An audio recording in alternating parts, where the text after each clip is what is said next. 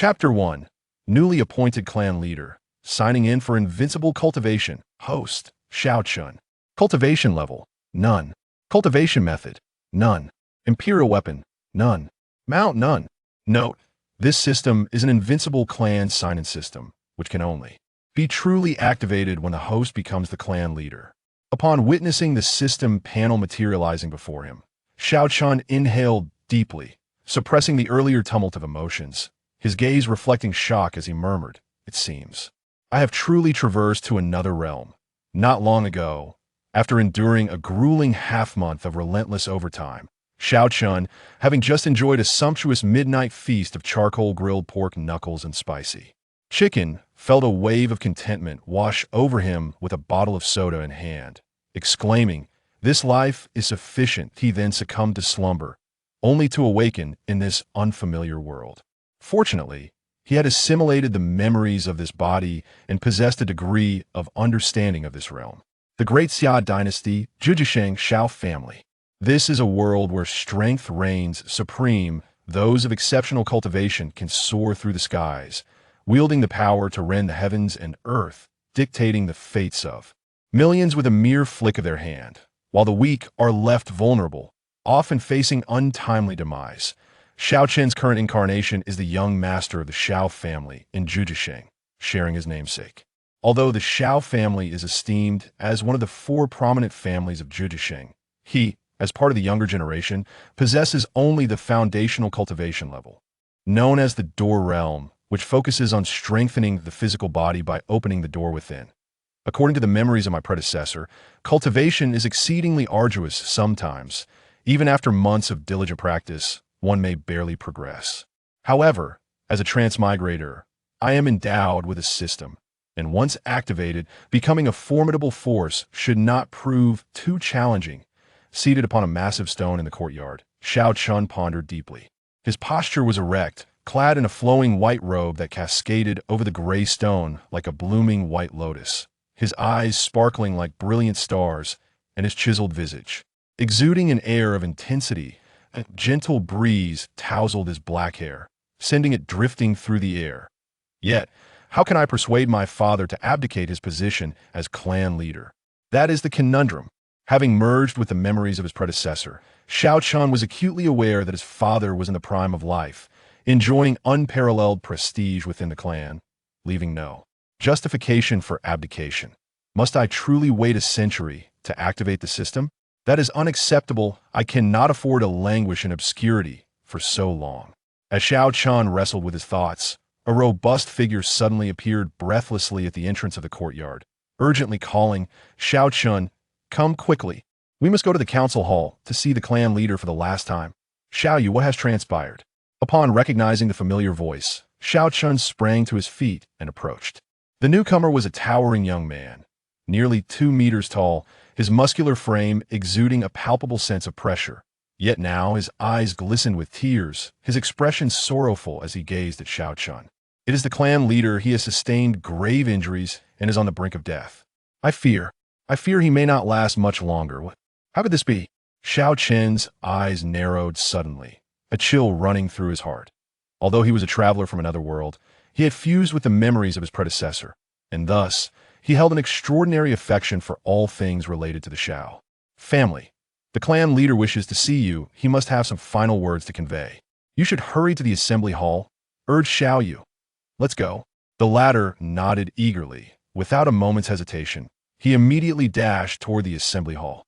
The Xiao family occupied a vast expanse of land, and the journey from Xiao Chen's residence to the assembly hall was not short. Along the way, he gleaned the general circumstances from Xiao Yu. It all began with the recent discovery of a third-grade spiritual artifact from a nearby mine.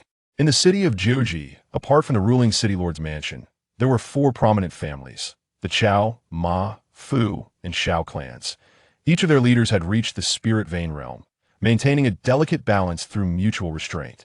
However, everything changed once the Xiao family acquired that third-grade spiritual artifact. With the enhancement provided by the artifact, the Xiao clan leaders' strength surged, instilling fear in the other 3 families. They worried that, over time, the Xiao family would overwhelm them completely, and no one could foresee whether other spiritual artifacts might emerge from the mine. Consequently, the other three families harbored covetous ambitions. Thus, they conspired to set a trap to ambush the Xiao family leader, Xiao Lingtian, intending to bring about his demise, ultimately leading to the current dire situation. By the time Xiao Chen comprehended all of this, the two had swiftly reached the assembly hall. Seated in the main seat was a middle-aged man with a pale complexion, visibly weakened, his breath faint, and blood trickling from the corner of his mouth. He was none other than Xiao Chen's father, the current clan leader, Xiao Lingtian. Beside him stood a middle-aged woman with tear-streaked cheeks, Xiao Chen's mother, Qin Ro, who was softly sobbing as she held her husband's increasingly cold hand. Before them stood 7 elders of the Xiao family, all with somber expressions, their faces etched with sorrow, creating an atmosphere that was heavy and oppressive. "Father," Xiao Chen approached, calling out. Hearing his voice, Xiao Lingtian struggled to lift his head. Aware that his time was limited, he uttered no superfluous words upon seeing Xiao Chen summoning his last reserves of strength. He declared, "Xiao Chen, your father is no longer able. From this day forth, you shall be the leader of the Xiao family. I hope you can guide the clan through this crisis." He then turned to the 7 elders before him, saying, "Esteemed elders, I implore you to assist him to the best of your abilities. Our Xiao family must not falter here." Clan leader. The voices of all present were low and somber, some struggling to hold back tears. Only Xiao Chen stood frozen in place, a look of shock overtaking his face. The sudden bequeathing of the clan leader position triggered the system's voice to resonate. "Congratulations, host, on becoming the clan leader. The Invincible clan sign-in system has been activated, and the automatic sign-in function is now open. Congratulations on successfully signing in and obtaining Eternal Divine Emperor Realm Invincible Cultivation." Invincible Cultivation. Xiao Chen was completely taken aback, his body paralyzed in disbelief. He never anticipated that his first sign-in would grant him such formidable power. This system is truly remarkable. After the initial shock, Xiao Chen was overwhelmed with excitement, his body trembling uncontrollably as he clenched his fists. Did this not imply that he was invincible? He had presumed that even with the system, he would have to endure arduous training to reach the pinnacle of the world. Yet, unexpectedly, mere moments after his arrival in this realm, he found himself without rivals. Such a fortune begs the question, who could compare? At the instant of successfully signing in, a peculiar energy surged into his being. Xiao Chen could distinctly sense his cultivation level ascending in astonishing pace, his physical form and spirit undergoing a rapid metamorphosis. In the blink of an eye, he surpassed the highest realms he had ever known, accompanied by profound insights into various levels of cultivation. Fortunately, the system was considerate enough to suppress the manifestation and aura of his elevated state otherwise. Not just the 9 extreme city, but the very fabric of this world would have been turned upside down. Chapter 2. The Revelation. I am the Supreme Power. Upon witnessing his son standing there, rigid as a statue, Xiao Lingtian initially assumed that the abrupt change had startled him due to a lack of mental preparedness. He could only forcefully utter words of comfort. "As your father, I understand that the future of our family will be fraught with challenges, yet I have faith that you will lead us out of this dire situation. As the clan leader, you must firmly believe that as long as we unite as one, no crisis is insurmountable. With the counsel of these elders by your side, any obstacles can be overcome." At that moment, Xiao Chen slightly raised his gaze, slowly lifted his hand, and with a mere flick of his right index finger, a beam of golden light shot forth from his fingertip, striking Xiao Lingtian. The latter was momentarily taken aback, his expression gradually shifting to one of astonishment. "Lingtian, what is the matter?" Qin Ro inquired with concern, noticing his unusual demeanor. Suddenly, Xiao Lingtian sprang to his feet. His previously pallid complexion regained its color, and his waning spirit was rejuvenated. The elders, faces etched with sorrow, could not help but wipe away their tears. Could this be the clan leader's moment of revival? What have you done?" Xiao Lingtian posed the question, not to Qin Ro, but in disbelief at his son, for he could distinctly feel the life-threatening wounds within him had miraculously healed in an instant. The cause of this phenomenon was undoubtedly the golden light that had just struck him. How could this be? His son, who was merely at the threshold of the realm, had effortlessly healed his grievous injuries that had left him awaiting death. "Oh, it's nothing," merely healing your wounds. Xiao Chen responded with feigned calmness, suppressing his excitement. The invincible prowess rewarded by the system was not an illusion. It was profoundly real. At that moment, he felt his own power continuing to ascend, a magnificent force swelling within him. If he so desired, he could upend this world with a mere gesture, and mending his father's minor injuries was indeed trivial. This overwhelming sensation, transcending all else, was exhilarating. Xiao Chen yearned to unleash a triumphant roar to the heavens. He clenched his fist, acutely aware of his capacity to annihilate everything effortlessly. Indeed, even his mere presence could overwhelm this world. I am aware that my injuries have healed, but I must ask how you accomplished this? Xiao Ling Tian stepped forward, his voice trembling with curiosity. Did his son harbor some profound secret? Very well. I shall no longer feign ignorance.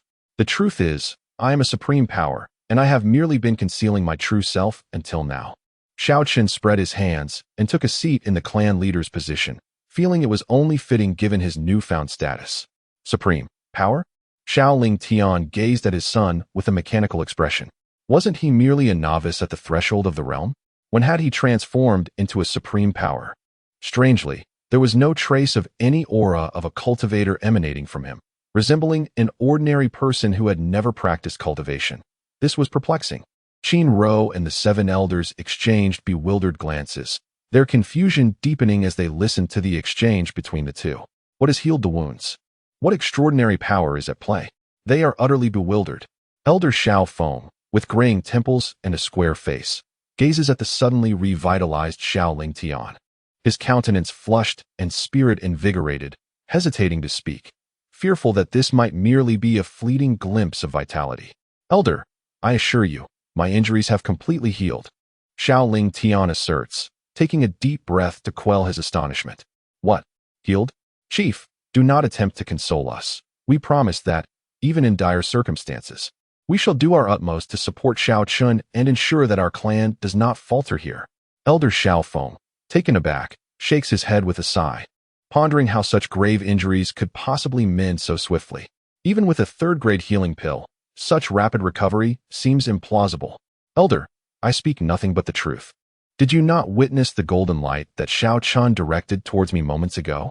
That very light healed my wounds, and not only am I fully recovered, but I also feel invigorated, with faint signs of a breakthrough looming. Upon hearing this, astonishment spread across the faces of all present. The golden light had flickered by in an instant. They had all seen it, yet its nature remained a mystery to them. Qin Ro hurriedly stepped forward, grasping Xiao Ling Tian's hand, which, previously cold, now radiated warmth. Ling Tian, do not deceive me. Tell me that what you just said is true. Her gaze remained fixed on her husband, as if fearing he might suddenly vanish from her side. Would I ever deceive you in such matters? I swear. My injuries have genuinely healed. Xiao Ling Tian replied earnestly, recognizing the incredulity of his claim, yet it was indeed the truth. Chief, you truly are not merely comforting us. Elder Xiao Feng asked tremulously. In an instant, all the elders gathered around, their eyes fixed on Xiao Ling Tian. Indeed, I assure you, my injuries are completely healed. There is no need for concern. Xiao Ling Tian smiled, his tone robust and confident. At that moment, Xiao Chen, seated in the chief's position, interjected, Elder, you must henceforth address me differently. My father has just bestowed upon me the title of clan leader. He rose, clenching his fist. As the invincible prowess of the eternal divine emperor realm surged within him, the very power sending shivers down his spine. One careless gesture could obliterate this world. Everyone's attention had been riveted on Xiao Ling Tian until Xiao Chen spoke, and only then did they realize, how could Xiao Chen, merely at the door realm, possibly heal such severe injuries? Xiao Chen, did you just claim to be a superpower? Could it be that you have attained the legendary Soul Palace realm? Elder Xiao Feng asked in astonishment, for how else could one so effortlessly heal such grave wounds? Soul Palace realm? Xiao Chen nearly chuckled at the notion. What significance did the Soul Palace realm hold? To be deemed a superpower, it scarcely warranted the praise. However, upon reflection, one considers that above the realms of door boundary, scenic sea boundary, and spiritual pulse boundary lies the Soul Palace boundary. In the 9 Extremes city, the existence of one in the Soul Palace boundary is indeed unheard of. For the members of the Xiao family, A practitioner at the Soul Palace boundary can truly be regarded as a legendary powerhouse. Yet, as the crowd pondered in confusion, an abrupt transformation occurred in the heavens and earth. The entire universe seemed to tremble. Suddenly, the once azure sky was awash in resplendent golden light, dazzling and brilliant, resembling a cascade of golden radiance. This astonishing phenomenon emerged in every corner of the world, stirring all beings in the cosmos, whether mortals or practitioners. All gazed upwards in bewilderment at the terrifying spectacle that unfolded in the firmament. Could it be that an extraordinary treasure capable of shaking the universe has manifested? Those of formidable strength, upon witnessing such a phenomenon, felt their pupils constrict in an instant, rising abruptly as their consciousness expanded, embarking on a quest to uncover the source of this extraordinary occurrence. Chapter 3. The Heavenly Dao Golden List descends. The astonishing phenomenon that has transpired suggests that if it is indeed a treasure, it must be an unparalleled gem that has not graced the world for eons. At that moment, all powerful beings across the cosmos found themselves unable to remain composed, with a resonant and melodious chime reverberating through the realms. A colossal golden list suddenly manifested in the heavens above, adorned with four gilded characters that danced like dragons and phoenixes. Heavenly Dao Golden List. Is this the source of the extraordinary spectacle? Could it be a divine weapon of unimaginable power that incites such a terrifying event? Many gazes turned green with envy. This list was indeed enchanting, for no matter where one stood in the universe, its presence was vividly clear, suspended at the pinnacle of the sky. Countless formidable beings soared through the skies toward the Heavenly Dao Golden List, eager to seize this extraordinary artifact. As the earth and heavens trembled, 9 towering figures of immense stature emerged within the cosmos, standing like colossal stars, surveying the realms below. An overwhelming aura of authority enveloped the surroundings, instilling fear in the hearts of all. It was the 9 emperors. A voice cried out in astonishment, halting the advance of many. Their imperial might was akin to a prison, sweeping across the heavens, in the face of such overwhelming pressure. Others felt as though they were mere boats adrift in a vast ocean, susceptible to capsizing at any moment, let alone contending for the treasure. Indeed, the Golden List was a supreme treasure. Otherwise, it would never have summoned the presence of these 9 formidable beings. Many speculated, yet it mattered little to them, as it was a treasure destined for the emperors to vie over. In that very instant, the 9 emperors moved with astonishing speed, their colossal hands blocking out the sun, encompassing the celestial bodies as they reached for the Golden List above. However, in the next heartbeat, an unparalleled force erupted from the Heavenly Dao Golden List, unleashing a thunderous roar that reverberated through the cosmos, causing all beings to tremble as if the heavens were expressing their wrath. A golden divine thunder, as massive as a mountain, descended with overwhelming might. Boom, boom, boom. The thunderous sounds echoed simultaneously, shocking all life in the universe. For at that moment, the hands of the 9 emperors, which had reached towards the Heavenly Dao Golden List, simultaneously erupted, transforming into a mist of blood that dissipated into the cosmos. How could this be? The emperors were invincible beings. How could they be harmed by a mere weapon? Moreover, to have 9 of them injured simultaneously, all who witnessed this scene were filled with horror. After enduring such a formidable attack, the 9 figures withdrew, no longer making a move. They had felt the irresistible power of that force. Quite frankly, had that power willed it, it could have easily brought about their demise. Most crucially, that power contained an attack infused with the essence of the Supreme Tao, the Heavenly Tao, understanding the arduous journey of sentient beings in their cultivation, now bestowed the Heavenly Dao Golden List, proclaiming that all who appear upon it shall receive rewards from the Heavenly Tao. A grand voice resonated as if a deity were speaking, shaking the very fabric of the universe, echoing in the minds of all beings. This voice carried a unique Tao essence, embodying the voice of the Heavenly Tao, instilling an innate sense of reverence in all. So it is merely a list? Not a supreme treasure after all. In the city of Jujisheng, Xiao Chen furrowed his brow, pondering the celestial decree that had manifested as the Golden List. His gaze pierced the boundless void, unveiling a truth. This was not the machination of an individual, but rather the handiwork of the world's celestial order. Yet, did this have any bearing on him? The coincidence was striking. He had just attained unparalleled prowess, and now the Golden List emerged. Nonetheless, it was intriguing, providing an opportunity to glimpse the entities that adorned this list. Xiao Chen remained unperturbed, confident in his invincibility, yet curious about the disparity between himself and the strongest contenders on this Golden List. As the Golden List appeared in the firmament, the golden radiance that had spread across the sky swiftly converged into the list itself, erasing the previous phenomenon. All that remained was a colossal list, suspended in the air, emanating an aura of divine authority that deterred onlookers. Today, the celestial decree would unveil the top 100 cultivators in terms of prowess. In an instant, cultivators from various realms exhibited expressions of astonishment. The celestial order intended to reveal the 100 most powerful beings in existence.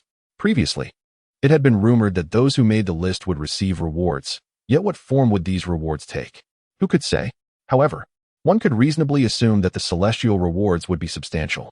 Alas, lamented some, their own modest cultivation levels rendered them ineligible for recognition, thus missing a chance to achieve fame and renown. Yet, a chuckle escaped an elder, for his sacred realm cultivation should surely secure him a place on the list, considering the scant number of saints in their star domain. In the next moment, the voice of the celestial decree resonated, ranked 100th on the prowess list. The Demon Moon Sovereign, with perfected supreme realm cultivation, receives a portion of the origin of the star domain as a reward. As this proclamation echoed, numerous powerful figures were rendered utterly motionless, their faces a tableau of disbelief. How could a perfected supreme realm being only rank 100th? Was it conceivable that so many supreme beings existed in the world?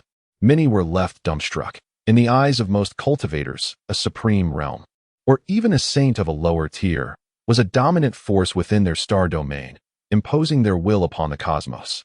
Yet, here was one such being, merely occupying the 100th position. Moreover, this was a perfected supreme realm existence. What of those in the early, middle, or late stages of the supreme realm? How far down the list would they fall? In that moment, disbelief washed over many cultivators, as their understanding of reality faced a profound upheaval. How could it be?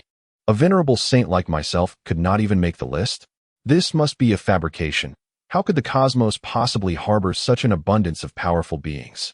Some, even among the supreme realm, found it hard to accept that they could not secure a place within the universe's top 100. Perhaps it was indeed plausible. The Golden List accounted for the mightiest beings across the entirety of the cosmos, rather than just within a few star domains. Thus, it was not beyond reason for a perfected supreme realm figure to be ranked 100th. Whispers of speculation arose among the strong. The universe was vast, shrouded in mystery, and who could fathom the multitude of hidden powers it contained? Perhaps this occasion would reveal those formidable beings who had remained concealed until now.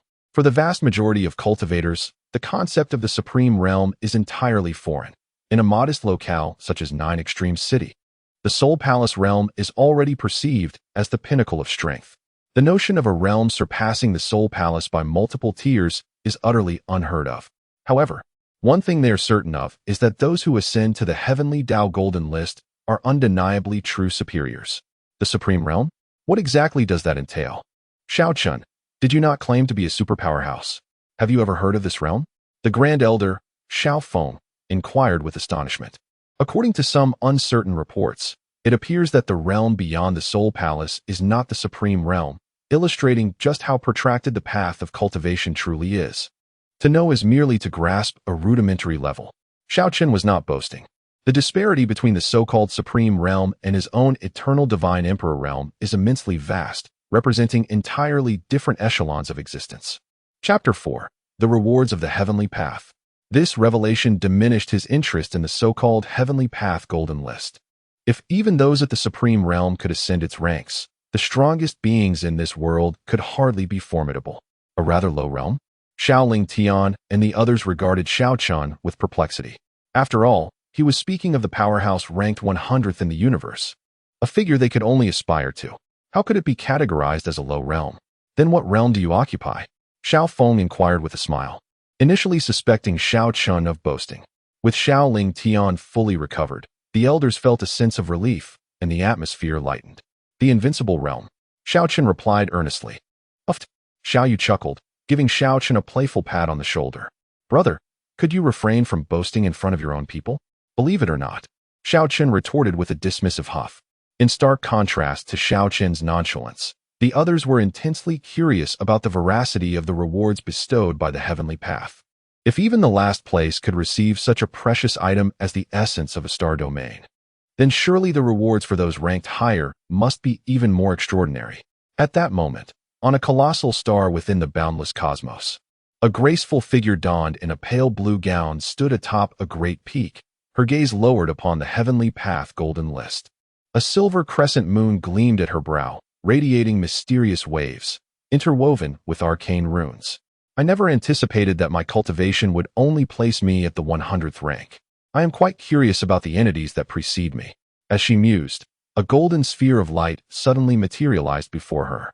As the sphere split open, it revealed a swirling entity reminiscent of a galaxy, with countless specks of stardust suspended within, each twinkling brilliantly, akin to a concentrated star domain, the essence of a star domain. This substance contained the energy of an entire star domain, capable of facilitating breakthroughs in cultivation or refining into immensely powerful divine weapons. To think the rewards are indeed genuine. It appears that this golden list is truly a manifestation of the heavenly path. Her pupils constricted as she gazed up at the heavenly path golden list, her expression turning solemn, for it was improbable that anyone would bestow such a precious treasure upon her without cause. Rank 99 on the cultivation list, the Tao Source Supreme, whose cultivation in the supreme realm is complete. The heavenly path rewards a golden dragonfish. The resounding voice of the heavenly path echoed once more, reverberating through the cosmos. What? A golden dragonfish? That is a treasure capable of extending the lifespan of a supreme by over 1,000 years. Gasps of astonishment erupted, even for supreme beings. Lifespans barely reached 10,000 years, and every individual faces the inevitability of death. The miraculous effects of such treasures were all too apparent. Upon hearing about the golden dragonfish, many aged supremes, on the brink of their demise, sparkled with renewed vigor. Numerous factions began to investigate the identity of this Tao Source Supreme, eager to procure the golden dragonfish to prolong their waning lives. In a secluded sanctuary amidst the starry expanse, a young-looking man gazed in astonishment at the sudden appearance of a golden dragonfish before him. His shock stemmed not only from the extraordinary nature of this creature, but also from the intricate array of formations he had meticulously arranged in his retreat, which should have prevented any intrusion without his notice. Yet, this golden dragonfish had traversed the protective barriers without a trace, leaving him utterly astounded. Could it truly be the handiwork of the Heavenly Dao? The Supreme of Tao Source murmured, for the Heavenly Dao had always been an ethereal presence, its existence shrouded in mystery. Now, it seemed that not only did the Heavenly Dao exist, but it also possessed its own consciousness. Otherwise, how could it have conjured a Heavenly Dao Golden List? A golden dragonfish, you say? It appears that my tranquility shall soon be disrupted. Surely, many soon-to-be transcendents will seek my whereabouts. Ranked 98th on the cultivation leaderboard, the Mad Warrior Supreme had attained the pinnacle of the Supreme Realm, with the Heavenly Dao bestowing upon him the Supreme Artifact, the Slaughtering Heaven War Sword. A Supreme Artifact? Huh, how fortuitous. A man with flowing black hair and a fierce battle spirit grasped the heavy black sword before him, nodding in satisfaction. With a powerful shout, he swung the sword with great force, shattering a vast expanse of void nearby into nothingness. Upon hearing of the rewards from the Heavenly Dao, all cultivators were envious. For the vast majority, such rewards represented unattainable, supreme fortunes. Even the 9 great emperors of the cosmos began to anticipate what miraculous rewards the Heavenly Dao might bestow upon them, given their cultivation levels. Yet, Xiao Chen remained indifferent. The moment the Heavenly Dao's rewards were announced, his divine consciousness, rooted in the eternal divine emperor realm, had already pinpointed the locations of those rewards. Should he choose, he could seize them forcibly. However, with the system at his side, allowing him to sign in daily, Xiao Chen had little regard for the so-called Heavenly Dao rewards. Moreover, the primary reason was that these Heavenly Dao rewards held no allure for him. It was uncertain whether those rewards were even genuine, and regrettably, the Xiao family was merely an obscure clan, entirely unqualified to receive any Heavenly Dao rewards. Xiao Ling Tian sighed. The Heavenly Dao Golden List had astonished them. Yet it bore no significance for individuals of their stature, serving at best as a source of entertainment. Xiao Chen, Didn't you boast of possessing unrivaled cultivation? I wonder if your name will appear on that list. Xiao Yu teased, playfully nudging him. Their camaraderie had always been strong, marked by a casual familiarity. Who knows? Xiao Chen shrugged, pondering whether his elevated cultivation was even detectable by the Heavenly Dao. Xiao Feng interjected, receiving rewards may not necessarily be a blessing. Without absolute strength, one could easily be ensnared in the vortex of conflict, leading to a tragic demise. We should tread steadily, one step at a time, rather than chase after illusory aspirations. At his words, the others nodded in agreement, acknowledging the wisdom of the sentiment that virtue must align with position, lest one suffer the consequences. Fear not, for as long as I am here, you shall not falter.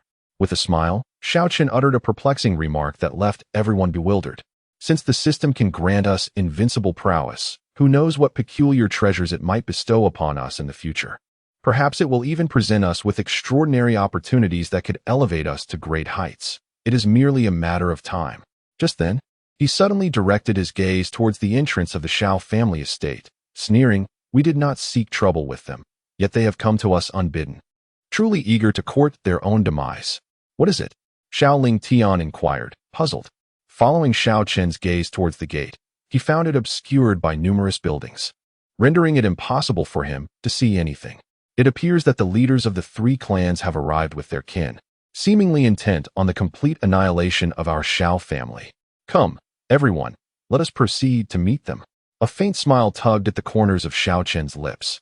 Chapter 5. The desolation of the Xiao family. As the members exchanged glances, astonishment was evident in their eyes. Even Xiao Lingtian, a figure of the spiritual vein realm, was oblivious to the arrival of an intruder, yet Xiao Chen discerned it with remarkable clarity. It appeared he had indeed attained the fabled Soul Palace realm.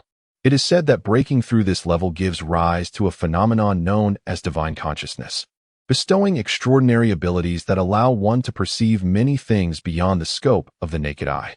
Once tranquility returned, Xiao Lingtian resolved to inquire deeply into how his son had unknowingly cultivated to such an extraordinary degree. "Lingtian, should we not bring that spiritual artifact?" Elder Xiao Feng inquired. It was precisely due to not having that artifact on his person that Xiao Lingtian had fallen victim to the ambush by the three clans. Otherwise, with the enhancement of a third-grade spiritual artifact, he would not have sustained such grievous injuries. Xiao Lingtian chuckled lightly. With Xiao Chen here, what need is there for a third-grade artifact? Xiao Feng was momentarily taken aback and bowed his head. Ah, how could I forget that our family possesses such a formidable powerhouse? The emergence of Xiao Chen as a strong figure was so sudden that Elder Xiao Feng's impression of him still lingered in the past. What my father says holds true. With me around, a third-grade artifact is of little consequence. Henceforth, you are free to act without restraint. Should any trouble arise, I shall bear the burden. Xiao Chen proclaimed with unwavering conviction. However, Xiao Lingtian admonished him earnestly. Xiao Chen, you must not fall into the trap of arrogance simply because of your formidable strength. Remember, there are always those stronger than oneself. While you may surpass us, there will undoubtedly be existences even mightier. It is essential to remain humble and low-key.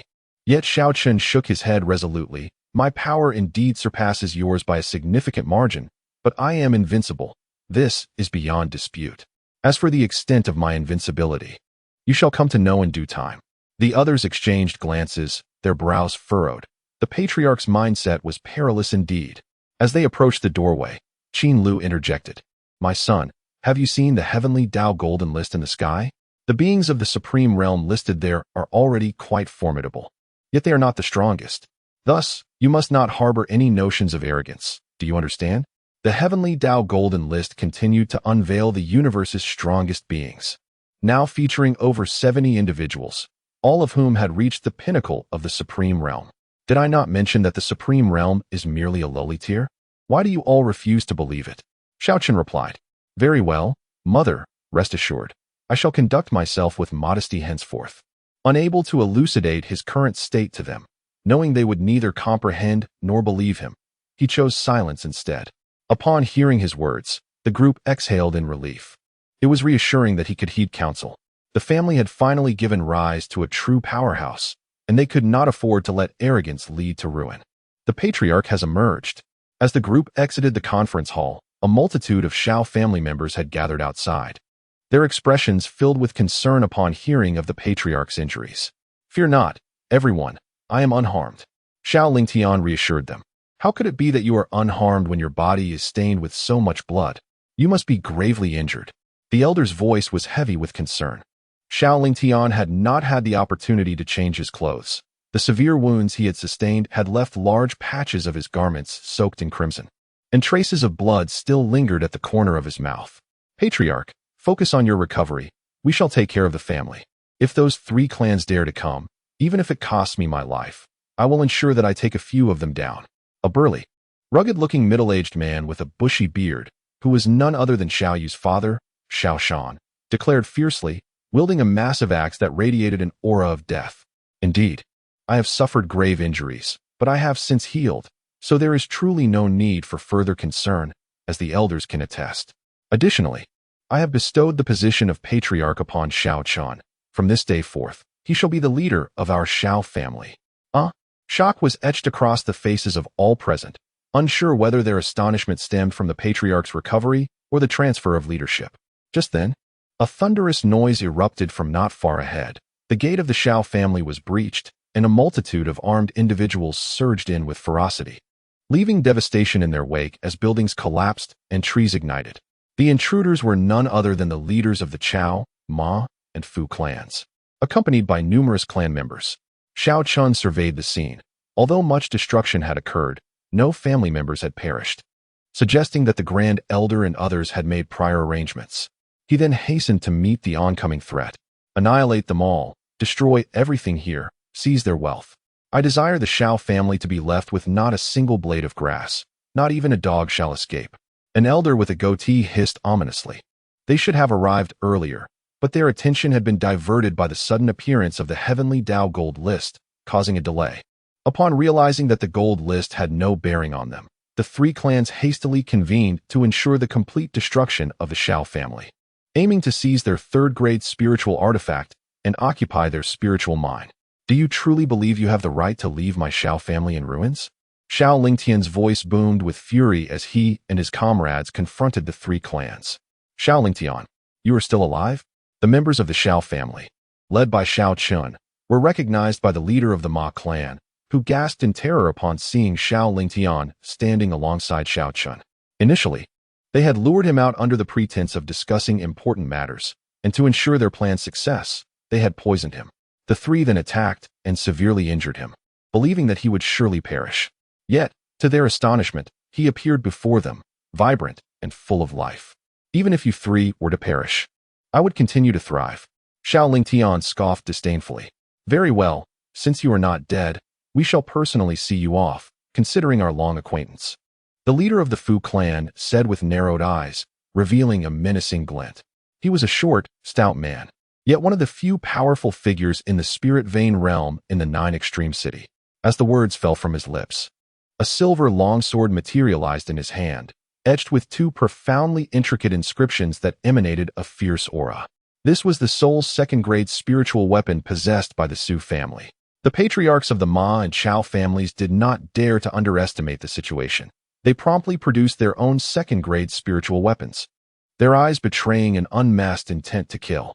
Although Xiao Lingtian was currently gravely injured, it was certain that his adversaries had a 3rd-grade spiritual weapon for protection within their clan. A moment's negligence could render them vulnerable. Moreover, should they sustain injuries during the confrontation, they would likely become targets for assault from other families, for everyone harbored ambitions of monopolizing the Xiao family's wealth. Chapter 6: The Fall of 2 Patriarchs. Although they were typically rivals, they united in their efforts against the Xiao family. However, should they possess absolute certainty, they would not hesitate to turn against one another. The elimination of one family would allow the remaining 2 to seize a greater share of assets, an enticing prospect indeed. Thus, while the 3 families collaborated, they remained ever vigilant of each other. "Xiao Lingtian, if you obediently surrender that 3rd-grade spiritual weapon and ensure that Madame Qin serves me well, I may grant the younger generation of the Xiao family a chance at survival. Otherwise, haha." The patriarch of the Chao family sneered, his beady eyes fixated on the graceful Qin Ro. As he lasciviously licked the blade of the spiritual sword in his grip, his expression grotesque. It was well known that the patriarch of the Qiao family harbored a peculiar obsession, an inclination towards the wives of others. His numerous spouses had all once belonged to other men, whom he had ensnared through despicable means, a habit he had indulged in for decades without remorse. His intentions this time were no different.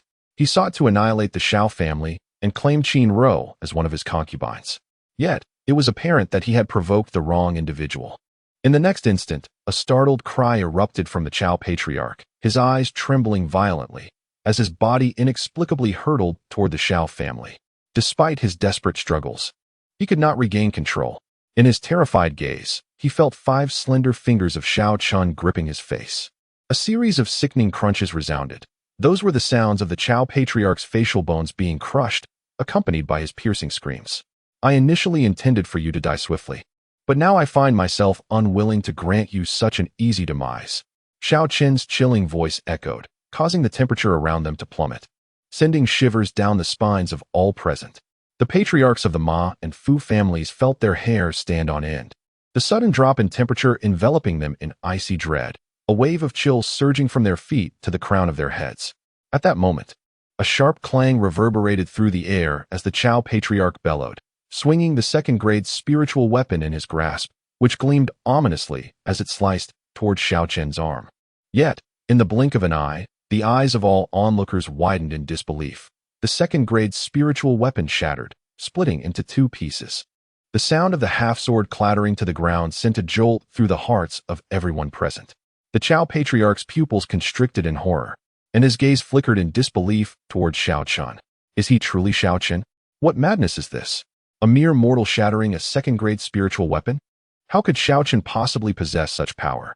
The patriarch of the Ma family, sporting a goat-like beard, exclaimed in shock. As the young patriarch of the Xiao family, they were all too aware of his background. He was merely a lowly practitioner at the foundational level. How could he have acquired such strength? Xiao Chen lifted his gaze, locking eyes with the 2 patriarchs, his voice icy. It has been quite some time since you last beheld me. Should you not view me with renewed respect? Now, tell me, how do you wish to meet your demise today? Cease your pretentious display. It is undoubtedly an illusion, a mere sleight of hand.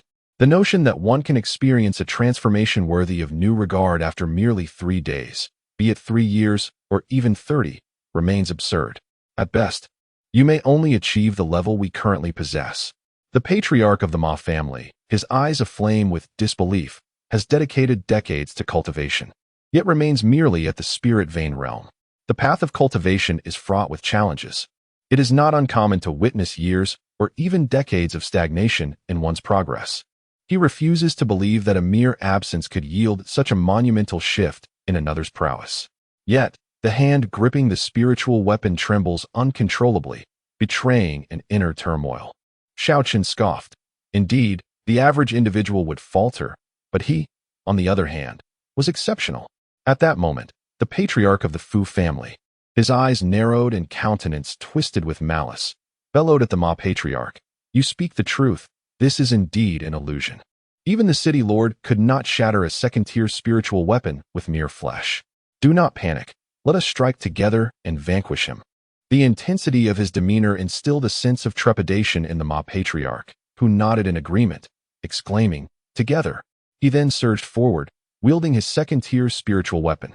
However, in that very instant, the diminutive Fu patriarch delivered a ferocious kick to his back, propelling the Ma patriarch towards Xiao Chen like a rag doll. Yet, this was merely the beginning. He seized his clansmen and hurled them at Xiao Chen as if they were stones, aiming to buy himself time. Meanwhile, he turned and sprinted towards the entrance of the Xiao residence. Among those he tossed were his own kin, yet he remained unfazed. The once ordinary figure now displayed extraordinary speed, vanishing through the gates of the Xiao household in the blink of an eye, hastening towards the city lord's manor, for perhaps only the city lord could offer him salvation. The Fu patriarch preferred to believe that Xiao Chen had experienced an inexplicable surge in power rather than that it was merely an illusion. He was unwilling to risk his life in this perilous situation. You despicable coward! The Ma patriarch exclaimed in shock, for this was a conclusion he had never anticipated. Huh? Do you think you can escape? Xiao Chen chuckled softly, amused by the unfolding spectacle. However, he had no intention of allowing either to flee. With a subtle raise of his right hand, several strands of golden light, each as thick as a finger, shot forth from his fingertips, piercing through those clansmen hurled by the Fu Patriarch, including the Ma Patriarch. Those struck by the golden threads instantly lost their vitality, collapsing to the ground. One of the strands extended beyond the gate, as if endowed with sentience, swiftly catching up to the fleeing Fu Patriarch. With a swift puncture, the thread pierced through the Fu Patriarch's back, pinning him to the street outside, which immediately drew the attention of many onlookers surrounding the Xiao residence. What is happening? Did we not hear that the three families planned to annihilate the Xiao clan? Why has the Fu Patriarch emerged from the Xiao household in flight? And why does he lie motionless on the ground? What was that golden light that just passed through him? The crowd murmured in confusion, drawing closer to observe the unfolding drama. Suddenly, a voice pierced the air, exclaiming in horror, "The patriarch of the Fu family is dead." The sound reverberated like thunder, plunging the streets into chaos. How could this happen? How could this be? Within the confines of the Xiao family, those who had come to witness the downfall of the Xiao clan at the hands of the three family patriarchs were paralyzed with fear, trembling uncontrollably. Some felt their bodies grow cold and retreated in panic, while others emitted shrill screams, and a few even soiled themselves, the foul odor permeating the air. One of the three family members was captured alive, another had perished in an instant, and the fate of the third, who had managed to flee, likely ended in tragedy outside. These three individuals were among the most formidable in the 9 Extreme City, and yet in the blink of an eye, they had all been vanquished. Chapter 7. Total Annihilation. Everyone gazed in astonishment at Xiao Chen, who gripped the head of the Qiao family. Juzhisheng was but a small place, and the onlookers recognized him as the young patriarch of the Xiao clan, which only deepened their bewilderment. They were well aware that he, like the younger generations of the other three great families, was merely at the door realm. How could he suddenly possess such formidable strength? Is this the sensation of taking a life? Xiao Chen paid no heed to the stares of the crowd. Though it was his first time killing, he felt no discomfort, as if he had merely crushed a few ants beneath his feet. "Esteemed guests, I leave the rest to you," he declared, turning to his kin behind him. The members of the Xiao family were equally stunned, seemingly unable to comprehend how effortlessly Xiao Chen had dispatched the patriarchs of the other three families. Could this be the true power of the Soul Palace realm? The Grand Elder, Xiao Feng, gasped in astonishment. Although the difference was merely one realm, the disparity in combat strength was staggering. His opponents had offered not a shred of resistance against Xiao Chen. Furthermore, the physical prowess of the Soul Palace realm had evidently reached the point of shattering a second-grade spiritual weapon. Truly, it was worthy of its legendary status. "Patriarch, you are magnificent," exclaimed Xiao Shan, a robust figure wielding a massive axe. While he could not fathom the source of Xiao Chen's incredible power, it was undeniably a tremendous fortune for the Xiao family. With that, he charged ahead, axe in hand, to confront the remaining members of the other families. The other clan members were no exception. Witnessing their patriarch's might, they erupted in fervent cheers and surged forward, weapons raised high. Just as Grand Elder Xiao Feng prepared to join the fray, he was halted by Xiao Chen. "Patriarch, Grand Elder, kindly gather all our clan members who are able to fight," Xiao Chen instructed. "What is the patriarch's intention?" Since the three families seek to obliterate the Xiao clan, how can we allow them to persist? Today marks the end of their names in Juzhisheng." Xiao Feng's pupils constricted sharply as he grasped the patriarch's intent. With a stern expression, he nodded vigorously. Though he was cautious by nature, he was no naive idealist. When decisive action was necessary, one must act resolutely. He quickly departed to assemble the clan members. Xiao Chen hurled the trembling patriarch of the Qiao family to the ground. How could one who dared to target his mother be granted a swift demise? He intended for this man to witness the annihilation of his own family. "Young Master Xiao, I was wrong. I failed to recognize your greatness. I beseech you, show mercy and spare my life. I am willing to surrender all the assets of the Qiao family and become a loyal servant to your Xiao clan. Henceforth, if you command us eastward, we shall not dare venture westward." The Qiao patriarch knelt, pleading for Xiao Chen to spare him. Having witnessed the latter's earlier display of power, he now understood that resistance against someone of such superior strength would yield no results. Only through submission might he find a glimmer of hope. "The assets of the Qiao family?" Xiao Chen scoffed. "Do you truly think I covet your family's wealth? With my own capabilities, resources are inexhaustible. As for your Qiao family, Do you truly believe you are worthy of being a mere hound beneath my Xiao family? Have you even considered whether you possess such capability? Upon hearing these words, the patriarch of the Xiao family felt a chill run down his spine. He crawled forward a few paces and, with a trembling voice, declared, I am willing to offer my dozens of wives to young Master Xiao, each of them. Begone! Xiao Chen's icy reprimand, laced with an overwhelming force, struck the Qiao patriarch squarely in the chest, sending him flying and causing him to spew forth blood. How absurd! Did he truly think he shared my penchant for another's spouse?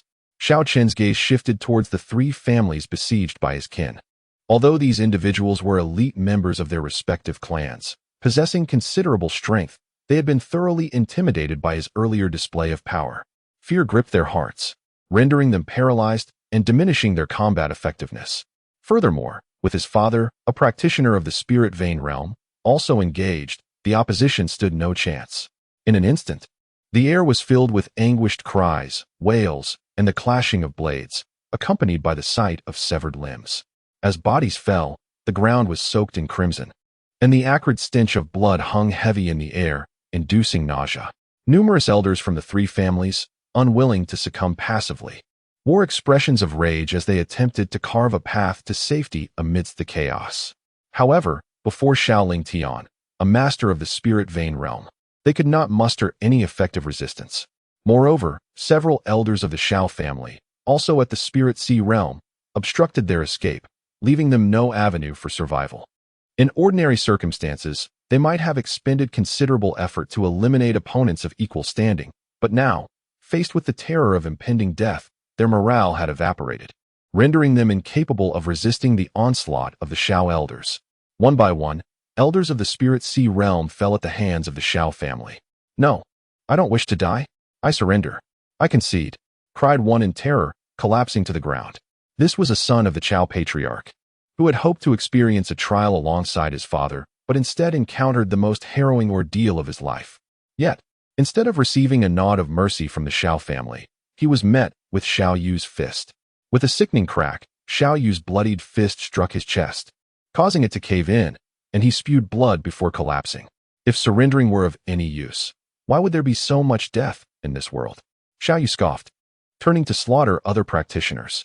The Qiao patriarch watched in horror as his most beloved son met his demise before his eyes, letting out a heart-wrenching roar. Xiao Chen, your bloodthirsty slaughter will bring retribution. It will come. Retribution? Who would bring me retribution? You? Xiao Chen chuckled lightly, not even sparing him a glance. As his focus remained on the battlefield, whenever a clan member faced the brink of death, he would stealthily intervene to save their lives. The battle soon drew to a close, with every member of the three families that had trespassed into the Xiao family's domain meeting their end, amounting to several hundred lives. Their bodies piled high like a small mountain. Blood flowed freely, forming a small stream, leaving only the Qiao patriarch, trembling and prostrate on the ground. At this moment, every member of the Xiao family, their bodies smeared with the blood of their enemies, wore expressions that were somewhat ferocious. Some bore grievous wounds, yet none felt pity for the lifeless bodies around them. They all understood that had it not been for the sudden emergence of Xiao Chen, this hidden powerhouse, it would have been their clan facing annihilation, had they not heard the earlier declaration from the patriarch of the Ma family, who vowed to leave the Xiao family utterly desolate, ensuring that not even a dog could escape this place. Moreover, if that had indeed come to pass, they could guarantee that the fate of the Xiao family would have been far more tragic. Gazing at the blood-soaked relatives, Xiao Chen nodded, recognizing them as a group of fiercely loyal kin. Chapter 8. To eradicate the roots, one must act decisively then, with a graceful wave of his sleeve. Golden starlight cascaded from his robe, showering the clan's people, healing the wounds of those injured in battle in an instant. Everyone was momentarily stunned by Xiao Chen's abilities. Xiao Shan, astonished, inquired, Chief, what level of cultivation do you possess? How can you wield such miraculous powers? You do not need to know much. Just understand that my cultivation is invincible. Xiao Chen replied earnestly, his hands clasped behind his back. The crowd fell silent. Invincible? Could it truly surpass the supreme realm on the Heavenly Dao Golden List? As Qin Lu was about to speak, the Grand Elder approached, accompanied by over 100 clans people. Chief, all the warriors capable of fighting have been gathered, Xiao Feng declared with a cupped fist. Upon seeing the mountain of corpses behind him, the crowd collectively gasped. Some of the younger members retching involuntarily. Such a scene was beyond their experience. Do you know who these deceased are? Xiao Chen asked, disregarding the retching. They are the forces sent by the Qiao, Ma, and Fu families to annihilate our Xiao clan, replied a girl at the forefront, adorned in a pale pink gown, her sweet visage framed by twin ponytails. Despite her pallor, she stood resolutely without succumbing to nausea. This was Xiao Ruomeng, the daughter of a family elder. Indeed, they are from those three families. Xiao Chen affirmed, nodding. I trust the Grand Elder has explained the purpose of this assembly to you. It is to utterly eradicate the three families. A handsome youth, whose eyes shone like stars and who donned a blue robe, declared with a deep breath. This was Xiao Lang, someone who had shared a close bond with Xiao Chen in their youth. Precisely, it is to annihilate the three families. Since they dared to strike against us, they must be prepared for their own obliteration, with their leaders and most elders already fallen at our hands. We have a splendid opportunity before us, and this will also serve as a trial for you. Previously, the head of the Ma family had threatened to leave our Xiao clan barren, ensuring not even a dog could escape. Now, I have a singular goal, to leave the three families in ruin, ensuring that even the worms are cleaved asunder and the anthills are flooded with boiling water. Though unafraid of retaliation, he believed in complete and utter destruction. Yes, the crowd echoed in unison. In this world where the strong prey upon the weak, mercy towards foes is cruelty towards oneself. Then let us depart. As they prepared to exit, they were momentarily dazzled before finding themselves on the bustling street, facing the grand entrance of the Qiao family. The throngs of pedestrians were taken aback, astonished at the sudden appearance of so many individuals, as if they had materialized from thin air. Is this the Xiao clan? How did they arrive here? Wasn't the head of the Qiao family leading many clansmen with murderous intent towards the Xiao clan? One baffled onlooker pondered. What is happening? Were we not in our family compound? How did they suddenly appear here?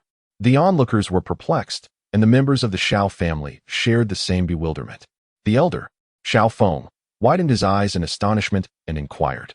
Their family resided in the southern part of the city, while the Qiao family was situated in the east. Although Zhuzhixing was not vast, it would take at least half a stick of incense to walk from one side to the other. How could they have arrived here in an instant, and with over 100 members of their clan simultaneously? Xiao Chen, could this be one of your techniques? Xiao Lingtian gazed at his son in surprise. There is nothing astonishing about it. It is merely a trivial skill, Xiao Chen replied calmly. The ability to shift through the void is a minor feat that even a small saint can accomplish. It cannot be deemed a grand sorcery. Is this a capability exclusive to the Soul Palace realm? The elder inquired. Who told you I was in the Soul Palace realm? Enough questions for now. Let us first resolve the matter at hand. At this moment, the Qiao family patriarch, who was being hoisted like a lifeless pig, was filled with regret, his heart bleeding. What cultivation level does Xiao Chen possess to achieve such a feat? I should not have coveted that third-grade spirit artifact.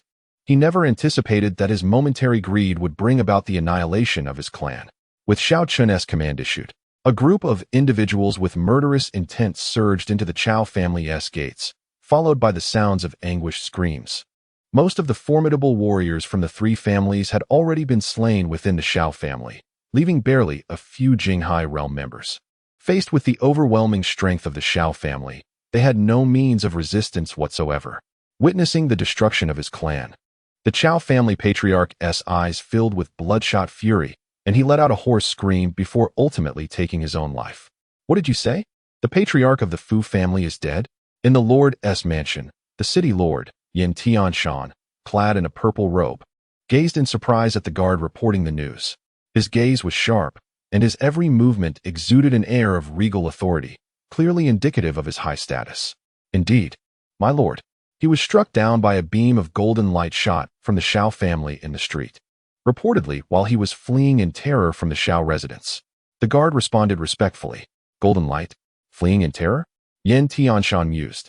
The only person in the Xiao family capable of threatening a family patriarch was Xiao Lingtian, but he was already gravely injured, even wielding a third-grade spirit artifact. It seemed improbable that he could instill such fear in the Fu family patriarch. Yin Tianshan narrowed his eyes in contemplation. What of the other two patriarchs? Currently unknown. They have not made a sound since entering the Xiao residence, and have yet to emerge. Yin Tianshan sat back, tapping his fingers on the armrest of his chair, murmuring. Did the other two families attack the patriarch, causing him to flee in panic from the Xiao family? Or is there another reason altogether? What was that beam of golden light that felled him? Was it the power unleashed by a third-grade spirit artifact? That cannot be. Xiao Lingtian was clearly gravely injured and should not have been able to exert the artifact's full potential. Something feels amiss. I must go see for myself. These families are, after all, prominent clans within the Nine Extremities city, each year contributing a substantial amount in taxes to the Lord's Manor. The loss of one family might be bearable, but should several suffer significant setbacks, it would undoubtedly affect their ability to pay taxes to the Great Xia dynasty. In such a case, the Lord's Manor would be compelled to cover the shortfall from its own coffers, a situation that Yin Tianshan would never permit. Thus, he resolutely took flight towards the residence of the Xiao family. Could it be that his uncle's urgency signifies a pressing matter? As Yin Tianshan approached the entrance of the Lord's Manor with swift strides, two figures emerged. One was a young man clad in black, tall and imposing, with his hands clasped behind his back, his demeanor exuding a cold arrogance. At this moment, he regarded Yin Tianshan with a hint of curiosity. Upon hearing his voice, a smile instantly adorned Yin Tianshan's face as he hastened towards him, clasping his fists in greeting. Ah, it is young friend Ji Kuan returned. I trust your recent endeavors were fruitful? Chapter 9. The interference of the Lord's mansion, though the individual before him was merely a youth in his 20s. He was addressed as young friend by the much older Yin Tianshan, who wore a face full of eager smiles. It was no wonder for such behavior, as the youth's extraordinary origins rendered him someone whom a mere city lord could hardly afford to offend. Even the emperor of the Great Xia dynasty would show him utmost respect, had it not been for his son's connections. This esteemed figure would never have deigned to appear here. While there were indeed many beasts in the Jujishan Mountains, their power was regrettably lacking. Ji Kuan, with a haughty demeanor, nodded slightly. Ha ha ha, that is only because you, young friend, possess formidable strength, thus those beasts are trivial to you. However, for us, they are quite terrifying. As Ji Kuan received Yin Tianshan's flattery, he raised his hand to halt him, curiosity piqued. I noticed your hurried expression just now. Have you encountered some matter? Indeed, father, what exactly has transpired? Inquired Yin Zhong, standing behind Ji Kuan. It is nothing of great consequence. Merely a slight conflict among a few minor families that I must resolve, replied Yin Tianshan. In that case, since we are fortunate to be free of troubles, let us join in the commotion. Uncle should not mind, should he? Ji Kuan asked. Haha, young friend, how could I possibly mind? It is a trivial matter. For that group of rascals, encountering you is indeed a stroke of good fortune that they have earned over several lifetimes. Yin Tianshan laughed. Although addressed as uncle, he did not dare regard himself as the elder of the other two, and soon the three hastened towards the Xiao family. The Xiao family had been annihilated, leaving no survivors. Furthermore, all of their wealth had been collected, though such actions were carried out by the clansmen. Xiao Chen himself held little regard for such riches. Let us proceed to the Ma family, Xiao Chen commanded, and in an instant, he and his companions vanished from their location, reappearing before the Ma family's entrance. Outside the Qiao family's residence, a throng of curious onlookers had gathered. However, as time passed without any sign of activity from the Xiao family, some, driven by insatiable curiosity, resolved to venture inside. Yet, upon witnessing the horrific scene within, they were immediately struck with terror, their legs trembling. Within the vast confines of the Qiao family, corpses lay strewn about, on the floor, against the walls, splattered with blood. Some had even glimpsed the lifeless body of the Qiao family patriarch. A catastrophe has occurred. The Qiao family has been exterminated. Screams erupted in shock. Just as the members of the Xiao family appeared at the Ma family's doorstep, Yin Tianshan and his companions arrived at the Xiao family's estate. Upon seeing the mountain of bodies piled within, Yin Tianshan's pupils narrowed to the size of pinpricks. Are these the people from the three families? Have all three been destroyed? This was a scenario Yin Tianshan had never anticipated. Initially, he had estimated that only the Xiao family would be affected, believing the other families would remain unscathed. Yet now, what a brutal method. I never expected such savage forces to exist within this small Jujisheng. It truly astounds me, Ji Kuan remarked, taken aback by the sight before him. He hails from a powerful lineage, having witnessed such scenes before. Yet he never anticipated that the skirmishes among these smaller clans could be so vicious. Where is Xiao Lingtian? Yin Tianshan's eyes ignited with intensity as he reached out towards the second elder of the Xiao clan, Xiao Yuanshan, who was nearby, tending to the corpses. My lord, how may I assist you? Xiao Yuanshan inquired. What is the meaning of these bodies? Yin Tianshan demanded, his voice laced with fury. In response to your inquiry, my lord, the three clans united to annihilate the Xiao clan, but their inadequacy led to their own demise at our hands. They brought this upon themselves. Surely, my lord, you would not hold us, the victims, accountable? Despite his modest cultivation, limited to the Jinghai realm, Xiao Yuanshan stood resolutely before Yin Tianshan. Although the latter was the most formidable figure in Jiuji City, that was in the past. Now, their clan leader, Xiao Chen, had reached the Soul Palace realm. Were it not for Yin Tianshan's position as city lord, Xiao Yuanshan would have been disinclined to engage with him at all. I need not your concerns on how to proceed. Where is Xiao Lingtian? Have him come forth to meet me. Yin Tianshan bellowed. They have gone to the Qiao clan. What business do they have at the Qiao clan? Our clan leader declared that since they dared to strike against the Xiao clan, they must be prepared for annihilation. You intend to exterminate the three clans? Yin Tianshan gasped, astonished by the Xiao clan's ruthlessness. My lord, is that not a reasonable stance? They conspired to eradicate us, and now we retaliate. It seems only fair, does it not? Come, we must head to the Qiao clan immediately. Yin Tianshan turned and hastened towards the Qiao clan. For him, as the city lord, the paramount concern was balance and stability within the city, not the dominance of a single clan. For such a situation would hinder his governance. Should the Xiao clan indeed absorb the remaining three, gaining ample resources, would Xiao Lingtian not then ascend to a higher realm? If he succeeded, his power could surpass Yin Tianshan's, placing the city lord's position in jeopardy. Yin Tianshan would not permit such an eventuality. Father, why the alarm? It is merely the Xiao clan. Even if they could absorb the other three, what difference would it make? They could hardly stir the waters, Yin Zheng remarked, shaking his head in bemusement at his father's demeanor, considering it overly dramatic. With just a flick of influence, he could easily arrange for his father to lead a larger city, but this was their ancestral home, and his father was reluctant to depart. Of course, the primary reason lay in Yin Tianshan's limitations. Despite his son's assistance, he remained stagnant in the Spirit Pulse realm, unable to break through to the Soul Palace realm. His insufficient cultivation would not grant him a fulfilling tenure as the lord of a larger city. Thus, it seemed wiser to remain in Jiuji City.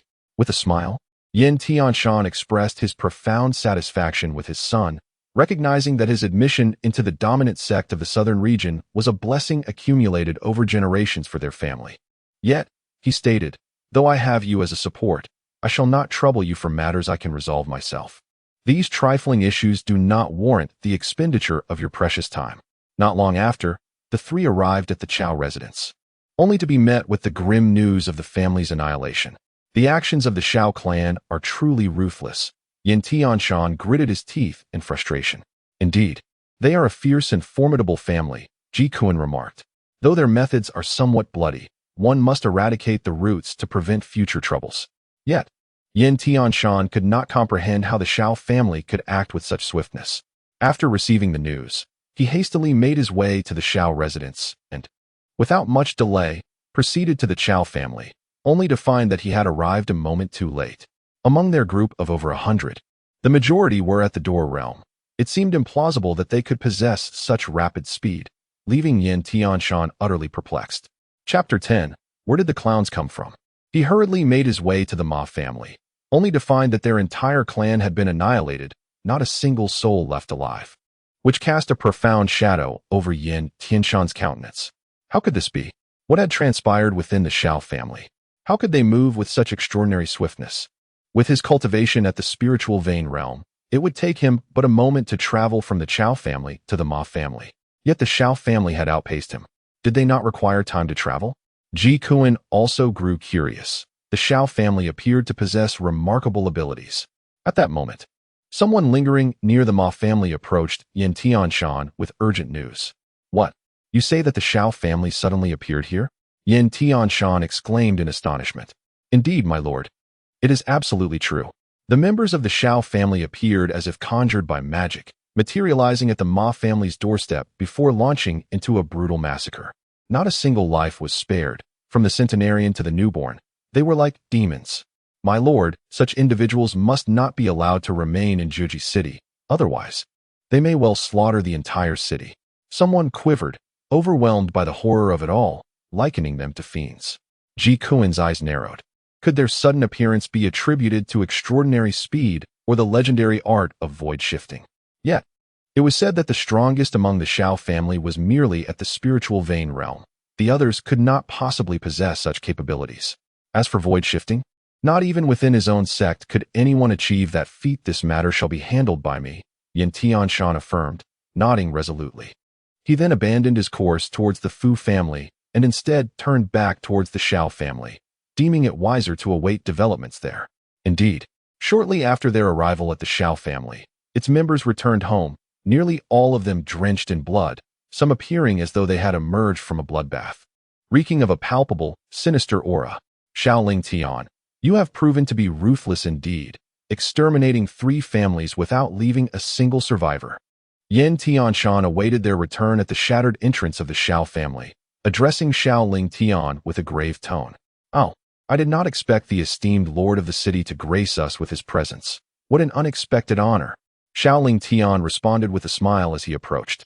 Xiaoling Tian, do you not think your actions have been somewhat excessive? Yin Tianshan wasted no time in confronting him. Excessive? Is that so? It seems the lord of the city has never experienced the terror of a potential extermination of his own clan. Otherwise, you would not deem my actions excessive. Had they not sought to obliterate my Xiao family, we would not have resorted to such extreme measures. It is merely a matter of karmic retribution. I trust the Lord understands the context well enough, and thus, I shall refrain from further elaboration, Xiaoling Tian replied indifferently. Yet, all I see is that your Xiao family has obliterated their 3 clans. Yin Tianshan's gaze was as piercing as that of a hawk, fixated intently on Xiaoling Tian, his hands instinctively clenching behind his back. Extinction has occurred, yet what can you do about it? This world is inherently governed by the principle of survival of the fittest. Does the city lord not comprehend this? Or perhaps you seek to champion the cause of the 3 clans. If so, I would not hesitate to annihilate your city lord's estate as well. Xiao Chen spoke, his gaze coolly directed at Yin Tianshan. Ha ha ha, such audacious words. Truly, the youth is formidable, Yin Tianshan retorted, incredulous that someone would dare threaten his city lord's estate. Come, do try your hand at it. Let me see if you possess the capability. Xiao Chen's eyes narrowed as he prepared to strike, but Xiaoling Tian intervened, whispering, every city lord is appointed by the great Xia dynasty. To kill a city lord is tantamount to declaring war on the dynasty. Xiao Chen remained unfazed. What of the great Xia dynasty? If they provoke me, I shall not hesitate to strike them down. However, it appears that my kin harbor considerable trepidation towards this dynasty. So to spare them further anxiety, I shall refrain from action. Youth, do not be overly arrogant. You may unwittingly invite your own demise. Yin Tianshan warned coldly, turning his gaze towards Xiaoling Tian.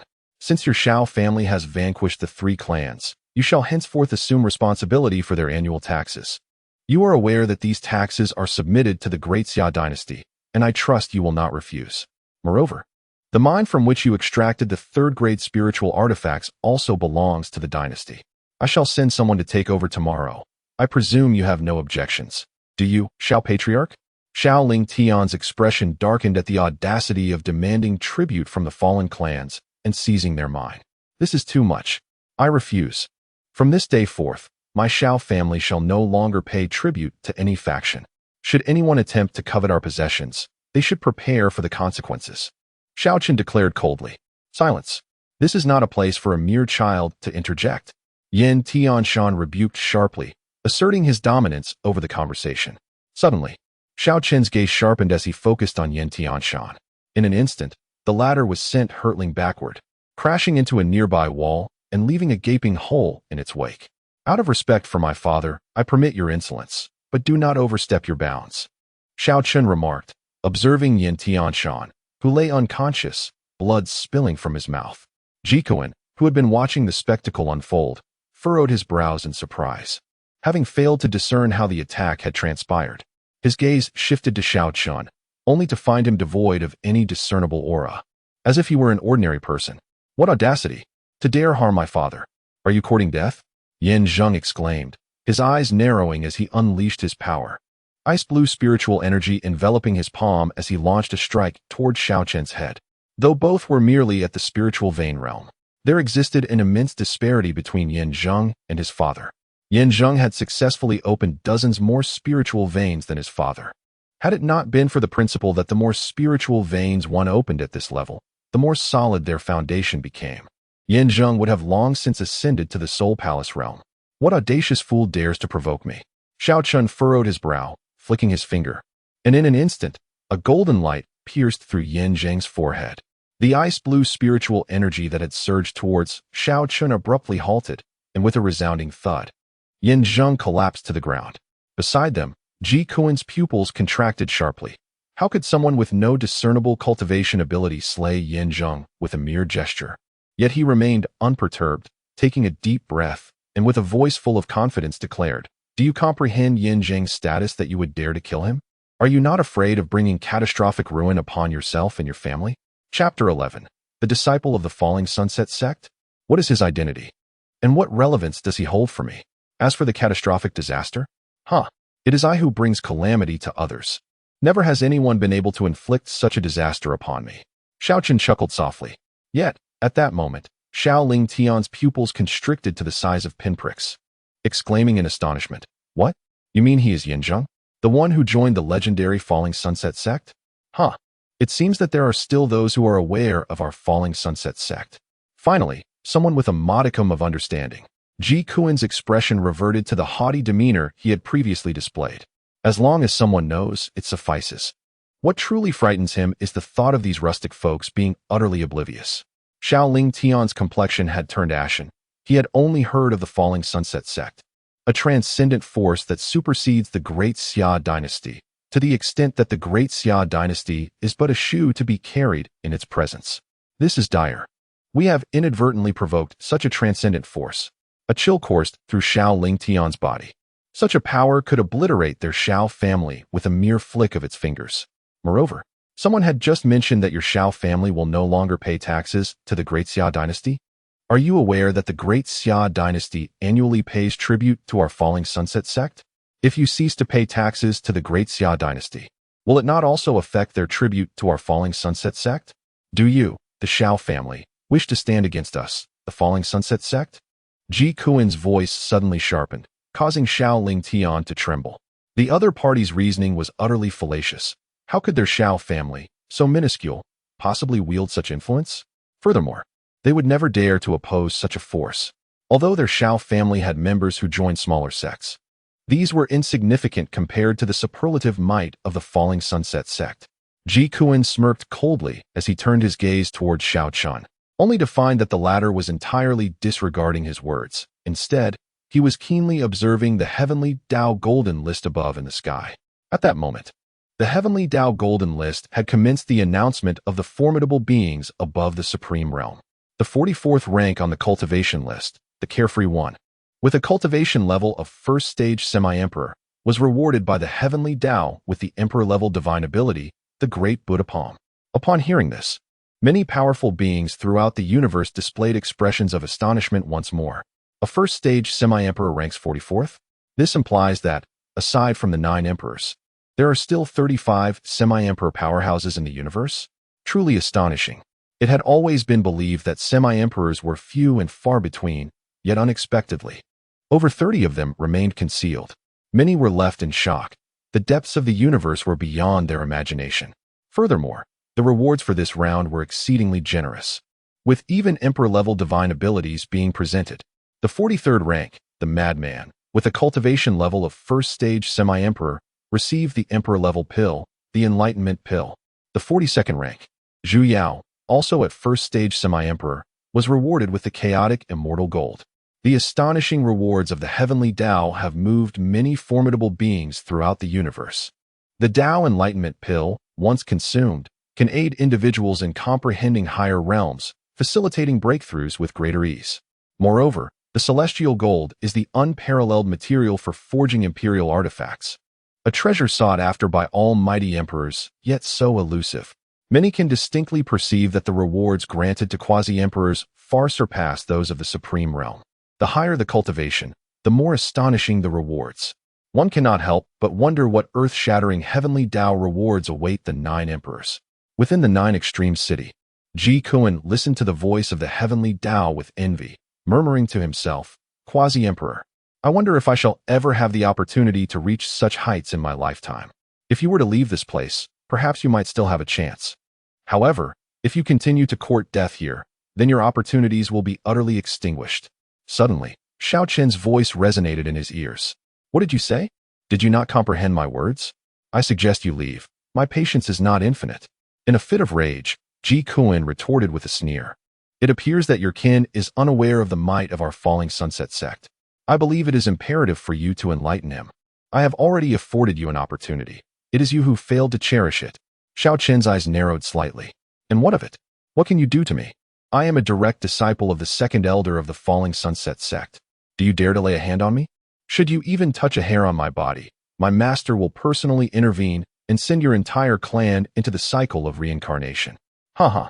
Observing Xiao Chen's furrowed brow and lack of reaction, Ji Kuan felt a surge of confidence, convinced that his opponent dared not strike. "If that is the case, allow me to demonstrate the true power of the Soul Palace realm." With the assurance that his adversary would not retaliate, Ji Kuan unleashed a low roar, sending a beam of golden light shooting forth from his brow, akin to a pure white pillar aiming for Xiao Chen's third eye. Although he was unaware of what means Xiao Chen had employed to obscure his aura, Ji Kuan was resolute in his belief that no superpower could emerge from such a small place as 9 Extreme City. Thus, he spared no effort, invoking the unique spiritual attack characteristic of the Soul Palace realm. This is the unique spiritual attack of the Soul Palace realm. Perish.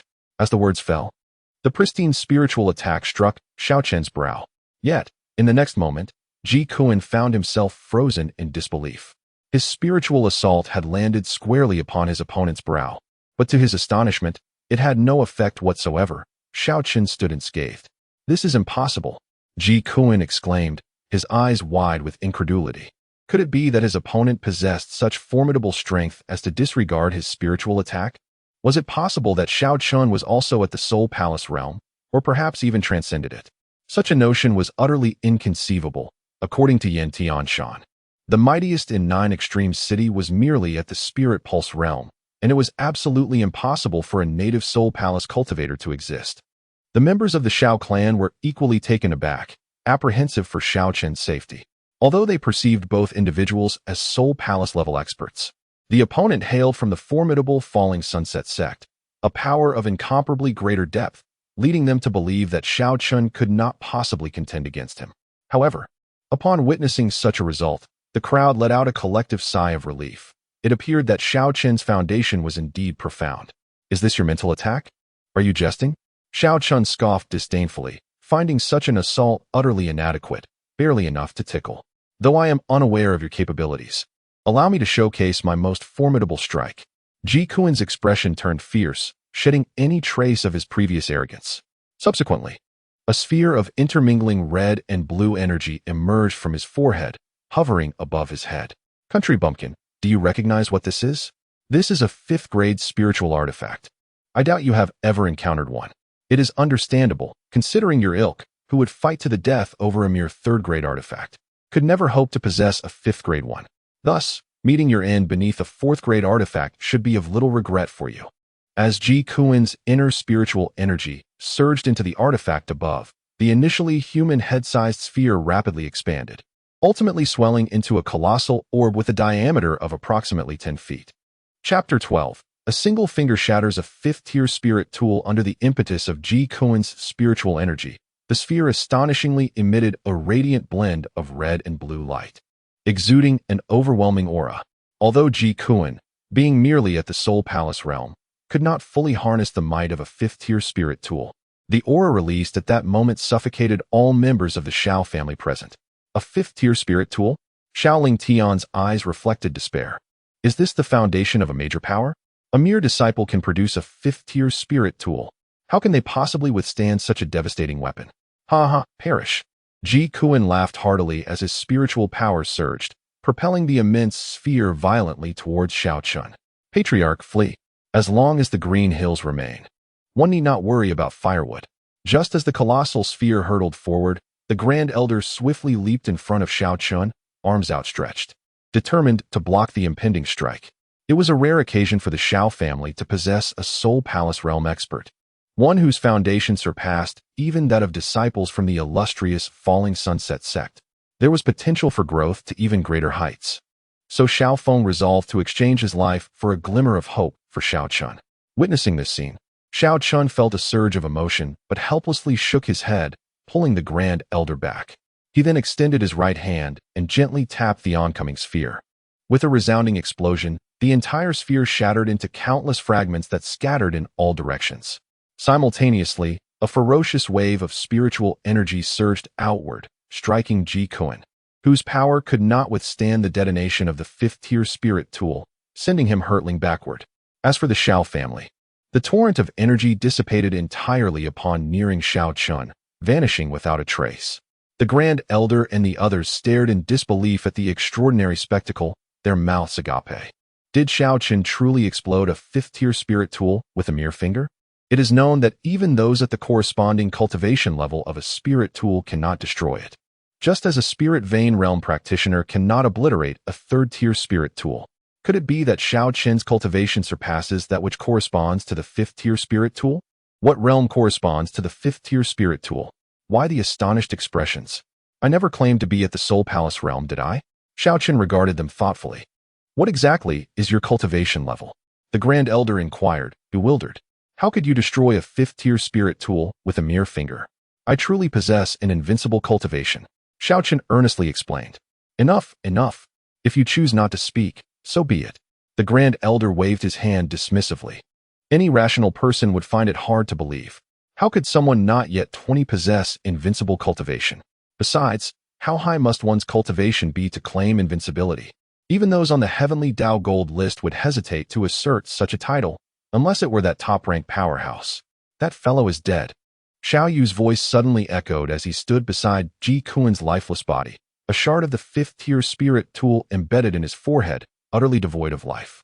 To perish beneath his own spirit tool, how utterly unexpected. Xiao Chen remarked as he gazed upon the corpse. What shall we do now? 2 disciples of the Falling Sunset sect have perished in our midst. It is likely that their faction will not let this matter rest. Moreover, one of them was a direct disciple of the second elder of the Falling Sunset sect, which could potentially attract the attention of prominent elders. Shall we consider departing from this place? Xiao Lingtian suggested to Xiao Chen. If we can evade notice for several centuries, by the time this incident is forgotten, our reappearance should elude scrutiny. Nonsense. The Falling Sunset sect is but a trivial concern. I do not regard it with any seriousness. Xiao Chen waved dismissively. Do you know the cultivation level of the strongest among the Falling Sunset sect? Xiao Lingtian inquired. I do not, came the reply. Then why do you dismiss it so lightly? Because I am invincible. Upon entering the family grounds, Xiao Chen's brow furrowed slightly at the sight of the mountain of corpses. With a grand gesture, a beam of golden light swept across the area, instantly reducing the bodies to nothingness, even erasing the bloodstains from the ground.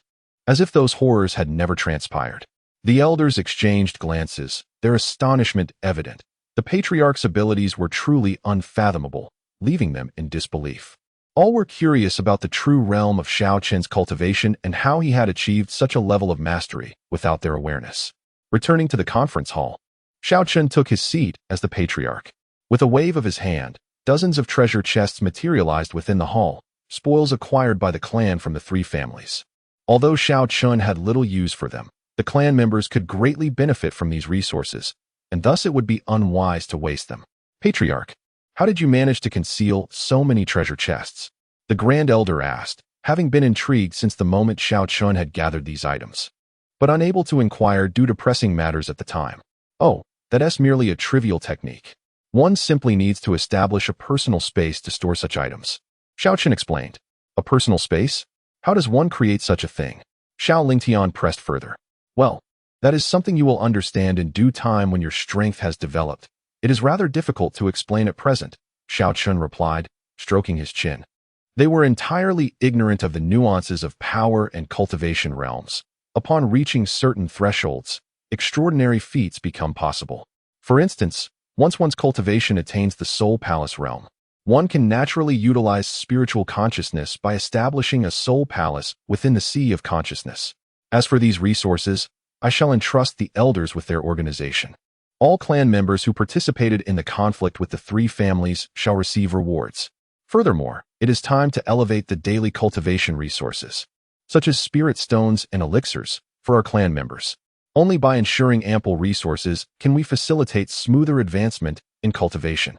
Additionally, there is no need to hoard the martial techniques acquired from the three families. Let them be disclosed. If anyone wishes to learn, they should be permitted to do so. To Xiao Chen, those items held little value. They would be better utilized in practical application rather than languishing in obscurity. After all, once more formidable techniques became available through the system, those lesser items would serve no purpose. Several elders and Xiao Ling Tian beside them nodded in agreement. Given that Xiao Chen had assumed the role of clan leader, they naturally felt compelled to comply with his directives. Moreover, they had indeed acquired numerous valuable resources from the three families, which could significantly enhance the strength of their clansmen. Meanwhile, Yin Tianshan, who had fainted, staggered back to the city lord's mansion with the assistance of passers-by. He was oblivious to why the Xiao family had spared his life. Perhaps they had simply forgotten him, or perhaps they had never regarded him as a threat. At that moment, his face was ashen, his heart a tumult of sorrow and rage. His fists were clenched, producing a cracking sound, veins bulging on his forehead, and his expression was one of utter ferocity. His son was dead, and even the esteemed disciple of the Falling Sunset sect, Ji Kuan, had met the same fate. Chapter 13. The Death of Yin Tianshan. The top 10 on the Golden List. The Xiao family, Xiao Chen, I, Yin Tianshan, vow that this grudge shall not go unpunished. One day, I shall personally rend you into 1,000 pieces. I will ensure that the men of the Xiao family are enslaved for generations, while their women become courtesans for eternity, never to rise again. A low growl, akin to that of a wounded beast, escaped his lips. In the very first moments of his return, he had reported all that transpired here to the inspector of the Great Xia, and he believed it would not be long before retribution arrived, marking the time for his vengeance. At this moment, the image of Xiao Chen materialized in his mind, as if he were carving the figure into his very soul. Yet, as soon as this figure appeared, a sudden spurt of blood erupted from his mouth, and he collapsed lifelessly to the ground. A sense of alarm spread. The city lord had fallen. It must be that the injuries inflicted by the Xiao family were too grave, resulting in his demise. How infuriating it is that my power was insufficient. Otherwise, I would have made the Xiao family pay dearly. The members of the city lord's manor believed that the Xiao family's injuries had caused the city lord's death. However, they were unaware that had it truly been a grievous wound, Yin Tianshan would not have had the chance to awaken, and the cause of his demise stemmed from the very image of Xiao Chen he had conjured in his mind. Xiao Chen's strength was overwhelming. Even merely envisioning his silhouette was beyond what Yin Tianshan could withstand, especially with the extreme malevolence he harbored toward him. With Yin Tianshan deceased, the city lord's manor was instantly deserted. At such a critical juncture, no one dared to associate with the enemies of the Xiao family. News swept through the Nine Extreme City, leaving its inhabitants in utter astonishment. Who could have foreseen that so much could transpire in a single day? 3 families annihilated, and the city lord murdered. What a transformation of fate. The Xiao family, it seems, possesses such terrifying power. Their concealment was indeed profound. Fortunately, I bear no grievances with them. A sense of impending doom loomed. The city lord's assassination would undoubtedly capture the attention of the Great Xia dynasty. Should powerful beings descend, it might spell catastrophe for our entire city. In an instant, the atmosphere of Nine Extreme City turned fraught with anxiety, especially among those cultivators who had previously provoked the Xiao family, trembling in fear of retribution. The Xiao family? I never imagined they could wield such strength. It has taken me by surprise. In the rear garden of Fengwu Courtyard, a woman clad in a flowing purple gown, with an air of icy composure, was feeding the fish. Upon hearing her maid's report, a flicker of astonishment crossed her gaze. Dream sister, the Xiao family's methods are ruthlessly brutal. They left not a single living creature among the other 3 clans. Is this not commonplace? Conflicts among powers often lead to the annihilation of clans. There is nothing shocking about it. Furthermore, your attention should not dwell on such trivial matters. How have you fared with the tasks I entrusted to you? The woman in the purple dress inquired. Indeed, Sister Ming, I acknowledge my mistake. However, we have yet to uncover any findings regarding your instructions. During this period, we have tirelessly searched the Jujishan mountain range, without a moment's respite, yet no traces of the Sword Dao inheritance have been found. Is that so? Then let us continue our search. Understood. Once the maid departed, the woman in the purple dress sighed deeply, pondering. Could it truly be that there is no legacy of the great emperor here? It cannot be so. That tome was inscribed by my ancient ancestor, explicitly stating that the Jijian emperor had once meditated to rest in this very location. The likelihood of his legacy remaining here is exceedingly high. However, the inheritance of a great emperor is undoubtedly not easily attained. It will require a far greater investment of effort. At that moment, the rankings on the Heavenly Dao Golden List were finally revealed, showcasing the top 10. The 10th position was held by the Mingyue Emperor, a figure of the great emperor realm, rewarded with immortal spirit stones. The eyes of the woman in purple involuntarily widened in shock. How is this possible? How could the Mingyue Emperor rank 10th? Was it not said that there were only 9 great emperors? She was not alone in her astonishment. Cultivators throughout the universe who understood this rule were equally taken aback. The ranking of the Mingyue Emperor in the 10th position implied that there were indeed 10 great emperors in the current cosmos. Who could the additional great emperor be? This question echoed in the minds of all. On a colossal planet in a distant star domain, a young figure sat cross-legged upon a meditation cushion carved from enlightenment stones. Behind him floated a magnificent silver moon, radiating shimmering silver luminescence. The very Mingyue Emperor ranked 10th on the cultivation list. Yet, at this moment, he frowned at the immortal spirit stones that appeared before him. It was not that the Heavenly Dao's reward was lacking. This item, rich with the laws of immortality, was undoubtedly a treasure coveted by emperor-level powerhouses. Rather, it was his own ranking that left him bewildered. 10th. I am aware of the other 8 great emperors. But who could the 9th be? Furthermore, since the cessation of the great empires, is it not true that only 9 great emperors may coexist? Could it be that the cosmic rules have been shattered? Impossible. Even so, I would not be oblivious to another's tribulation to become an emperor. Or could it be that someone achieved the path to emperorhood before me? Yet, if that were true, I would not be able to attain the fruit of the emperor's way. He was the last among the 9 great emperors to achieve enlightenment, and after him, no one else had undergone the tribulation to become an emperor. Logically, it should be impossible for a 10th great emperor to exist. The other 8 great emperors shared his confusion. They had never been aware of the presence of a hidden 10th imperial powerhouse among them. Who could that individual be? This question resonated within all their minds. In the 8th position of the cultivation list was the Tsang Emperor, also of the great emperor realm, rewarded with the supreme technique, the reincarnation heavenly scripture. In the 7th position was the Xianyuan Empress, likewise of the great emperor realm, honored with the half-step immortal artifact, the human sovereign seal. At the moment the half-step immortal artifact appeared, countless powerful beings erupted in astonishment. An immortal artifact? Could it be that the legendary immortal beings truly exist? The celestial decree has left many in astonishment. Although the ancient legends speak of immortals from a bygone era, such tales were merely myths. Countless ages have passed without anyone being able to substantiate these claims, rendering the notion of immortality a beautiful aspiration in the hearts of the people. Yet now, the celestial realm has bestowed a half-step immortal artifact, seemingly affirming the existence of immortals in our world. In an instant, the hearts of many cultivators ignited with fervor. The celestial decree has validated the existence of immortals. Perhaps this era will indeed witness the emergence of an immortal being. Could it be oneself? Congratulations to your majesty on acquiring the half-step immortal artifact.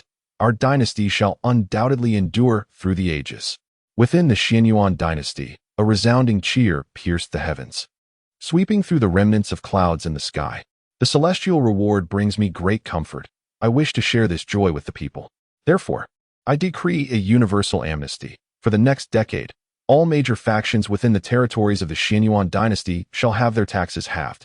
The Empress of Xianyuan, standing resolutely upon her throne, spoke with a calm demeanor, her voice imbued with unparalleled authority. resonating like a mighty thunder across the universe and beyond. Chapter 14. The reward for ranking first in the cultivation ranking. The 5th place is held by the esteemed Emperor Guchun, a master of the Supreme Tao, who was bestowed with a single elixir of eternal life by the Heavenly Dao. The 4th place, the Dragon Demon Emperor, also an adept of the Supreme Tao, receives the blood of a true dragon as a reward. The 3rd place, the Battle Emperor, likewise a Supreme Tao practitioner, is awarded a half-step immortal scripture. The 2nd place, the Emperor of Time and Space, also a Supreme Tao master, is granted a strand of eternal life essence. However, the 1st place is shrouded in mystery, a name not to be uttered, a being whose cultivation exceeds comprehension and is beyond sight. The Heavenly Dao kneels in reverence before the heart of the universe. To refine the heart grants dominion over the cosmos, conferring longevity alongside the heavens and earth, thus ruling all existence. The cosmic cultivation rankings have been publicly announced, and from now on, any who make the list will receive rewards from the Heavenly Dao, with the physique rankings to be revealed in a year. The rewards from the Heavenly Dao astonish all, whether it be the elixir of eternal life or the essence of longevity. They are all intertwined with the pursuit of immortality. Though these may not guarantee eternal life, they undoubtedly represent a significant step toward it. Yet, when the 1st place is mentioned, an eerie silence envelopes the crowd. The Heavenly Dao's intent is clear. Even the Supreme Heavenly Dao refrains from uttering this individual's name, indicative of a profound disrespect. Furthermore, their cultivation transcends the Heavenly Dao's grasp, leaving even the Heavenly Dao uncertain of the true extent of their power. While others receive rewards, this one commands the Heavenly Dao's reverence, suggesting a submission of sorts. The reward itself is nothing short of terrifying. The heart of the universe, which, once refined, allows one to become the sovereign of the cosmos, governing all existence, and, most importantly, sharing longevity with the universe itself. This treasure surpasses that of immortal scriptures, artifacts, and elixirs by incomprehensible magnitudes. Is there truly such a formidable being in the world? Somewhere in the cosmos, an elder radiating temporal fluctuations reveals a look of astonishment. How can even the highest Heavenly Dao dare not speak or behold? What realm must this be? Could it be an immortal? This is undoubtedly a hermit of extraordinary prowess, for such a presence has never been heard of. The Emperor of Time and Space, the eldest among the 9 emperors, well-versed in the ways of time and space, has never encountered such a powerful figure, leading to the only conclusion: this individual deliberately conceals their identity, living freely among the masses. Although the Heavenly Dao rewards him with a strand of eternal life essence, it does not guarantee immortality. Should he locate this hermit, perhaps a glimpse into the path of immortality could be revealed. The murky eyes of the Emperor of Time and Space suddenly gleam with light, for emperors like them. This is an unparalleled opportunity that is rare to encounter. With this thought, the Emperor of Time and Space departs from his secluded meditation, embarking on a journey through the mundane world, for this hermit may very well reside in an inconspicuous corner. Not only the Emperor of Time and Space, but also the other 8 emperors spring into action, either wandering the world themselves or dispatching numerous agents to seek this individual, all yearning for guidance from the one who ranks first, aspiring to attain immortality. For other factions, their gaze turned towards the physique ranking, believing that the rewards from the physique list would be equally bountiful, as the cultivation ranking had proven to be. They immediately began to search for various prodigies of physique, striving to secure a place on the list within a year to obtain the rewards. Commands were issued from several powerful factions within the Xiao clan. While several elders were still reeling from the astonishing rewards bestowed upon the formidable beings and the Heavenly Dao, a radiant beam of golden light suddenly appeared before Xiao Chen, who sat in the position of clan leader. The golden light blossomed, dazzling and resplendent, emanating an aura of supremacy. "What is this?" Xiao Ling Tian inquired, gazing at the sudden manifestation of golden light with intrigue. At that moment, the golden radiance dissipated, revealing a heart of exquisite, jade-like gold, no larger than a fist. A faint golden glow emanated from it, as mysterious golden Dao runes flowed across its surface. "What is this? Why does being near it invoke such a profound sense of comfort?" the Grand Elder asked curiously. The other elders could not help but draw closer, irresistibly attracted by the heart's aura of affinity. "The heart of the universe," Xiao Chen proclaimed. "The heart of the universe? That name sounds familiar," Xiao Feng mused, frowning. What do you mean familiar? Isn't this the reward for the strongest being ranked first on the Heavenly Dao Gold List? The second elder, Xiao Yuan Shan, exclaimed in astonishment. What? The heart of the universe? How could this be possible? The heart of the universe is a reward bestowed upon the strongest being ranked first by the Heavenly Dao. How could it appear in our Xiao clan? Clan leader, please, do not jest with us. You are not yet 20.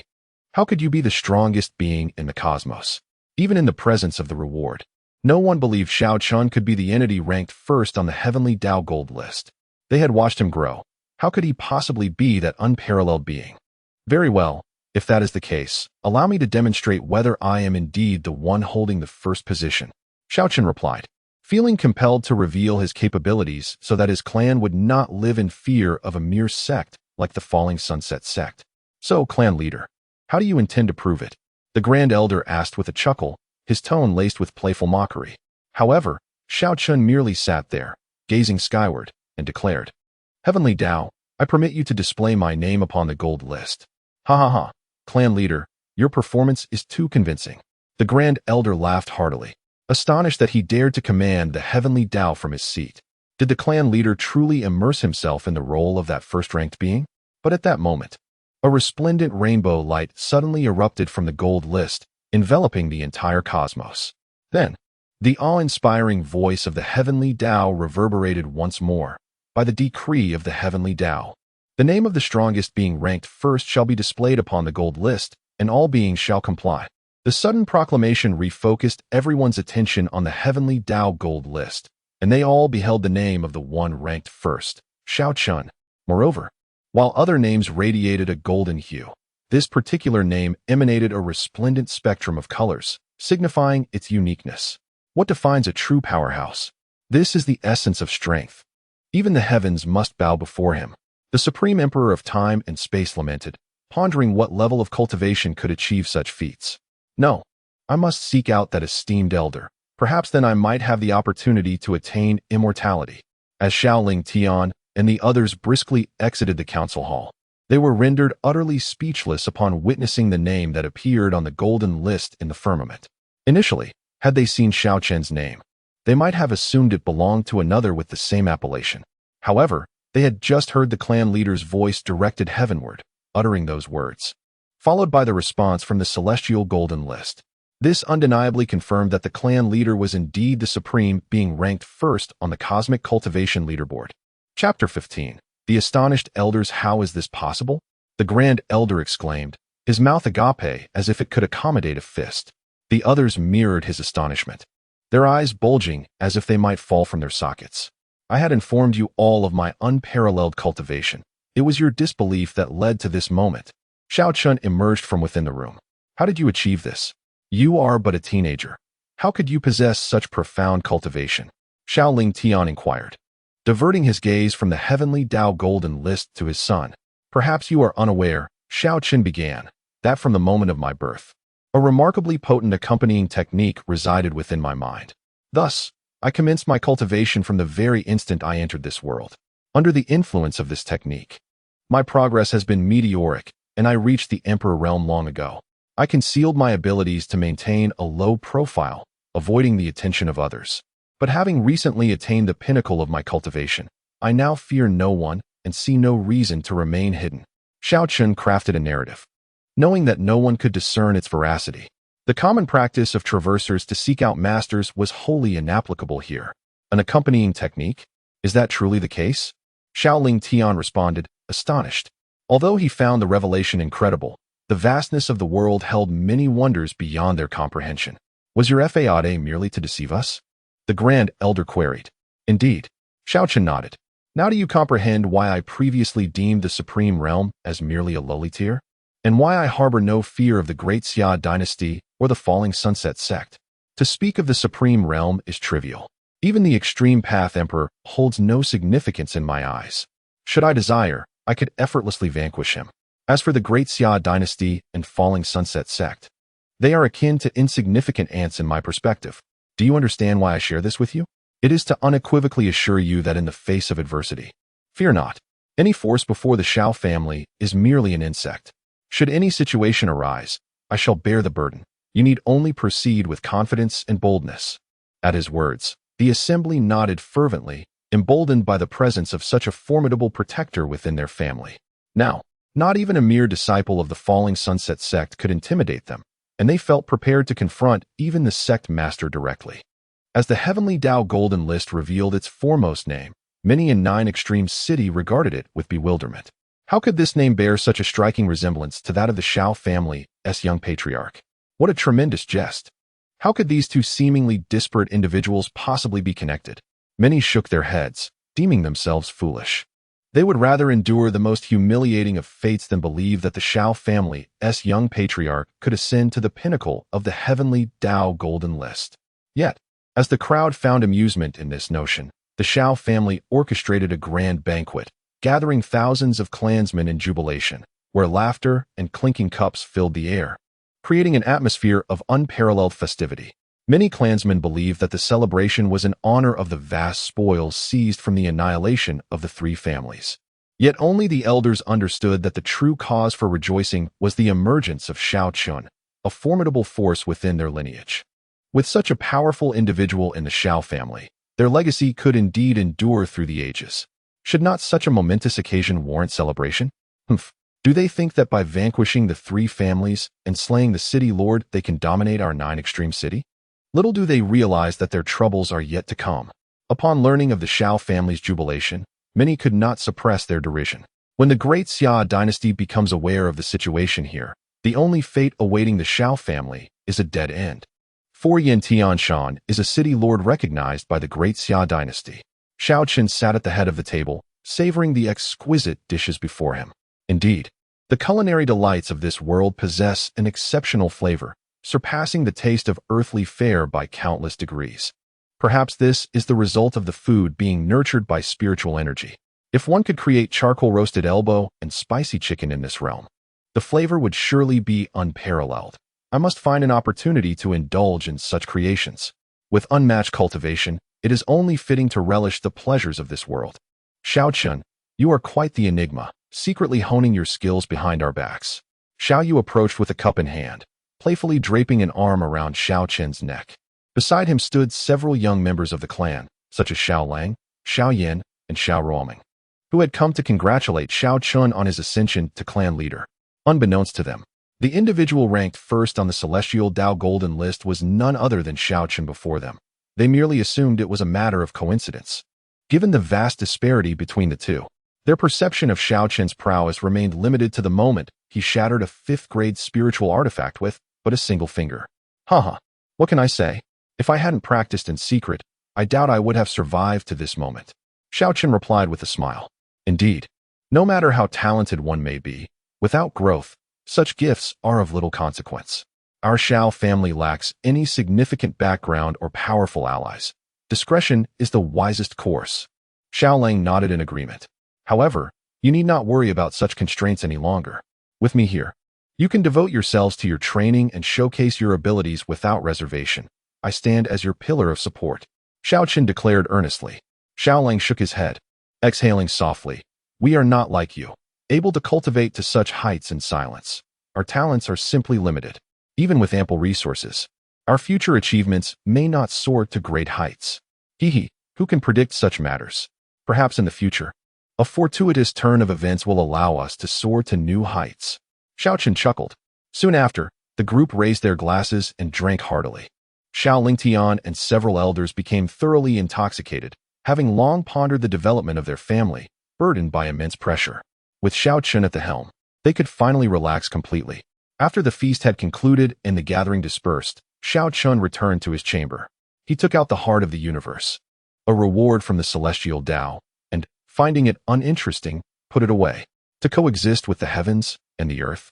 To dominate the universe? Such feats ought to be effortless. Is there truly a need to merge with the heart of the universe? I shall reserve it as a reward for my kin in the future. Although invincible and impervious to fatigue, Xiao Chen remained accustomed to sleeping at night. The following day, he sat cross-legged by the pond, fishing. There were numerous affairs within the family, yet the elders were more than capable of managing them, leaving him entirely unburdened. He had even appointed his father as the deputy clan leader, allowing them to handle the mundane matters while he simply savored life. Just as a fish was about to bite, the anxious figure of the elder appeared, exclaiming urgently, "Clan leader, trouble arises. Xiao Zhan has returned." Xiao Zhan? Hadn't he gone out for training? Why was he back? Surely, a return could not be a bad omen. After all, Xiao Zhan was merely a year older than Xiao Chen, and they had often played together in their youth.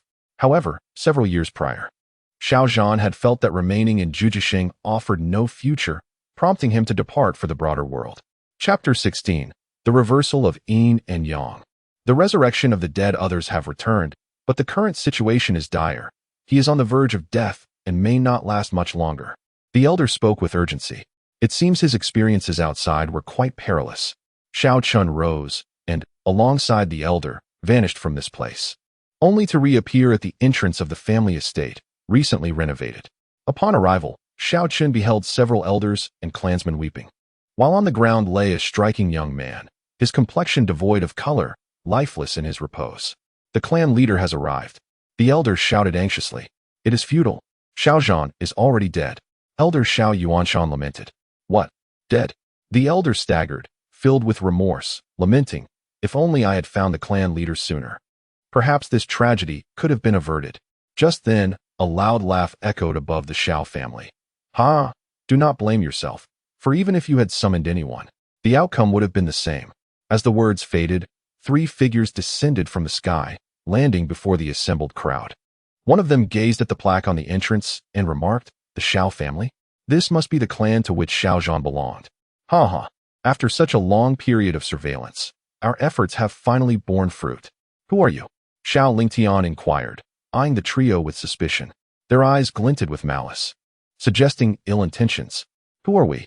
"The Wang family from the capital, though I suspect that even if I told you, this rustic bunch would not recognize the name." "Well, now that you are aware, you may prepare to meet your demise." One of them replied coldly. "Wait, if we are to die, grant us the clarity of understanding. Could you enlighten us on what has transpired?" Xiao Lingtian asked in a grave tone. What good would it do for you to know? Blame your own kin for their lack of self-awareness, daring to covet the affections of the young master of the Wang family? Moreover, do they even comprehend their own station? They are not worthy of pursuing that lady. Our young master merely rid the girl of some bothersome insects in passing. Yet the Wang family prefers to eliminate potential threats thoroughly. Thus, we have followed him here, uprooting you to ensure no lingering issues remain. Do you understand now? You may rest easy in your impending demise." One of the figures declared ominously, before launching a powerful strike towards the gathered members of the Xiao family. Previously, they had assumed Xiao Chen was backed by a formidable force, given the strength of his adversaries. However, it seemed they were merely a trivial faction. Sending 3 Soul Palace Realm warriors was indeed an overzealous endeavor. Indeed, one can rest assured in facing death. Xiao Chen whispered, "In light of your explanations, I shall grant you a swift end." He then flicked his fingers, and 3 beams of golden light shot forth, instantly piercing the foreheads of the 3 individuals. In the next moment, their lifeless bodies collapsed, bearing the same haughty expressions, their eyes still glinting with disdain towards the Xiao family. Xiao Chen acted with remarkable speed, sparing them any sensation of pain. Alas, what a tragic loss of such a promising youth. Xiao Lingtian lamented as he gazed upon Xiao Zhan's corpse. The demise of the Wang family trio evoked no surprise. After all, Xiao Chen's prowess was evident, and eliminating them was but a trifling task. Yet, the loss of Xiao Zhan, whom they had watched grow, left only sorrow in its wake. However, as Xiao Chen regarded the fallen figure, he flicked his fingers once more, and a beam of golden light entered the forehead of the deceased, commanding, "Awaken." In an instant, Xiao Zhan's eyes shot open, and he gasped for air as though surfacing from drowning. "Revived?" Xiao Yu exclaimed in shock, leaping back. Could it be? Resurrected from death? Xiao Yuanshan's eyes widened. He had previously confirmed that there was no trace of life left. How could he be alive again? "Second elder, did you misjudge? Such matters concerning life and death cannot afford any negligence." The first elder admonished the second elder, recognizing the gravity of the situation. "Impossible. I could not have erred." Xiao Yuanshan vehemently shook his head. "Indeed, I too examined him, and he had truly lost all vital signs." Xiao Lingtian concurred. At that moment, all eyes turned expectantly towards Xiao Chen, seeking his elucidation. He stated, He was indeed dead, but I brought him back. What? One can actually revive the deceased? The crowd stared at Xiao Chen in astonishment. While others may not, I possess the capability. My cultivation transcends causality, defies the laws of the universe, and can reverse the cycle of life and death. It is truly unfathomable. What limitations could possibly remain at your level? The first elder exclaimed, utterly astounded. For it was a revelation that opened his eyes. What I can conceive, I can achieve. What you cannot envision, I can manifest. Xiao Chen asserted. Xiao Chen, esteemed elders? Xiao Zhan finally regained his composure, gazing in bewilderment at those before him. Only moments ago, he felt as though he had entered the underworld, where ghostly figures roamed amid an eerie, chilling void. Yet, in the blink of an eye, he found himself at the family gate. Moreover, upon inspecting his body, he discovered that all injuries had completely healed, leaving no trace of discomfort. What on earth has transpired? Wonderful. It is such a relief that you are awake. The first elder wept tears of joy. Elder, did I truly die? I believe I glimpsed the underworld and its spirits. Xiao Zhan inquired, rising in confusion. Indeed, you were dead, but the clan leader revived you. Clan leader? Xiao Zhan gazed in astonishment at Xiao Ling Tian, who, having fully recovered, revealed a handsome and striking visage, his tall and imposing stature exuding an extraordinary presence. Haha, do not look at me like that. I am no longer the clan leader. The current leader is none other than Xiao Chen. Xiao Ling Tian chuckled. Xiao Chen, has he truly ascended to the position of clan leader? Xiao Zhan inquired, astonished. What? Am I unworthy of such a title? Xiao Chen asked with a smile. Not at all. I am merely curious. By all accounts, Uncle Ling Tian, being in the prime of his life, should not have abdicated his position. Xiao Ling Tian replied, some events transpired, leading me to pass the mantle of leadership to Xiao Chen. You have journeyed back through great hardship. You must be weary. Go and rest for now, and we shall discuss other matters later. Understood. Xiao Zhan nodded, acknowledging the truth of his exhaustion from the arduous journey. A moment of respite was indeed warranted. Chapter 17. The Eternal Sword Body. At that moment, a voice resonated in Xiao Chen's mind. The system has successfully signed in automatically. Congratulations to the host for acquiring the Supreme Divine Body, the Eternal Sword Body. The Eternal Sword Body? Indeed, the treasures bestowed by the system are extraordinary, even granting a unique physique. Could it be that there lies a chance to transform his family into one renowned for its exceptional physiques? Merely contemplating this prospect filled him with excitement. Moreover, wasn't he there to be a physique ranking a year hence? If he could accrue several formidable physiques within that time, perhaps the Xiao family could dominate the rankings. Although Xiao Chen held little interest in the rewards from the heavenly path, the idea of asserting dominance on the physique rankings intrigued him. Yet, he pondered the classification of the Supreme Divine Body. What level of physique did it represent? His previous incarnation only recognized the ordinary body and the spiritual body, but instinctively, Xiao Chen felt it must be of a remarkably high tier. Then, his consciousness traversed through time and space, penetrating the cosmos, capturing the myriad classifications of physiques recognized by the denizens of the universe. Ah, so it is, ordinary body, spiritual body, royal body, sacred body, celestial body, supreme celestial body. Wait, there appears to be no mention of the divine body in this universe? Could it be that the divine body exists beyond the celestial body? Xiao Chen surmised this to be the case, for according to the hierarchy of realms, the divine realm is indeed above the celestial realm. However, during his mental exploration, he stumbled upon an intriguing revelation. At the heart of this universe, amidst countless swirling galaxies, lay concealed a grand universe, entirely isolated from Xiao Chen's own, inaccessible to cultivators. Never mind, such matters do not concern me. I shall focus on nurturing my family. When the time comes, I shall discern who among them is a swordsman and bestow this physique upon him. As for Xiao Chen himself, there exists no necessity for him to integrate it, for with mere intent, he could manifest various physiques within the world. Nonetheless, it would be redundant. At his current level, no physique could augment his combat prowess in the slightest. Thus, it would be far more beneficial to entrust it to his kin, enhancing their potential. How audacious!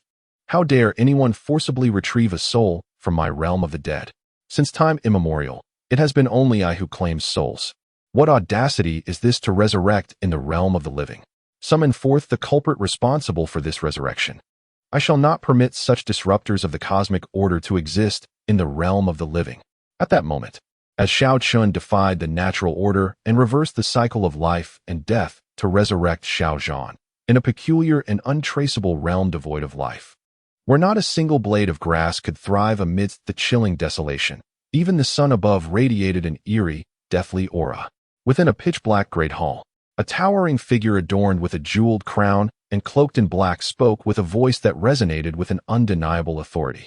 In my realm of the dead, there exists no path aside from the cycle of rebirth.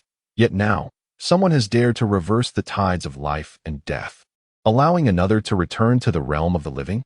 This is an absolute affront to the natural order. Yes, Lord Yama. Two figures responded in unison. One figure, with a long tongue, donned in white attire and wielding a white flag, while the other, clad in black and holding shackles, was none other than the yin and yang emissaries of the underworld. Upon receiving the command from Lord Yinluo, the emissaries commenced their investigation. The beings of the mortal realm disrespect the heavenly order. They deserve their punishment. Furthermore, since the celestial decree has emerged, why has my realm been excluded? Is this a sign of contempt towards the underworld? In that heart of the universe, it shall be mine. Lord Yinluo spoke coldly. Meanwhile, Xiao Zhan, exhausted in body and soul, slumbered for an entire day and night, ultimately dreaming of his enemies pursuing him to his family home, which startled him awake. After refreshing himself, he stepped out of his room and found solace in the familiar surroundings he had inhabited for over a decade. Indeed, family is my foundation. He then set off to find Xiao Chen, having heard that it was the latter who had pulled him back from the depths of the underworld. Although unable to repay the debt, he felt the need to express his gratitude in person.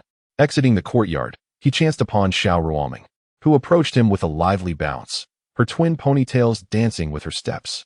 Ruoming? Ah, Xiao Zhan, you're awake, she exclaimed. Yes, just woke up. Do you know where the clan leader is now? Asked Xiao Zhan. He should be in the conference hall. My grandfather just went there, likely to discuss some matters, she revealed, referring to her grandfather, the second elder Xiao Yuanshan. I see. Then I shall head to the conference hall, replied Xiao Zhan. By the way, Xiao Zhan, I heard you fell for a girl outside. Is she beautiful? When will you bring her home to meet us? Xiao Ruoming whispered, leaning closer. The latter displayed a look of surprise. How did you know? Someone mentioned it. Who? 3 cultivators claiming to be from the Kyoto Wang family. In an instant, Xiao Zhan's expression shifted, exclaiming, What did you say? The Kyoto Wang family? How could they appear here? Given the enmity between us and their ruthless methods, their presence would spell disaster for the Xiao clan. Xiao Ruoming then recounted the events of the Wang family's appearance the previous day, but upon noticing his worried demeanor, she reassured him, Do not worry. Those 3 have already perished, slain by the clan leader with a single strike. Xiao Zhan was taken aback, puzzled. Who do you refer to as the clan leader? Is it Xiao Chen or Uncle Ling Tian? The strength of anyone who could follow me here must be formidable. Has our clan produced such powerful warriors? It is naturally Brother Xiao Chen, she affirmed. Xiao Chen. Yes, Brother Xiao Chen is indeed powerful. Just a few days ago, he led us to annihilate the other 3 great families of Joji City, slaying the city lord Yan Tianshan and a soul palace expert from the Falling Sunset sect, and even shattered a 5th-grade spiritual artifact with a mere finger. Xiao Zhan's eyes widened in shock. What did you say? Xiao Chen can not only slay soul palace experts, but also destroy 5th-grade spiritual artifacts? Indeed, this is a matter witnessed by many of our kin. By the way, cousin, during your years of adventure, you must have acquired knowledge regarding the cultivation required to shatter a 5th-grade spiritual weapon, right? Please enlighten me. I wish to broaden my horizons. Xiao Ruoming inquired with a face full of curiosity. Having lived in 9 Extremes City since childhood, she was utterly oblivious to the world beyond. Moreover, due to the encircling presence of the 9 Extremes mountain range, venturing outside posed significant dangers. Without immense courage and considerable prowess, one would scarcely dare to leave 9 Extreme City. Let me first elaborate on the classification of realms outside. Beyond the well-known Door Realm, Scenic Sea Realm, and Spiritual Vein Realm of 9 Extreme City, there exists the Soul Palace Realm, Spiritual Wheel Realm, and Law Manifestation Realm. Following these are the legendary Sacred Realm, Supreme Realm, and Emperor Realm. As for spiritual weapons, they are categorized from 1st to 6th grade, beyond which lie the formidable sacred weapons, supreme weapons, and emperor weapons. In the absence of a powerful special physique enhancement, one would require at least the cultivation of the law manifestation realm to shatter a 5th-grade spiritual weapon with bare hands. Chapter 18. Sign in for 100 million flawless spirit stones. How could Xiao Chen possibly possess such formidable cultivation? Xiao Zhan found it hard to believe. He had traversed perilous paths, seeking opportunities and diligently honing his skills. Yet after all these years, he still found himself far from the realm of the law manifestation. If he truly possessed such power, what could the mere Wang family of the capital possibly threaten? Not to mention the Wang family. Even the dominant sects of the southern domain, like the Great Xia dynasty and the Falling Sunset sect, would pale in comparison. Had the clan leader truly reached such heights of strength? Xiao Ruoming's mouth fell agape. Cultivation was arduous, and she herself had only just reached the door realm. Yet the clan leader had already ascended to such an echelon. It seemed that Xiao Chen had indeed encountered his own fortuitous encounters over the years. Xiao Zhan breathed a sigh of relief. The emergence of a formidable figure within the family was undoubtedly a boon. With a law manifestation expert at his side, he need not fear further retaliation from the Wang family. Given time, he too could attain such heights, and when that day arrived, the Wang family. Xiao Zhan clenched his fists, a glint of murderous intent gleaming in his eyes. The adversary had audaciously trailed him, intent on annihilating the Xiao family completely. If that were the case, he would not hesitate to employ ruthless measures when the moment called for it. After bidding farewell to Xiao Ruoming, Xiao Zhan made his way to the conference hall. Meanwhile, within the hall, the Grand Elder gazed in astonishment at the several beast skin bags in his hands, pondering. Could this be the legendary storage bag? No, this is a more advanced Qinkuan bag. Its internal space far exceeds that of a mere storage bag, Xiao Chen replied. Clan leader, where did you procure such treasures? The Grand Elder's eyes sparkled. This was a true gem. They had occasionally glimpsed cultivators passing through 9 Extreme City using such items, but their faction lacked the standing to possess them. They are abundant throughout the starry sky, all of them unclaimed, Xiao Chen stated. The Grand Elder nodded, recognizing that the clan leader's prowess could indeed yield such resources. He then opened one of the Qinkuan bags, and an overwhelming radiance of spirit light burst forth, invigorating every inch of his skin, leaving him feeling utterly rejuvenated. What is this? The Grand Elder gasped, squinting to examine the contents, which revealed an immeasurable quantity of spirit stones, too many to estimate. Moreover, these spirit stones were of exceptionally high quality, crystal clear with scarcely a trace of impurity. Clan leader, where did you acquire such a vast number of high-quality spirit stones? The Grand Elder, responsible for the family's finances, was rendered speechless at the sight of so many spirit stones. In comparison, the meager amount received from the 3 families previously seemed utterly insignificant. You need not inquire about the source of these spirit stones. You simply need to rest assured in their use. This collection of Qinkuan bags contains a total of 100 million flawless spirit stones, which should suffice for the family's needs for quite some time. From now on, all clan members will utilize these flawless spirit stones for cultivation. They are devoid of impurities, making them easier to absorb, and in comparison to inferior spirit stones, the energy contained within flawless spirit stones is vastly superior. The inferior spirit stones within the family shall be reserved for everyday transactions. Xiao Chen informed the Grand Elder. These spiritual stones were naturally obtained from the system's daily sign-in today, totaling 100 million. Xiao Chen took them all out, as he had no use for them. After all, how could a family with such extraordinary capabilities resort to using inferior spiritual stones? Wouldn't that diminish the prestige of my system? Moreover, being an invincible entity in the universe, how could the family's cultivation resources be lacking? What? Flawless spiritual stones? Just as Xiao Zhan exclaimed upon reaching the entrance of the conference hall, all the elders turned their gazes towards the doorway. Realizing his gaffe, he quickly clasped his fists and said, I apologize for my rudeness. I see you appear well rested, chuckled Xiao Ling Tian. Thank you, Uncle Ling Tian, for your concern. Xiao Zhan has fully recovered. I have come to express my gratitude for the patriarch's life-saving grace and for the troubles brought to the family yesterday. Xiao Zhan bowed deeply. Fortunately, the family sustained no damage. Otherwise, he would find it difficult to rest in peace even in death. What troubles? As long as everyone returns safely, that is what matters. Xiao Chen replied nonchalantly, as those matters were trivial for him. By the way, I heard from a few members of the Wang family yesterday that you have taken a liking to a certain lady whose background seems rather extraordinary. What do you think? Should you personally pay a visit to propose? Xiao Chen smiled. Patriarch, please do not jest. That is merely the Wang family's self-importance. To be frank, I met her in a secret realm, and we became somewhat acquainted, exchanging a few words. This has, unfortunately, aroused the suspicion of the young master of the Wang family. Our relationship is quite ordinary and does not reach the level of a fated partner. Xiao Zhan replied helplessly, never expecting that his minor actions would incite such resentment from the young master, leading to an assassination attempt against him.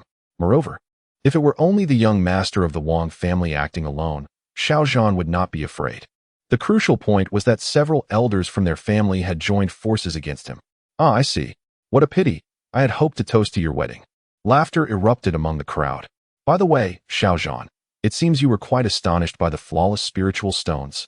Are they particularly precious in the outside world? The Grand Elder inquired, as they were only aware of inferior spiritual stones within the 9 extreme city.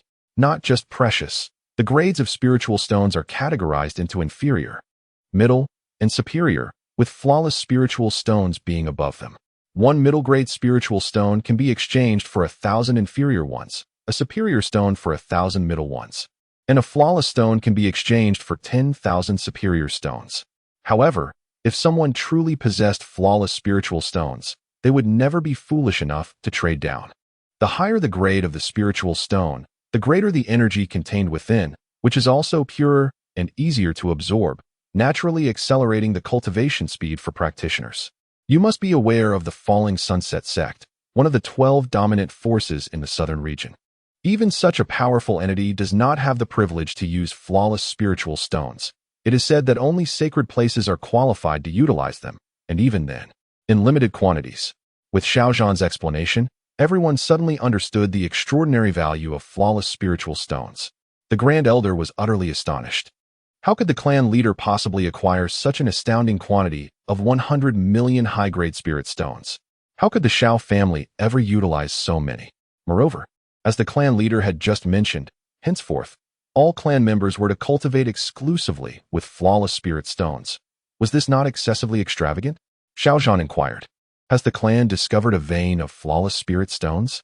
If that were the case, we must ensure that this information remains confidential. Otherwise, it would incite the envy of countless factions, and our Xiao family would undoubtedly become the target of their ambitions. Impossible. How could such a small place as Jujishing possibly possess a flawless spirit vein? This is something Xiao Chen has inexplicably acquired. Xiao Lingtian retorted, shaking his head. What? The clan leader obtained them? Xiao Zhan exclaimed in disbelief. From where could the clan leader procure flawless spirit stones? Yet, he suppressed his curiosity and continued, Clan leader. Esteemed elders, although my years away have not yielded significant achievements, I have managed to gather some resources for the family, and I hope they will prove useful. Chapter 19. Submission of sacred-level techniques and integration of physiques. Subsequently, Xiao Zhan presented a ring to Xiao Chen. Oh, is this the spatial ring? Indeed. It is an essential item for many cultivators outside. It cannot be considered particularly precious, Xiao Zhan elucidated. Xiao Chen nodded, and, upon inspecting it with his spiritual perception, discovered that the space within was but a fraction of that found in a Qingquan pouch. You have actually acquired a sacred-level technique, he exclaimed in astonishment. Gazing at Xiao Zhan, within the spatial ring lay a golden scroll inscribed with numerous characters, emanating a hint of Tao essence. A mere glance revealed to Xiao Chen that this was a sacred-level technique. The clan leader possesses remarkable insight. To discern the depth of this technique with just a fleeting glance is truly astonishing. Xiao Zhan was genuinely surprised, as this technique bore no indication of its rank. Had he not known beforehand that it was a transmission from a sage, he would have been utterly oblivious to its status as a sacred-level technique. Yet Xiao Chen discerned it effortlessly, leaving him in disbelief. Sacred-level technique? Is it of high rank? Xiao Ling Tian inquired, perplexed. Below the supreme realm lies the sacred realm. Xiao Chen clarified. The elders were immediately taken aback, their expressions filled with awe. The supreme realm is inhabited by those who have ascended to the Heavenly Dao Golden List, and below it lies the sacred realm. Thus, one can only imagine the exalted status of this technique. Indeed, This is a legacy I fortuitously obtained from the resting place of a sage. It is through this technique that I rapidly advanced to the Soul Palace realm. Now that I have returned, I shall bestow this technique upon the clan, allowing more of our kin to cultivate it, which should contribute to the enhancement of our family strength. Acquiring the sage's legacy was purely a stroke of luck, as many cultivators far more formidable than he had vied for it, yet it ultimately fell into the hands of one less powerful. Initially, he hesitated to disclose this technique, but upon learning of Xiao Chen's considerable strength, he felt emboldened. With a formidable avatar realm protector, even if news of their Xiao family's possession of a sacred-level technique were to leak, it would not spell disaster for the clan. Soul Palace realm? Wonderful. Our children have grown and can now alleviate the clan's burdens. The Grand Elder's eyes brimmed with tears of joy. The family was ascending at a visible pace. A scenario they had long yearned for, but found elusive. The others' faces mirrored their excitement. Should this continue, the Xiao family would undoubtedly rise. Xiao Chen regarded the spatial ring and remarked, in addition to the sacred-level technique, there are several other techniques and martial skills within, all of a higher grade than those we have sought from the other three families. If our kin can master them, it will unquestionably elevate our clan's strength several tiers.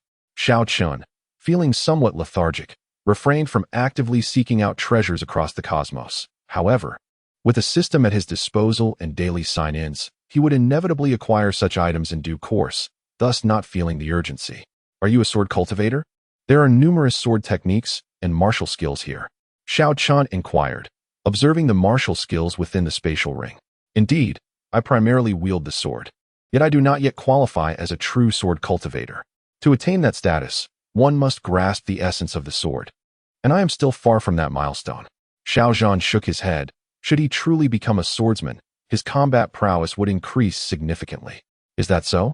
I happen to possess an opportunity that would be perfectly suited for you. Yet, Xiao Zhan declined, stating, I already possess considerable fortune, and I cannot digest it in the short term. It would be better for the clan leader to bestow that opportunity upon another clan member. Are you certain? This opportunity far surpasses your sacred-level techniques by countless magnitudes. Are you truly willing to pass it on to others? Xiao Chen's expression danced between amusement and seriousness. Xiao Zhan, you must accept. To be regarded as possessing fortune by the clan leader is no ordinary matter. Should you refuse, you will undoubtedly regret it for the rest of your life. The Grand Elder urged fervently. The other clan members were unaware of the specifics, but the elders understood all too well. The clan leader was an invincible powerhouse, ranked first on the Heavenly Dao Golden List. Such praise for a fortune could not be trivial. Xiao Zhan was momentarily taken aback. Could it truly be better than his sacred-level techniques?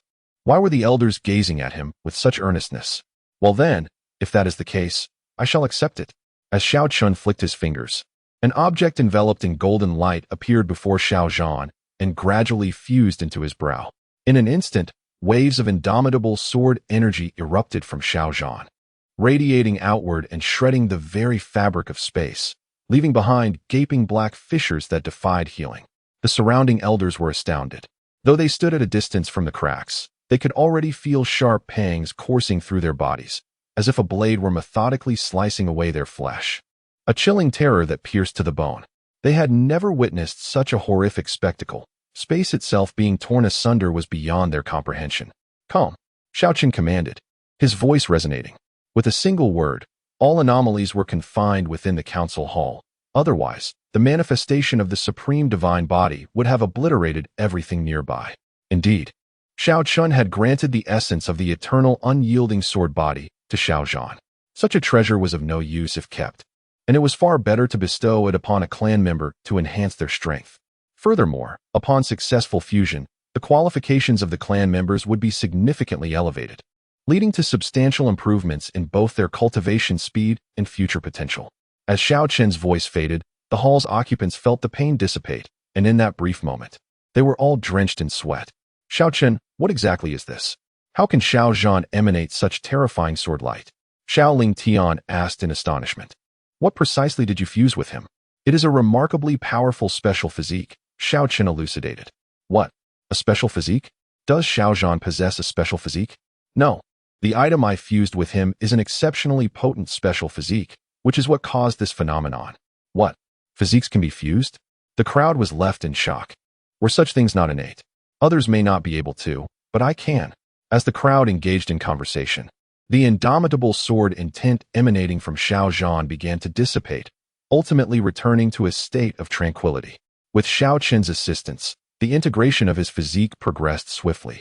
Had he relied solely on himself, he might have never achieved such fusion, and could have even been torn apart by the formidable forces contained within the primordial essence of the supreme divine body.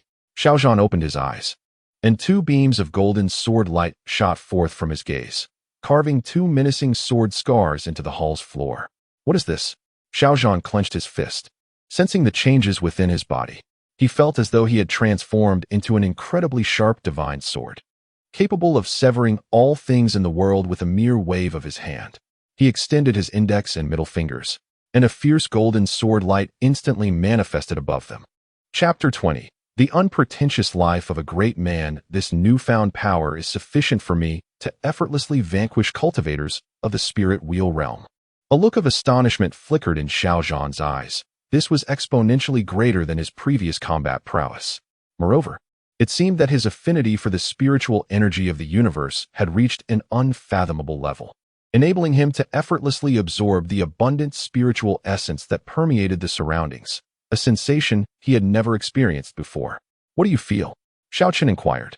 What transformation has occurred within me? It feels as though boundless sword intent is swirling within. Xiao Zhan expressed his confusion, as this feeling was entirely alien to him. I have integrated a special physique into you, but you are currently unable to control it, which is why you are experiencing this sensation. Once you become familiar with the power within you, it will no longer feel unusual. A physique? Xiao Zhan exclaimed in surprise. Indeed, a remarkably potent sword Dao physique known as the eternal sword body. It should suit you perfectly. Devote yourself to your cultivation. With this enhancement, your progress should be meteoric. However, for the time being, you must practice controlling the divine body's power diligently, lest you lose control in battle. Until he exited the conference hall, Xiao Zhan remained in a daze. Even after years of venturing into the world, he had never heard of anyone possessing such capabilities. Achieving this level of power could only be accomplished by depriving others of their physiques, a feat attainable only by the supreme forces of sacred lands. Surely, the clan leader could not have accomplished this. As he took a few steps, Xiao Zhan halted again, vexed. I was so astonished that I forgot to inquire how the clan leader resurrected me. Yet, he speculated that perhaps the leader had procured some miraculous elixir to restore him. Upon returning to his residence, Xiao Zhan dared not exhibit any complacency. Regardless of the methods employed by the clan leader, he had indeed acquired a formidable sword Dao physique. A truly extraordinary boon for him. Wang family, await me. It shall not be long before I come to settle all scores. After arranging all matters, Xiao Chen returned to his fishing pond to cast his line. It must be said that entertainment in this world is exceedingly scarce. The majority of people are engrossed in their cultivation, aspiring to become formidable powers in their own right. When will Xiao Lang and the others have time to visit the pleasure quarters? Such places are lively only when thronged with people. What joy can one find alone? Reclining on a lounge chair, one hand gripped the fishing rod while the other popped glowing grape seeds into his mouth, occasionally humming a tune, utterly relaxed. After consuming the grapes, he spat the seeds into the pond, instantly attracting a multitude of fish. These grapes were indeed delightful. The Kyoto Wang family certainly knows how to indulge. These grapes were among the spoils found in the spatial ring of the three members of the Kyoto Wang family. And nurtured by spiritual energy, they were sweet and succulent, bursting with juice. With a gentle squeeze, Xiao Chen crushed a grape seed and cast it into the nearby soil. Subsequently, he unleashed a stream of golden divine energy, and in a fleeting moment, a grapevine began to unfurl its leaves. Following this, he repeated the process, causing dozens of grape plants to sprout, each one thriving under the nourishment of his unparalleled divine power, their verdant leaves adorned with delicate patterns. Thus, an inexhaustible supply of grapes awaited him. At that moment, a fish was caught, prompting Xiao Chen to swiftly kindle a fire nearby and commence the preparation of roasted fish. Such was the simplicity and authenticity of a great one's life. For several consecutive days, Xiao Zhan familiarized himself with the unique power bestowed upon him by his extraordinary physique, and he had now finally mastered it completely. My previous understanding of this power was somewhat lacking, although I still only possess the cultivation of the Soul Palace realm. The combat prowess I can unleash is far beyond what the Spirit Wheel realm can withstand. The undying body, perhaps? The caliber of this physique is likely exceedingly high, possibly transcending my comprehension. Xiao Chen was awestruck. The enhancement to his combat strength from this physique was terrifying, making him feel formidable indeed.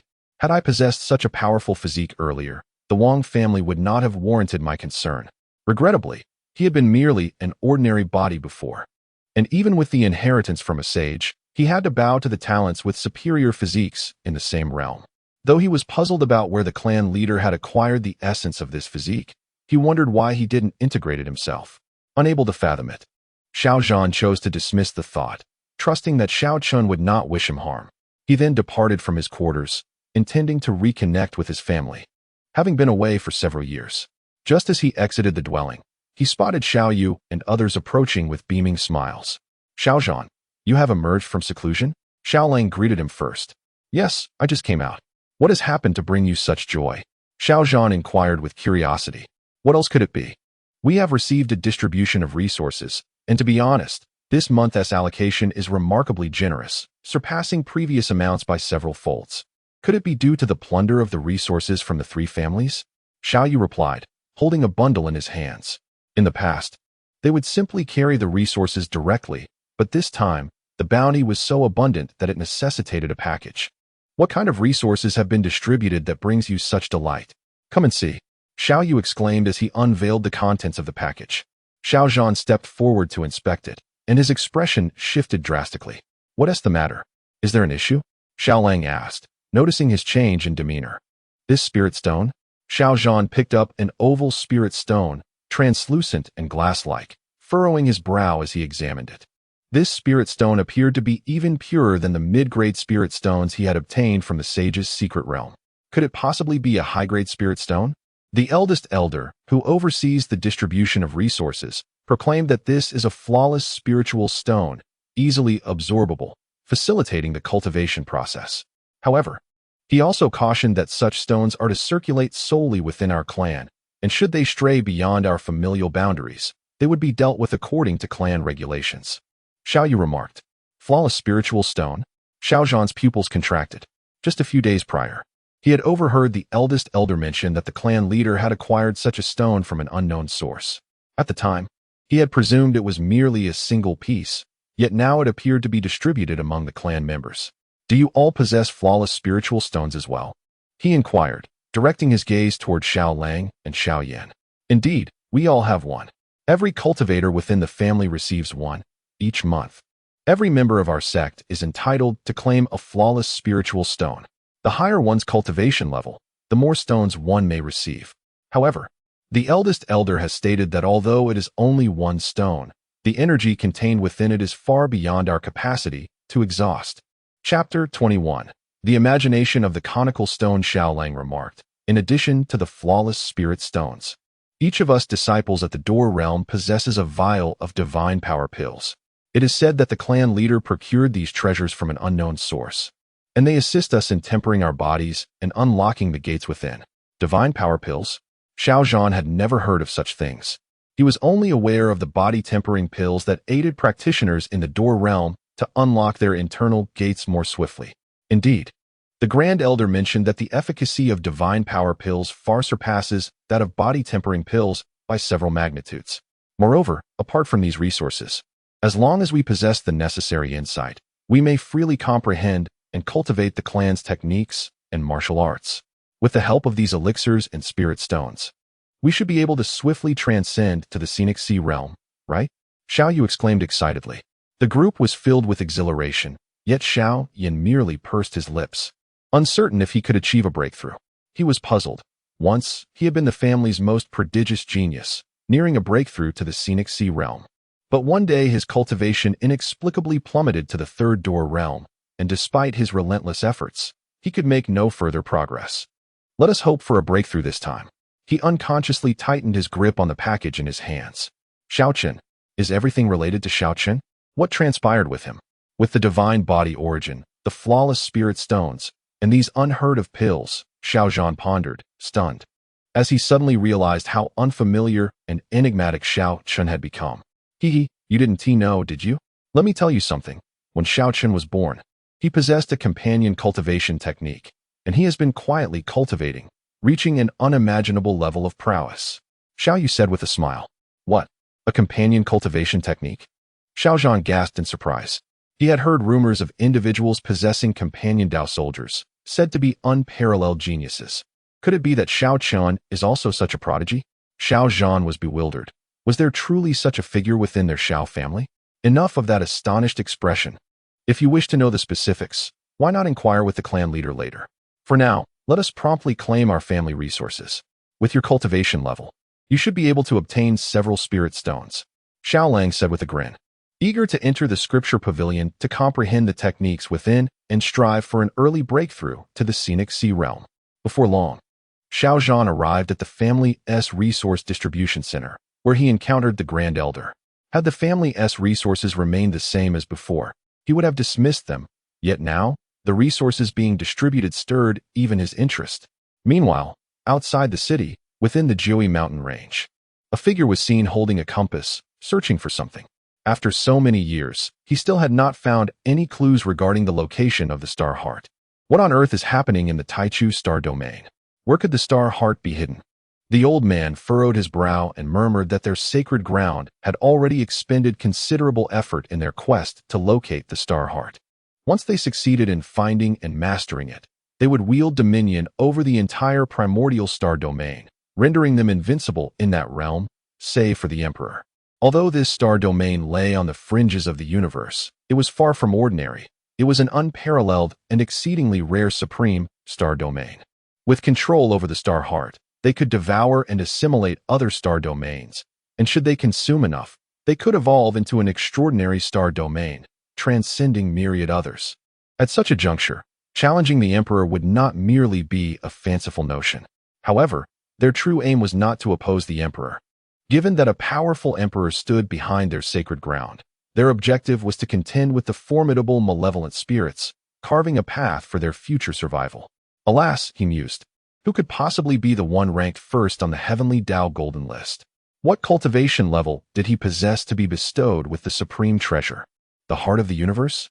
How splendid it would be if such a treasure could be mine. Lu Ji sighed, gazing upward at the massive golden list still suspended in the heavens, eternal and sovereign over the cosmos. What a lofty authority it represented. He then shook his head, dispelling those impractical thoughts, and resumed his search with the star chart in hand. This chart not only allowed him to sense the presence of the star heart from a close distance, but also aided in the search for treasures. At that moment, the compass in Lu Ji's hand began to change. This palm-sized compass, resembling a trigram's chart, now displayed a three-dimensional map of mountains and rivers, with dozens of bright stars hovering above it. This was the star chart, a specially crafted artifact for locating the star heart. At this instant, a certain area on the three-dimensional map began to glow, revealing the outline of a city. Could there be treasures within that city? Lu Ji was astonished. Naturally, any treasure capable of eliciting a response from the star chart was not ordinary. Yet, he wondered what treasures could possibly be found in such a remote little city. Nevertheless, since it had appeared, he felt compelled to investigate, for aside from searching for the star heart, the quest for various treasures was also a great delight of his. Just then, another area of the star chart illuminated, indicating a location in the Jiuji Mountains on the opposite side of the city. How peculiar. Could there also be treasures hidden within that mountain range? It would be perfect to first procure the treasures from that city before venturing into the mountains beyond. With that thought, Lu Ji, holding the compass, proceeded toward Jiuji City, and as he moved, the map on the star chart transformed accordingly. Unbeknownst to him, the location that had lit up on the star chart within the Jiuji Mountains was precisely where the Xiao family had previously unearthed a third-grade spiritual artifact. Xiao Zhan had obtained his cultivation resources for flawless spirit stones, and according to the elder, in the future, all clan members would utilize these flawless spirit stones for their training. He could hardly fathom how many flawless spirit stones the family possessed. Could it be that they truly had a mine rich in flawless great spirit stones? This treatment is truly superior to those legendary sanctuaries. However, is it truly wise for the family to so openly display the precious spirit stones? Should it attract the covetous gaze of certain formidable factions or powerful beings, even the family patriarch, despite being in the law manifestation realm, may find himself in a precarious situation. Xiao Chen has not failed to convey the potential implications to the elder, yet the elder merely reassured him with unwavering confidence, asserting that with the patriarch present, all would be well. He suspects that the family elders may be overly confident in the patriarch's strength. Nevertheless, at this moment, Xiao Chen, having returned to his chamber, is eager to commence his cultivation. He yearns to truly experience the swiftness of his training after merging with the eternal, unyielding sword body. Furthermore, if he can swiftly transcend to the spirit wheel realm, complemented by the augmentation from his unique physique, his combat prowess would undoubtedly surpass that of the law manifestation realm. At that point, the family would indeed be free from worry. Chapter 22. The Sign-In of the Supreme Emperor's Dao Fruit. Is there a sword intent within my divine soul? I never anticipated that the fusion of my physique would cause such a transformation in my soul. Xiao Chen was elated. A mutated divine soul possesses far greater power than an ordinary one. He then commenced his cultivation. As the sacred level technique activated, a golden small sword imprint emerged from his brow, emanating an indomitable aura. This was the physique imprint of the eternal, indestructible sword body.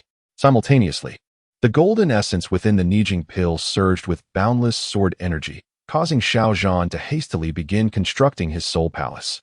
The essence of the soul palace realm lies in the construction of the soul palace within the sea of consciousness. The more soul palaces one constructs, the stronger their divine soul power becomes, rendering their combat prowess in this realm exceptionally terrifying. At the moment he truly began his cultivation, an expression of astonishment washed over Xiao Chen. The speed of his cultivation was unprecedented, not merely swift, but rather akin to divine speed. Of course, it was not only Xiao Chen diligently practicing. All the clansmen who had received resources were equally engaged. For among the resources contributed by Xiao Chen were numerous advanced techniques and martial arts, which many clansmen were currently comprehending. For cultivators, techniques are the most vital resource for cultivation, serving as a guiding light, illuminating every step of their journey. While martial arts and divine abilities are essential means to enhance one's combat strength, forming an indispensable part of their training. The effects of this divine power pill are indeed formidable. Just one has allowed me to break through to the 8-gate realm.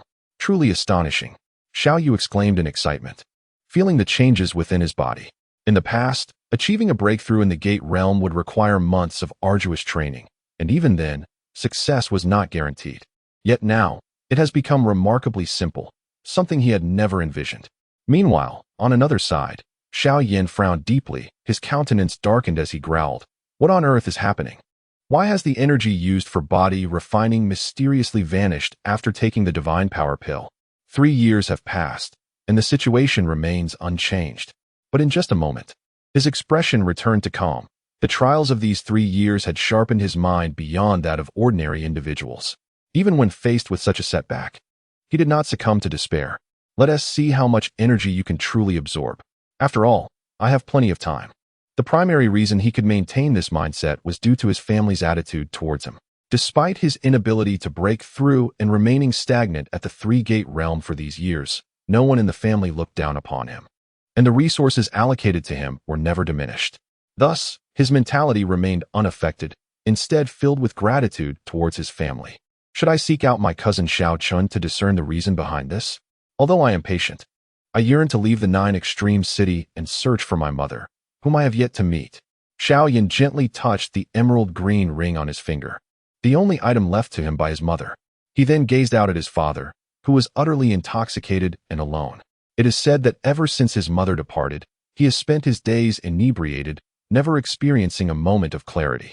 Perhaps only by locating his mother could he save his father from this wretched state. Within the family's scripture repository, many relatives had gathered, delving into the martial techniques brought back by Xiao Chen. Whether they were sacred-level techniques or of other ranks, the family had withheld nothing. All were made public, available for anyone with the capability to comprehend. Among them was a sacred-level technique, a treasure of unparalleled value to the Xiao clan. Originally, Xiao Lingtian and the 7 elders intended to designate it as the family's supreme technique, exclusive to the elite. However, this proposal was rejected by Xiao Chen. A sacred-level technique was not worthy of such exclusivity, hence it was made accessible here. Many were currently attempting to unravel its mysteries, yet for the vast majority, the scriptures were incomprehensible, with only a select few able to grasp any understanding. The profound nature of the sacred-level technique eluded those of inferior aptitude. System automatic sign-in successful. Congratulations to the host for obtaining a Dao fruit of the extreme Dao Emperor. The voice of the system resonated in Xiao Chen's mind as he lounged by the lake, prompting him to open his eyes. A Dao fruit of the extreme Dao Emperor? Could it lead to becoming an extreme Dao Emperor? This seemed quite promising. Yesterday, he had signed in to receive 10,000 divine power pills. Although their effects were minimal, serving merely to assist realm practitioners in opening their internal gates, they still held some utility for the vast majority of realm practitioners in the Xiao family, enabling many to swiftly break through to the scenic sea realm. While the extreme Dao Emperor may not represent the pinnacle of cultivation, in this world, such an individual would still be considered formidable. Thus, he decided to let his father absorb it. At that moment, he sensed an unrestrained aura manifesting within 9 Extreme City. Compared to others, this presence shone like a full moon amidst fireflies, illuminating the surroundings. A practitioner at the threshold of the law manifestation realm had appeared in 9 Extreme City. Xiao Chen observed the individual intently. Lu Zue had materialized in the city, his aura unabashedly radiating outward. As someone hailing from a holy land, he had never cultivated the habit of concealing his presence, and his semi-formed law manifestation realm cultivation allowed him to dominate the southern region without restraint. The only sects that could pose any challenge to him, the 12 overlord sects, were hardly worthy of his concern. Those in proximity to him on the street felt an indescribable pressure and instinctively withdrew. However, this had drawn considerable attention. Though the exact level of his cultivation remained unclear, the aura he exuded was sufficient to indicate that he was undoubtedly a powerhouse. Was he heading towards the Xiao family? The crowd began to speculate about the direction Lu Zue was taking. A figure of such strength arriving in 9 Extreme City, with the Xiao family as his apparent target. Could it be that someone from the great Xia dynasty had come? In an instant, the former inhabitants of the city lord's mansion were filled with exhilaration. What formidable beings, aside from the Daxiao Empire, could possibly grace such a trifling town? The demise of the Xiao family seemed imminent. Many reveled in this misfortune. Some bore no grudge against the Xiao family, yet they could not abide witnessing their prosperity, especially as the Xiao family had recently established themselves as the unequivocal foremost clan of Juji City, inciting envy in many hearts. Lu Zue gazed at the celestial disc in his hand and soon arrived at the location of the Xiao family, where he beheld the plaque hanging at the entrance. The treasure indicated by the celestial disc lies within this Xiao family? What right does such a minor family have to possess such a treasure? Lu Zue scoffed disdainfully. In this world, treasures belong to the capable. He could hardly be bothered to engage in dialogue with such an insignificant clan, deeming them unworthy. Thus, he resolved to suppress them by force and seize the treasure directly, for this was the essence of the world, and so he made his move. Chapter 23. Xiao Zhan's instantaneous defeat of the half-step law realm with a powerful surge of spiritual energy erupting from his palm. A brilliant white radiance blossomed forth, followed by a decisive strike aimed at the Xiao family. As his hand descended, the energy coalesced into a semi-transparent white palm, crashing down with tremendous force. The onlookers behind him silently acknowledged. Indeed, this was a formidable envoy sent by the Daxia dynasty to deal with the Xiao family. Some individuals smirked, thinking it was fitting for the Xiao family to face repercussions for their audacity in challenging the city lord. However, to everyone's astonishment, the immense spiritual palm did not obliterate the Xiao family as anticipated. Just before it could touch the family's gates, it was thwarted by an invisible force and subsequently exploded in a resounding burst. Lu Zue narrowed his eyes, scrutinizing the Xiao family once more. How had he failed to detect the defensive barrier in this place? Such a modest locale should not harbor such a potent protection. Could it be a result of the artifact indicated by the celestial compass? He chuckled, thinking, "Let us see whether your barrier is sturdier than my fist." Lu Zue sneered, preparing to strike again. At that moment, several figures emerged from the Xiao family's gates, with Xiao Ling Tian leading the way, followed closely by Xiao Zhan and Xiao Yu. among other youths. Why do you attack my Xiao family without cause? Xiao Ling Tian inquired, his voice grave. Were it not for Xiao Chen's intervention, that earlier strike would have annihilated their family. Nothing of significance, merely an interest in the treasures your family possesses. If you are wise, surrender the treasures, and I shall spare your lives. Otherwise, your insignificant family shall surely be reduced to ashes today. Treasure? Xiao Ling Tian frowned. The Xiao family seemed to possess a fair share of treasures, such as the Wuxian spiritual stones and divine power pills, all of which he would never relinquish. Do you truly believe you can eradicate the Xiao family? I am eager to witness how you intend to bring about our demise. Xiao Zhan stepped boldly out of the barrier. He had just been roused from meditation by the clan leader's call. Informed that an outsider had come seeking trouble, an opportune moment for him to hone his skills. Who is he? I do not recall seeing him before, someone inquired curiously. It appears to be Xiao Chen, who reportedly undertook a perilous journey several years ago, returning against all odds. I know of this. He arrived back just a few days ago, gravely injured and near death at the Xiao family gates. Yet, in such a short span, he has fully recovered. Does he truly dare to confront this man? Yet, Lu Zue regarded the youth with disdain, scoffing, Soul Palace realm? Boy, while you may be considered a strong contender in this small town, you are insignificant in my eyes. I grant you one final opportunity, hand over the treasures, and I shall overlook your insolence. Otherwise, even if you are of the Soul Palace realm, I can still dispatch you with a mere gesture. Let us put that to the test. You seek death. With a cold reprimand, Lu Ji lost all patience and struck towards Xiao Zhan with a powerful palm, dismissing him as merely a Soul Palace realm practitioner. Before his hand could reach, a formidable wave of spiritual energy surged towards Xiao Zhan. Underestimating me comes at a cost. The sword imprint on Xiao Zhan's forehead materialized, and he formed a sword gesture with his fingers. A beam of golden sword light erupted, radiating an indomitable aura. He then raised his hand, slicing downwards. Though he did not grasp a sword, a crisp sound of sword resonance echoed.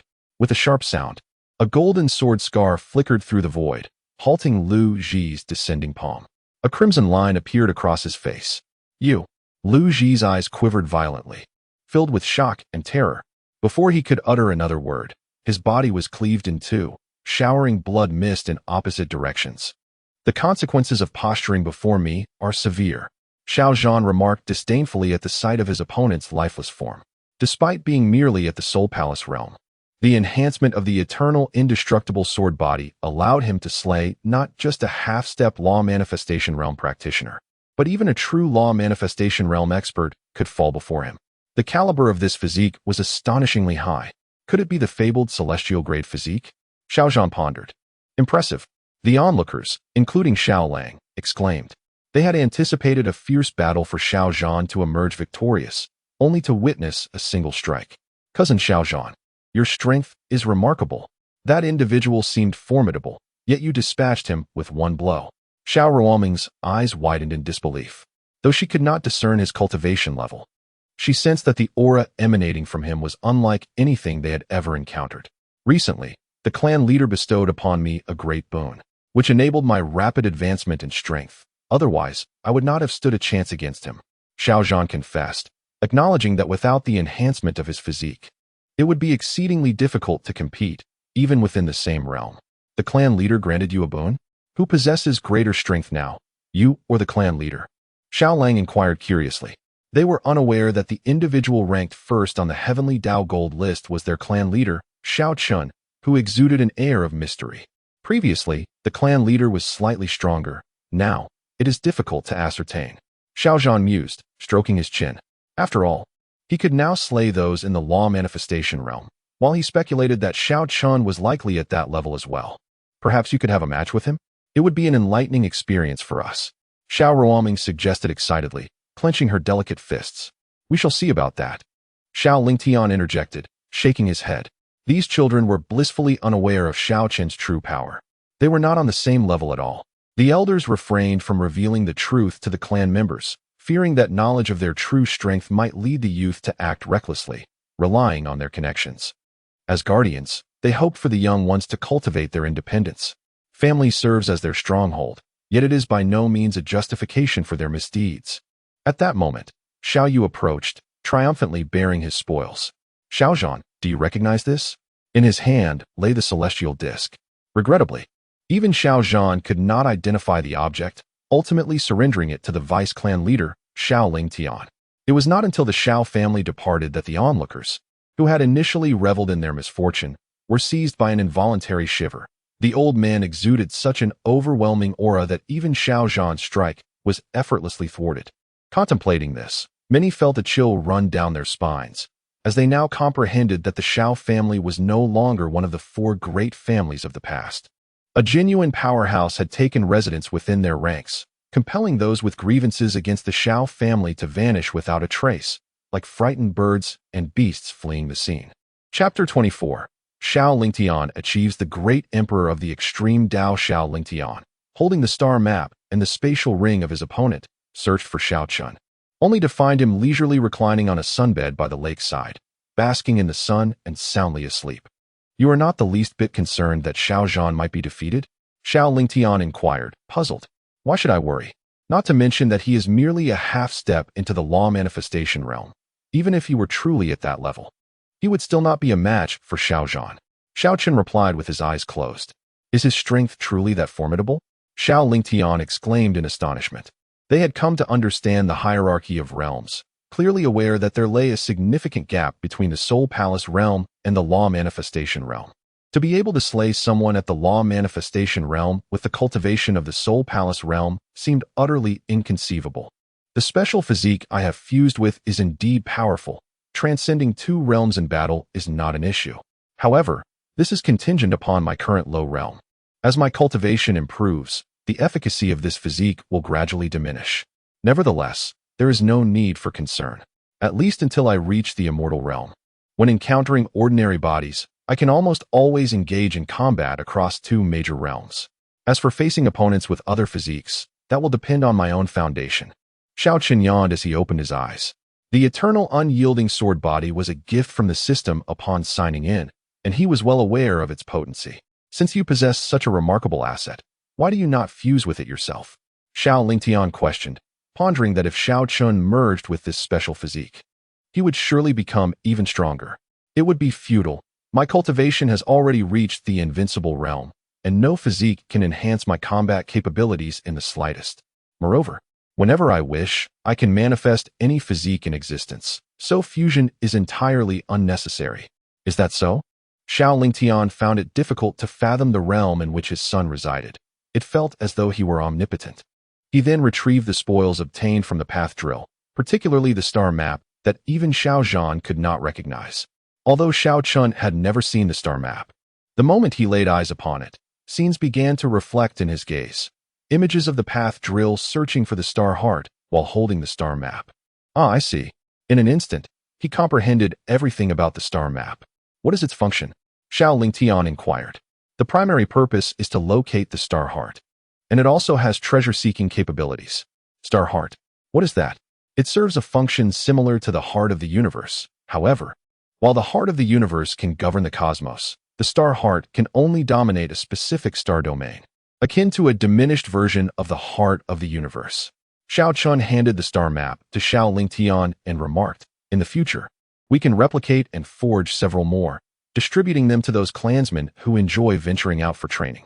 Whoever first discovers the star heart shall become the domain lord of our star domain. Replicate? Who in our Xiao family, besides you, is capable of crafting such an item?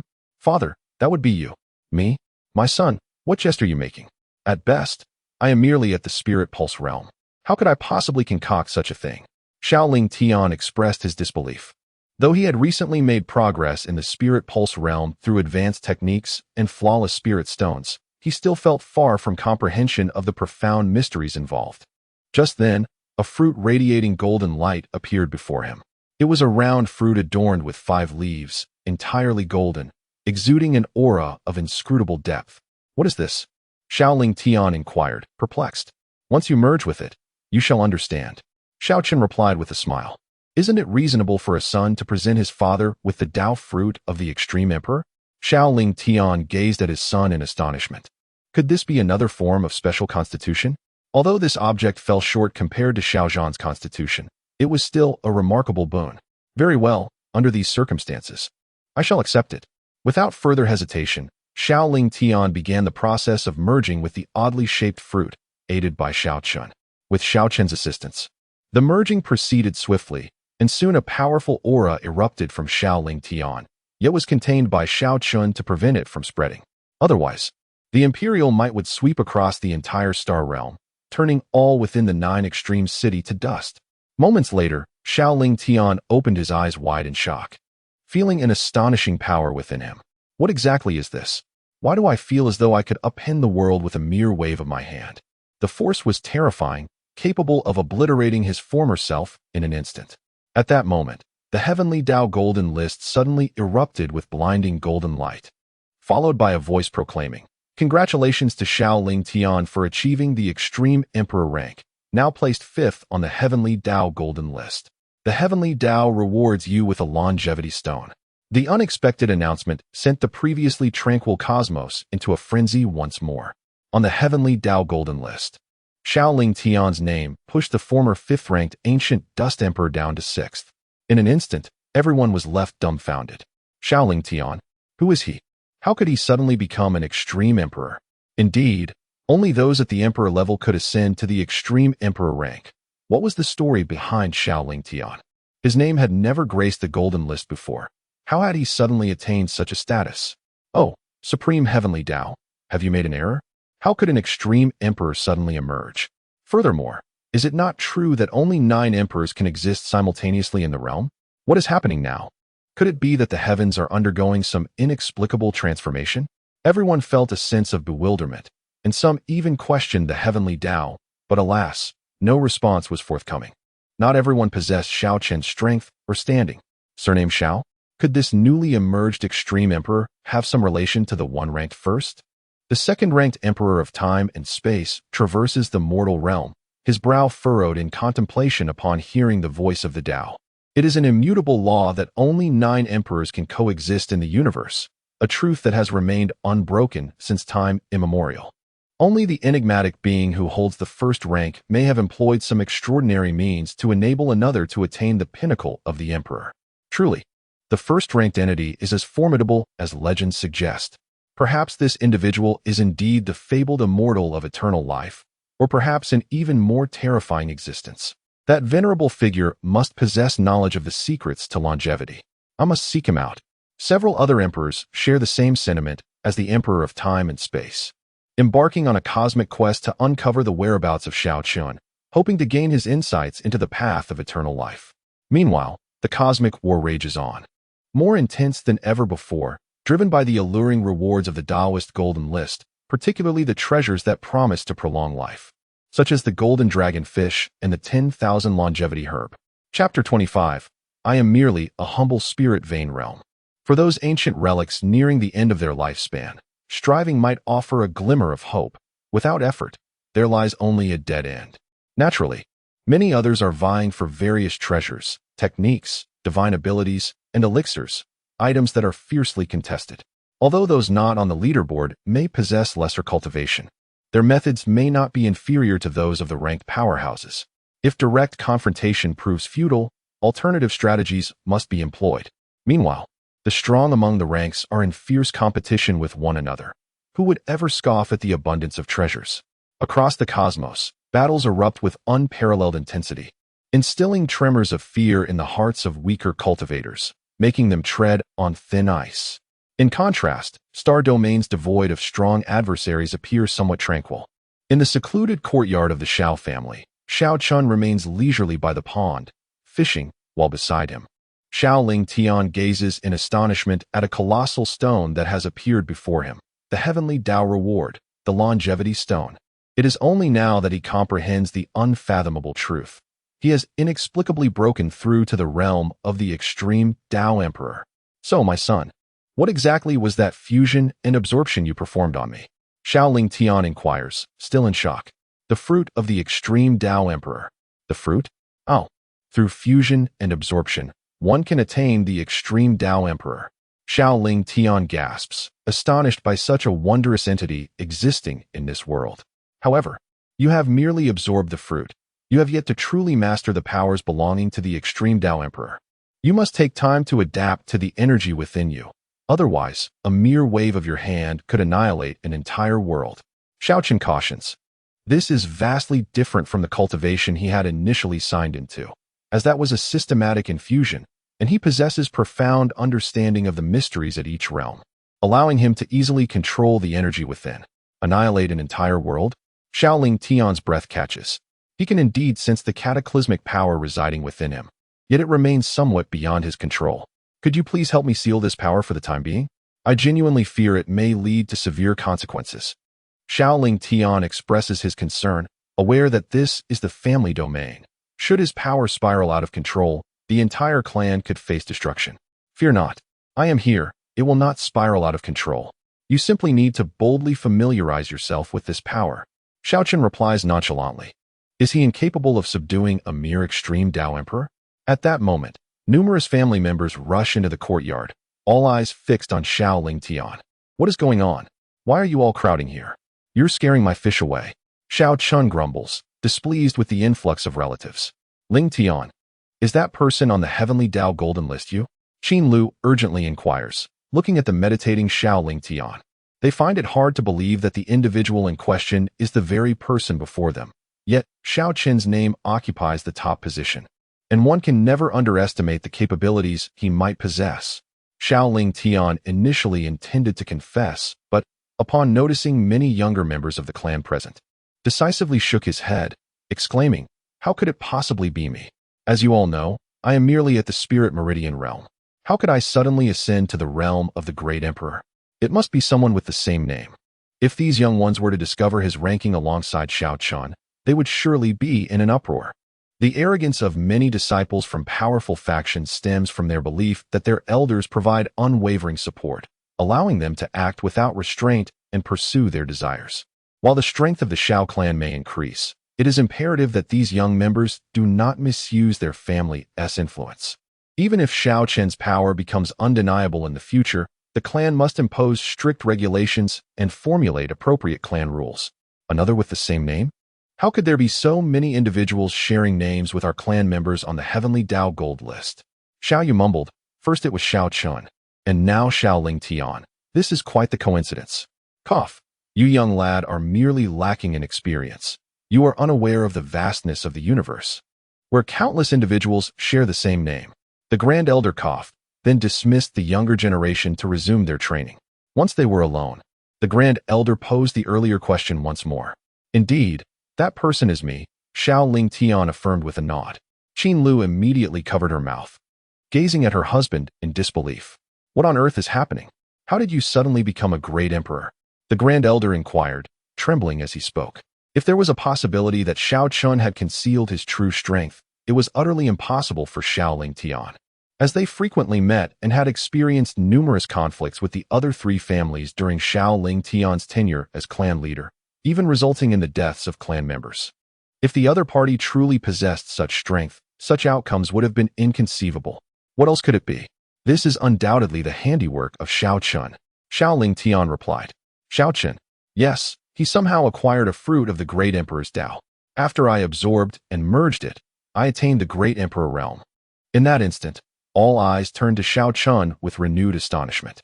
What extraordinary means did he possess to procure such a thing? Qin Lu was particularly astounded, pondering the secrets her son must hold. There is no need for such alarm. It is merely the fruit of the great emperor's Dao, nothing extraordinary. Xiaoling Tian dismissed. Even the mightiest of great emperors are ultimately bound to the mortal realm and cannot attain immortality. Nothing extraordinary? That is one of the most elite existences in the universe. I seriously suspect you are just showing off. The Grand Elder teased. Showing off? Not at all. I speak nothing but the truth. Just as I once stated that the Supreme Realm is indeed a rather low level, there is no pretension involved. You simply do not comprehend the height of my current realm, which is why you perceive it as boasting. But in reality, I assure you, it is not. Xiao Chen said, laying down his fishing rod. Very well, perhaps we truly do not grasp just how elevated your position is. The Grand Elder let out a sigh, then approached with a demeanor full of eagerness, a smile blooming on his face like a radiant chrysanthemum. Xiao Chen, he said, do you still possess that kind of Dao fruit? I too wish to savor its flavor. It was not just him, All the elders gazed at him with fervent anticipation. The Supreme Emperor, who would not desire to become such a formidable being. Currently, there is none, but there should be more in the future. Rest assured, should such a marvelous item arise, I shall be the first to present it to you. Good, good. With your assurance, I find solace. The elders nodded in agreement, their faces alight with smiles. In the Fengwu Pavilion, the proprietress furrowed her brow as she beheld the sudden emergence of Xiao Lingtian on the celestial Dao Golden List. It seems to me that the patriarch of the Xiao clan is indeed named Xiao Lingtian, is it not?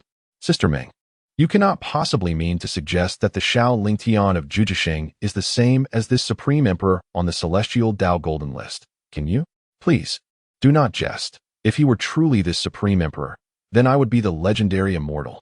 Chapter 26 Reactions. Moreover, Sister Ming, you may not be aware that the son of Xiao Lingtian from the Xiao family in Zheji City is also named Xiao Chen, and he is not yet 20 years old.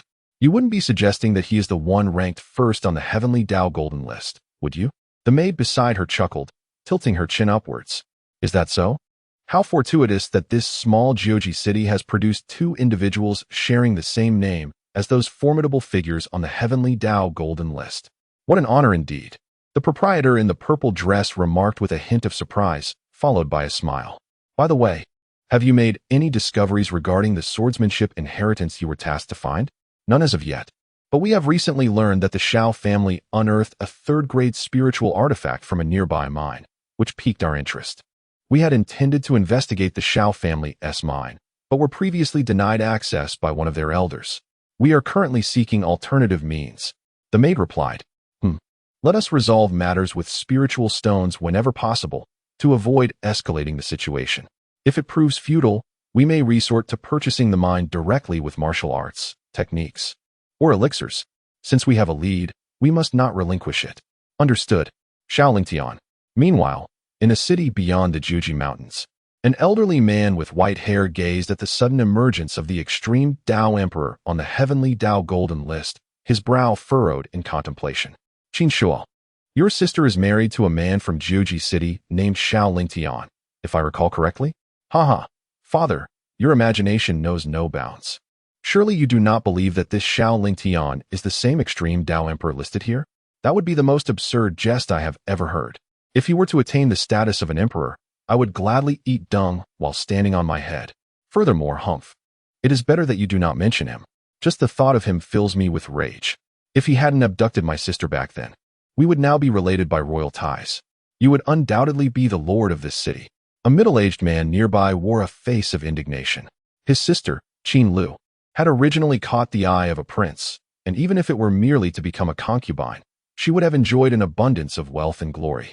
Most importantly, with that connection, the Qin family would have been assured of becoming the lords of this city.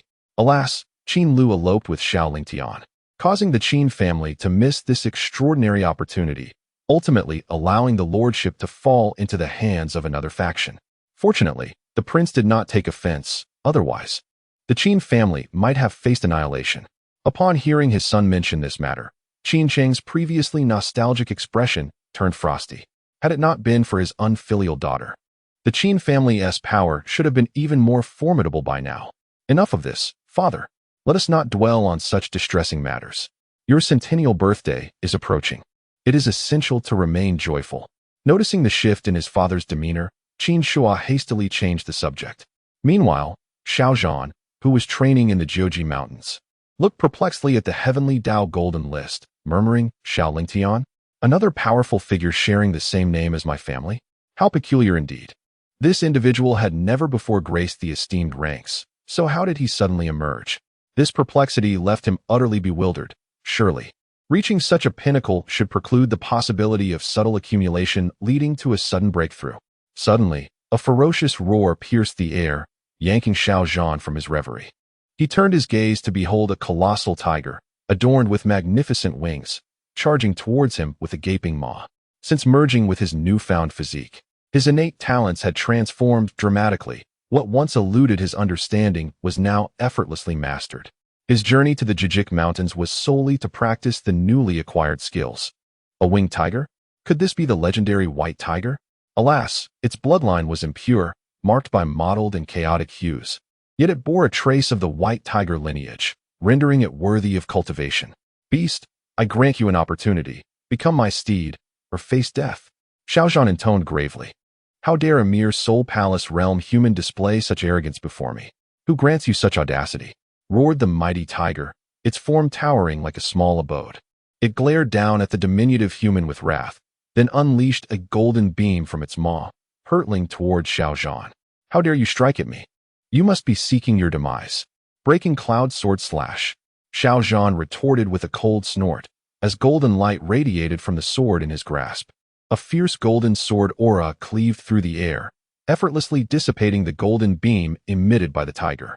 With resolute steps, Xiao Chen advanced, his sword imbued with golden brilliance. Lunging forward with a piercing clang that shattered the silence, striking the eardrums of all who heard. Human, do not be so arrogant, bellowed the tiger, swiping its massive, paw-like claws toward the sword in Xiao Zhan's hand. With a thunderous crash, a resounding explosion erupted, golden light radiating in all directions, leaving precise sword marks etched into the ground. With a sharp sound, the tiger's claw was pierced by the sword, blood gushing forth. The beast's corporeal form was exceptionally robust, and this particular creature bore a hint of white tiger bloodline, amplifying its strength. Under normal circumstances, Xiao Zhan's spiritual weapon would not pierce such formidable flesh. Yet empowered by the indomitable sword intent, it accomplished this feat with ease, sustaining no damage itself. Human, you dare breach my defenses? The tiger's expression shifted to one of astonishment. Its physical might was unparalleled. Even other spirit wheel realm beasts could not penetrate it. Yet this soul palace realm human had done so effortlessly. I offer you one more chance. Submit to me and become my steed. Never, even in death, I shall not become a human's mount. I relish your tenacity. Let us see how well you fare. Xiao Zhan scoffed, charging forward with his sword once more. Days later, Xiao Zhan continued his wanderings in the Jujik Mountains, now accompanied by an imposing and regal giant tiger beneath him. After several days of exertion, he had finally subdued the beast, compelling it to willingly accept its role as his steed. It is peculiar. What, precisely, was that sound of a sword resonating in my ears? Despite my relentless search over the past few days, I have found no trace of it. Xiao Zhan furrowed his brow, recalling that during the days of his battle with Bai Lai, the sound of a sword would intermittently echo beside him. Yet now, as he sought to uncover the origin of that sound, he found no signs of the other party. Master, could it be that the sound of the sword you mentioned is merely a figment of your imagination? I have resided in the Nine Extremities mountain range for many years, and I have yet to hear any such sound of a sword, Bai Lai remarked from beneath him. You do not comprehend. My unique constitution renders me particularly sensitive to the way of the sword. I can faintly sense that within this Nine Extremities mountain range, there undoubtedly lies a formidable legacy of swordsmanship or a spiritual weapon of extraordinary caliber. Chapter 27. Visitors from the Great Xia dynasty. It is no wonder that the master possesses such formidable strength despite being merely at the Soul Palace realm. It turns out he possesses a unique physique. Bai Lai nodded, reflecting on his own bloodline heritage of the white tiger, which granted him considerable strength among the beastly ranks of the same realm. Yet, he had been effortlessly defeated by the master, leading him to conclude that the master's physique must indeed be exceptionally powerful. With this realization, Bai Lai felt a sense of relief. Associating with a genius like him seemed to enhance his own prestige. The Jiujing mountain range is extraordinarily grand, with towering peaks rising like colossal serpents, enveloping Jiujing City at its heart. Xiao Zhan chose not to return, honing his martial skills while simultaneously searching for the elusive Sword Dao legacy. Over time, he discerned a pattern. Whenever he activated the eternal sword body, a crisp sound of sword resonance echoed in his ears. This deepened his conviction that the Jiujing mountain range undoubtedly harbored legacies or spiritual artifacts related to the Sword Dao. Otherwise, such a resonance with him would not exist. While Xiao Zhan sought the legacy within the Jiujing mountain range, a massive figure soared overhead, its enormous wings slicing through the sky like an arrow released from a bow, heading towards Jiujing City. It was a golden griffin, its entire form seemingly forged from gold, exuding an imposing presence. Upon its back stood two proud figures, one clad in a crimson python robe and the other in a green official attire. I never expected such a trivial matter would pique your interest, Your Highness the Ninth Prince, remarked the man in green. It is nothing. I merely wish to witness the capabilities of this family that disrespects our great Xia dynasty, as I have not encountered such a situation in a long time," replied the man in the crimson robe, curiosity evident on his face. Within the vast territories governed by the dynasty, countless families and sects existed. Yet such occurrences remained relatively rare. What the ninth prince does not know is that this family is exceedingly arrogant. They not only disregard our appointed city lord, but have also slain 2 disciples of the falling Twilight sect, one of whom was a direct disciple of an elder. The expression of the official in green, Tangguan, darkened. He served as one of the inspectors for the Great Xia dynasty, tasked with monitoring unstable elements in regions including Jiujing City, such as forces covertly amassing power for rebellion. What? They killed disciples of the falling Twilight sect? And they were direct disciples? The ninth prince, Xiao Li, narrowed his eyes. He himself was a disciple of the falling Twilight sect, albeit a common one, fully aware of the significance of a direct disciple of an elder. Absolutely true. The son of City Lord Yen Tianshan is also a disciple of the falling Twilight sect, and he too met his demise at the hands of that family. Thus, they are unquestionably not lying, Tangguan asserted with a grave demeanor. A jolt of shock coursed through Xiao Li, his expression darkening. This is intolerable. I never anticipated such a grave incident occurring within the jurisdiction of our dynasty. If we do not swiftly and properly address this matter, once the falling Twilight sect learns of it, they will undoubtedly blame our dynasty, and we shall inevitably bear the brunt of their wrath. As one of the 12 dominators of the southern region, the Luoxiao sect stands as a formidable force, with the Great Xia dynasty merely a trifling entity under its jurisdiction. Should the sect learn of the demise of its esteemed disciples in such a minor locale, their wrath would undoubtedly be incited. As a disciple of the Luoxiao sect, Xiao Li comprehends well that if a sect member perishes amidst the conflicts of greater powers, the Luoxiao sect would remain relatively unperturbed. However, should a death occur within the territory of a subordinate force, and that force fails to provide an explanation, they must brace themselves for the impending fury. At such a juncture, a change of regime could indeed transpire. Your Highness, how should we best address this matter? Shall we execute them all? Inquired Tangguan. No, if we slay them all, who will bear the brunt of the Luoxiao sects and the elder's wrath? The ninth prince pondered.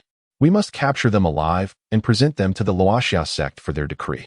Whether they choose to kill or maim, that is for them to decide.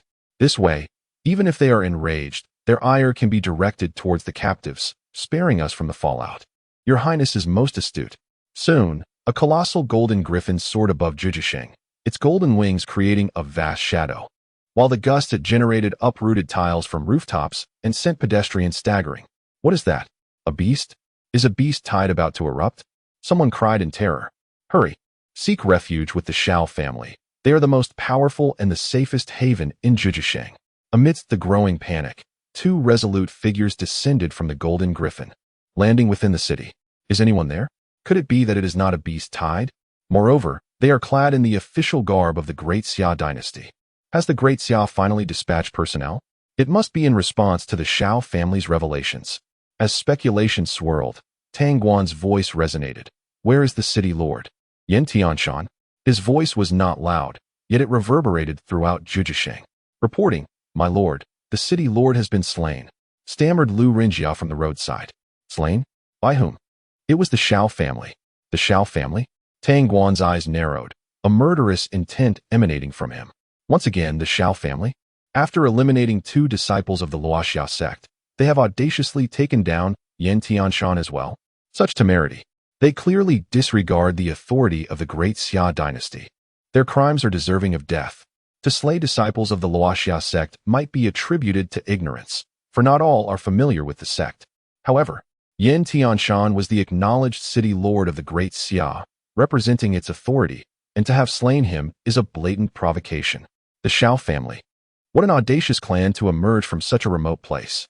What do they intend? This is an outright challenge to our dynasty. Are they plotting rebellion? The ninth prince, Xiao Li, whose visage was once handsome, now bore a rather sinister expression.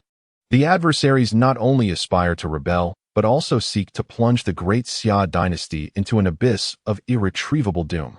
Summon the way. Guide us to the Xiao family, Tangguan instructed, directing his gaze towards Lu Renjia, who had previously responded. Yes, indeed. In but a moment, the two arrived at the location of the Xiao family. Tang Guan intended to call out, urging the members of the Xiao family to confess their transgressions. Yet he was halted by the ninth prince, Xiao. What further words could be exchanged with a family so irredeemably guilty? They ought to be subdued and handed over to the falling sunset sect for judgment. Very well, I shall comply. Tang Guan nodded, and then produced a small object resembling a fish basket, an artifact imbued with spatial properties capable of containing all things. With a casual flick of his wrist, he cast the artifact into the air above the Xiao family residence. In an instant, the artifact shimmered with a ghostly light, erupting with a formidable force of absorption. As if intent on devouring everything within the Xiao family's domain into the fish basket. Chapter 28. Mind your own business regarding the Xiao family. The formidable forces of the great Xia dynasty have finally made their move. How will the Xiao family maintain their arrogance now? Many spectators reveled in the unfolding drama. Presently, the Xiao family reigned supreme in Zhujiasheng, not aspiring to kingship, but undeniably holding the title of the city's sovereign. Their ruthless annihilation of three rival families instilled fear in many, leading them to believe that the Xiao family, with their bloodthirsty tendencies, might one day decide to massacre the city at a whim. Just as many anticipated the Xiao family's demise at the hands of the great Xia dynasty, the spiritual artifact that had been hovering above the Xiao estate vanished unexpectedly. Tang Guan furrowed his brow, searching for his spiritual artifact. What is happening? Xiao inquired, equally perplexed. It's strange, my spiritual artifact has disappeared. Disappeared? Tang Guan affirmed, his tone grave. It has completely vanished, and I can no longer sense its presence. Ninth Prince, the Xiao family may be more formidable than we imagined. The disappearance of his artifact was undoubtedly linked to the Xiao family, causing a chill to run down Tang Guan's spine. Could it be that a powerful figure was stationed within the Xiao household? Otherwise, how could his artifact have vanished so suddenly? As the inspector, do you carry the Emperor's decree with you? Of course. How could I dare to part with the Emperor's command?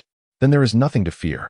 Let us proceed and uncover the truth about the Xiao family, Xiao declared confidently, believing that the Emperor's decree would suppress any nefarious elements.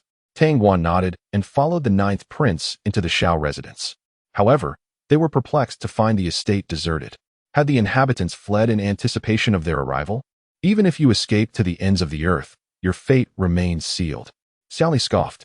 Yet, upon entering the conference hall of the Xiao family, they discovered several figures lounging there, with a young man at the head of the table casually toying with Tang Guan's previously lost spiritual artifact. What is this? Have you surrendered without a fight, knowing we were coming?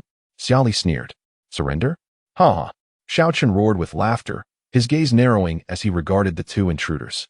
In an instant, an overwhelming pressure descended upon them, akin to the weight of the heavens. At that moment, Xiao Chen no longer appeared as the casual youth they had encountered earlier. Instead, he resembled a deity seated high in the heavens, exuding an unmatched authority that dwarfed the two like mere ants.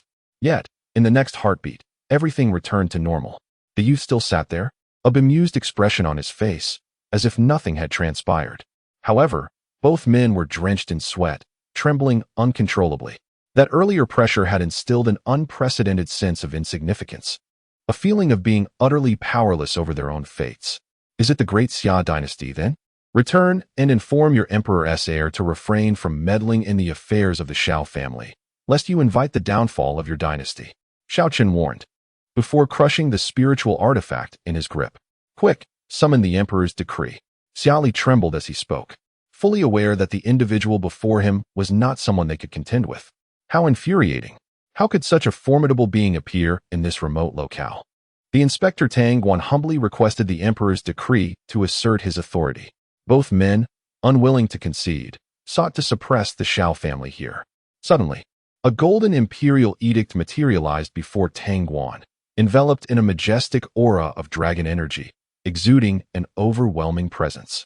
A faint yet resonant dragon's roar echoed, as the dragon energy coiled around the edict transformed into a colossal golden dragon, lunging towards Xiao Chen. Begone! A calm voice emanated from Xiao Chen, and the golden dragon, poised to strike, instantaneously dissipated. With a sharp crack, the imperial edict suspended before Tang Guan violently split in half, crashing to the ground, stripped of its power. At the same time, Xiao Chen's voice seemed to contain boundless strength, delivering a forceful blow to the two men, propelling them out of the Xiao family estate and onto the street outside. Thud! Both men spat blood, which splattered on the pristine pavement, a stark and jarring sight. Onlookers, witnessing the two formidable figures of the great Xia dynasty being flung backward, were momentarily stunned. Could it be that even the great Xia dynasty was powerless against the Xiao family? The crowd's foremost member, Lu Renjia, felt a chill in his heart and swiftly melted into the throng, disappearing from sight. Let us hasten back to report to the emperor. Tang Guan's expression was one of terror. Such a powerful entity exceeded their expectations. Even the imperial edict had proven ineffectual. Remaining here could lead only to their demise. Just as the two prepared to flee towards the Golden Griffin, they were horrified to see a colossal hand extending from within the Xiao family compound, overshadowing the heavens, and effortlessly seizing the Golden Griffin that circled high above. A voice resonated. Its wings are quite succulent. They would make excellent roasted wings. Xia Li and his companion exchanged trembling glances. That hand was utterly terrifying. They turned and fled without a backward glance towards the outskirts of Jiuji City. The surrounding onlookers were utterly bewildered, gazing incredulously at the Xiao family courtyard, perplexed by the unfolding events. What had just transpired? What manner of terrifying entity possessed such a hand, capable of shattering the entire Jiuji City with a single strike? In the conference hall, Xiao Chen handed the 1 million spirit power pills he had signed in with to the Grand Elder. These were of considerable benefit for practitioners in the Jinghai realm and spiritual pulse realm. He then made his way to the backyard, holding the golden griffin he had just dispatched, intent on preparing its wings for roasting. Zhou Yu and others soon arrived, eager to observe. Such a powerful beast was a rarity. One could hardly dream of consuming it, let alone even laying eyes upon it. What a pity, Zhou Yu lamented, gazing at the now sizzling and succulent creature before him. To have slain such a magnificent beast. Imagine the glory of riding it in the future. He had previously attempted to sever the golden feathers of the beast, only to find them soft yet remarkably resilient. It was evident that this creature possessed exceptional strength. Indeed, as I soared through the sky, I beheld a magnificent sight.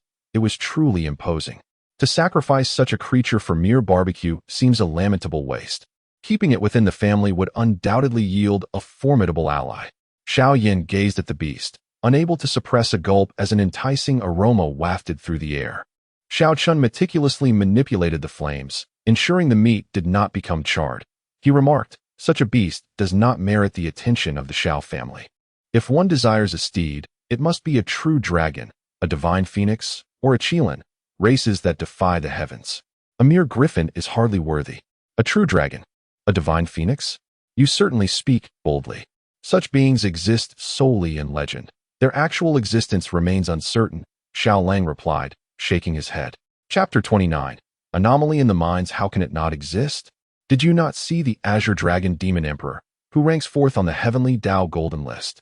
Moreover, the Heavenly Dao rewarded him with a drop of true dragon blood, indicating that these entities are indeed real.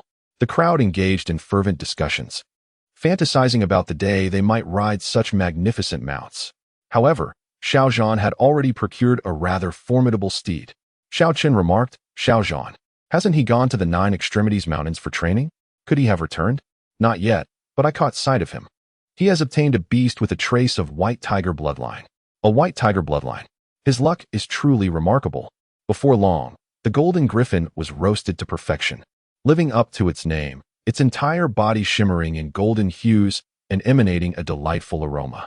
Yet, due to their limited cultivation, the others could scarcely eat much. And ultimately, nearly the entire griffin found its way into Xiao Chen's stomach. The pair of golden wings, in particular, were exquisite, leaving Xiao Chen savoring the taste long after. The flavor of spirit beast meat is simply divine. Xiao Chen reclined in his chair, sipping grape juice, satisfaction evident in his tone. The texture of the spirit beast meat was delicate yet chewy, and after being roasted by his Dao fire, the taste was nothing short of extraordinary.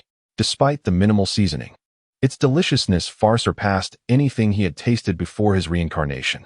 The invincible Xiao Chen did not need to expend excessive time on cultivation. His life goals, aside from elevating his family, revolved solely around indulgence in food, drink, and merriment. As a transmigrator, He was not meant to lead a life of hardship, but rather to relish every moment. After all, what was the purpose of his reincarnation otherwise?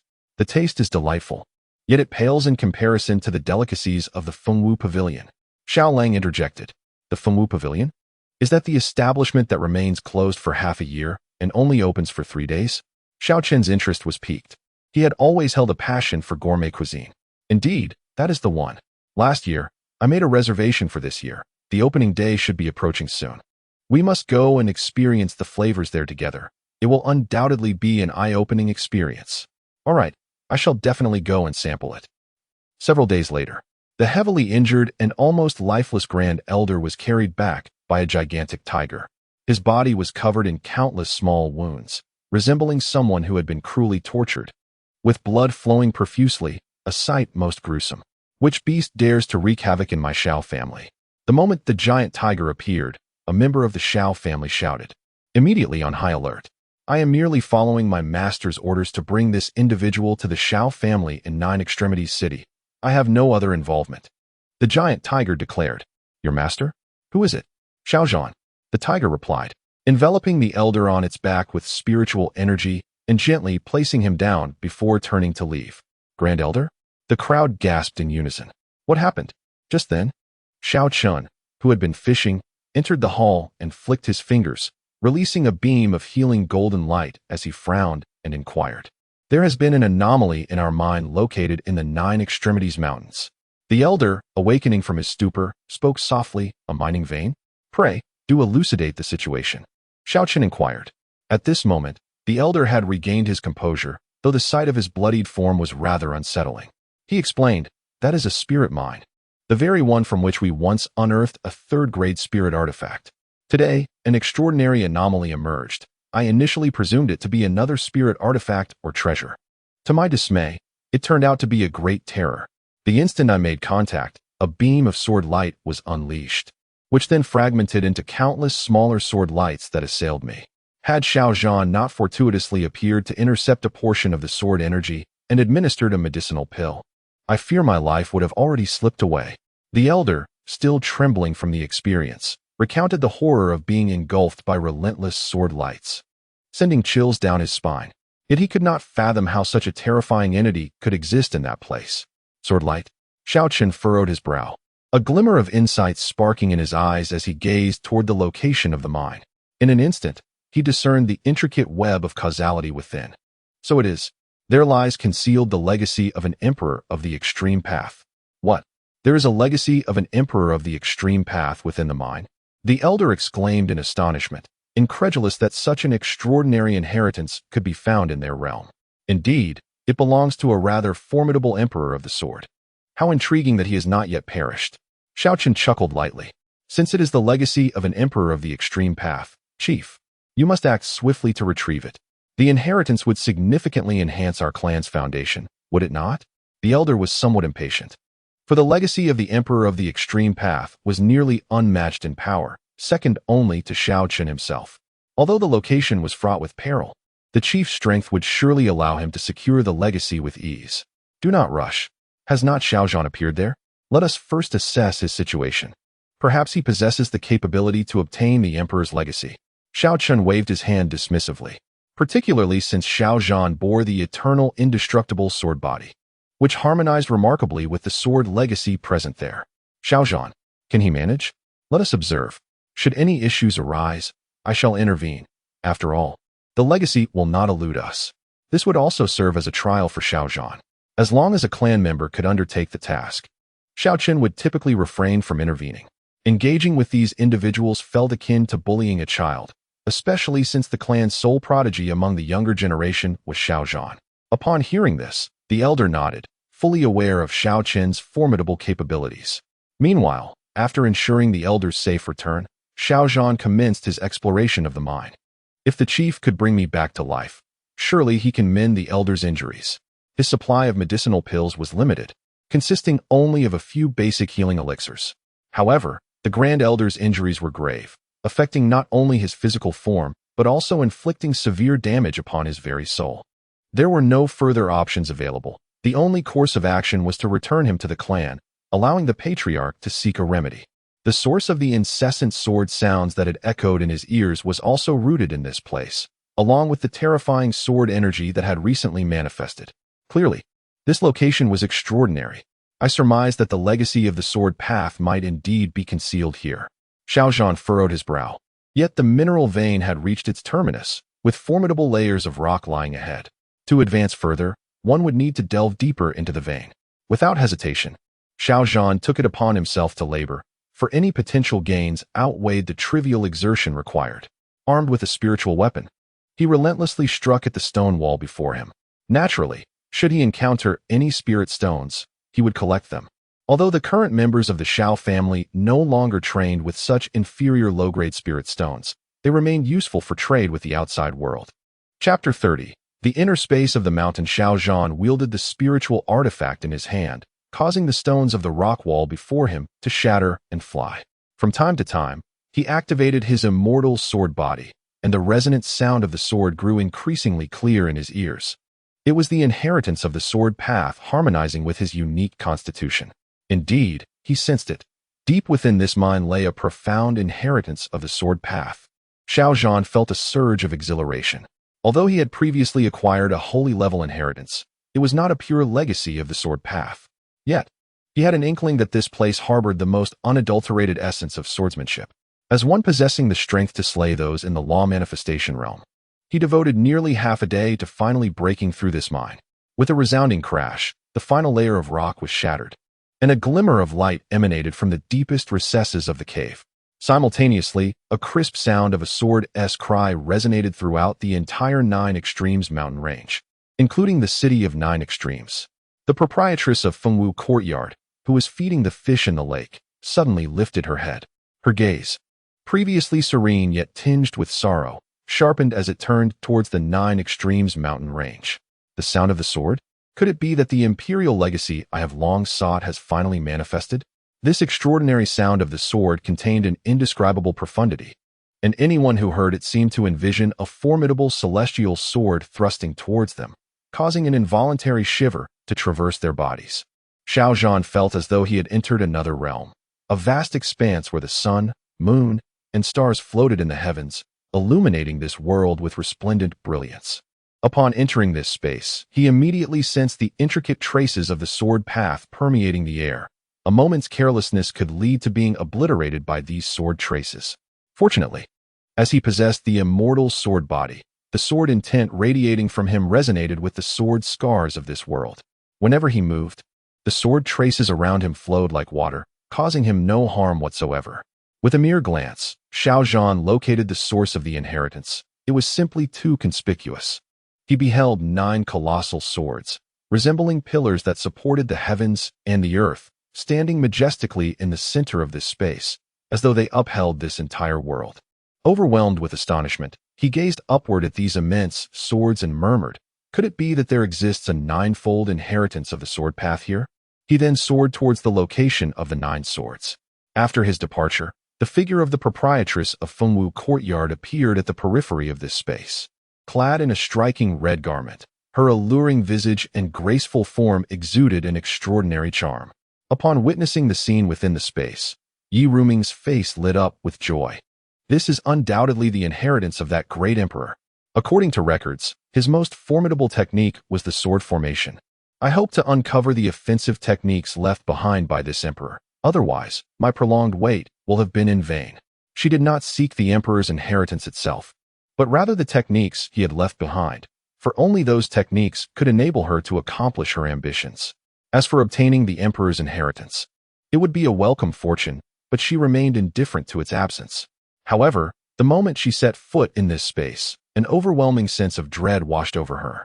The sword scars, previously hidden in the void, abruptly materialized, densely filling the entire area, each scar imbued with a sense of impending death. Why can't I enter? How could this happen? Yi Ruming felt a surge of despair. Had not someone just entered? If they could do it, why could she not? Reluctantly, she stepped forward, only to have one of the emerging sword scars sever her foot. Why? She emitted a series of low growls, unable to grasp the imperial legacy left behind. How could she access that forbidden ground to save her father? Despair clouded her gaze. She had traveled countless miles from the central region to this remote place solely to seek the emperor's relics. Yet now, with the relics before her, she found herself unable to approach. No, there might still be hope. Perhaps she could obtain the imperial legacy from the individual who had just entered. A flicker of hope ignited in Yi Ruming's desperate eyes, though she was unaware of how that person had succeeded in entering. Perhaps they were the chosen heir of the emperor. If that were the case, the emperor would surely have left behind a means of survival for their heir. Contemplating this, Yi Ruming decided to sit and wait. Since the person had entered from here, they would likely depart from the same spot. Her cultivation was significant, and her gaze pierced through the void to catch a glimpse of the young figure deeper within. Who was that person? Could it be someone from the Xiao family?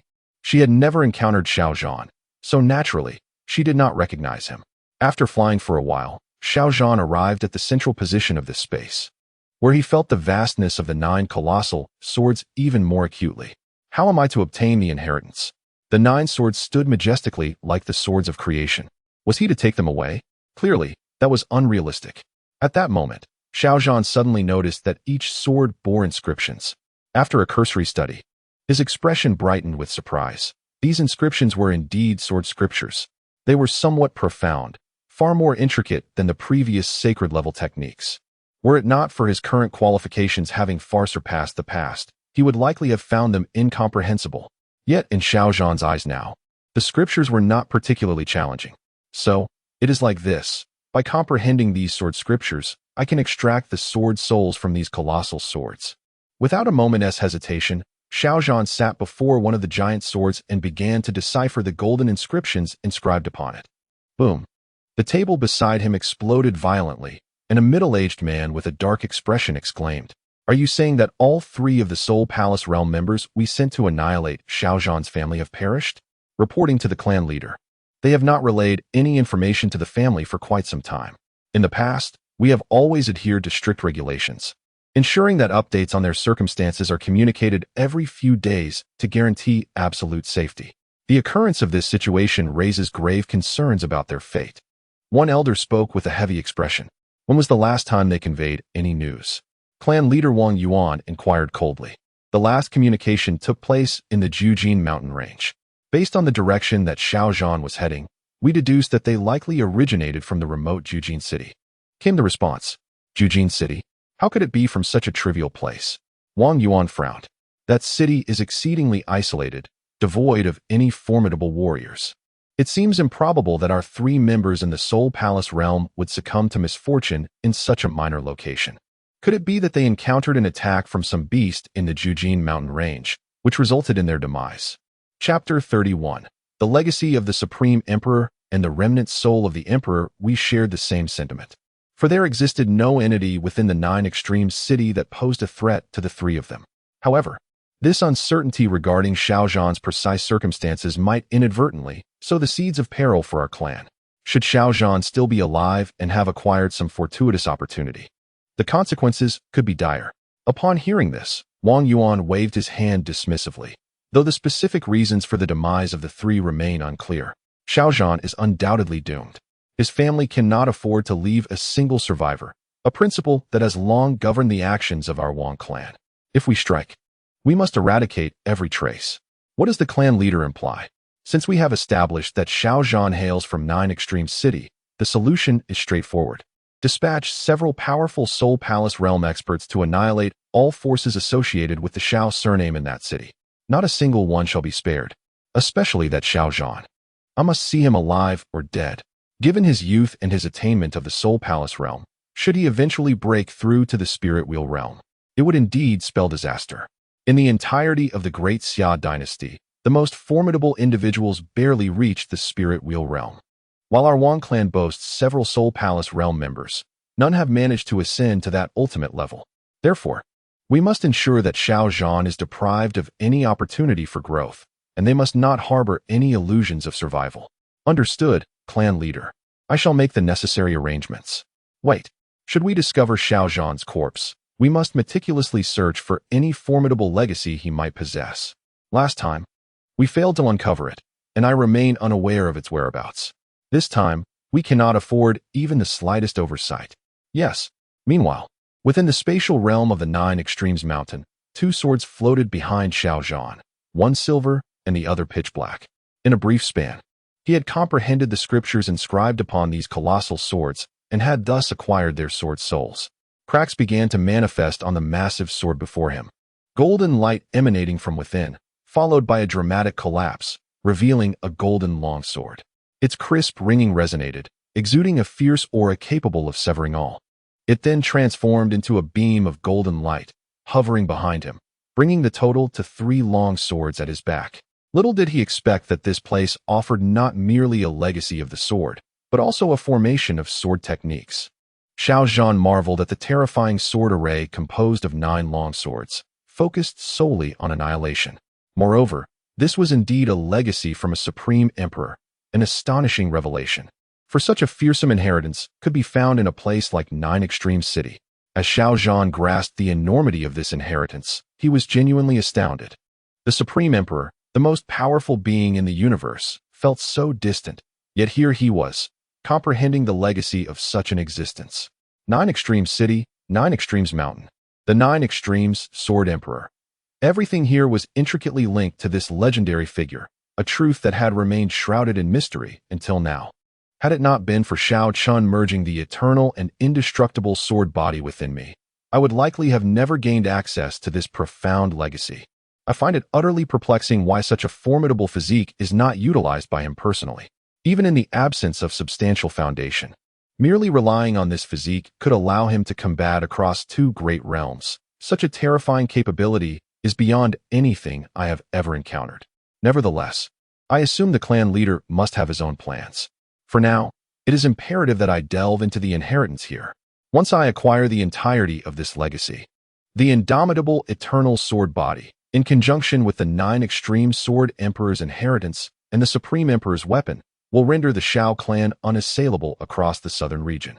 As I continue to ponder, colossal swords shatter into dust, dissipating into nothingness, while the sword's spirits materialize successively, hovering behind Xiao Chen. Each long sword emits a distinct radiance, symbolizing different sword intents. The black sword signifies death, the red sword embodies slaughter, the green one represents life, and the white one stands for illumination. The more I contemplate, the more I am astounded. This 9 Extreme Sword Emperor is truly a genius unparalleled through the ages, capable of creating such a terrifying sword formation.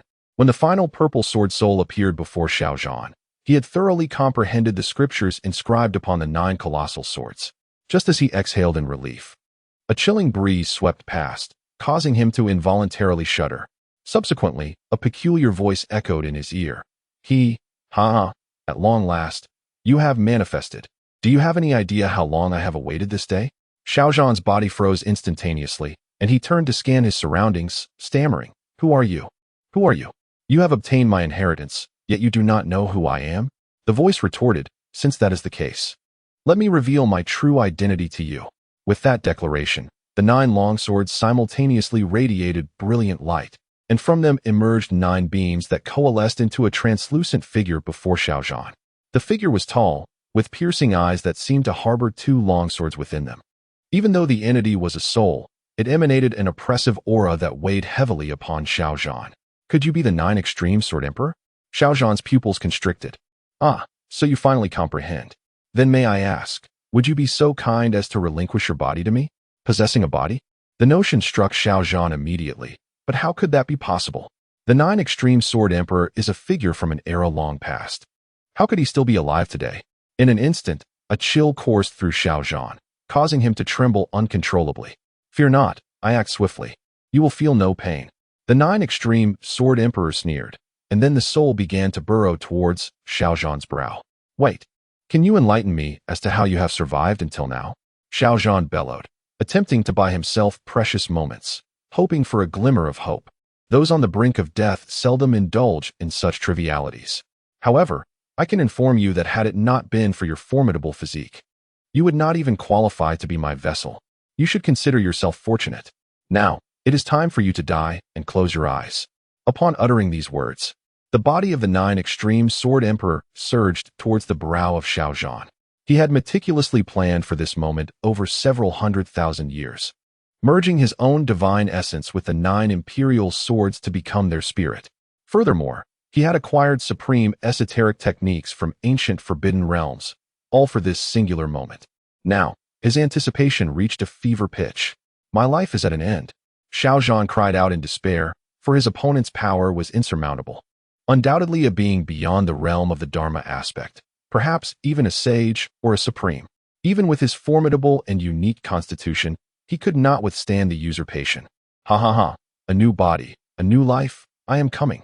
The Nine Extreme Sword Emperor bellowed with excitement. Perhaps believing himself to be the sole emperor since the ancient celestial era capable of living a second life. Just the thought of it filled him with exhilaration. In this life, I shall ascend to the throne of the emperor once more, he exclaimed fervently, but in the next instant, his body froze. Chapter 32, Possession. The fall of the remnant soul, the subjugation of the imperial sword who dares? The Nine Extremes Sword Emperor bellowed, his soul half immersed in the sea of consciousness of the youth before him, yet the latter half was inexplicably restrained, unable to enter.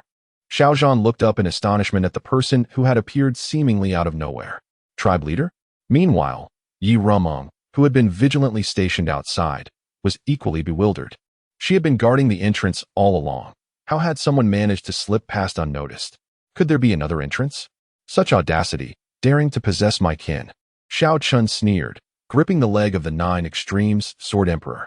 He had been observing this place precisely to prevent such an occurrence. 4.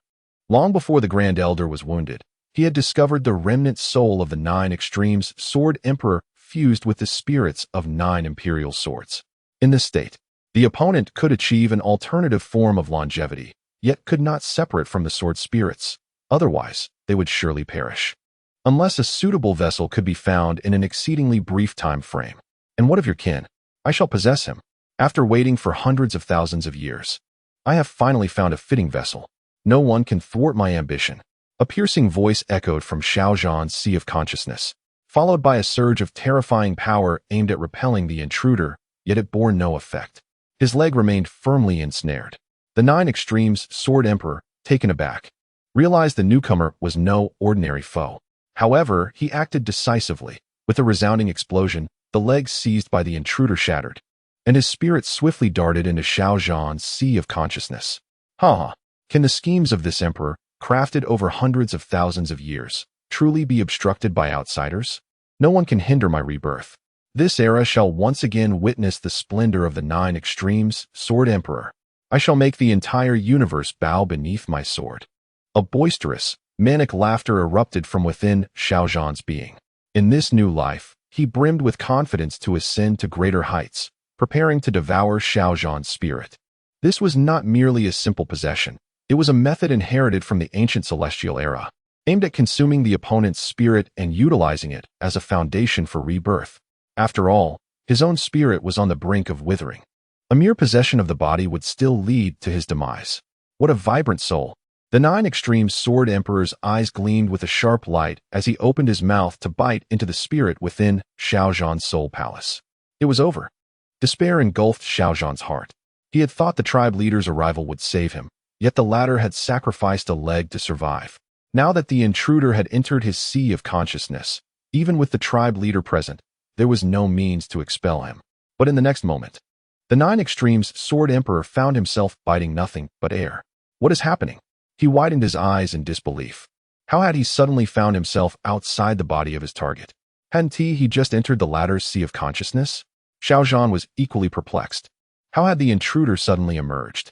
He cast a surprised glance at Xiao Chen, for just moments ago, the latter had gently touched his forehead with a finger, causing the remnant soul of the Nine Extremes Sword Emperor to detach from his consciousness. A wave of astonishment surged within him. What formidable strength did the clan leader possess to accomplish such a feat with such ease? Were all you emperors so brazen in your demeanor? Come, let me witness how you would compel me to kneel beneath your sword. Xiao Chen regarded the bewildered remnant of the emperor. Is it you?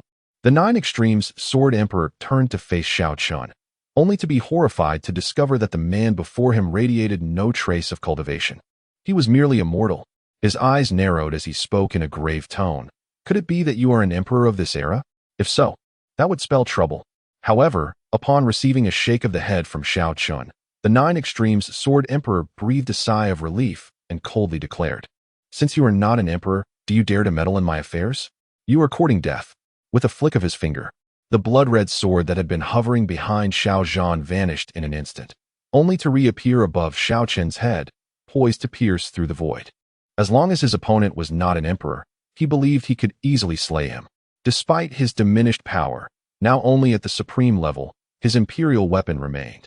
And with its activation, it could unleash a might comparable to that of an emperor, sufficient to vanquish anyone beneath that rank.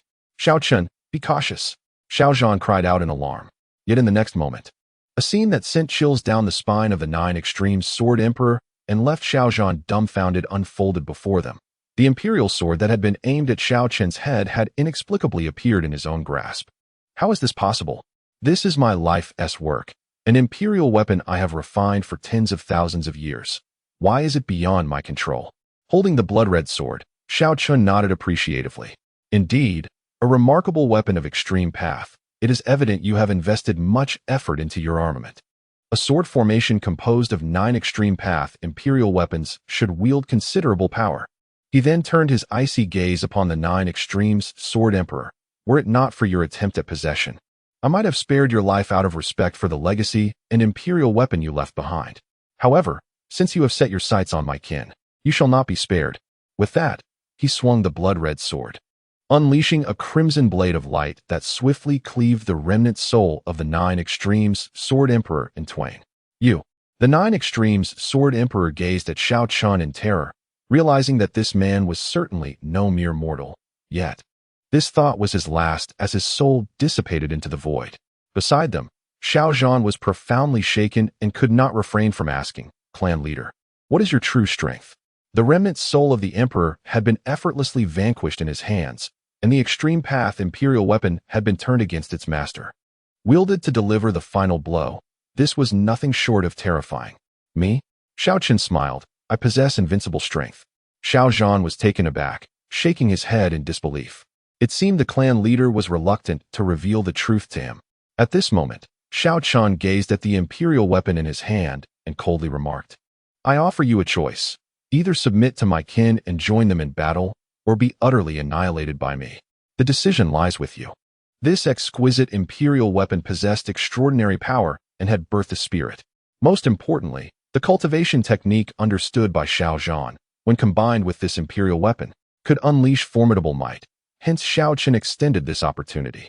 "It would be an honor to fight alongside your kin. I choose to submit." The consciousness within the imperial sword hurriedly spoke, fearing that a moment's delay would result in its annihilation. The overwhelming force exerted by Xiao Chen had rendered it utterly defenseless, a power far beyond that of an ordinary great emperor. Moreover, the fact that he had been drawn to the sound of its sword cry was enough to demonstrate his exceptional talent. Accompanying such a peerless genius would not be a disgrace to itself. Chapter 33. Yi Ruming's request. You truly possess discernment. Xiao Chen returned the imperial sword to Xiao Zhan. The latter was taken aback. Even the supreme imperial weapons could not be wielded with impudence before the clan leader, which only deepened his intrigue towards Xiao Chen. "Now that the inheritance is in our grasp, let us return," Xiao Chen stated. "Agreed." Xiao Zhan inhaled deeply and nodded, then proceeded towards the entrance. Meanwhile, Yi Ruming, noticing their approach, hastily stood up. Her foot, previously severed by a sword scar, had now healed, and she regarded the two with a look of apprehension. "Who are you?"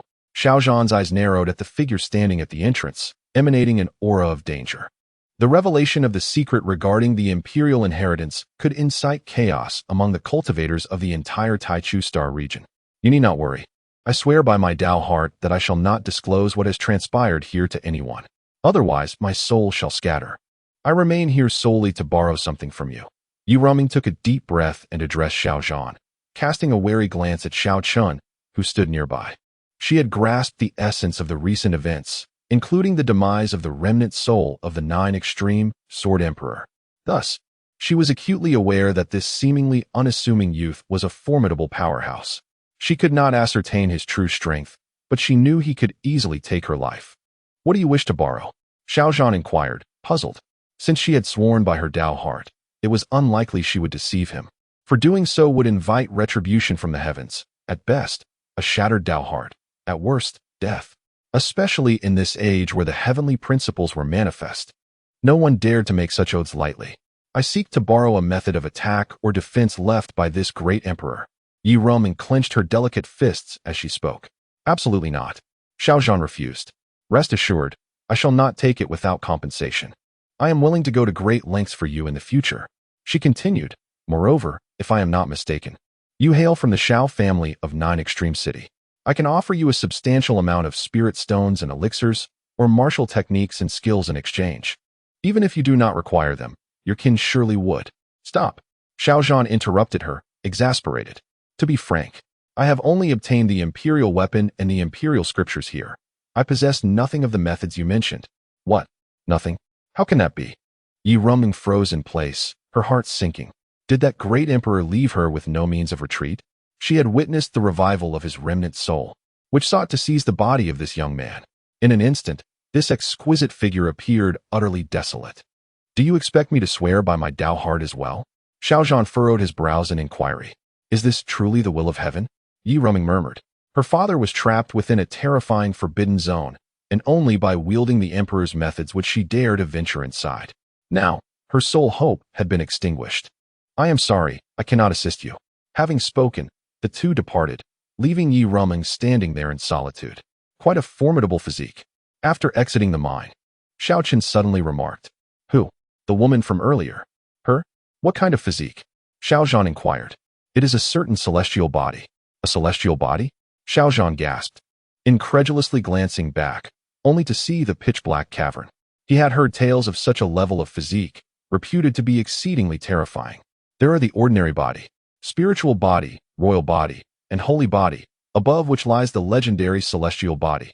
Alas, he had never witnessed such a physique with his own eyes. What? Are you having thoughts? Xiao Chen asked with a smile. None. I am currently uninterested in romantic entanglements and wish to devote myself entirely to cultivation. Xiao Chen shook his head vigorously. There is no need to render yourself as a monk, devoid of all worldly desires. If all our kin abstained from seeking partners in marriage, how would the Xiao clan thrive? Xiao Chen swiftly corrected his companion's perilous notion. For a family to flourish, an increase in population is absolutely essential. That may not be the case. Primarily, it is a matter of not finding the right match. Speaking of which, why do you not seek someone yourself, clan leader? You do not seem overly busy. Xiao Chen queried.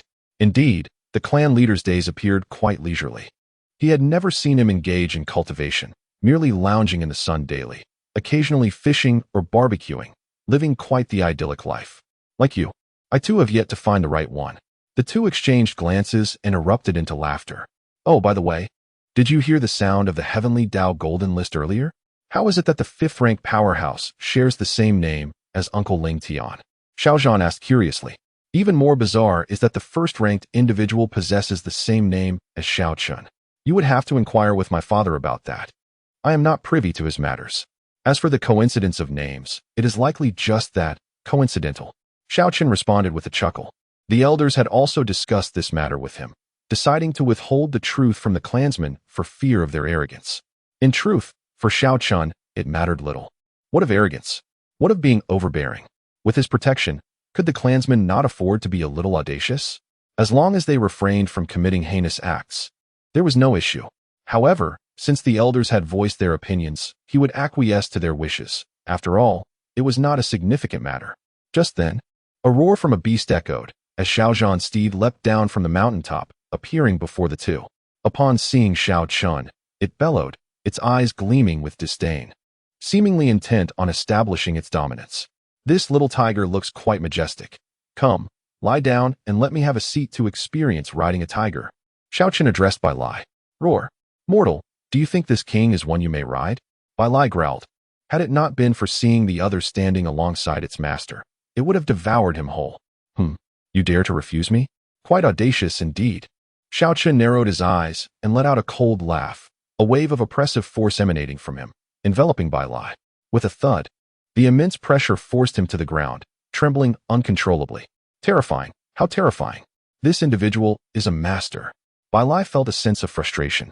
Despite the absence of any discernible cultivation aura, his opponent was unexpectedly formidable. He swiftly realized that this was a cunning individual, adept at concealing his true prowess. That makes sense. Ha. Xiao Chen laughed heartily, leaping onto the creature's back, exclaiming in admiration, "Your fur is remarkably soft and comfortable. You foolish beast. Do you not understand your place? The patriarch's strength surpasses even mine, and yet you dare to throw a tantrum." Xiao Zhan chuckled and hopped up as well. As the oppressive aura dissipated, Bai Lai rose silently and flew towards Juji City. Upon reaching his clan, many members gathered curiously around the colossal beast.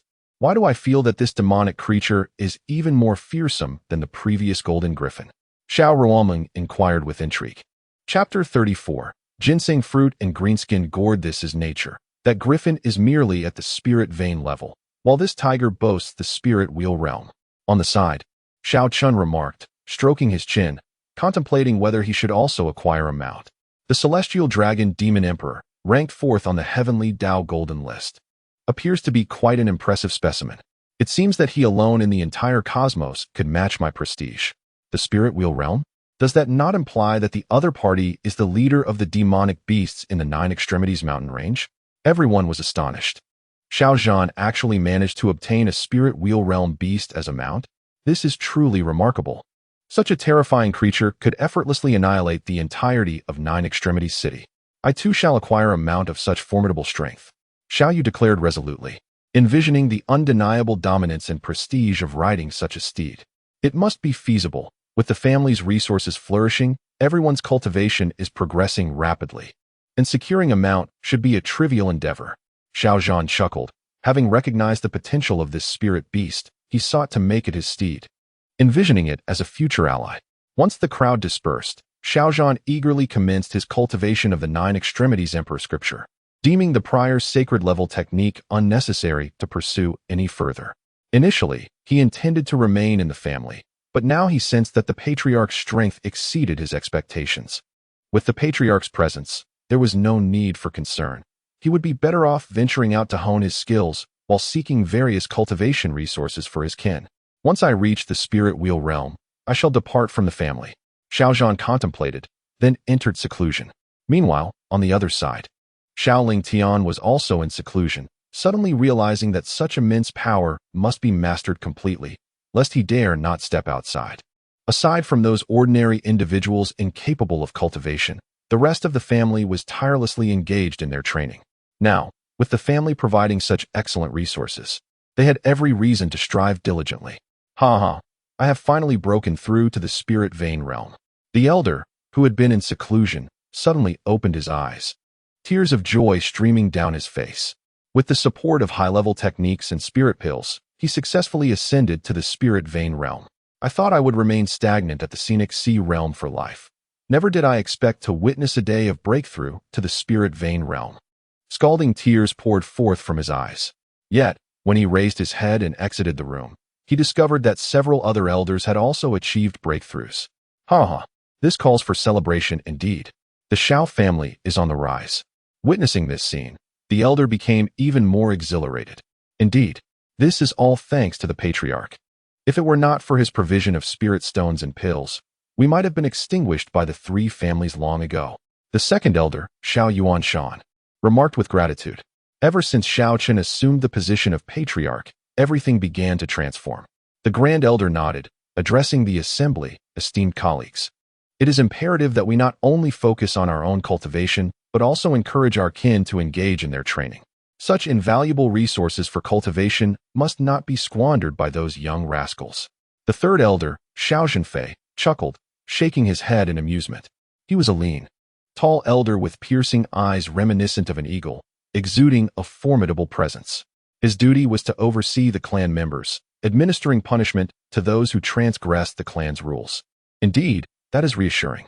Given such favorable conditions, if they fail to appreciate this opportunity, we shall not hesitate to impose strict penalties. Naturally, system has successfully logged in. Congratulations to the host for obtaining a divine grade ginseng fruit. A ginseng fruit? Just one? Today's system seems rather miserly. Xiao Chen mumbled, pondering how one meager fruit could suffice. It was hardly enough to savor its flavor.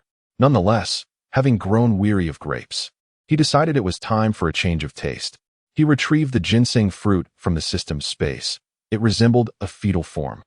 translucent and exuding a rich aroma that made one's mouth water. Consuming it would enhance longevity and cultivation, a boon for his kin, yet at this moment, Xiao Chen was more eager to relish its flavor. With a single bite, the head of the ginseng fruit vanished, and the sweet juice flooded his mouth, causing his eyes to gleam with delight. The flavor of this ginseng fruit was truly exquisite. After several more bites, the entire fruit was consumed, leaving him yearning for more. He then took a few swigs from the green gourd hanging at his waist, a rare artifact acquired through the system, known for its extraordinary capabilities. This gourd possessed a unique function, allowing it to brew fine wines from any substance. The more precious the material, the better the wine's flavor, which is why Xiao Chen had repurposed it as his wine vessel.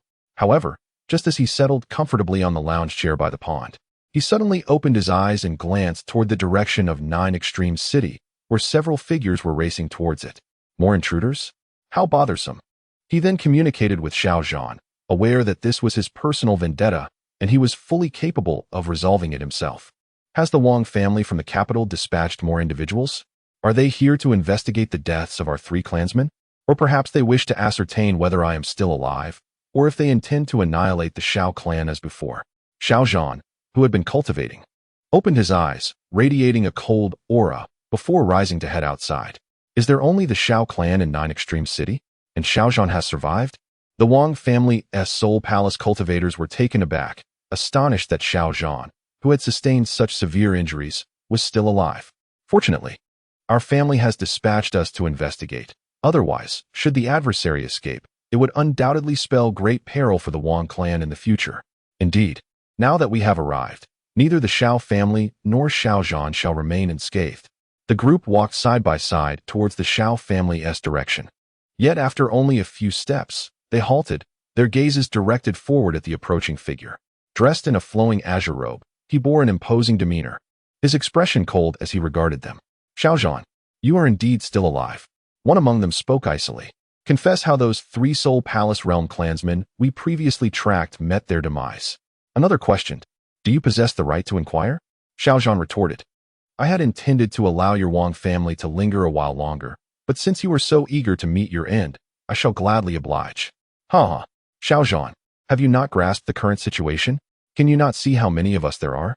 Or do you believe you can single-handedly vanquish us all? Even if you have acquired the formidable legacy as rumored, you remain merely a mortal, devoid of any extraordinary constitution, incapable of transcending boundaries in battle. Chapter 35, Xiao Zhan's bold speculation swish. Just as the words of the Wang family member fell from his lips, a streak of silver sword light sliced through the air, and Xiao Zhan's figure materialized behind them. In an instant, several heads soared into the air, their gazes remaining eerily calm, as if they were oblivious to their fate. It was only upon glimpsing their own bodies lying on the ground that terror flickered in their eyes, yet it was too late for any sound to escape their lips. Thud! The severed heads thudded to the ground, blood spraying in all directions. This sudden spectacle sent shockwaves through the onlookers, who immediately cried out in alarm and fled in panic. Xiao Zhan sheathed his sword, casting a disdainful glance at the lifeless bodies. He could not be bothered to exchange further words with such lowly foes and proceeded towards the direction of his clan. Are you leaving the clan? Xiao Chen inquired, puzzled. Indeed, as you, the clan leader, have mentioned, the Wang family is truly bothersome. The best course of action is to eliminate them completely. Moreover, with you at the helm of the clan, there should be no issues. We cannot simply sit idle. Venturing out may even yield some cultivation resources for the clan. Xiao Zhan affirmed, having grievances to settle outside and possessing the strength to do so. Very well, it is indeed beneficial to embark on more adventures. With your current prowess, no one in the southern domain should pose a threat to you. If you advance further in your cultivation, you might roam the entirety of the Taichu Star Domain. You should explore farther and broader realms. Our Xiao family cannot remain confined to this place forever. When the time is ripe, I shall lead the clan away to a more expansive world. Currently, the clan's resources were ample, having recently acquired a considerable number of spirit stones, and allowing the clan members to venture out was not a bad proposition. As the clan leader, he naturally supported such endeavors. Since that is the case, I shall prepare to depart and will not bid farewell when the time comes. All right. After Xiao Zhan departed, he took his leave of the clan elders and Xiao Yu. before finally packing his belongings and leaving the family. When will we be able to leave the clan to train? Xiao Yu gazed longingly at Xiao Zhan's vanishing figure. Our strength is too feeble. We might not even manage to traverse the 9 Extremities Mountains. Xiao Zhan was merely fortunate. Otherwise, he could have easily ended up like most, reduced to mere bones. 9 Extremities City was ensconced within the encircling 9 Extremities Mountains. To depart for other cities, one had to traverse the perilous mountain range, where the vast majority would meet their demise along the way. Only a fortunate few could escape this treacherous terrain. Of course, with Xiao Zhan's current cultivation level, crossing the 9 Extremities Mountains posed no danger whatsoever. Master, what level of strength does your clan leader possess? Bai Lai, soaring through the skies, inquired, recalling the overwhelming pressure from that day, which remained vividly etched in his memory. I do not know, but it is undoubtedly terrifyingly formidable. The clan leader can effortlessly vanquish the remnant souls of great emperors, causing the supreme imperial weapons to bow in submission. Xiao Zhan finds it impossible to fathom the extent of his opponent's power. He gazes upward at the immense golden list suspended in the sky, fixating on the name that glows with a resplendent 7-colored celestial light, murmuring to himself, could it truly be him? A mere utterance from this individual could compel the supreme imperial weapons to bow. Such power must surely be at least on par with that of an emperor, right? At this moment, the 9 Extremities Emperor's sword within his consciousness speaks up. Master, that presence does not feel like that of an emperor to me. Even when facing a supreme emperor, I harbor no fear. Yet this individual emanates an aura that suggests a mere glance could shatter my sword body, which is utterly terrifying. Otherwise, it would never submit. The disparity in power is simply too profound. Xiao Zhan's pupils involuntarily constrict, and he exclaims in astonishment. What kind of talent does Xiao Chen possess? What level is his accompanying technique? How could he have reached such heights in just over a decade? He then looks towards the 5th-ranked Xiao Ling Tian and wonders, could this person also be a relative of the Ling Tian clan? The thought sends a shiver down his spine. How could he entertain such an absurd notion? If there were even the slightest possibility regarding Xiao Chen, there is absolutely no chance for Ling Tian. Shortly after Xiao Zhan departs from the clan, the Grand Elder excitedly approaches Xiao Chen, holding a jade slip. What is the matter? You seem so elated. Xiao Chen inquires with a smile. It's about Xiao Ran. He has sent a letter. The Grand Elder exclaims with fervor. Xiao Ran. Hasn't he joined the Lingyan sect? I thought I hadn't heard from him in ages. Xiao Chen responds, astonished. He has a vague recollection of Xiao Ran, who had long departed the family after joining the Lingyan sect. And it has indeed been many years since they last met. Indeed, it has been quite a while since we last received any news. I feared something might have happened. The Grand Elder continues. If one were to inquire who the most gifted talent of the Xiao family was before the rise of Xiao Chun and Xiao Zhan, it would undoubtedly be Xiao Ran. Otherwise, the Lingyan sect would not have taken notice and welcomed him into their ranks. What news does he bring? Is he well? Xiao Chen asks eagerly. Aside from assuring us of his safety, he mentioned that a conflict might arise between the Lingyan sect and another sect, the Kangwu sect, in the near future. Both sects are located within the 9 Extremities mountain range, and it is likely that the ensuing battle could affect our 9 Extremities city. He urged our family to devise a means to leave here swiftly to avoid disaster. The Grand Elder holds the jade slip tightly, containing Xiao Ran's words. This child only needs to take care of himself while being so concerned for the family. Xiao Chen remarks. The Lingyan sect and Kangwu sect? It seems the 9 Extremities mountain range may soon become quite lively.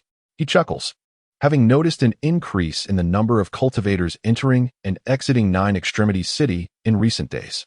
Indeed, however, as far as I know, both the Lingyan sect and Kangwu sect are relatively minor sects, even considered small forces under the jurisdiction of the Great Xia dynasty. Even their elders are merely at the spirit vein stage. Perhaps only their sect leaders are stronger, though it is uncertain if they have reached the Soul Palace stage. In days gone by, the family would have been deeply troubled upon receiving such news from Xiao Ran, fearing that the conflict between the two sects might jeopardize the lives of their kin. However, such concerns are now utterly unfounded. Not only the clan leader and the deputy leader, but even the elders among them could easily contend with the elders of the two sections. Indeed, even if my father and I refrain from intervening, they should find it challenging to prevail against you. Therefore, unless absolutely necessary, neither my father nor I will take action. We shall leave it to you, and this may also serve as an opportunity to hone the skills of the younger generation. The Grand Elder nodded, comprehending the clan leader's intent. Should the conflict between the two sects truly encroach upon Joji City, it would then fall upon them to lead the younger generation in defending against the two sects, while simultaneously assessing the progress of the clan members' cultivation during this period. With this thought in mind, he promptly bid farewell to Xiao Chen and convened with the other 6 elders for further deliberation. Subsequently, the elders, with grave expressions, approached several representatives among the clan's youth.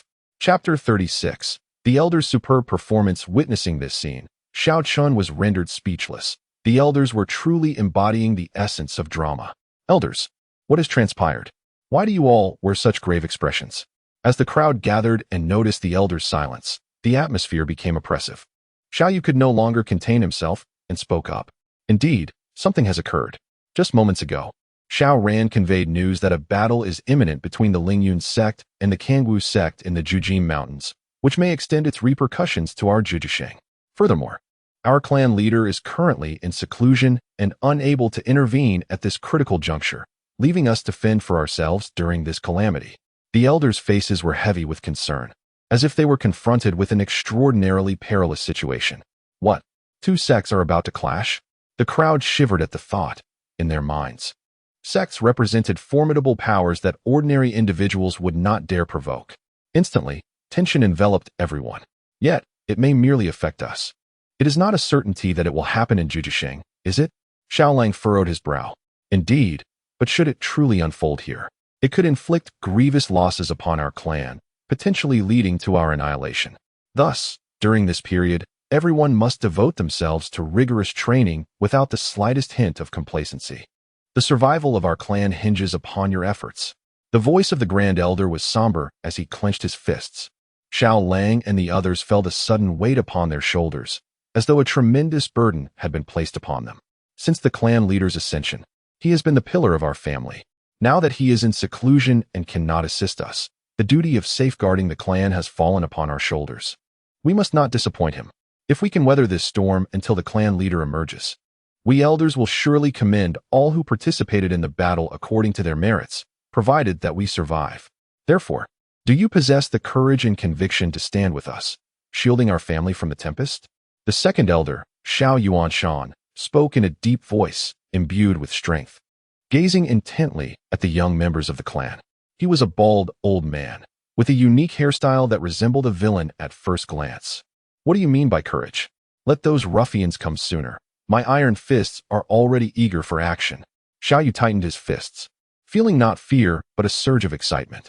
Indeed, let me witness the true strength of these so-called sections. I have recently achieved a breakthrough to the Jinghai realm. It is time to test the fruits of my cultivation. Xiaolang narrowed his eyes, equally unafraid.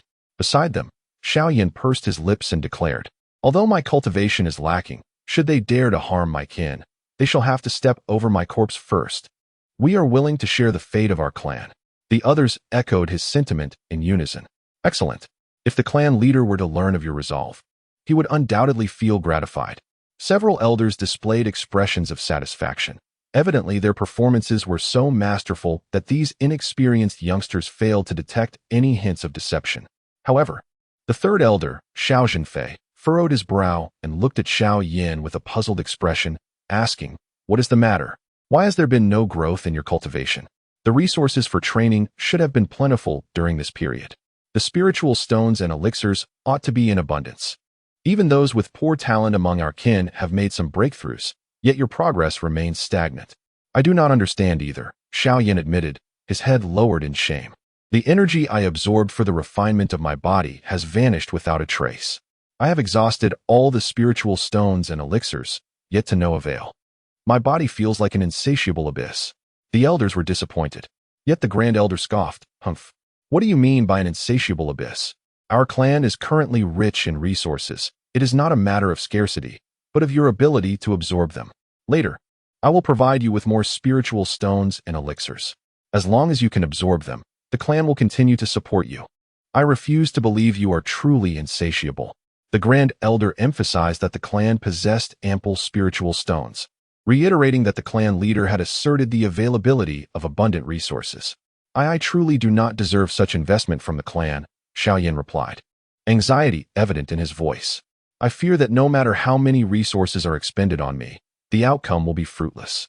It would be better to allocate these resources to other members to enhance the clan's strength. With his hands tightly clutching his garment, Xiao Yan felt overwhelmed by the burden of the resources already invested in him. Nonsense. The clan will not abandon any member. Moreover, the clan possesses the capability to support you. The resources consumed on you are merely a fraction of what we have, so you need not feel guilty or burdened. Just focus on absorbing energy. If resources run low, do not hesitate to ask. The clan will undoubtedly provide for you, the Grand Elder stated firmly. Xiao Yan's inherent talent was exceptionally high. He was on the verge of breaking through to the Jinghai realm, and at that time, he was the fastest-growing youth in the clan. However, for reasons unknown, his cultivation had plummeted to the 3rd rank, and he had made no progress since. Indeed, Brother Xiao Yan, you must not give up, cheered Xiao Ruoming from the side. And you all as well, the Grand Elder encouraged the younger generation. Should resources be insufficient, feel free to voice your needs. As long as you can absorb them, the clan will ensure you lack for nothing in your cultivation. He regarded the other young ones, determined to treat everyone equally. Xiao Yan could absorb resources without waste, while others, despite their desire for more energy, could not absorb beyond their personal capacity. Xiao Yan, do not despair. Once this calamity passes and the clan leader emerges from seclusion, he will undoubtedly discern the root of your issues and rectify them. Elder Xiao Zhenfei spoke. The other elders also encouraged Xiao Yan not to give up, assuring him that a day would surely come when hope would emerge from despair. In the courtyard, Xiao Chen, who was captivated by the splendid performances of the elders, could not help but turn his gaze toward Xiao Yan upon overhearing their conversation. Truly, when I first heard the name Xiao Yan, I should have paid closer attention to the ring he wore, as that old man was indeed his constant companion. However, there is no need for me to intervene. With such nourishing energy, it won't be long before the old man within the ring awakens. Moreover, by that time, Xiao Yan's physique should also awaken. How delightful it is that our Xiao family might give birth to such a prodigy. Could he be the destined child? Xiao Chen perceived everything clearly. Part of the dissipated energy was absorbed by his physique for self-awakening, while another portion was drawn in by the slumbering old man in the ring for healing. Chapter 37. The Fall of the Royal Family of Kyoto. Ultimately, Xiao Yan's physique is inherently endowed. It requires awakening to activate its latent power. In contrast, Xiao Zhan's eternal sword body is fundamentally different, as its origin stems from the system, having awakened without the need for excessive activation. Listening to the encouraging words of his kin, Xiao Yan clenched his fists and nodded solemnly. After the heartfelt performances of several elders, Xiao Yu and the others dispersed, dedicating themselves to rigorous training, with no hint of laziness among them. However, the dialogue echoed in the ears of the surrounding clansmen, and nearly everyone was resolute. The family had finally improved its fortunes and had a chance for development, and they would not allow anyone to disrupt that. As the entire Xiao family fervently cultivated to enhance their strength, a colossal tiger emanating a terrifying aura appeared above the capital of the Daxia dynasty, its overwhelming presence exerting pressure in all directions. A spirit will realm demon king? The emperor of the Daxia dynasty, Xiao Tian, abruptly rose from his seat while reviewing documents, soaring into the sky with a grave and vigilant expression. A golden dragon phantom, formed from dragon energy, coiled around him, exuding an unparalleled majesty. Is it the demon king from the Jujig Mountains? The Daxia dynasty has no enmity with him. Why has he appeared in our capital? Xiao Tian recognized the entity. For within the territory of the Daxia dynasty, a spirit wheel realm being is undeniably a formidable force, thus he was well aware of its nature. However, he refrained from immediate action, for the target of the being was not the central palace of the capital, but rather another location. Moreover, even if he were to act, he might not be a match for the formidable tiger. Is there someone on the back of that tiger? Xiao Tian gasped in shock. The spirit wheel realm demon king is actually a mount for another? This revelation made him even more cautious. The giant tiger loomed over the Wang family, its terrifying aura causing all the members of the Wang family to tremble in fear. Esteemed elder, may I inquire about your purpose in visiting our Wang family? The family head, Wang Yuan, was filled with trepidation. Amongst the myriad of powerful factions and prominent families in the capital, why had this entity chosen to appear over their family? It was evident that there was a specific targeting of them. He could not recall any instance where their family had provoked such a formidable being.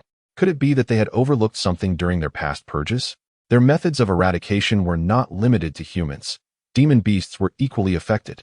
If that were the case, the consequences would be dire.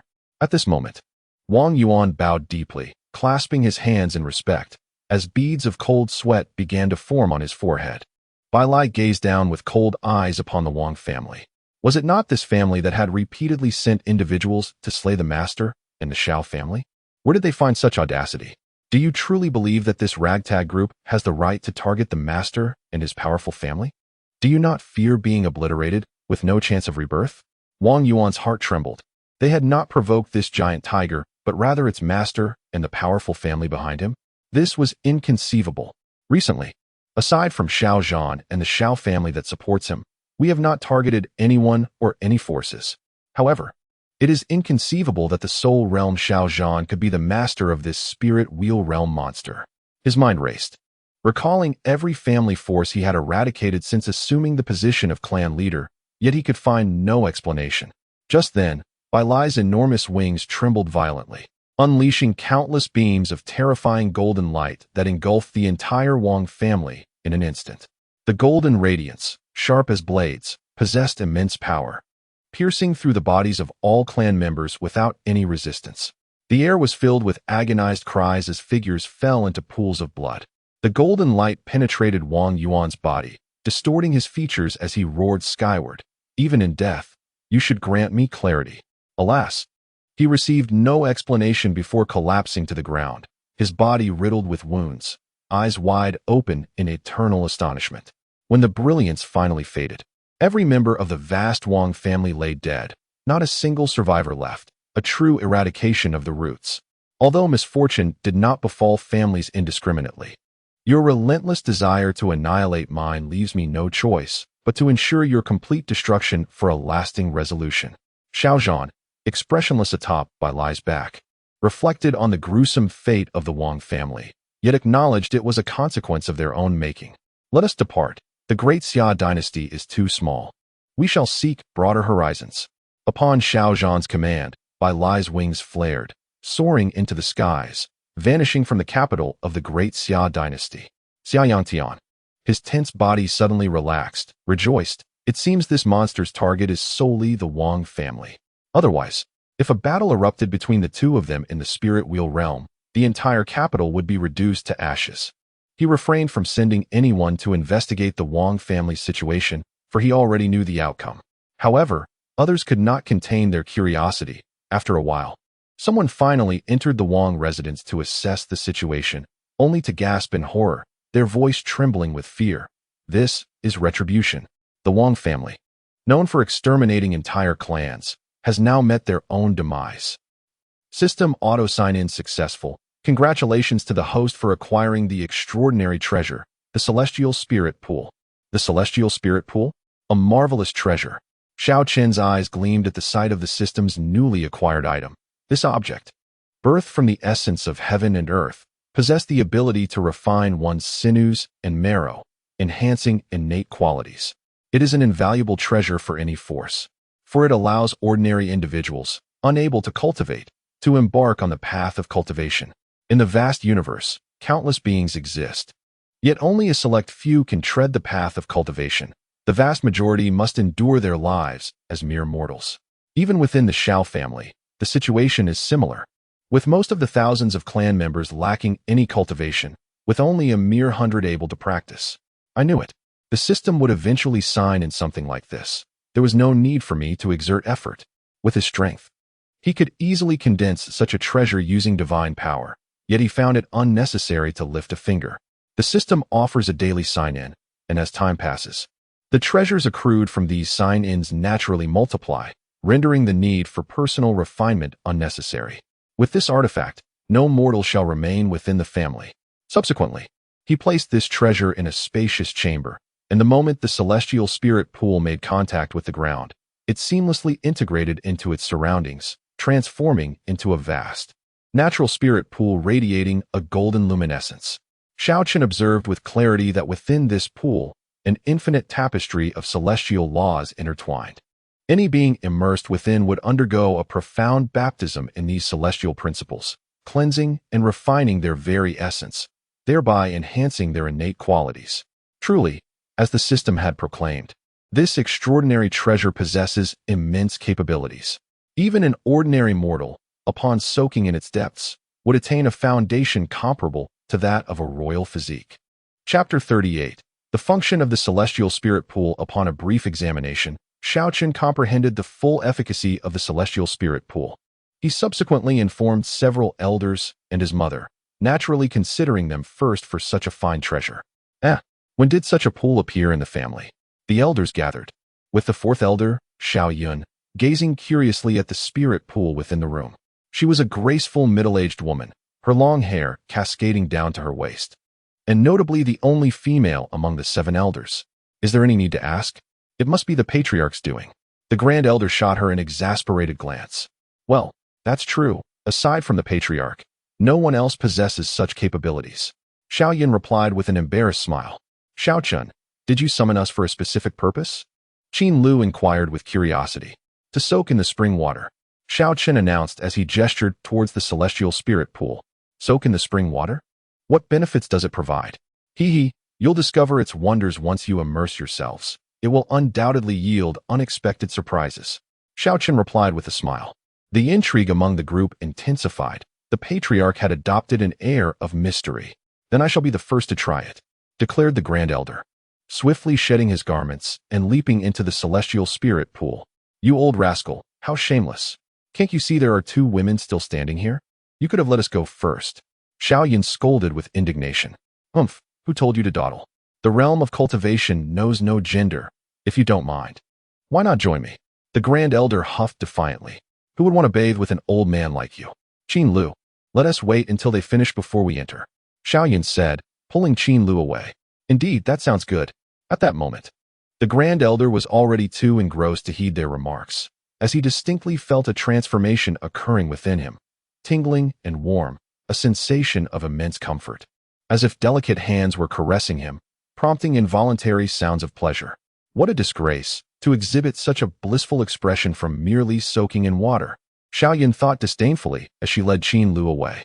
Meanwhile, the other 6 elders had also entered the celestial spirit pool, revealing similarly euphoric expressions as the grand elder.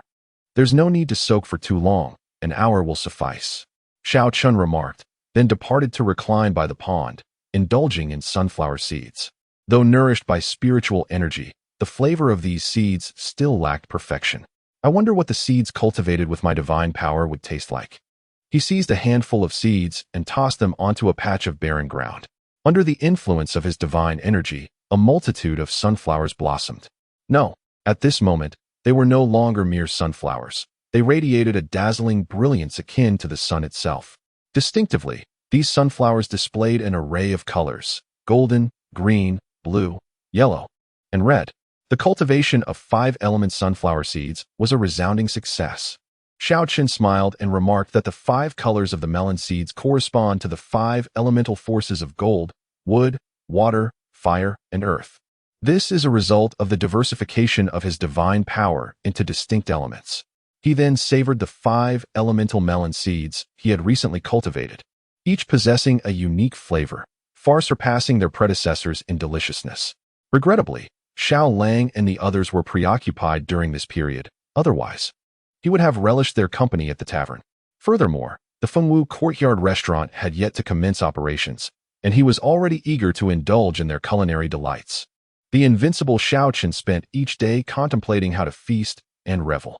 Before long, half a day had elapsed, and Xiao Yun and Qin Lu emerged from the immortal spirit pool. Apart from feeling exceptionally relaxed, there seemed to be no other notable sensations. Qin Lu pondered, believing her son could not have merely allowed them a simple soak in the hot spring. Yet, upon returning to commence her cultivation, she was astounded. She felt the spiritual energy of the universe becoming remarkably harmonious, far more accessible than before. Could this be the effect of that pool? Qin Lu's eyes widened in disbelief. At that moment, within the courtyard where Xiao Chen resided, the Grand Elder and others had once again gathered. It was evident that their vitality and spirit had transformed completely. Even several elders had noticeably reduced their gray hair. Having soaked there, why are you not cultivating? What is the matter? Are you dissatisfied with the results? Xiao Chen inquired. It is not dissatisfaction. It is overwhelming satisfaction. The Grand Elder gasped. Patriarch, what exactly is that pool? How can its effects be so extraordinary? After merely soaking for an hour, I returned and cultivated for a brief moment, yet I experienced a breakthrough, which was significantly easier than before. Despite the abundant resources available to the family during this time, their limited potential meant that no matter how many resources they possessed, they could not absorb them effectively, leading to exceedingly slow cultivation progress. However, after soaking in that pool, they felt an instantaneous increase in the speed of absorbing spiritual energy, naturally enhancing their cultivation efficiency. That pool, known as the Immortal Spirit Pool, primarily serves to cleanse the meridians and enhance one's root bone quality. Your current root bone quality is now comparable to that of geniuses who have awakened to a king-level constitution, hence the accelerated cultivation speed. What? Our root bone quality is equivalent to that of geniuses with king-level constitutions? The second elder, Xiao Yuanshan, widened his eyes, his breath quickening. A king-level constitution is indeed far more powerful than a spirit-level constitution. Oh, by the way, that pool has the same effect on ordinary individuals who cannot cultivate. What? Are you implying that this substance can enable those unable to cultivate to embark on the path of cultivation? The Grand Elder, Xiao Feng, exclaimed in astonishment. Exactly. You may arrange for every clan member to soak for an hour, whether they can cultivate or not. It will elevate their root bone quality to a level comparable to king-level constitutions. All the elders began to breathe heavily, which surely indicated that henceforth, the Xiao family could embark upon the path of cultivation. Furthermore, they would be akin to geniuses with royal-grade physiques. May I inquire, esteemed patriarch, whether there are any restrictions on the use of the celestial spirit pool? For instance, how often may it be utilized? I am concerned that excessive usage might deplete its inherent energy. The Grand Elder voiced his apprehension, as he perceived that the pool did not appear to be particularly large. It would indeed be a great pity if such a precious treasure were to be rendered useless due to overuse. Rest assured, the patriarch replied. With the current number of our clan members, it is simply impossible to exhaust the energy contained within. The principles of the celestial path within the pool will continuously replenish themselves, so there is no need for such concerns. Moreover, even if it were to be completely consumed, what of it? I am here, after all, and I possess the means to restore it instantaneously. Chapter 39. The Reincarnation. Upon hearing the chieftain's explanation, the group wasted no time and immediately began to make arrangements. They could scarcely fathom the extraordinary sight of having thousands of clan members possessing physiques rivaling that of royalty. Most importantly, this would allow those who could not cultivate to embark on the path of cultivation. Once they could cultivate, boundless possibilities awaited them. How wonderful it is to be the chieftain, free from labor, merely issuing commands. The hardships of my past life were unbearable. What a grueling existence it was. Under the guidance of several elders, the younger generation of the Xiao clan, including Xiao Lang and others, was ushered into the Immortal Spirit Pool. This treasure of heaven and earth, discovered by the chieftain, had the miraculous ability to cleanse the marrow and fortify the bones. Each individual was to soak for just 1 hour. Any longer would yield no additional benefits. The second elder personally oversaw the proceedings, urging those whose time was up to exit promptly, for there were still numerous ordinary clan members awaiting their turn. How delightful, grandfather! What exactly is the purpose of this Immortal Spirit Pool? Xiao Ruoming inquired as she soaked in the pool. No need for further questions. Once the soaking concludes and you return to your cultivation, the mysteries will reveal themselves. At that moment, all clan members, including those unable to cultivate, had been informed of an unparalleled opportunity awaiting them. Regardless of any pressing matters, they were to set them aside. In a swift turn of events, even those involved in the clan's businesses returned home. As the largest family in Zhujiasheng, the Xiao clan's every move attracted considerable attention, with all members hastily returning. Even shops were shuttered, prompting many to speculate whether the Xiao clan was preparing for something significant. Surely, no force remained in Zhujiasheng that could compel such caution from the Xiao clan. Could it be that the Daxia dynasty was sending envoys, and the Xiao clan was preparing for that? Many whispered their conjectures in private. Yet, the truth was that their return was solely due to the emergence of the immortal spirit pool. "Oh my, why have you come with such a prominent belly?" one remarked. "Alas, the elders have issued commands, and I had no choice but to comply," a pregnant woman replied with a smile. "Such a round belly must indicate a boy. I believe it could be twins." Others chimed in, gathering around. "Regardless of boy or girl, the father will be delighted." The expectant mother, Jiang Ruolin, smiled, while a sturdy middle-aged man beside her nodded in agreement. Unbeknownst to her, the fetus within her had already awakened and was listening intently to the conversation. "Oh, it appears that I have reincarnated into a humble family in this life. The 6 paths of reincarnation mirror indeed possesses the ability to safeguard and bestow the essence of life, as well as the power of reincarnation. However, my parents in this life are mere ordinary folk. But that matters not. Did I not rise from obscurity in my previous life? I can achieve the same in this life." The unborn child mused quietly within the womb, yet to open its eyes. Even if her parents were but ordinary individuals, and even if her future seemed destined for mediocrity, she possessed the means to embark on the path of cultivation. This was all due to the primordial artifact. The 6 paths reincarnation mirror, residing within her consciousness, its divine essence was sufficient to compensate for any deficiencies. Her downfall stemmed from a fierce contest with other deities for this object, among whom were beings of greater power. Ultimately, she was left with no choice but to self-destruct while carrying the 6 paths reincarnation mirror. Yet, she still harbored hopes of possessing a unique physique. For such a trait is innate and cannot be acquired through later efforts.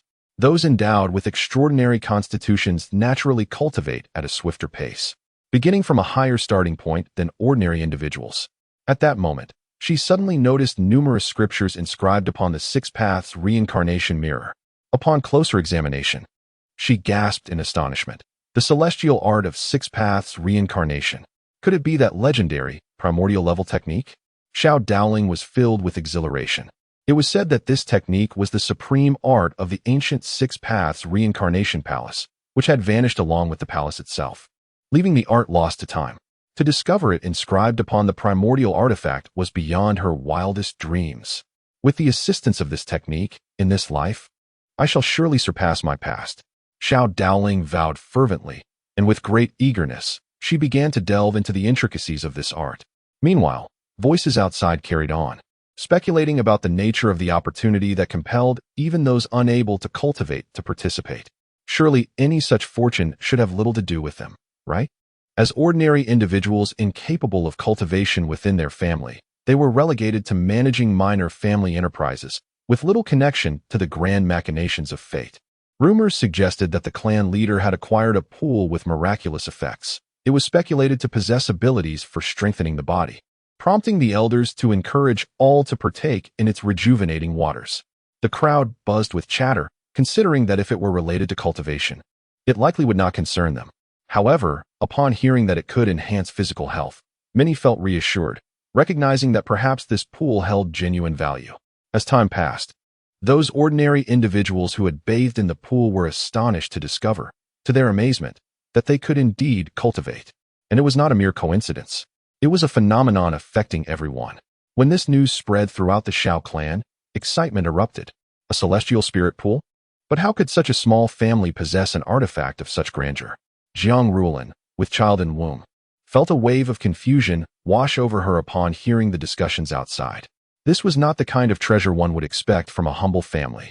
Although this object was not considered rare in her previous life, as several powerful factions possessed such treasures, some born of the heavens and the earth, while others were forged by formidable beings. This extraordinary artifact could indeed elevate an entire faction to the status of cultivators.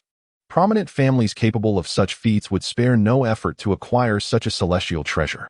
However, her current reincarnated family appeared to be merely a small clan of a few thousand people, seemingly lacking the means to possess such a thing. Nevertheless, she dismissed these thoughts.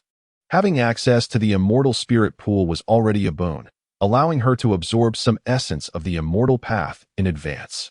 Not long after, Jiang Ruolin entered the immortal spirit pool with a look of excitement.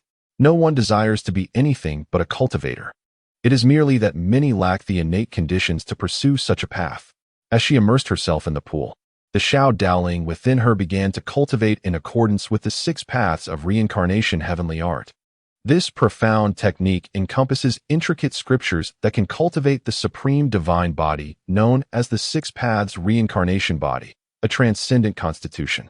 Chapter 40. Signing in to the Eternal Emperor's scriptures, however, the conditions to cultivate such a physique are exceedingly stringent. It must be achieved in the womb, under innate circumstances. Otherwise, once born, it becomes impossible to develop this physique. I hope the energy of the immortal spirit pool suffices for me to cultivate the 6 paths reincarnation body. Suddenly, as Jiang Ruolin stepped into the immortal spirit pool, a colossal vortex emanated around her, drawing forth the laws and energies of the immortal realm in abundance into her being. This extraordinary phenomenon instantly alerted Xiao Yuanshan, who was stationed nearby. What is happening? Xiao Yuanshan furrowed his brow. Previously, despite the multitude present, only Xiao Yan had exhibited ripples around him without any other anomalies. At that time, he had consulted the clan leader, who merely advised not to worry, attributing it to Xiao Yan's fortuitous encounter. Yet, the current spectacle was alarmingly formidable. Jiang Ruolin felt utterly bewildered. Could there be something wrong with her? Just as she was about to rise, Xiao Yuanshan halted her. Stay inside. Do not get up. He then hurried to seek out the clan leader, anxious that this unusual occurrence might adversely affect the immortal spirit pool. Is there such a matter? Upon hearing Xiao Yuanshan's report, Xiao Chen curiously gazed towards the location of the immortal spirit pool, spotting Jiang Ruolin at the vortex's center. What a formidable devouring power. Is the energy of the immortal spirit pool being consumed by the fetus within her? Xiao Chen exclaimed in astonishment. What? You mean this phenomenon is caused by the fetus? Xiao Yuanshan's eyes widened in disbelief. Can a mere fetus create such a terrifying spectacle? At that moment, Xiao Chen's eyes narrowed slightly, divine patterns appearing and radiating golden light, revealing the fetus nestled within Jiang Ruolin, along with the creation artifact, the 6 paths reincarnation mirror, and the techniques inscribed upon it. He then comprehended all causality and essence. A reincarnato, cultivating the supreme divine body, the 6 paths reincarnation body, in the womb? Xiao Chen's brow creased momentarily before relaxing again.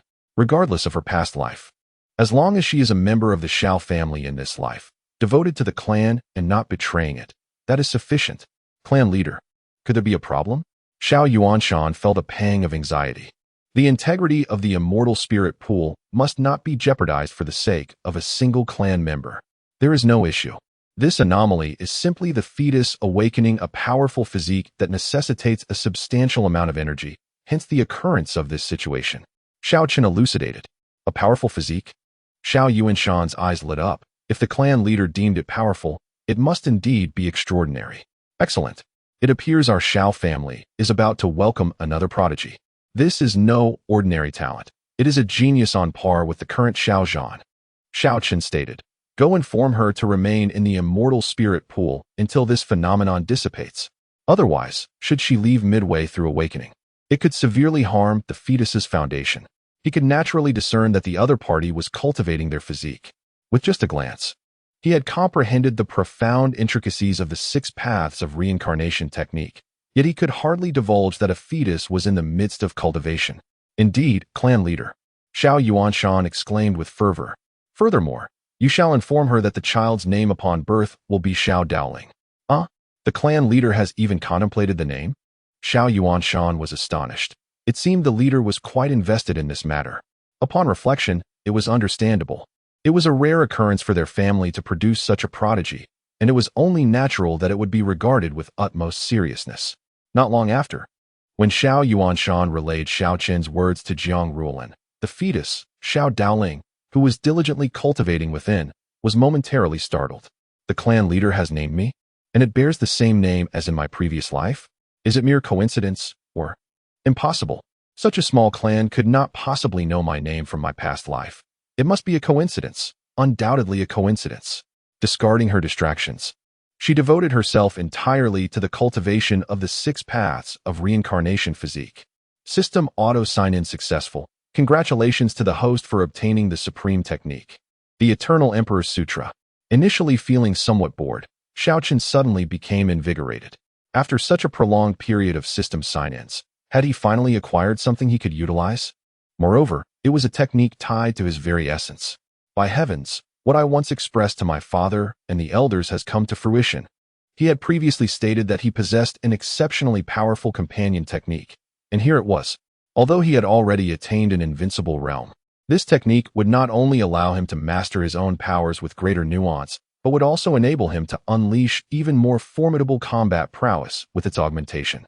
Upon grasping the significance of the technique, Xiao Chen felt a profound sense of satisfaction and began to absorb the Eternal Emperor Sutra's texts from the system. As the verses of the technique surged into his consciousness, mysterious divine patterns materialized around him, radiating golden light, ancient and profound. Each divine pattern bore the weight of countless worlds' might, capable of subduing the annals of time. Each pattern, when unraveled, could form an unparalleled scripture.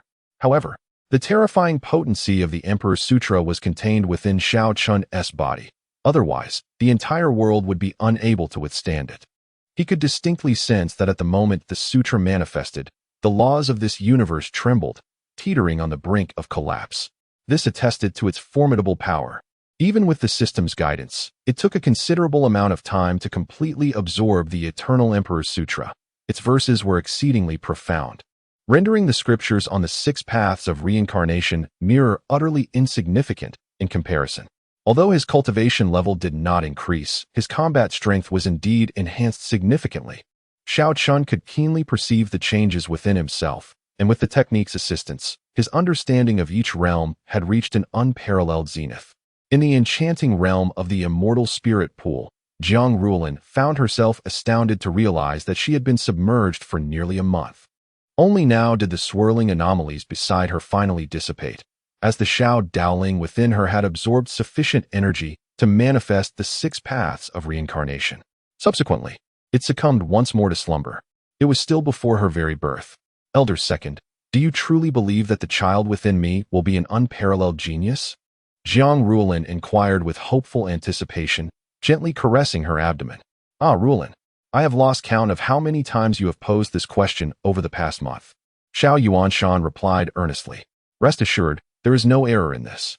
Upon your return, focus on recuperation. If you wish to cultivate, your husband can assist you in acquiring the necessary resources. Your primary duty now is to nurture the fetus. The clan will do everything in its power to provide you with various nourishing elixirs, ensuring the utmost safety for the child. He spoke with unwavering conviction, for he firmly believed in the clan leader's words. If it was declared that this child would be a prodigious talent, then it was undoubtedly destined to be so. Indeed, I shall abide by the elder's command. Chapter 41. The blind Xiao Tian and Xiao Yan's anomaly as the last member of the clan departed from the immortal spirit pool. Xiao Yuanshan let out a sigh of relief.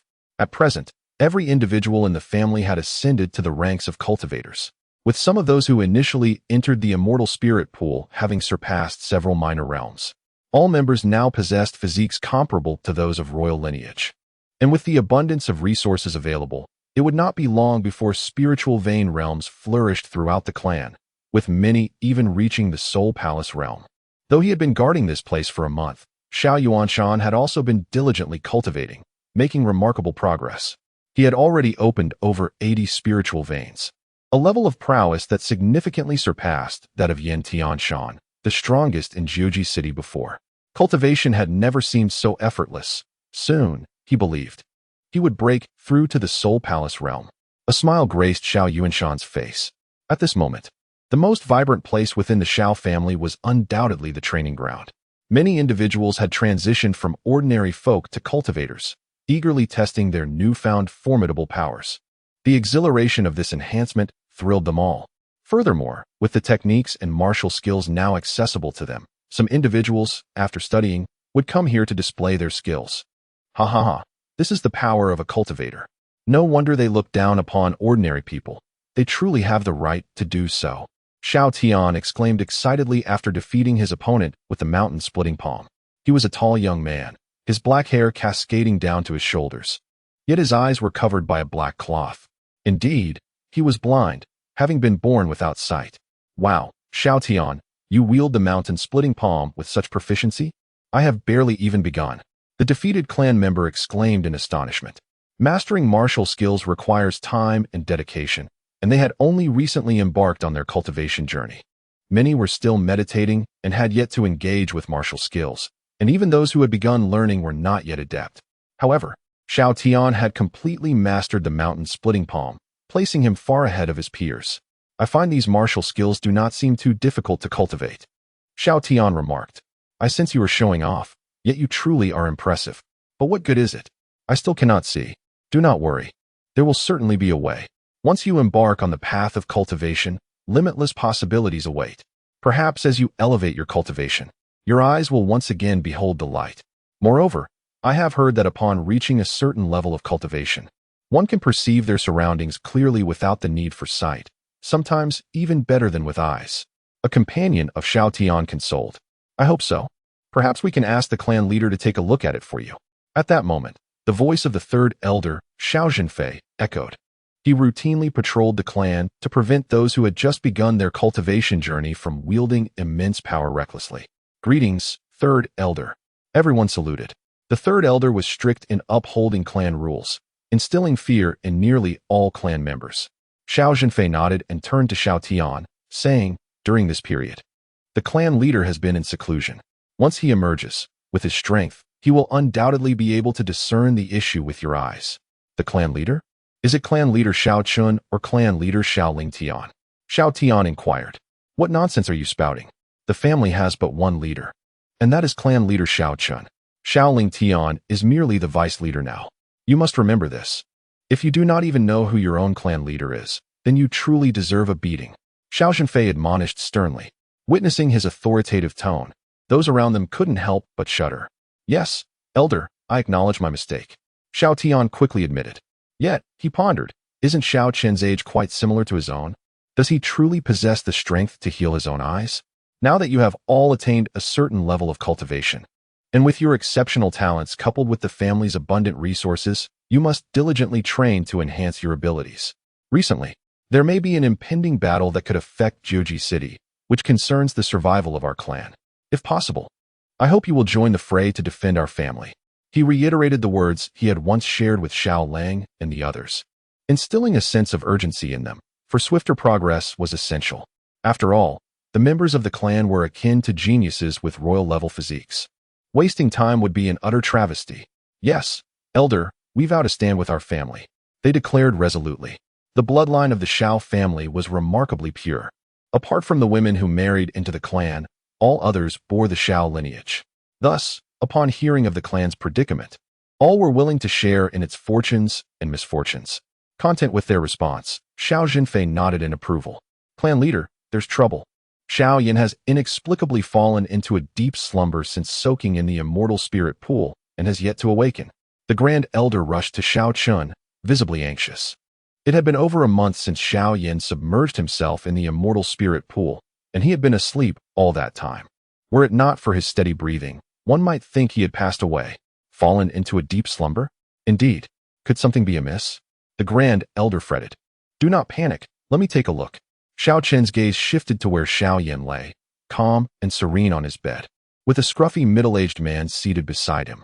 Everything is fine, there is no need for alarm. This is merely a sign that his unique constitution is awakening. What? Xiao Yan possesses a special constitution as well? The grand elder was taken aback. Why did it suddenly feel as if their clan was blessed with numerous unique physiques? Previously, there was Xiao Zhan, and then Xiao Dao Ling, bestowed with a name by the clan leader, and now Xiao Yan. Could it be that the heavens were indeed favoring the Xiao family? One of the primary reasons for his stagnant cultivation over the years was that awakening his physique required a vast amount of energy. Now, following his experience in the immortal spirit pool, he had amassed all the energy he needed, and he was currently in the process of awakening. Do not disturb him. It will not be long before he awakens. At that time, his path to cultivation will surely be smooth sailing, and he will soar to great heights. Indeed, as I had anticipated, young Xiao Yan is undoubtedly a prodigy. The sudden stagnation in his cultivation must stem from a particular cause, his need to awaken his innate constitution. The grand elder was filled with exhilaration. Had it not been for the clan leader, they would have remained utterly oblivious to this revelation. Who could have foreseen that this predicament was attributed to the awakening of his constitution? He then sighed, lamenting, "Alas, our family was too impoverished in the past. Had we possessed the current resources, perhaps he would not have had to wait for over 3 years. By the way, you mentioned that one of the primary reasons is the awakening of his constitution. Might there be other factors at play?" Xiao Chen nodded and replied with a smile, "Indeed, there are additional reasons. However, one of those reasons may soon present itself as an opportunity for him." His gaze shifted to the ring adorning the other's finger. Chapter 42. The Techniques of Interest to All Elders. It is to be hoped that the remnants of the soul within the ring do not desire to usurp Xiao Yan, akin to that Supreme Sword Emperor. Otherwise, he shall meet a fate not dissimilar to that of the Supreme Sword Emperor. Subsequently, he flicked his fingers, sending forth a beam of golden light that penetrated Xiao Yan's body, ensuring that no unforeseen incidents would occur during his awakening of the physique. In the time that followed, nearly every day saw members of the family breaking through to higher realms, with all immersed in this atmosphere of cultivation, while fierce competition simmered in the shadows. At this moment, by the pond where Xiao Chen resided, several elders had gathered, including Xiao Ling Tian, who had emerged from his seclusion. It was truly unexpected. I had been in seclusion for just over a month, and such significant changes had transpired within the family. Xiao Ling Tian extended his consciousness, observing the family dynamics. Previously, there were only a few hundred cultivators among the clan, but now, every member had embarked on the path of cultivation. Indeed, this was all thanks to the patriarch's acquisition of the immortal spirit pool.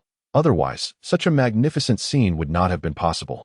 Ling Tian, I believe you should also immerse yourself in the immortal spirit pool. Although you have become a great emperor, your innate talent remains rather lacking, and soaking in the pool would undoubtedly benefit you," remarked the Grand Elder. "Very well, I shall enter the pool soon." Xiao Ling Tian nodded. While the fusion with the great emperor's Dao fruit had elevated his cultivation, his innate quality had not changed. "Enough of your chatter. The patriarch summoned us here for a significant reason. I have no desire to listen to your trivial discussions," interrupted the fourth elder, Xiao Yuan. These elders, burdened with the responsibilities of managing the clan's affairs while also striving to cultivate, found their time exceedingly precious. Wasting even a second was a luxury. Xiao Chen smiled and said, "In truth, it is not a matter of great importance, but I believe it may pique your interest." "What is it?" the elders inquired with curiosity. "I have recently acquired an imperial-grade technique that possesses the ability to conceal one's aura. Once activated, even cultivators several realms higher cannot discern one's true cultivation level. What say you? Are you interested?" Upon hearing this, the eyes of the 7 elders and Xiao Ling Tian simultaneously lit up. "Concealing aura? That is indeed a remarkable asset. I am intrigued. Indeed, while our cultivation may surpass that of our kin, we should not stand too far above them, lest they become arrogant and complacent. Moreover, observe the patriarch. He often exudes no aura, yet when he strikes, it is a devastating blow. The thrill of playing the fool while concealing one's true strength must be quite exhilarating." Listening to the elders' enthusiastic discussions, Xiao Chen could not help but roll his eyes. Should he release even a wisp of his aura, the entire cosmos would be reduced to ashes. His primary motivation for presenting this technique stemmed from witnessing the elders' exquisite performances before Xiao Lang and others. Believing they would relish such a method, he was astonished by the overwhelming interest it generated. He then cast several beams of divine light into the consciousness of each elder, saying, "This is the imperial-grade technique. You may cultivate it in your own time." Unable to perceive my aura-concealing technique? What a peculiar name. Why bother with so many details? As long as it is useful. At this moment, the third elder, Xiao Zhenfei, remarked, "Patriarch, the number of practitioners in our clan has increased significantly. How about we establish an assessment to motivate our kin in their cultivation?" "What kind of assessment?" Xiao Chen inquired, conjuring several cups before them with a wave of his hand, then producing his green gourd to fill their cups with wine. "I propose a martial arts competition, where victors and those ranking highly receive special rewards. This should better inspire our clan members to engage in their training." Upon finishing his suggestion, the third elder downed his drink, his eyes widening as his aura surged, swiftly opening several meridians. The other elders mirrored this astonishment, gazing incredulously at the green gourd in Xiao Chen's hand. "Fine wine is delightful, but one must not indulge excessively," Xiao Chen cautioned, raising the gourd and taking several hearty gulps. "Patriarch, How have you crafted such exquisite wine, brimming with potent energy? Just one cup has allowed us to open numerous meridians. It is akin to a miraculous elixir. It is made from flawless spirit stones, divine power pills, spiritual energy pills, and my cultivated purple night grapes, combined with 5-element seeds. Xiao Chen responded, "What? Pills and seeds can be used for winemaking? And to such delicious effect? Why have I never heard of this before?" Fifth Elder Xiao Zhenan exclaimed, his portly figure and jovial demeanor accentuated by a constant smile, now animatedly savoring the lingering sweetness on his palate. This is all due to the gourd's unique properties. It can transform all manner of ingredients in a fine wine.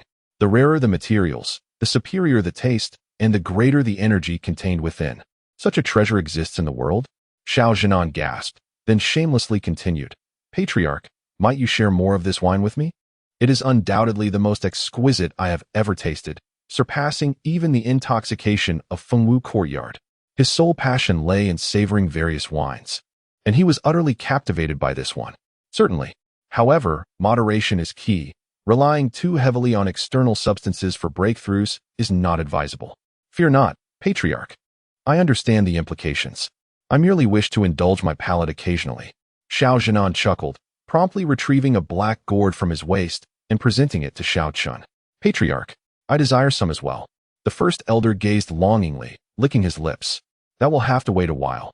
The materials for this batch were limited, and thus the yield was modest.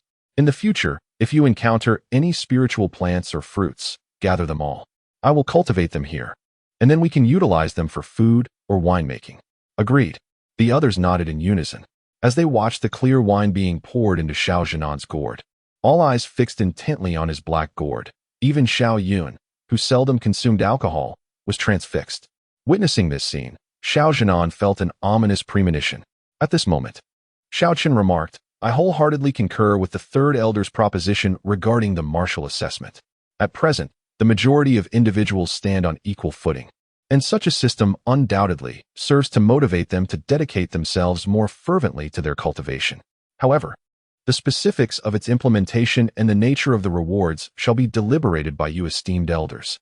Should there be any uncertainties, feel free to seek my counsel. Furthermore, in light of the increasing number of cultivators within our clan, it is imperative that our clan rules be refined accordingly. These matters will require your diligent attention." The assembly nodded in agreement, recognizing the veracity of his words. Indeed, the clan has evolved significantly, and numerous aspects are in dire need of enhancement. Chapter 43. The Return of Xiao Ran. Xiao Zhan Nan cast a sidelong glance at several elders, sensing that their gaze frequently flitted toward his wine gourd. Indeed, no sooner had he departed from Xiao Chen's courtyard than he found himself encircled by the others. "What do you want?" Xiao Zhan clutched the wine gourd tightly to his chest, his eyes warily scanning the group. "What do you think? Will you generously share some with us? Or shall we take matters into our own hands?" Xiao Zhenfei chuckled mischievously. "What are you planning? You are an elder responsible for the family regulations. Do you not realize that seizing belongings from kin is punishable?" Xiao Zhen glared defiantly. "Seize belongings? Did you witness me doing so?" Xiao Zhenfei turned to the other elders, who all shook their heads in unison. "Despicable and shameless. This was given to me by the clan leader." "Indeed. But the clan leader did not prohibit you from sharing a bit with us, did he? One should not be so stingy. It's not as if there will never be any more."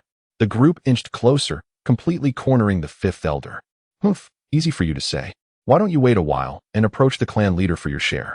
But gazing into the fervent eyes surrounding him, Xiao Zhen ultimately relented, his heart bleeding as he distributed a portion to them. "Elder, that is the city of Jiuji, where our Xiao family resides, conveniently nestled between Lingyun's sect and Kangwu's sect. Amidst the Jiuji mountains, a dozen imposing figures stood atop the back of a magnificent giant eagle.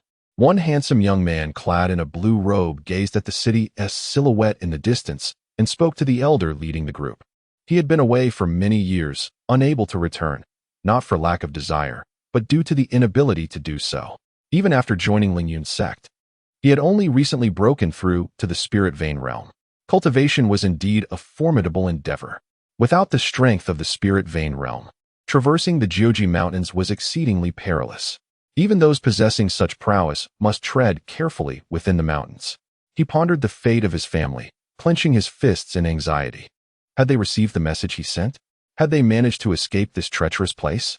Rest assured, it is your family. When the battle ignites, we shall do our utmost to protect them. The elder at the forefront assured him. Yes, thank you, Elder Chen. Xiao Ren clasped his hands in gratitude. Yet, he yearned for his family to vacate this realm of troubles. Haha, no need for thanks. We are all members of the same sect, and it is only natural that we support one another. Moreover, once the conflict between the two sects concludes, your strength should elevate you to the status of an elder as well. At that time, we shall all stand as equals. And I hope Elder Xiao will look after us. Qin Yuanfeng smiled warmly. This young man, already in the spirit vein realm at such a tender age, might one day ascend to the Soul Palace realm, becoming a formidable force wielding significant influence within the sect.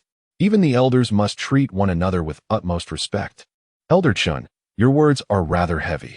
How can a junior like myself be deemed worthy to stand alongside you esteemed elders? Xiao Ren immediately bowed in response. However, according to the sect's regulations, one of the spiritual vein realm may indeed become an elder of the sect, and even an inner sect elder.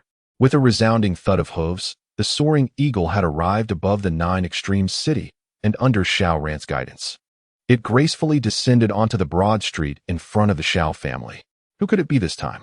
Could it be yet another envoy from the Great Xia dynasty? A crowd gathered on the street, curious yet hesitant to approach. Just as the eagle touched down, several young members of the Xiao family emerged from within. Ha ha ha, Xiao Ran. After such a long absence, I thought you had forgotten us. Xiao Yu boomed with laughter. You all knew I was returning? Xiao Ran was taken aback. Having just arrived, how could they have appeared here? Did they possess some prophetic ability?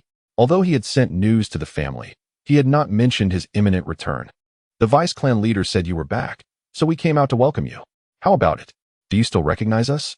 Xiaolang smiled. Of course I recognize you, albeit with some changes since our last meeting. However, who is the vice clan leader you speak of? I recall our family had no such position, Xiao Ran queried curiously as he jumped down from the eagle's back. Uncle Ling Tian. What? Isn't Uncle Ling Tian the clan leader? How did he become the vice clan leader? Ha ha ha. You will understand all this in due time. Come, let us return home. Wait a moment. I have come alongside the sect elders. This is Elder Chun from Lingyun's sect, and the others are my brothers. Xiao Ran gestured towards Chun Yuanfeng and the others. Greetings, esteemed seniors. Xiao Yu and the others greeted politely, acknowledging that Xiao Ran's seniors were indeed their own. Elder Chen nodded, somewhat surprised as he observed Xiao Yu and the others. Despite their youth, their cultivation seemed quite formidable, akin to core disciples within their own sect. Come, everyone, the elders are awaiting you in the hall. Xiaolang beckoned. How did you know I was back? Xiao Ran inquired once more. As I mentioned, the vice clan leader saw you. Xiaolang replied. He saw me? Xiao Ran was perplexed, glancing at Elder Chun, who shook his head in ignorance. How did he see me? With his eyes, of course. Upon reaching the entrance of the discussion hall, Elder Chen Yuanfeng's gaze swept through the space, revealing its essence, 1 in the spiritual vein realm and 7 in the scenic sea realm. Indeed, such minor forces thrived within the 7-sword city. Greetings, clan leader. And esteemed elders. Xiao Ran bowed respectfully. It's good to have you back. To our friends from Lingyun's sect, welcome to the Xiao family. Xiao Ling Tian rose from his position as the vice clan leader, nodding in acknowledgement as he clasped his fists towards Chun Yuanfeng and the others. Xiao Chun did not make an appearance. What qualifications did the members of Lingyun's sect possess to warrant his presence? In truth, Xiao Ling Tian's attendance was solely out of respect for Xiao Ran. Otherwise, how could such an inconspicuous faction like Lingyun's sect hope to behold the true visage of an emperor of the extreme path? Xiao Ran, it is rather disconcerting that you have been away for nearly a decade without conveying any tidings to the family, leaving us all, your parents included, deeply concerned for your well-being. Xiao Feng gazed at Xiao Ran, his words tinged with reproach. Had it not been for the recent news, many in the clan might have nearly forgotten that he even existed. The elder did not know that over the years, I had dispatched messages to the family no less than 10 times, yet each one vanished into silence without a response. I surmised that it was highly probable the messenger encountered misfortune within the 9 extreme mountains. This time, I was accompanied by members of the sect, crossing the 9 extreme mountains alongside the elder of the sect's spiritual pulse realm, all the while filled with trepidation. Chapter 44. The patriarch is incredibly powerful. Xiao Ran sighed. The Nine Extremes mountain range stands as the most magnificent mountain range within the territory of the Great Xia dynasty. It is said that a terrifying and boundless spirit wheel realm demon king resides there. Should they encounter such an entity, even those in the spirit vein realm would find themselves facing certain death. Is that so? The Grand Elder seemed to understand. Upon reflection, it made sense. Nine Extremes City is almost entirely isolated from the outside world, making it difficult to receive news. It must be quite harsh and exhausting out there. Let us take this opportunity to rest well. Xiao Yun patted Xiao Ran on the shoulder. The latter shook his head helplessly, saying, I fear that is not feasible. We are merely passing through Nine Extremes City. We have other matters to attend to. Previously, Xiao Yu and the others mentioned that the family should have received the message I relayed. If that is the case, why have they not departed from here? Although Elder Chen mentioned that he would do his utmost to protect the Xiao family, those were merely polite words. When a crisis arises, they would surely flee faster than rabbits, indifferent to the lives of others. Having witnessed the treachery of human nature during his years in the sect, he found it hard to trust such claims. Are you suggesting we leave this place? Where shall we go? And rest assured, our family possesses means of self-preservation. There is no need for you to worry about us. Though Xiao Ran felt puzzled, he ultimately chose to believe in the Grand Elder's resolute demeanor. Those of his own bloodline were undoubtedly more reliable than outsiders. That night, Xiao Ran reminisced with Xiao Lang and others, while the members of Ling Yun's sect naturally took residence at the Xiao household. Elder Chen, it seems the Xiao family has become rather arrogant. How can their patriarch dare not to welcome us upon our arrival? Do they truly hold us in such disregard? In the room, a young man with slight dark circles under his eyes spoke in a low voice next to Elder Chen. No matter, as cultivators, it is common for us to seclude ourselves for meditation. Do not dwell on such trivial matters. Furthermore, we have important business to attend to tomorrow, so let us not concern ourselves with these inconsequential issues.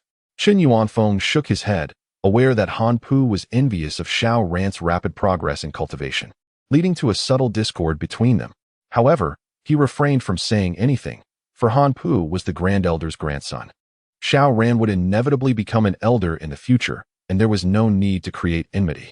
Han Pu frowned slightly, sneering, speaking of important matters, Elder Chen, you must have heard today that Xiao Ran secretly informed the Xiao family about our conflict with the Kangwu sect. What if this Xiao family has ties to the Kangwu sect? Could it jeopardize our mission? Chen Yuanfeng instantly turned to Han Pu, his eyes narrowing. Moreover, do you not find it peculiar, Elder Chen, that within a small family like the Xiao family, so many of their younger generation have attained the realm of scenic seas? Even among our Ling Yun sect, there are not many who reach the scenic sea realm at this age. Yet how many members do we have? Tens of thousands. And what of the Xiao family? Only a few thousand individuals reside in Jujisheng.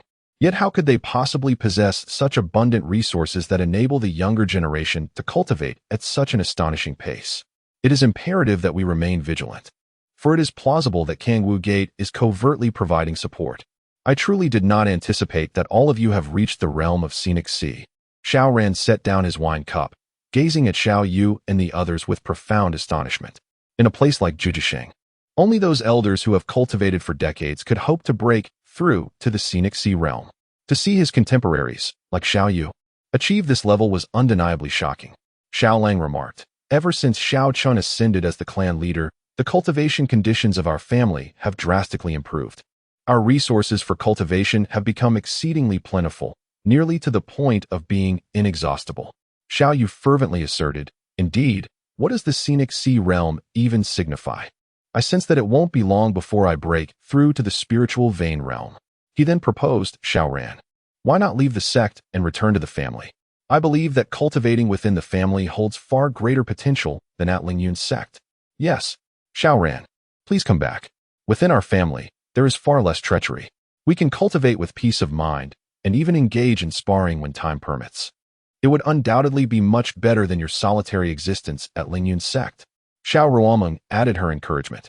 Unbeknownst to her, she had no knowledge of what Ling Yun's sect truly entailed or its conditions, but in her eyes, the Xiao family represented the finest place in the world, unmatched by any other. Xiao Chen is the current clan leader? What transpired here? The group then discussed the joint annihilation of the Xiao family by the three clans. as well as Xiao Chen's ascension to clan leader, leaving Xiao Ran utterly astonished. Is this truly the Xiao Chen I once knew? Let me share a secret with you. The clan leader possesses extraordinary strength.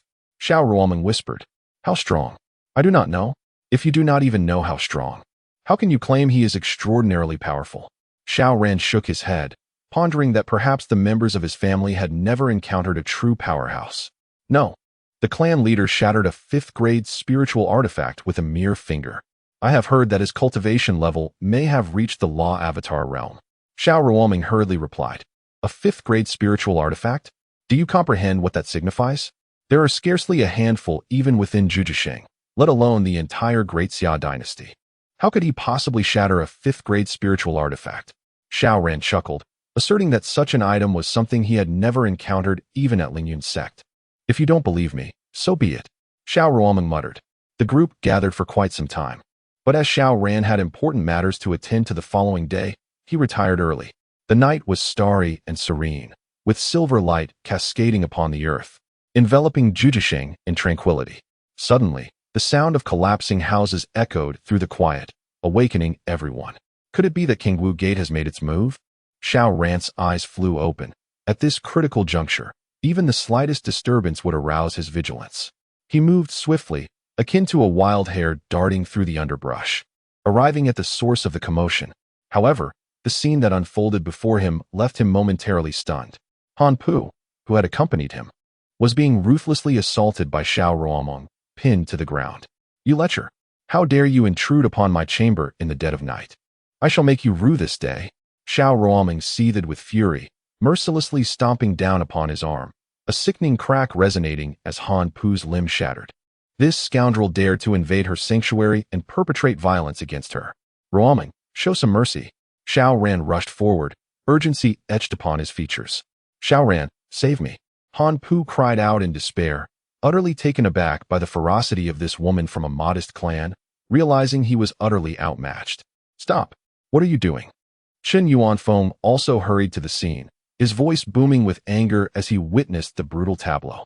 Without hesitation, he intervened, blocking Xiao Ruoming's assault. Had he not acted, Han Pu would surely have met a dire fate at her hands.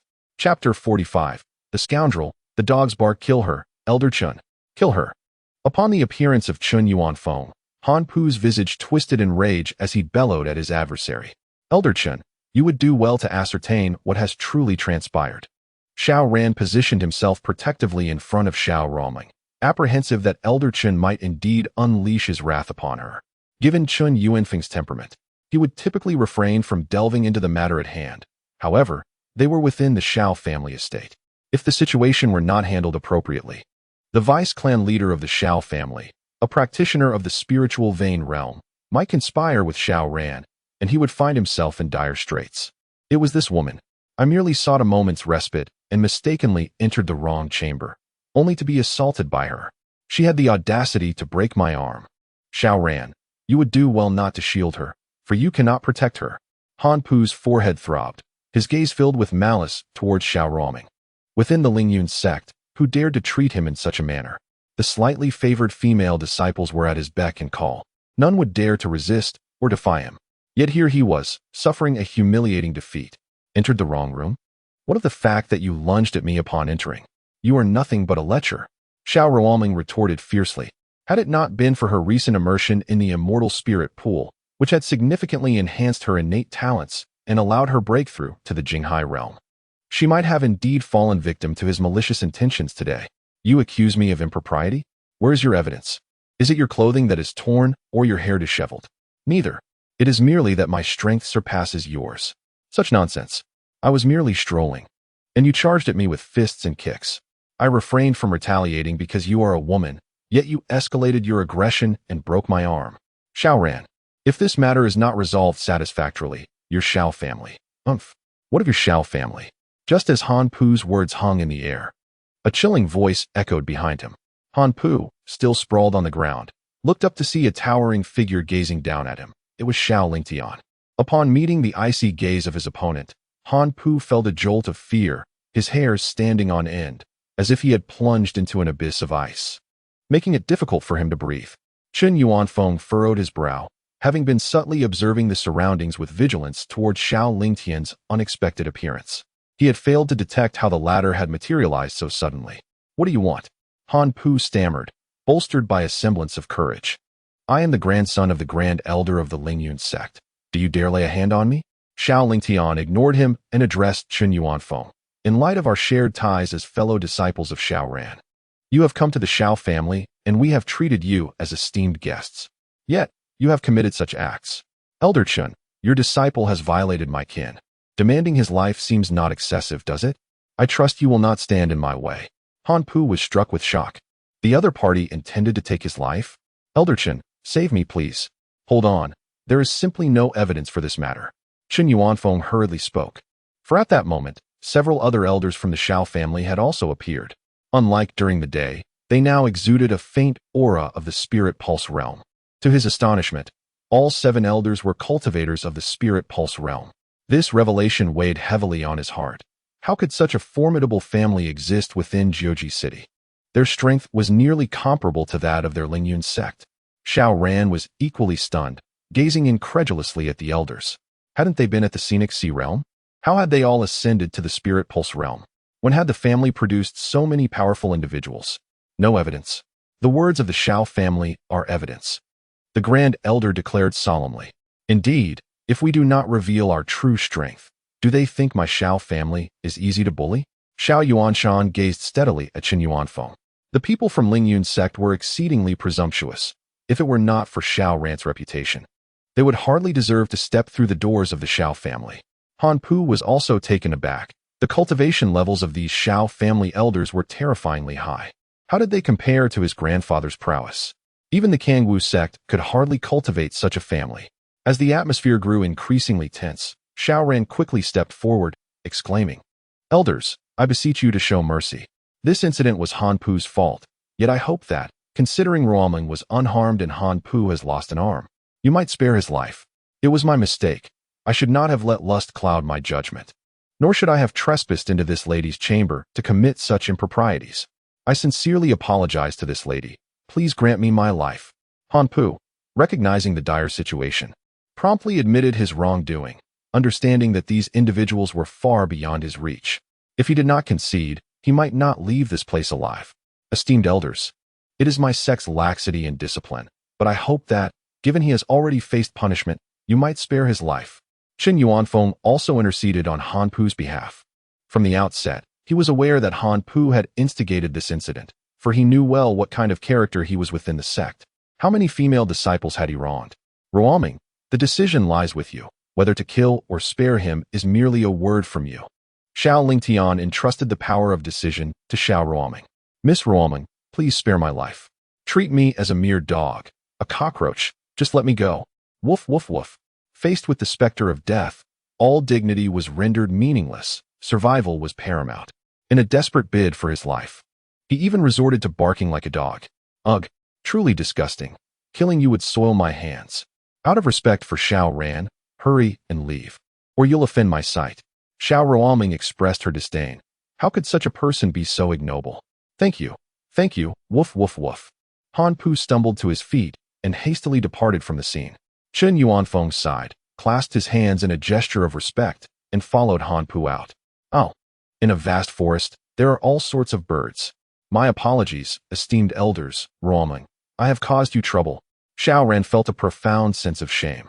As this incident left him feeling utterly exposed, was he not simply inviting danger into his home? Yet, that was not entirely true, for at least he had found the earlier confrontation quite enjoyable. Xiao Ruoming chuckled. "By the way, Xiao Ran, what is the standing of that repugnant individual within your sect?" Within Lingyun sect, his rank is considered above average, particularly within the Jinghai realm. However, his cultivation is primarily a result of medicinal pills, and his combat prowess is rather lackluster, Xiao Ran responded. "Oh, is that so? I had presumed that the disciples from external sects were all equally weak." Xiao Ran, now that you have returned to the family, it would be prudent to pay a visit to the immortal spirit pool, suggested Xiao Lingtian. The immortal spirit pool? What is it? You shall find out upon your visit. By the pond's pavilion, Xiao Chen reclined comfortably, having witnessed the earlier events unfold. However, such trivial matters could easily be handled by others. rendering it unnecessary for him, the clan leader, to intervene.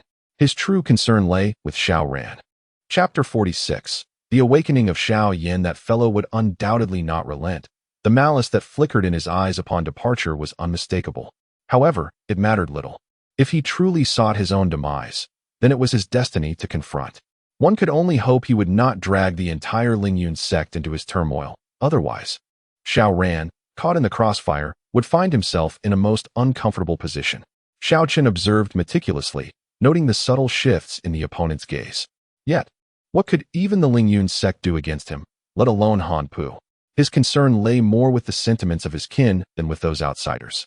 Remarkably, it appeared that Xiao Ran harbored a concealed and formidable special constitution, one that required peculiar methods for its activation. Xiao Chen pondered, stroking his chin. The Xiao family indeed concealed numerous hidden talents. Yet, the method to awaken this particular constitution seemed rather peculiar. Must one experience profound sorrow and indignation to trigger such a transformation? Under what circumstances could one be driven to such despair? The death of a loved one due to him? The annihilation of his clan because of him? How could there be any unforeseen demise with him safeguarding the family? It seemed that the intervention of several elders would be necessary. Their acting skills were exceptional, and he would consult them when the time was right. However, a suitable opportunity was essential for this matter. Meanwhile, Han Pu returned to his quarters, his expression dark enough to draw water. He had never endured such humiliation throughout his life, compelled to bark like a dog. How could the Xiao family possess so many spiritual pulse realms? Their strength rivaled that of the Lingyun sect. Were it not for this, he would never have lowered himself to such a degree. Yet, he could not fathom how a mere small clan from Jiuji City could harbor so many formidable individuals. Did this family possess some hidden secret? No. He resolved to leave the determination to his grandfather upon returning to the sect. However, he swore that he would not rest until he avenged this grievance against the Xiao family. Anyone who witnessed him barking would meet their demise. The following day, Xiao Ran and his companions departed early from Jiuji City, intent on gathering intelligence. Once they left, the city became bustling with activity, with a noticeable increase in practitioners passing through. Yet, these individuals wore solemn expressions, exuding an air of distance that rendered the atmosphere in Jiuji City rather oppressive. Everyone sensed that something significant was about to unfold. Chief, something terrible has happened. Xiao Yan has ignited. Xiao Yuanshan rushed to find Xiao Chen, exclaiming in distress. Calm down. A dignified elder should not be so flustered in the face of adversity, Xiao Chen replied, exasperated. It's a trivial matter. Yet you behave as though the sky is falling. No, it's true. Xiao Yan is truly ablaze. Flames are erupting from his body. Xiao Yuanshan insisted, anxious. What is there to fear? I have left a method on him. The flames are contained around his body and pose no threat to the surrounding structures. What is there to worry about? Xiao Chen cast a glance at him. You knew? Of course. There are only a few matters within the family that warrant my attention. How could I not be concerned? What is the origin of the golden flames enveloping Xiao Yan? Is it a manifestation of his awakened physique? Indeed, after such a prolonged slumber, it seems he is on the verge of awakening. Xiao Chen gazed toward the direction of Xiao Yan's repose. Had he not employed a technique to confine the flames around him, the searing heat might have incinerated the entire Xiao family estate. Yet, the flames appeared so formidable, resembling a golden fire dragon. Would it not risk harming him? Xiao Chen looked at the second elder with a perplexed expression, remarking, You seem to be overly concerned. At that moment, within the confines of Xiao Yan's chamber, an elliptical golden barrier enveloped him, as fierce golden flames blazed forth from his being, coalescing into a golden fire dragon that circled around him. As the fire dragon spiraled, Xiao Yan's aura steadily ascended, from the third gate, to the fourth, the fifth, reaching the realm of vision and the spirit vein realm, ultimately halting upon breaking through to the soul palace realm. After 3 years of silence, he was now making a remarkable resurgence. Due to his awakened physique, he had sacrificed so much, yet now all was returning.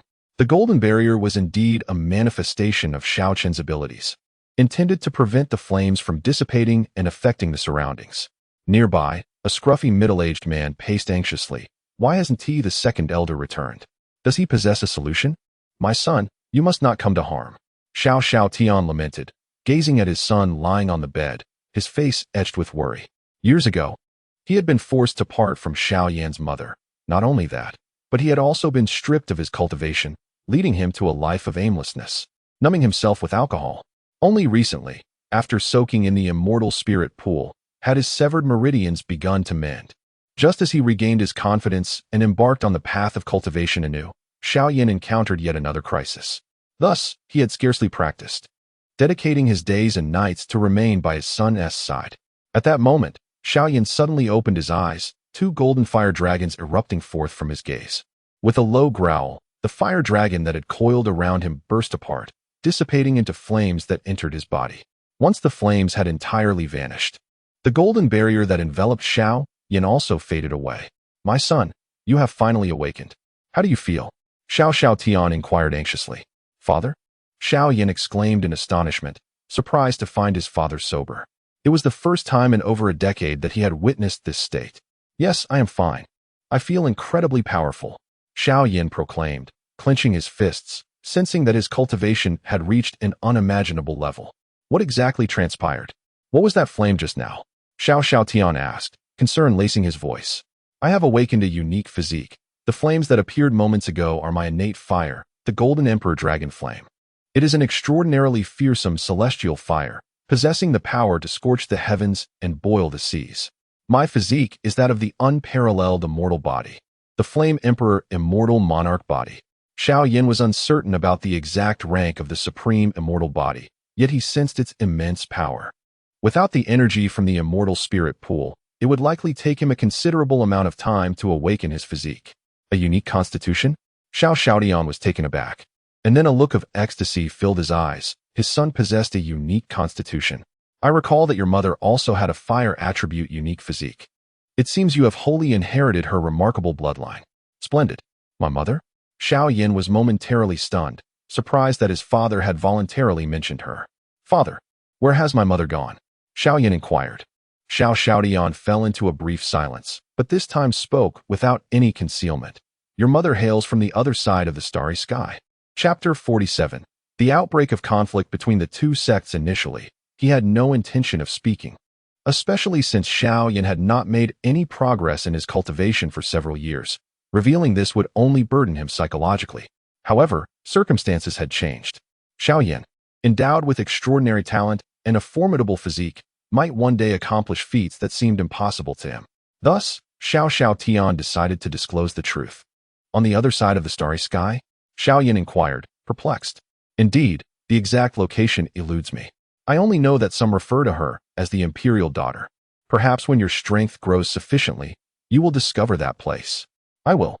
No matter how distant it may be, I shall bring my mother back. Yes, let us strive together, father and son." Xiao Tian patted Xiao Yan's shoulder. The latter looked at his father in astonishment. When had such a transformation occurred? "It is all thanks to the immortal spirit pool, which has restored my fractured meridians. I can now cultivate once more. The one who shattered my meridians in the past shall pay for it one day." Xiao Tian clenched his fist, his voice icy and laced with murderous intent. Xiao Yan smiled. His father had finally regained his fighting spirit. "All right, let us traverse the starry sky together and bring mother home." Indeed, witnessing this scene, Xiao Chen couldn't help but exclaim, not only has he awakened, but he has also manifested the supreme immortal body, and his cultivation has advanced to the Soul Palace realm. It seems the efforts of these past years have not been in vain. "Are you saying Xiao Yan has broken through to the Soul Palace realm?" Xiao Yuan Shan's eyes widened in disbelief. "Go see for yourself." However, Xiao Chen chuckled and turned to the second elder beside him, inquiring, "What exactly happened to Uncle Xiao Tian? How did he become so incapacitated?" He once ventured out like Xiao Zhan, and no one knows precisely what transpired. One day, he returned, bloodied and carrying Xiao Yan at the family entrance. Upon inspection, we discovered that not only had his cultivation been completely destroyed, but all his meridians had also been severed. We endeavored to heal his injuries, but despite our best efforts, there was no improvement. According to him, the assailant was extraordinarily powerful, leaving a certain energy within him. Unless that energy is dispelled, his injuries cannot be cured. Recently, however, we heard that after soaking in the immortal spirit pool, he could once again cultivate, and his overall condition has improved significantly. It seems he has somewhat recovered from his previous despair which is indeed a positive development. Xiao Chen pondered, stroking his chin. This bears a striking resemblance to the archetype of a protagonist. Just then, his gaze shifted suddenly beyond the family grounds. What is it? Xiao Yuanshan asked. The battle between the two sects has erupted, and they have chosen the Nine Extremes city as the main battleground. What could their intentions be? Boom. A figure was sent flying, crashing into a building and reducing it to rubble. Subsequently, Xiao Ran descended from the sky, delivering a devastating punch to his opponent's chest, swiftly extinguishing their life. His strikes were ruthless, devoid of any mercy. In the realm of cultivation, the consequences of defeat in battles between sects often result in annihilation and utter destruction. Such occurrences are all too common. Therefore, one must never exhibit even the slightest hint of mercy. At that moment, a dozen figures charged towards him with furious roars, all practitioners from the Kangwu sect. Do they dare to send mere practitioners of the Jinghai realm to slay me? Do they look down upon me? Xiao Ren bellowed coldly, swinging his fist into the throng like a bloodthirsty beast, merciless and fierce.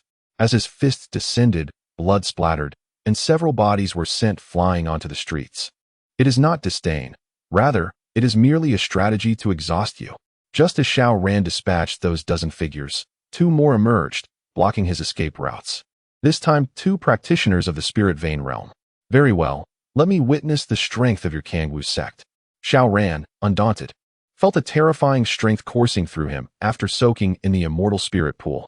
Seeking death, are we? In an instant, the two figures charged forward.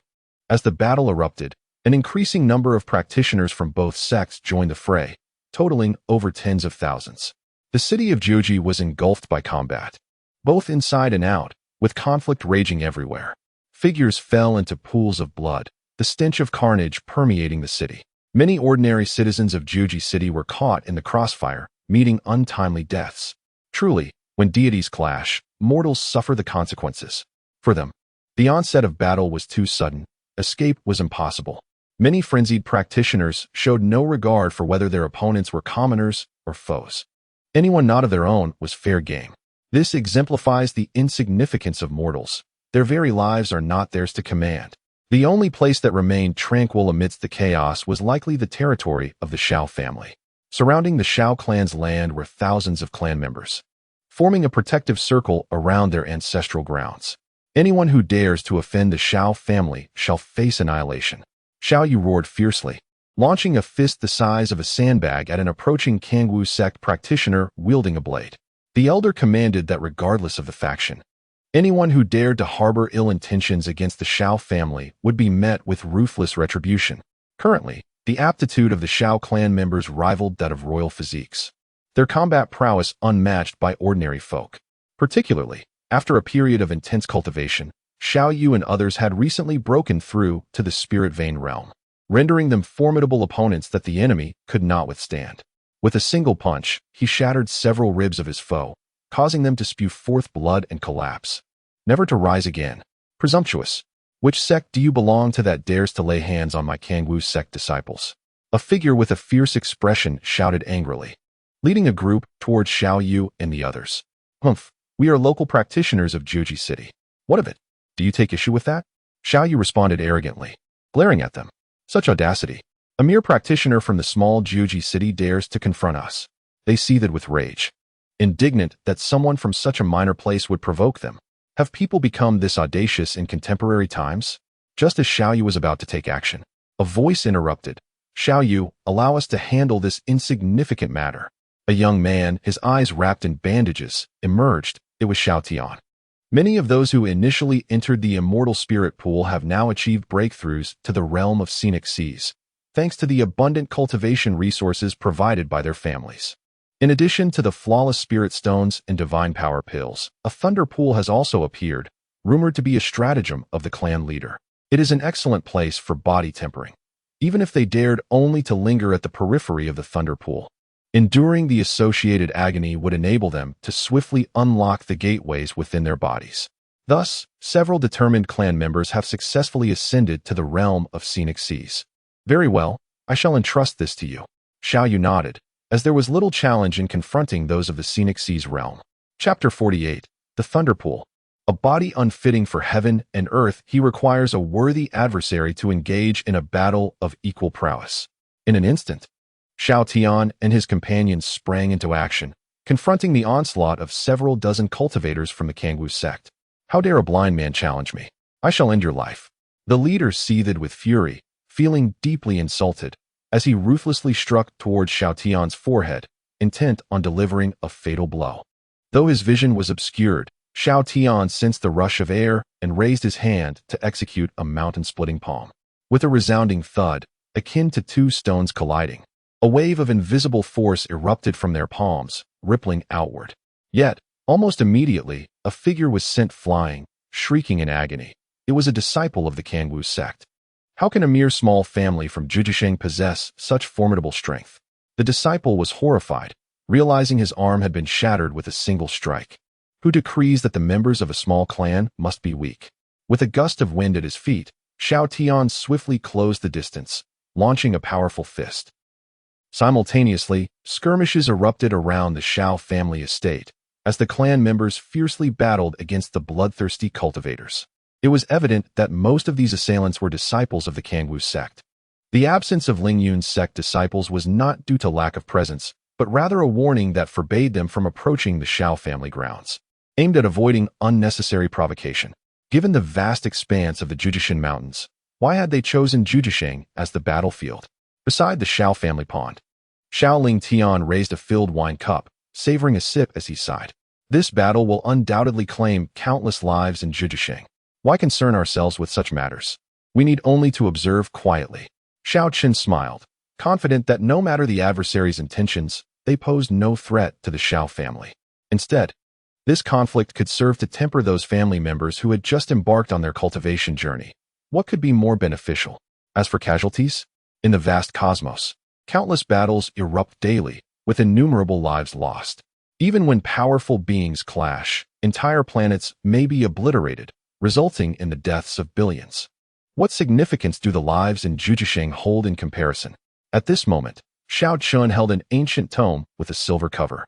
Yet his attention was focused on the performance of his clan members, as he sought out the most outstanding among them. During this period of attendance, aside from the Thunder Pool and the ancient book chronicles of the Otherworld, he was particularly interested in the supreme divine body known as the chaotic twin dragons. The Thunder Pool is a vast, magnificent sea of lightning, a sacred ground for thunder cultivators and body refiners, where all forms of thunderous power converge, be it the purple clouds divine thunder, the five elements divine thunder, the yin-yang divine thunder, or the chaotic divine thunder. All that exists in the world can be found within the Thunder Pool. Due to the aggregation of all thunderous forces, the Thunder Pool is exceedingly fearsome, possessing immense power that even Xiao Ling Tian, an emperor of the extreme path, dares not venture into deeply. Yet this place has attracted a segment of the clan imbued with remarkable tenacity and ambition. They stand along the precipice of the Thunder Pool, harnessing the delicate arcs of electricity that dance in the air to temper their physiques and augment their strengths. As for the Chronicles of Extraordinary Wonders, it is merely a tome cataloging the various rare entities of the world, holding little significance. However, for Xiao Chen, it serves as a rare pastime, a means to broaden his horizons during moments of leisure. The chaotic twin dragon physique, on the other hand, is a formidable constitution. Mastering it grants unparalleled combat prowess, comparable to the eternal undying sword body that fused with Xiao Zhan. Once a physique is acknowledged, the sooner it is integrated, the more its value can be realized.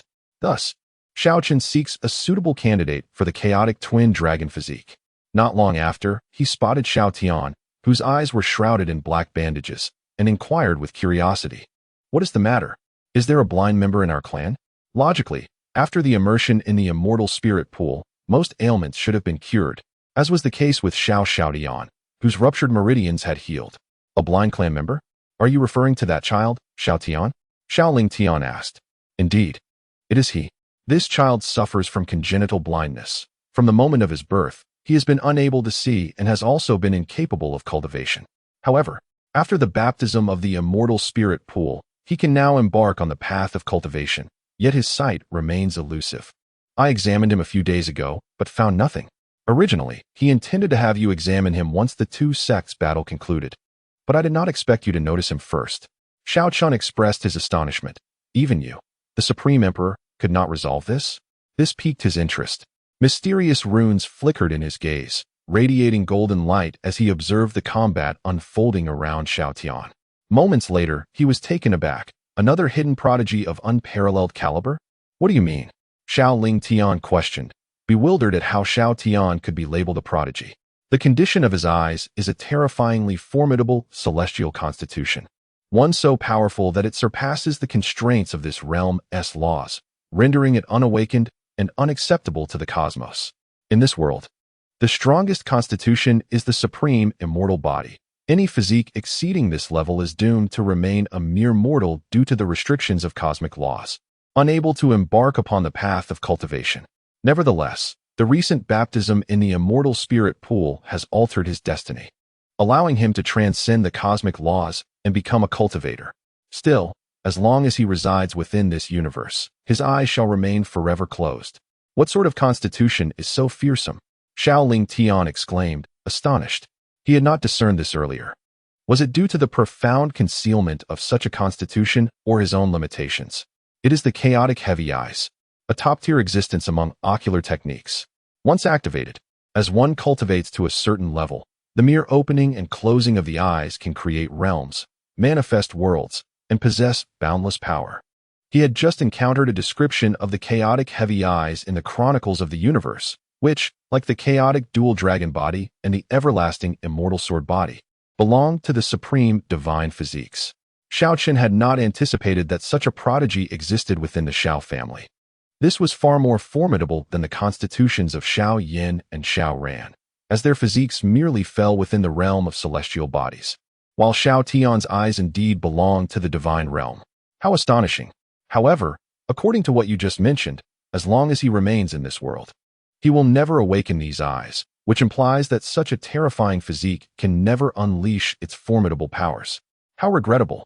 Yet, there is no need for regret. After all, I am here, and how could the mere laws of the universe confine him? Xiao Chen remarked with a smile. Chapter 49. The Xiao family harbors a great secret. Once this matter concludes, I shall assist him in activating his innate potential. It appears that our Xiao family is on the verge of producing yet another unparalleled genius.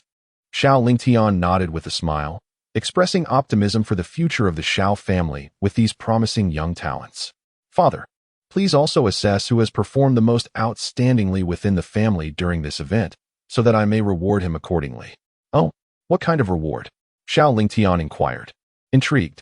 A source of innate potential. Hiss. Xiao Lingtian gasped in astonishment. It was only recently that Xiao Zhan had merged with his innate potential. And now another source has emerged?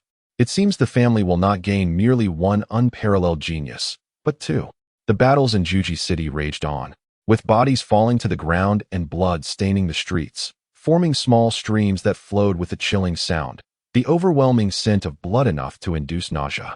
The Xiao family was also engulfed in fierce battles characteristic of the Jinghai realm, with thousands from the Kangwu sect meeting their demise here.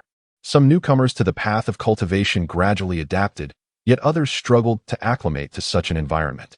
The road of cultivation is fraught with challenges, inevitably accompanied by bloodshed and slaughter.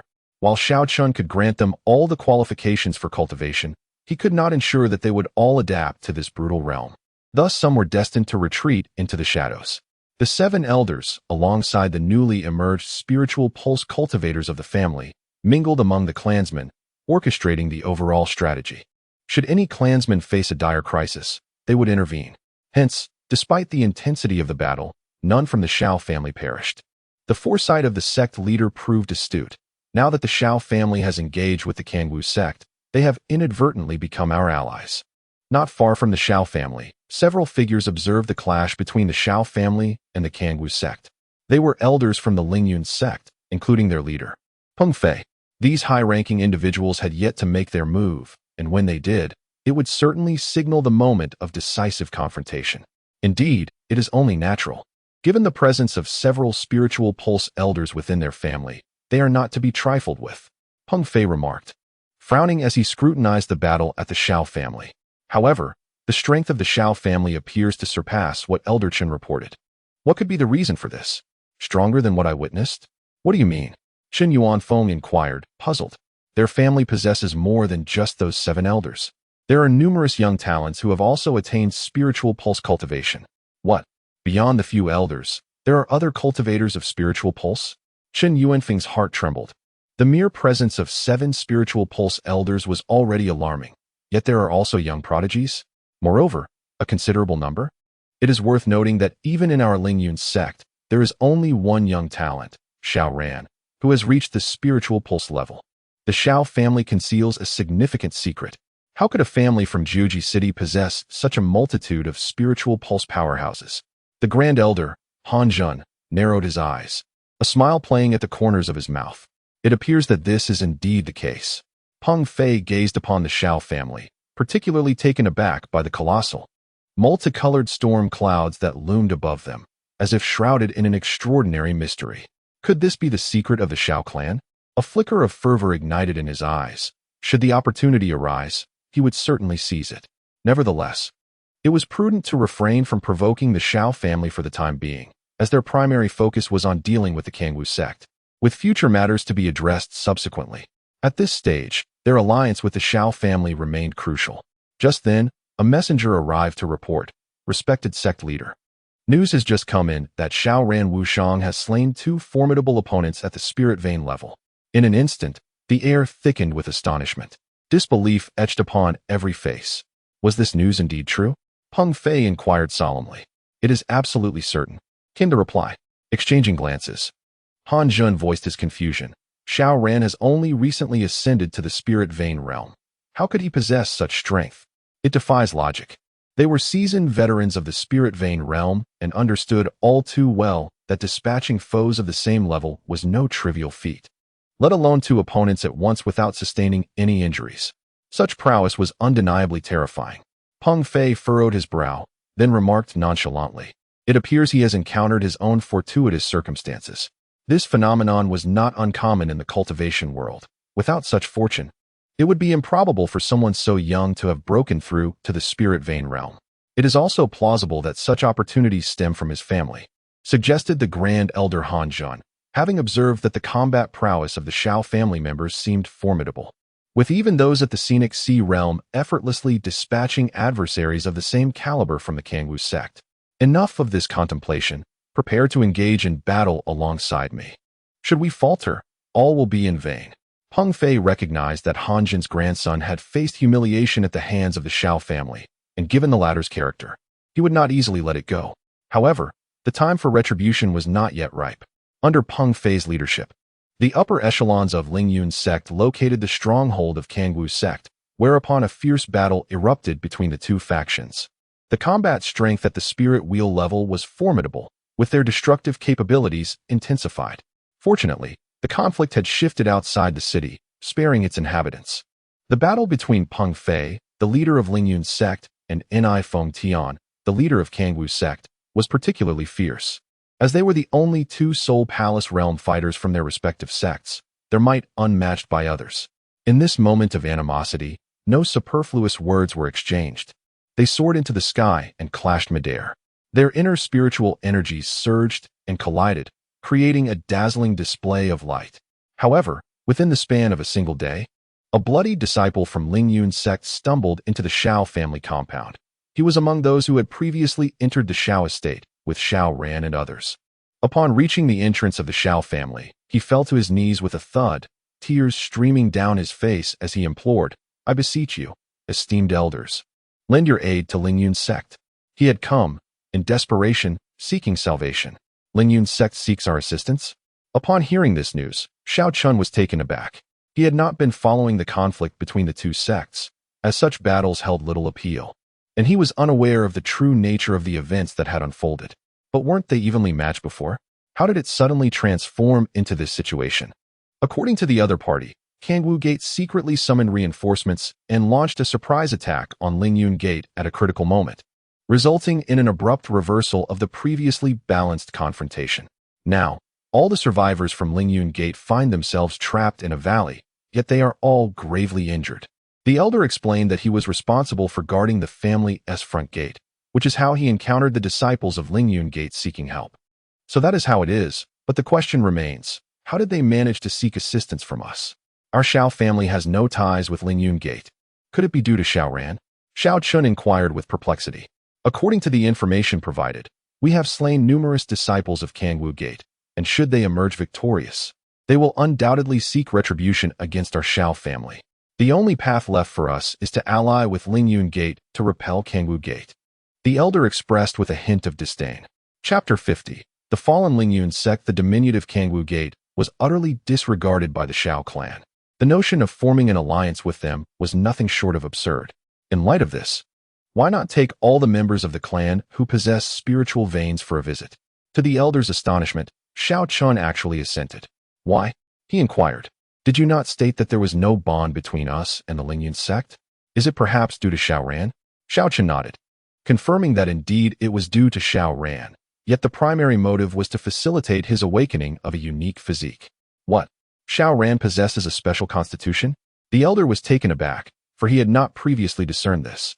Furthermore, during the time when Xiao Ran was submerged in the immortal spirit pool, he had not exhibited any extraordinary phenomena akin to Xiao Yan. The method for awakening his constitution was rather peculiar, necessitating immense external force as a stimulus. Follow my instructions. Consider it a trial for the clan members, he advised. Xiao Chen smiled, for he had glimpsed through the river of time the forthcoming actions of the Lingyun sect, and this could serve as an opportunity for Xiao Ran's awakening. He then extended his fingertip, and several golden spheres, each the size of a thumb, materialized before him. What are these? The elder inquired with curiosity. These are powerful enough to slay any soul palace cultivator. Take them for your protection. Should you encounter someone unpleasant, simply hurl one at them, and it will surely hit its mark. Excellent. The elder nodded, accepting the golden energy spheres with great care, before promptly beginning arrangements. In a short while, a dozen or so cultivators from the spiritual vein realm were gathered and swiftly made their way toward the location where the Lingyun sect was besieged. What are we going to do? Is there to be a battle? Xiao Yu asked with excitement. At that moment, there were no longer any cultivators fighting within Jujisheng. Both sides had retreated, and some survivors began to emerge from their rooms, with the bolder among them daring to scavenge the fallen bodies. Any item from these deceased cultivators could sometimes be worth a fortune. If one were to uncover martial arts techniques or elixirs, the value would skyrocket. Should fortune smile upon them, they might embark on the path of cultivation. The deaths of many were destined to give rise to some. Indeed, I see you little rascals are eager for more, so I shall take you to witness a grand spectacle. Perhaps a large-scale battle will ensue. Prepare yourselves. The elder chuckled. Upon hearing this, many became exhilarated. Previously, during the defense of their clan in Jujisheng, they had scarcely engaged in battle, as they were besieged by those in the Scenic Sea realm, whom their clan could easily handle.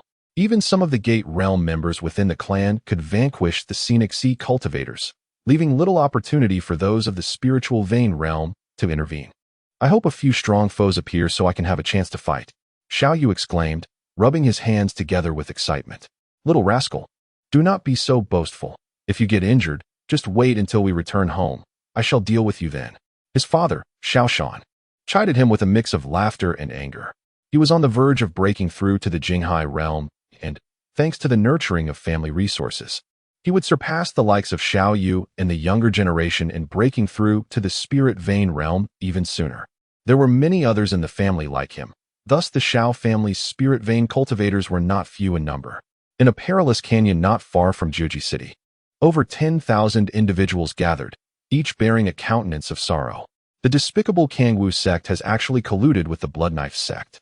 Han Zhen spat blood from the corner of his mouth, gritting his teeth. The opposing faction was a force comparable to their Lingyun sect within the Juji mountain range. And although they usually kept to themselves, this unexpected alliance with the Kangwu sect had dealt them a heavy blow. Had it been solely the Kangwu sect, they would not have been reduced to such a dire state. What shall we do? Now they have us surrounded here. It seems they intend to wear us down slowly. We cannot simply sit and wait for death. Otherwise, we will meet only a grim fate. Chun Yuanfeng lamented, his face etched with worry, one of his arms broken and still bleeding. Their only options were either to fight desperately or await support from the Xiao family. The sect leader, Peng Fei, cast a pale glance at Xiao Ran, who was seated not far away. The Xiao family? Even if they possess a few spirit vein cultivators, it will be of little help. The leaders of the Kangwu sect, Inai Fengtian, and the Blood Knife sect's Blood Knife ancestor, are both Soul Palace realm experts. What could the Xiao family possibly do? Qin Yuanfeng shook his head, concluding that rather than waiting for assistance, it might be better to take a bold stand. No, if we can create some chaos, we might carve out an opportunity to escape from the encirclement of the Kangwu and Blood Knife sects. Peng Fei spoke solemnly. If they were to count the number of spirit wheel realm cultivators, their Lingyun sect might not even match the Xiao family. Who knows if the Xiao family has received our distress signal, and if they are willing to intervene. Humph, Xiao Ran is truly something else, in this moment of crisis. He refuses to seek help from his family, claiming he does not wish to embroil them in our sect's conflict. Does he not care for our sect at all? Hanjin commented, casting a disdainful glance at Xiao Ran, who remained seated nearby. Had Xiao Ran personally intervened, the chances of the Xiao family coming to their aid would have increased significantly, thus enhancing their chances of survival.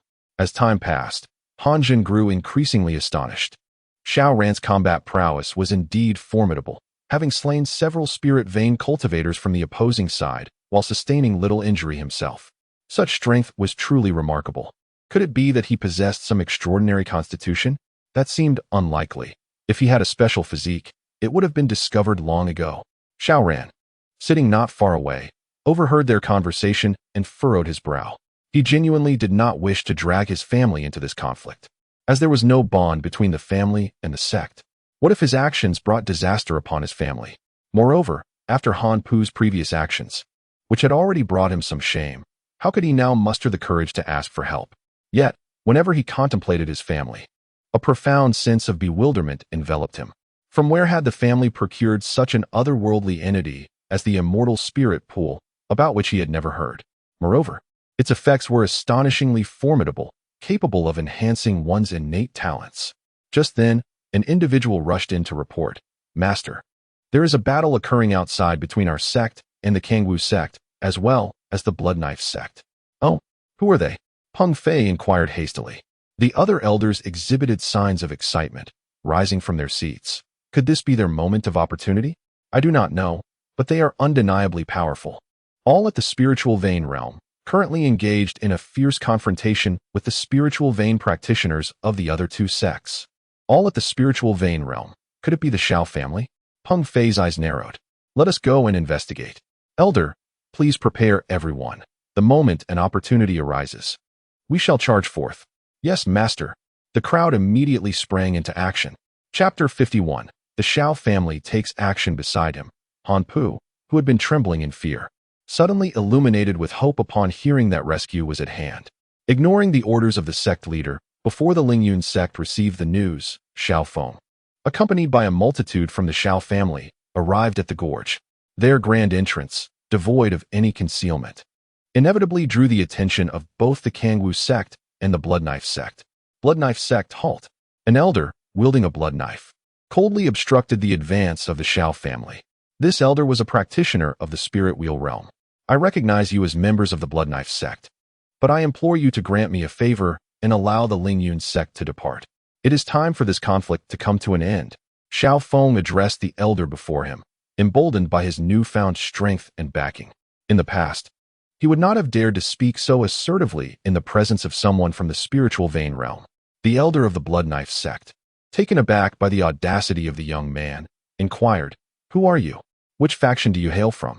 The elder felt compelled to clarify, suspecting that the individual's assertive demeanor might indicate an affiliation with a significant power.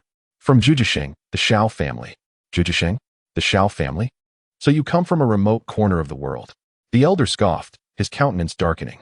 "Do you truly believe that a nameless little clan like yours has the right to interfere in the affairs of the Blood Knife sect? Have you grown weary of living?"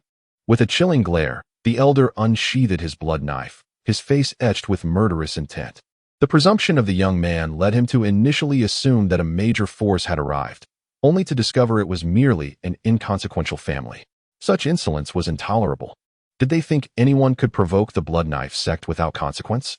It was clear that negotiations had reached an impasse.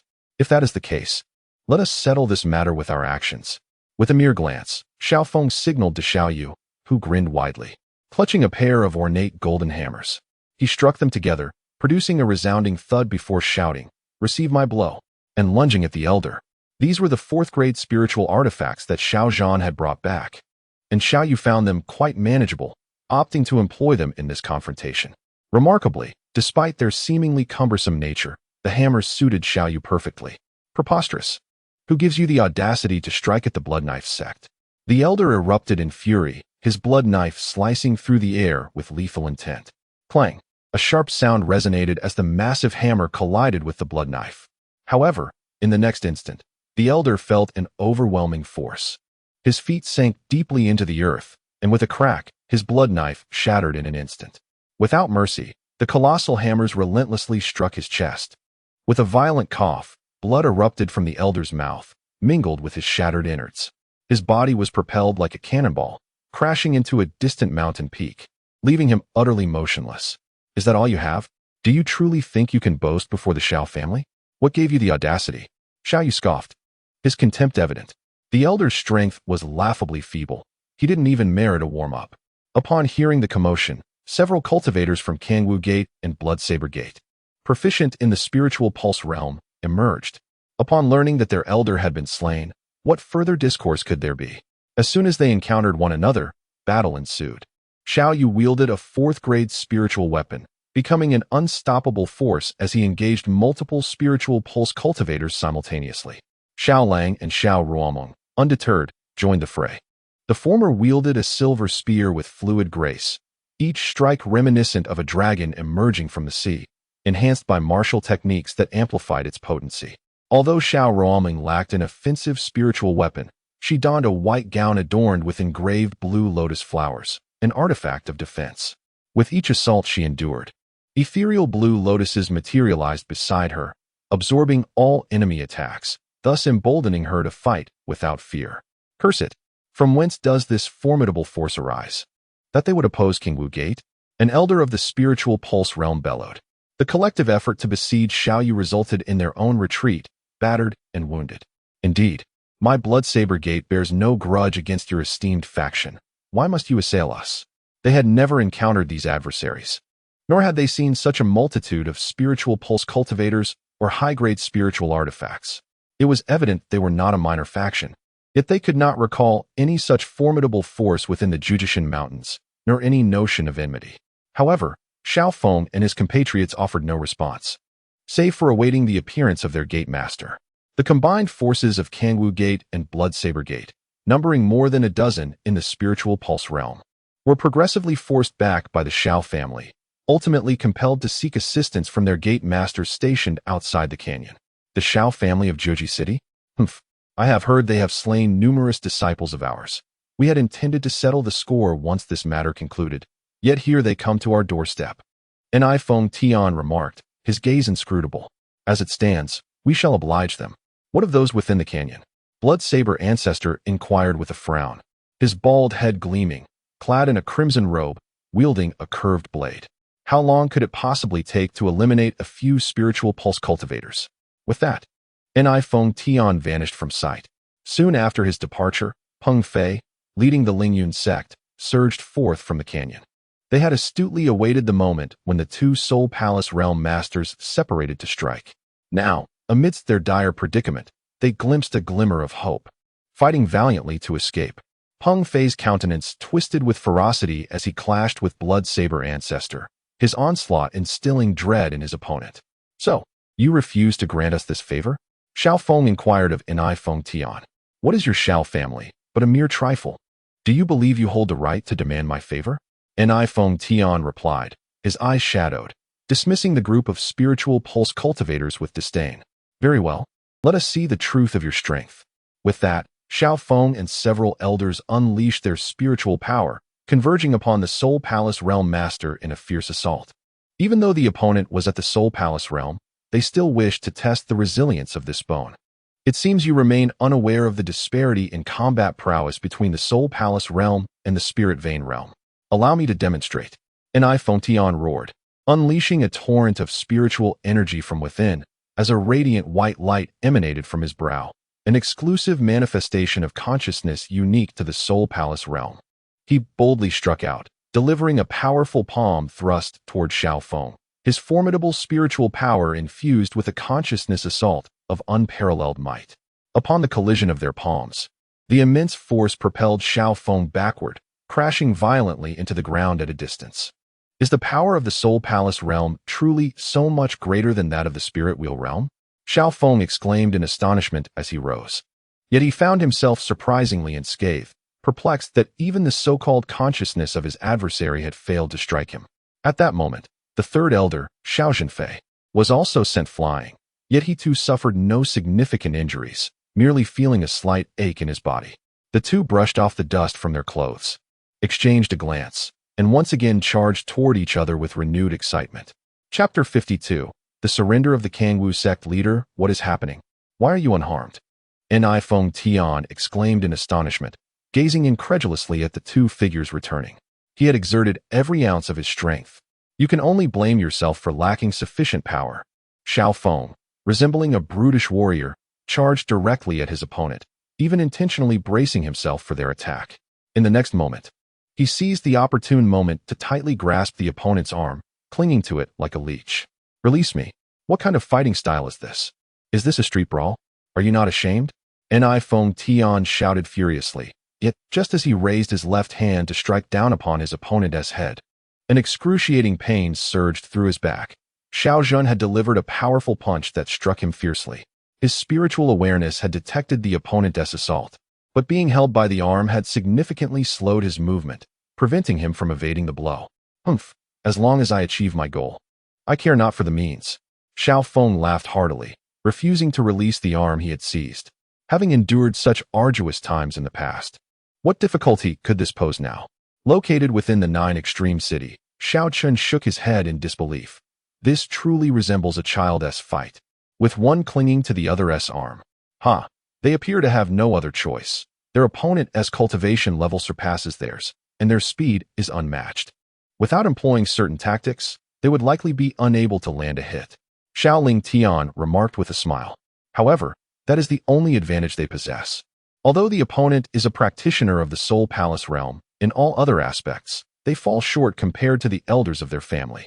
In the Spirit Vein realm, one can unlock up to 365 spirit veins, yet some manage to unlock very few. Even if they can swiftly break through to the Soul Palace realm, their attacking power remains pitifully low. As for the opponent's spiritual awareness not being able to harm the Grand Elder and others, it is simply because his spiritual force cannot breach their physical defenses. The soul resides within the body. To attack the opponent's soul, one must first overcome their physical barriers. Ni Feng Tian's spiritual awareness is not particularly formidable, while it may suffice against ordinary spirit vein practitioners. Xiao Feng and his companions have undergone immersion in the immortal spirit pool, possessing bone structures and qualifications that rival those of a royal physique, naturally setting them apart from the average spirit vein practitioners. Xiao Chen nodded in agreement. Our family's martial techniques remain somewhat lacking. After we annihilate the Kangwu sect and the Bloodblade sect, let us sweep through these two powers. Perhaps we shall uncover some treasures. Although he held little regard for those items, they might prove useful to the family, especially considering the relatively low cultivation levels of their kin at present. Those lower-tier martial techniques would be quite suitable. Under Xiao Feng's almost unscrupulous fighting style, it was not long before Ni Feng Tian sustained grievous injuries, his back a gruesome sight, with some areas even exposing his innards. Faced with such a dire situation, he could only utter, "I concede." What is it that you truly desire? Now, it is not merely he who has been grievously wounded. Even some of the spirit vein practitioners from Kangwu sect have perished. Such a heavy toll will not be easily recovered. Originally, we merely sought to spare the Lingyun sect, but now we seek your life. Xiao Feng spoke in a deep tone, having released his opponent, knowing that the grievous injuries sustained would grant them the upper hand. We share no grievances from the past, nor animosities in the present. Why do you seek my life? Ni Feng Tian glared, blood trickling from the corner of his mouth. There is no reason, for we desire it. With a wave of his hand, the other 6 elders launched another assault, their speed now diminished. They unleashed their martial techniques. With Elder Xiao Zhennan's attack particularly cunning, his hands transformed into claws, his left hand lunging for the opponent's throat, while the right aimed for their chest. Just then, a massive crimson handprint, measuring several meters, descended from the heavens, enveloping Xiao Feng and the others. The sudden turn of events startled everyone, prompting them to hastily retreat. In the blink of an eye, a blood-red figure, akin to a specter, flashed past, rescuing Ni Feng Tian from the center of the fray. It was none other than the Blood Knife sect's Blood Knife ancestor. With a resounding crash, the colossal blood-red handprint struck the ground, leaving behind a deep imprint several meters wide. After administering a healing blood pill to the opponent, the Blood Knife ancestor scoffed. "Humph. Did you not say that dealing with a few spirit vessel cultivators would require little time? What led to this predicament?" Ni Feng Tian, suppressing his nausea, swallowed the blood pill, crafted from the heart of a cultivator and possessing formidable healing properties. Under normal circumstances, he would never resort to such a repugnant remedy. But he had little choice at this moment. As the blood pill took effect, his wounds visibly healed at an astonishing rate. These spirit vessel cultivators are rather peculiar. My consciousness seemed unable to inflict harm upon them. Ni Feng Tian wiped the blood from his lips, gazing at the 7 figures that had now converged. "This is unprecedented. But how did you arrive here? What of Peng Fei and the others in the canyon?" No sooner had he spoken than the sounds of battle erupted from the gorge, where the disciples from the 2 sects were being forced into retreat. Confronted with the desperate fighting spirit of the Lingyun sect, their opponents were overwhelmed and unable to withstand the onslaught. In mere moments, the group, led by Peng Fei, burst forth. Could it truly be the elders? Upon witnessing his family members, Xiao Ran sighed. "Having our clan embroiled in this conflict may not bode well. Otherwise, with our family's foundation, we could have steadily developed for decades, ultimately becoming a formidable force within the 9 Extremities mountain range. I extend my heartfelt gratitude to the Xiao family for your assistance. My Lingyun sect is immensely grateful, and once this crisis concludes, we shall repay you handsomely." Peng Fei expressed his thanks to the Xiao family. Yet as they observed the spirit artifacts wielded by some members of the Xiao family, their eyes glistened with envy. The Xiao family possesses such wealth. So many of their members are equipped with spirit artifacts? Where did they acquire such an abundance? Some appear to be of considerable quality. Our Lingyun sect's foundation pales in comparison. Had they been granted such resources, perhaps they would not have suffered such devastating losses. There is no need for thanks. Our primary objective was not to rescue you. Xiao Feng cast a cold glance at Xiao Ran amidst the crowd and remarked, "Heh, regardless of the circumstances, I must express my gratitude to all of you." Peng Fei clasped his fists, showing no trace of embarrassment. The joy of surviving a dire predicament rendered him indifferent to such matters. Yet, as he observed the members of the Xiao family, it seemed they had no intention of departing. What could this mean? Since we have already intervened, it would be unwise to leave empty-handed. Kangwu sect and Blood Knife sect, is it? If you are willing to willingly surrender all the resources of your 2 sects, I may consider granting you a chance at survival. Otherwise, the consequences shall be yours to bear. Chapter 53. Want to split the spoils? Then come forward. Xiao Feng's words left the representatives of the other 3 factions utterly astonished. The audacity to demand that the 2 sects surrender all their resources? Was he truly a fool? Han Jin scoffed inwardly. Even if they had a greater number of spiritual vein realm cultivators, how could they dare to utter such words before those in the Soul Palace realm? Surely, the elder couldn't be serious. Xiao Ran was equally taken aback. Such arrogance was quite uncharacteristic. He increasingly felt estranged from his own family. In the past, the elder would never have spoken in such a manner. What audacious words. You expect us to voluntarily relinquish our resources? The Blood Knife elder laughed, though his expression was somewhat sinister. Peng Fei observed the Xiao family members thoughtfully. This small clan was rather enigmatic. They could not be foolish enough to provoke 2 sects without reason. Did they possess some hidden confidence? After a moment of contemplation, he concurred.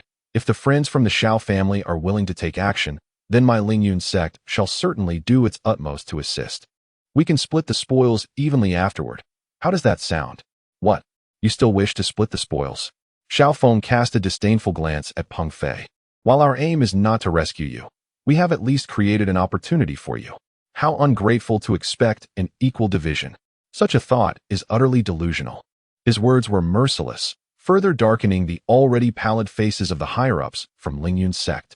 Dear friends from the Xiao family, you may not be aware that Ni Feng Tian and the Blood Knife Elder are both cultivators of the Soul Palace realm.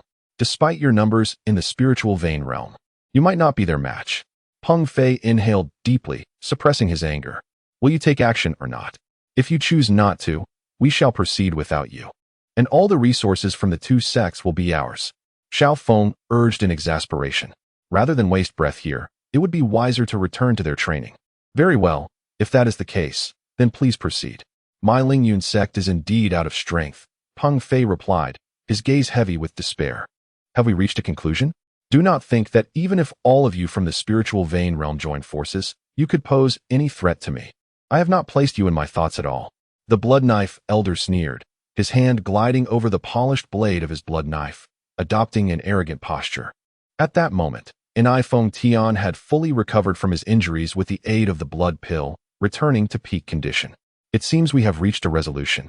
It is time to send you on your way, Xiao Feng declared, producing 2 golden orbs of energy that Xiao Chen had given him for protection. With a flick of his finger, he propelled the 2 orbs toward the 2 adversaries. All the embellishments in the face of absolute strength are but illusions. The blood knife ancestor bellowed with rage, his figure vanishing like a specter in an instant. Though the nature of the golden energy spheres remained a mystery, he knew that as long as they did not make contact, he would avert their wrath. His silhouette left a fleeting image upon the ground as he lunged towards Xiao Feng and his companions, intent on teaching these arrogant fools a lesson today. At the moment the blood knife ancestor made his move, Feng Tian also acted, his brow radiating with brilliance as a heavy sword materialized in his grasp, his 4th-grade spiritual weapon, which he had yet to deploy until now, finally ready to shine in all its glory. With a swish, the 2 darted through the air like wild geese, their faces etched with murderous intent as they charged toward the Xiao family. I hope they both suffer grievously. Han Zhun sneered inwardly, bemused by the Xiao family's audacity. Once both parties were mutually devastated, not only would the resources of the 2 sects be theirs, but everything belonging to the Xiao family would also fall into the hands of their Lingyun sect. At that time, any losses sustained by Lingyun sect in this conflict would be effortlessly compensated. Die, you cursed wretches! The blood knife ancestor roared, a bloodthirsty grin illuminating his eyes. Yet, just as the 2 believed they had evaded the assault of the golden energy spheres, the orbs struck them from the side with a resounding boom. Boom, boom. The violent explosions reverberated, unleashing a blinding brilliance that sent shockwaves through the surrounding void. As the light dissipated, the blood knife ancestor and his companion had vanished without a trace, leaving not even remnants of their bodies behind. Where are they? Where did the 2 leaders go? The disciples of both the Kangwu sect and the blood knife sect were perplexed, bewildered by the sudden disappearance of their masters. However, witnessing the scene firsthand, Peng Fei's pupils constricted dramatically, trembling in disbelief. He had seen clearly that the moment those 2 golden energy spheres made contact with Feng Tian and the blood knife ancestor, they erupted, obliterating the 2 to mere nothingness, even their souls extinguished. To think they possessed such a means. In the face of that energy, the Soul Palace realm was utterly insignificant, merely annihilated in an instant. Masters, where are they? Han Jin speculated, yet uncertainty lingered in his mind.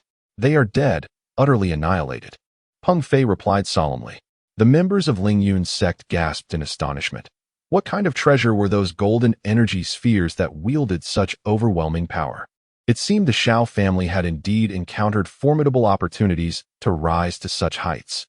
A glint of avarice flickered in Peng Fei's eyes. To enable a mere minor clan to ascend so remarkably, the fortune involved must be extraordinary.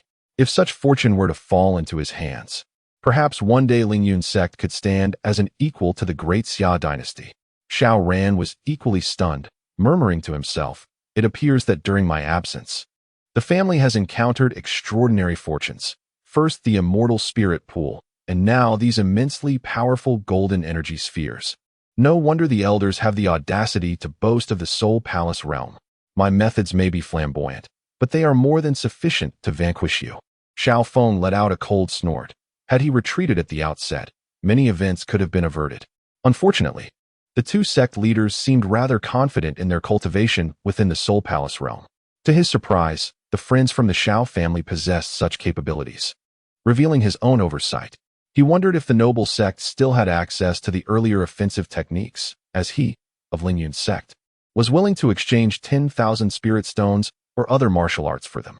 Peng Fei approached, genuinely eager for such extraordinary means, which would undoubtedly enhance his ability to survive. 10,000 spirit stones? Xiao Feng's eyes gleamed momentarily, only to shake his head with a sigh. The price you offer is indeed tempting, and our Xiao family is in dire need of resources. Alas, we truly have none left.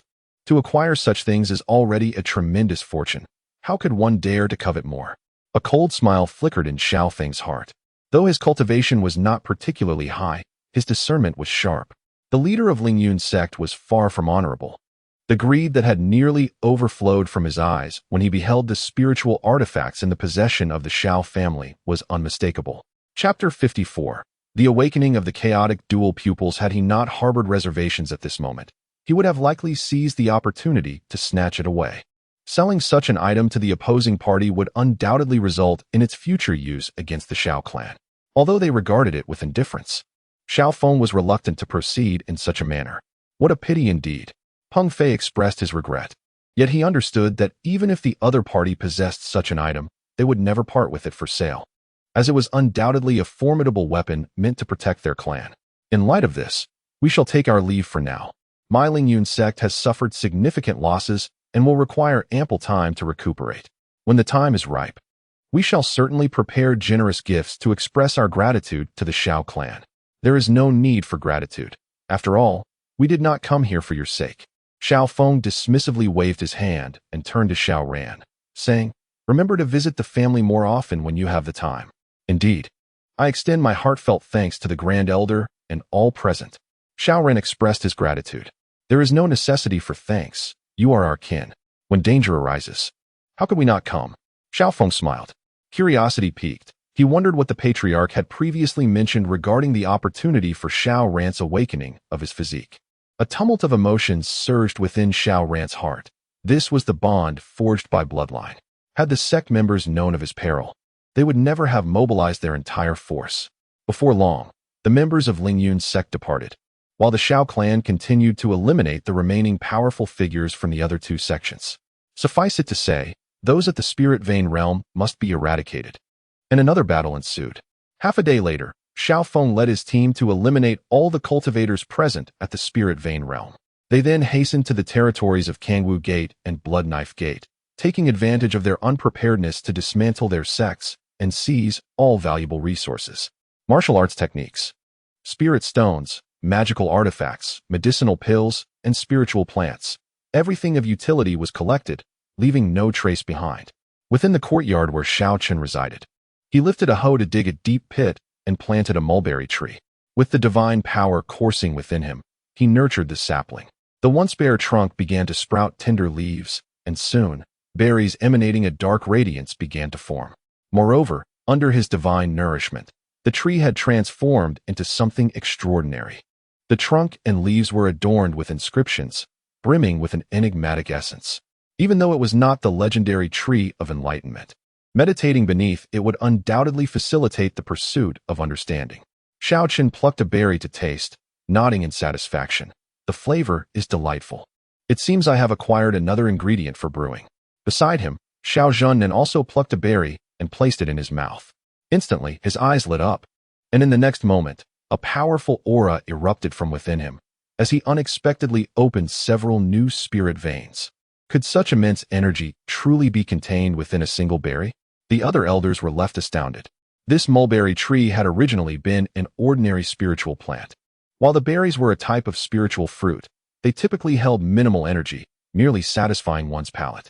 It was astonishing that, after the patriarch's nurturing, a single berry now contained such overwhelming power. Upon this mulberry tree, an abundance of mulberries flourishes. This is nature. It has transcended the realm of ordinary spiritual plants and evolved into a high-tier spiritual entity, imbued with extraordinary energy. Xiao Chen plucked a handful of these dark-glowing mulberries and placed them into a green gourd, giving it a gentle shake. Instantly, a captivating aroma wafted from the gourd, enveloping the courtyard in an intoxicating embrace that lingered long after, leaving everyone enraptured and unable to extricate themselves. After a brief moment, many found themselves breaking through their limitations. The fragrant essence contained energy that naturally facilitated their advancement. Never before had they imagined that such a breakthrough could be so effortless. Standing not far away, Xiao Lang and Xiao Tian gasped in astonishment. Merely inhaling the scent of the wine had enabled their breakthroughs, an occurrence that seemed nothing short of miraculous. Xiao Chen chuckled. This was simply nature at work. A few days prior, he had acquired a longevity elixir and tossed it into the wine gourd. Thus, the exquisite libation within contained energy far superior to the inferior wines consumed by the elders before. Elder Xiao Zhan then watched the clan leader's gourd with barely concealed drool. The enchanting fragrance suggested that the wine within was of the finest quality. What? Do you desire it? Xiao Chen inquired with a smile. Yes, yes, yes. Xiao Zhenfei nodded vigorously. Bring forth the gourd. Following Xiao Chen's pouring of a single drop before Elder Xiao Zhannan's astonished gaze, the latter exclaimed, Why just a drop? Clan leader, you are being rather stingy. Stingy? Xiao Chen shot him a look. Once you return, dilute it with more wine. Else, should you consume it all at once, I can assure you that the energy will overwhelm your body. Oh, so that is how it is. I must apologize for misjudging you, clan leader. Xiao Zhenfei quickly expressed his contrition. The other elders felt a wave of regret, lamenting their failure to carry a gourd of wine themselves. They resolved to ensure they brought one in the future, lest they miss such an opportunity again. Fortuitously, several of them gathered some mulberries from the tree to carry with them, as there was an abundance in this location. Clan leader, esteemed elders, did you summon us for a particular reason? Xiao Lang inquired, unable to contain his curiosity. If there were no pressing matters, he wished to return to his cultivation. Otherwise, he risked being surpassed by Xiao Yu and others. Indeed, there is a matter. Xiao Chen took a sip of wine and turned to Xiao Tian. I called you here regarding your eyes. My eyes? Xiao Tian trembled with excitement. Do you possess a method to restore my sight? Is that even a question? If I had no means, would I waste your time calling you here? Xiao Chen replied. Now, remove the bandages from your eyes. Xiao Tian hastily nodded and peeled away the dark bandages, revealing his somewhat unnerving white pupils. In that moment, Xiao Chen's eyes shimmered with interwoven divine patterns, erupting in brilliant golden light that pierced through the void, illuminating Xiao Tian's eyes with its radiant glow. At this moment, Xiao Tian felt a gentle warmth enveloping his eyes, as if nourished by some unseen force. Before him lay not the tangible world, but rather an extraordinary realm, shrouded in chaos, devoid of discernible surroundings. Countless chains intertwined before him, obstructing his vision. In the next instant, a beam of golden light surged from the outside, causing the chains that had previously blocked his sight to dissolve instantaneously. As the golden light faded, Xiao Tian found himself momentarily blinded by an overwhelming brilliance, a vast expanse of white engulfing him. After a brief interlude, the intense white light gradually receded, revealing colors that sharpened in clarity, followed by the emergence of shadows. Ultimately, the shadows dissipated, and he truly beheld the world around him. How do you feel? Asked Xiao Chen. Xiao Tian turned his gaze, exclaiming with delight, Clan leader? It seems I am well. Xiao Chen nodded. He had just melted away the veil of the cosmic laws that had obscured the other's vision, allowing his chaotic dual pupils to manifest fully. Chapter 55. The chaotic twin dragon body. Allow me to behold the enigmatic nature of your chaotic, which has drawn the envy of the heavens. Xiao Ling Tian approached with curiosity, scrutinizing the mysterious eyes of the other, drawing the attention of the other elders as well. It was indeed extraordinary. Within its depths intertwined two obsidian pupils, flowing with arcane runes and chaotic energy, as if capable of splitting the heavens apart. Is this truly the chaotic? How wondrous! As if it encapsulated a chaotic world within. Xiao Ling Tian exclaimed in astonishment. Here, apart from Xiao Chen, he possessed the most profound cultivation, and though unable to fully comprehend the nature of those eyes, he sensed a hint of mystery. The chaotic, envied by the heavens? Vice Clan leader, what do you mean by this? Xiao Tian inquired, perplexed. Although he had previously been unable to discern the other's appearance, he recognized the voice. It is quite literal. Your eyes are a powerful, heaven-defying constitution. Thus the heavens do not permit your awakening, sealing your sight and rendering you blind from birth. Just now, Xiao Chen has torn apart your seal, not only restoring your vision, but also awakening this extraordinary constitution within you. From now on, you shall be a true, unparalleled genius. Xiao Tian stood frozen in place, having believed his blindness was due to some congenital ailment, only to discover it stemmed from the overwhelming strength of his eyes. Envied by the heavens, he gazed into the distance. Even without using spiritual power, he could see the lush Jiuji mountains beyond the city, effortlessly penetrating the barriers of all structures. This ability is simply invincible. And what of me? Do I possess a heaven-defying constitution as well? Xiaolang asked, brimming with envy and eager anticipation. A heaven-defying constitution? Where do you imagine such abilities spring from? Do you think they appear so easily? The Grand Elder cast a disdainful glance at him, whether it was Xiao Tian, the yet-to-be-born Xiao Daoling, or Xiao Zhan. None would have awakened their constitutions without Xiao Chen's influence. They might have lived their lives as mere mortals. To be precise, within the Xiao clan, there are only two individuals with innate special constitutions. One is Xiao Yin, and the other is Xiao Ran. The emergence of any other constitutions is intricately linked to Xiao Chen. I do not possess one. Then why have you summoned me? You indeed lack a special constitution, but I can bestow one upon you. Sitting by the pond, Xiao Chen spoke to the sudden appearance of a crimson phoenix within the courtyard. This bird resembled the golden pheasant seen on Earth in a past life, yet its entirety was a vibrant red, with a crown of flames dancing atop its head. Drawn by the intoxicating aroma emanating from the surroundings, it perched on the courtyard wall, gazing intently at Xiao Chen, sensing that the source of the fragrance lay there. Clan leader, are you addressing me or that bird? Xiaolang asked, bewildered. Naturally, I am speaking to you. Xiaolang's eyes suddenly sparkled with excitement, his breath quickening. For he comprehended that the formidable combat prowess Xiao Zhan exhibited upon returning to the clan was bestowed upon him by the clan leader, who had integrated an immensely powerful physique within him, enabling him to fight across boundaries. Thank you, clan leader. Xiaolang promptly bowed, a smile of uncontainable joy illuminating his face. Under the astonished gaze of Xiao Tian, Xiao Chen flicked his fingers, unleashing a golden orb of light. Through the chaotic heavy gaze, he could faintly discern two terrifying beastly phantoms swirling within the luminous sphere. He could not identify these beasts, yet their might was palpable. Under Xiao Chen's control, the golden orb fused with Xiaolang, while two pitch-black colossal dragons materialized beside him. These dragons, formed from chaos, were enveloped in chaotic energy, slowly revolving around him, emanating an overwhelming aura. Xiaolang opened his eyes, and upon witnessing the two dragons beside him, he was utterly astonished, murmuring in awe, Chaos Double Dragon Body. Upon reaching its zenith, not only can one wield chaotic power, but the twin dragons can also serve as my powerful allies in battle. Thank you, clan leader. I shall treat you to a feast another day. Xiaolang exclaimed with fervor. Now, he had truly become a prodigy, and his future cultivation speed would undoubtedly surpass others. But let's set the feast aside for now. When will the Fengwu courtyard finally open? I can hardly wait to savor their delicacies. It is not yet time.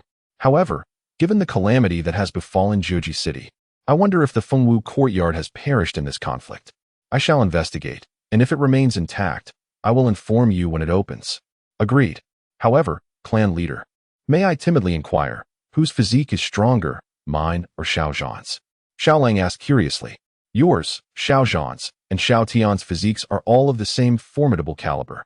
However, how much potential you can unleash from your physique will depend on your own efforts in its development. Indeed, I shall not disappoint the expectations of the clan leader and the elders. Xiaolang replied earnestly. That is preferable. Should you fail to manifest an invincible presence that suppresses your peers, do not expect any further rewards from the clan leader. The Grand Elder admonished sternly. Understood.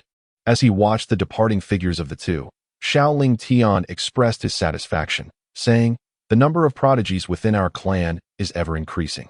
Xiao Chen, I believe this place is no longer conducive for their growth.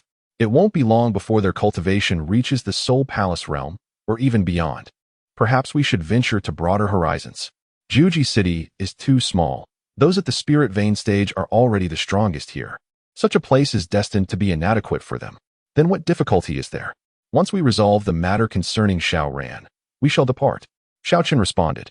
And how shall we handle the situation with Xiao Ran? When will the opportunity you speak of arise? Soon. Once the leader of the Lingyun sect has sufficiently recovered, the opportunity will present itself, at which point, your cooperation in staging a performance will be required. A performance? We are not skilled in such theatrics. The Grand Elder shook his head. How is it possible that you cannot? The last time you performed in front of Xiao Yu and the others, it was quite impressive. Was it not?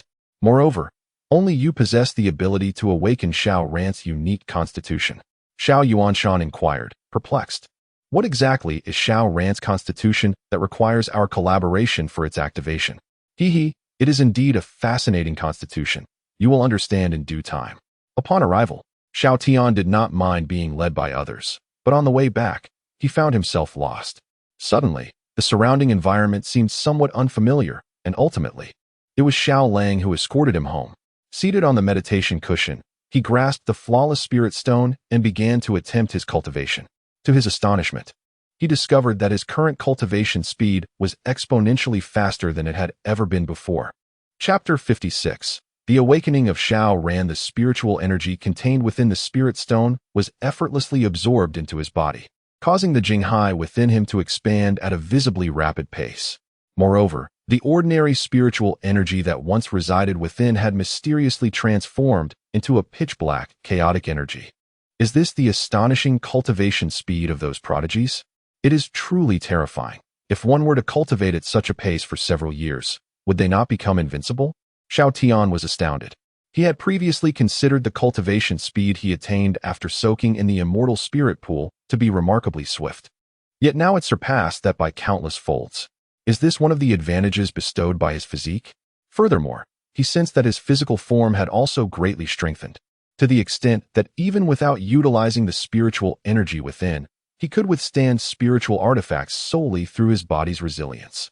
This feeling was utterly unprecedented. Xiao Lang shared similar thoughts. He felt an overwhelming strength coursing through him, especially as he gazed at the two black dragons spiraling around him, which he found simply magnificent.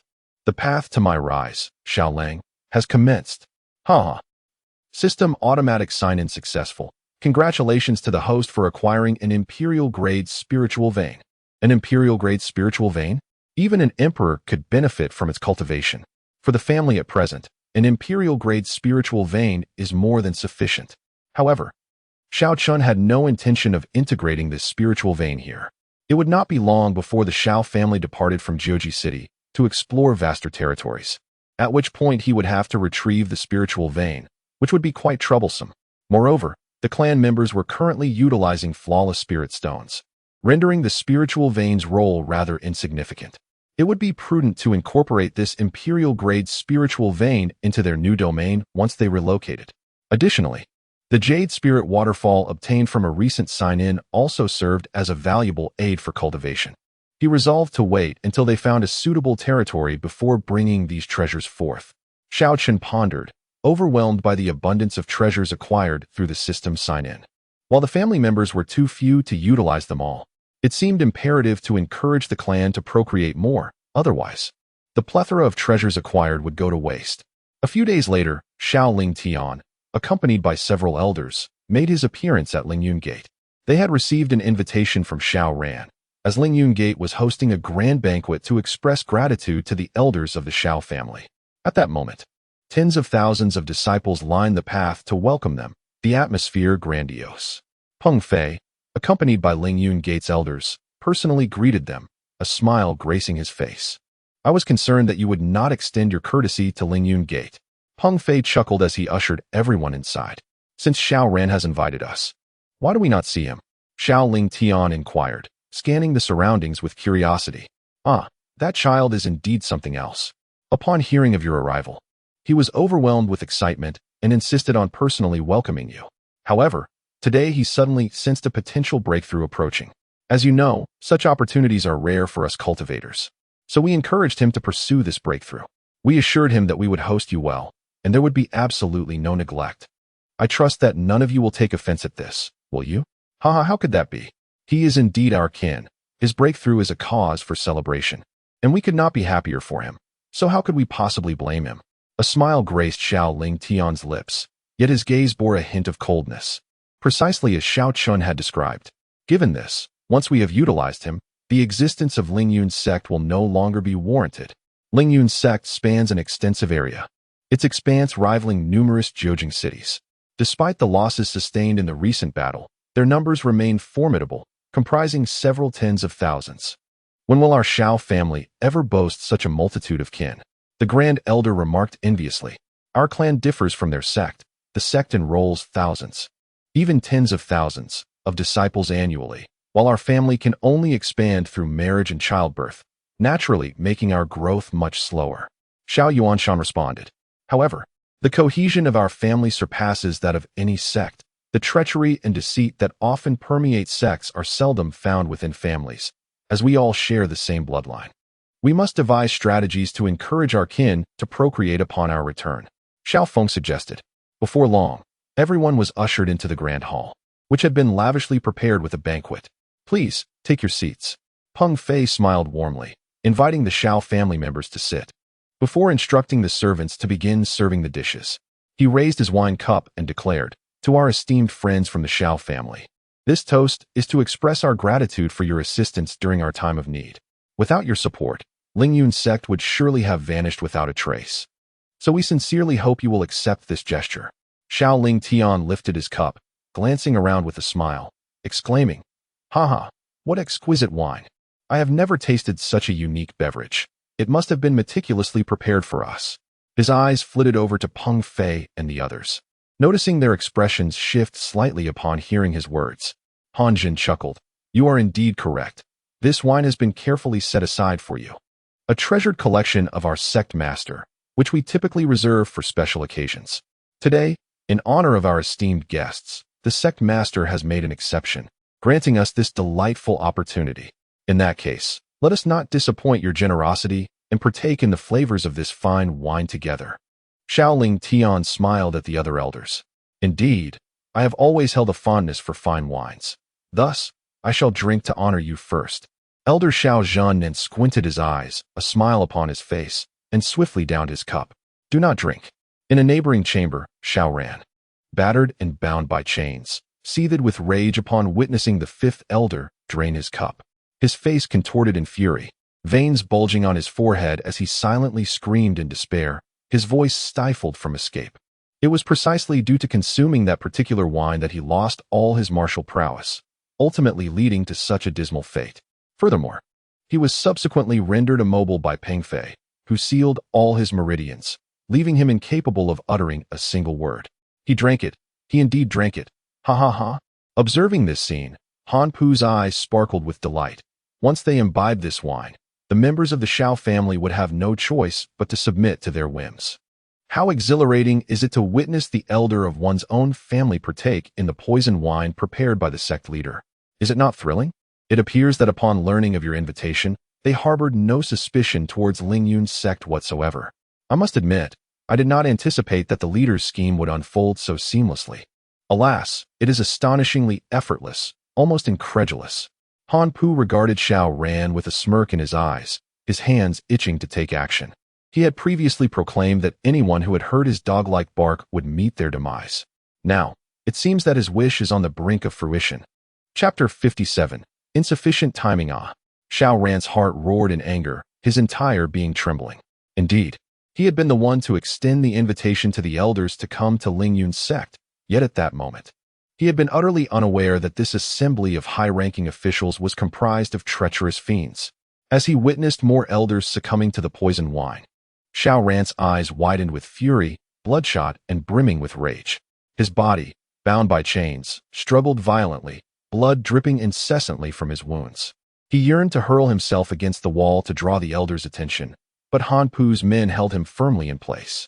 Stripped of his cultivation, he was utterly incapable of breaking free. The overwhelming fury within him spread like wildfire, blood vessels in his eyes converging towards his pupils, growing ever denser and more pronounced, as if his very eyes were transforming into pools of blood. "You seem rather enraged, don't you? Fear not, the show is yet to unfold. Soon, you shall bear witness to their demise at my hands," Han Pu proclaimed, his grip tightening, a bloodthirsty glint dancing across his visage. The haunting memories of being besieged by that group back at the Xiao family frequently invaded his mind, rousing him from slumber in the dead of night. During the banquet, as Xiao Lingtian drained his cup, Peng Fei and the others finally exhaled in relief. However, to ensure everything proceeded unimpeded and to expedite the effects of the poison, He personally poured several more cups for them, all the while smiling and inquiring, "How does this vintage delight taste?" "Wonderful, absolutely splendid," Xiao Chen exclaimed, draining his cup once more, savoring the flavor. Yet, he soon furrowed his brow. "But this wine packs quite a punch. I find myself feeling slightly dizzy, my body struggling to cope." He had consumed the most among them. "Ha ha ha, this is indeed strong liquor, incomparable to ordinary fine wines. Here at Lingyun Sect, you are free to indulge as if at home. Do not hold back. Should you find yourselves intoxicated, simply rest here for a few days before returning. By then, perhaps Xiao Ran will have emerged from his seclusion, and you may have the chance to meet him." Thus, as the wine flowed freely, Xiao Lingtian slumped over the table, motionless. The Grand Elder and Fifth Elder lay sprawled on the ground, utterly still.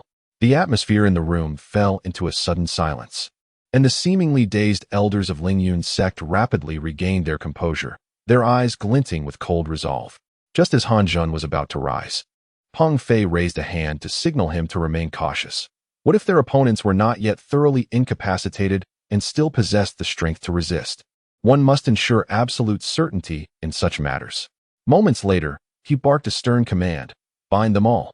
A bucket of icy water jolted Xiao Lingtian awake. His bleary gaze appeared bewildered as he muttered, "What happened?" Upon noticing the chains restraining his limbs, he exclaimed in shock, "What is going on? Wasn't I feasting at Lingyun's sect?"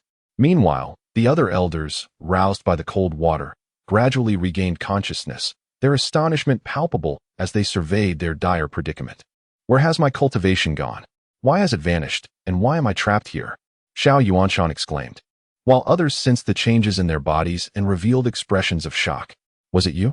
Xiao Zhenfei trembled as he gazed at Peng Fei and the others, who stood by, reveling in his misfortune. "Indeed, it is us," Peng Fei sneered, saying, "Were you not rather arrogant? Previously, when we proposed a 50-50 split, you showed us no respect. A mere small clan in Juzhisheng dared to disregard my Lingyun sect. What do you think you are? At best, you are just nouveau riche. And this is your fate. What do you mean by this? Were you not supposed to thank us? What have you done to us?" Xiao Zhenfei cried out in terror. "Thank us? Huh? Even now, you remain so naive. It is true that we ought to express our gratitude. You did indeed save us. If it were not for you, we would not have survived. However, as you stated, your intention was not to save us, so that gratitude is unnecessary. As for what we have done, we simply added a little something to your drinks. I truly did not expect you to trust us so completely." Hanjin coldly laughed. "Huh, we do not trust you. We trust Xiao Ran. What about the others? We do not believe he would conspire with despicable individuals like you." The Grand Elder's expression darkened. "You are correct. He indeed did not conspire with us. Thus, he, like you, consumed our sect leader's unique poison." Now, with a smile, he clapped his hands, and the door to the adjacent room swung open, revealing the battered Xiao Ran, his eyes now a blood-red hue, with even parts of his hair and brows stained crimson. Many believed it was merely blood from his injuries, not giving it much thought. Only Xiao Lingtian narrowed his eyes, perceiving that Xiao Ran's body was undergoing certain changes. Yet he was still a fraction short of reaching that critical point. The timing was not yet sufficient. Xiao Ran's constitution required just a little more to awaken. His inner fury was still lacking. Xiao Lingtian's voice echoed in the minds of the 7 elders. "Xiao Ran, what has happened to you? You beasts of the Lingyun sect. What have you done to him? He is one of your disciples." Xiao Zhenfei bellowed, spitting towards Han Zhun in rage. "You scoundrel!" A resounding slap echoed, leaving a vivid imprint on the chubby face of the other. A cold glint flashed in Xiao Zhenfei's eyes, yet a smile crept onto his lips. This smile sent a shiver down Han Zhun's spine, instilling a fleeting sense of danger. However, this feeling was momentary. The opponent had consumed the sect leader's poison. Even a Soul Palace realm expert would struggle to withstand it. How could a mere spirit vein realm individual endure? Xiao Ran emitted a low, anguished roar, his entire body trembling. In that fleeting moment, Xiao Lingtian noticed that Xiao Ran's hair and eyebrows had turned partially red once more, while a small section remained black. Could it be that this young man requires the sacrifice of us few in order to awaken? Xiao Lingtian murmured to himself. He is a disciple of our sect, yet he shows no regard for its interests. The sect leader instructed him to investigate the secrets of your Xiao family, and he audaciously refused. What use do I have for such a disciple? Peng Fei exclaimed with anger. The more he pondered, the more infuriated he became. After all, the sect had supported him for so many years, and yet he seemed to hold his family in higher esteem. It was merely a matter of probing into the secrets behind their family's rise. He was not being asked to slay his kin. Was it truly so difficult to accept? Even when Peng Fei attempted to entice him with the authority of an elder, he remained utterly unmoved, which was simply outrageous. Chapter 58, The Awakening at Last. The reason behind your treatment of Xiao Ran has been unveiled. No wonder your Lingyun sect struggles to thrive. Secrets? Our Xiao family harbors no such mysteries. The Grand Elder remarked with a somber expression. No secrets? Huh. Spare us the pretense. How did your Xiao family suddenly flourish to this extent? How is it that you possess more spirit veins than even our Lingyun sect? Moreover, what is that ominous thundercloud hovering above your estate? Humph. Were it not for some grand fortune you possess, how could you have quietly nurtured so many formidable individuals? Thus, I feigned an invitation for you to visit. And to my surprise, you believed it. TSK. Otherwise, we would have found it quite challenging to proceed. They dared not confront the Xiao family directly, fearing the mysterious golden energy orbs that may lie within your grasp. Hence, they resorted to cunning strategies. Had it not been for the message sent by Xiao Ran, they would not have dared to approach, even with the prestige of Lingyun behind them. Now, the upper echelon of your Xiao family is under our control. If you wish to avoid physical torment, you would do well to reveal your secrets. Otherwise, do not wait until we uncover them ourselves, for by then, it shall be too late for regret. Peng Fei intoned gravely. Discover for yourselves? How would you accomplish that? Even in our absence, would your lot dare to approach our Xiao family? Let it not escape your memory that we still possess numerous spirit veins. Do you have the audacity to act? Xiaoling Tian scoffed. Bang! In the next instant, his abdomen received a brutal punch from Han Zhen. Even a prisoner dares to be so arrogant. Do you comprehend why you remain alive? Because your survival grants you value. Soon, we shall take you elders to the Xiao family, and they shall have no choice but to comply. However, to ensure they grasp the gravity of the situation, I deem it necessary to sever the heads of one or two of you as a warning, Han Zhen coldly declared. Well spoken, let us behead a few. Peng Fei nodded in agreement. Sect Master, Grandfather, allow me to take on this task. Han Pu eagerly stepped forward. Very well, it is entrusted to you. Han Zhen nodded. Aware of his grandson's experiences with the Xiao family, he presented a long knife, one of the few grade 3 spiritual weapons of Lingyun's sect, perfectly suited for decapitating these spirit vein practitioners. Humph, a mere boy dares to wield a blade. Xiaoling Tian retorted coldly. Oh, how you prattle. In that case, let us use you as the first target. I recall you threatening to sever my arm back at your Xiao estate. Han Pu replied with a cold smile as he grasped the long knife. And what of it? You think you can intimidate me, you insignificant brat? Xiaoling Tian scoffed. Glancing at Xiao Ran's condition, they were nearly there. Thus, he deliberately provoked Han Pu, wishing to hasten his execution. Seeking death, Han Pu raised the long knife, sweeping it across with intent. In the next instant, accompanied by a thunderous roar, a terrifying aura erupted, crashing into Han Pu's back like a surging tide, propelling his figure forward to collide violently with the ground. Who ambushed me? Han Pu turned, bellowing, only to widen his eyes in disbelief. Why you? Xiao Ran. At that moment, Xiao Ran's eyebrows, hair, and eyes had all turned a deep crimson, a mysterious blood mark etched upon his brow. The chains that had once ensnared him lay shattered, and in his hands were the 2 disciples responsible for escorting him, now lifeless. Their necks brutally twisted by Xiao Ran's might. What? You actually regained your cultivation? Peng Fei gasped in shock, disbelief coursing through him. How is this possible? That poison could not be dispelled even in the Soul Palace realm in such a short time. How did he restore his power? But in the blink of an eye, Xiao Ran appeared before Peng Fei, his speed so swift that his opponent had no time to react. His eyes glowed a vivid red, as if soaked in blood, and without a hint of mercy, he unleashed a devastating punch into Peng Fei's abdomen. Blood erupted forth as Peng Fei's figure was sent hurtling back, crashing through the adjacent wall. Then, with a sweeping kick, infused with boundless power, he struck Han Zhen at the waist, the sound of cracking bones echoing in the air. Han Zhen's body was sent flying like a ragged sack, colliding with a support beam and breaking it. Kill him. An elder finally reacted, urgently shouting as they unleashed their martial skills against Xiao Ran. Yet, before Xiao Ran, They were utterly powerless, his strikes brutal and merciless. A single punch erupted in a spray of blood, shattering an elder's head as if it were a watermelon, gore and brain matter splattering in all directions. Another palm descended, forcefully driving another elder's head into his own abdomen, the sheer brutality sending chills through the hearts of the remaining Xiao family elders. Has he successfully awakened his physique? What a bizarre and bloody constitution! The Grand Elder exclaimed in astonishment. It seems he has succeeded. The awakening of his physique has restored his cultivation. Yet this constitution is indeed peculiar. Xiao Ling Tian observed Xiao Ran, now resembling a god of death, his brow furrowing. Is this physique awakening truly devoid of danger? Regardless, with Xiao Chen present, any potential issues will surely be resolved. Blood sprayed across the ground as Xiao Ran withdrew his hand from an elder's chest, clutching his still-beating heart, which he crushed effortlessly. A sinister smile spread across his face as he turned to continue his assault on the other elders. Stop! Xiao Ran, cease at once, or I shall slay them. At that moment, Han Pu's voice rang out, his blade poised threateningly against Xiao Ling Tian's neck. At the sound, Xiao Ran halted, his emotionless blood-red gaze locking onto Han Pu, causing him to shiver involuntarily. Young fool, you don't wield a knife like that. Xiao Ling Tian chuckled. Silence. Do you believe I will end your life?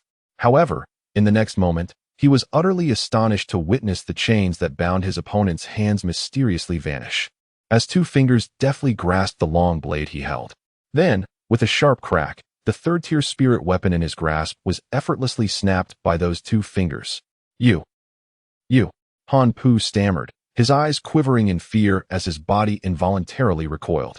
That will suffice. Xiao Ran has successfully awakened. Our performance concludes here. Xiao Ling Tian addressed the others. Is it finally over? A surge of formidable spiritual energy erupted from the group. Bang, bang, bang. The sound of chains shattering echoed, as the bindings that restrained them were completely obliterated. Chapter 59. Everything for Xiao Ran. Where is that old man who just slapped me? It is the first time in my life that I have been struck like this. Xiao Zhenfei touched his cheek and let out a cold laugh, glancing at Han Zhen, who had been kicked into unconsciousness by Xiao Ran. He then poured a basin of cold water over Han Zhen's face, startling him awake, just as Han Zhen had done to them moments ago. Did that slap feel good? Han Zhen, jolted awake by the cold water, saw the chubby figure he had just struck grinning at him, though the voice of his assailant sent chills down his spine. How could you? Han Zhen stammered. Is it so surprising that we weren't poisoned? Xiao Zhenfei retorted, and then he swallowed hard, spitting a mouthful of saliva onto Han Zhen's face, laughing. Because we never drank it at all. Han Zhen's pupils dilated in shock. They hadn't consumed the poison? Did that mean they had retained their cultivation from the very beginning? But if that were the case, why had they acted this way? Before he could ponder further, Xiao Zhenfei seized him, his right hand moving like a blur, delivering a series of resounding slaps to Han Zhen's face, blood and teeth flying with each strike. Uncle Ling Tian, how could you? Xiao Ran looked at the elders in astonishment, realizing they had not lost their powers. Oh, it's nothing. We merely staged a play in cooperation with the Lingyun sect. Xiao Ling Tian chuckled, reaching out to pull Peng Fei, who was attempting to escape from the adjacent room, back into the fold. A play? Why? Xiao Ran asked, perplexed. Isn't it all for you? Have you not noticed the changes within yourself? Xiao Ling Tian inquired. Changes within myself? Xiao Ran was taken aback, glancing at his hands. Indeed, he felt a significant shift. His cultivation had increased considerably, and his combat strength had grown immensely. Everything was to awaken your unique physique. Your constitution is special. It can only be awakened under extreme sorrow and rage. The best method is to witness the demise of your loved ones, and with the Lingyun sect's arrival, we elders seized the opportunity to stimulate your awakening. Xiao Ling Tian explained. So that was it. Xiao Ran realized, understanding that witnessing the elders drink the poison had evoked an indescribable rage within him. He had felt his internal energy surge, as if breaking free from shackles, and his cultivation had returned. So, everything you did was merely to toy with us? You never lost your powers? Peng Fei, now subdued by Xiao Ling Tian, wore a despondent expression, shocked by the unexpected outcome. Toy with you? Huh. You overestimate your worth. You are nothing but a mere insect. Crushing you would be as effortless as squashing an ant. Were it not for Xiao Ran, I wouldn't even deign to glance at a place like the Lingyun sect. How dare you covet the secrets of the Xiao family? Do you believe you are worthy of such ambition? Xiao Lingtian scoffed. For the sake of Xiao Ran, what extraordinary constitution has he awakened? What merits such an elaborate endeavor from you? Peng Fei stammered, bewildered. Despite their years in the sect, they had discovered no extraordinary trait. Had they recognized it earlier, perhaps their perspective would have shifted, preventing this dire situation. What constitution? His abilities surpass your imagination, and the heights he may achieve are beyond your comprehension. If you truly cared for him, a mere fraction of the resources he could bestow upon you would elevate your Lingyun sect beyond the great Xia dynasty. Alas, the genuine opportunity has been squandered as you fixate on the Xiao family, whom you ought not to provoke. Enough has been said. You may meet your demise now. With a slight exertion of force, Xiao Lingtian caused Peng Fei to cough blood, utterly powerless against the might of his opponent, a being who transcended the Soul Palace realm. How had he attracted such a formidable adversary? It seems those who feign weakness to deceive truly are monstrous. Hold on, even in death. I must understand. How did you know the wine was poisoned beforehand? Peng Fei shouted, grappling with this enigma. Would you like to know? Xiao Lingtian leaned closer and whispered, because our clan leader foresaw that your Lingyun sect would commit such acts, they never consumed the poisoned wine. Furthermore, our swift eradication of the Kangwu and Shuadao sects was a deliberate ploy to awaken Xiao Ran's constitution through your hands. In summary, everything has been for Xiao Ran. You should be grateful he has allowed you to survive this long. Peng Fei's pupils trembled. It became clear that their intended actions had long been anticipated by their adversaries. Their self-satisfied schemes had rendered them mere jesters in the eyes of the Xiao family. These despicable individuals had played their parts so convincingly that they had failed to perceive any abnormalities. Xiao Ran, I was wrong. We were blind to your hidden genius. But considering the sect has nurtured you thus far, spare my life. In this critical moment, Peng Fei sought salvation from Xiao Ran, for he believed only the latter could rescue him now. The remaining elders, who had yet to perish, also appealed to their emotions, hoping Xiao Ran might grant them mercy. Are you truly so dim-witted? Have you yet to recognize his genius? Even before Xiao Ran awakened his constitution, achieving a breakthrough in the spirit vein realm within your modest sect is no small feat.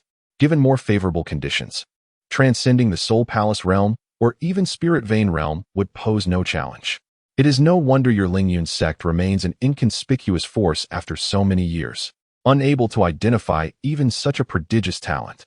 Yet, at this moment, Xiao Ran's eyes blazed crimson, his expression devoid of warmth, as cold as a harbinger of death.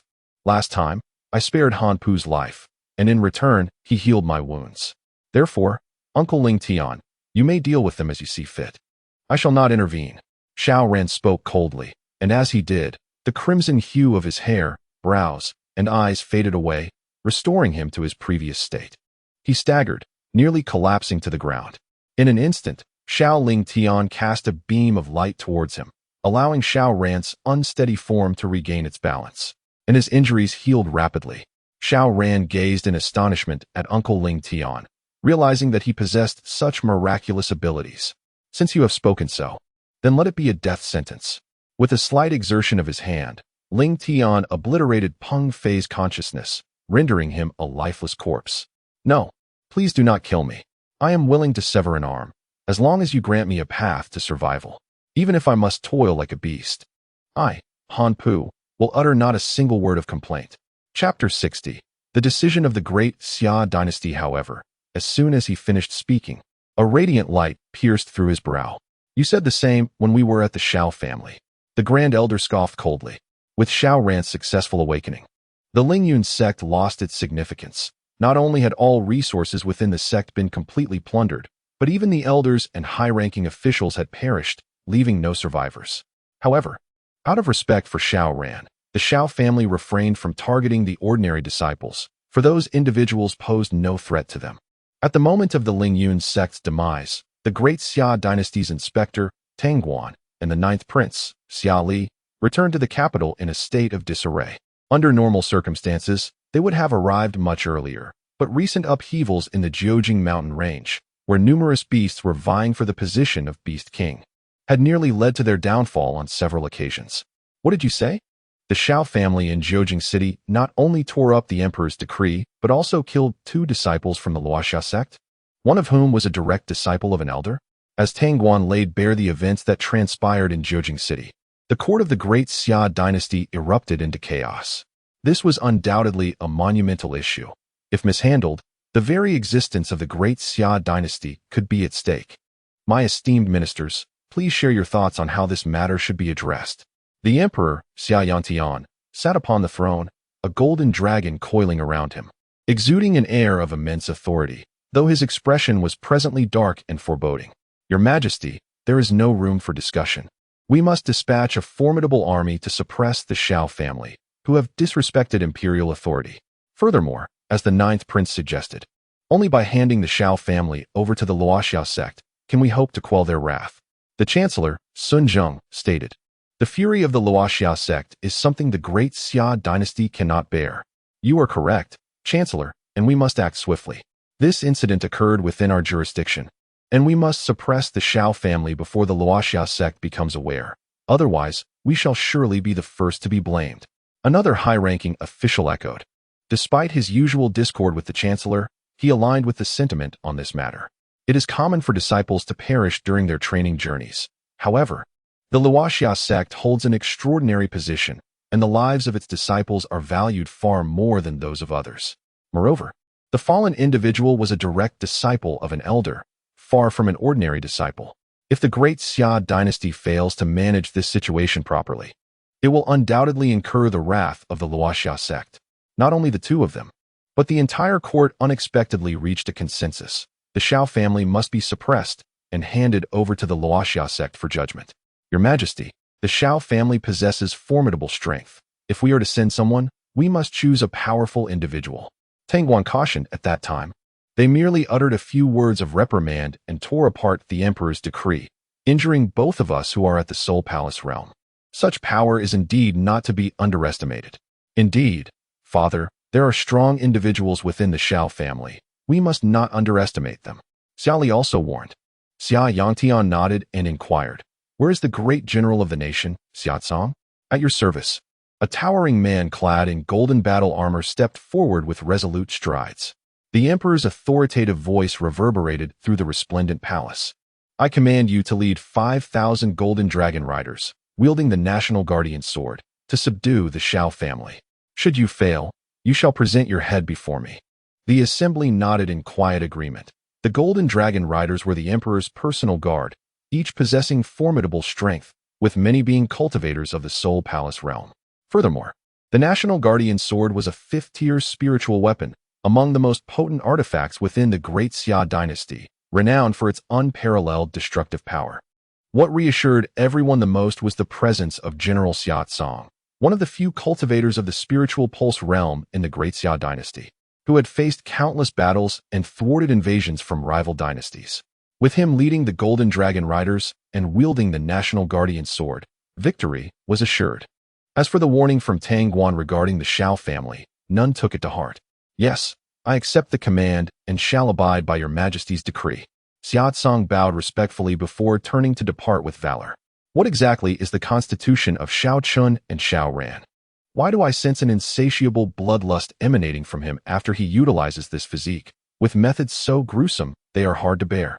By the pond, Xiao Ling Tian queried, concerned whether Xiao Ran would lose control and turn against them. It is a constitution of remarkable caliber, akin to Xiao Yan's Emperor of Flames physique, known as the Extreme Killing Body. As the name suggests, it is a physique deeply imbued with the essence of slaughter. As for the brutality of his methods, does it truly matter?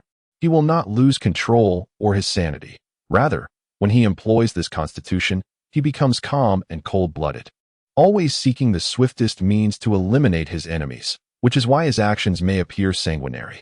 Yet, in this harsh world, what powerful beings have ascended to the pinnacle without their hands being stained with the blood of their foes? Countless lives have fallen to their might. They care not for the number of deaths, but rather for the attainment of their own ambitions. Xiao Chen remarked, taking a sip of wine and casting his fishing line into the pond. He then fed a red phoenix perched on his shoulder a seed, which had chosen to remain in his courtyard since its arrival. Under the influence of the local essence, It had remarkably awakened its intelligence within just a few days. Once assured that Xiao Chen meant it no harm, it had built a nest in the mulberry tree, settling there permanently. Xiao Ling Tian nodded in agreement, acknowledging the validity of Xiao Chen's words. In this world of cultivation, it is a survival of the fittest. Only those who endure until the end emerge as victors. Now that Xiao Ran's constitution has awakened, should we not take our leave from here? He asked. Only by venturing into broader realms can we better cultivate the younger generation of our clan. Otherwise, in this small place of Jiuji City, they might truly believe themselves invincible. There is no rush. I am awaiting something, Xiao Chen replied. Xiao Chen shook his head. What is it? Xiao Ling Tian inquired, puzzled. Fengwu Courtyard. Huh, Fengwu Courtyard? Are you waiting for their exquisite cuisine? Indeed, I have been eagerly anticipating it for quite some time.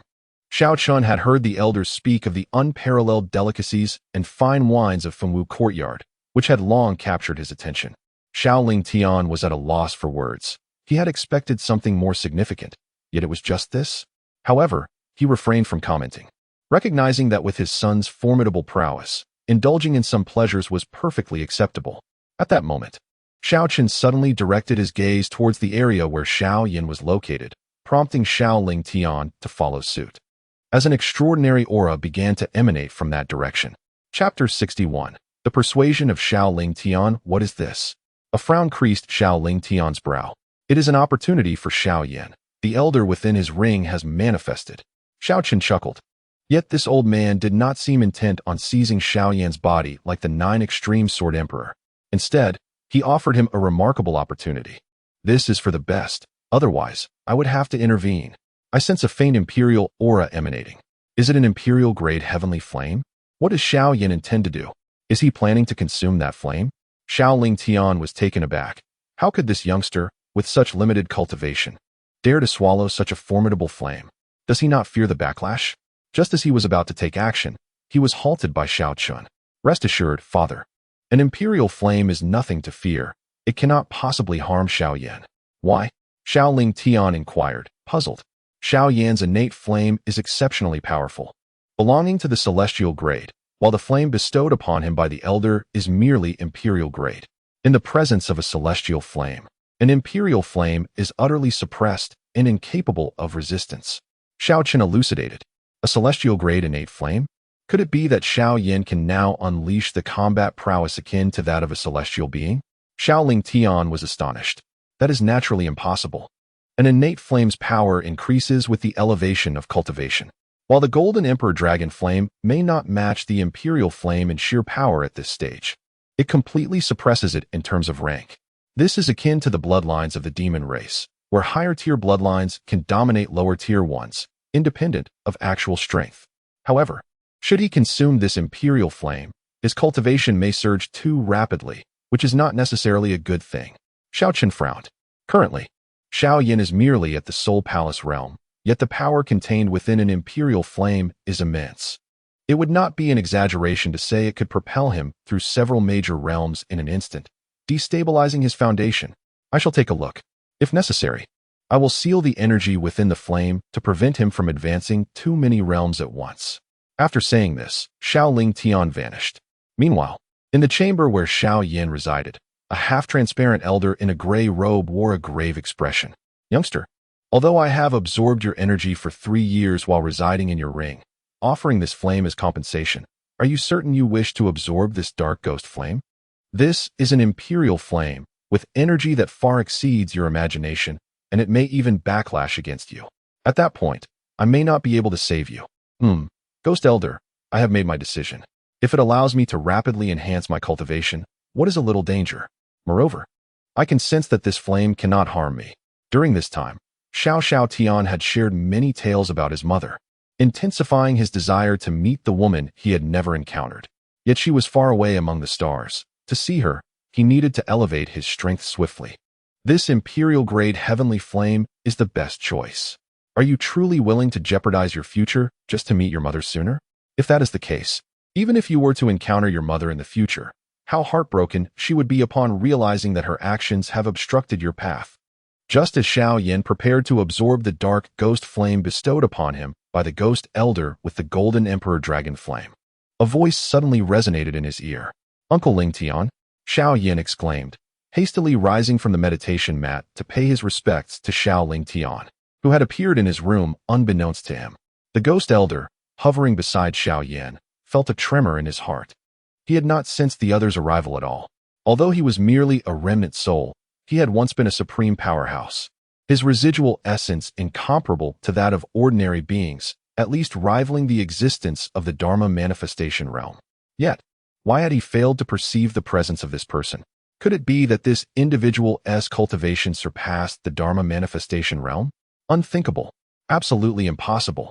How could such a formidable being manifest in a place like this? I comprehend your urgent desire to enhance your strength. Absorbing imperial level would indeed expedite your growth. However, should you proceed with such an action, it would equate to self-destruction of your foundation.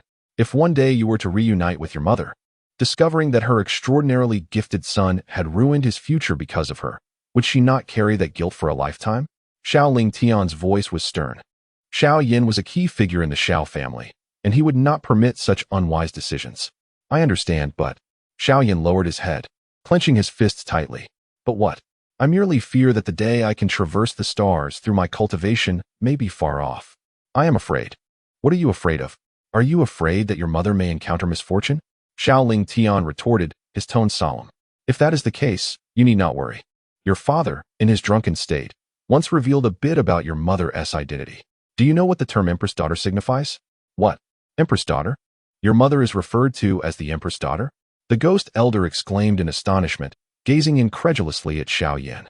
My father indeed mentioned that those who came from the starry skies to take my mother away referred to her as the Empress Daughter. Is there something improper about that? Seeing the ghost elder's expression, Xiao Yin became perplexed. Previously, the ghost elder had indicated that he too hailed from the depths of the starry skies. Did he know the implications of the title Empress Daughter? Improper? Little ghost, do you understand what that represents? Among the stars, only the daughters of a few great emperors and supreme emperors can be addressed as Empress Daughter. Look up at the Celestial Dao Golden List. Those are the daughters of the strongest beings ranked 2nd to 11th. Now do you comprehend what that means? The ghost elder's expression was one of shock and bewilderment. Before him stood a child who was, astonishingly, the offspring of an Empress Daughter. Did that imply he was the descendant of a certain emperor? Although he had once been a supreme realm powerhouse, throughout his life he had never encountered a single emperor, beings who stood atop the clouds, gazing down upon the world. With his cultivation, he had never possessed the qualifications to meet them. The daughter of an emperor? Xiao Yin clenched his fists. Did that not imply that locating his mother would be an even more arduous endeavor? However, this at least indicates that your mother is quite safe, and no one in the entire universe dares to bully her. Moreover, with your innate talent, if you diligently cultivate, you could, at most in 10 years, achieve the realm of the great emperor. By that time, not to mention traversing the void, what fear would you have even when confronting a great emperor directly? Xiao Ling Tian consoled as he patted Xiao Yin's shoulder. Well, my friend, while you may be comforting this lad, it hardly warrants deceiving him. In this realm, only 9 great emperors can coexist simultaneously, unless one among them falls or transcends. Gue Lao cautioned, asserting that he, having come from the starry expanse, possessed greater knowledge than the cultivators of such a small place. Oh, is that so? Then how did the 5th-ranked extreme Dao Great Emperor come into existence? This. Chapter 62. Xiao Yan's decision. Old Gue was momentarily rendered speechless, realizing the truth of the situation. He was unaware of when an extreme Dao Emperor had emerged. This was in stark contradiction to the fundamental laws of the universe that had prevailed since time immemorial. Furthermore, there existed a being that transcended the Emperor, an entity beyond the heavenly Dao, of unfathomable power. Thus, Xiao Yan, with your capabilities, even if you were to cultivate step by step, it would not be long before you reached the pinnacle of this world. However, should you choose to rapidly enhance your strength through the devouring of, you might one day attain the status of a sage or a supreme being, yet you would forever be disconnected from the emperor who gazes down upon all realms. I believe you can discern the advantages and disadvantages of this choice quite clearly. After much persuasion from Xiao Ling Tian, Xiao Yin ultimately relinquished his intention to utilize the emperor level to boost his cultivation.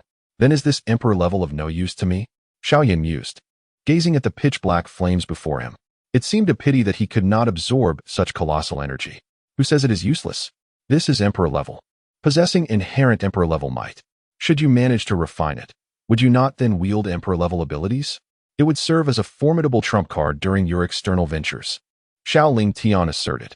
Refining it? That is far more challenging than simply devouring it. Xiao Yan frowned. Fear not, I shall assist you. Xiao Ling Tian replied. Meanwhile, old Gui observed the exchange with confusion. How could he assist? This was emperor level, which only an emperor could refine. Should it erupt in chaos, the consequences would be beyond their capacity to bear. However, if it were to be devoured, the situation would differ, for this lad's innate was of a remarkably high grade, capable of subduing and consuming the other. Xiao Ling Tian's gaze fell upon the dark ghost flame before him. Though it was a flame, it exuded a chilling aura, pitch black in nature. And at its core lay a somewhat sinister skull, the essence of the dark ghost flame residing within it. He extended his hand, grasping at the dark ghost flame. But the moment he approached, the flame reacted as if stimulated by an external force, its previously tranquil blaze suddenly swelling and spreading outward, its temperature surging as if a volcano had erupted. This is disastrous. Old Gui's semi-transparent soul seemed on the verge of disintegration. Years ago, he had been left with but a wisp of his soul in the struggle for this. Could it be that he was destined to perish here today because of it? Just as despair enveloped him, Xiao Ling Tian's hand descended upon the dark ghost flame, suppressing the recently unleashed high temperatures and the encroaching black flames in an instant. Furthermore, the flame, which had previously been the size of a human head, was now reduced to the size of a thumb, resting in Xiao Ling Tian's palm. Old Gui was left dumbfounded. The emperor level had been forcefully subdued? He could not comprehend why. Could the other be an emperor? Surely, that was impossible. How could an emperor possibly appear in such a place? Very well, you may now refine it. Xiao Ling Tian offered that to Xiao Yan. Thank you, Uncle Ling Tian. Xiao Yan accepted the task without a hint of hesitation and began the process of refinement. With Xiao Ling Tian's suppression, the refining proceeded smoothly. Before long, Xiao Yan opened his palm, revealing tendrils of black flames that danced and burned fiercely, emanating an intense heat that melted the surrounding void, showcasing the formidable power of the imperial level. Excellent, remarked Xiao Ling Tian. Once your cultivation reaches new heights, and this becomes obsolete to you, you may consume it as nourishment. Indeed, Xiao Yan responded earnestly, nodding in agreement. Furthermore, refrain from using the unless absolutely necessary. It is your trump card. Only employ it when faced with insurmountable foes. Do not rely on it excessively. You possess a robust physique. Channel your energy into developing it, mastering martial techniques, and amplifying your combat experience. This is the path to enhancing your own strength, and only in this manner can you traverse further in the future. Young one, who precisely is your clan uncle? After Xiao Ling Tian departed, the ghost elder inquired, puzzled as to how one could suppress imperial level. Who is he? He was once our patriarch, but after sustaining grave injuries, he passed the leadership to his son, Xiao Chen, and became the vice patriarch, Xiao Yan explained. Xiao Chen? You mean to say his son is named Xiao Chen? Is he not the same as the one ranked first on the Heavenly Dao Golden List? The ghost elder exclaimed in astonishment. Huh, ghost elder, do not overthink it. That is impossible. Xiao Chen is of a similar age to me. How could he be the one ranked first? To cultivate to such an extent requires centuries, if not millennia, of existence. Moreover, do you know my clan uncle's name? It is Xiao Ling Tian, sharing a name with the one ranked fifth on the Heavenly Dao Golden List. Surely, you do not believe my clan uncle is that supreme emperor, do you? It is inconceivable. Just months ago, my clan uncle was besieged by several spiritual pulse realm cultivators and nearly perished. Do you truly think he could be that supreme emperor? Upon hearing Xiao Yan's explanation, the ghost elder found it reasonable. A small clan like theirs could hardly have an emperor presiding over them. Yet how had he just now subdued the? Did he possess some extraordinary means? Furthermore, being severely injured by spiritual pulse realm adversaries could not possibly indicate he was an emperor-level powerhouse.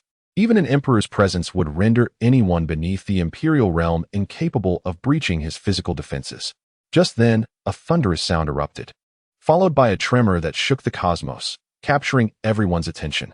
Several powerful cultivators witnessed a colossal rift appear in the firmament, subtly revealing a vast and prosperous world beyond. What is that? The emperors were the first to be stirred, gazing in shock at the world beyond the rift. Despite the immense distance, they could faintly discern formidable entities standing within that realm. What place is this? Could it be the immortal realm? One of the emperors exclaimed, then swiftly propelled himself toward the rift. Suddenly, a colossal and imposing yet frigid green eye filled the entire rift, as if gazing down upon the myriad realms of existence. The terrifying pressure cascaded down like an immense celestial river, obliterating the bodies of several curious cultivators who ventured too close, reducing them to mere dust. Even a few nearby emperors, struck as if by divine lightning, spewed blood and plummeted from the heavens. The adversary did not wield any overt power. Rather, it was the sheer weight of their transcendent cultivation that rendered these individuals utterly helpless. Surrender the heart of the universe, or face merciless annihilation. A chilling voice emanated from the rift, reverberating through the cosmos like a thunderclap. Within those eyes, celestial runes flickered and danced, as if surveying the universe. Such a terrifying gaze was beyond anything an emperor should possess. In the midst of meditation, Xiao Lingtian lifted his head, his expression one of profound dread as he beheld the eye emerging from the rift. At that moment, he felt an unsettling prickling sensation coursing through his scalp. Chapter 63. The Fall of the Immortal Emperor in the Blink of an Eye, signing into the eternal divine city moreover. The adversary is in search of the heart of the universe, but is it not in Xiao Chen's possession? What level of power is this being? Why is it so terrifying? Xiao Lingtian pondered whether he should simply persuade Xiao Chen to surrender the heart of the universe. For the eye that appeared from the rift exuded an overwhelming sense of dread, making him fear that Xiao Chen might not be a match for it. However, upon locating Xiao Chen, he found him leisurely fishing, seemingly oblivious to the anomalies above the firmament. Son, perhaps you should relinquish that object, Xiao Lingtian suggested. At that moment, several elders of the family hurried over, urging Xiao Chen to hand over the heart of the universe. The eye that emerged from the other side of the rift was simply too terrifying. A mere glance sent shivers down their spines. Furthermore, the heart of the universe served no purpose in Xiao Chen's hands. While fishing, Xiao Chen furrowed his brow and inquired, "What is happening? Have I not conveyed to you that I am invincible? How swiftly you forget. Even if the opponent is an immortal emperor, what of it? In my eyes, they are no different from a mere door realm cultivator." He gazed up at the eye within the rift and scowled. What a bothersome fellow. I was on the verge of catching a fish, but you frightened it away. A mere immortal emperor dares to look down upon me? Who grants you such audacity? He then flicked his finger, unleashing a beam of golden light that pierced through countless layers of void, appearing before the colossal rift in an instant. With a resounding boom, amidst the astonished gazes of millions of beings across the cosmos, the eye behind the rift erupted in an explosive spectacle. Of course, this was merely what they perceived. The reality was that the head housing that I shattered entirely, along with the soul of the immortal emperor within, extinguished without a trace of life. In that realm, all the supreme beings observing this moment were left utterly astounded. An immortal emperor had actually fallen. What had transpired? Some gasped in horror, their minds trembling. Immortal emperors are synonymous with existence alongside the heavens, immortal and indestructible, yet now one lay dead? What dreadful entity had emerged from the forsaken world? Could it be that the strongest from the underworld had made a move? Impossible. Not even in the underworld could there be one so decisive in slaying an immortal emperor. Perhaps it was the entity that acquired the heart of the universe that acted? It is plausible. Should one obtain the heart of the universe, they would not let such a treasure remain unintegrated. Perhaps we acted too late, allowing them to successfully merge. We had long proclaimed the need to breach the dimensional barriers to seize the heart of the universe. Yet you were all preoccupied with fears of unclean beings from the underworld invading the immortal realm. Now, look where we stand. They have successfully merged, wielding the power to dominate all, immortal and indestructible, leaving us with no hope of acquisition. Damn this Heavenly Dao for suddenly establishing a Heavenly Dao Golden List, only to exclude the beings of our immortal realm from its ranks. Is it not the Heavenly Dao of our immortal realm? Injustice prevails. Otherwise, how could those from the lower realm have any claim? Voices of divine thought resonated from the other side of the barrier, filled with anger and complaints against the Heavenly Dao. Though these two realms exist in complete isolation, they share the same Heavenly Dao, for they were once part of a grand world that had been severed.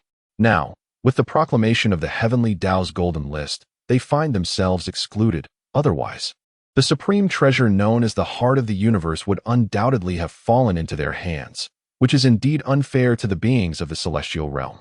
Yet, after witnessing the fall of the celestial emperor, no one dares to covet the heart of the universe. The adversary stands invincible, and any attempt to act against them would likely lead to a fate similar to that of their predecessors. The rift has healed, and the ethereal celestial realm has vanished once more, restoring the universe to its normal state, as if everything that transpired was merely an illusion. Xiao Chen cast the baited hook into the pond and addressed the elders. In future encounters, do not panic. Regardless of how imposing the opponent may appear, remember this: I am invincible. Very well, we shall remember that, they replied, still shaken by the terrifying presence of the eye they had just witnessed, as if the entire universe resided within that gaze, where life and death were but a fleeting moment. The Grand Elder remarked in awe. Xiao Ling Tian, equally astounded, added, "It seems the path of cultivation is far deeper and more complex than simply attaining the status of an emperor." Xiao Chen, how distant is the gap between that celestial emperor and our emperor? How distant? Xiao Chen responded, "It is as far as the distance between the realm of thresholds and the realm of emperors. But the path to cultivation is infinitely more arduous than achieving the title of emperor." The crowd sighed in amazement. They had believed that achieving the rank of emperor was the ultimate limit, only to discover that there were realms far beyond. What is that world then? It appears quite different from ours, as though it harbors substances unlike mere spiritual energy. Xiao Ling Tian pondered, for as an unparalleled emperor, he sensed certain unique qualities of that realm. That is the celestial realm, filled with substances of celestial longevity, also known as the essence of eternal life, which surpasses spiritual energy and is essential for ascending to the realm of immortals. Just as Xiao Chen concluded his words, the voice of the system chimed in. System automatic sign-in successful. Congratulations, host, on acquiring an eternal divine city. Eternal divine city? Xiao Chen was taken aback. This was indeed an eternal grade treasure, boasting unparalleled defensive capabilities. What a remarkable find. He had initially contemplated searching for a geomantic treasure site to relocate his entire family. But now a place far superior had presented itself. Residing within the eternal divine city, no one could inflict harm upon them. Moreover, he could freely remodel the entire city as he wished. I have secured a residence for the family. Choose a time for the move. Xiao Chen announced to everyone. Where is this residence you have found? Xiao Ling Tian inquired with curiosity. Xiao Chen extended his hand, and an ancient, gray divine city materialized within his grasp. Is this all? The elder looked at the small city in his hand with a puzzled expression, questioning if such a trinket could house anyone. With a derisive smile, Xiao Chen casually tossed the divine city into the air. Accompanied by a thunderous roar, the once palm-sized city transformed into an immense fortress, soaring above the Jujisheng. How is this? Xiao Chen inquired with a grin. Ah, this, a floating city? Xiao Yuanshan exclaimed in astonishment. This truly expanded his understanding. Indeed, not only could it levitate, but it could also traverse distances at will. Wherever one wished to go, they could simply journey there. Furthermore, this city was indestructible. Even the so-called celestial emperors, who could look down upon the mortal realm, would find themselves unable to leave a single mark upon its surface, no matter how fervently they exerted their strength. Chapter 64. A dramatic turn of events. The Divine Emperor's engagement is annulled. Upon hearing Xiao Chen's introduction, the gathered crowd was left utterly astounded. Could it be that this city possesses such formidable capabilities? As the city materialized in an instant, the inhabitants of Jujisheng were struck with disbelief. How could a city suddenly appear in the sky? In Fenghuiyuan, the proprietress Yi Ruming had recently succumbed to a sense of despondency. After spending several years in this place in pursuit of the relics left by the great emperor, desperately striving to enter that perilous realm in order to rescue her father, now all her efforts seemed futile.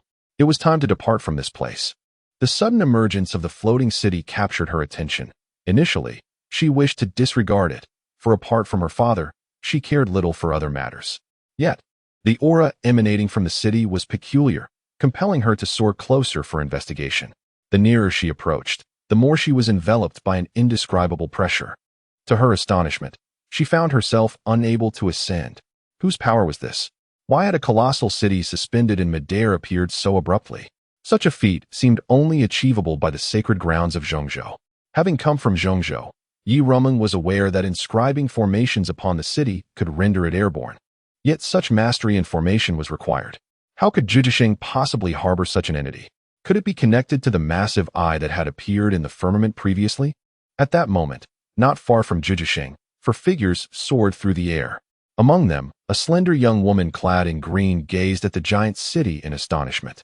The elder leading the group furrowed his brow and admonished, "Do not concern yourself with matters unrelated to us. This is a definitive severance of all ties between you and the Xiao family. Otherwise, such thoughts will cloud your mind. A floating city is not an undertaking of ordinary forces. Even a grand sect like the Luoxia sect lacks such airborne fortifications. Thus, it is prudent to avoid provoking them. Indeed, junior sister, your exceptional talent has led you to join our esteemed Feiyin sect. How could you possibly be matched with the likes of Zhuzhisheng? Moreover, as you are now a formidable soul palace cultivator, your future breakthroughs will depend on a clear mind. Otherwise, the dust of doubt will hinder your progress. Hence, it is imperative to sever ties with that unknown betrothal to the Xiao family, for it will undoubtedly obstruct your path." Beside the young woman, a youth with an infatuated gaze regarded her. He was Zhou Su, the son of the sect leader of Feiyin sect. Logically, he should have easily overpowered any opposition. Yet he found himself unable to resist the allure of Yu Linger's exceptional talent, a rare royal physique, which compelled him to take such initiative this time. Years ago, Xiao Lingtian had fortuitously saved his entire family from peril, which led to the impulsive arrangement of this betrothal. Had he known then of Linger's remarkable potential, he would have never consented. A middle-aged man standing nearby sighed, for he was Yu Linger's father, Yu Zifeng. He had come solely to annul the engagement. After all, neither his daughter's identity nor her talent could ever be compared to that of Xiao Lingtian's son. The promises of yesteryear no longer warrant fulfillment. Most importantly, he has received word that the Xiao family has incited the wrath of the great Xia dynasty, which has dispatched a formidable force to seek retribution. It will not be long before the Xiao family is reduced to ashes. Thus it is prudent to sever ties promptly to prevent entangling the Yu family in their demise. Rest assured, uncle, it would be in the Xiao family's best interest to voluntarily agree to the annulment of the engagement. Otherwise, they shall witness the might of my Feiyin sect. A smile graced Zhou's lips. Meanwhile, within the Xiao family, upon beholding the colossal floating city, the elders immediately commenced arrangements for their clansmen, preparing to ascend to the divine city. I was puzzled by the sudden emergence of this gigantic airborne city, only to realize it belongs to our Xiao family. Xiao Yu exclaimed in awe as he gazed upon the magnificent structure, which dwarfed even the Nine Extremes city by countless magnitudes, a true behemoth. "It is evident that this is the handiwork of our patriarch," Xiao Lang remarked. Contemplating the prospect of residing in such an immense city, excitement washed over the assembly. However, within the hall, Xiao Lingtian's countenance was grim. "Yu Zifeng, had you not broached this topic, I might have forgotten it altogether, for I never took it seriously. Yet, you insist on revisiting this matter and wish to annul the engagement? Do you presume your daughter possesses such extraordinary talents that my son would be inclined to accept her?" "Humph, Xiao Lingtian, I had intended to discuss this matter amicably, but your arrogance has left me no choice but to clarify. My daughter, Yu Linger, is indeed a true royal physique, and furthermore, she has been accepted as a direct disciple by the sect master of Feiyin sect. Do you truly believe your son is worthy of her?" Yu Zifeng proclaimed with an air of superiority. A special constitution is a coveted trait sought after by many, far beyond the grasp of ordinary mortals. Today, the annulment of this marriage is non-negotiable. It shall happen, whether you consent or not. Zhou cast a cold gaze upon the members of the Xiao family. "Oh, what do you intend to do, young man?" Xiao Lingtian chuckled, questioning Zhou's intent. "Is this a threat? What do I intend? I am simply stating plainly that should you agree without hesitation, all shall be well. Otherwise, what then? The Xiao family shall cease to exist." A glint of cold light flickered in Zhou's eyes. Such a minor clan held no significance in his eyes. Their annihilation would be effortless. Just as his words fell, an elder beside him suddenly emanated an aura of half-step spirit wheel realm. His narrowed gaze fixed upon the Xiao family, the implication of threat unmistakable.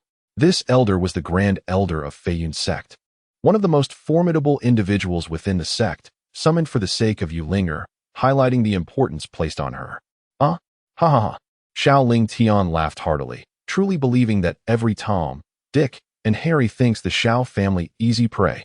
Suddenly, his laughter ceased, a fierce light flashing in his eyes as it pierced through the elder's brow, a resounding thud marking the elder's lifeless body collapsing to the ground.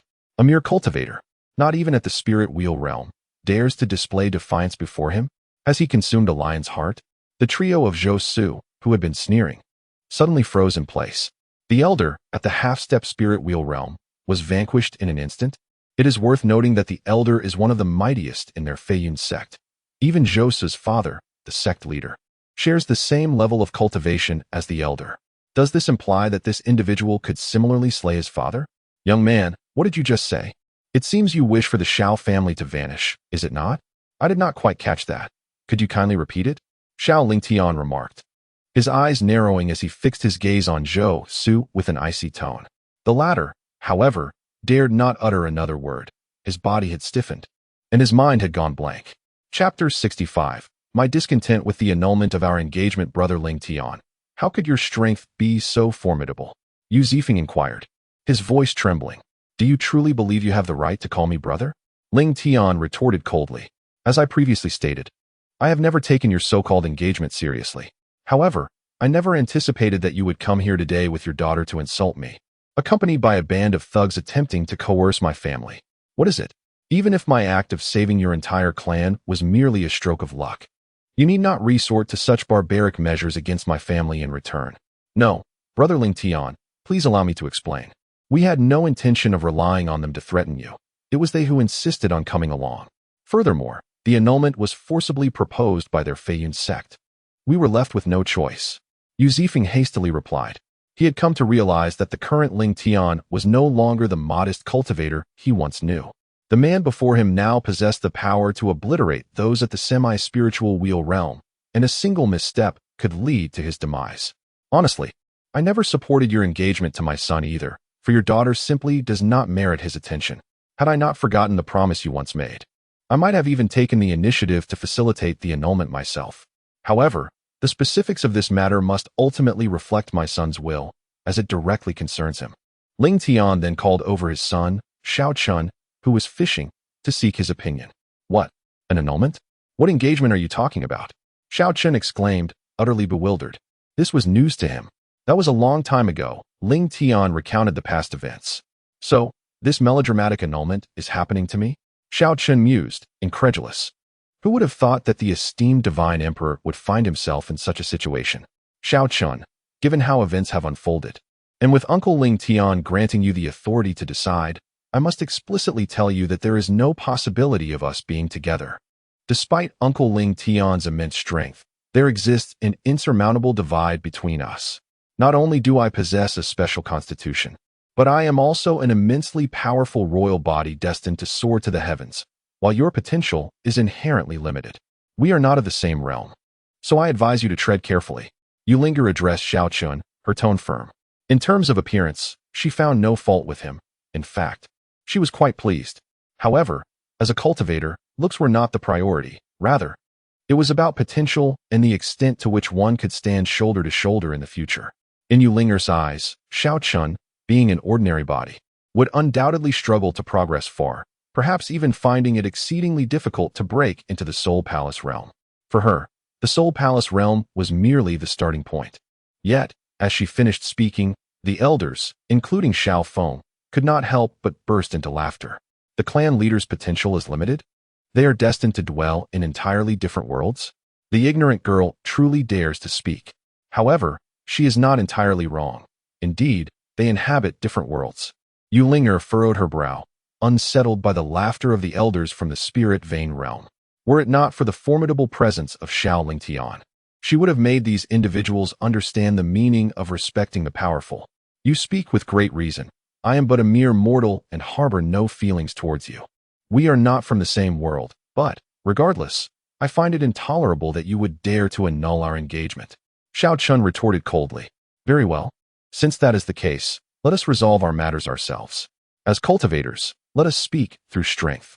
If I win, you will agree to the annulment. If I lose, you may dispose of me as you wish.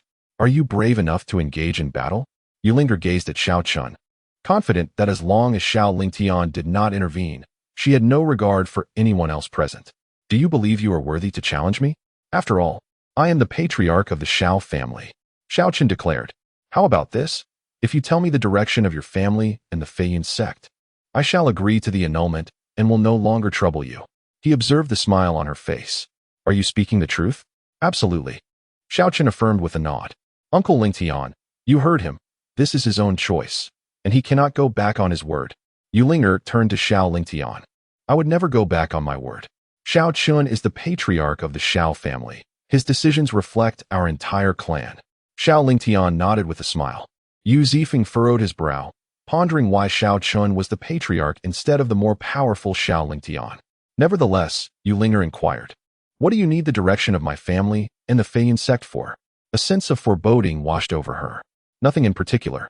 I merely wish to ascertain the origins of those who dared to act so arrogantly in my Xiao family today. Subsequently, Yulinger pointed towards the direction of her family and sect. Xiao Chen nodded, then pressed his fingers into the void twice, observing the bewildered expressions of Yulinger and her companions. Is this person perhaps mentally unwell? The three thought simultaneously. Enough, you may leave. Let our engagement be as if it never existed. I shall never seek you out again. Of course, do not come looking for me, or next time. I shall show you no mercy. Xiao Chen declared coldly, regarding the trio with indifference. Yu Zifeng felt perplexed. Was it truly so simple to let them depart? This was indeed strange. As they were leaving, Yulinger cast a disdainful glance at Xiao Chen, saying, a true man should not cower under the protection of his elders. Even if one lacks potential, one should venture out and seek opportunities. Who knows what fortunes might arise? Her implication was clear. Xiao Chen relied solely on his father. Were it not for his father, the Xiao family would not dare exhibit such an attitude today without facing severe repercussions. I hardly require your concern for my affairs. I am rather eager to see how far your soaring ambitions can truly ascend. Xiao Chen let out a cold laugh. It was only after the three departed from the Xiao family that Zhou's anxious heart gradually began to settle. He spoke with a sinister tone. What an audacious Xiao family, daring to slay the Grand Elder. Upon my return to Feiyun sect, I shall ensure that my father dispatches powerful warriors to raze this Xiao family to the ground. Little did he know that their Feiyun sect had already been reduced to ruins. Yu Zifeng cast a glance at him, inwardly wondering if he truly wished for his father to walk into his demise. Although his father was the sect leader, he was merely a half-step into the spirit wheel realm. What could he accomplish? He would likely be annihilated in an instant by the opponent. It seemed that over the years, Xiao Lingtian had encountered significant opportunities. When he left, he was merely at the initial stage of the spirit vein realm. Yet now he had ascended to a level that commanded my admiration. Yu Zifeng sighed softly. Chapter 66. The Great Xia Dynasty, Annihilated. It is truly incomparable. Despite the fact that his family's circumstances surpassed those of the Xiao family by a considerable margin, without opportunity, it is exceedingly arduous to cultivate step by step on his own. He firmly believes that Xiao Lingtian's ability to reach the extraordinary length beyond the half-step spirit wheel realm is undoubtedly due to some defying chance. Otherwise, given his innate talent and familial support, it would be utterly impossible for him to attain such heights. Rest assured, father, my daughter will undoubtedly reach a level that Xiao Lingtian will look up to. At that time, I shall reclaim the humiliation of today. Yulinger declared resolutely. Ha ha ha, indeed. My daughter is of the royal physique. How could he, a mere mortal, possibly compare? Yu Zifeng nodded, expressing his satisfaction and pride in his daughter. Within the Xiao family's council hall, the Grand Elder inquired with confusion, Patriarch, what did you just do? What do you mean, what did I do? That motion of your finger pointing towards the void. I cannot believe you would make such a gesture without reason. Nothing much. Simply made the Yu family and Feiyun sect disappear. Is our Xiao family not capable of repelling any threats? Surely this is not a matter of anger over shame. Just because of her, she lacks the allure. Xiao Chen shook his head, acknowledging that while the other party was decent looking, she did not possess the beauty that could captivate a city, and he harbored no feelings for her. Thus, how could he be angered? At that moment, Xiao Lingtian suddenly gazed into the distance, frowning as he spoke. What is happening? Is the great Xia dynasty never ending? Have they dispatched another army to Juji City? Did we not warn them previously? They are clearly disregarding our Xiao family. Xiao Chen, what do you propose we do? What else is there to do? We have already afforded them an opportunity. It is their own failure to cherish it. Let them be extinguished. There is no necessity for the existence of that monarch of the great Xia dynasty and their royal family. One must always pay for their choices. Xiao Chen's voice was frigid. The Xiao family may not have ventured forth, but that does not signify weakness, allowing them to be bullied. Xiao Lingtian nodded, and in an instant, his figure vanished from the family hall. Meanwhile, the valiant general of the nation, clad in battle armor, descended, wielding the divine sword of the nation, gallantly riding a fierce beast through the Jiuji mountains. Behind him followed an army of 5,000, each soldier donned in armor, riding uniformed demonic beasts, exuding an extraordinary air. They were none other than the Golden Dragon Riders of the Great Xia dynasty, a half-step spirit wheel realm warrior. Accompanied by numerous Soul Palace realm cultivators and several Spirit Vein realm warriors, traversed the mountains, causing even the formidable demonic beasts within to shy away. However, as they marched with pride and vigor, a figure suddenly appeared above them, coldly surveying the crowd. Who dares to obstruct our march under the banner of the Great Xia dynasty? Xiaocang's gaze was sharp, as he pointed the divine sword of the nation at the figure that materialized before them, Xiao Lingtian. We have already warned you. Stay out of our Xiao family's affairs. Yet you have disregarded our counsel and returned. Xiao family. So you are indeed a member of the Xiao family. In that case, prepare to meet your demise. Xiaocang roared like a beast, hurling his national sword as if it were a spear. Yet, in the next instant, his eyes widened in disbelief as he gazed at his opponent. A 6th-grade spiritual artifact. Remarkable indeed. I shall take it. Xiao Lingtian smiled, realizing that the great Xia dynasty still possessed many treasures. It seems I must thoroughly plunder this place during my visit. Who are you truly? Xiaocang asked in a grave tone. However, the response from Xiao Lingtian was a resounding slap. Within the palace of the great Xia dynasty, Emperor Xia Yangtian sat upon his throne, observing the frowning ministers below. Might I inquire, Your Majesty, if there is something troubling you? Chancellor Sun Zheng asked. For some reason, I feel an inexplicable unease today, as if something monumental is about to transpire. Please report the recent significant events in the dynasty, so I may ascertain if anything has been overlooked. Xia Yangtian sat upright. Your Majesty, there have been no major occurrences of late. If one were to mention anything, it would be the Xiao family from Zhujiasheng. However, that Sun Zheng's words faltered as he froze, for a figure had suddenly appeared within the great hall. Impudent! Who dares to trespass into the forbidden grounds of my palace? Sun Zheng bellowed. A regal aura erupted from Xia Yangtian as a golden dragon phantom appeared, swirling around him. Oh, this technique of yours is rather intriguing, Xiao Lingtian remarked, surprised by the unique energy emanating from Xia Yangtian. Who are you? And why have you intruded upon the great Xia dynasty? Xia Yangtian rose, his expression serious. The intruder's strength was extraordinary, otherwise it would be impossible for him to enter the palace so brazenly without anyone noticing. Why do you refuse to heed warnings? Xiao Lingtian shook his head. What do you mean? Xia Yangtian furrowed his brow. How dare you? The great Xia dynasty is not a place where an outsider can come and go as they please. This is a blatant affront to imperial authority, a disrespect to our great Xia. Before Xia Yangtian could speak, Sun Zheng had already chastised him furiously. As chancellor of the great Xia dynasty, he could not permit such insolence. Silence. With a mere glance, Xiao Lingtian unleashed an imperceptible force upon Sun Zheng, who then spat out a mouthful of blood and collapsed to the ground. Instantly, the minister's expressions changed. How audacious to dare slay their chancellor here. Who exactly are you? What grievances do you have with the great Xia dynasty? Are you truly intent on killing our chancellor? If this matter goes unresolved, the great Xia dynasty shall not let it rest. Xia Yangtian inquired solemnly, displaying the composure befitting an emperor, even as the situation escalated. Grievances? It is not entirely the case. We have previously cautioned you to refrain from meddling in the affairs of the Xiao family. Yet, it seems you have utterly disregarded our warnings, and not only that, you have dispatched a formidable army to confront us. Do you truly believe that the words of our modest clan can be so easily dismissed? Or do you think that the Xiao family is merely at your mercy? Xiao Lingtian inquired. What? The Xiao family? Are you one of them? Xiao Tian was taken aback. How could such a powerful figure emerge from the Xiao family of Zhuzhisheng? Your series of actions has deeply displeased our clan leader. Thus, a tremor coursed through Xiao Tian. The individual before him exuded an unfathomable aura, and he could hardly believe that this person was merely an elder of their clan.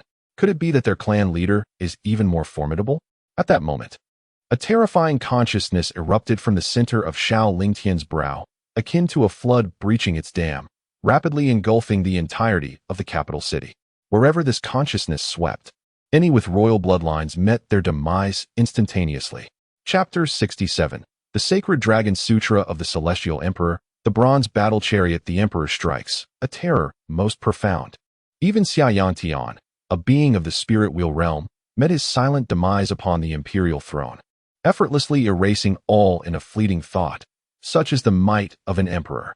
On this day, the entire capital city was engulfed in an abyss of dread, as the members of the royal family inexplicably perished, leaving the populace bewildered as to who orchestrated such a clandestine assault. What a predicament! Had you heeded the counsel offered, dispatched emissaries to investigate the intricacies of the Xiao family, perhaps you would not have been led to this dire fate. Xiao Lingtian shook his head. Xiao Chen had already bestowed upon them a singular opportunity, yet they failed to cherish it, arrogantly believing their remote lineage could be manipulated at will. Now, with Xiao Chen personally intervening, their demise was all but assured. The cultivation technique practiced by this emperor was extraordinary. Perhaps he could uncover its secrets. Xiao Lingtian commenced the meticulous plundering of the resources from the Daxia dynasty. Regardless of their rank, he collected anything of utility. Undeniably, the foundation of the Daxia dynasty surpassed that of the previous Kangwu sect by countless degrees. Spirit stones, techniques, martial arts, and elixirs. Not only were their quantities immense, but a portion also boasted commendable quality. Content with his harvest. Xiao Lingtian mused. No wonder it is said that wealth is born from acts of violence. Indeed, robbery is the most effective path to affluence. Even without the resources provided by Xiao Chen, the bounty from the Daxia dynasty alone would sustain the Xiao family for an extended period. Naturally, with Xiao Chen's gifts, these items paled in comparison. For instance, the spirit stones here, although plentiful, were of inferior quality, far removed from the flawless stones utilized by the Xiao family. His collection also served the purpose of trading with outsiders to procure the resources his family required, as the majority of cultivators in the current realm relied on inferior spirit stones. Additionally, there were various spiritual herbs. As a dynasty, they possessed an abundance of such resources, albeit of relatively lower quality. Once returned, with Xiao Chen's nurturing, these items would transform into something extraordinary. As for the chaos outside, it mattered not to him. Just as Xiao Chen once proclaimed, in the vast expanses of the universe, what significance does a mere dynasty hold? The fall of one imperial power invariably heralds the rise of another, and soon enough, a new order shall emerge. Before long, he ventured into the depths of the Daxia dynasty, where two ancestral guardians of the spirit wheel realm stood watch. Yet, under the scrutiny of Xiao Lingtian's divine sense, they swiftly fell. He had sought this place, sensing its unusual nature. Within the palace, opulence reigned. Yet here lay a desolate expanse, starkly contrasting its surroundings. Indeed, it was not long before he stumbled upon a colossal golden stone tablet, towering at 9 zhong, inscribed with profoundly esoteric doctrines. A mere glance left Xiao Lingtian astounded. The tablet bore the inscription of an exceedingly profound technique. Was this the very cultivation method practiced by the recently fallen Daxiao Emperor? The Sacred Dragon Sutra of the Celestial Emperor. Once perfected, one may attain the formidable form of the Sacred Dragon, a profound and immensely powerful technique. The mere sound of its name evokes a sense of extraordinary strength. Yet, to his astonishment, this inscription merely constitutes the upper section of the scripture. This implies that it is, in fact, an incomplete technique. Xiao Lingtian scrutinized the entire stele, only to discover that it contained a mere third of the technique, with the remaining 2 parts shrouded in mystery regarding their location. Nevertheless, even this fragment of the technique is sufficient to elevate a practitioner to an exalted realm. Such a treasure, it must be brought back for his kin to cultivate. However, he was taken aback to find himself unable to move the golden stele. Resolute, He was determined to seize this invaluable technique. It would be a pity to leave it behind. Instantly, his internal spiritual power surged forth, unleashing the might of the extreme Dao Emperor, causing the entire space to tremble ominously. At that moment, the ground flickered with an intricate array of golden inscriptions. Xiao Lingtian abruptly halted, and as his power waned, the inscriptions on the ground vanished without a trace. He furrowed his brow. What were those golden inscriptions? They bore an uncanny resemblance to sealing inscriptions. Could it be that the steel was concealing something? Furthermore, despite unleashing the strength of the extreme Dao Emperor, he still could not budge the steel, which only intensified his astonishment. Alas, it appears that this is beyond the reach of the extreme Dao Emperor. He decided to record the technique inscribed upon it before summoning Xiao Chen on another day. Resigned, Xiao Lingtian settled beside the steel and began to transcribe the inscriptions. System auto sign-in successful. Congratulations, host, for acquiring the Divine Chariot, the Bronze War Chariot. The Bronze War Chariot? Upon stepping into the Eternal Divine City, Xiao Chen was momentarily taken aback to discover yet another acquisition of an eternal-grade treasure. Indeed, the system has been exceptionally rewarding of late. First, the Eternal Divine City. Now the Bronze War Chariot, both being eternal-grade treasures. Extending his hand, the Bronze War Chariot materialized within his grasp. It was a chariot drawn by 4 bronze steeds. Though it appeared unadorned, it emanated a profound sense of timelessness, as if it had weathered countless ages. Xiao Chen placed the Bronze War Chariot onto the thoroughfare of the Eternal Divine City, and in an instant, it transformed magnificently. Sounds of dragon roars and phoenix cries resonated, as ethereal manifestations of the azure dragon, white tiger, black tortoise, and vermilion bird emerged from the chariot, swirling around it. Behind the chariot, countless divine phantoms bowed in reverence. An extraordinary spectacle. What he initially perceived as a modest chariot revealed itself to be of remarkable prestige. Xiao Chen was left in awe. Only a chariot of such grandeur could reflect his status and identity. Upon taking his seat, a mere thought prompted the Bronze War Chariot to propel itself towards the heart of the Eternal Divine City. From an external perspective, the Eternal Divine City appeared vast. Yet within, it was even grander, a world unto itself, replete with houses and streets, pavilions and towers in splendid arrangement. Its sole shortcoming was a lack of vibrancy, a certain lifelessness pervading the atmosphere. At this moment, members of the Xiao family gradually appeared within the Divine City. Upon witnessing the vastness of the city, they were once again left in awe. Is it truly this expansive? When will the population of our Xiao family ever fill this magnificent city? The Grand Elder stood atop the city walls, gazing in astonishment at the boundless metropolis. This cannot stand. We must encourage our clansmen to take multiple wives and bear children. Xiao Yuanshan declared with seriousness, for it would be a true pity for such a grand and luxurious city to remain underpopulated. It would be a flagrant waste of resources. Indeed, we must galvanize our clansmen to procreate. The other elders nodded in agreement. In this day and age, not to mention the superior living conditions, even the resources possessed by the Xiao family would be insufficiently depleted no matter how diligently they trained. Allowing resources to languish unused is equally a waste. We must elevate the number of our clan members. Chapter 68. Moving into the Eternal Divine City without the slightest delay, the elders convened to discuss matters. It was imperative to amend the clan rules. Ever since Xiao Chen assumed the position of clan leader, the clan members had been allowed to utilize resources as they pleased. However, I believe it is necessary to shift to a reward-based system. Each month, they should receive a modest allocation of fundamental resources, sufficient only for a portion of their cultivation and usage. Only those who contribute to the family, by achieving breakthroughs in cultivation, embarking on expeditions to discover treasures, or by marrying and having children, should receive greater rewards, particularly regarding childbirth. It should be communicated to the clan members that their offspring would have the opportunity to receive guidance from the clan leader. At present, Xiao Chen holds absolute prestige within the clan. Any pronouncement made in his name will undoubtedly command universal respect. Indeed, the clan leader seems to have little to occupy his time daily. Perhaps he could take on the role of nurturing the promising younger generation within the clan. Xiao Jinnan's eyes brightened at this suggestion. In the eyes of the clan leader, there exists no standard of excellence among the youth.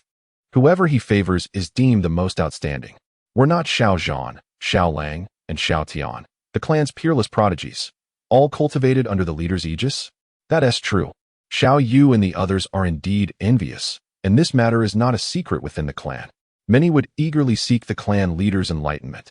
The elders found this reasoning compelling, and since he had already endowed Xiao Zhan and Xiao Lang with unique physiques, it stands to reason he could bestow similar gifts upon others in the future, an enticing prospect for many. Moreover, did not the clan leader previously express intentions to cultivate a vast expanse of spiritual fields? In that case, those who prefer not to engage in conflict could also partake in farming and similarly earn rewards. Although the family possesses abundant resources, they shall not sustain those who do not toil, lest others believe they could reap benefits without effort. The elders deliberated on this matter, intending to confer with the clan leader once a conclusion was reached. Meanwhile, within the Fengwu courtyard, Yi Ruming gazed in astonishment at those soaring towards the city. They were all members of the Xiao family. She had intended to enter the city, but was met with an indescribable sense of oppression before she could even approach. This implied that entry to this city was restricted to the Xiao family alone. Was this city truly theirs? What could this mean? How had the Xiao family suddenly become so enigmatic? Previously, she had dismissed any faction within the Nine Extremes city, for they were largely unknown to her. However, ever since a member of the Xiao family acquired the legacy of the Nine Extremes Sword Emperor, she began to take an interest in this family, only to find it increasingly mysterious. A family once deemed inconsequential had successively annihilated 3 factions of the Kangwu Gate, and now, spiritual pulse realm practitioners from the Xiao family were emerging like mushrooms after rain. Furthermore, her investigation revealed that several elders of the Xiao family had already broken through to the Soul Palace realm. It is important to note that in the previous Nine Extremes city, the spiritual pulse realm represented the pinnacle of strength, making it impossible for the Soul Palace realm to emerge. The suddenness of this transformation seemed exceedingly bizarre. Is it because they have someone who has inherited the legacy of the Nine Extremes Sword Emperor? It seems unlikely. According to my inquiries, all changes within the Xiao family began following Xiao Chen's appointment as the clan leader. Who exactly is Xiao Chen? Could he be the one who obtained the Sword Emperor's inheritance last time? And who is the companion that accompanies him? The Xiao family possesses the remnants of the Annihilation Emperor's soul, capable of forcefully suppressing the Emperor's sword. Yi Ruming frowned. Although she had spent several years in the Nine Extremes city, she had never taken the time to thoroughly understand the Xiao family, and thus remained unaware of its members. She was uncertain about who in the Xiao family had originally obtained the Emperor's sword and who had the ability to suppress it. I recall that someone from the Xiao family had also reserved a feast at the Fengwu courtyard. If that is the case, I shall arrive early and inquire about their situation from the Xiao family members. If that senior truly possesses the ability to suppress the Emperor's sword, it might prove beneficial to me. At the time of their encounter, upon hearing that no emperor had left behind any techniques, she had fallen into a daze, failing to realize that the one capable of suppressing the supreme emperor weapon was the true powerhouse. At this moment, all the inhabitants of Nine Extremes City curiously gazed into the sky as a beam of golden light descended upon the Xiao family's estate. All the members of the Xiao family, filled with excitement, entered the golden light with their prepared bundles and were subsequently transported into the divine city. From that moment forth, the Xiao family would no longer reside in Nine Extremes City, but rather in the eternal divine city. Clan leader, the Fengwu courtyard is now open. Xiao Lang exclaimed excitedly, finding Xiao Chen, who was tending to his spiritual plants. Although they had moved to the eternal divine city, Xiao Chen had brought along his previous spiritual plants. Not only the plants, but also the red phoenix-like bird had been brought over, having awakened its intelligence. It was aware of the advantages and disadvantages of its situation, and Xiao Chen had named it Ni Huang, due to its faint trace of phoenix bloodline. This was also the reason Xiao Chen kept it by his side. Only those with such bloodlines were worthy of becoming his pet. In addition to these, the Immortal Spirit Pool and Thunder Pool were relocated here. The Immortal Spirit Pool was arranged within a vast chamber, while the Thunder Pool was specially designated a space in the center. The Thunder Pool in Nine Extremes City was merely a compressed representation. The true Thunder Pool was immense, resembling a boundless sea of thunder, one that even the entire Great Xia dynasty might struggle to accommodate. Therefore, Xiao Chen established an independent spatial realm for it. ensuring that wherever the eternal divine city went, the thunder pool would accompany it. Furthermore, the previously signed emperor-level spiritual vein was integrated into this place. Now, within the eternal divine city, especially in their residence, the spiritual energy was extraordinarily rich, allowing for rapid cultivation even without the use of spiritual stones. Oh, after such a long wait, has the door finally opened? Xiao Chen raised his head and unconsciously licked his lips. The ingredients of this world, nourished by spiritual energy, are exceptionally delectable. However, whether it was the grilled fish he prepared himself or the dishes crafted by the chefs of his family, he always felt that the flavors fell short of the exquisite ingredients. Thus, he yearned to experience the true taste of the culinary delights in this realm. Let us hurry and secure a good spot, Xiao Chen urged eagerly. There is no need to rush, Xiao Lang replied with a smile. Given the recent battle in Zheji City, many who had made reservations likely perished in that conflict. This year, Fengwu Garden should be relatively tranquil, and I have booked a private room, ensuring an elegant and serene environment. Even so, I can hardly contain my excitement. Come, summon Xiao Tian, Xiao Yan, Xiao Yu, and Xiao Ran, let us go together. Chapter 69, Shaping the Flesh of the Ghost Elder. Very well. Xiao Lang nodded and turned to seek out a few individuals.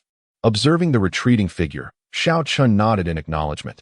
His companion had not disappointed the Chaos Twin Dragon body. In such a brief span, the other's cultivation had already ascended to the pinnacle of the Soul Palace realm, merely a step away from the Spirit Wheel realm. Conversely, those such as Xiao Yu, who once stood alongside Xiao Lang, were still languishing in the Spirit Vein realm, illustrating the stark disparity wrought by innate talent. Eternal Divine City is vast, yet the clan members reside in close quarters. It was not long before a group of over a dozen congregated, subsequently setting forth towards Fengwu Courtyard. Patriarch, when can you grant me a special physique? Witnessing their pace of cultivation stirs a pang of envy within me. Along the way, Xiao Yu inquired with a hint of jealousy.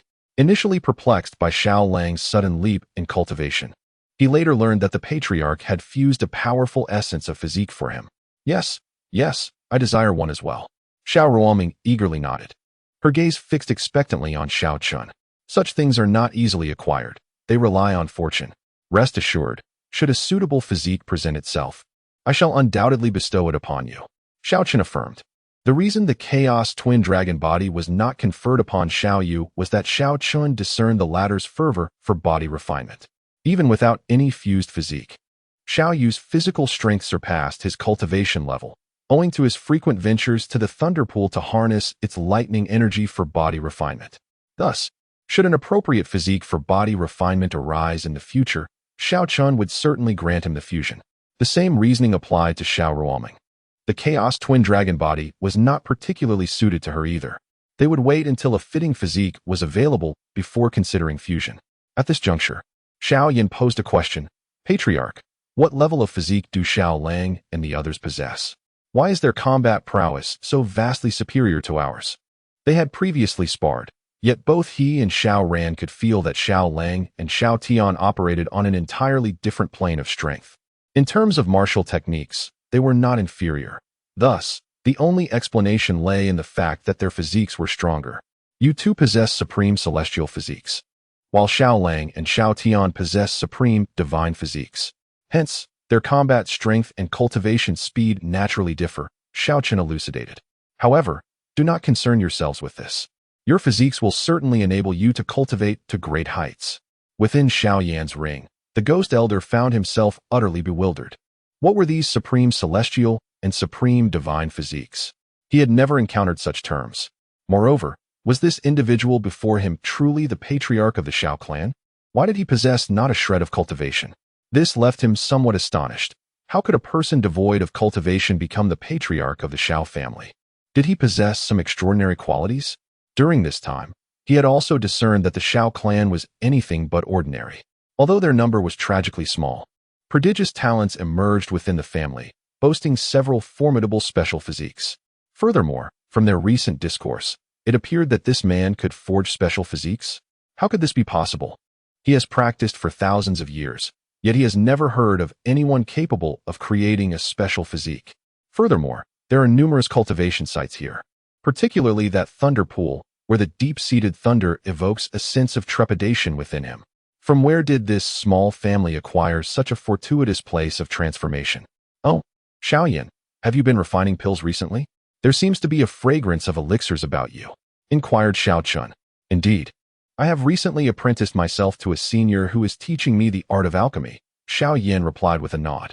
He had not anticipated that the ghostly elder within his ring was, in fact, a formidable alchemist. After refining the dark ghost flame, not only did the elder impart to him a technique known as the burning method, but he also shared his alchemical knowledge. Particularly, that technique seemed tailor-made for him, perfectly harmonizing with his innate fire, the Golden Emperor Dragon Flame. Since you have already taken him as your master, why do you still keep him confined within the ring?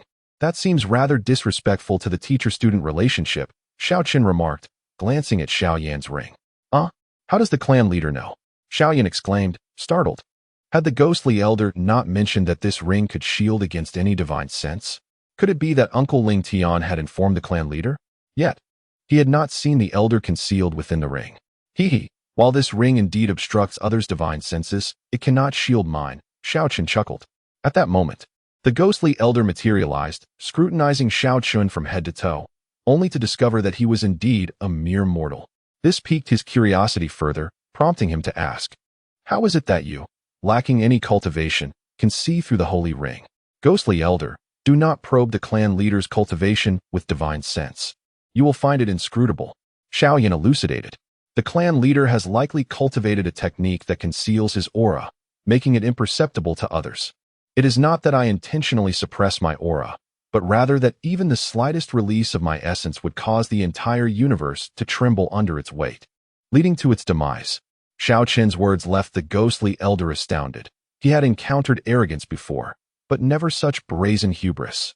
Were it not for the fact that the other party was Xiao Yan's clan leader, he would have retorted sharply today. He could only acquiesce, saying, very well. It appears your strength is indeed extraordinary. It is I who has been short-sighted. Xiao Yan, is this your master? Why does he appear as a sole entity? Do the powerful prefer to manifest in such a way? Xiao Yu questioned, gazing curiously at the ghostly elder's translucent form. This was not intended as mockery, but rather stemmed from a lack of understanding. How embarrassing it is to admit, but during a past battle, my physical body was utterly destroyed, and even my soul was corroded by a peculiar force that rendered my body irreparable. This is all due to the dark ghost flame. It possesses an uncanny ability that prevents any body it destroys from recovering. It is said that this flame originates from the underworld. Whether this is true or not remains uncertain. Otherwise, with my supreme cultivation, as long as my soul endures, my body could be restored. Patriarch, do you possess any treasures that could restore my physical form? Xiao Yan inquired, aware of the Patriarch's vast powers, hoping he might have a solution. Gui Lao, harboring disdain within, thought it absurd that such a trivial place could harbor a remedy for that peculiar force. While I possess no treasures, out of respect for your master, I can assist in restoring his physical form, Xiao Chen replied. I am deeply grateful, Patriarch, Xiao Yan exclaimed with excitement. Gui Lao was about to shake his head in amusement, chuckling at Xiao Yan's naivety, when in the next instant, a golden light entered his brow. The strange force that had insidiously plagued his soul vanished in an instant. Soon, skeletal structures began to grow rapidly from his form, followed by flesh and blood. Within mere moments, his physical body was entirely restored, indistinguishable from its former state, and even his previous cultivation level was fully regained, achieving the pinnacle of supremacy once more. Chapter 70. The Phoenix Wu Tai. Gourmet. At this moment, the old ghost was utterly astonished, his mind plunged into a void, his body frozen in place without any movement. It has truly manifested. Xiao Tian, observing this spectacle, was filled with curiosity. His exposure to the realm of cultivation had been minimal, rendering everything a novelty to him. What is this? Do you know that Xiao Zhan, who recently departed from the family, met his demise at the doorstep? Yet, he was miraculously resurrected by the clan leader. In contrast, Xiao Yu remained considerably composed, having witnessed even more astonishing events. Reviving the dead? How profound must one's cultivation be? Xiao Tian was bewildered. Who can say? The clan leader claimed to be invincible. Xiao Yu shrugged. Old ghost, what troubles you? Is this body unsuitable? Xiao Yan inquired with concern. No, not at all. This body is astonishingly identical to my former one. Even the injuries to my spirit have completely healed, restoring me to my former peak. The old ghost raised his gaze, astonished as he looked at Xiao Chen, exclaiming, "Who exactly are you, senior? Could you possibly be a great emperor? Surely, no one else could achieve such a feat. A great emperor? Ha ha ha. Do you see my name on the Heavenly Dao Golden List?" Xiao Chen chuckled, neither confirming nor denying. As he led the group toward the Phoenix Wutai, the old ghost gazed skyward at the massive list still suspended in the firmament. Suddenly, he spotted the name at the top of the rankings, and his pupils dilated in shock.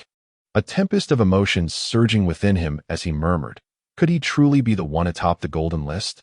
This seems impossible. The Phoenix Wutai was one of the few establishments in Zhujiasheng that had not suffered even the slightest damage from the recent battle. As Xiaolang had mentioned, the clash between the Lingyun sect and the Kangwu sect had inflicted considerable losses upon Zhujiasheng, resulting in numerous casualties. Consequently, this year's Phoenix Wutai did not witness the long queues of previous years, yet it remained extraordinarily lively. As Xiao Chen and his companions stepped into the Phoenix Wutai, the previously bustling patrons gradually fell silent, all eyes turning toward them. Many had been discussing the colossal city that had suddenly appeared in midair, which had now been confirmed as belonging to the Xiao family. Thus, curiosity abounded regarding the extraordinary fortune the Xiao family had acquired. Upon seeing the members of the Xiao family, everyone could not help but stare. However, Xiao Chen and his companions had no time to engage with them, as they followed Xiao Lang directly to their private room. At that moment, a maid intercepted them, inquiring, "You must be members of the Xiao family, correct?" "Indeed. I am Xiao Lang.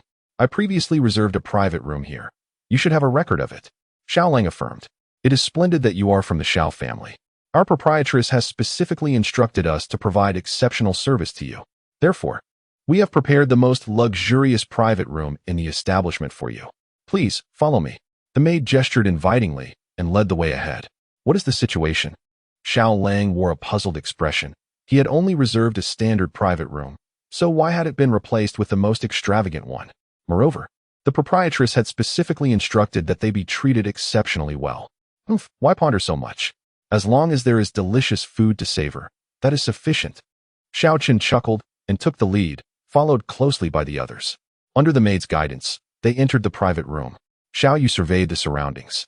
The room was indeed opulent, with the furniture imbued with an ethereal quality, exuding an air of luxury that made sitting upon them exceedingly comfortable. On the other side of the window lay a pond, adorned with vibrant lotus flowers in full bloom, creating a picturesque scene. Truly, this luxurious private room far surpassed the one I had originally reserved. Xiao Lang marveled, yet he was left wondering why this was the case.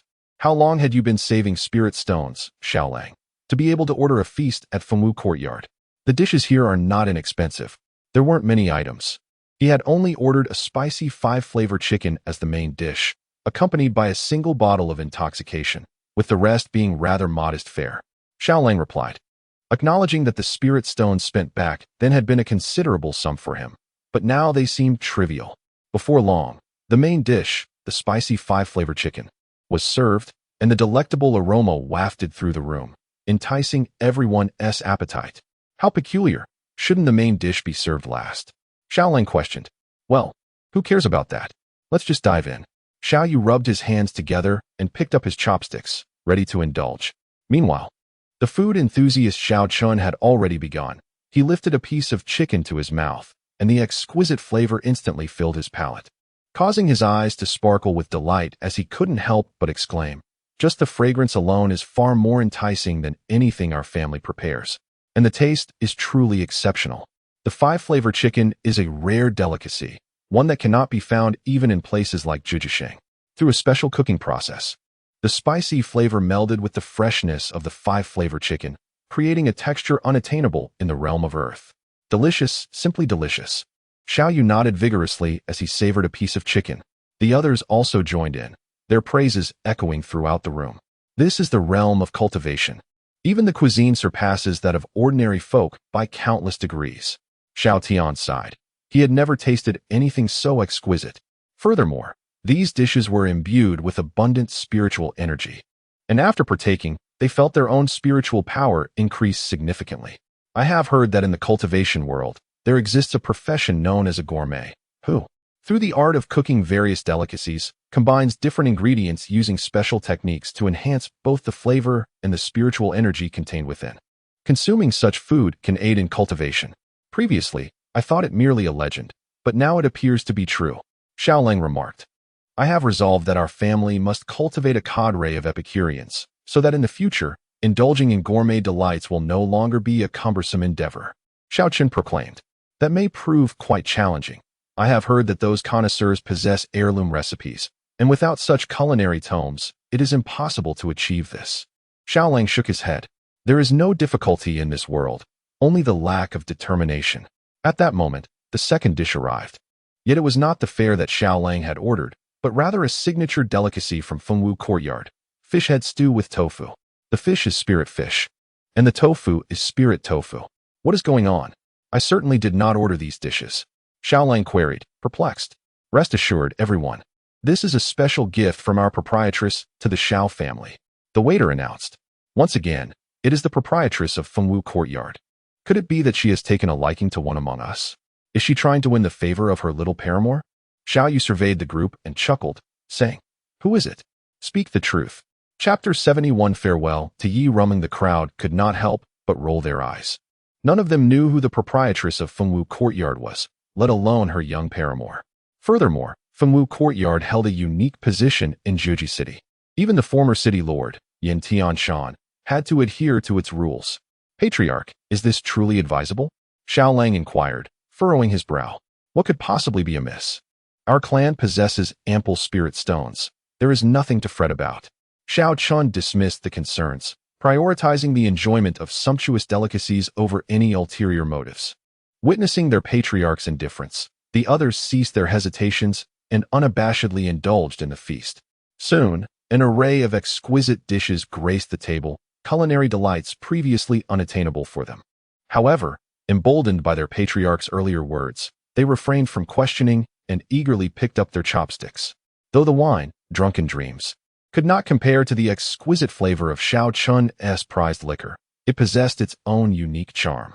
After several rounds of toasting and having their fill, as Xiao Chen stood by the window, savoring the beautiful scenery and relishing the flavors of the meal, the attendant who had been serving approached him and whispered, Patriarch Xiao, our master wishes to meet with you. Your master? Ah, indeed. With such fine wine and food, she must have an agenda. Given the abundance of delicacies, let her in. Xiao Chen replied. Thank you, Patriarch Xiao. The attendant expressed gratitude before hastily departing. Curious, what could the proprietress of Fengwu Courtyard want with the patriarch? Could it be that she has taken a fancy to him? Xiao Yu, brimming with curiosity, speculated with a hint of gossip, especially after indulging in drunken dreams, causing his thoughts to flow freely without restraint. It's quite normal for someone as outstanding as our patriarch to attract attention, but it likely isn't as simple as mere admiration. Xiao Lang conjectured. At that moment, the proprietress of Fengwu Courtyard made her entrance. Her figure accentuated by a fitted crimson garment that showcased her exquisite silhouette. Her long hair cascaded down to her waist, and her delicate, fair visage resembled a blossoming lotus. The newcomer was none other than Yi Ruming. So young? I had envisioned her as a middle-aged woman. Upon seeing her, Xiao Yu's eyes sparkled. His previously hazy mind suddenly cleared, fixating intently upon her. Greetings, esteemed senior. I am Yi Ruming. She approached Xiao Chen and bowed respectfully. Her body was noticeably tense, a clear manifestation of her extreme nervousness in the presence of one capable of suppressing the might of the supreme imperial weapon. So, you are the proprietress of Fengwu Courtyard. This is somewhat unexpected. Xiao Chen observed her closely, recognizing her as the woman he had encountered outside the Nine Extremes Sword Emperor's legacy space. He had previously remarked to Xiao Zhan that her constitution was extraordinary. I had no idea that the esteemed senior was the current patriarch of the Xiao clan. Yi Ruming was taken aback, for according to her recent inquiries, the patriarch appeared to be under 20 years of age and not particularly formidable in cultivation, leading her to conclude that the two individuals she had met could not possibly be related to one another. As soon as Xiao Chen, accompanied by the members of the Xiao family, made his grand entrance into the Fengwu Courtyard, Yi Ruming found herself utterly frozen. Wasn't he the very figure who had once subdued the emperor's weapon of the utmost realm? In that moment, a bold hypothesis took shape in her mind. Could the esteemed figure at the pinnacle of the Heavenly Dao Golden List be none other than the patriarch of the Xiao family? Although this notion bordered on the preposterous, it seemed to be the sole explanation. After all, what other force could wield such power over an emperor's weapon? Do not call me senior. I am not your elder, Xiao Chen interjected, waving his hand dismissively. He then inquired, pray tell, what prompts such lavish hospitality towards us? Yi Rumring hesitated, her lips moving soundlessly before she finally spoke, though it may seem abrupt and somewhat awkward. I earnestly hope that you might lend your strength to rescue my father from his plight. Rescue your father? Though the reasons eluded him, Xiao Chen recognized that a life was at stake. However, the fact that even someone of Yi Ruming's caliber could not manage this task made him question the fairness of exchanging a mere banquet for such a monumental favor. It felt disproportionate, almost as if he were at a loss. If you are willing to assist, I shall offer myself to labor in whatever capacity you desire. Yi Rumring proclaimed, dropping to her knees with a resounding thud. Patriarch Xiao Yu, observing the scene, watched anxiously as the young woman knelt before Xiao Chen. Xiao Chen cast a glance at her, bemused by her apparent desperation. What was this strange glimmer in his eyes? Compassion? He had never displayed such sentiment before. Surely, he wasn't taken by this woman, was he? Labor? I require neither beasts of burden nor any toil. For my existence is devoted to the pursuit of indulgence, merely to savor life as pleasures. I seek not to cultivate a field nor ride upon you. My sole ambition is to relish the delights of this world. If you can present me with something that piques my interest, aiding in the salvation of your father may not be out of the question. What could possibly captivate such a powerful being? Yi Ruming pondered, struggling to conceive what treasures she possessed that might appeal to him. At that moment, Xiao Yu interjected, our patriarch has a particular fondness for exquisite cuisine. He once expressed a desire to nurture a cadre of gastronomes for the family. The delicacies presented today at Fengwu Courtyard are quite commendable. I believe our patriarch would be quite taken with them. Upon hearing this, Yi Ruming's eyes lit up with realization. I am willing to present the complete compendium of recipes from Fengwu Courtyard. I implore you, senior, to lend your assistance. Xiao Chen glanced at Xiao Yu and relented. Very well, in light of Xiao Yu and the recipes, I shall assist you this once. Now, tell me about your father's predicament and how you wish for me to intervene. Yi Ruming's heart soared with joy as she exclaimed, thank you, senior. She then cast a grateful glance towards Xiao Yu, whose face flushed with embarrassment, prompting him to lower his head. The onlookers were left astounded, witnessing the usually stoic Xiao Yu displaying such a bashful demeanor.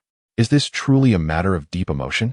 Several years ago, my father ventured into a perilous forbidden realm, becoming ensnared within its confines. Throughout these years, I have tirelessly sought effective means to penetrate that domain and rescue him. I had once hoped that the lineage revealed previously might offer a glimmer of hope. However, the reality was far from my expectations. The reason she appeared in the City of Nine Extremes is due to the ancient records of the Yi family, which state that a great emperor of the extreme path attained enlightenment here, leaving behind his legacy. Yi Ruming initially intended to acquire the emperor's powers from this sacred ground as a foundation to enter the forbidden realm and save her father. To her dismay, she discovered that the inheritance contained none of the emperor's formidable martial techniques. This revelation drove her to despair until, through contemplation, she became aware of the peculiarities surrounding the Xiao family. Thus, she resolved to remain here, intent on gleaning information about the existence of the imperial weapon that suppresses the extreme path. Chapter 72. The Shock of Yi Ruming Today. Yi Ruming was astounded to discover that the esteemed figure was none other than the patriarch of the Xiao family, who had personally arrived at their Fengwu courtyard. This revelation surpassed her expectations, compelling her to extend the utmost hospitality in hopes of eliciting a modicum of goodwill. After all, the actions of such formidable individuals are often dictated by their whims. Is your father still alive? Xiao Chen inquired. Yes, his soul lamp still burns brightly. Indicating that he has not perished, Yi Ruming affirmed with a nod. Since we have dined and imbibed, let us venture forth, Xiao Chen declared. Having been in this world for some time, he had yet to traverse beyond the confines of Jujusheng. This was an opportune moment to explore, akin to a leisurely journey. With a flick of his wrist, a bronze war chariot materialized on the street outside. Let us depart. Xiao Chen urged. Are we to ride in that? The destination is quite distant. Yi Rumeng cautioned. Fear not, it shall not take long. He reassured her. Reluctantly, Yi Rumeng acquiesced. Though her urgency was palpable, she refrained from contradicting him, fully aware that such a rebuttal could incite displeasure. After years of waiting, she finally glimpsed hope. She must not allow her impatience to provoke the ire of this elder. Meanwhile, Xiao Yu harbored a desire to join their excursion, but ultimately forsook the idea, prioritizing his training instead. Upon boarding the bronze war chariot, Yi Rumeng was taken aback by the internal expanse, which seemed to contain an entirely different spatial realm. Within, there were not only chambers, but also a courtyard, resembling a meticulously crafted estate. The chariot was inscribed with the laws of space. Originating from the central continent and possessing a wealth of experience, Yi Rumeng quickly discerned the chariot's intricacies. Pray tell, where is your father? Xiao Chen asked. In the imperial fallen abyss, Yi Rumeng replied softly. True to its name, that place was a perilous domain capable of causing even emperors to meet their demise. She felt a twinge of apprehension, fearing that revealing her destination might prompt him to abandon her. However, her concerns were unwarranted. What she perceived as a treacherous locale appeared to Xiao Chen as merely a smooth thoroughfare. The imperial fallen abyss? Let us proceed.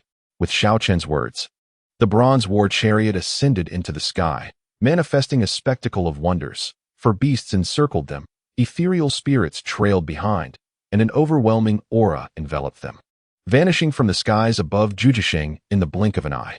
Goodness gracious, is this the patriarch's steed? It makes Xiao Zhan's beast seem trivial in comparison. Xiao Lang exclaimed in astonishment, recognizing that this was the first time the patriarch had unveiled his mode of transport, which was indeed extraordinary. Inside the bronze war chariot, Xiao Chen uncorked a gourd from his waist and savored the fine wine within. The fragrant aroma filled the air, reaching Yi Rumeng's senses and causing her throat to involuntarily quiver. Elder, what exquisite wine is this? Its fragrance is remarkably rich. She could not help but inquire. It is not a renowned vintage, merely a concoction I crafted with various ingredients for quenching thirst, he replied nonchalantly. Xiao Chen casually remarked. He truly did not wish to offer the other party even a single drop, for the exquisite wine was limited, and given the other's cultivation level, they would be unable to withstand its potent essence. Seated beside the window of the bronze war chariot, Xiao Chen sipped his drink while gazing down at the vast expanse of land below, occasionally gliding past colossal cities, soaring over mountains, and crossing great rivers. The bronze chariot traversed unimpeded through the skies above numerous factions, causing many formidable beings to furrow their brows. Yet upon witnessing the oppressive aura and strange phenomena emanating from the chariot, they instinctively chose to avert their gazes. In merely a brief span of 15 minutes, the bronze chariot came to a halt. We have arrived, disembark, Xiao Chen announced. Arrived? Where are we? Yi Rumeng, who had been seated in meditation, opened her eyes in confusion. This chariot contained an inexplicable essence of Tao, making the comprehension and realization of realms significantly easier than usual. You mentioned the Emperor's fallen land. What? So soon? Yi Rumeng exclaimed in astonishment. Had it truly been such a short time since they set off? It was known that the Emperor's fallen land lay far in the central continent, and even using a teleportation array would require considerable time. Yet, this chariot had traversed the distance in the mere blink of an eye. Could it be that they had arrived at the wrong location? That was already quite slow. Had I not desired to admire the scenic route, we could have arrived in an instant. Xiao Chen dismounted and soon noticed a middle-aged man sitting nearby, precariously poised. Above him hovered a golden seal, imperial might swirling around it, enveloping the man in its formidable protection. Yi Rumeng hurriedly descended as well, surveying her surroundings with bewilderment. Where's this place? The area was shrouded in mist, obscuring the environment, but the vicinity surrounding the chariot remained clear. However, this scene was somewhat different from her understanding of the Emperor's fallen land. Yet, upon spotting the figure seated there, her complexion drained, and she gasped, Father? It turned out that Xiao Chen had not only brought her to the Emperor's fallen land, but had also directly guided the chariot to her father's presence. Yi Rumeng pinched herself hard, feeling the sting, and realized this was no illusion but reality, far beyond her expectations. In her imagination, Their journey on the chariot would take a considerable time to reach the outskirts of the Emperor's fallen land, requiring careful exploration through countless perils and the expenditure of much time in search of her father's whereabouts. She had never anticipated that everything would unfold so abruptly. "Father, father!" Yi Roming rushed forward, calling out loudly. As if hearing her voice, Yi Kai opened his weary eyes and beheld the figure before him. Murmuring in a voice barely above a whisper, "Roming has appeared? Is this another illusion? It seems I cannot hold on much longer." Compared to other regions of the Emperor's fallen land, this place could be deemed relatively safe. Yet, even so, under the protection of the imperial artifact, his life was nearly at an end. This land truly lived up to its reputation as the Emperor's fallen land, a place where emperors could indeed meet their demise. "It is not an illusion, it is real. Father, Roming has finally found you." Yi Romo, overwhelmed with joy, wept as she clasped her father's hand, tears cascading like raindrops upon the lifeless earth. Gazing at the gaunt figure before her, Yi Romo found it unimaginable to comprehend the harrowing experiences that had transformed her once robust father into this frail specter. As she felt the warmth emanating from his hand, Yi Kai's eyes, which had been devoid of vitality, suddenly sparkled with a glimmer of recognition. "Romo, is it truly you?" Yi Kai exclaimed, his voice trembling with astonishment, unable to fathom how his daughter could have ventured into the treacherous lands of the abyss. "You must leave swiftly. You should not be here," he urged, anxiety lacing his tone. The perilous nature of this place was undeniable. Even with the ancestral weapon passed down through generations, he was powerless against the malevolent forces lurking within. Had he not been swift in his escape, he would have fallen victim countless times already. Yet, how could his daughter have found her way here? "Do not worry, father. Everything is all right. This time, I have brought a senior expert to assist me. It was he who successfully guided me to your side." Chapter 73. A drop of wine assists an ascendance. Following the gaze of his daughter, Yi Kai noticed not far away a tall, handsome man clad in white. "Who is he?" Yi Kai inquired. "Father, perhaps it would be wise to focus on your own condition before concerning yourself with others," Yi Roming urged anxiously. "How have you come to be in such a state?" "As for me, I have reached my limits," Yi Kai replied wearily. "For years, I have valiantly resisted the inexplicable forces within the imperial abyss, depleting my vitality and essence. Even if I were to escape this place now, my time would be short." The ominous power permeating the imperial abyss was formidable.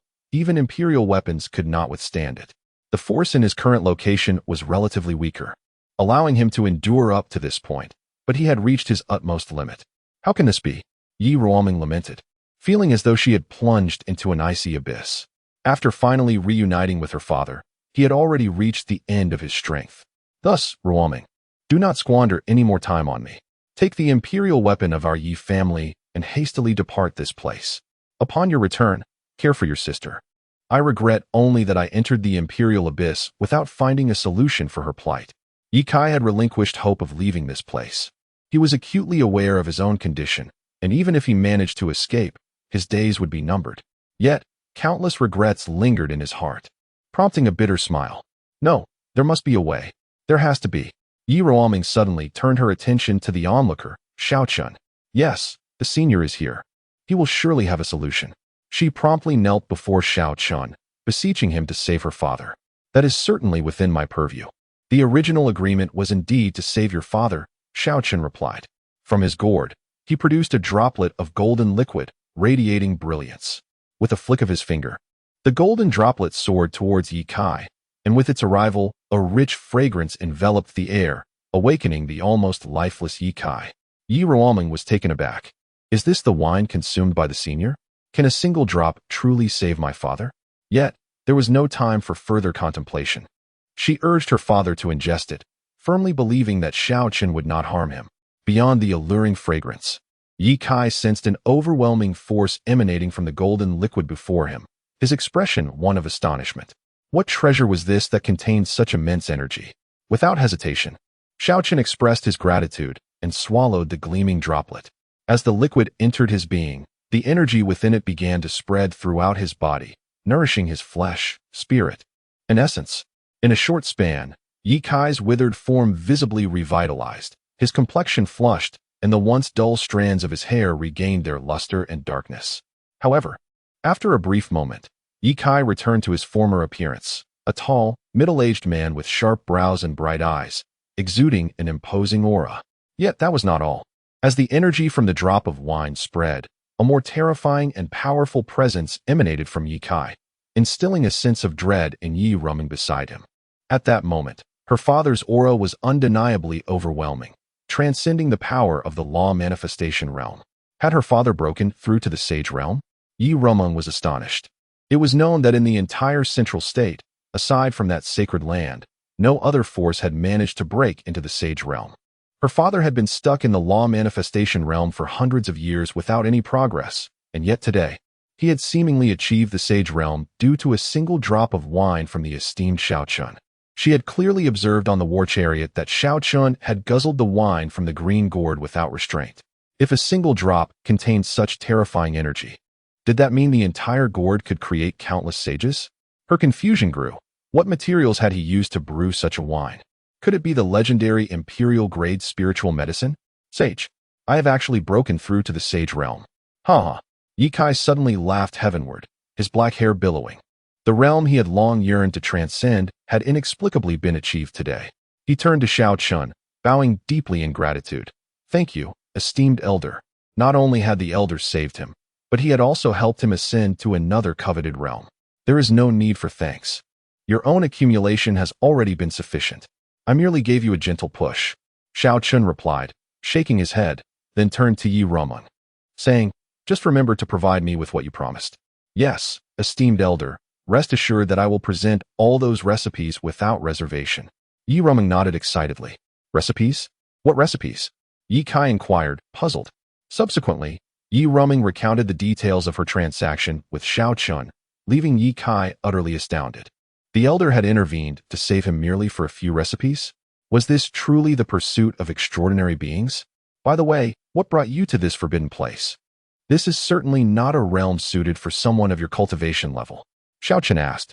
Indeed, this place is extraordinary, not a remnant of this era. Not to mention someone at the law manifestation realm. Even the most powerful emperors would face a considerable risk of perishing.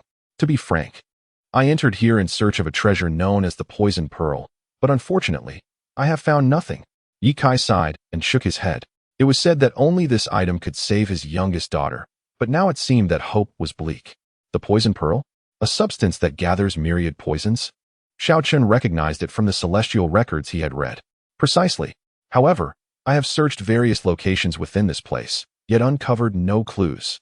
At that moment, Yi Ruming's eyes lit up as she looked at Xiao Chen and said, Esteemed elder, I implore you to assist me. I shall surely reward you handsomely. The bronze chariot of the opponent could advance boldly into this perilous terrain, undoubtedly unafraid of its dangers. This elder certainly possesses the capability to uncover the whereabouts of the toxic pearl. Xiao Chen remarked, We had previously agreed that I would only rescue your father, but I never promised to assist you in searching for the toxic pearl, unless you can present me with something I desire. If the elder could aid in locating the toxic pearl, I would gladly bestow upon you this imperial weapon. Yi Kai shook his head, holding a large seal in his hand, the very treasure that had protected him for several years. Yi Ruming was astonished. Her father intended to gift this item?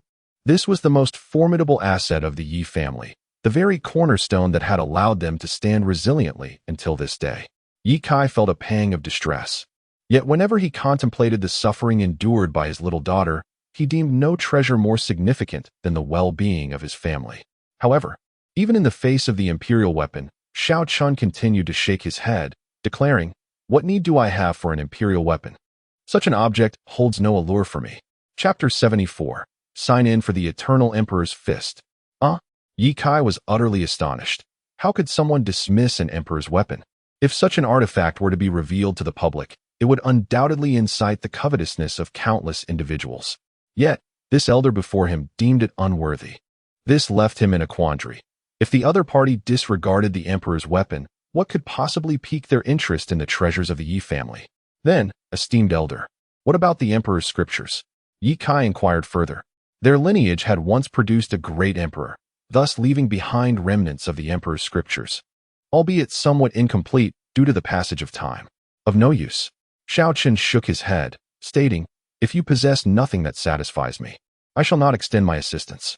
Ultimately, He had no familial ties with them and was reluctant to invest excessive time in their affairs. Ye Kai found himself devoid of options. With both the emperor's weapon and scriptures dismissed, he truly had nothing of worth to offer. At this moment, Yi Rumeng timidly ventured, "Esteemed elder, what about spiritual plants?" "Spiritual plants?" Xiao Chen's eyes brightened. "What kind of spiritual plants are you referring to?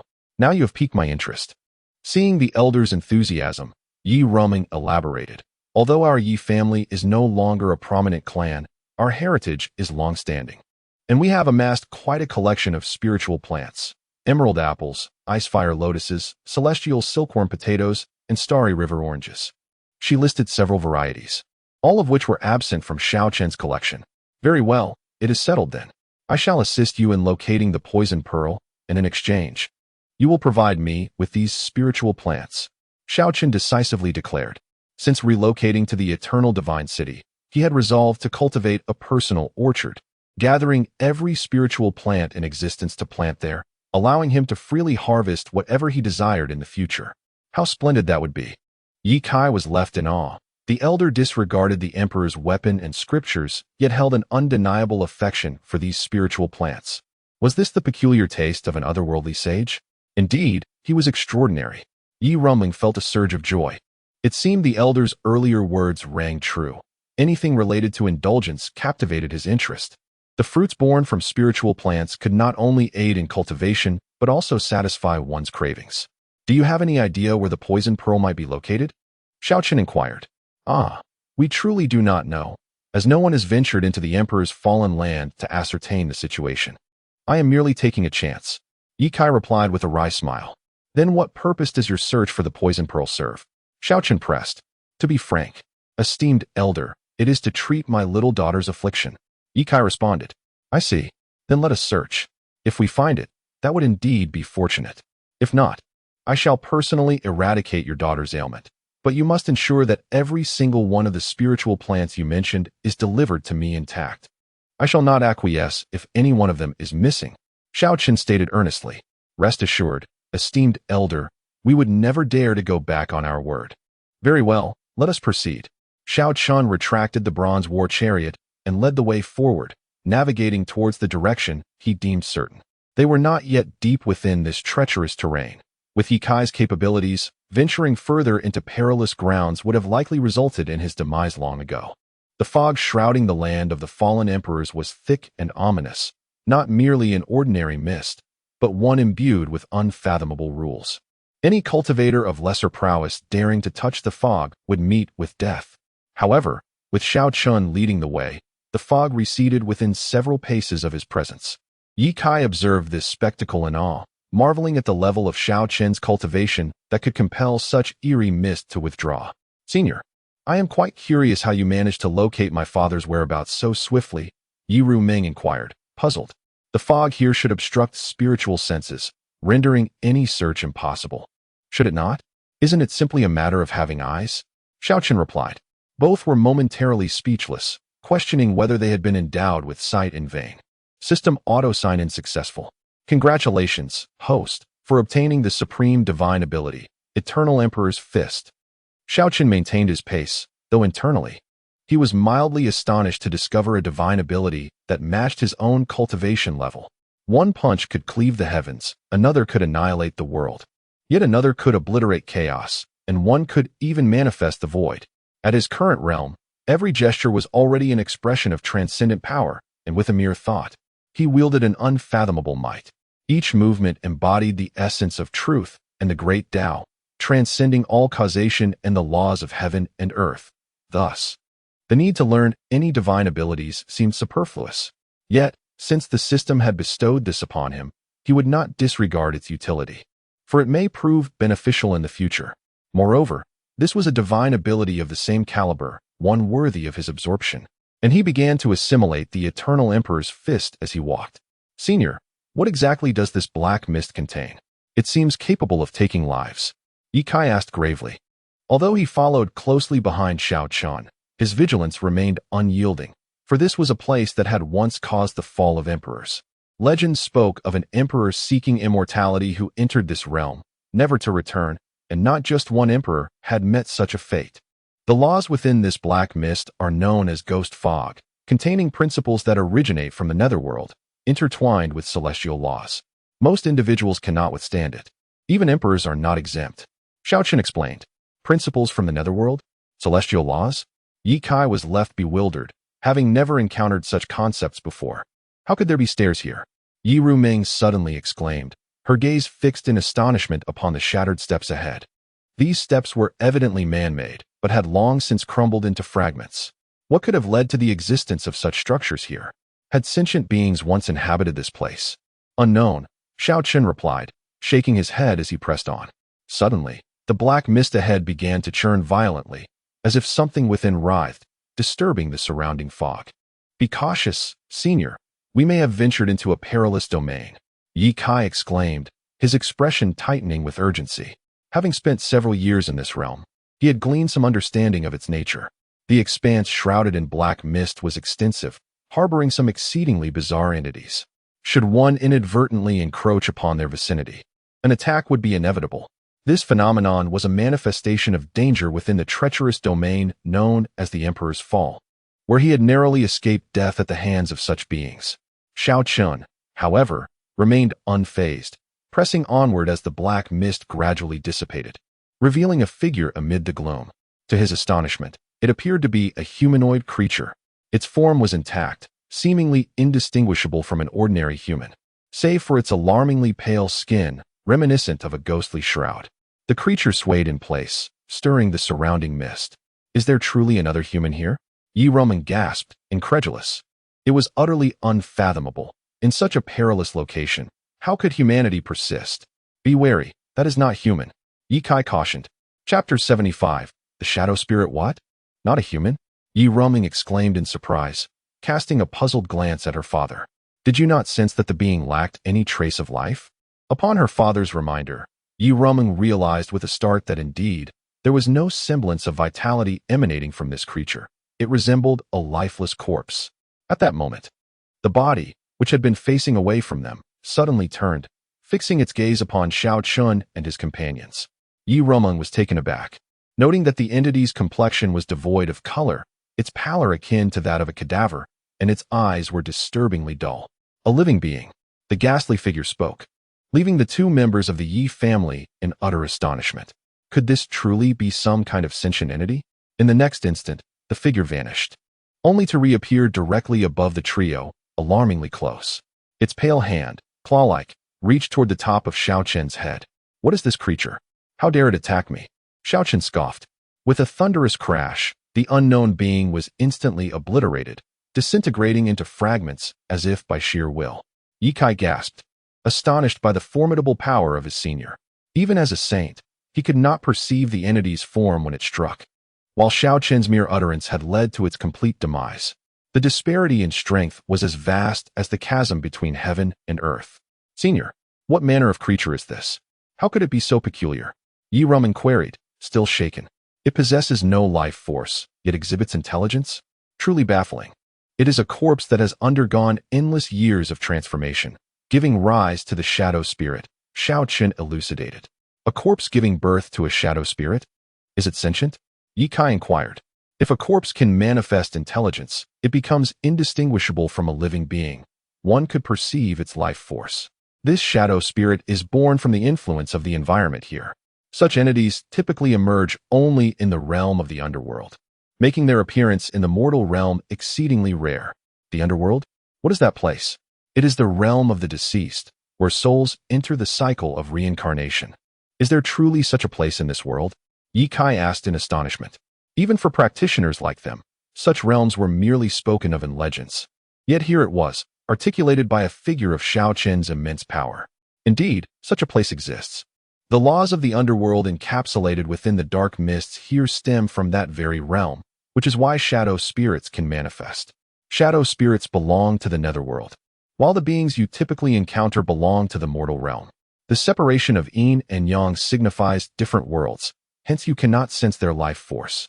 Xiao Chen explained as he walked. Now I understand. I have been woefully ignorant. But how could a corpse spontaneously give rise to a shadow spirit? Does it not decay? Or can freshly deceased bodies generate shadow spirits?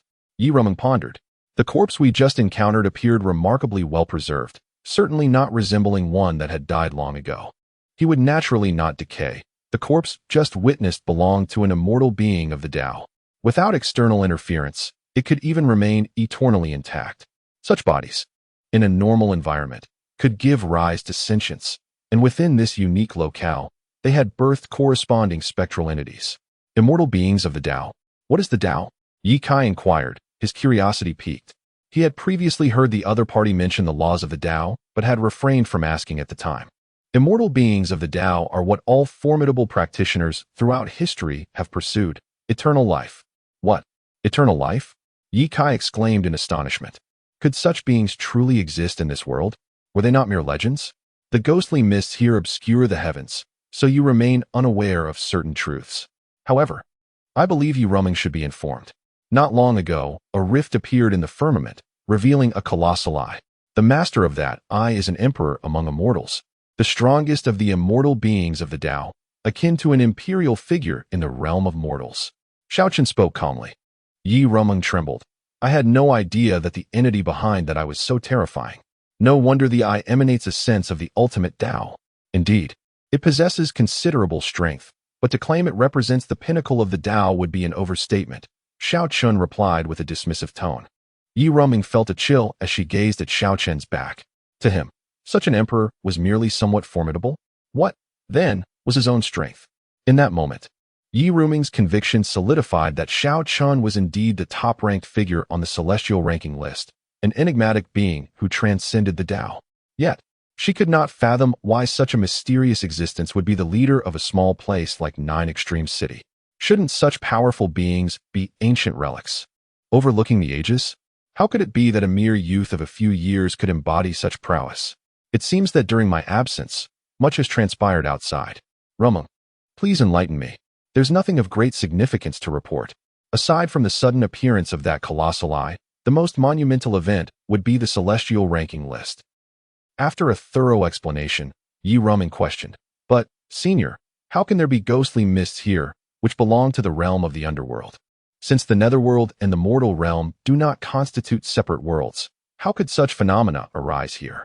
Who can say? Perhaps we shall uncover the answer shortly. Xiao Chen laughed.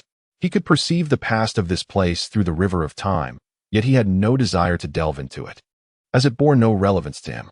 Why bother examining so much when a gradual exploration would be far more intriguing? He had plenty of time at his disposal. Not long after continuing their journey, they encountered several corpses that had given rise to spectral entities. Similar to before, their skin was pale and devoid of blood, yet distinctively. The spirits of these three corpses exhibited wisdom indistinguishable from that of adults. In fact, when they attacked Xiao Chen, they even employed corresponding supernatural abilities. Having dwelled here for an extended period, reveal to me the whereabouts of the poison pearl, and I may spare your lives. Xiao Chen gazed upon the three malevolent spirits he had subdued before him and inquired, The poison pearl? What is this poison pearl? We are unaware. One of the spirits spoke, though not of the mortal realm. It possessed the understanding of fear, comprehending that the individual before them was not one to be trifled with. So, you possess no compelling reason for me to spare your lives? In that case, prepare to meet your demise. Upon uttering these words, a radiant light began to emanate from his fingertips. Hold on. I know of something that may prove valuable to you beings of the mortal realm. One of the spirits interjected. What is it? Deep within lies a stone tablet, inscribed with supreme scriptures, which may be of use to you. Another spirit added. And there exists a colossal withered tree. According to the remnants left in this place, it is highly likely to be the peach tree of immortality. Chapter 76. The withered peach tree. The mention of the peach tree instantly ignited a spark in Xiao Chen's eyes. If it were indeed true, it would be a remarkable treasure. As for the supreme scripture, he paid it no heed. True to his word, Xiao Chen refrained from slaying the three specters before departing from that place. However, once they had distanced themselves, the three specters exchanged cold laughter. One figure remarked, The location of the stone tablet lies within the core area. This individual possesses considerable strength. I wonder if he can unlock the seal of the tablet. If he can, this place would serve as a passage from the underworld to the mortal realm. But can he truly accomplish it? The seal was crafted by a celestial emperor. Only another of equal stature could unveil it. For others, it is utterly impossible. Could he be a celestial emperor? He certainly does not appear to be one. Humph. If he is not a celestial emperor, he faces certain doom, for there are numerous formidable beings within, including 2 ancient celestial sovereigns. Meanwhile, as Xiao Chen took a step forward, intricate runes suddenly appeared upon the ground beneath him. Countless divine lights burst forth from these runes, akin to swords piercing towards the 3 individuals standing upon them. Yi Kaisen felt as though his heart had leapt into his throat.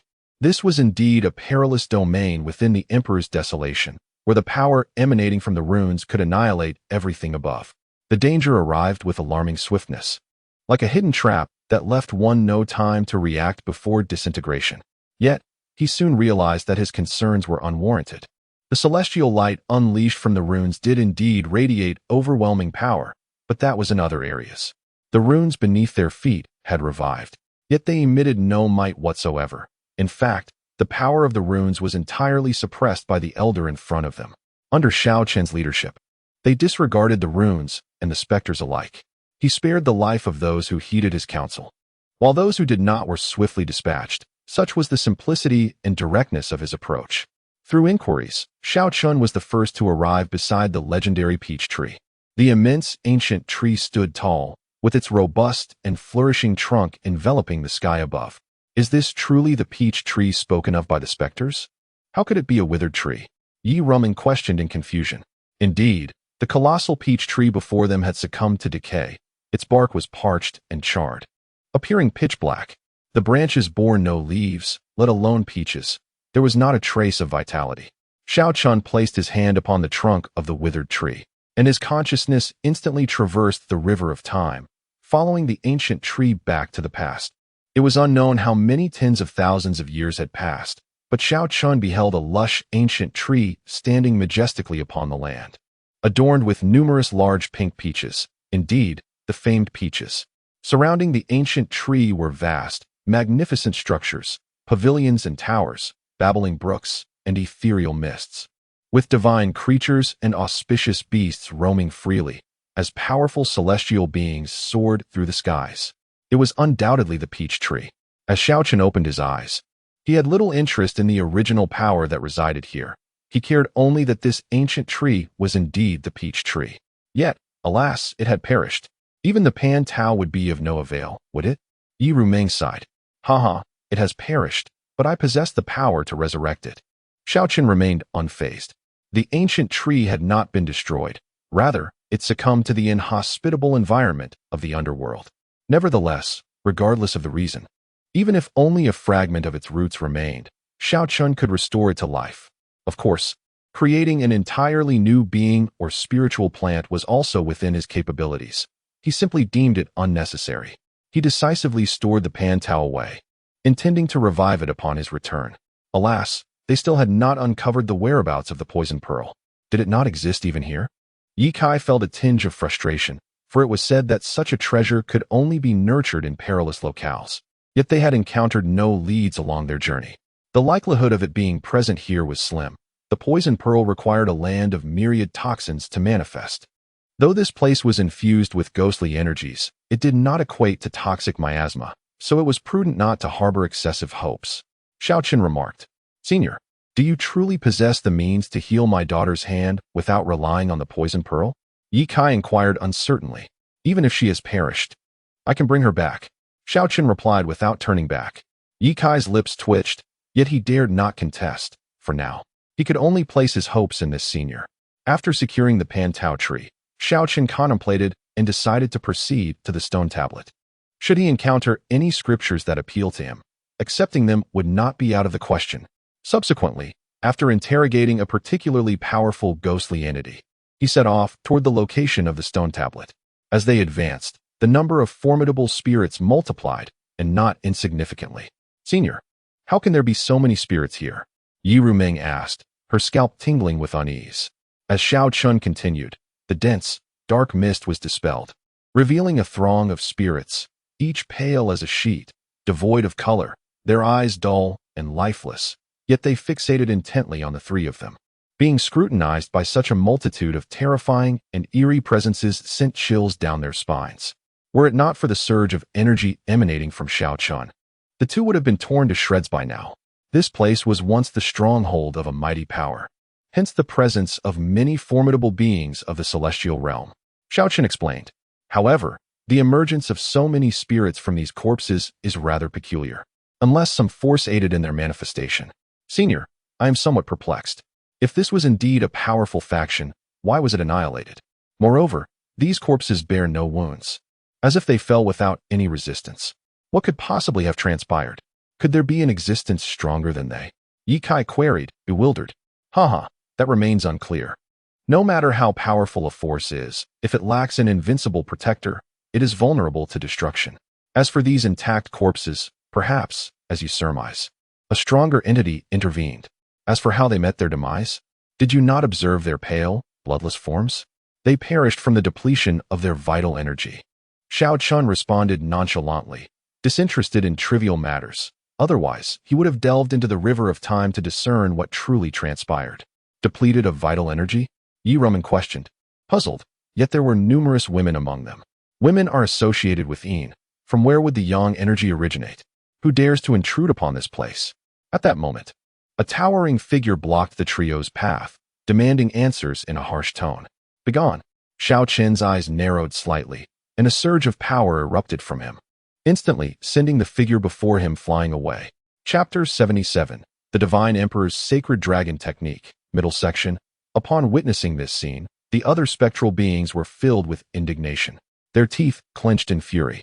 This living entity was egregiously overstepping its bounds, brazenly disregarding their intrusion into their domain, and striking them without provocation, truly outrageous. Unfortunately, they found themselves utterly powerless. The individual appeared impervious to all forms of attack, surrounded by an invisible barrier of energy.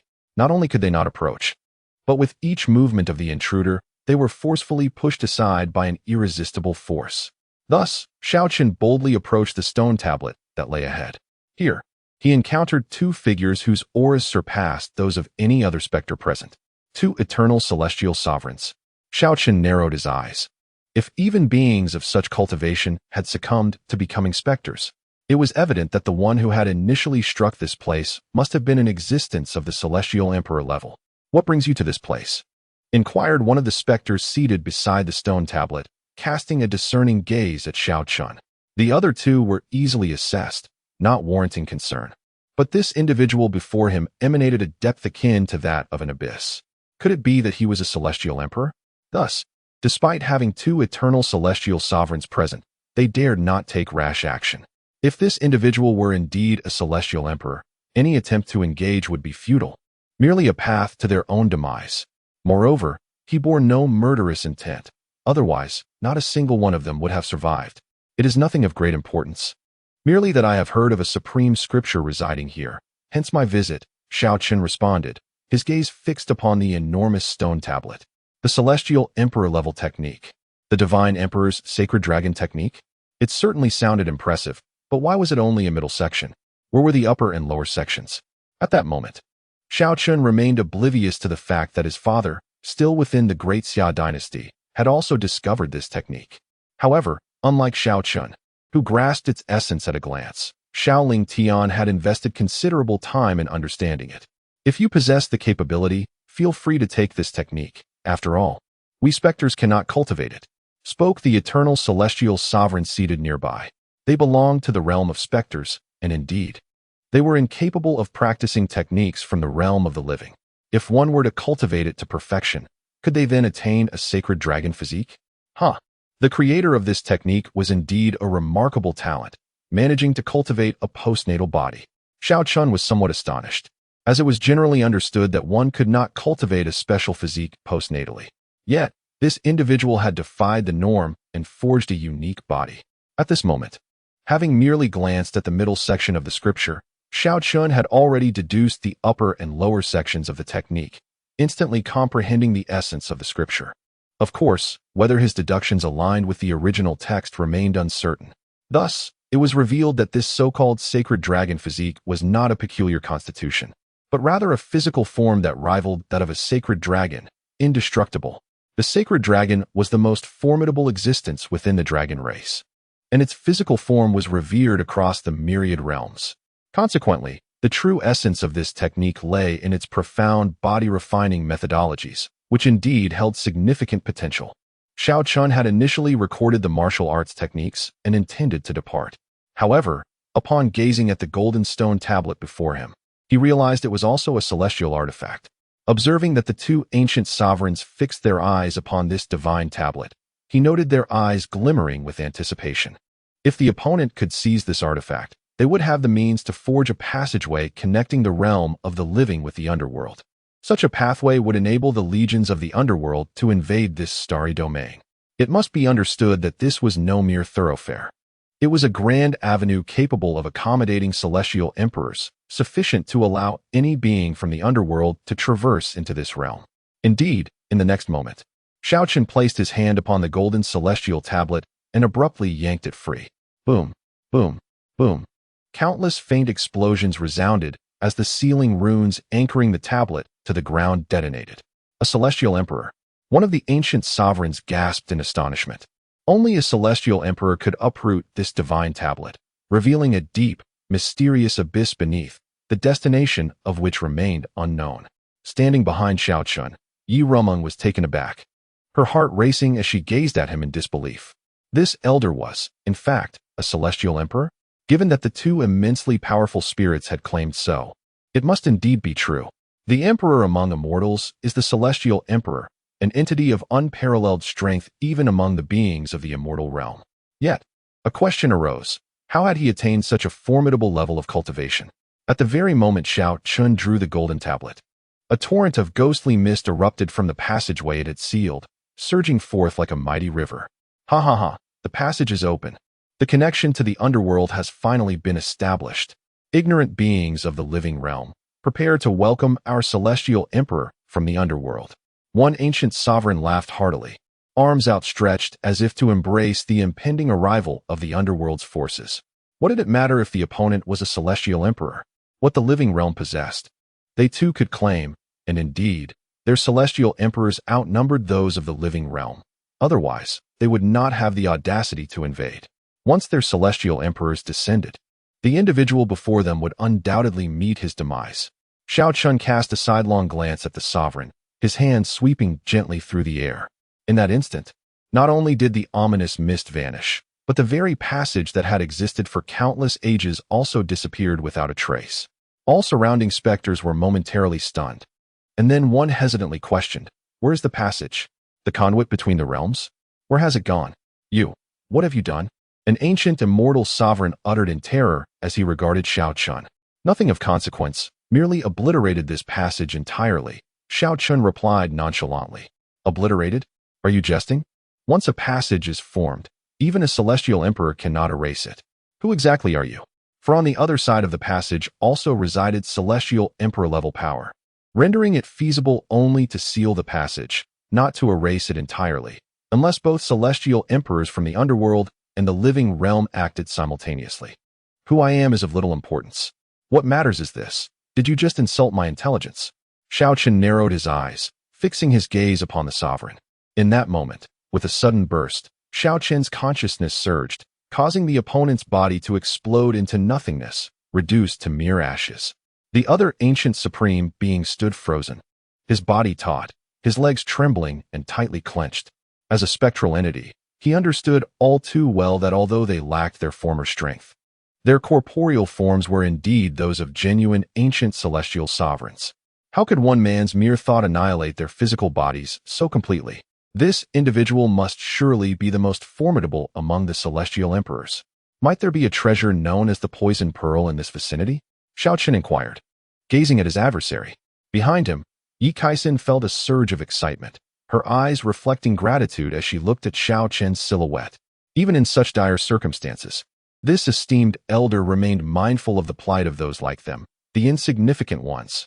Chapter 78. The Celestial Puppet Poison Pearl? No, there truly is none here. If you do not believe me, you may inquire with the other specters. The ancient celestial, trembling, declared. Though he was a spirit, he harbored a profound fear of death. Xiao Chen cast a sweeping glance at the surrounding spirits, who all nodded fervently like chicks pecking at rice, terrified of incurring the wrath of this formidable figure.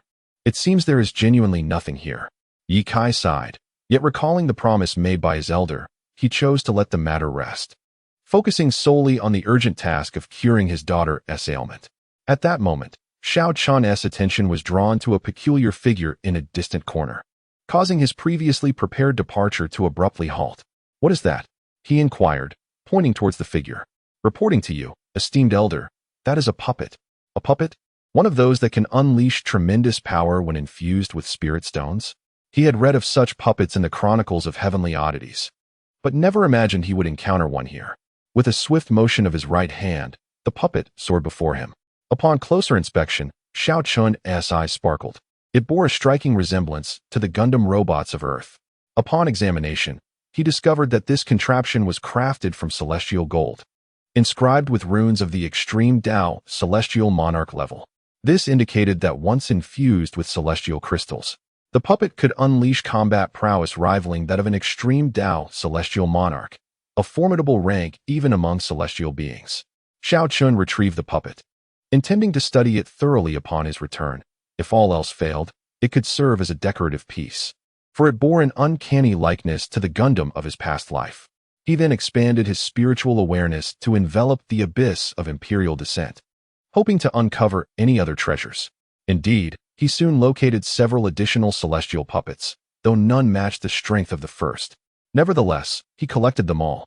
"There is nothing more of value here. It is time to depart. Where is your residence?" Xiao Chen inquired of Ye Kai. The latter provided detailed directions, and in the next instant, their surroundings transformed, revealing a bustling cityscape. Only after they had completely vanished did the ancient celestial feel a wave of relief wash over him. Though Xiao Chen had not exuded any powerful aura, he instilled an overwhelming sense of dread. "Oh, I had hoped to return to the underworld upon witnessing the convergence of yin and yang. Yet it seems the other party has entirely obliterated the passage." However, he reassured himself, "I have sensed the presence of spirits in other areas of this star domain, indicating that my kin from the underworld have begun their invasion of the mortal realm. Once the ghostly mist of the netherworld can connect with this place, we shall return through alternative passages." From the moment they were born, their longing was to return to the underworld, to their rightful homeland. "Is this the city where our Yi family resides?" Ye Kai exclaimed, astonished as he beheld the familiar cityscape. "I wonder how my little sister is faring." Yi Rumeng expressed her concern, noting that she had remained in Juzhisheng for several years, striving to rescue her father, and had not returned for quite some time. "You both should attend to your own affairs, while I take a stroll around this city to see if anything piques my interest," Xiao Chen remarked to the pair. "Senior, might you accompany us to the Yi residence? We would be most honored to host you," Ye Kai suggested. "Allow me to wander a bit before visiting your Yi family. This city is far more vibrant than Juzhisheng, where I previously resided." Xiao Chen waved his hand dismissively and departed alone, eager to explore the culinary delights this city had to offer. "Rest assured, Senior will not deceive us," Yi Rumeng reassured. Ye Kai nodded, and the two hastily made their way towards the Yi family estate.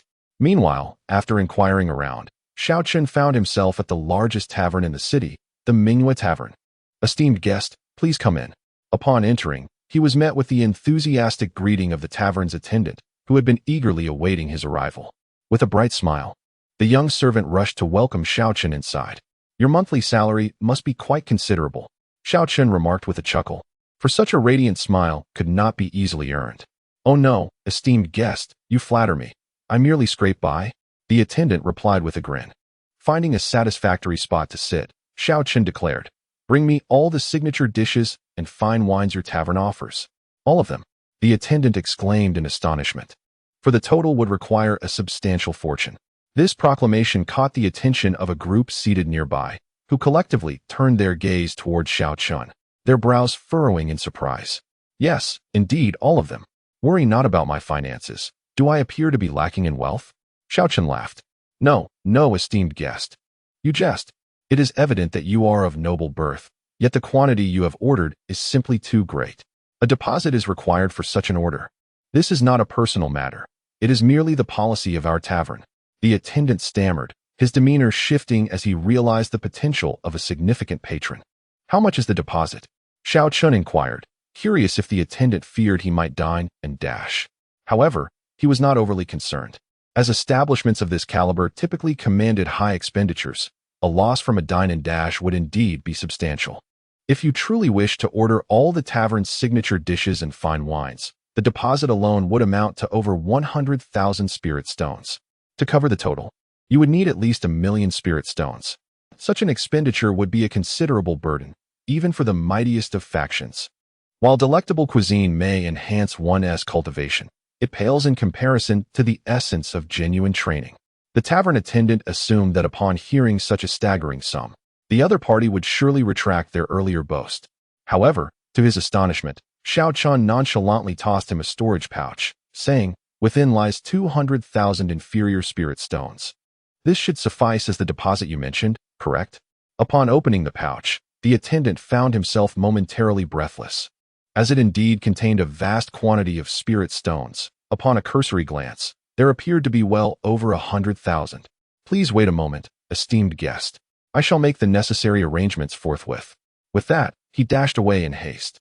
Not far off, the onlookers observed this scene with furrowed brows, scrutinizing Xiao Chen from head to toe, yet regrettably, none of them recognized him. "Elder brother, do you know the background of this individual? How could he possibly produce such an immense sum of spirit stones in one go? Even we lacked such financial capability." Someone inquired of the young man clad in black, seated at the head of the table. "I have never seen him before. He is likely not affiliated with any family or faction in this city or its vicinity." Elder brother Shin Su murmured in response. Chapter 79. A wealthy household. His social circle was extensive, filled with numerous acquaintances, particularly among his peers in this city and the neighboring sections. He recognized anyone of some renown, yet he had never encountered this individual before. Could they be from elsewhere?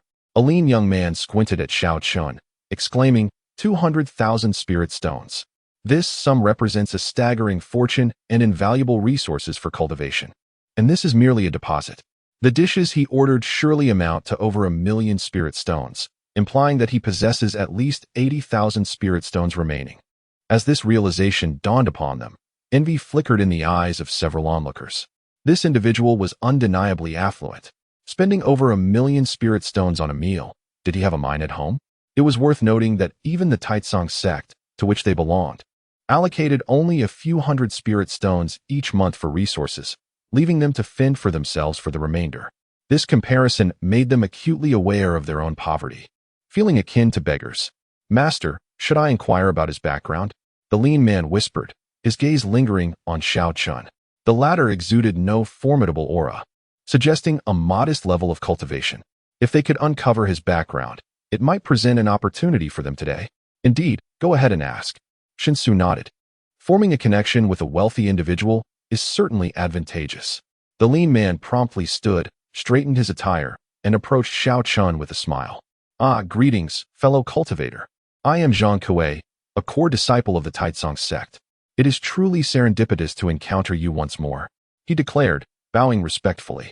"I have no particular connection to you," Xiao Chen replied, casting a glance at him before resuming his tea. Zhang Kuei was momentarily taken aback. He had not anticipated such a response. The lack of courtesy left him feeling somewhat embarrassed. Nearby disciples of the Taitsong sect nearly burst into laughter, fully aware of Zhang Kuei's intentions, but offering no objections. The cultivation world operated on the principle of survival of the fittest, after all. Yet, they had not foreseen such a blunt rejection of Zhang Kuei's overture. "Ah, you possess a delightful sense of humor. To be candid, our Taitsong sect is the foremost force aside from the sacred land. We often venture nearby for training, but I must admit, I have never encountered you before. Upon meeting, you seem quite familiar, invoking a sense of regret for not having met sooner. May I inquire which sect you hail from? If possible, we might even train together in the future." Zhang Kuei, having regained his composure, continued to subtly probe into Xiao Chen's background.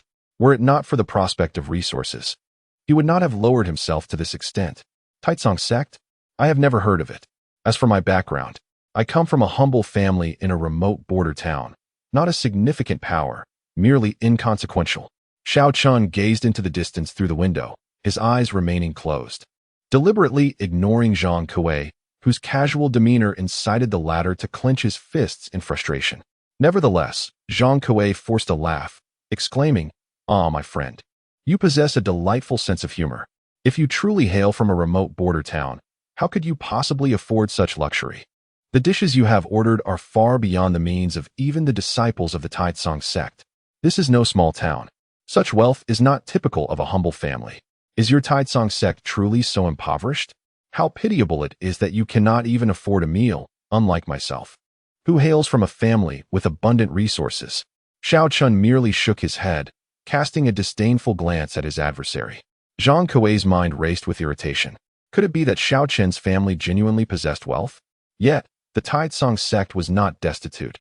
It merely had a vast enterprise that required consideration for each disciple. At that moment, the waiter approached, balancing an array of small dishes, accompanied by an elderly gentleman.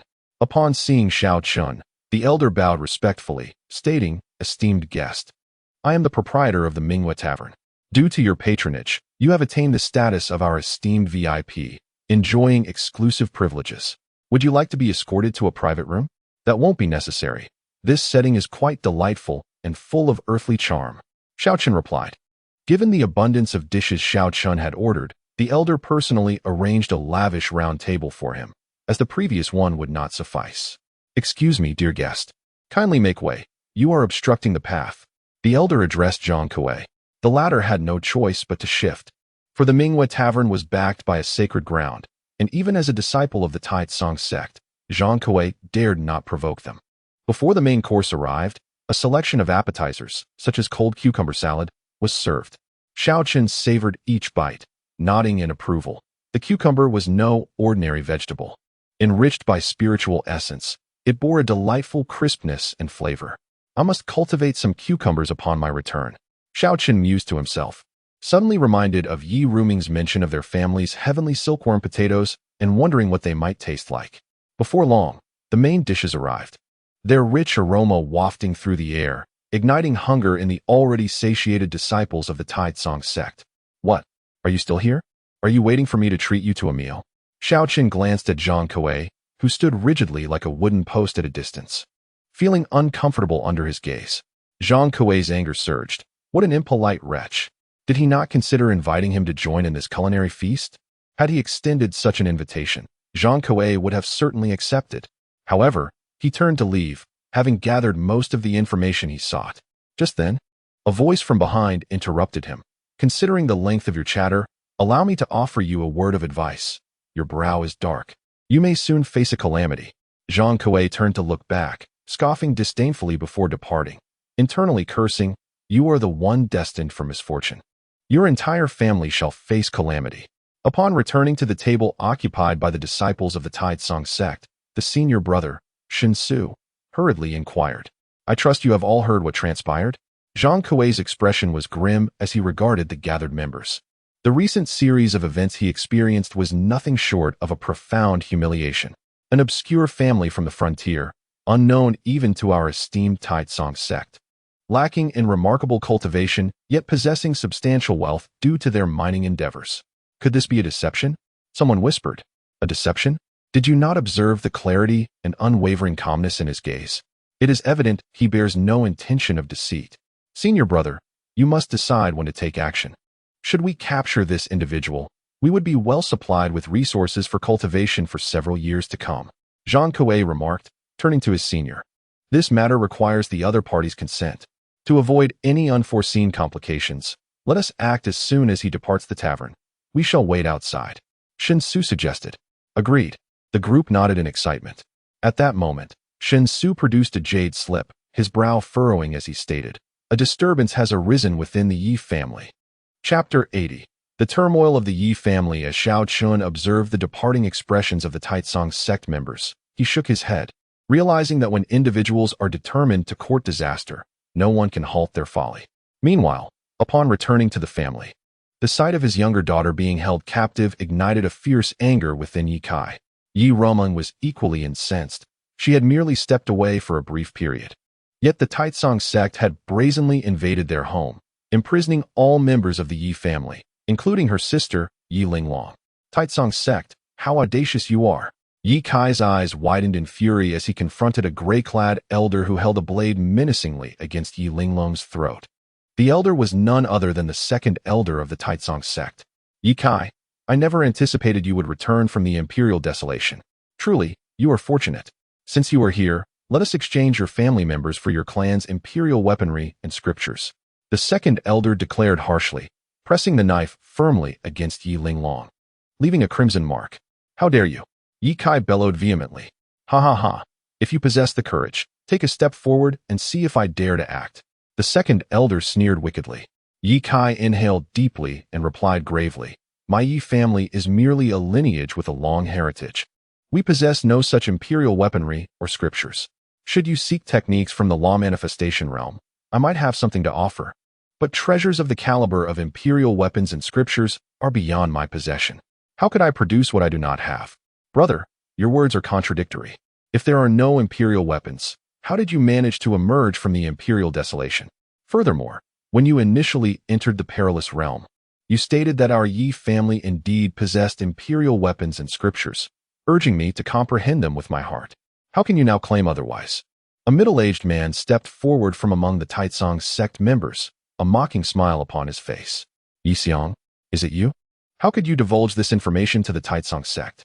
Yi Kai felt a chill run down his spine upon recognizing his own brother. Indeed, during his entry into the imperial desolation, he had revealed this secret to ensure that if he were to fall, his brother might ascend as the new head of the Yi family, with the scriptures serving as his foundation. He never anticipated that his brother would betray their trust and disclose such a secret to the Taitsong sect. This was an utter betrayal of their family.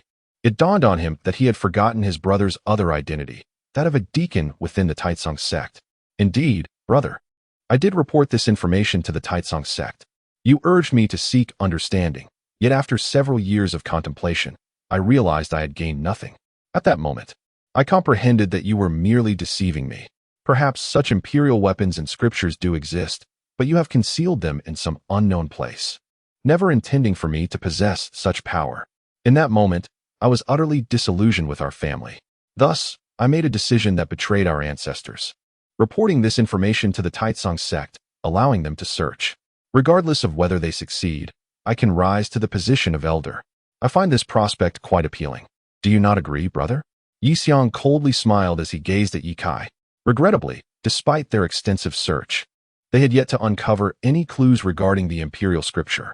However, they had gleaned some hints from the ancient family texts, confirming that an ancient emperor had indeed once emerged from the Yi lineage, suggesting that the imperial weapons and scriptures could very well exist.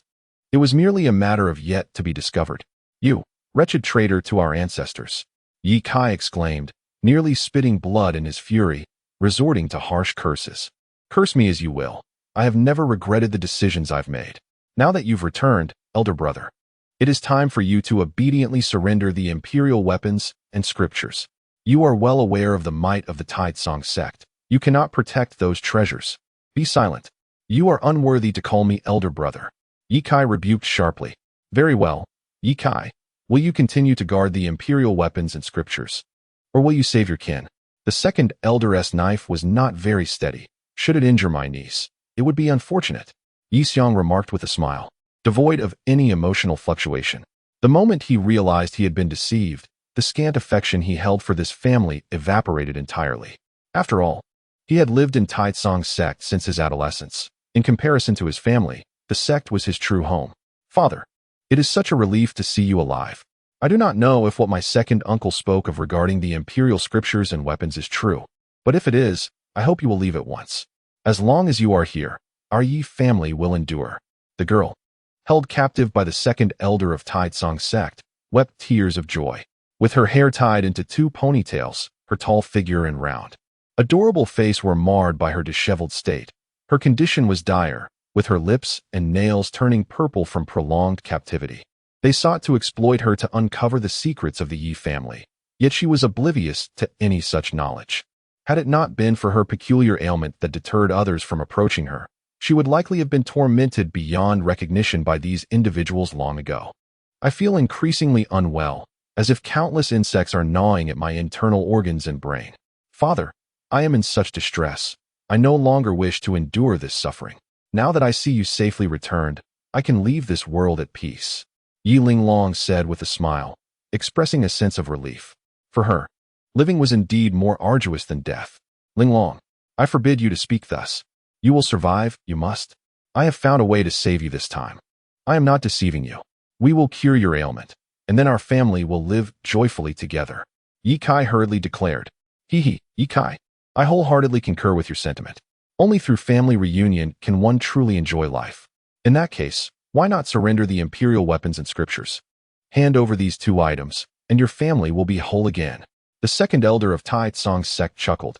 Yet, in the next instant, an unparalleled pressure descended upon him, vast as the heavens and the boundless sea, rendering him, a practitioner of the Dharma manifestation realm, utterly powerless to resist. His body collapsed onto the ground, and the long blade that had been poised at Yi Linglong's neck fell uncontrollably to the earth, producing a crisp sound. Whoosh! Yi Kai's figure flashed past, swiftly cradling the oncoming fallen Yi Linglong. What is this? Sacred might. The second elder, immobilized on the ground, wore an expression of sheer terror. This sensation was one he had previously encountered with the sovereign of the sacred land. It emanated a pressure only a saint could possess, exerting overwhelming force upon those beneath the sacred realm. Have you transcended the sacred realm? Become a saint? His voice was sharp, laden with palpable fear. Chapter 81. Taking action in advance, Yi Xiong stood frozen in place, utterly unable to move under the overwhelming divine presence, helplessly watching as the other party carried Yi Linglong away. However, upon hearing the elder's terrified exclamations, he was utterly bewildered. Yi Kai had broken through to the sacred realm? How could this be possible? Was it not said that the spiritual energy in their star domain was too sparse to allow such a breakthrough? The presence of saints in the sacred land was only due to individuals coming from other star domains. What was happening now? The imperial fallen forbidden land? Surely you must have obtained some heavenly fortune within the imperial fallen forbidden land. Yi Xiong gazed at Yi Kai. And what of it? With a mere flick of his finger, a beam of holy light burst forth, piercing into Yi Xiong's body. He screamed in agony as blood flowed from his 7 orifices, collapsing weakly to the ground. You have crippled my cultivation? Yi Xiong uttered in disbelief. His powers had been completely obliterated, reduced to nothingness, leaving him inferior even to an ordinary mortal. Since you have betrayed the Yi family, my act of crippling your powers is already a lenient punishment. You shall spend the rest of your days in the dungeon. Yi Kai stated coldly. Although Yi Xiong was his own brother, given his actions, there was no need for mercy. Having controlled the Yi family for many years, Yi Kai was not one to show weakness. He indeed valued familial bonds greatly, but that was only towards his true kin, and Yi Xiong was no longer considered one of them. Ha. I never imagined I would end up in such a state. Yi Xiong lamented, gazing at his elder brother who had ascended to the sacred realm, regret finally surfacing on his face. At that moment, seeing Yi Kai's gaze directed at him, the second elder of the Taitsong sect trembled and exclaimed, Misunderstanding. Leader Yi, this is all a misunderstanding. We should not have heeded Yi Xiong's slanders and acted against the Yi family. If you spare me, I will ensure that the sect master personally comes to Yi family to apologize. No need for that. I shall personally visit the Taitsong sect. Since you dared to strike against the Yi family, be prepared for annihilation. Yi Kai replied coldly. Then, with a surge of divine might akin to a raging sea, he overwhelmed the opposition, leaving no survivors among the Taitsong sect disciples present. He looked down at his daughter, who had already fainted, her forehead slick with cold sweat. Trembling all over, a sigh escaped him. Her condition was becoming increasingly dire. Previously, she had not fainted during her episodes, but now she could not remain conscious at all. He wondered if his current strength could cure her affliction. Yi Kai attempted to examine her body, yet found himself at a loss, unable to ascertain the cause of her ailment. With no other options, he resorted to channeling sacred energy into her, which yielded some effect, alleviating Yi Linglong's suffering slightly. May the esteemed elder truly possess a solution. He then directed a stream of sacred energy into Yi Linglong, aiding her in soothing her pain. Before long, she regained consciousness. Father, sister. Yi Linglong opened her eyes, revealing a pained smile to the 2 individuals before her. Linglong, rest assured, we have truly found a method to heal you this time. Soon, you will be able to live a normal life. Yi Rumming reassured her. Is that so? You have spoken those very words many times before, yet they have yielded no results. Yi Linglong replied with a bitter smile. This time it is genuine. Yi Kai affirmed, nodding in agreement. He then instructed Yi Rumming to assist her sister in freshening up. Though he was eager for Xiao Chen to tend to Yi Linglong's injuries, he understood the necessity of maintaining decorum before that esteemed elder. Thus, he allowed Yi Linglong to cleanse herself first. Meanwhile, he proceeded to the ancestral hall, gazing at the portrait hanging above the ancestral tablets. With a sigh, Yi Kai lamented, "Oh, my foolish younger brother. The imperial scripture of our Yi family is encapsulated within this painting." This was the likeness of their ancestral emperor, and only those of Yi lineage could hope to comprehend its depths. Regrettably, Yi Xiong was too impatient and had overlooked its significance entirely. On another front, upon receiving the news, Shen Su and his companions swiftly arrived at the entrance of the Yi residence. Shen Su had instructed Zhang Kuei to remain near the Minghua Tavern, to trail any targets that might appear before their return. After all, the opposing force lacked strength, making surveillance a simple task.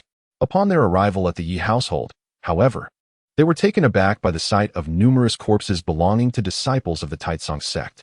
A wave of shock washed over them. What has transpired? How could the disciples stationed here perish? One inquired, astonished. Could it be that our sect has clashed with the Holy Land?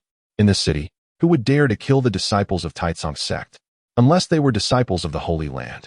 Yet, had they encountered such adversaries, Taizong sect would have prudently retreated, avoiding any conflict. Shen Su furrowed his brow, standing outside and observing, unsure whether to enter. He had heard that the sect was searching for some treasure within the Yi family. Could it be that the Holy Land had discovered this and sought to intervene, leading to a confrontation? "Senior brother, what shall we do?" someone queried, glancing towards the inner sanctum of the Yi residence. "If we enter now, we may meet a grim fate." Their reluctance to perish was palpable. "The message I sent to the second elder has yet to receive a reply. Could there have been unforeseen developments?" Shen Su pondered, torn between the decision to advance or retreat. Ultimately, he resolved, "Let us not proceed. We shall return the way we came." "Oh, what shall we do about the elder's inquiries later?" Another expressed concern. "I shall simply state that I was engrossed in critical training and could not detach myself in time to check the messages." The circumstances within the Yi household remained unclear. Yet the Minghua Tavern held treasures exceeding 800,000 spirit stones awaiting them. Such wealth was monumental to them. Rather than risk entering the Yi residence, it seemed far wiser to pursue that more secure opportunity. The group nodded in agreement, recognizing the wisdom in their senior brother's words. "However, the situation here must be reported to the sect. You should send a message to the sect shortly, indicating that we have inadvertently discovered an unexpected occurrence and urging them to formulate a response strategy." Shen Su addressed the others. Since they had encountered this matter, it was impossible for them to turn a blind eye. Just then, a disciple's expression suddenly changed. "What's wrong?" the others inquired. "We have overlooked a critical issue. What if the individual at the Minghua Tavern has already paid the remaining hundreds of thousands of spirit stones? What if he has no spirit stones left on him? Wouldn't our plans be rendered futile?" This revelation jolted the others, as they realized they had indeed neglected this aspect. However, the Minghua Tavern is an establishment of the sacred land, and they dared not take action within it. If they did so, the other party would surely trace it back to them. "Then we must act preemptively," Shen Su said in a low voice. He had already formulated a plan in his mind. Chapter 82. "I shall accompany you for a while. Before long, several robust gentlemen settled not far from Xiao Chen, relishing the sumptuous feast laid before him, captivated by the tantalizing aromas wafting through the room. They could not suppress their salivation. They had never encountered such a lavish banquet in their lives, while Xiao Chen indulged with such ease. Clearly, his family was affluent. "Damn it, if there is a next life, I must be born into a good family, at the very least one that possesses a mine," remarked a chubby fellow with envy. He then strode confidently to sit directly opposite Xiao Chen, only to find that the latter did not spare him a glance. This incited a surge of indignation within him. He abruptly stood, leaning forward, his voice low and laced with frost. "Hey, kid, I wish to borrow something from you." Yet, Xiao Chen merely cast a fleeting glance at him before resuming his enjoyment of the delicacies, occasionally nodding in approval of the dishes. "Kid, are you deaf? I'm talking to you." The chubby fellow's countenance twisted into a snarl. This insolent individual seemed to believe that wealth granted him the liberty to behave so arrogantly, disregarding others entirely. At that moment, the others joined him, flanking Xiao Chen. One of them leaned closer to Xiao Chen's ear and whispered, "Brother, we are a bit short on resources lately, and wish to borrow some spirit stones from you. Surely, you wouldn't refuse? The group revealed sinister smiles as they spoke. Are you attempting to rob me? Xiao Chen inquired nonchalantly, continuing to savor his meal. Congratulations, you guessed correctly. The man responded, placing a hand on Xiao Chen's shoulder. However, that simple touch caused the man to instantaneously transform into golden starlight, vanishing from sight. The others stood in shock, bewildered by the sudden disappearance. What have you done?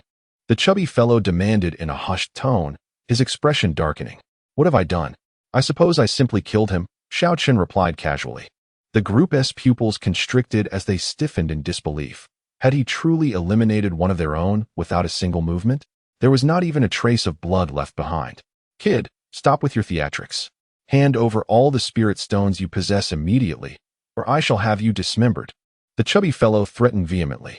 As he spoke, several flying swords manifested from his brow, pointing menacingly at Xiao Chen.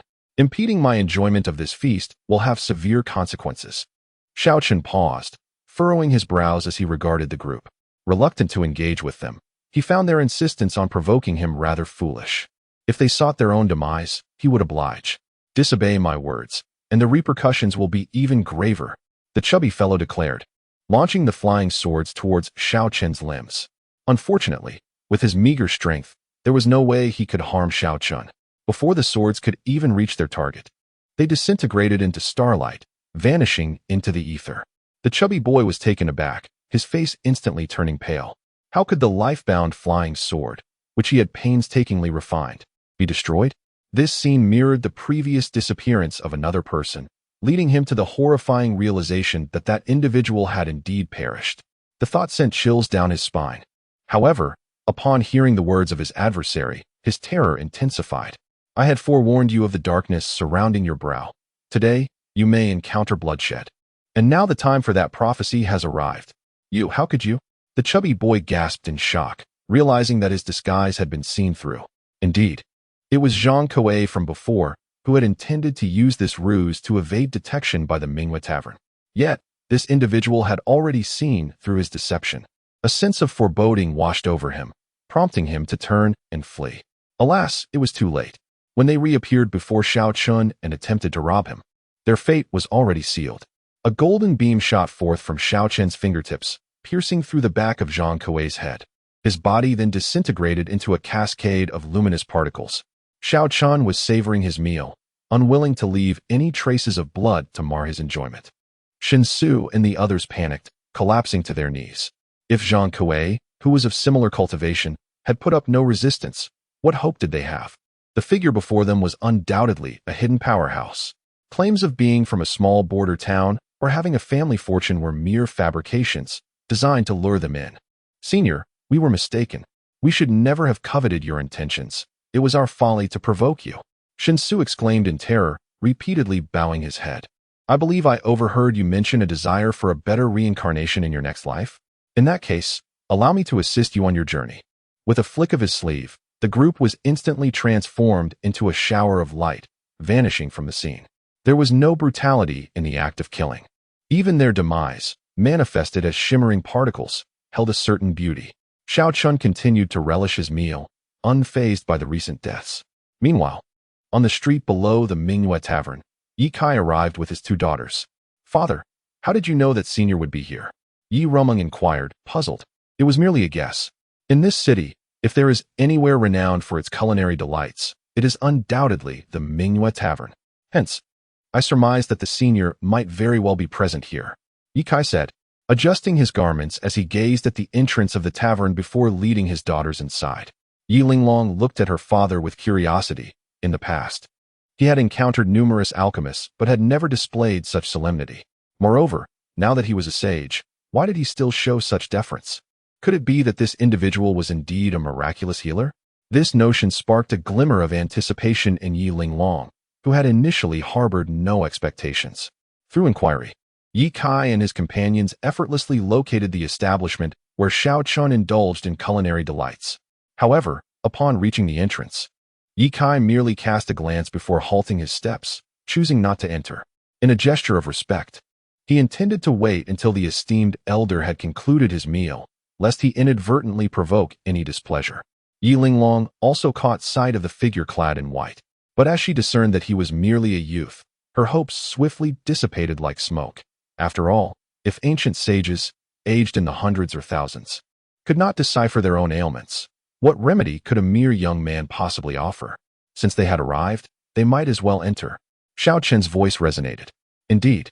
Yi Kai responded, ushering the two into the room. We apologize for interrupting your meal, esteemed elder. Not at all. Please take a seat.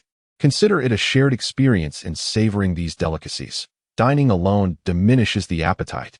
Indeed, it was true that culinary delights were far more delectable when enjoyed in good company. Upon hearing these words, Yi Kai and his companions found it difficult to decline, settling down to partake in the meal alongside Xiao Chen. Chapter 83. The poisonous body of evil days. Yi Linglong was filled with curiosity. How could someone so youthful be referred to as a senior by her father? As Xiao Chen munched on his food, he glanced at Yi Linglong and remarked, "Is this the ailing young lady you mentioned?" The girl, adorned with two playful pigtails and clad in a flowing pink gown, exhibited deep purple hues on her lips, nails, and the corners of her eyes, presenting a unique charm indeed. Yes, esteemed senior, my daughter's condition has worsened significantly. Whenever she suffers an episode, she lapses into a state of unconsciousness. I humbly seek your guidance on a remedy. Yi Kai spoke earnestly. An episode? Ha ha ha. Xiao Chen chuckled, shaking his head in amusement. Why do you laugh, senior? Yi Kai inquired, perplexed. Who informed you that your daughter's condition stems from an ailment? Xiao Chen countered. This question left Yi Kai bewildered. How could the peculiar symptoms of his daughter not be attributed to an illness? Then, what insight might you possess, esteemed senior? Yi Ruming asked. Actually, I should be congratulating you. Xiao Chen replied, looking at Yi Kai. Congratulations? On what grounds? Yi Kai pressed for clarification, cupping his hands in respect. Both of your daughters possess formidable special constitutions. Should that not be a cause for celebration? To be candid, esteemed senior, Ruming indeed has a special constitution. While I am unaware of its precise nature, it must be extraordinarily potent, likely surpassing even royal-level constitutions. Yi Kai explained, acknowledging his daughter's exceptional aptitude and rapid cultivation speed, which had led her to attain the law manifestation realm at such a young age, a talent that would be considered prodigious anywhere. However, if his younger daughter also possessed a special constitution, Yi Kai found himself utterly perplexed. Some special constitutions require unique methods for awakening. If the appropriate methods are not identified, one may never awaken to their full potential, and your younger daughter is in such a predicament. This situation bore some resemblance to Xiao Ran's, who also required special methods, albeit with a crucial difference. Xiao Ran's constitution would not inflict harm upon herself if left unawakened, whereas Yi Linglong's condition could indeed pose a threat to her well-being. Yi Kai immediately rose and bowed deeply to Xiao Chen, imploring, I earnestly request your guidance, esteemed senior. Yi Ruming and Yi Linglong also stood and paid their respects, particularly the latter, whose heart swelled with excitement. Regardless of the veracity of Xiao Chen's words, she sensed a stark contrast from the claims of the alchemists of the past, who had uniformly attributed her condition to some illness, while this individual offered a divergent perspective. It's not complicated. Simply administer poison to her. Xiao Chen stated nonchalantly. What? Poison? The three of them gasped in shock, staring incredulously at Xiao Chen. What manner of treatment was this? Do you know what type of constitution your daughter possesses? This constitution is known as the poisonous body, which, as the name implies, thrives on toxins. By administering sufficient poison, one can naturally stimulate the awakening of this peculiar physique. Do you comprehend what I mean? The three individuals stood momentarily stunned. Although the Yi family's texts were abundant, they had never encountered a constitution of this nature. Senior, during the administration of poison, are there any additional precautions required, such as safeguarding the heart meridians or the spirit? After all, my daughter is merely a mortal. Furthermore, how many varieties of poison are needed to awaken this physique? There is no need for such measures.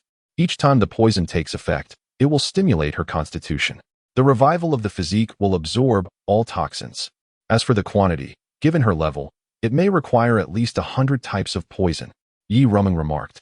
I have several kinds of poison with me, though they are capable of incapacitating those in the law manifestation realm. Should we give it a try? Indeed. The more potent the poison, the better. The stronger the toxicity, the faster her constitution will awaken. In truth, the poison pearls Ye Kai sought were the optimal solution, as those treasures can only be nurtured in the land of 1,000 poisons. If found and administered to Yi Linglong, a single pearl would resolve all issues. However, without the pearls, they were left to resort to conventional poison. Ye Kai gazed at his youngest daughter, who nodded with unwavering determination. If successful, it would be splendid. If not, she was prepared to succumb to the poison, having grown weary of her suffering. Accepting the poison from Yi Ramon, Yi Linglong did not hesitate, decisively swallowing it.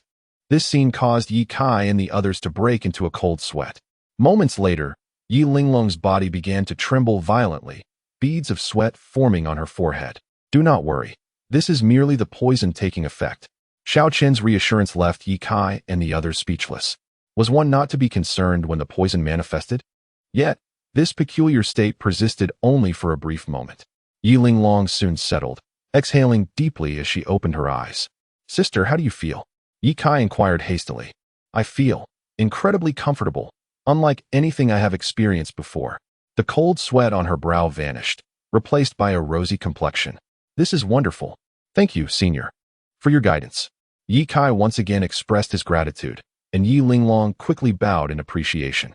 Not at all. It is a trifling matter. However, as I have previously promised, you must not fall short of your end of the bargain. Xiao Chen reminded them. Senior, I fear I must make a trip to the Taitsong sect, Ye Kai replied solemnly. What purpose does this serve? To be candid, our family was previously occupied by the Taitsong sect, and many belongings, including spiritual plants, were plundered. Therefore, I need to retrieve them. I see. Then go ahead. I shall remain here, waiting. Oh, by the way, I harbor a strong discontent towards the Taitsong sect. A few foolish disciples attempted to rob me. Yes, I understand what must be done. Rumeng, please attend to the senior. With that, Ye Kai instructed before departing the Minghua Tavern. On the other side, within the Taitsong sect, the leader Yin Fan furrowed his brows as he addressed the elder before him. Are you saying that news has arrived indicating that our disciples stationed in the Yi family have been slain? The elder replied, Indeed, not only have the disciples been killed, but even the soul lamp of the second elder has extinguished. The second elder is dead as well? How could this happen? The second elder possesses peak cultivation at the law manifestation stage. It should be exceedingly difficult for anyone to take his life on this planet, let alone throughout the entire Taichu star region, barring a saint. Yin Fan's brows knitted into a deep furrow. He was well aware of the second elder's capabilities, especially in terms of self-preservation. Even they could not rival him. It was nearly impossible for someone of the same realm to slay such an individual. Wait, could it be that he provoked the Ziwei Holy Land? A sudden shock coursed through Yin Fan, causing his snowy white beard to tremble uncontrollably. The Ziwei Holy Land was a force they could not afford to offend. This external power had descended upon this star region with certain intentions, and should anyone provoke them, there would be no mercy, only a path leading to death. Chapter 84. The demise of Taitsong sect, although they held themselves in high regard. Should they encounter imperial weapons and scriptures of such extraordinary nature, Yin Fan surmised that they would undoubtedly respond. It is impossible. Do you not understand the character of the second elder, sect master? If the adversary were a holy land, he would never engage them. The elder shook his head. Yin Fan turned away, finding the reasoning sound. Given the second elder's disposition, it was indeed inconceivable that he would provoke such formidable existences. Then, who on earth dares to slay an elder of Taitsong sect? His expression turned icy. Apart from the Holy Lands, Taitsong sect could be considered the most powerful force in this star domain. Who else would dare to challenge them? It is I. A voice suddenly resonated, and Ye Kai's figure materialized before the sect master of Taitsong. You are Ye Kai, the head of the Yi family? Did you not enter the perilous realm of imperial demise? How have you emerged alive? Yin Fan's eyes widened in astonishment. After all, the other party was also a figure of considerable renown in the realm of Dharma, and he naturally recognized him. Indeed, I have returned unscathed. Ye Kai's voice was frigid. Yin Fan and the elder exchanged incredulous glances. That place was notorious for being a graveyard for emperors, and yet he had survived? It is truly astonishing. So, you are the one who killed the second elder of my sect? Dare to offend the Yi family? You must perish. Presumptuous. Do you think an elder of Taitsong sect is someone you can simply slay? It seems your Yi family has outlived its purpose. Yin Fan's tone was sharp, while the elder's eyes narrowed, preparing to strike. However, Yin Fan's voice rang out once more. If you voluntarily surrender the imperial weapon and scriptures of your Yi family, I might consider preserving a fragment of your bloodline. Though fury surged within him, he suppressed it. Compared to the death of the second elder, the significance of the imperial weapon and scriptures was far greater. I offer you a chance as well. Return all that was taken from my Yi family, and I can ensure your deaths are swift and painless. The atmosphere fell into silence. Yin Fan and the elder stared at Yi Kai in disbelief. How dare he utter such audacious words? Since you are so arrogant, let us first subdue you. The two acted decisively, unleashing a barrage of strikes towards Yi Kai. Since the imperial weapon and scriptures were not found within the Yi family, it implied that they must reside with Yi Kai. Once he was subdued, they would surely acquire those treasures. Bang! Bang! Yet, against their fierce assaults, Yi Kai merely waved his sleeves, sending the two figures hurtling backward. The disparity between the realms of Dharma and Saint was evident. A saint? You are actually a saint? They both exclaimed in terror, their eyes trembling as they gazed upon Yi Kai.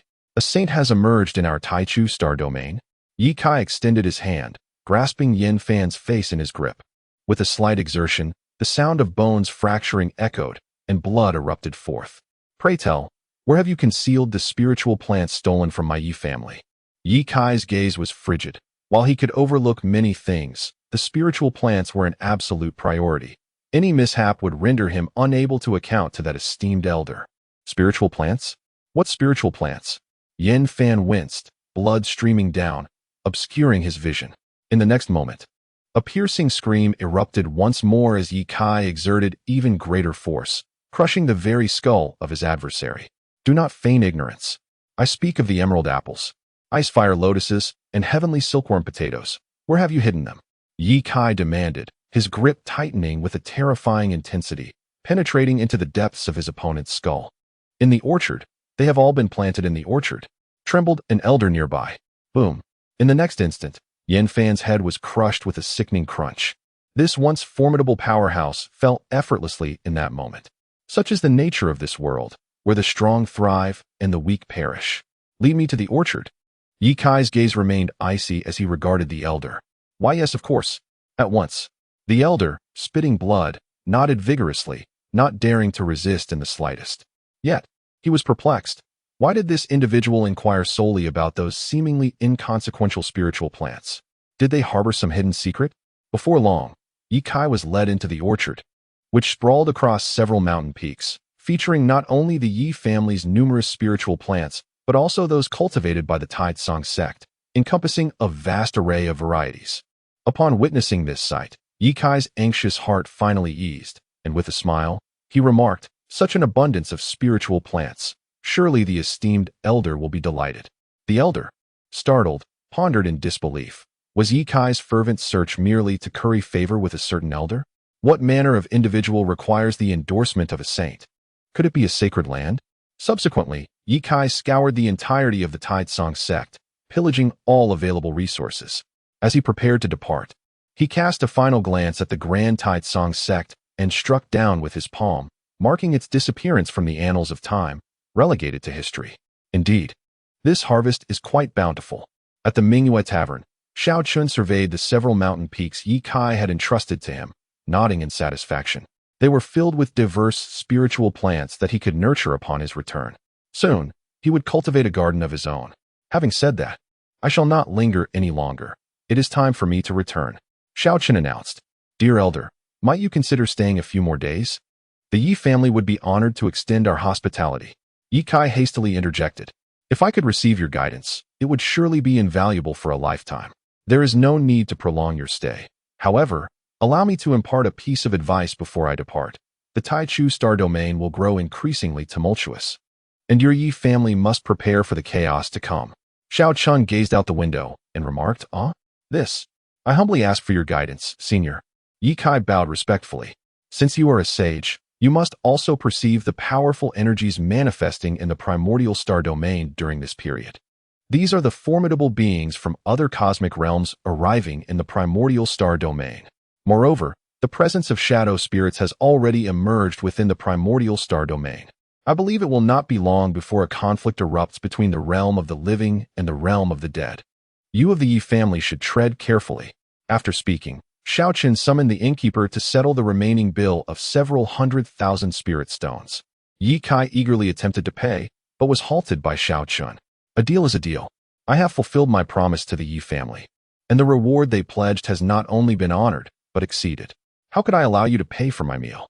Long after Xiao Chen had departed, Yi Kai furrowed his brow as he gazed at the vast sky, contemplating. Indeed, as the senior mentioned, powerful energies are drawing near in the starry expanse.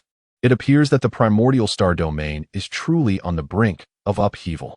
Chapter 85. The manifestation of the ethereal spirit in Nine Extremes City. However, what could have prompted those celestial forces to suddenly descend upon the Taichu star domain? He then turned to Yi Rumeng and inquired, "Rumeng, how did you come to know this esteemed elder?" It must be said, his daughter truly possesses remarkable fortune to have encountered such a formidable being. This esteemed elder is the patriarch of a minor clan. He and his kin visited the tavern I operate, where their acquaintance blossomed. A patriarch of a minor clan? How could that be possible? Yi Kai exclaimed, astonished. Such a powerful entity could not possibly belong to a small family. Could it be a hidden lineage? Indeed. Why would my daughter deceive you?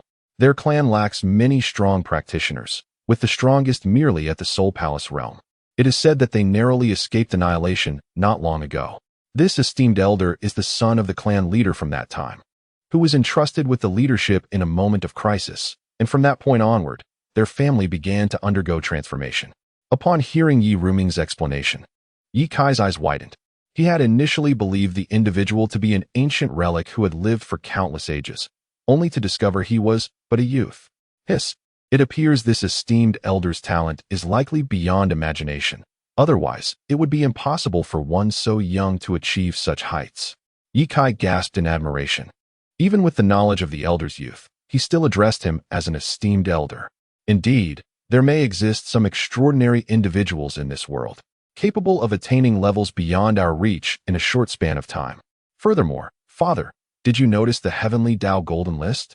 Based on my conjecture, this esteemed elder is highly likely to be the one ranked first on that list. Yi Kai nodded in agreement. The elder's performance in the Imperial Ruins was worthy of the title bestowed upon him by the Heavenly Dao Golden List. After a prolonged silence, he continued, in any case, the matter concerning Linglong has been perfectly resolved, and we should prepare to leave Zhongzhou. Leave Zhongzhou? Why must we depart? Yi Rumeng queried, perplexed. I fear that the secret of our Yi family possessing the imperial scripture and imperial weapons may inadvertently be exposed to the ZY sacred land, which would spell trouble. Although he had transcended to the saint level, he still felt inadequate in the presence of the sacred land. For the sake of safety, it is imperative we vacate Zhongzhou and avoid drawing attention. But where shall we go? Yi Rumeng asked. Let us head to the southern region. Did you not mention that the esteemed elder's family resides there? Wherever that elder is, it is bound to be the safest haven. Xiao Chen sat within his bronze war chariot, sipping wine as he observed the celestial puppets before him. He infused them with the celestial crystals acquired during his recent system check-in, and to his astonishment, the celestial runes upon the puppets began to awaken. They are still functional and not damaged. Xiao Chen's eyes sparkled with delight. As long as a practitioner imprints their mark upon the puppet, it may be controlled, unleashing corresponding combat prowess. Regrettably, no one in the family is currently capable of wielding these puppets. This object is not something that can be used at will.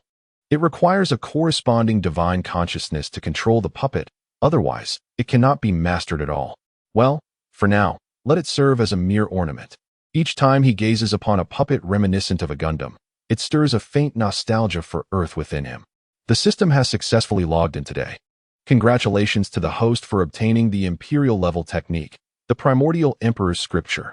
At that moment, the system's voice suddenly resonated. Imperial level technique? Quite commendable indeed. It is vastly superior to those meager spirit stones and elixirs. Over this period, he has accumulated mountains of spirit stones, celestial crystals, and medicinal pills from his sign-ins. Thus receiving anything else brightens his day. The family is currently practicing the sacred level technique left behind by Xiao Zhan. And this primordial emperor's scripture compensates for the shortcomings of their family's martial arts. In truth, Xiao Zhan not only bequeathed sacred level techniques, but also the 9 Extreme Sword Classic. However, the latter is not for the faint of heart, as it can only unleash its power when paired with the 9 Extreme Sword formation. Few within the clan are even adept at sword cultivation, let alone the formation. The Primordial Emperor's scripture, however, is different. It is a technique exceedingly suitable for the masses, devoid of any special requirements. Anyone with sufficient aptitude may comprehend it. Additionally, the Heavenly Emperor's sacred dragon art, discovered in the abyss of the fallen deities, is also an excellent technique. Once he retrieves the complete version, the clan members can practice it as well. This is indeed an immortal emperor scripture, which could serve as the ultimate foundation for any force in this realm. Furthermore, this technique is akin to the primordial emperor's scripture, lacking any peculiar physical requirements. It merely demands abundant resources for cultivation. Yet the Xiao family is certainly not lacking in cultivation resources at present. Before long, Xiao Chen returned to the eternal divine city. Just as he was about to plant the spiritual herbs he had harvested, the Grand Elder Xiao Feng hastily sought him out. Xiao Chen, an exceedingly bizarre incident has occurred in 9 Extreme City recently. What is it? Xiao Chen paused, perplexed by the inquiry. What sort of bizarre event could transpire in such a small place as 9 Extreme City? Well, how shall I put it? There has been a most peculiar death, entirely pallid, devoid of blood color, as if submerged in water for an extended period. It is a chilling sight, yet there are no visible injuries. Neither you nor the vice clan leader were present, and we cannot ascertain the cause. The Grand Elder furrowed his brow.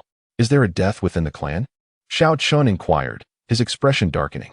The state described sounds akin to that of someone drained of their vitality. He had only recently encountered such a phenomenon. Could it be that beings from the underworld have appeared here as well? Fortunately, there have been no deaths within the clan, and the deceased were merely minor practitioners at the door realm. I suspect the assailant is not very strong, only daring to act in secrecy. However, this manner of death is unprecedented. It evokes an unsettling feeling. If we do not investigate thoroughly, it will leave our hearts in disquiet. It seems merely to be a small ghost.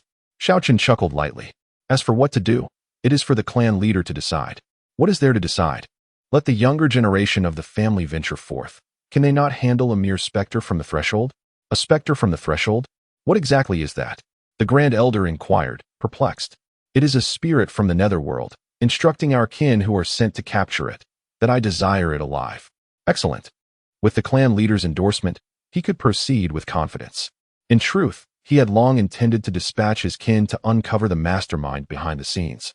Yet the peculiar nature of the deceased had deterred him from acting hastily, prompting him to keep his kin within the divine city. Xiao Feng took charge of the arrangements, while Xiao Chen busied himself with his spiritual plants. In comparison to the creatures of the underworld, he deemed his spiritual plants to be of greater significance. Within the divine city, he located a vacant expanse and placed several mountain peaks, which Ikai had previously bestowed upon him, in this space. With a resounding rumble, the peaks descended into the divine city, ultimately merging seamlessly with it. Chapter 86. The Eerie Spirits Indeed. The arrangement of several peaks within the divine city appears quite splendid, harmoniously complemented by the vibrant spiritual flora. Xiao Chen nodded in satisfaction. He proceeded to transplant all the seeds he had previously cultivated, including the 5 elements melon seeds, aurora grapes, and mulberry trees. At last, his orchard began to take shape. Approaching a plum tree, Xiao Chen plucked a plump, luminous plum and indulged in its juicy, delectable flesh. Contemplating further, he realized the spiritual energy in this place was rather sparse. The denser the spiritual energy, the more exquisite the fruits it nourished. Consequently, he placed a spiritual spring, which he had acquired through a prior signing in, at the center of the peaks. Instantly, a rich aura emanated from the spring, enveloping the mountains. Employing his skills, he contained the spiritual energy within the orchard, preventing it from dissipating into the surroundings. Once everything was in order, he took out the withered peaches of immortality and planted it beside the spiritual spring. As a divine light from his fingertips penetrated the trunk of the withered tree, astonishingly, tender buds began to sprout from the formerly lifeless branches. These buds soon unfurled into lush green leaves, and the vast, dense canopy enveloped the surrounding peaks. This divine light contained godly power, possessing the incredible ability to resurrect. The immense energy even prompted the tree to blossom and bear fruit. With the blooming and withering of the peach blossoms, large, luscious peaches of immortality hung from the branches. After counting, Xiao Chen found a total of 365. Plucking one to savor, the juice splattered, and his eyes gleamed with admiration as he exclaimed, "What a treasure!" The energy contained within this single peach is sufficient to elevate a person from the door realm to the realm of immortal Tao. Of course, this was merely the energy it housed. Should someone of the door realm dare to consume it, they would surely be overwhelmed. After all, this was not a true immortal Tao fruit and could not instantly confer the status of a great emperor. He then busied himself within the orchard, tending to the flowers and plants, finding it far more enjoyable than engaging in battles outside. Meanwhile, in the Nine Extremities City, many of the younger generation from the Xiao family had gathered, seeking the Yin spirits that had come from the underworld. Xiao Yu, Xiao Lang, Xiao Yan, and others appeared, their spirits high, their eyes brimming with vitality. To his astonishment, it seemed that during their brief absence, the strength of the Xiao family had significantly increased. Within Nine Extremities City, Lu Renjia gazed at the Xiao clan members in astonishment. Indeed, those once regarded as mere children now emanated an aura of pressure. One could not help but wonder to what extent they had cultivated. Some expressed their envy, noting that among the younger generation of the Xiao family, the weakest among them had already reached the spirit vein realm. The inhabitants of Nine Extremities City could scarcely fathom the extraordinary opportunities that had enabled the Xiao family to nurture such a multitude of formidable individuals. It was known that even at the peak of its former glory, the city lord's residence had only a handful of spirit vein realm cultivators. Such a powerful group of practitioners should surely be able to uncover the hidden mastermind behind these troubles. Otherwise, we would remain perpetually unsettled. It should be possible. The crowd prayed fervently. From the depths of the underworld, you wretched spirit, do not hesitate to reveal yourself to my grandfather, Xiao Yu, or I shall shatter you to pieces. Xiao Yu bellowed. They had descended with dozens of companions and had searched for a considerable duration. Yet they were unable to locate the hidden foe. Even their divine senses could not capture a trace of its presence. Xiao Lang shook his head and remarked, "Rather than waste our breath, it would be more prudent to have Xiao Tian utilize his chaotic heavy pupil to discern the location of our adversary." Indeed, how could I have forgotten that Xiao Tian's eyes possess the power of X-ray vision? Xiao Yu urged. Quickly, Xiao Tian, activate your ocular technique and reveal where this being from the underworld conceals itself. He could not afford to squander time. He needed to rapidly cultivate to a realm surpassing that of his goddess, lest he remain unworthy of pursuing her. I truly wish to avoid using the heavy pupil in such a place. Xiao Tian sighed, for the X-ray function was overwhelming, often exposing unsightly visions. Nevertheless, he activated his heavy pupil ability. The opponent was not particularly strong, merely at the door realm, so they need not waste excessive time. As his eyes swirled, resembling two worlds in motion, Xiao Tian scanned his surroundings. In but a moment, he discovered an eerie being lurking in a shadowy corner. However, he did not stop there. Instead, he surveyed the entirety of Zhujiasheng and astonishingly found several such peculiar beings. We have located them, but there is more than one. Following Xiao Tian's lead, they stealthily approached a dilapidated building's basement, where they encountered a semi-transparent being reminiscent of a soul. Is this the spirit from the underworld? Xiao Yu gazed in astonishment at the creature, which looked back at them with a face full of terror. It must be, for it is certainly unlike us normal beings. And most importantly, our divine senses are utterly incapable of detecting any life force from this entity. Xiao Tian explained. Without relying on his chaotic heavy pupil, he would have been unable to uncover its existence. Truly peculiar. Despite its seemingly frail appearance, my divine sense cannot capture its life force, even at such close proximity. What could be the reason for this? Xiao Lang mused, his curiosity piqued by the diminutive creature before him. Lowly beings of the Yang realm, do you not kneel and submit upon witnessing my presence? The spirit, angered by the human's curious gazes as if they were mere curiosities, shouted fiercely. When my army from the underworld descends, it shall be the end of your Yang realm. His arrogance was palpable as he shouted down at them, assuming an air of superiority. To arrive on our territory and yet be so audacious? Xiao Yu seized the creature by its neck. Despite being semi-transparent, it was rendered powerless against his grip. Release me, you insignificant being of the Yang realm. Let me go at once. Silence. Do you dare to be so boastful at the door realm? Do you believe I one T crush you like an insect? A terrifying smile emerged on Xiao Yu's face, instantly silencing the entity from the underworld. Humph. Were it not for our chieftain's desire for your survival, you would not dare to be so brazenly arrogant in our presence. You would have already met your demise. The mere threshold of the door realm, yet it has cost us so much manpower. How I long to crush your essence. Humph.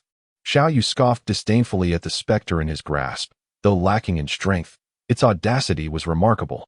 It even dared to demand their submission, truly believing they were intimidated into compliance. The captured spirit trembled in fear. What was happening? Hadn't powerful beings warned them upon entering the realm of the living that as long as they remained concealed, the inhabitants of this world would remain oblivious to their presence? Chapter 87. Do I need your guidance in my endeavors? How could I have concealed myself so securely, only to be exposed? Under the leadership of Xiao Tian, the group soon located the remaining spectral entities, all of which possessed modest power, limited to the threshold of the gate. Within the confines of Jujisheng, many onlookers were intrigued by the peculiar apparitions held aloft by members of the Xiao family, pondering the true nature of these entities. Before long, Xiao Yu and others returned to the divine city, escorting the spectral beings. Xiao Chen had just finished his labors in the orchard, harvesting a peach to be preserved in a green gourd for winemaking, before he returned to his grand estate. As the clan leader, Xiao Chen's residence was naturally the most expansive and opulent within the family. The role of a clan leader is indeed peculiar. Had it not been for Xiao Tian, we might have struggled to uncover the hiding places of these entities. Releasing the spectral beings, the group observed that some took on humanoid forms while others were bizarrely shaped, resembling spiders, cattle, or horses, all emanating a faint ghostly mist. The essence of these beings is steeped in the laws of the netherworld, fundamentally distinct from those of the mortal realm, which is why you are unable to perceive them. Xiao Chen elucidated. The realms of the living and the dead are akin to two mirrored worlds, interconnected yet entirely separate. When the opportunity arises, I shall impart upon you a technique of vision and a secret art of consciousness, enabling you to perceive these beings with ease. He assured the group. The invasion of the nether beings into this world is inevitable. Without the ability to sense their presence, one remains at a distinct disadvantage. Though Xiao Chen possesses the capacity to sever all pathways between the two realms, restoring order to its rightful state, he harbors no desire to do so. While the incursion of nether beings poses a calamity for the living, he views such disasters as trials for the family. With a system at his disposal and excellent cultivation conditions for the clan, it would indeed be a pity not to hone their skills. To devise a technique that allows us to perceive you? How audacious of you to claim such a possibility. Had there been anyone capable of creating such a secret art, the realm of the living would not have suffered such a catastrophic defeat in ancient times. Scoffed the spider specter. Despite its lowly cultivation, it had heard tales of the ancient conflicts between the two realms.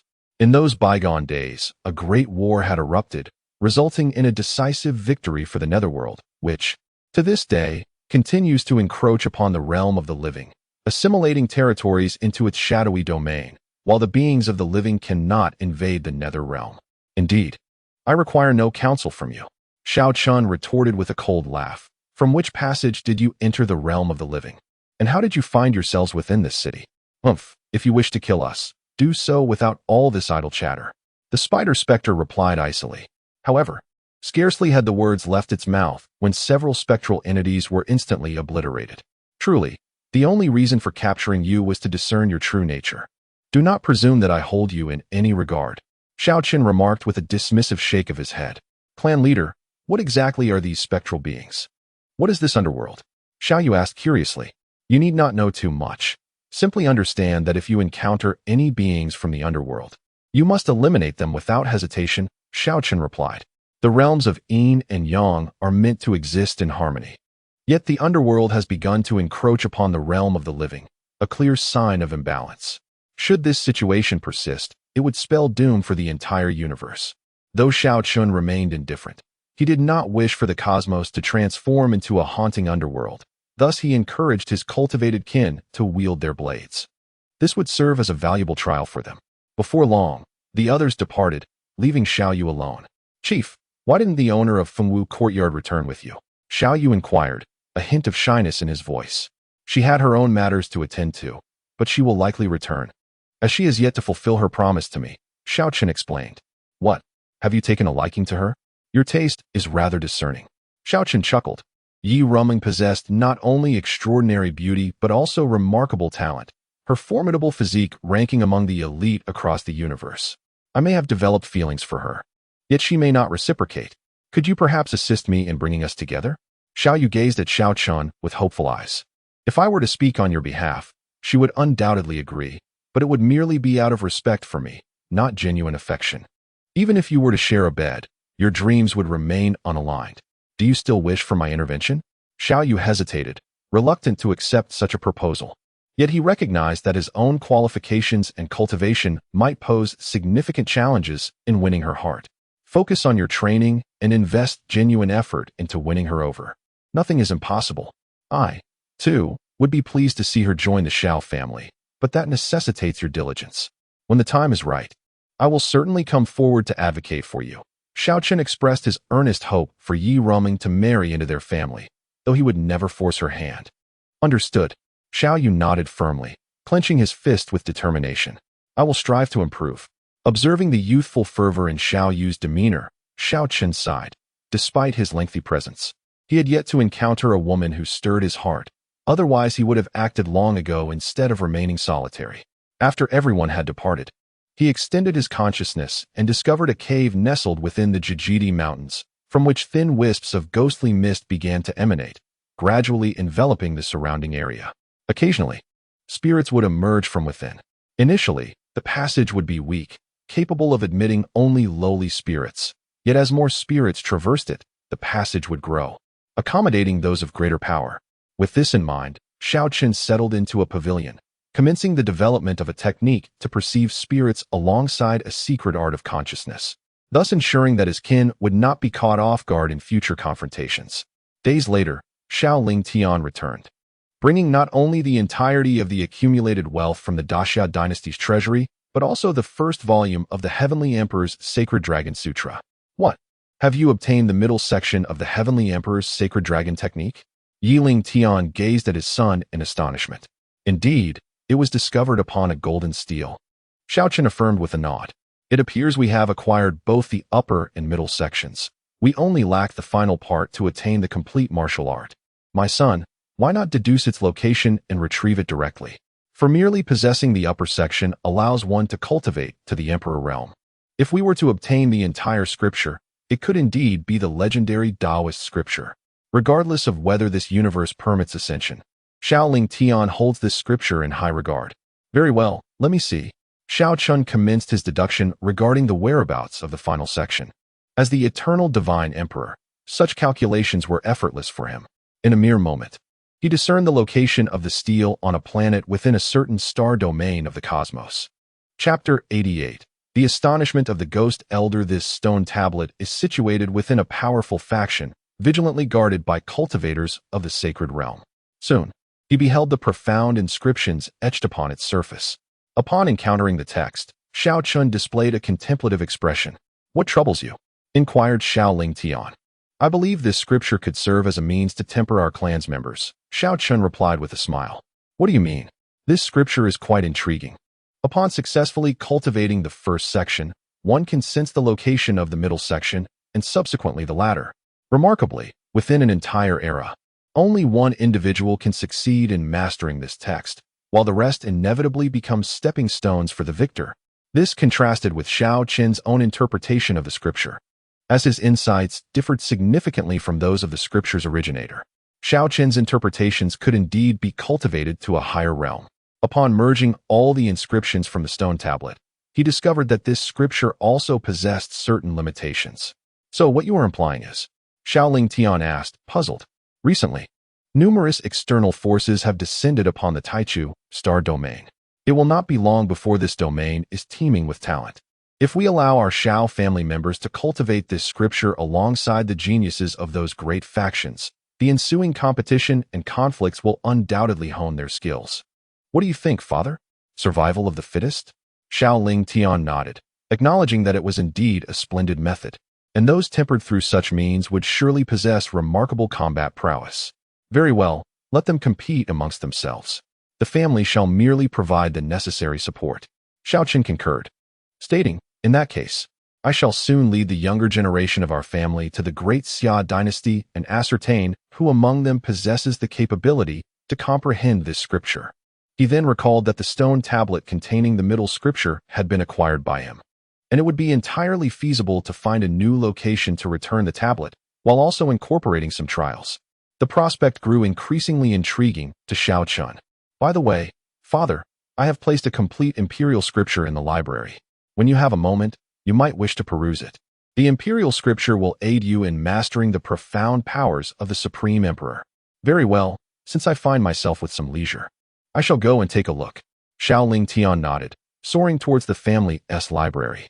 Since relocating to the Eternal Divine City, the family had meticulously designated various areas for resource storage.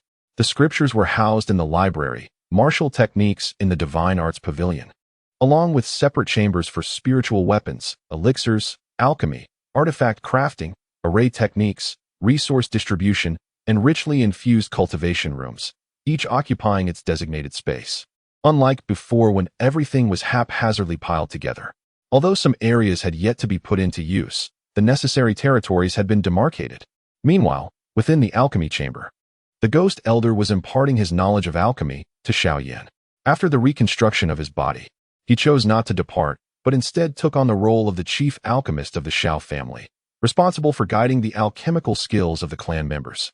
However, his sole disciple is Xiao Yan, as the others lack any significant talent for alchemy. Very good. You have successfully refined third-grade elixirs, the old ghost remarked, nodding in satisfaction at Xiao Yan. All thanks to the guidance of my esteemed master. Xiao Yan replied, clasping his fists. Ha ha. This is also due to your innate talent for alchemy. Unlike others, even if I wish to instruct them, they simply lack the aptitude. The old ghost shook his head. Then, with a serious expression, inquired, I have heard that you captured several Yin spirits in Juji City a few days ago. Oh, so you are aware of Yin spirits as well? Xiao Yan questioned. Of course, I know them well. I have encountered them and suffered considerable losses. They are ominous entities. Once Yin spirits appear in a certain star domain, it will not be long before that domain devolves into a dead realm. The beings within, if they do not escape in time, will be drained of their yang energy. By the way, does the clan leader have any countermeasures for this? The old ghost, well versed in the secrets of the universe, understood that many star domains had already been invaded by Yin spirits, becoming dead realms, thus shrinking the living space for all races in the cosmos. He had come to realize that the Xiao clan leader was indeed the one ranked first on the Heavenly Dao Golden List, and wherever he resided was the safest place in the universe. This was one of the reasons the old ghost had not departed from the Xiao family. However, the emergence of the Yin spirits had instilled a sense of concern in him, especially given the peculiar nature of that race. If they were concealed within the black mist, it would be impossible to sense them using spiritual awareness. Entering the black mist would place the cosmic beings in a highly passive position, making them susceptible to ambushes. The clan leader did not elaborate, merely stating that he would develop a technique that would allow us to see the Yin spirits through our techniques and spiritual secrets, and that when we encounter them, we must strike them down without mercy. Xiao Yan responded. The old ghost was astonished. A technique that can reveal Yin spirits? If such a secret method could indeed be created, we would not find ourselves in various passive situations during confrontations with Yin spirits. But can such a secret method truly be developed? Oh, by the way, I heard that the younger generation of the clan had a competition a few days ago. What was your ranking? Given your abilities, you should surely be at the top. The old ghost asked with a smile. I'm ashamed to admit that, without employing the Emperor Fire in battles of the same realm, my strength only places me third among the younger generation of the clan. Xiao Yan shook his head with a wry smile. What? You are actually ranked third? How can that be? The old ghost's voice sharpened, revealing his astonishment as he regarded Xiao Yan with disbelief, suspecting he was jesting. This is the truth. You see, the first and second places are occupied by Xiao Lang and Xiao Tian, not for any other reason, but simply because their physiques are far too strong, overshadowing my Emperor Yin physique. In terms of skills and techniques, with your assistance, I am indeed superior to them. However, physique is a fundamental shortcoming. Xiao Yan spoke candidly. revealing that he had learned from the clan leader that Xiao Lang and Xiao Tian possessed supreme divine physiques, while he and Xiao Ran were endowed with supreme immortal physiques, a distinction of monumental significance. However, he harbored no jealousy, for the clan leader had assured him that when the time was ripe, he would elevate his supreme immortal physique into a supreme divine one. Yet, the old ghost beside him was taken aback. In a Xiao family of merely a few thousand members, where could such extraordinary talents possibly arise? Suddenly, a thought struck him. Could their formidable physiques be a result of the clan leader's influence? He had previously heard that the clan leader seemed capable of bestowing them with unique physiques. Indeed, Xiao Lang's physique was a gift from the clan leader. And as for Xiao Tian, had it not been for the clan leader's intervention, his physique would have remained dormant forever, thus establishing a direct connection to the clan leader. Chapter 89. The Celestial Fishing Lake. The devourer King Old Gui was taken aback, exclaiming, "Incredible! Truly remarkable! Setting aside your esteemed clan leader, if your family continues to flourish for several hundred, or even 1,000 years, it will undoubtedly become one of the most formidable forces in the cosmos. The emergence of several prodigies with extraordinary talents is astounding, and who knows, perhaps that enigmatic clan leader may continue to create individuals with unique constitutions. Is it possible that in the future, the entire clan could possess such special traits? The mere thought sends shivers down my spine. Master, I have a notion that I wish to propose, Xiao Yin inquired.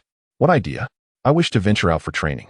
Whether it be the techniques you have imparted, the burning art, or my innate flame, the Golden Emperor Dragon Flame, both require the consumption of exotic fires to enhance my abilities. Thus, I seek to roam the world in search of these flames to bolster my strength. Although I currently cannot absorb imperial-grade exotic fires, I can still consume some lesser ones, thereby avoiding instability in my foundation while rapidly increasing my prowess. Old Gui nodded. Although the resources provided by the clan are abundant, young people should indeed go out and broaden their horizons. This can only serve to benefit you. Since you, my esteemed master, also approve, I shall prepare to embark on this journey. Xiao Yin exclaimed excitedly. Have you not considered consulting your clan leader about this? Old Gui asked. What you may not know is that the clan encourages us to pursue experiences outside. A simple registration upon departure is all that is required. Very well. If that is the case, you may go. However, I shall remain here. I intend to enjoy my retirement within the Xiao family. Old Gui reclined in a chair, swaying gently. Having labored tirelessly throughout his life, it was time for him to savor the fruits of his labor. Furthermore, as the chief alchemist, his status within the Xiao family was exceedingly generous. Where else could he find such a haven? Xiao Yin nodded solemnly. Master, you shall enjoy your golden years here, while I set forth to establish a resounding reputation upon my return. After bidding farewell to the clan leader, the elders, and Xiao Yin departed from the family, venturing into the 9 extreme mountains, albeit in a direction opposite to that once taken by Xiao Zhan, heading into the unknown. Xiao Chen flicked his fingers, placing the eye technique and soul secret arts he had developed into the library. Creating such trifles posed no significant challenge for him. System, today's automatic check-in successful. Congratulations, host, on obtaining the celestial treasure, the celestial fishing lake. The sudden appearance of this novel artifact brightened Xiao Chen's eyes. Upon closer inspection, a joyful expression spread across his face. This lake possessed the ability to fish across the heavens. How delightful! It seems the system is aware of my fondness for fishing, hence granting me such a precious treasure. Xiao Chen promptly rose and found an open area in the courtyard, where he placed the celestial fishing lake.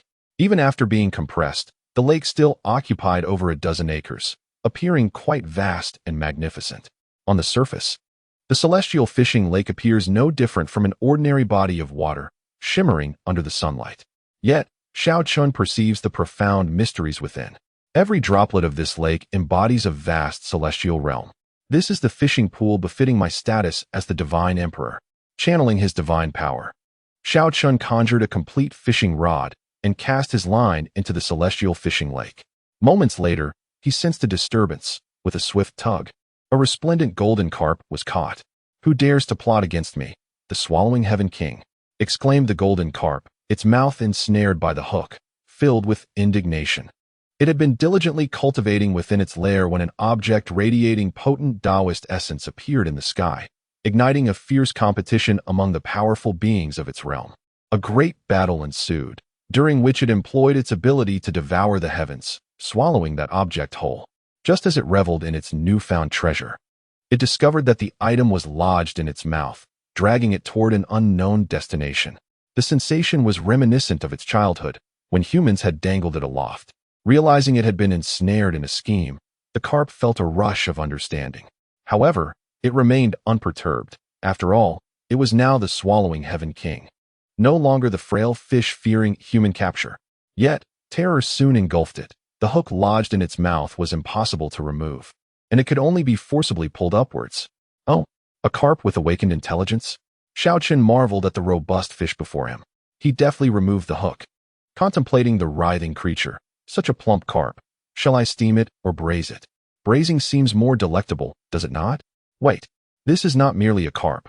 It is a dragon carp, Xiao Chen observed, slightly taken aback, noting the pair of golden antlers adorning its head. Esteemed senior, please, not so hastily. Carp meat is not palatable, the swallowing heaven king implored, realizing that even with all its might, it could not escape Xiao Chen's grasp. This indicated a formidable power far surpassing its own. Thus, it promptly sought mercy. Yet, confusion clouded its mind. In their world, its cultivation at the spirit wheel realm was unrivaled. So how could it suddenly encounter a being even stronger? Indeed, then tell me, how would you prefer to be treated? Inquired Xiao Chen, holding the dragon carp. Perhaps you could simply release me? I am of no use to you, the swallowing heaven king suggested. Release you? That is out of the question. You are the very first fish I have caught from the celestial fishing lake. It would be illogical to let you go. Are you not aware that a fisherman never returns empty-handed? Xiao Chen replied. However, given your rather handsome appearance, I shall keep you as a pet in my pond. Rising, he carried the dragon carp to the adjacent pond. With a splash, the pond's water erupted as the dragon carp was tossed into it. Xiao Chen nodded. There were numerous fish in the pond, yet they were mostly of common quality. This was the first time he had encountered a dragon carp, a rarity of exceptional caliber. Nihong, having met her master, saw a large bird with a wingspan of about 1 meter soaring overhead. Its melodious voice rang out like that of a little girl. It was the vibrant bird Xiao Chen had previously encountered. With the enhancement of its cultivation, it had significantly increased in size. Xiao Chen nodded and pointed to the dragon carp in the pond, saying, I found you a companion. Companion? Nihong inquired curiously, her gaze scrutinizing the fish. It seems quite delectable. Let us nurture it for a while. If it proves to be unruly, we shall roast it without hesitation. Chapter 90. Recipe for Dragon Bone Soup. How delightful. Why not roast it right now? It seems he is not a docile fellow. And I Huang fanned the flames from the side. Senior, rest assured, I shall be perfectly well behaved and will not cause any trouble. The king of swallowing heaven hastily interjected. After finally grasping a glimmer of hope, could this accursed bird truly wish to end his life so easily? Do not allow him the chance, or I shall pluck every feather from your body. What, senior? Since you are a pet kept by the master, you should refer to him as master as I do. And I Huang reminded with an air of authority. Yes, master, I will certainly remain here in peace. The king of swallowing heaven nodded fervently. Xiao Chen smiled and turned to Ni Huang, inquiring, how is the growth of the spiritual plants in the orchard? Any signs of pests? There are no pests, and the spiritual plants are thriving. Very well, I will leave the orchard in your capable hands for now. Should any issues arise, feel free to seek me out, but do avoid indulging yourself. Some of the spiritual fruits contain tremendous energy. Consuming them could very well overwhelm you. Rest assured, master, and I Huang would never indulge. After giving his instructions, Xiao Chen returned to the celestial fishing pond to continue his angling. Only after the other party departed did the king of swallowing heaven finally exhale in relief. That individual appeared familiar, yet spoke words that sent shivers down his spine. But what is this place, truly? Why is the spiritual energy so abundant here? His body swam joyfully in the pond. The liquid resembling not water, but rather a concentrated essence of spirit. This was undoubtedly a miraculous phenomenon. Hey, little carp, you best behave yourself from now on. Or be wary. The master could roast you at any moment. And I Huang warned, pointing at him with her wing. Yes, sister bird, rest assured. I shall be on my best behavior. But what exactly is this place? Why have I never heard of such a wondrous realm before? The king of swallowing heaven emerged from the pond, his head above water, questioning in confusion. Having lived for over 100 years, he had never known of such a fortuitous land. What, sister bird? Call me Senior and I Huang. Yes, Senior and I Huang. But what is this place, really? Are you foolish? This is, of course, the master's home. And I Huang scoffed. The master's home? And who is the master? The master is simply the master. What else could he be? Do not pry into the master's affairs, and dutifully perform your role as a pet. And I Huang cautioned. The king of swallowing heaven submerged his head into the water, curling his lips in disdain. Let her be arrogant. Had it not been for that human's formidable strength, he would have plucked her feathers long ago. However, sensing the rich spiritual energy of this place, the king of swallowing heaven inwardly sneered. With such conditions, he would undoubtedly break through rapidly, and when the time came, he would suppress that human and claim this place for himself. How splendid that would be. Half a month later, Yi Rumeng returned to Juji City, promptly delivering the promised recipe to Xiao Chen. Dragon bone soup? Xiao Chen scrutinized the recipe, noting that this dish had never been presented during their time at Fengwu Courtyard. This ancient recipe required exceedingly rare ingredients, which the younger generation could not procure, thus rendering the dish impossible to prepare. However, Rumeng speculated that with the elders' capabilities, gathering the necessary ingredients would be a mere trifle, which is why she had brought forth this unattempted recipe. They were utterly at a loss regarding the primary ingredient, dragon bone, let alone the preparation of the dish. Since the discovery of this recipe, it had never been successfully made. They had even tried substituting snake bones for dragon bones, but the resulting dish was not only inferior in flavor, but also lacked the inherent energy. Dragon bone. Xiao Chen tilted his head slightly and inquired of Yi Rumeng. The Songlong Demon Emperor, ranked fourth on the Heavenly Dao Golden List, should possess dragon bones, correct? The latter was taken aback and exclaimed, Elder, you cannot be suggesting. Perhaps we could explore this further. If he is indeed a true dragon, then it would be permissible to borrow his dragon bones. If not, we shall devise another solution. Yi Rumeng could not help but swallow hard, her eyes brimming with admiration for Xiao Chen. The elder was indeed remarkable, scheming to acquire a meal from an eminent emperor.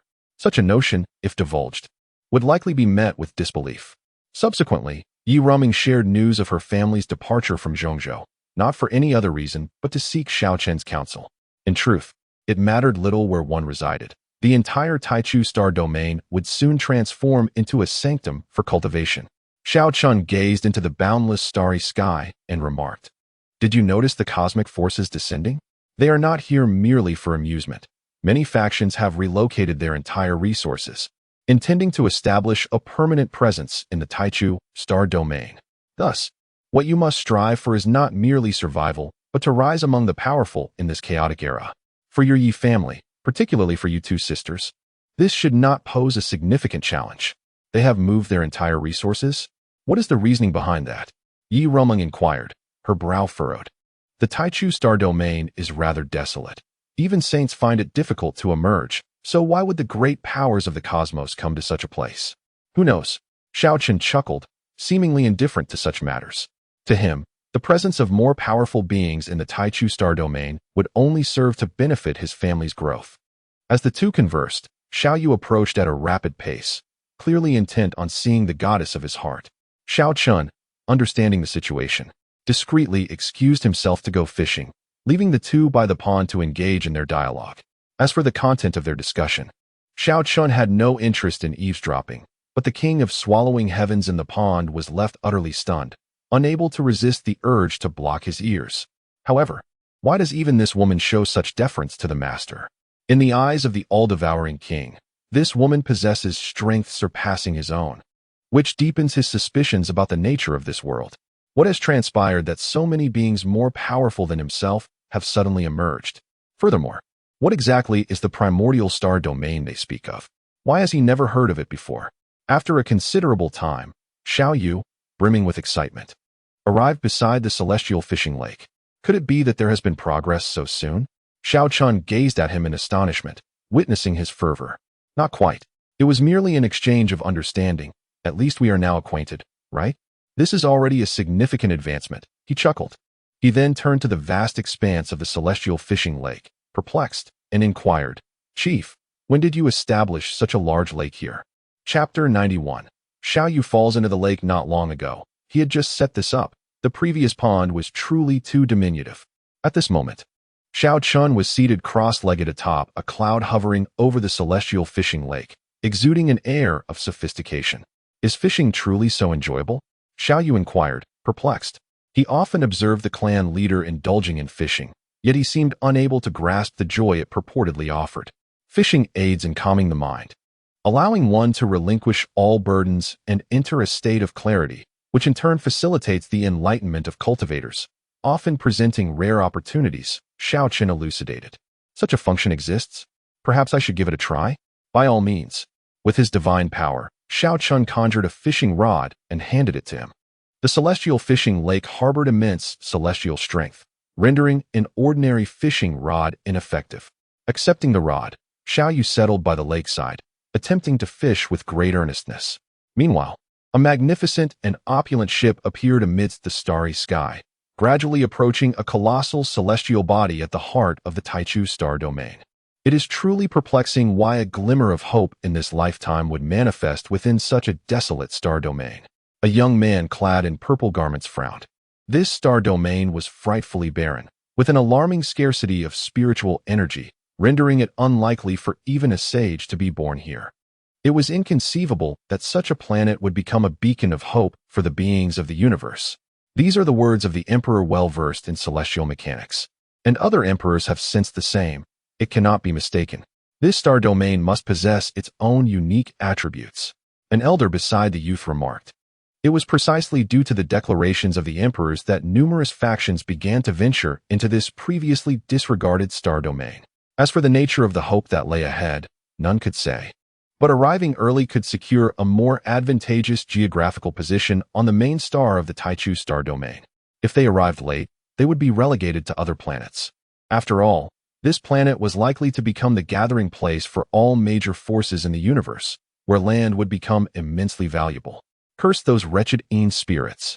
Otherwise, why would we find ourselves in such a remote location? The purple-clad youth spat furiously. To him, this endeavor felt akin to the flight of failures, a humiliating disgrace. Young master, please consider, we are merely biding our time to accumulate strength. In the future, we can certainly strike back. The elder replied. Haha, it moved. The fishing rod is moving. Xiao Yu exclaimed excitedly, his gaze fixed on the lake's surface. He could sense a surge of power emanating from the rod, unmistakably indicating a fish had taken the bait. With a sudden burst of strength, he prepared to pull the fish from the water. But an overwhelmingly terrifying force surged through the fishing rod, instantly dragging the exerting Xiao Yu into the depths of the lake. Xiao Chen raised his head, brows furrowed as he gazed into the lake. What luck! He was unexpectedly dragged into that great world. However, it appears that a great battle is erupting over there, posing considerable danger to him. Xiao Chen set down his fishing rod, and in an instant, his figure vanished above the clouds. Entering the realm into which Xiao Yu had been dragged, time rewound to the moment when Xiao Yu cast his fishing line. Amidst an unknown vast world where a cataclysmic war was unfolding, 5 imposing figures were collaborating from all directions to besiege a peculiar being, whose face was obscured by a mask of bones. This entity possessed long limbs and was shrouded in a black robe, emanating an aura of unfathomable terror. The very ground he stood upon seemed to recede, trembling in fear of his presence. As he struck, his elongated hand thundered towards a figure resonating with chaotic energy. The formidable divine laws accompanied by boundless energy surged around him, and in an instant, the heavens and the earth were rent asunder, the fabric of time and space shattered. And the very essence of this realm echoed with mournful cries. The chaotic figure let out a deafening roar, its chaotic light and pitch-black demonic energy bursting forth as it retaliated with a punch. A cataclysmic sound erupted, shaking the cosmos. As their divine laws intertwined, runes clashed, and resplendent brilliance illuminated the world, manifesting scenes of apocalyptic proportions. Yet, in the next moment, the chaotic figure was sent flying, coughing blood, with half of its body obliterated. Simultaneously, the assaults from the other 4 figures arrived in quick succession. Among them was a colossal azure dragon, exuding primordial laws, each scale adorned with divine runes radiating boundless strength. As it shifted slightly, the void around it fractured, as if unable to bear its presence. At that moment, it let out an ancient dragon's roar, and enormous claws descended from the heavens, embodying the essence of 3,000 primordial worlds, radiating a power akin to the creation of the universe. However, the figure in the black robe merely swung its fist, an inexplicable aura of laws flowing forth, causing the surrounding void to instantaneously dissolve into nothingness, remaining irreparable. When the fist met the dragon's claw, a sound erupted that astonished all realms. Under the weight of this terrifying noise, countless vast worlds were simultaneously birthed and then annihilated, a sight most chilling. The dragon's claw shattered, blood raining down. As the azure dragon, with its immeasurable length, was violently propelled into the distance, uncontrollable. Following this, the enigmatic figure unleashed a series of strikes, causing the other three figures assaulting him to be sent reeling, each one coughing blood, their faces ashen with severe injuries. Is this the power of the X-Divine Path? We, the second-tier divine creators, are utterly no match for this adversary. Can it truly be that only the infinite path can stand against the X-Divine Path? The figure radiating chaotic light spoke with a grave expression, blood continuously trickling from the corners of its mouth, and its exploded half-body unable to recover. All of this was due to the supreme might of the X-Divine Path suppressing its chaotic essence. This was their first encounter with the X-Divine Path, and its terrifying combat prowess was indeed as legendary as foretold. Invincible within the same realm, the immense azure dragon transformed into human form, yet one of its arms remained irreparable, its scales swirling chaotically, flesh and blood in disarray. With a deep, resonant voice, it proclaimed, "Even so, we must impede his advance here, otherwise, should he tread upon our realm, all shall be reduced to desolation. Indeed, we must stand firm. Behind us lies our homeland, and we have no alternatives," spoke a stunningly beautiful woman who rose to voice her conviction. She radiated a chaotic light, her presence formidable despite her grievous injuries. Her gaze was unwavering, devoid of any fear. The other figures, equally resolute, moved to position themselves once more before the looming threat. "Merely ants," scoffed the god of desolation, his visage obscured by a bone mask, revealing a look of disdain. Just as he prepared to strike down the obstructing figures, he suddenly halted, lifting his gaze towards the heavens, where a fishing hook inexplicably descended. Chapter 92, Patriarch, Save Me. What is this? The Sioux god practitioner was perplexed, then seized the fishing hook and yanked it down with force. Along with the hook, the fishing rod was pulled down, and unexpectedly, a Soul Palace realm cultivator descended with it. The Sioux god practitioner and the other 5 figures were momentarily taken aback. How could a Soul Palace realm cultivator appear in their battlefield? This was highly unusual. What on earth is happening? Wasn't I just fishing? How did I end up here? Xiao Yu plummeted from the heavens, recalling his fishing experience before being dragged into the lake. However, as he surveyed his surroundings, he realized he was not in the lake at all. Just as he began to comprehend his situation, he felt an overwhelming and terrifying aura threatening to crush him. In a critical moment, the fishing rod in his grasp erupted with divine patterns, unleashing a formidable force that repelled the crushing power aimed at him. The Sioux god practitioner murmured in disbelief. How could a Soul Palace realm cultivator survive in their battlefield? This was the domain of their creator god, and the residual aura here was potent enough to obliterate any deity below the creator god realm. How had the Soul Palace cultivator managed to endure? Instantly, all 6 figures present turned their attention to the divine-patterned fishing rod in Xiao Yu's hands. Was it this rod that sheltered him? Could it be a supreme treasure?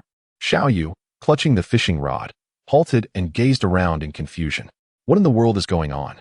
How did I end up here while fishing? Several seniors. Where exactly is this place? He directed his inquiry towards the distant 6 figures.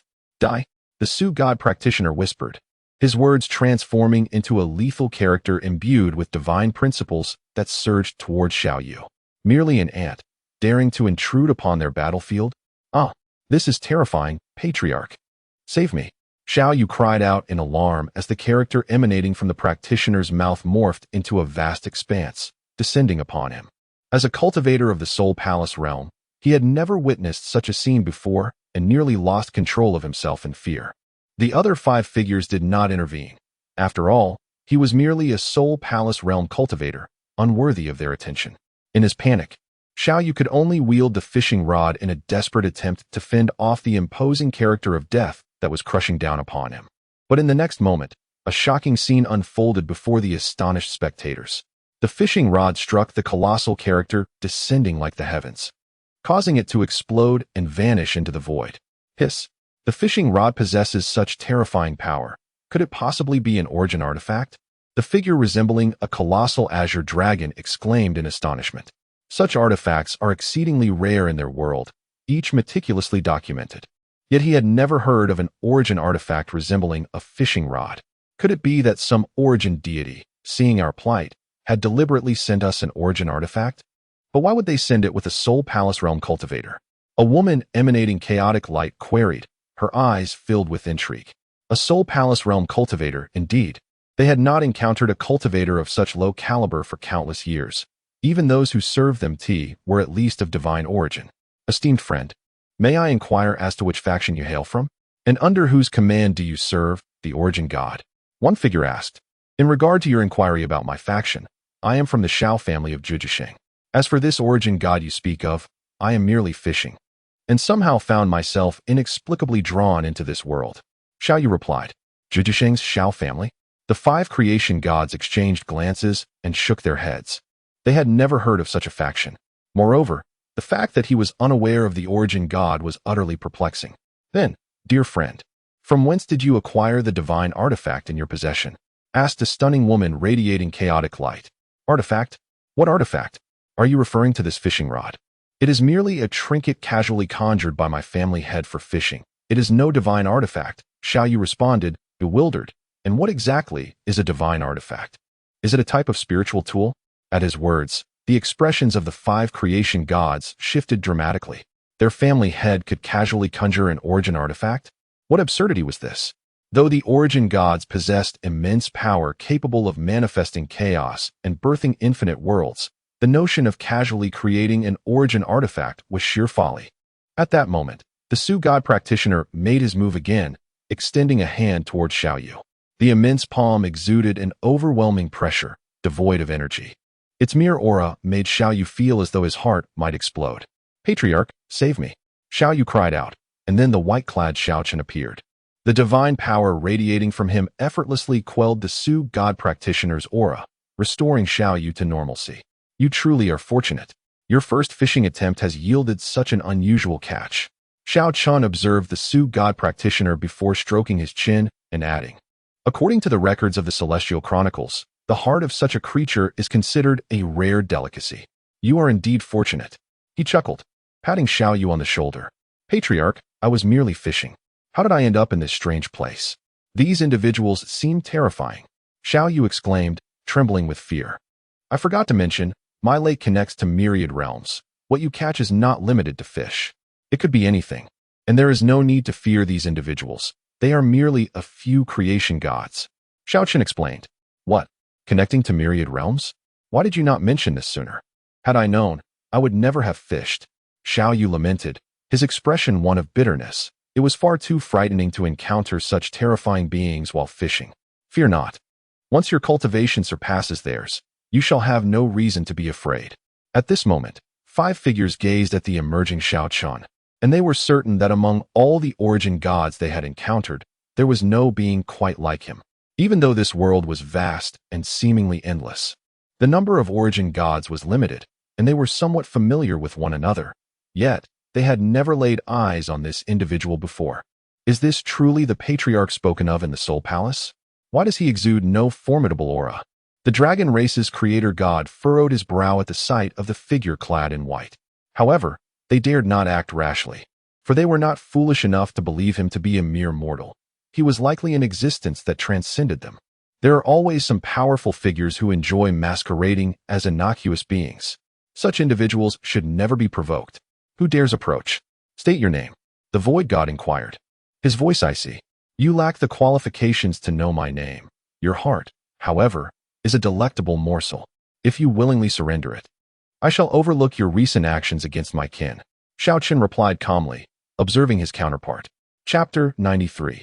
Signing in for the eternal undying body, do you desire my heart? Let us see if you possess the requisite prowess. The practitioner of the abyssal divine path suddenly unleashed his power, his form swelling to an immense stature. He then clasped his hands together, dark energy surging forth to coalesce into a colossal coffin that enveloped Xiao Chen and his companion. The coffin of finality. Unable to discern the depth of his opponent's strength, he resorted to his most formidable divine technique. Once ensnared within the coffin, all would dissolve into nothingness. This was one of the most supreme divine arts of their lineage, conceived by two primordial ancestors. However, just as he exhaled a sigh of relief, a crisp crack echoed through the air. The dark coffin of finality instantly fissured, splintering into countless gaps, revealing two figures within, utterly unscathed. A commendable technique, but alas, you are woefully inadequate. Xiao Chen regarded his adversary, then raised his palm and thrust it downwards with vigor. Since his opponent was unwilling to yield, he had no choice but to take matters into his own hands. The practitioner of the abyssal divine path had already sensed the disparity between their strengths. Upon witnessing his opponent's offensive move, he swiftly turned and fled into the distance. Yet, all was in vain. How could an invincible being permit a creator god to escape? The palm descended ominously. To others, it appeared merely as an ordinary hand, but to the practitioner of the abyssal divine path, it resembled an overwhelming chaos descending upon him. You have forced my hand. With nowhere to flee, the practitioner roared, causing the heavens to shatter. An unending tide of chaotic energy surged forth, and from his brow emerged a dark inscription of the abyssal divine path, a beam of shadow infused with immeasurable divine patterns shooting towards the palm that descended upon him. A terrifying aura emanated, as if seeking to rend the vast chaos asunder. In the distance, 5 creator gods gasped in shock. This aura was all too familiar. It was the supreme might possessed solely by the origin gods, a force capable of annihilating the entirety of chaos. They were astonished to discover that he concealed such a means. The 5 creator gods grew apprehensive. Could the figure in white withstand this assault? This attack was undoubtedly a life-preserving technique left by the origin god, and every practitioner of the abyssal divine path was nearly invincible within the same realm, unless they possessed an equivalent mastery of the infinite path to contend with him. However, the infinite path transcended the first-grade divine laws, a realm no one had mastered throughout the eons, nor had there ever been tales of anyone who could wield it. A sharp beam of black divine light erupted from his brow, colliding with the descending hand of Xiao Chen. Yet, to everyone's astonishment, the life-preserving technique bestowed by the origin god failed to manifest any power, utterly incapable of obstructing the palm that sought to suppress him. The practitioner of the abyssal divine path was ensnared, grasped firmly in Xiao Chen's hand, unable to mount any resistance. Could it be that you are an emperor? The practitioner of the abyssal divine path cried out in terror. The only beings capable of disregarding the attacks of an origin god were the legendary emperors. But how could such entities possibly arise in this chaotic universe? Upon hearing the words of the Su god Taoist, the 5 creator gods were instantly frozen in place. The term emperor here does not refer to a great emperor or an immortal emperor, but rather to an exalted being among the divine, a transcendent entity that exists solely in legends, one that surpasses the great Tao, disregards the causal relationships of all things, and transcends fate and creation. Such formidable beings are but ephemeral whispers found in the mists of myth, only perceptible to those origin gods who have reached the pinnacle of their cultivation. Other cultivators remain oblivious to the existence of such a realm. The 5 of them had heard of this realm from other origin gods, yet throughout history, no one has ever attained it. Oh, a mere creator god possesses such discernment to surmise that I am an emperor? Pray tell, what do you think the consequences would be for daring to confront an emperor? Xiao Chen smiled, exerting a slight pressure, causing the Su god Taoist body to explode, leaving only a resplendent heart that shimmered with Tao marks, suspended in his hand. According to the records, the essence of this heart was said to be extraordinarily delectable, a rare delicacy of the world. Had you presented the heart to me sooner, you might have spared yourself from death. Xiao Chen shook his head, securing the heart. At that moment, the system's voice resonated. System has successfully signed in today. Congratulations to the host for acquiring the supreme divine body, eternal, indestructible physique. Xiao Chen merely glanced at it and discerned that Xiao Yu's fortune had arrived. This physique required no cultivation of the Tao, but rather focused on physical refinement. And when honed to its utmost, it could rival that of a divine emperor's body, eternal and indestructible. Casting one last look at the 5 creator gods, who remained frozen in place, Xiao Chen took Xiao Yu and departed from that location. He intended to return to this world in the future with his family, so there was no need to rush. Upon reappearing at the celestial fishing lake, he slapped his thigh in frustration, exclaiming, "Oh no, I've forgotten something." "What is it?" Xiao Yu blurted out, still shaken by the recent harrowing experience. That world had indeed been terrifying. "I completely forgot to retrieve a fragment of dragon bone from that place. The goddess had previously provided me with a recipe, one of which was dragon bone soup, with dragon bone as the main ingredient." Xiao Chen lamented, regretting his oversight. He gazed at the tranquil surface of the lake and ultimately shook his head, resigning himself to the fact that forgetting was inevitable. He could always seek out the Azure Dragon Demon Emperor later. After all, Xiao Chen was indifferent to the quantity of energy, focusing instead on the exquisite flavor. "Patriarch, where was that place earlier? Why was it so terrifying?" Xiao Yu could not help but inquire. "Just another world, much like ours. There's nothing to fear. Once you achieve success in your cultivation, you too will be able to subdue them effortlessly." Xiao Chen replied nonchalantly. "Am I truly capable of subduing such beings single-handedly?" Xiao Yu questioned uncertainly, feeling a lack of hope. "Rest assured, you will be. Now, let us continue our fishing," Xiao Chen urged. "I shan't fish again, never again." Xiao Yu shook his head vigorously, having been left with a lasting psychological scar from the experience. It is likely that he will never again engage in the art of fishing for the rest of his life. "Well, in light of the exceptional delicacy you have led me to discover this time, I shall bestow upon you a stroke of fortune," Xiao Chen declared. "Fortune? What fortune?" Xiao Yu exclaimed with excitement. To be referred to as a fortune by the clan leader must signify an extraordinary opportunity. "Do you desire a powerful physique?" "Yes." As soon as Xiao Chen finished speaking, Xiao Yu nodded emphatically. He had long envied the likes of Xiao Lang and others. Was it finally his turn? Moreover, possessing a formidable physique would bolster his confidence in pursuing Yi Ruming. Subsequently, Xiao Chen merged with the eternal indestructible body.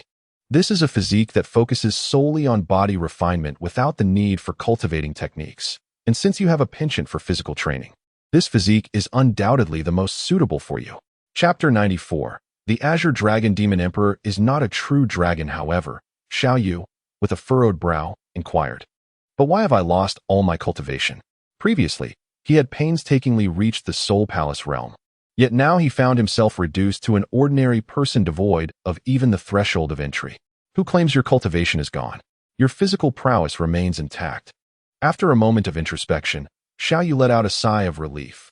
Indeed, his physical cultivation that surpassed the Soul Palace realm still lingered, though the spiritual energy within his inner landscape seemed to have vanished. No, it would be more accurate to say that this energy had not disappeared, but had rather infused itself into every drop of his flesh and blood. Consequently, though his physical cultivation had not seen any enhancement, his combat strength had magnified exponentially. This represented an immensely potent physique, on par with that of Xiao Lang and his companions. However, the path of body refinement was arduous.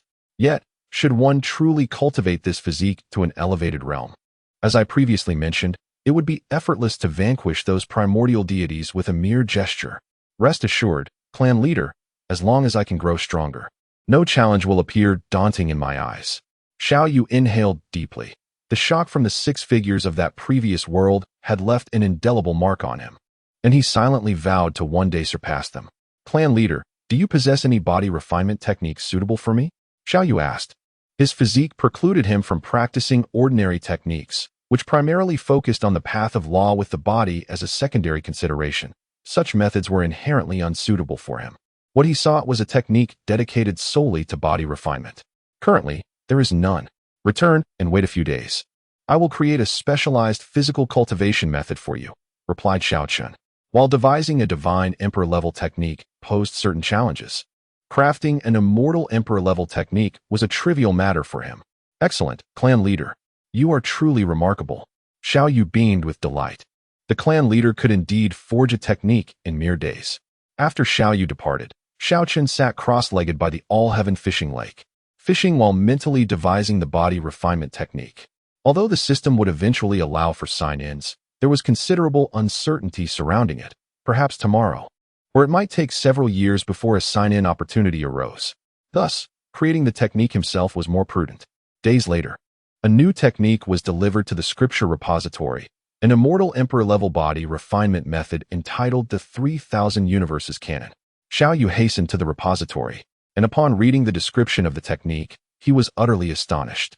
Upon reaching great mastery, every drop of blood and flesh within will transform into vast universes, wielding boundless power capable of overturning heaven and earth with a mere gesture. The clan leader is indeed a genius, capable of developing such a remarkable technique. Xiao Yu gazed at the scripture before him, overcome with excitement, and eagerly began to comprehend it. Given his original aptitude, understanding an immortal emperor-level technique would have been a fool's errand. Yet, after merging with the eternal undying body, his capabilities had risen commensurately, making the comprehension of the immortal emperor-level technique a task devoid of difficulty. At the moment when Xiao Yu was comprehending the profound scriptures of the 3000 universes, Xiao Lang and others arrived to delve into the art of body refinement. Though their physiques did not match the singular nature of Xiao Yu, who could solely cultivate the physical form, they too could practice this technique, albeit lacking the exceptional advantages he possessed. During this period, aside from fishing, Xiao Yu devoted his time to culinary explorations. Back on Earth, he relished experimenting with various delicacies during his leisure hours, and here, he found no exception, especially since he was not compelled to spend excessive time on cultivation like others. However, many of the ingredients required for his culinary recipes were unavailable in the Xiao family, and the small scale of Jiuji City rendered the search for such materials futile. Consequently, Xiao Chen entrusted this matter to Yi Rumong while he set off in search of the primary ingredient for dragon bone soup. In a vast expanse of the cosmos, a robust figure adorned with dragon horns sat cross-legged atop a towering mountain, immersed in meditation. After a moment, he opened his eyes, radiating a formidable dragon aura that reverberated through the surroundings. The blood of true dragons rewarded by the Heavenly Dao is still insufficient for my transformation into a dragon. The Azure Dragon Demon Emperor sighed in resignation. Although he had refined the blood and enriched his lineage, he remained a step away from true transformation. He sensed that the day he became a dragon would also mark his ascension to immortality. Yet, there were benefits. His bloodline had drawn closer to that of true dragons, enhancing his combat prowess. The Heavenly Dao had previously mentioned that the next ranking would pertain to physical constitution. He pondered whether his physique might yield him more true dragon blood. If such an opportunity arose, perhaps he could indeed attain immortality. With these thoughts, the Azure Dragon Demon Emperor gazed longingly at the Heavenly Dao's golden list in the sky. As one of the few supreme emperors in the universe, he refrained from leaving his star domain. Otherwise, to the multitude of beings in the cosmos, it would appear that a grand emperor feared the spirits of the underworld, plunging the universe into utter chaos. Nevertheless, his gaze turned deeply towards the distant starry expanse, home to the primordial star domain, often referred to as the hope of the universe. Why was that region deemed the universe's hope? Did it possess some unique quality? Or was it merely because the mightiest being resided there? The Azure Dragon Demon Emperor contemplated the individual ranked first on the Heavenly Dao's Golden List, surmising that perhaps it was due to that formidable entity residing in that star domain, thus earning it the title of the universe's hope. It seemed an exploration was warranted. Unbeknownst to him, a figure behind was observing him intently. Alas, not yet a true dragon. Xiao Chen shook his head. Although he was but a step away from true dragonhood, he remained merely a flood dragon. This did not fulfill the requirements for the dragon bone soup. Stroking his chin thoughtfully, he mused that if even the Azure Dragon Demon Emperor was not a true dragon, it was likely that such beings did not exist in this universe. Thus, he resolved to set his sights on the true dragons of the immortal realm, the very world where an immortal emperor had previously emerged. He could simultaneously search for the other rare ingredients required for the dragon bone soup. The recipe for dragon bone soup has been passed down since ancient times, a period perhaps marked by the existence of true dragons and an abundance of other ingredients. While the true dragon remains elusive, the other components have vanished into the cosmos. Thus, Xiao Chen must journey to the realm of immortals. In an instant, his figure materializes at the very heart of the universe. From the perspective of the Heavenly Dao, The myriad star domains of the universe are arranged in a circular formation, with a void at the center. The realm of immortals resides within this central void, shrouded by the concealment of formidable beings. The cultivators of the universe, limited in their abilities, are unable to perceive it. However, Xiao Chen is different. On the very first day of attaining unparalleled cultivation, he discovered this place, though at that time, he held little interest in it. Chapter 95, The Celestial Realm. The deformed dragon, though this was the means of the celestial emperors, he did not even need to tear open the boundary. To him, the barrier before him appeared almost imperceptible, and with a stride, he stepped directly into the celestial realm.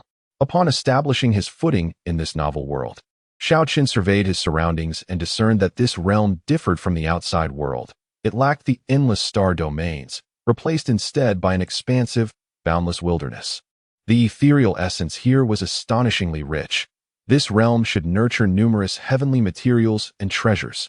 Oh, no wonder the beings of this world have not appeared on the Heavenly Dao Golden List. It seems they have long abandoned the entire realm. Xiao Chen shook his head and extended his consciousness, locating the territory of the dragon clan. Indeed, true dragons did exist in this world. In the next moment, his figure traversed billions of miles, arriving within a colossal city known as the Ancestral Dragon City, the heart of the dragon clan. The clan's stronghold was situated within the dragon nest, accessible only through the Ancestral Dragon City. Xiao Chen found a trading guild within the city and easily procured various ingredients. Aside from dragon bones, as a connoisseur of fine cuisine, he naturally could not resist sampling the local delicacies upon arriving at the most luxurious restaurant in Ancestral Dragon City. Seated comfortably, he overheard celestial cultivators engaged in discussion. I've heard that a momentous event is about to unfold in our celestial realm. Does anyone know the details? If you possess any information, do share with us. A curious voice from the adjacent table chimed in, as a celestial king-level cultivator inquired. Indeed, it was a momentous affair, but it had likely circulated among certain powerful factions, rendering it no longer a secret. Could it be related to the matters concerning the Heavenly Court? Precisely. You can observe the Heavenly Court from a distance. It is truly extraordinary. The amassed faith power is surging, manifesting various astonishing phenomena. It is said that the concentration of faith power has reached an alarming level, nearly sufficient for ascension. A knowledgeable individual spoke gravely. In an instant, all present were captivated. Even Xiao Chen cast a curious glance. Ascension? To where? Who knows? I've merely heard from some powerful figures in the major factions.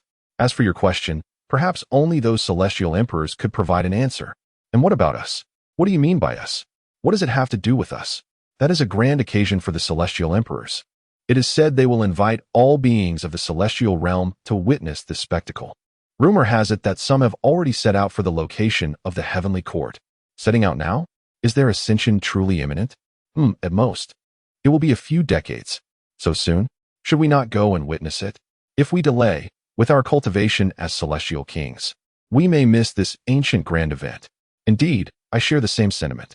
A group of individuals spoke and immediately rose to depart from the area. Ascending through the power of faith, Xiao Chen found himself intrigued, his gaze piercing through the window, traversing boundless time and space, observing the realm of discussion, the heavenly court. There, countless opulent palaces were nestled upon a floating island, golden rays of light spreading across the sky, amidst a scene where dragons danced and phoenixes soared, and mythical creatures roared, creating a spectacle of extraordinary phenomena. Such manifestations were indeed birthed from the condensation of faith, nearly taking on a tangible form. Ascending through the power of faith? Is this all there is? After merely a glance, Xiao Chen shook his head in disdain. It was impossible to elevate a group of celestial emperors in such a manner, yet he acknowledged the meticulous efforts of the orchestrator behind this scheme. Begone, you filthy wretch. Just as Xiao Chen gazed upon the heavenly court, a voice filled with fury suddenly pierced his ears. He furrowed his brow and looked down to the street, where a small beggar had been kicked to the ground by a young dragon clan member, blood spewing from his mouth as he curled up, writhing in agony. How dare you spit blood? Do you not realize your blood will tarnish this sacred city? Clean it up at once, or I shall end your life. The dragon youth bellowed. Yet, passers-by merely glanced at this scene with indifference, as if it were a common occurrence. The small beggar's eyes reflected sheer terror as he hastily rolled up his tattered sleeves to wipe away the blood he had spilled upon the ground. What is happening? Why is that small beggar, who is evidently of the dragon clan, treated in such a manner? Xiao Chen pondered. Indeed, he is of the dragon lineage. But he is a malformed dragon with impure blood, explained a server who had just brought out a dish, smiling. Malformed dragon? What does that mean? Xiao Chen inquired, confused. It is evident that you are not well versed in the ways of the dragon clan. Allow me to enlighten you. The dragon clan places great importance on the purity of their bloodlines, and there are clan rules that forbid them from mingling with beings of other races. To do so would be a desecration of their lineage. Should a dragon procreate with a member of another race, they will be hunted down and enslaved for eternity, never to be acknowledged as part of the dragon clan. That beggar is clearly the offspring of such a union. The server elaborated. If you do not believe me, observe his dragon horns. One is long, and the other is short. This deformity is why they are referred to as malformed dragons. Xiao Chen turned his gaze towards the beggar's forehead, where two short horns of contrasting black and white resided, indeed revealing the disparity in length as described. However, upon closer inspection, his brow furrowed once more, and golden divine patterns illuminated his eyes as he peered into the beggar's essence. In that instant, just as he was about to take a bite of his dish, Xiao Chen abruptly halted. Please, assist me in bringing that beggar up here, he instructed the server. But, esteemed guest, do not put me in a difficult position. Have you not seen that dragon youth reprimanding him? I cannot dare to take him away at this moment. Moreover, I advise you, esteemed guest, not to provoke the dragon clan for the sake of a beggar, for this race ranks among the top 10 powerful clans within the celestial realm. If it can be avoided, do not incite their wrath. The attendant hastily shook his head, cautioning Xiao Chen against antagonizing the dragon clan. For this was the ancestral city of dragons, where they reigned supreme. Who would dare defy them? If the matter at hand is trivial, there is truly no need to provoke them. Very well, I shall not press you further. Please continue with the service. With that, Xiao Chen's figure suddenly vanished from his seat. The attendant was taken aback, shaking his head with a sigh. There are always some young scions from noble families who are oblivious to the gravity of their actions, meddling in the affairs of the dragons, yet such matters are not easily managed. One misstep could cost them their lives. Chapter 96. The little beggar. At the moment Xiao Chen appeared on the street, the little beggar had just finished wiping away the blood that stained the ground, only for fresh crimson to flow from the corner of her mouth, marring the clean surface once more. After all, she was merely an ordinary person devoid of any cultivation, while that young dragon of the dragon clan was a practitioner. The fact that he had not killed her with a single kick was solely due to the protection of the dragon blood within her. Otherwise, how could a mere mortal withstand the force of a practitioner's blow? I commanded you to clean up, yet you dare to spit blood on the ground? Are you courting death? The young dragon scolded loudly, his gaze filled with disdain as he prepared to deliver a kick to her head. If he truly struck her, her skull would likely shatter. But in the next instant, a scream escaped the dragon youth's lips, as if he had collided with something indestructible. Who dares to meddle in the affairs of my dragon clan? He exclaimed, his sharp eyes scanning the vicinity, where they landed upon Xiao Chen standing nearby. What are you? To presume to interfere in the matters of my dragon clan? Bang!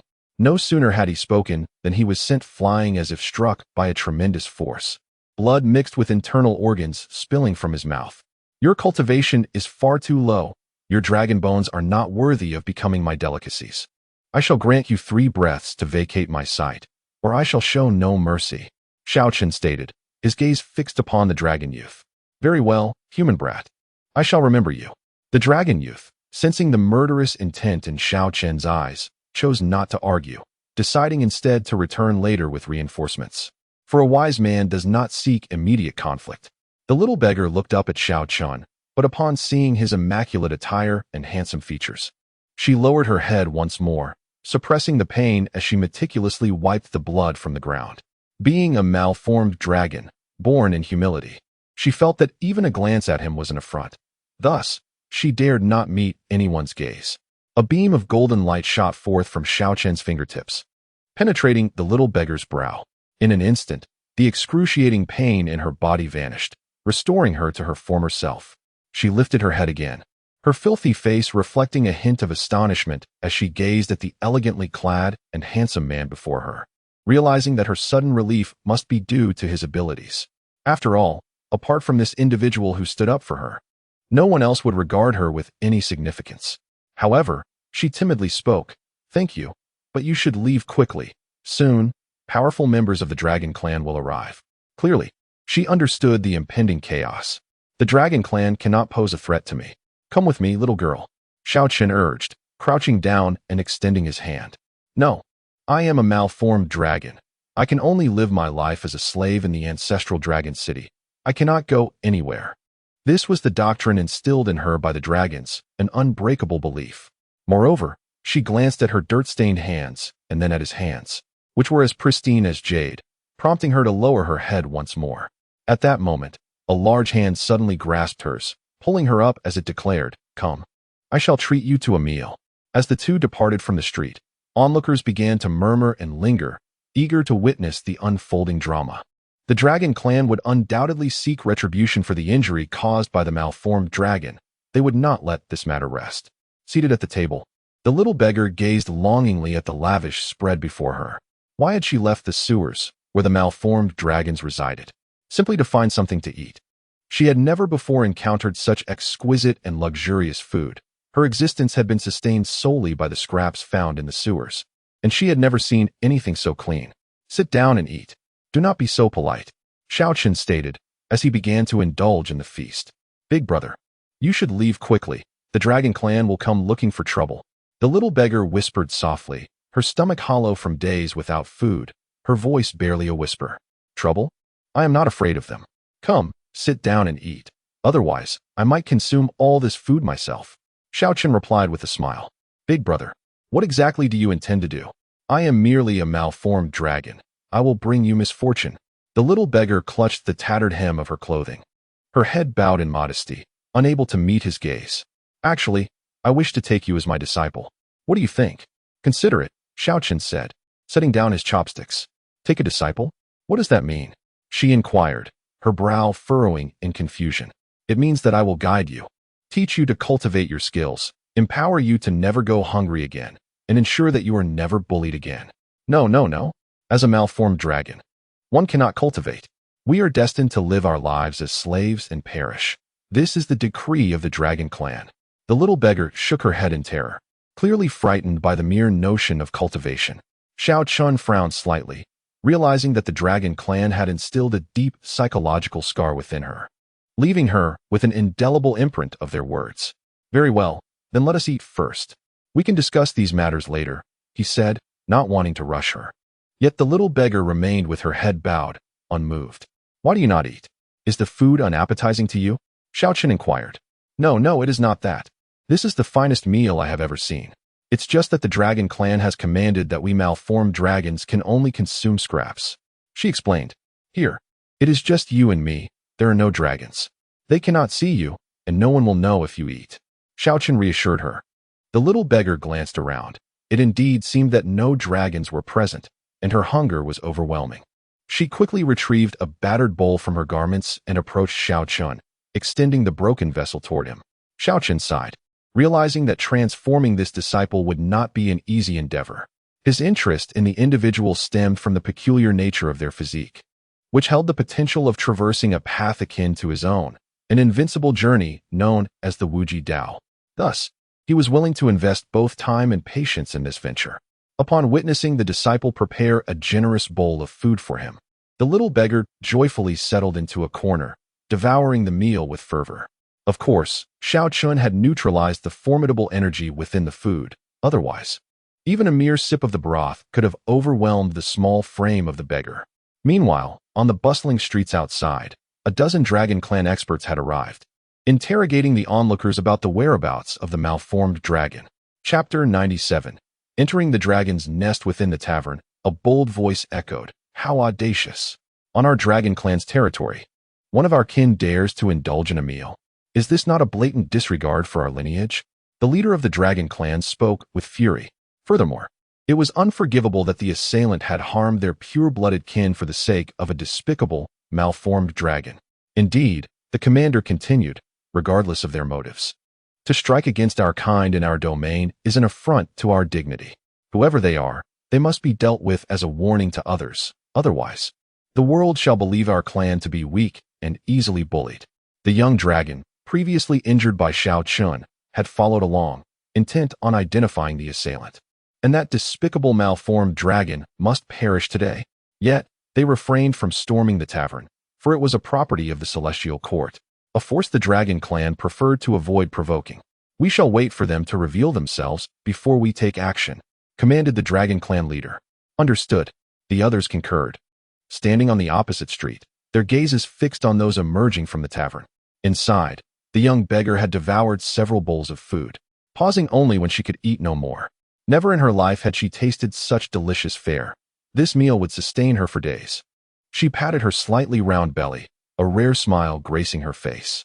However, upon noticing the white-clad youth watching her, she quickly lowered her head. "What is your name?" Xiao Chen inquired. "As a slave, I have no name."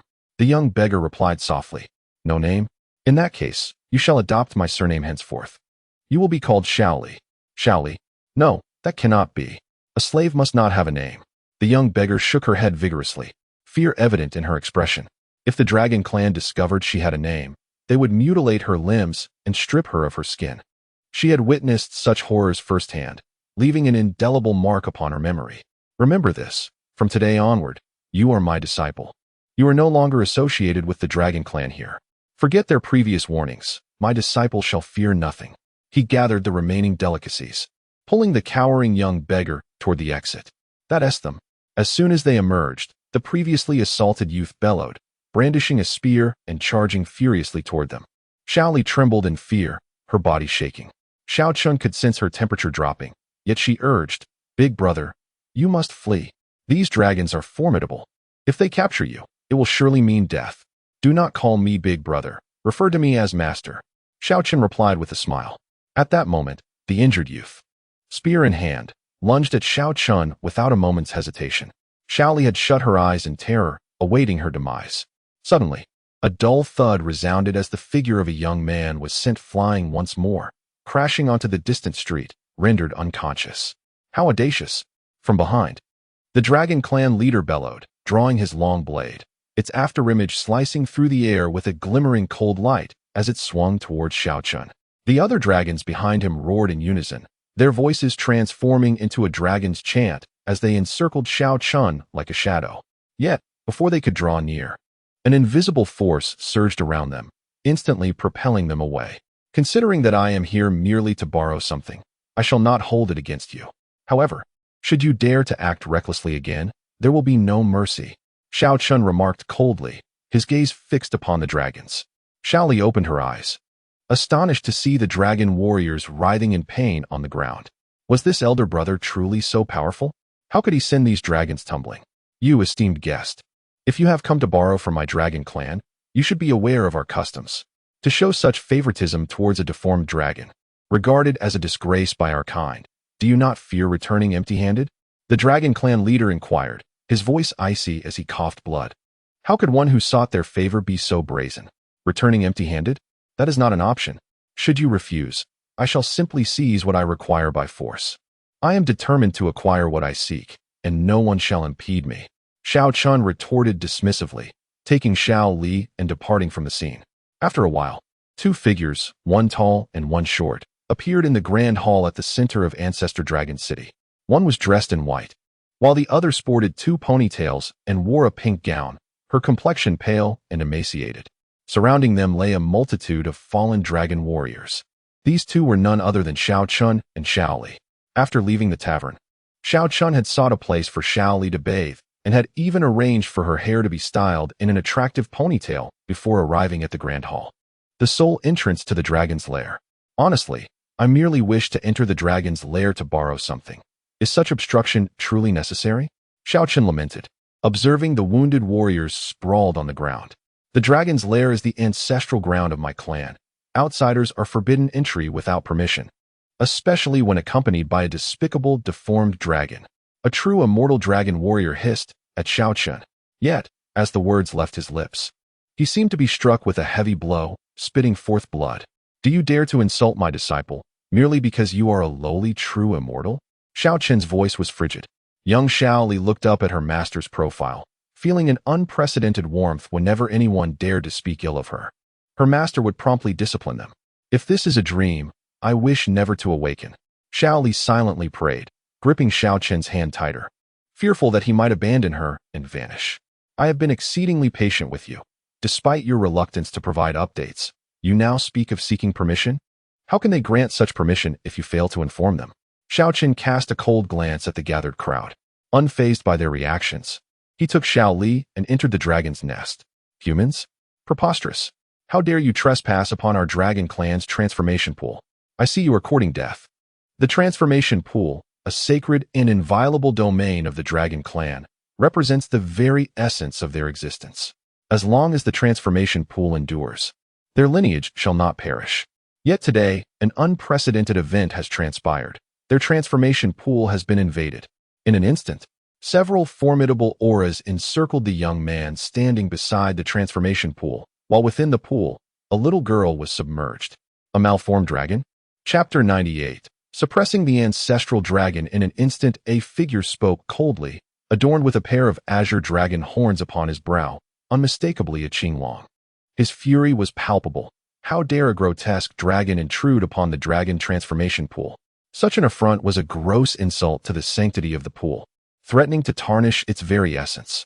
Xiao Chen cast a discerning glance at the assembly, recognizing that among them were several celestial sovereigns of the dragon clan, alongside a few ancient celestial sovereigns. The prowess of the dragon race was indeed formidable. The presence of such powerful beings guarding this place signified the dragon clan's deep reverence for the dragon transformation pool. Inform your ancestral dragon that I require his dragon bones. Rest assured, I do not seek to exploit him without recompense. I can grant him a reprieve. I believe this transaction would be mutually beneficial, and your ancestral dragon would likely acquiesce, Xiao Chen declared, directing his words towards Xiao Li within the pool. Any creature that entered the dragon transformation pool would be transformed into a pure-blood true dragon, and he intended to harness its power to cleanse Xiao Li of her impure lineage. At that moment, the golden dragon blood surged within the pool, boiling as countless dragon shadows danced in its depths, continuously purifying Xiao Li's bloodline. The once jagged and short horns upon her head gradually began to grow, as the impurities within her essence were washed away. Enough of this idle chatter. Confess how you breached the dragon transformation pool, the azure dragon demanded, his voice sharp and commanding. This place was heavily guarded by the dragon race. How could a mere human brazenly appear here? Where had the oversight occurred? I entered quite openly. Do you intend to relay my message to your ancestral dragon? Otherwise, he may truly find himself in peril. Xiao Chen retorted. Nonsense. Our ancestral dragon is a supremely powerful celestial emperor. How could he possibly be in danger? You ought to be more concerned about your own safety, the azure dragon responded, his eyes glinting with malevolence. Suddenly, he lunged, his hand transforming into a claw covered in azure dragon scales, aimed directly at Xiao Chen's head. Xiao Chen cast a cold glance at the oncoming attack, and the claw exploded into a mist of blood. In light of my request to borrow your ancestral dragon's bones, I do not wish to engage with you, but do not mistake my restraint for weakness. If you dare to strike again, it will herald your doom. In that moment, both celestial sovereigns and ancient celestial sovereigns stood frozen, realizing that this individual was undoubtedly a celestial emperor. Such terrifying power could not belong to anyone lesser. Yet, they pondered which faction this formidable emperor hailed from.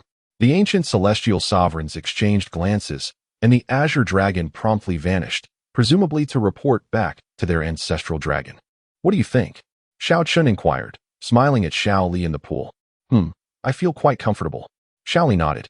Having absorbed Xiao Chen's meticulous teachings throughout their journey, she finally managed to articulate the words master and disciple, though she still dared not meet the gazes of the formidable dragon clansman, appearing rather apprehensive. Leave this place. You have frightened my disciple. Xiao Chen spoke, and a powerful force surged forth, striking the surrounding dragon clan members who were watching hungrily, instantly sending them flying out of the vicinity of the dragon transformation pool. Witnessing this scene, Xiao Li bit her lip, glancing at her master with tears in her eyes. She had never experienced the feeling of being cared for until now. For the first time, she felt this wonderful sensation emanating from her master. Just then, a tremendous dragon might swept in, cascading down like the waters of the Milky Way. Enveloping Xiao Chen. What is this?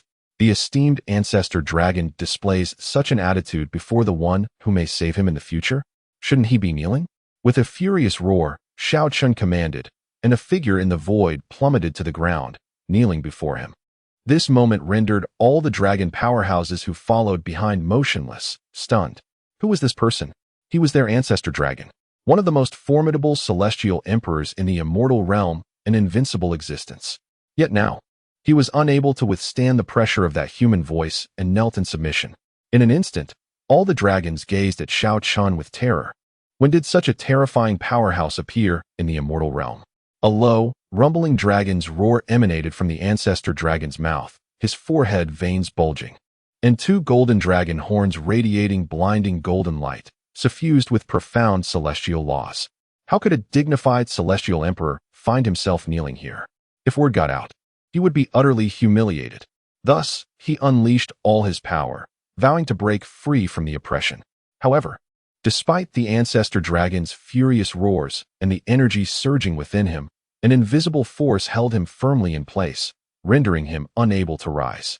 After a lengthy struggle, the ancestor dragon, exhausted and drenched in sweat, remained kneeling without the strength to stand. Xiao Li, submerged in the dragon transformation pool, was astounded. Though young, she had heard of the ancestor dragon, the strongest of the dragon clan, yet now he was reduced to kneeling before her master. Wasn't the ancestor dragon supposed to be formidable? Upon meeting, he attempted to assert dominance, yet his show of strength seemed to have little effect.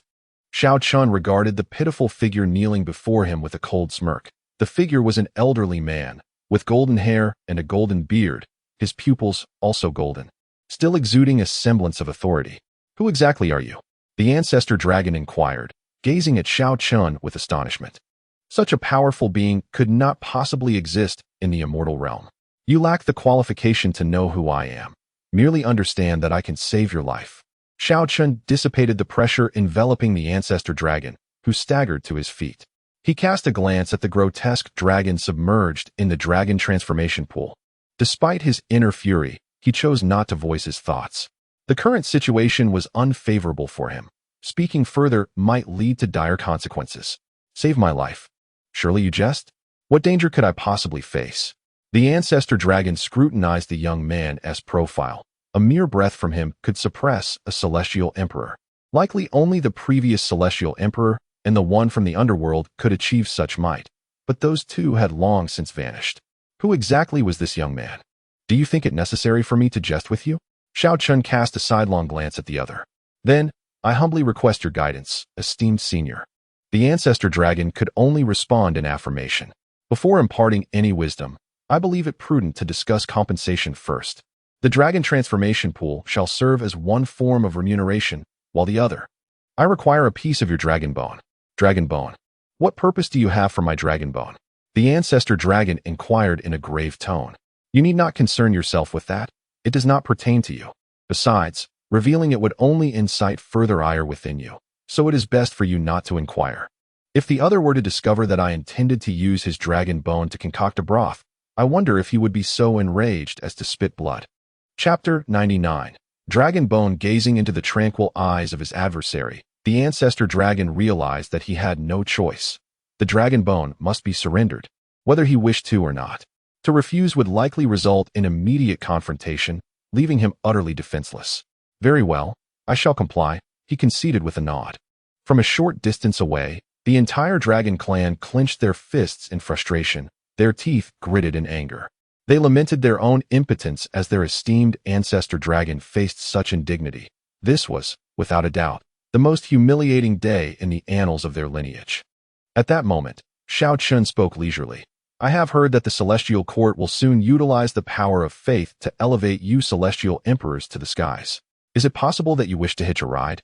Ride? The ancestor dragon retorted, a glimmer of surprise in his narrowed eyes. What was this individual's true identity? What was the intention behind mentioning the celestial court at this juncture?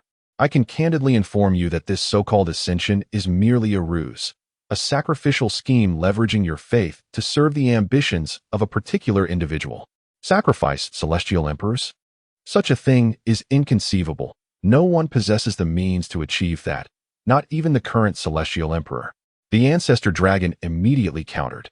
Despite the devastation of the ancient war that had claimed many celestial emperors, there remained a substantial number of powerful beings in the celestial realm. Who could possibly orchestrate the sacrifice of so many? Believe it or not, I've delivered the warning that was due. As for whether you live or die, that will depend on your own capabilities and choices. Xiao Chen replied nonchalantly, his gaze drifting to Xiao Li, now submerged in the dragon transformation pool. The being before him had shed her human form, transformed into a young dragon of approximately 1 meter in length. Unlike ordinary dragons, each of her scales was interwoven with the intricate patterns of yin and yang, creating an aura of the extraordinary. A yin-yang dragon. The ancestor dragon's pupils constricted. Such dragons were exceedingly rare, possessing an innate command over the forces of yin and yang. Yet, recalling her previous state as a malformed dragon, he could not suppress a wave of revulsion. Among the dragon kin, malformed dragons were fundamentally mistrusted. Even after undergoing transformation in the dragon pool, the truth of her origins remained unchanged. A yin-yang divine dragon. Huh. Xiao Chen shook his head in mirth. This is no mere yin-yang divine dragon. Were she simply that, I would not find her remarkable. This is the yin-yang Wujilong, a being far superior to any ordinary yin-yang dragon. Not only does she inherently wield the powers of yin and yang, but she also commands the exceedingly rare force of Wujil. When she eventually cultivates the laws, she shall attain the Wujil laws, akin to my own path. The infinite path and the void divine path are the ultimate realms, transcending the first-grade divine path and serving as essential prerequisites for ascending to the status of a divine emperor. It is for this reason that Xiao Chen has taken a keen interest in the individual, welcoming them as a disciple. With a gentle flick of his sleeve, the figure was propelled from within and landed beside him, transforming into a young girl clad in a pink gown. At this moment, the 2 dragon horns on Xiao Li's forehead had become uniformly lengthened, and the dragon blood within her had grown exceedingly pure. Were it not for the knowledge of her past, no one would dare to consider her a malformed dragon. Noticing the disdainful smirk on Xiao Chen's face, the ancestor dragon furrowed his brow and cast another glance at Xiao Li. Could there be a secret unknown to him? Yet, no matter how he scrutinized, he could discern nothing. May I have the dragon bone? Xiao Chen extended his hand toward the ancestor dragon, who, with remarkable decisiveness, severed his right arm with a swift motion.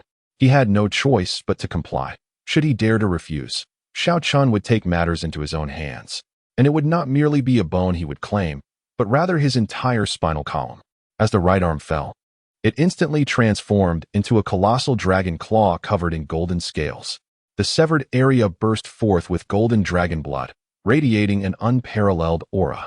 A single drop of this blood could easily crush an entire star domain, brimming with boundless energy. Satisfied, Xiao Chen collected it and departed with Xiao Li, predecessor. Were your earlier words truthful? Inquired the ancestor dragon from behind, unable to fathom any reason for deception. Was it merely to prevent his ascension? But what benefit would that yield? Could it be that there was indeed some conspiracy surrounding the ascension? The truth is for you to discern.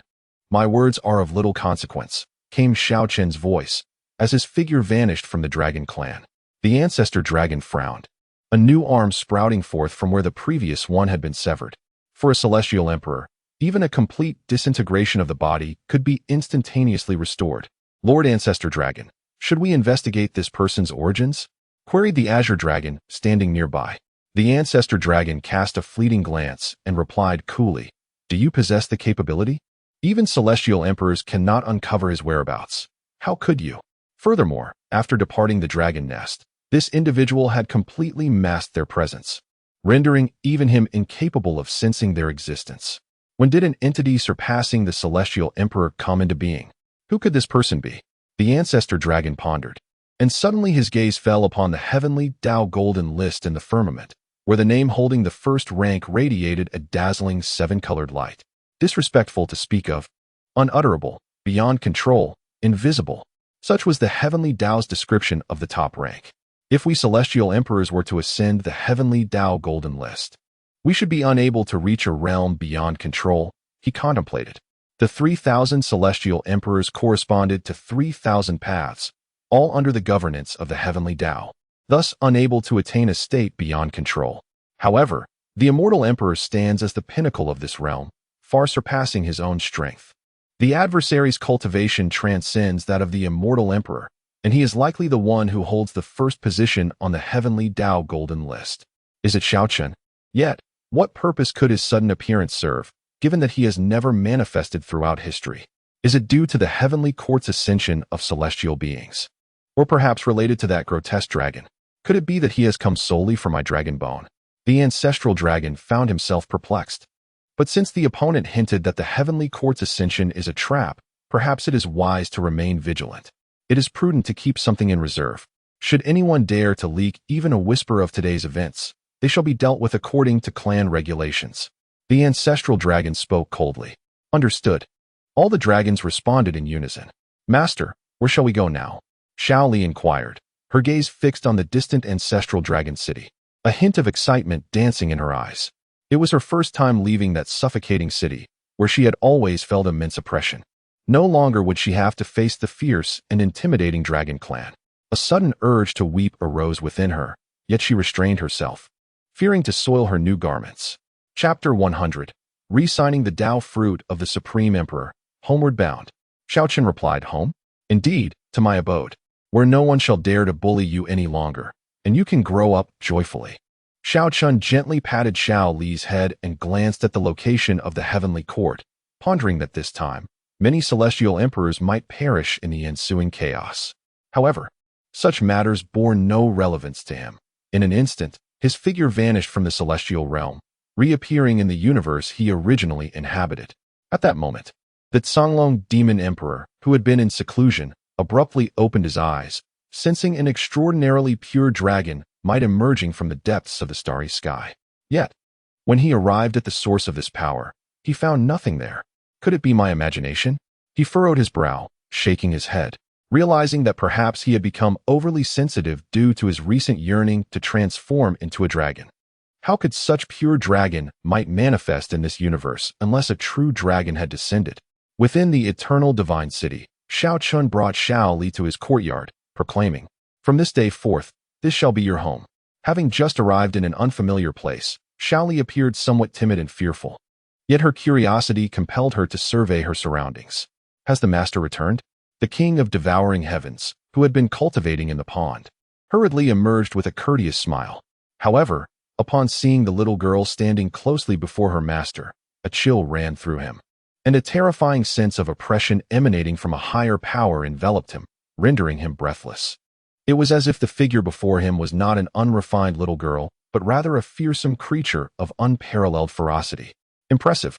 You have actually broken through to the law manifestation realm? Why have you not taken form? Xiao Chen inquired. In response to my master, I have not dared to take form without your permission, and I also lack the techniques for transformation, the king of devouring heavens answered truthfully. The spiritual energy in this pond was incredibly dense, a veritable sanctuary for cultivation in times past. However, through the words of Anai Huang, he learned that this was merely a commonplace location within his master's family, and the true sanctuaries for cultivation were far beyond comparison to this place. As he spoke, his gaze occasionally darted towards Xiao Li, tinged with trepidation. Oh, I see. If you wish to take form, then do so. You may also learn the family's techniques and powers. Even as my pet, your strength must not be lacking. Yes, thank you, master. The king of devouring heavens exclaimed with excitement. The system has successfully signed in today. Congratulations to the host for receiving a Tao fruit of the Supreme Emperor. The system's voice resonated at an opportune moment, indicating that yet another Supreme Emperor was about to emerge from the family. Just then, a voice interrupted. Who is this little girl? It was Xiao Ling Tian, who appeared curiously at Xiao Li and then glanced at his own son. Upon noticing, Xiao Li instinctively hid behind her master. This is my disciple. I have named her Xiao Li. Xiao Chen clarified. This is my father, whom we affectionately call Grandmaster. Xiao Chen added, patting Xiao Li's head. Greetings, Grandmaster. The latter hesitantly exclaimed, You, such a leisurely person, actually take disciples? I thought you spent all your time fishing. Unfortunately, I do not possess anything of value to offer, not even a token of our meeting. Glancing at her spatial ring, she realized it held no treasures, leaving her, an extreme Tao emperor, quite impoverished. She has a pair of horns on her head. What race is she? Xiao Lingtian curiously observed Xiao Li. Dragon race. Dragon race. Xiao Lingtian gasped, incredulously staring at Xiao Chen. Where did you find a member of the dragon race? This is a legendary divine beast clan, immensely powerful. Nearly impossible to find. Xiao Chen smiled in response. When I encounter a talented individual, I naturally feel inclined to take them as a disciple.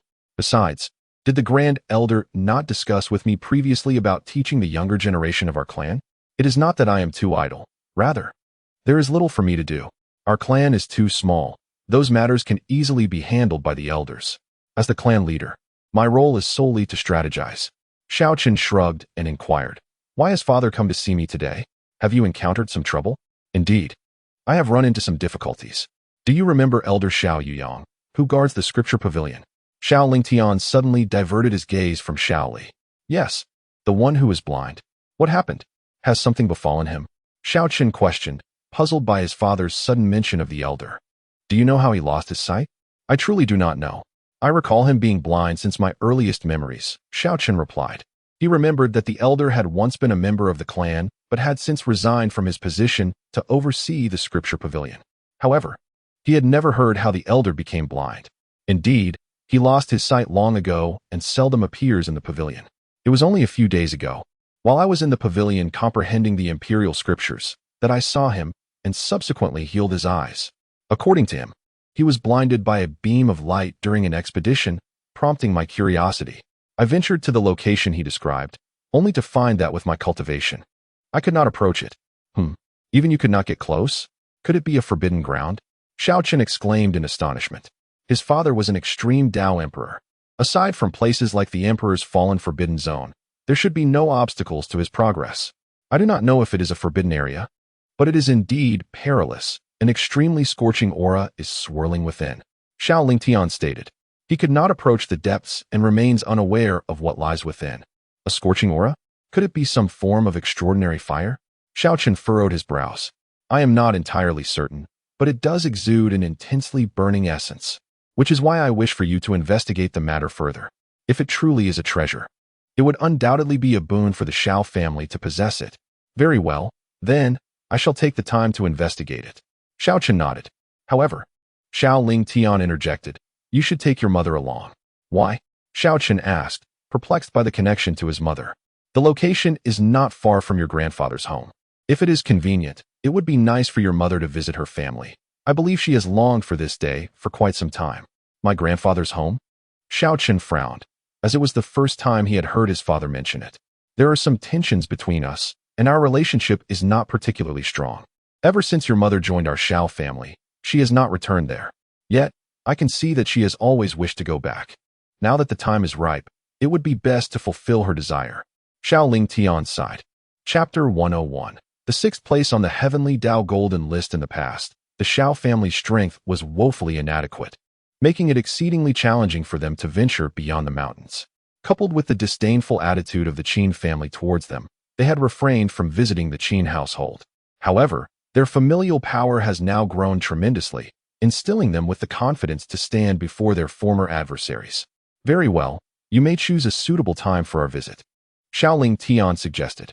Let us wait a few days. It coincides perfectly with your grandfather's centenary celebration. Xiao Chen agreed, nodding in affirmation, deeming it a trivial matter. On that fateful day, the voice of the Heavenly Dao resonated throughout the cosmos.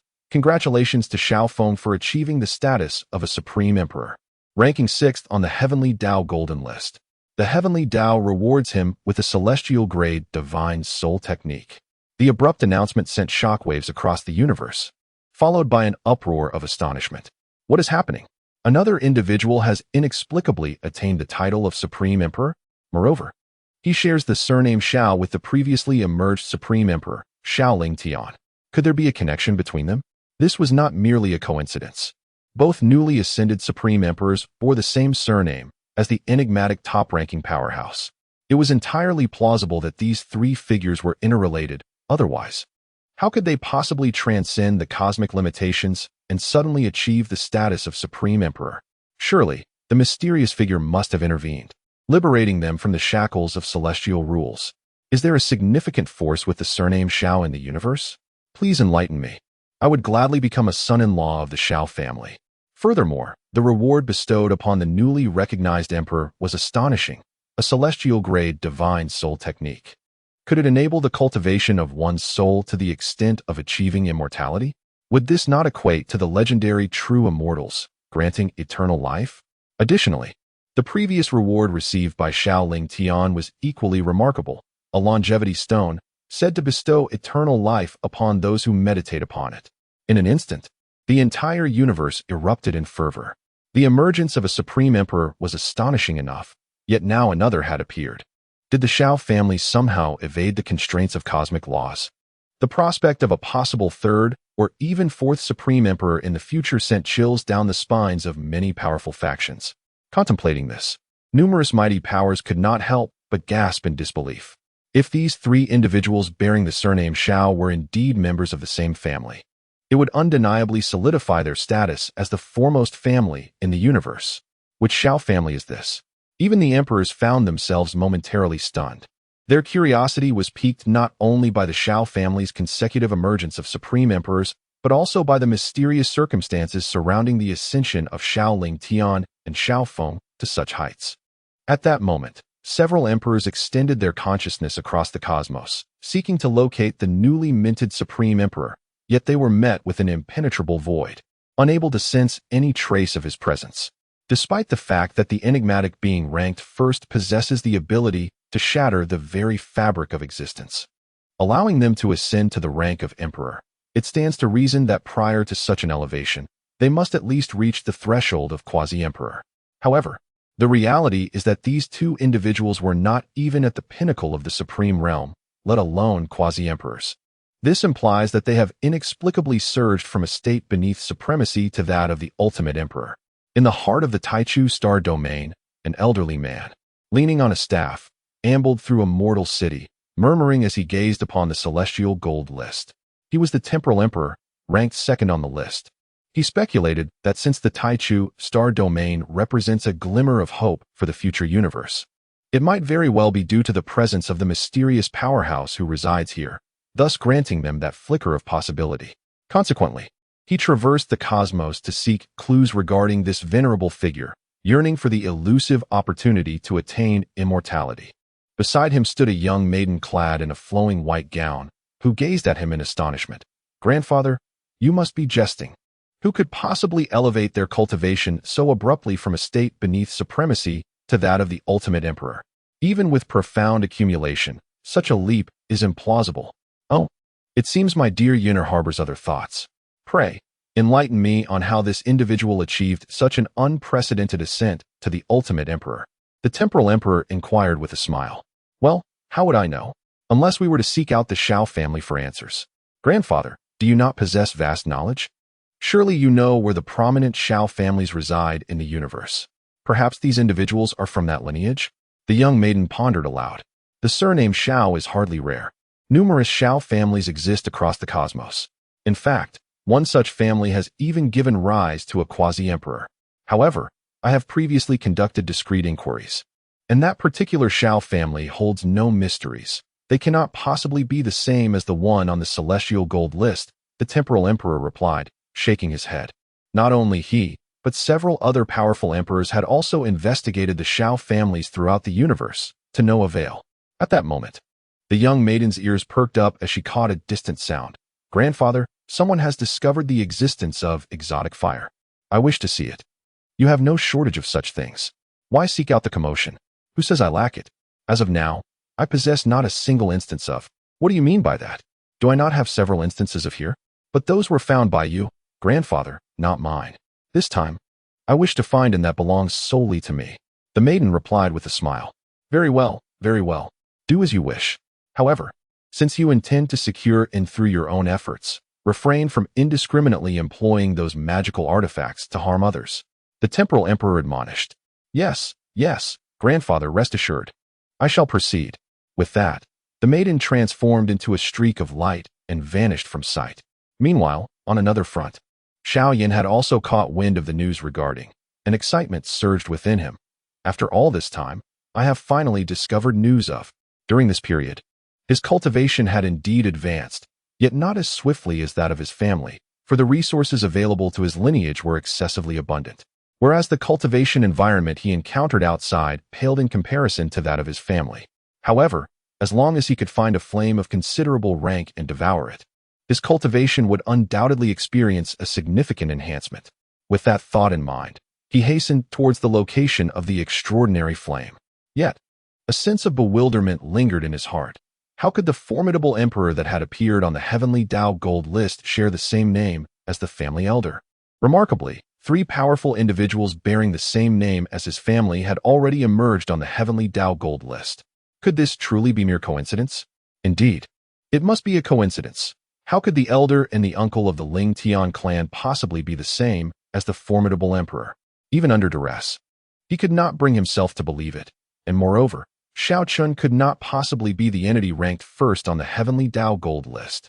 Sharing a similar sentiment with Xiao Zhan, who was currently engaged in combat, he glanced at the Heavenly Dao Gold List, furrowing his brow and muttering, "Strange. It is truly bizarre. How can it be so peculiar?" He too could not accept that Xiao Ling Tian and Xiao Feng listed on the Heavenly Dao Gold List could be the formidable emperor. Chapter 102. The breakthrough failed, especially the Grand Elder, when he departed from the clan, was already at the spirit vein realm. It was inconceivable that he could have transformed into a supreme emperor in just a few short months. Yet, could this be merely a coincidence? The 2 individuals listed on the Heavenly Dao Golden rankings bore the same name as their clan elder. "Junior, how dare you distract yourself while facing me? Prepare to perish." An elderly man bellowed as he stepped into the void. In an instant, 6 grand formations materialized from the ether, encircling Xiao Zhan in a formidable grip. The formation spun, emanating a terrifying aura that caused the very fabric of the void to tremble. "You seem quite prepared, old man," Xiao Zhan remarked with a cold gaze fixed upon the elder before him. "Humph, spare me your chatter. For daring to slay so many core disciples of my sect, you shall be punished," the elder declared with fury. "Ha ha ha, your words are utterly ludicrous. Who is to blame if the disciples of the Jade Cauldron sect fail to recognize their own limitations, attempting to seize fortune from me? After your defeat, do not hide behind your sect's influence to intimidate me. Do not think that being one of the 12 overlords of the southern region means everyone must cower before you. I, Xiao Zhan, do not regard you with any respect."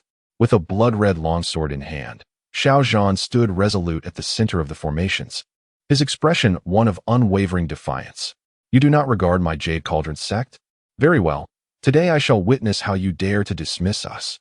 At that moment, several figures appeared, each adorned with various manifestations, including towering trees, formidable beasts, and long swords, symbols unique to those of the Dharma manifestation realm. These were the elders and the sect master of the Jade Cauldron sect, who had come forth personally. The youth before them was exceedingly ruthless, having nearly annihilated all core disciples of their generation, resulting in a significant loss for the sect. Those who achieved the status of core disciples were all endowed with extraordinary physiques. Such a loss was monumental. If this vendetta were not avenged, how could the Jade Cauldron sect maintain its standing in the southern region? They would undoubtedly be ridiculed by the other 11 sects. Their expressions hardened as they stood upon the 6 grand formations, each controlling one, channeling energy that surged like a mighty river into the formations. In an instant, radiant brilliance flowed through the 6 formations, unleashing terrifying power. From one formation, a massive silver sword emerged from its center. From another, a torrent of sword chi surged forth, accompanied by golden light and fist imprints that descended in unison, overwhelming the central Xiao Zhan with an avalanche of energy. Though you are indeed extraordinary, against the onslaught of 6 sixth-grade formations, you shall be reduced to nothingness, a slightly portly middle-aged man stated coldly, observing Xiao Zhan engulfed by the energy.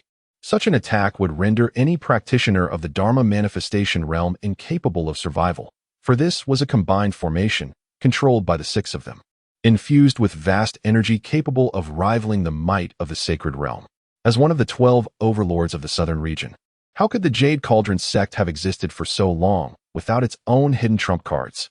However, just as the crowd rejoiced at the impending demise of their opponent, a piercing scarlet sword light suddenly cleaved through the center of the overwhelming energy. With a single strike, the formation they had meticulously controlled collapsed in an instant. The figure that had previously been targeted stood unharmed, not even a wrinkle in their attire. You have been overly presumptuous, Xiao Chen remarked coldly. He then swept his sword across, unleashing a cascade of crimson light that obliterated the attacking cultivators of the Law Avatar realm as if they were mere chaff before the storm. Previously, in the Soul Palace realm, he had possessed the strength to slay those of the Law Avatar realm. Now, having ascended to the Spirit Wheel realm, vanquishing them was a trivial matter, and he even held the capacity to contend with those of the Saint realm. With his sword sheathed, Xiao Zhan soared towards the Jade Cauldron sect. Given that the upper echelons of the sect had already perished, its resources were now ripe for the taking. A sect with a heritage spanning thousands of years naturally possessed extraordinary foundation. The following day, a piece of news that shook the southern domain emerged. The Jade Cauldron sect, one of the 12 overlords of the region, had disintegrated, its high-ranking members all fallen. This revelation sent shockwaves through the southern domain, igniting discussions among numerous factions eager to uncover what forces had provoked such a catastrophic downfall. Meanwhile, within the Xiao clan, many members were gathered at the entrance of the Grand Elder's courtyard, eager to discern whether the figure who had suddenly appeared on the Heavenly Dao Golden List was indeed their own. Shortly thereafter, the Grand Elder emerged, his complexion pale, leaving the crowd perplexed. Grand Elder, what has transpired? Xiao Yu inquired hastily. It is nothing. I merely grew anxious and failed to break through to the Soul Palace realm, resulting in an injury, the Grand Elder replied weakly, a trickle of blood seeping from the corner of his mouth. Xiao Lang swiftly produced a healing elixir and administered it to the Grand Elder, sighing, we had thought that the figure on the Heavenly Dao Golden List was you. Grand Elder, but it appears otherwise. Extreme Dao Emperor? What Extreme Dao Emperor? The Grand Elder questioned, bewildered. I have been in seclusion these past few days and am unaware of recent events. After the crowd explained, the Grand Elder's face transformed in astonishment. I never anticipated that another formidable individual bearing our family's name would emerge. Alas, this may lead to misunderstandings. Outsiders might believe we have 2 Extreme Dao Emperors residing within our clan. Indeed, it is an uncanny coincidence. If this news spreads, countless strong figures may descend upon the Xiao clan, placing us in peril, sighed the second elder, Xiao Yuanshan, as he rubbed his bald head in resignation. However, his gaze towards the Grand Elder brimmed with envy. As members of the clan's upper echelons, they were acutely aware of the true circumstances, yet they could not disclose them, lest the clan members grow arrogant and disregard others entirely. Thus, the immediate course of action was for everyone to diligently cultivate, striving to become formidable enough to stand on their own, ensuring the future protection of the clan.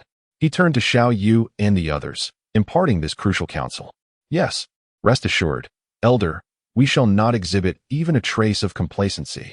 Xiao Yu responded gravely, with others nodding in agreement. Very well. The future of our clan rests upon your shoulders. The Patriarch has witnessed your efforts during this period and, having expended immense energy and faced numerous dangers, has procured a treasure of great significance. This treasure possesses the power of temporal acceleration, which can significantly reduce the time required for your cultivation. Therefore, it is imperative that you do not disappoint the Patriarch's expectations. Upon hearing this, everyone's eyes gleamed with excitement. A treasure with the ability to accelerate time? It could save them invaluable hours of cultivation? Second Elder, where is this treasure? Xiao Lang inquired anxiously. It is located within the clan's cultivation area. You may go and see for yourselves. Elders are present there, and they will instruct you on the treasure's usage. In an instant, all the clan members hastily departed, racing towards the cultivation area.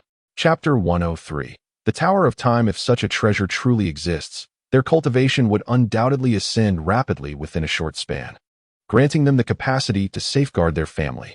After everyone had departed, Xiao Yuanshan turned to the Grand Elder and raised his thumb in admiration, saying, Grand Elder, your performance was remarkably convincing. You even managed to cough up blood. It was unavoidable, the Grand Elder sighed. It was all in the interest of encouraging them to remain humble in their conduct while fervently pursuing their cultivation. If this group of youngsters were to discover that the clan leader possesses methods to elevate us to the realm of the Great Emperor, they might become utterly complacent. The Grand Elder lamented, for they, the older generation, lacked the potential to cultivate to the pinnacle of the Great Emperor. However, for individuals like Xiao Yu and Xiao Lang, achieving such heights through their own diligence should not prove overly challenging. They required a bit of stimulation to spur their ambitions. Moreover, the Tower of Time, orchestrated by the clan leader, could indeed save them a considerable amount of time. I sensed that if Xiao Yu and the others were to dwell within the tower for an extended period, it would not be long before they ascended to imperial status. Contemplating that artifact, both felt assured it would ultimately serve as the family's profound foundation, for the time acceleration function it possessed was overwhelmingly potent. At this moment, Xiao Yu and the others had arrived at the designated cultivation area within the city, where the spiritual energy was particularly dense, even manifesting as ethereal mist hovering above the ground. Walking through this space felt akin to traversing an otherworldly realm. Before long, they stood before a magnificent 9-story golden pavilion, presided over by the fourth elder, Xiao Yun. "It seems you are already acquainted with this place?" Xiao Yun inquired, glancing at the group. "Indeed, fourth elder. I just heard the second elder mention that this location could significantly expedite our cultivation. I wonder if that is truly the case?" Xiao Yu queried. "This is the clan leader's stratagem. Do you doubt its authenticity?" Xiao Yun countered. "Given that it is the clan leader's approach, it must indeed be true. I am merely curious about how this towering edifice can facilitate such a remarkable saving of time for us," Xiao Lang remarked, gazing inquisitively at the splendid 9-story pavilion. "The principle is rather straightforward. It is merely that the flow of time within this Tower of Time differs from that in the outside world. For instance, on the first floor, a year outside equates to 1,000 years within. The second floor is even more astonishing. 1 year outside translates to 10,000 years inside." As Xiao Yun articulated this, all present were struck with disbelief, gazing at the fourth elder with astonishment. There is no need to look at me in such disbelief. I too find it hard to fathom that such a terrifying artifact exists in this world. Nonetheless, these are the clan leader's own words, and I cannot afford to doubt them. Xiao Yun nodded, satisfied with the expressions of the crowd. Previously, when the clan leader had first disclosed the function of this item, the elders had also worn similar incredulous expressions. At that time, the clan leader had claimed that this Tower of Time was a supreme artifact. Though they were uncertain as to what precisely constituted a supreme artifact, only knowing that its capabilities were extraordinarily extraordinary. "Fourth elder, what are we waiting for? Let us enter and commence our cultivation forthwith." Xiao Yu and the others were filled with an insatiable eagerness, given merely a year. Their prodigious talents made it unfathomable to consider the heights of their cultivation. Surely, they would surpass the Holy Realm, perhaps even attain the status of a supreme or a semi-emperor, or even a great emperor. In an instant, the breath of Xiao Lang and the others became rapid with anticipation. Xiao Yun rolled her eyes and remarked, "You speak so lightly of this, but do you have any idea how many spirit stones are required just to activate the first level for a single day? 500 million flawless spirit stones. You must grasp the magnitude of that figure. What? The consumption is that immense?" Xiao Tian's eyes widened in disbelief, unable to suppress a gulp. Their current monthly resources amounted to merely a few flawless spirit stones. And yet it required 500 million spirit stones to activate this for just one day? 500 million. Such a sum could sustain the Xiao family for countless years. He pondered, if what the fourth elder said was true, it was equivalent to purchasing nearly 3 years of time for 500 million flawless spirit stones. The cost was exorbitant. Moreover, did the family possess that many flawless spirit stones? Did this mean that this treasure would merely serve as a decoration here? Xiao Yu's face was etched with concern. It was indeed a great pity to have such a potent artifact go to waste. The clan leader is currently exploring solutions. You need not worry about the spirit stones. However, one thing is certain. You cannot use this place without charge. Xiao Yun addressed the impatient crowd. "Fourth elder, please, tell us how we can obtain the right to use this place." Xiao Yu inquired eagerly. The family should have previously announced the method of acquiring contribution points. 100 contribution points grants access to the time tower for 1 day, equivalent to nearly 3 years of internal cultivation. Furthermore, 100 contribution points should not be particularly difficult for you to obtain. 100 contribution points? Everyone was taken aback. The family's contribution point system had been in place for some time, though many had paid it little heed. Since the institution's inception, the family had begun to regulate the distribution of resources among its members more stringently, leading to the monthly allocation being sufficient for only about 60 to 70% of their cultivation needs. To acquire the remaining resources, one had to contribute to the family. for it was unsustainable to continually rely on ancestral support if the family wished to thrive. Thus, many had begun to undertake tasks assigned by the family to earn contribution points. Upon hearing that one could use the first level of the time tower for a day with 100 contribution points, Xiao Yu and the others hurriedly dashed to the family's task pavilion, eager to accumulate contribution points and enter the time tower for cultivation. However, Xiao Tian did not join them. Instead, he handed the token reflecting his contribution points to the fourth elder and said, "Elder, I have over 100 contribution points here. May I enter the time tower for a day of cultivation?" If there was anyone in the family who had been most diligent in undertaking tasks, it was undoubtedly Xiao Tian. Since the initiation of the task system, he frequently accepted several tasks, and although this occasionally interrupted his cultivation, engaging in these tasks and battling beasts honed his combat skills and solidified his foundation. Certainly, once inside, find a room to cultivate as you wish. When the time is up, the time tower will emit a notification. Xiao Yin affirmed with a nod. The requirement to expend contribution points to access the time tower is a stratagem conceived by the elders, intended to encourage clan members to actively engage in family tasks and occasionally venture out for personal growth, rather than merely toiling away in isolation. However, Xiao Chen refrained from voicing these thoughts. The time tower indeed serves as a veritable treasury, one that is beyond the means of ordinary factions to sustain. Yet, the Xiao family stands as an exception. What is the most abundant reward from the system's sign-in? Naturally, it is spirit stones, celestial crystals, and divine crystals, each accumulated in billions with every sign-in. Xiao Chen has amassed an incalculable quantity of these resources, such that even years of continuous activation of the first level of the time tower would not deplete his reserves of spirit stones. Elated, Xiao Tian hastened to enter the time tower. Chapter 104. Contribution points not far away.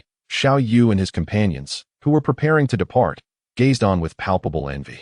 Had they known that the clan leader would unveil such a treasure, they would have eagerly undertaken numerous tasks. Xiao Lang felt a deep sense of regret. Even if Xiao Tian spent just a single day within, his cultivation would undoubtedly surpass theirs. After all, a single day in the outside world equates to nearly 3 years within the temporal tower. Given Xiao Tian's innate talent, what level of cultivation could he achieve in such a span? Who would have anticipated that contribution points would be utilized in such a manner? Xiao Ren shook his head in resignation. Although he had completed a fair share of tasks, all his points had been exchanged for cultivation resources, leaving him with scant contribution points. The group swiftly made their way to the family task pavilion, the designated location for task assignments. Elder Wu, we have come to accept tasks. Xiao Yu called loudly before even crossing the threshold. Oh, what brings such a multitude today? Have you finally recognized the true utility of contribution points? Elder Xiao Zhan chuckled, taking a swig from his wine gourd. Who could have predicted that the clan leader would suddenly present such a gem? Xiao Lang shook his head. Rest assured, I am not afraid to divulge that the family will soon have an increasing number of sacred cultivation venues.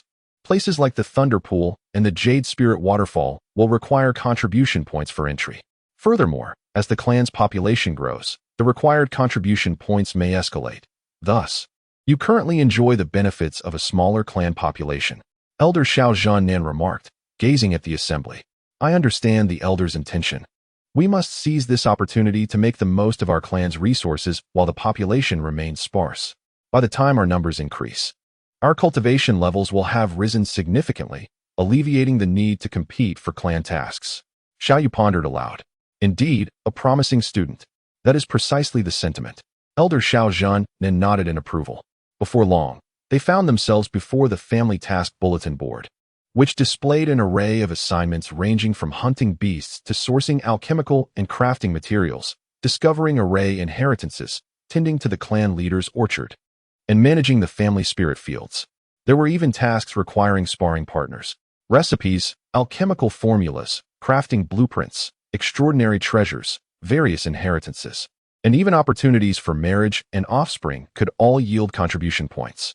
Notably, the rewards for marriage and childbirth were substantial, with 200 contribution points for marrying a wife and 1,000 points for the first child, escalating to 2,000 for the second. The enticing prospect of contribution points led many to consider taking additional wives and increasing their progeny. It could be said that every aspect of family life, from hunting beasts to providing logistical support, offered avenues to earn contribution points. I'll take on all the beast hunting tasks, Xiao Yu declared. How absurd. If you claim them all, what are we to do? Xiao Lang shot him a glare. The family requires a considerable number of demon beasts. Currently, all members are cultivating, yet most have yet to reach the level of abstaining from grains. The consumption of demon beast meat by the several thousand clan members daily is substantial. Thus, hunting demon beasts occupies a significant portion of the family's tasks. Presently, the family tasks are limited, allowing each individual to accept only 2 tasks per day. The voice of Xiao Zhennan echoed, and in an instant, everyone wore a look of despair, with a limit of 2 tasks per day, which at best yield only a few dozen contribution points. It implies that they would have to wait approximately 10 days to earn a chance to enter the time tower. Xiao Lang scanned the taskbar and promptly accepted 2 tasks, both concerning the hunting of spirit wheel realm demon beasts. With his strength, this posed no real challenge. The reason he selected these 2 tasks was due to the 70 contribution points he had remaining, which were sufficient to afford a day of cultivation within the time tower. Naturally, the highest contribution points are awarded for marriage and childbirth, but the timing is not yet right. Although he frequently communicates with the goddess, they are still far from marriage. Ultimately, he chose to hunt demon beasts instead. Well, what a coincidence. I have already reached the stage of discussing marriage with a maiden from Zhujiasheng. I shall pay her family a visit to propose. A young man remarked with a smile as he glanced at his contribution points. He then swiftly vanished from the task hall, presumably heading to Zhujiasheng to propose. That fellow truly has luck on his side. I have only been married for a few months and perfectly missed out on 200 contribution points. Although my wife is already expecting, there are still several months until the birth. Another mused. However, for that 1,000 contribution points, I can certainly wait a few months. Some individuals looked at the taskbar with beaming smiles, casually accepting 2 easy tasks before departing with an air of nonchalance. The crowd arrived swiftly and dispersed just as quickly, leaving the gathering spot empty. By the celestial fishing lake, Xiao Chen, who was preparing a feast, nodded at the energized clan members, noting that the emergence of the time tower had thoroughly invigorated their spirits. Master, I have returned. Xiao Li approached joyfully. After spending a few days with the Xiao family, she had undergone a remarkable transformation in spirit and demeanor. Her once timid nature was beginning to change. What is this? Have you been visiting your master's wife again? What delightful things has she provided to make you so joyous? Xiao Chen inquired, looking up. Master's wife bought me many beautiful clothes and delicious candied hawthorns. Xiao Li replied with a smile, eagerly presenting a skewer of candied hawthorns to Xiao Chen before assisting him in his preparations. The once frail, sallow-skinned little girl had vanished, replaced by a fair, plump, and lovely young girl. Truly delectable. Xiao Chen did not hesitate, savoring the candied hawthorn with delight. Seeing her master enjoying the treats she had brought back, Xiao Li couldn't help but smile with delight. Have you been having fun playing with the other children during this time? Have they bullied you? Xiao Chen inquired. No, they haven't bullied me at all. We've had such a great time together, Xiao Li replied. During her stay in this city, she experienced the happiest moments of her life. Not only was she free from bullying, but she also made many friends who were all very kind to her. Unlike the dragon clan of her past, who had tormented her. That's wonderful to hear. In a couple of days, I must venture out for a while. You should enjoy yourself with them and the family, and when I return, I will begin your training, Xiao Chen said, gently ruffling Xiao Li's hair. Master, are you leaving the family? For how long? When will you be back? Upon hearing her master was going away, her expression turned anxious, fearing he might abandon her. It will only be a few days. I assure you it won't take too long. Xiao Chen reassured her with a smile. Chapter 105. Xiao Tian ascends to sainthood. Very well, Master. Do make haste and return swiftly, Xiao Li remarked, gazing upwards. Indeed, on the following day, Xiao Yu and the others had gathered early before the time tower, eager to witness the transformation of Xiao Tian. When the latter emerged after a day's time, he paused momentarily upon seeing Xiao Yu and the others, then greeted them. Esteemed friends, it has been a while. Was it not merely a day? Xiao Yu muttered.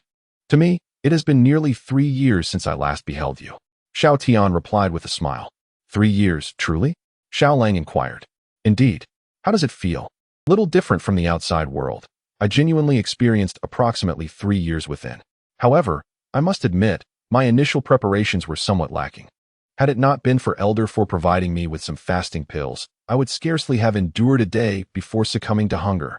His cultivation had yet to reach a level allowing him to forego sustenance for extended periods. I meant to ask about your progress in cultivation. Xiao Lang pressed eagerly. Cultivation? Upon hearing this, Xiao Tian chuckled, releasing a surge of energy that cascaded forth like the mighty Yangtze River, rendering those around him breathless. Impressive. What realm is this? Xiao Yu queried in astonishment. Saint realm, and moreover, I have attained the greater saint stage. Xiao Tian responded. The saint realm is divided into lesser saint, greater saint, ancient saint, and saint king. This realm possesses the ability to harness the laws of heaven and earth, distinguishing it from other levels. Everyone stood in stunned silence, mouths agape. Merely a day apart, and he had transitioned from the Soul Palace realm to the Greater Saint realm? Truly terrifying. But will this not lead to an unstable foundation? Xiaoren frowned. If one solely cultivates without engaging in combat, it is highly likely they will lack the combat prowess of other formidable opponents at the same level. Even if their physique is robust, what if they encounter an equally powerful adversary in the future? Who do you consider the most formidable opponent? Xiao Tian inquired with a smile. What do you mean? The others responded in confusion. I believe the greatest adversary is oneself. Within each secluded chamber, there exists an impeccably smooth wall that one can enter. There, one encounters a perfect reflection of oneself, which serves as the ultimate training partner. Xiao Tian elucidated. Initially, he was unaware of the wall's purpose, but Elder For had later revealed its profound significance. It was due to the considerable time spent battling his own reflection that he remained at the Greater Saint stage. Otherwise, with his innate talent, he could have advanced even further. Such a function exists? The crowd exclaimed in astonishment. Indeed. Thus, there is no need for concern regarding a lack of combat affecting one's battle strength. As soon as Xiao Tian finished speaking, Xiao Lang impatiently handed over his identity token, which recorded his contribution points, to the fourth elder. After the deduction of 100 contribution points, he strode into the Tower of Time. I still lack several contribution points to enter. Xiao Yu fretted, repeatedly checking his identity token, yet it ultimately remained insufficient. Do not be anxious. Entering is merely a matter of time. Xiao Tian reassured, patting him on the shoulder. Taking a deep breath, Xiao Yu quelled his restlessness. Indeed, entering was only a matter of time. There was no need for him to rush within these few days. At the moment Xiao Tian released his aura, both Xiao Chen and Xiao Ling Tian, along with the Grand Elder, sensed this powerful presence. Goodness, how soon it has come. The family has produced a saint-level powerhouse. The Grand Elder marveled. It seems almost too effortless. No wonder those great powers are teeming with experts. With such a foundation, it would be difficult not to give birth to strong individuals. The rise of our family is imminent. Xiao Ling Tian nodded appreciatively from across the void, then turned to Xiao Chen and said, It is time for us to set forth. Agreed. Xiao Chen replied. Master, please return early. Xiao Li gazed longingly at her master, as though she were facing a parting of life and death. And I Huang, Tun Tian, you two must take good care of Xiao Li. Xiao Chen instructed the little girl and the elders standing nearby. These two figures were none other than the transformed Enai Huang and the king of Tun Tian. Rest assured, Master, we will look after the young mistress. Enai Huang responded. Tun Tian nodded repeatedly. He had learned from Xiao Chen days earlier that he was no longer in his original world, but had been brought into another realm while his master was fishing. In his former world, the strongest were nothing here. Some could be vanquished with a mere glance. Since discovering the truth, the king of Tun Tian had settled down completely. The mere thought of his master being able to fish him out across worlds was terrifying. His strength was undoubtedly formidable. Moreover, having the opportunity to cling to a powerful figure in this realm was an unparalleled fortune. Perhaps, if his master was in a good mood, he might bestow something upon him that would allow him to soar.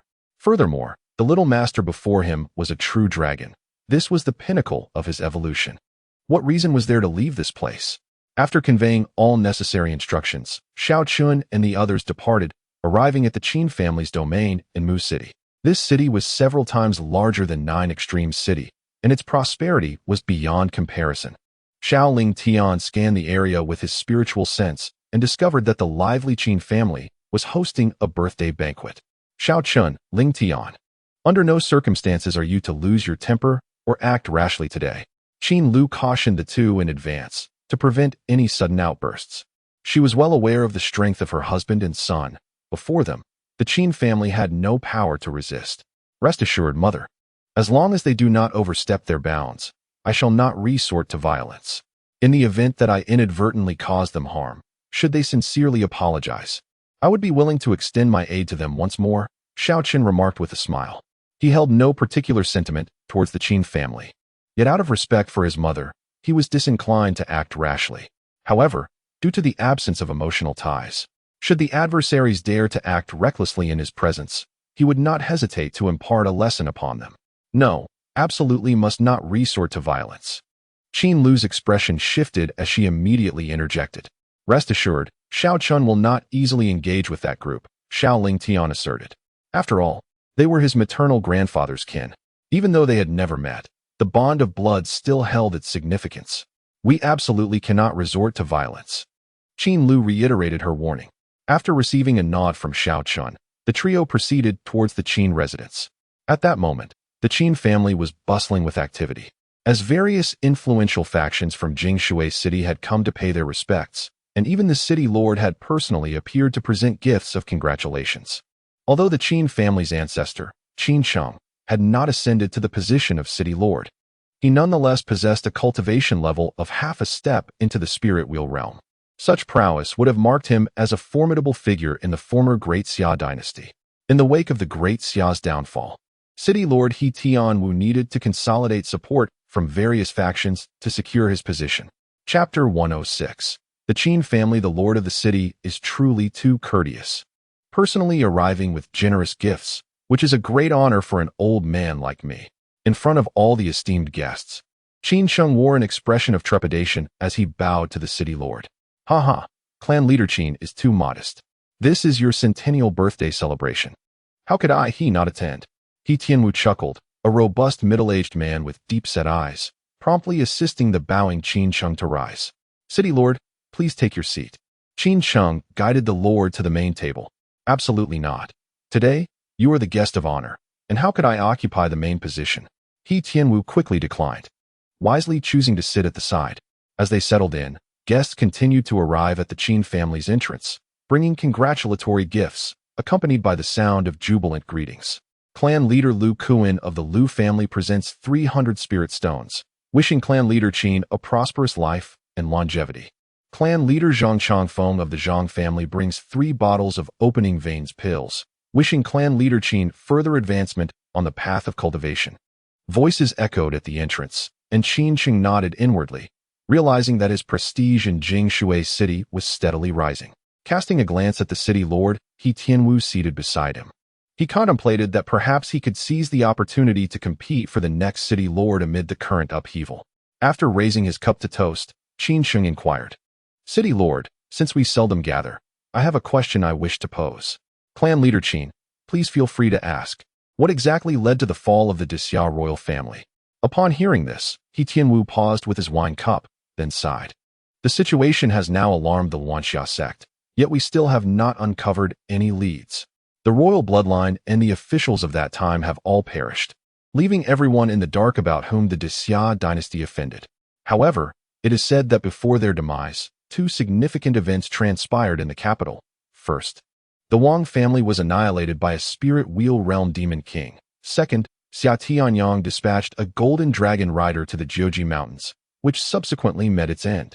According to reports from the capital, shortly after the golden dragon rider set off, the Xia royal family and its high-ranking officials were wiped out, leading to speculation that the Xia might have angered a powerful being within the Jiuji Mountains, resulting in their tragic fate. The Jiuji Mountains?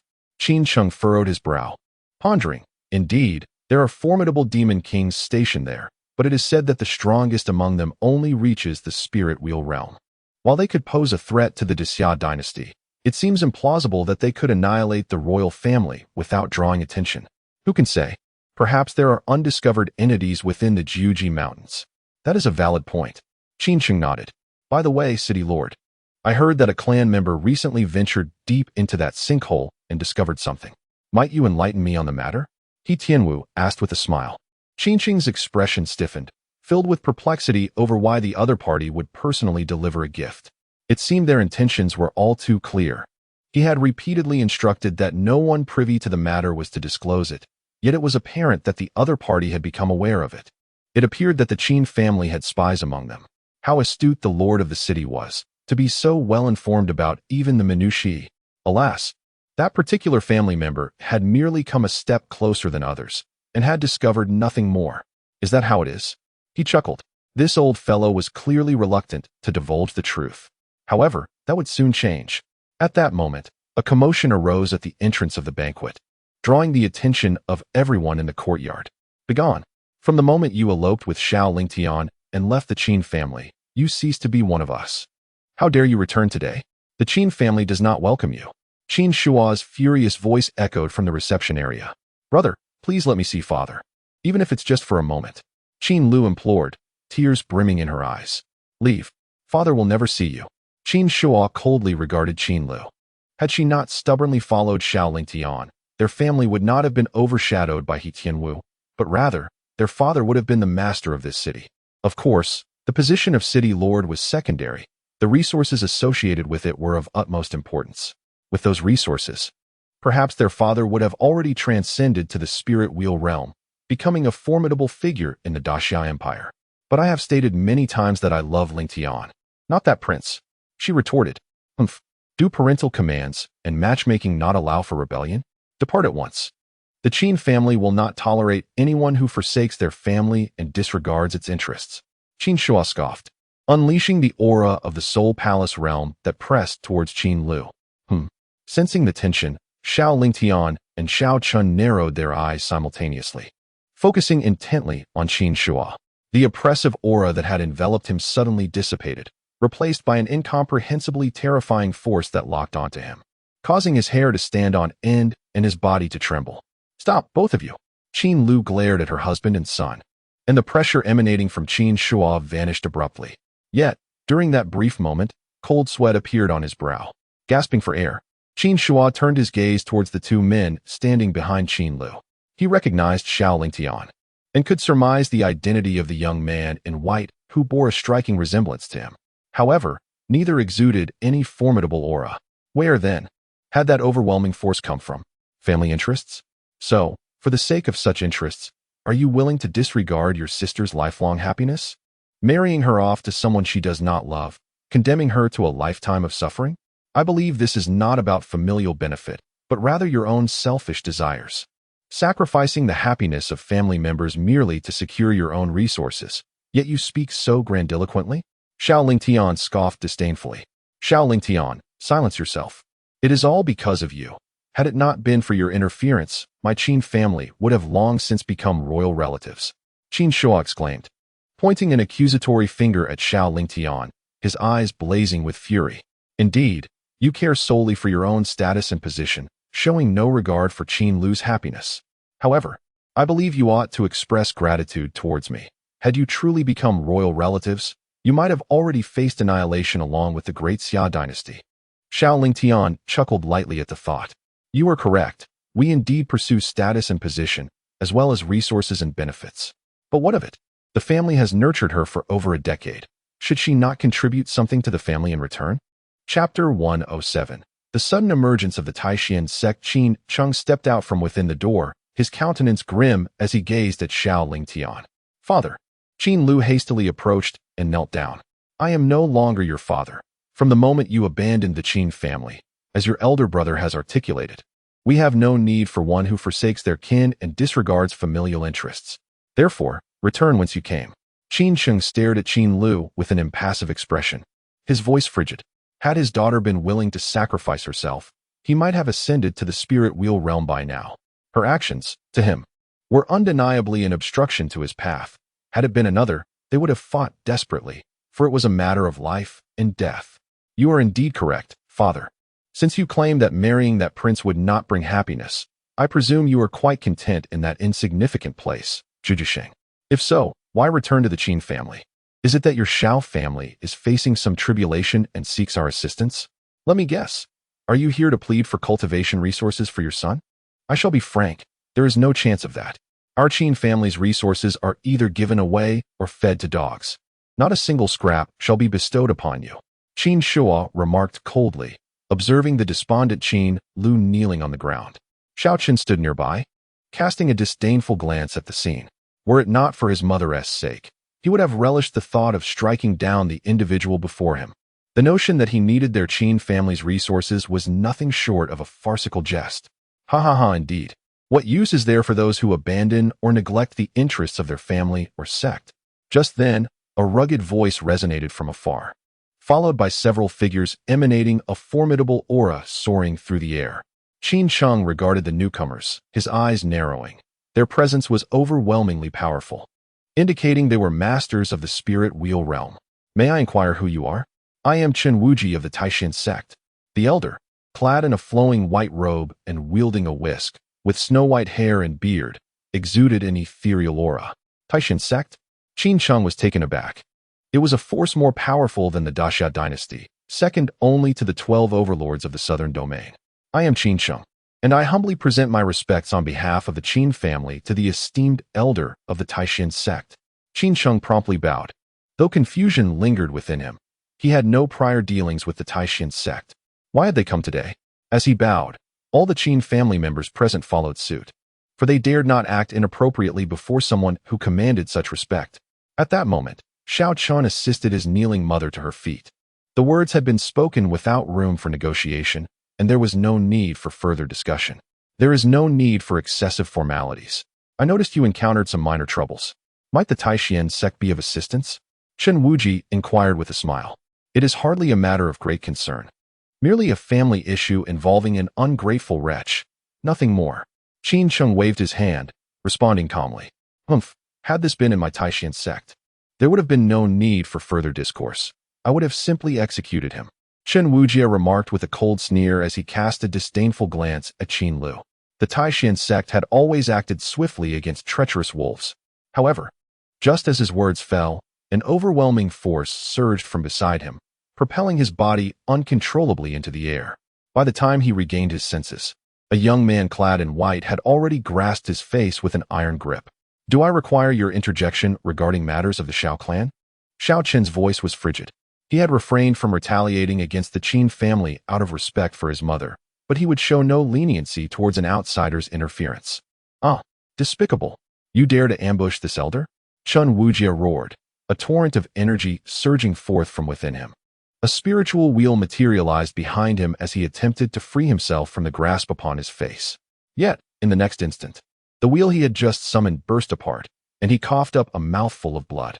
Presumptuous! How dare you lay hands on an elder of the Taishan sect? You seek death.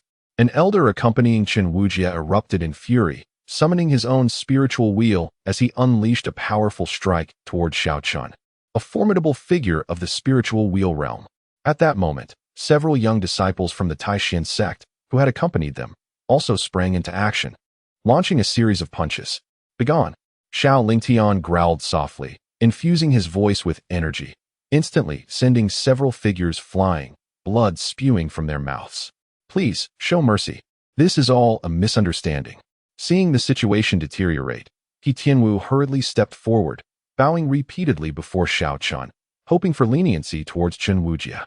He had recently reached an understanding with the Taishan sect. As long as he assisted them in acquiring treasures from the abyss, they would help him ascend to the throne of the great Xia dynasty, so it was imperative that nothing happened to them. Misunderstanding? Pray tell, what misunderstanding could there be? Xiao Chen's gaze was icy as he directed his attention towards He Tianwu. Elder Chen's earlier words were not directed at you all. He Tianwu hastily defended. Is that so? Are you implying that I am deaf and misheard? Xiao Chen questioned. And no, I wouldn't dare. Realizing that the Taishan sect elder had no intention of relenting, He Tianwu turned his pleading gaze towards Qin Sheng, clan leader Qin. I implore you to speak a kind word. Yet, at that moment, Qin Sheng and Qin Shuo were in a state of shock. Xiao Lingtian's son had effortlessly subdued a powerful figure of the spiritual wheel realm, while Xiao Lingtian had merely uttered a single phrase to incapacitate another elder of the same realm. Could it be that their cultivation had surpassed the spiritual wheel realm? This was utterly inconceivable. Such a power could not possibly emerge from a place like Juji City. Upon hearing He Tianwu's plea, Qin Sheng instinctively looked toward Xiao Chen. But just then, a resounding explosion echoed, and Chun Wujia's head burst apart, his very soul obliterated. He Tianwu's complexion turned ashen in an instant, his body swaying uncontrollably. The members of the Taishan sect were those he had personally invited. Now that they were dead, not to mention any dreams of the imperial lord, even surviving became a grave concern. One may indulge in reckless consumption, but one must never speak carelessly, otherwise, it could truly lead to fatalities. Moreover, do you not understand that when traversing the world, one should refrain from meddling in others' affairs? Xiao Chen spoke calmly. You. Very well then. To dare slay an elder of the Taishan sect, young man, you possess quite the audacity. Have the courage to reveal your name. The elder, wounded by Xiao Ling Tian, lay on the ground, glaring at Xiao Chen. Reveal my name? What? It appears the Taishan sect intends to pursue me relentlessly to the bitter end? Xiao Chen inquired with a smile. What? Are you afraid? Even if you flee to the ends of the earth, the Taishan sect will hunt you down to the death. The elder bellowed in fury. Chapter 108. Intrusion and consequence. What does it matter if the opponent is at the Dharma aspect stage? Although the Taishan sect is not among the 12 dominant sects of the southern domain, it too possesses formidable figures at the Dharma aspect level. Moreover, they have the backing of the falling sunset sect. Do they truly fear their adversary? I have always found incessant annoyances akin to flies utterly intolerable. In that case, it would be prudent to take the initiative. Xiao Chen remarked with a smile. Take the initiative? Ha. Do you dare to set foot on the territory of the Taishan sect? One elder taunted. If you dare to appear, you won't even know how you meet your demise. Is that so? Xiao Chen replied with a grin. Then allow me to demonstrate. His words left the elder of the Taishan sect bewildered. Could it be that the opponent intended to approach their sect at this very moment? Just then, Xiao Chen waved his hand, and the fabric of space itself tore open, revealing a scene from the Taishan sect. Breaking the void? Are you a sage? The elder gasped in astonishment. Only a sage could accomplish such a feat in that moment. Disbelief washed over everyone present. A sage? Such an existence transcends the Dharma aspect stage, an entity that belongs to the realm of legends within the southern region. But is it not said that this planet cannot birth such powerful beings? How could he possibly be a sage? In the next instant, Xiao Chen reached into the rift and appeared above the Taishan sect, where dozens of figures were being uncontrollably pulled from below, screaming and struggling. As they soared into the air and landed in his grasp, as Xiao Chen withdrew his hand from the void, dozens of miniature figures materialized within his palm, high-ranking members of the Taishan sect. What has transpired? What on earth is happening? An elder, filled with dread, looked around in confusion. This was Yel Fengji, the sect leader, who had been in seclusion and was suddenly yanked away by an overwhelming force. Finding himself in this unfamiliar location. Leader, what is going on? Another elder, his face pale with terror, inquired. I do not know. Yel Fengji shook his head, equally perplexed and at a loss for comprehension. Extending his consciousness, he discovered he could not even perceive the boundaries of this place. At that moment, a face as large as the heavens loomed above them, causing all the bewildered elders to freeze in place, their expressions transforming into sheer horror as they trembled uncontrollably. I have heard that your Taishan sect intends to pursue me to the ends of the earth. Yet here I stand. How do you plan to hunt me down? Xiao Chen questioned, glancing at the throng of tiny figures in his hand. This kind of ability, akin to a world within one's palm, was effortlessly wielded. Yel Fengji and the others were left in a state of confusion. When had they ever declared their intent to chase him to the ends of the earth? Even with 100-fold courage, they would not dare. Senior, there must be some misunderstanding. We would never entertain such foolish thoughts. Yel Fengji implored, kneeling and crying out. He was merely at the Dharma aspect stage. How could he possibly dare to pursue such a powerful being? Is that so? Before me stands an elder of the Taishan sect, who has just proclaimed that even if I were to flee to the ends of the earth, he would pursue me relentlessly until my demise.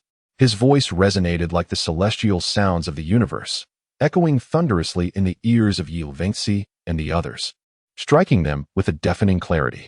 Senior, it must be some despicable individuals impersonating the elders of our Taishan sect, attempting to frame us.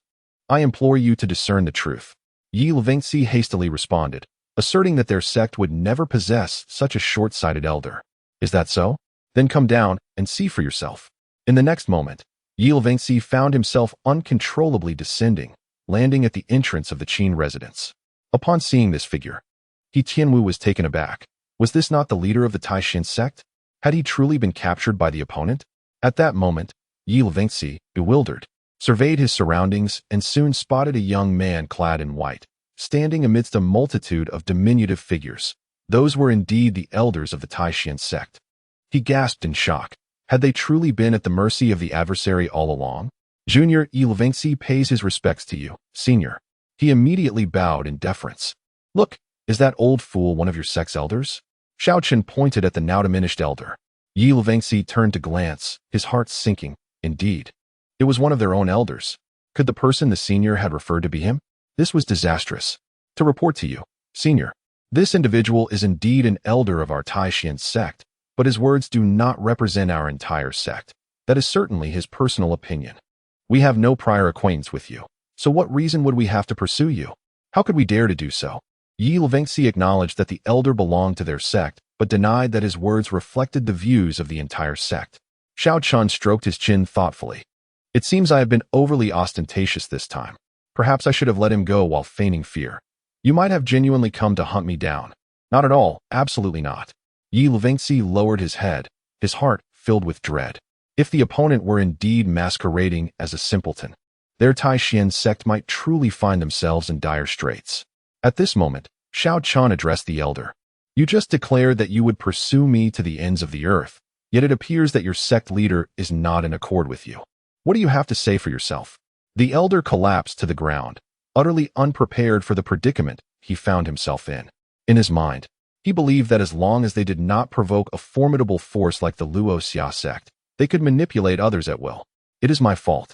All is my own doing, unrelated to the sect. You may do as you wish.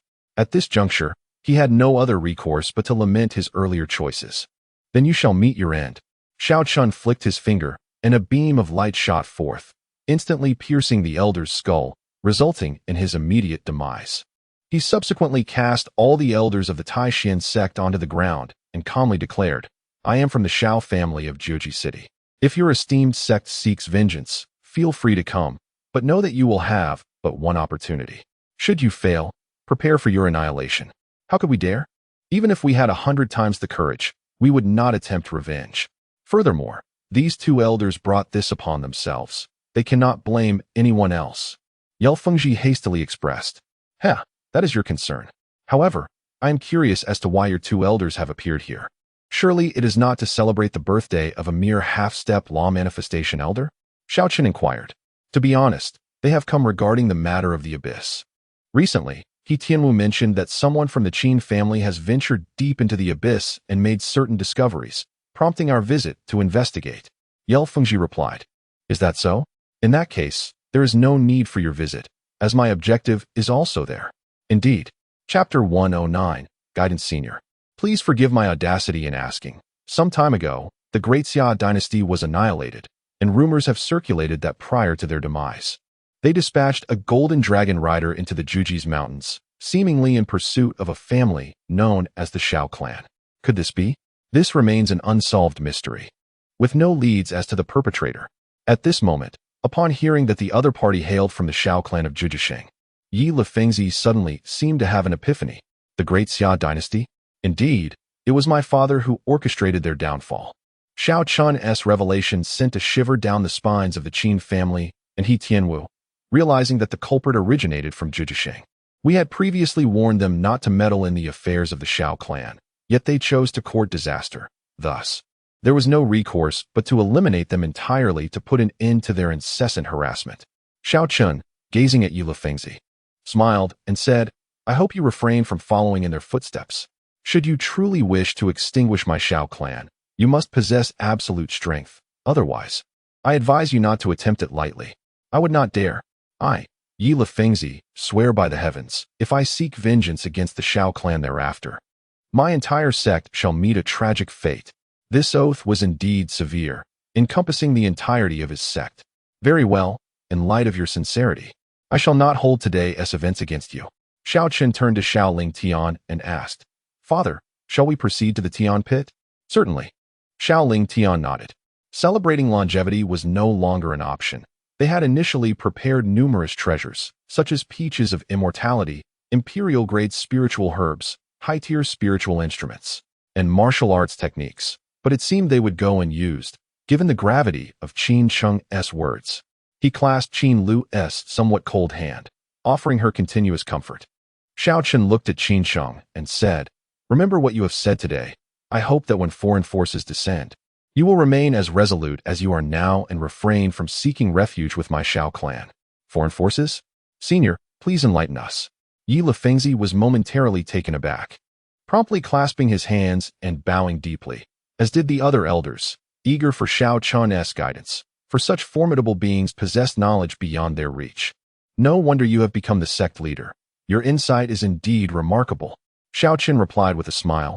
This is no secret. It won't be long before you learn the truth. However, it won't hurt to share a bit in advance. Currently, various factions across the universe are gravitating toward the Taichu star domain. Before long, this planet will witness a scene where supreme beings walk freely, and sages are rendered inconsequential. Various factions across the universe? Could there truly be other forces in the cosmos? Yi Lefengzi murmured in disbelief. Being merely in the law manifestation realm, he was unable to traverse the starry expanse and remained unaware of its affairs. Why would there not be? The Taichu star domain is but one among countless star realms. In fact, I can reveal to you that an emperor has already descended upon this planet. What? An emperor? The expressions of the crowd shifted dramatically, their bodies trembling with trepidation. Indeed, a great emperor had arrived, so it would be prudent for you all to maintain a low profile in your endeavors. Not everyone possesses a temperament as affable as mine. Xiao Chen chuckled. Yes, I shall heed the esteemed elder's counsel. Elder, please show us a path to survival. Yel Fengji implored, bowing deeply. If what the elder says is true, that all the formidable powers of the universe will descend, with sovereigns walking freely and sages treated as mere dogs, then what fate awaits a minor faction like our Taishan sect? For you, there are 3 paths ahead. Either align yourselves with a more powerful faction or struggle to survive in the crevices, cultivating discreetly in hopes of eventually producing a sovereign or quasi-emperor, which may yield better outcomes. The last option is to venture into other planets within the primordial star domain. After all, competition there is considerably less fierce, enhancing your odds of survival, the elder elucidated. Elder, do you imply that this planet can nurture us to the level of sovereign or even quasi-emperor? Yel Fengji inquired, perplexed. Indeed, the arrival of those powerful factions from the cosmos will bring spiritual veins to this planet, resulting in an abundance of spiritual energy. Consequently, breakthroughs will become significantly easier. With sufficient talent and opportunity, attaining the status of sovereign or quasi-emperor is not an insurmountable challenge. Thank you for your guidance, esteemed elder. Yel Fengji resolved to prepare a generous gift and personally visit the Xiao family in Juzhisheng upon his return. After Xiao Chen departed from Mu City, the members of the Taishan sect also left. They did not trouble He Tianwu. Although they had lost 2 elders of the spirit wheel realm, they had gained other benefits and needed to return swiftly to make arrangements for the future. He Tianwu returned to the city lord's residence, the emperor's dreams shattered, resigning himself to the role of a mere city lord. As for the Qin family, the banquet continued. But the smiles had vanished from both Qin Sheng and his son Qin Shua's faces. Today, they seemed to have made an ill-fated choice.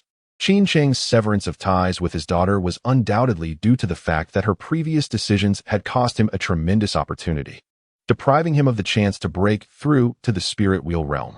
However, he never anticipated that both father and son from the Xiao family had surpassed the spirit wheel realm, a realization that rendered his own choices rather laughable.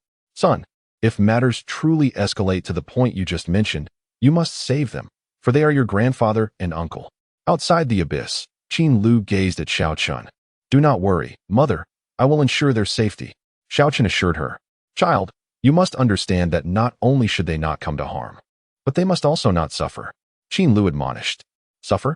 How could they possibly suffer? Given their opportunistic nature, they will undoubtedly seek to attach themselves to others. Whether they succeed remains to be seen. Xiao Chen replied with a smile. Rest assured, my wife, Xiao Chen is discerning in his actions. Xiao Ling Tian interjected. At this moment, they gazed into the abyss, the very sight that had once rendered elder Xiao Yuyang blind. True to its name, It was an unfathomably deep, colossal circular pit, stretching infinitely beyond sight. How peculiar! When I last visited, an intensely scorching aura emanated from the chasm, yet now it has transformed into a chilling breeze. Xiao Lingtian pondered, casting his eyes deep into the pit, where a hazy light flickered and waves of coldness permeated the surroundings, cloaking the area in a delicate frost. So, it is a celestial artifact, Xiao Chen exclaimed, recognizing the source within the chasm. A celestial artifact? Are you suggesting that this radiance is emitted by such an item? Xiao Lingtian inquired, astonished. Chapter 110. The Emperor of Soldiers, the Arrival of Cosmic Forces. This is an unformed celestial artifact, to be precise. It is merely a celestial artifact embryo. However, this embryo is infused with the powers of yin and yang, as well as the 5 elements, which is why it emanates varying energies, sometimes scorching, at other times frigid. Moreover, it harbors a corresponding set of techniques. It is indeed a remarkable item. Xiao Chen nodded appreciatively. System, today's automatic sign-in was successful. Congratulations, host, on acquiring the Destiny Treasure, the Emperor of Soldiers. At that moment, the system's voice resonated in Xiao Chen's mind, causing him to momentarily pause. Each time he signed in for a Destiny Treasure, it invariably turned out to be a treasure for his own use, belonging to the realm of the eternal. Upon examining the information regarding the Emperor of Soldiers, Xiao Chen was astonished to discover that it was a unique, eternal-grade divine emperor weapon. It possessed no fixed form. It could transform into any weapon of his desire, depending on his thoughts. Swords, spears, halberds, celestial cauldrons, divine towers, armor. As long as he could conceive of it, he could manifest the corresponding form, each with its own distinct abilities. The sword form inherently contained terrifying and boundless sword intent. The tower form could refine all things in the world, while the armor form offered unparalleled defense. Truly an extraordinary item. Xiao Chen's eyes brightened with excitement. Is this object truly that exceptional? It has prompted you to commend it twice. Xiao Lingtian exclaimed in astonishment. One must understand that his son's discerning eye was not ordinary. For him to praise this item consecutively was noteworthy. Xiao Chen smiled, gently beckoning with his hand, and the celestial artifact embryo, nestled deep within the pit, instantly soared into his grasp. A treasure that countless individuals had sought in vain now effortlessly appeared in his hands. It was a resplendent square cauldron, shimmering with hues of brilliance, surrounded by countless scriptures. These were the techniques birthed from the celestial artifact embryo. Since this item is an embryo of a celestial artifact, it stands to reason that the techniques it nurtures are also celestial scriptures, correct? Xiao Lingtian inquired. Indeed, it is indeed a celestial scripture, Xiao Chen affirmed, stating, let us place it within the scripture repository. Whoever first comprehends the techniques inscribed upon it shall claim the item for themselves. Excellent. Xiao Lingtian concurred. Although this item is splendid, he was not in want of an emperor weapon, as the family's divine armory already housed several such artifacts. Just as they were preparing to depart, however, Xiao Chen abruptly halted his steps. What is it? Qin Lu asked. There is still something. Xiao Chen waved his hand once more, and a streak of light soared forth from the depths of the pit. The moment this object emerged, a terrifying aura rippled outward, shattering the void around it. Xiao Chen gently grasped the air, instantly suppressing that overwhelming aura, preventing it from affecting their surroundings. What an intimidating presence. What on earth is this? Xiao Lingtian gasped in shock. Though it was merely a fleeting moment, he sensed that this aura could easily obliterate him. He gazed at the object that had materialized in Xiao Chen's hand, only to discover it was a damaged golden seal. Astonishing. How could a mere fragment of a weapon exude such a terrifying aura? Could it possibly be an immortal artifact? No, this object transcended the realm of immortal tools. Xiao Chen narrowed his eyes and declared, this was a demigod artifact, inscribed not with the laws of the immortal path, but with the divine laws belonging to demigods. Is there truly a level beyond immortal artifacts? Xiao Lingtian inquired. Indeed there is, Xiao Chen affirmed, nodding at the incomplete golden seal in his grasp. He regarded the demigod artifact with indifference, yet he was perplexed by its presence in this world, especially since it had been shattered by someone. Did such powerful beings still exist in this realm? Moreover, the aura emanating from this damaged demigod artifact was strikingly similar to that inscribed on the steel of the Celestial Emperor's sacred dragon art. Could both items have originated from the same individual? After a moment's contemplation, Xiao Chen chose not to dwell on it further or attempt to deduce anything. After all, it was merely a demigod artifact, unworthy of his time. Just as they prepared to return to the Xiao family, a dark speck in the sky grew larger, revealing the form of a colossal ship, upon which countless figures stood, exuding a formidable presence. The starry forces had finally begun their descent. They truly have arrived. Yel Fengzhi and his companions, who were on their way back to the Taishan sect, halted, gazing skyward.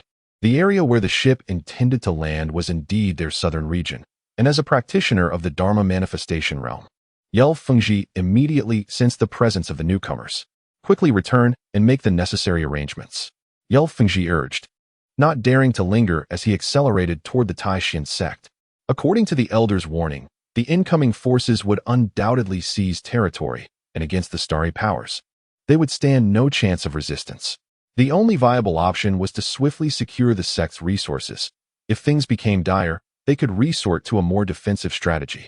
However, failure to prepare would likely result in not just the loss of territory, but the plundering of the sect's resources as well. Master, you have finally returned.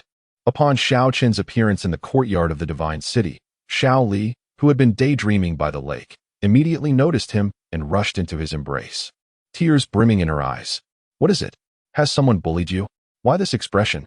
Xiao Chen asked, lifting her with a smile. No, I just missed you, master. Xiao Li nestled her small head into his embrace. Haha, did I not say I would return soon? Xiao Chen chuckled. At that moment, a powerful aura erupted from outside the Tower of Time, a presence of a sage. Haha, I have also broken through to the sage level. Xiao Lang's excited voice rang out in front of the Tower of Time. Like Xiao Tian, he had spent nearly 3 years within, culminating in his successful ascension to the sage realm. At this moment, he clenched his fists tightly, the energy within him surging as fissures in the void spread around him. The fourth elder, stationed at the Tower of Time, gazed upon him with immense envy. As elders, they had the privilege to utilize the Tower of Time at will. However, their innate talents rendered it impossible for them to break through to the Saint Realm even with 3 years of effort. Congratulations, congratulations. Xiao Tian appeared, clasping his fists and smiling. Oh, you haven't undertaken any family missions? Upon seeing the other party, Xiao Lang could not help but express his curiosity. After experiencing the extraordinary effects of the Tower of Time, one would be unable to resist the temptation to frantically earn contribution points. Xiao Tian shook his head regretfully. My cultivation level is too high, and currently, there are few tasks suitable for me. The only way to earn corresponding contribution points is by leaving the family to seek various inheritances, recipes, or materials, which consumes a considerable amount of time. I have been waiting for you. Shall we leave the family and embark on an adventure for a while? So that's how it is. Chapter 111. The ambition of Xiao Lang nodded in agreement. The tasks listed in their family's mission board involving the slaying of demonic beasts were indeed far too simplistic for them. Rather than squander their time on such mundane endeavors, it would be far more beneficial to undertake quests aimed at discovering various legacies, while simultaneously embarking on a period of personal training, despite their formidable cultivation and overwhelming strength, making it exceedingly rare to find worthy opponents on this planet. The essence of their training lay in navigating the tumultuous world of mortals, thereby forging an unwavering heart of Tao. Very well, let us venture forth for our training, Xiao Lang declared. The two then proceeded to the mission hall, where they accepted tasks related to the search for diverse inheritances before departing from their clan. Will they encounter any issues? Elder Xiao, who was seated with Xiao Tian, expressed his concerns as he observed the departing duo. Many powers from across the cosmos had already drawn near to the Taichu star domain and would soon arrive, amidst a time of chaos. Moreover, these two had never ventured beyond Jujisheng, having yet to experience the perils of the world, and their minds remained untainted. The elder worried for their safety in the outside world. Fear not, do not underestimate their combat prowess. Though they are merely at the Saint Realm, even those on the cusp of the Emperor level may not pose a threat to them. After all, both Xiao Tian and Xiao Lang possess terrifying physiques. Xiao Chen once remarked that as long as they have not transcended into the realm of immortals, they possess the strength to battle across 2 major realms. Xiao Tian remarked thoughtfully as he sipped his tea. Even when confronted by the heirs of imperial powers in the starry skies, They possess ample foundation and profound techniques, standing on par with their peers, if not surpassing them. Furthermore, they are destined to become the pillars of their family. A Na'vi heart alone will not suffice. Without the tempering that comes from worldly experiences, how could they forge an indomitable heart of Tao? Indeed, this era of turmoil is a perfect opportunity for them to gain experience. Meanwhile, Xiao Chen sat atop a cloud, fishing while experimenting with the eternal grade weapon Emperor. The weapon continuously morphed into various forms such as swords, spears, and knives, ultimately transforming into a fishing rod. After some playful manipulation, it finally became a flowing white robe that adorned him. Gazing at Xiao Li, who was meditating by the lakeside, a smile graced Xiao Chen's face. After a period of adjustment, she had finally overcome the psychological barriers imposed by her dragon lineage and was officially training. Prior to her cultivation, Xiao Chen had once again infused her with divine power to refine her dragon blood. Although the dragon pool possessed the ability to temper dragon blood, it was incomparable to Xiao Chen's methods. If previously Xiao Li, as a pure-blooded true dragon, could be likened to an unparalleled celestial body, after undergoing the baptism of Xiao Chen's divine power, she could now be compared to an unparalleled divine body. Consequently, her cultivation progressed rapidly, opening several pathways within her in mere moments. Training should be balanced with relaxation. Constant breakthroughs may not yield the best results. Come, savor the grilled fish prepared by your master, Xiao Chen announced as he set down his fishing rod and approached the lakeside. Yes, master, Xiao Li exclaimed, her eyes brightening as she dashed over eagerly. The most crucial aspect of cultivating Xiao Li is not her training speed. For a talent of her caliber, cultivation is as effortless as drinking water. What truly matters is how to soothe the shadows left by the dragon clan. Otherwise, as her cultivation progresses, it is possible that inner demons may arise in the future. Xiao Chen believes that keeping her within the family is not beneficial. It is essential for her to venture out and witness the splendor of the world. Once you reach the Soul Palace realm, I shall take you to explore the vibrant world beyond, he proclaimed as he savored the grilled fish and fine wine. Really? Master, will you accompany me? Xiao Li's eyes sparkled with delight as she inquired. Indeed, we shall embark on a journey together, Xiao Chen replied with enthusiasm. That's wonderful, Xiao Li exclaimed, brimming with excitement. Do you long to go out so eagerly? Are you not content within the family? Xiao Chen asked, smiling. Not at all. I am very happy here. As long as master is present, Xiao Li is always joyful.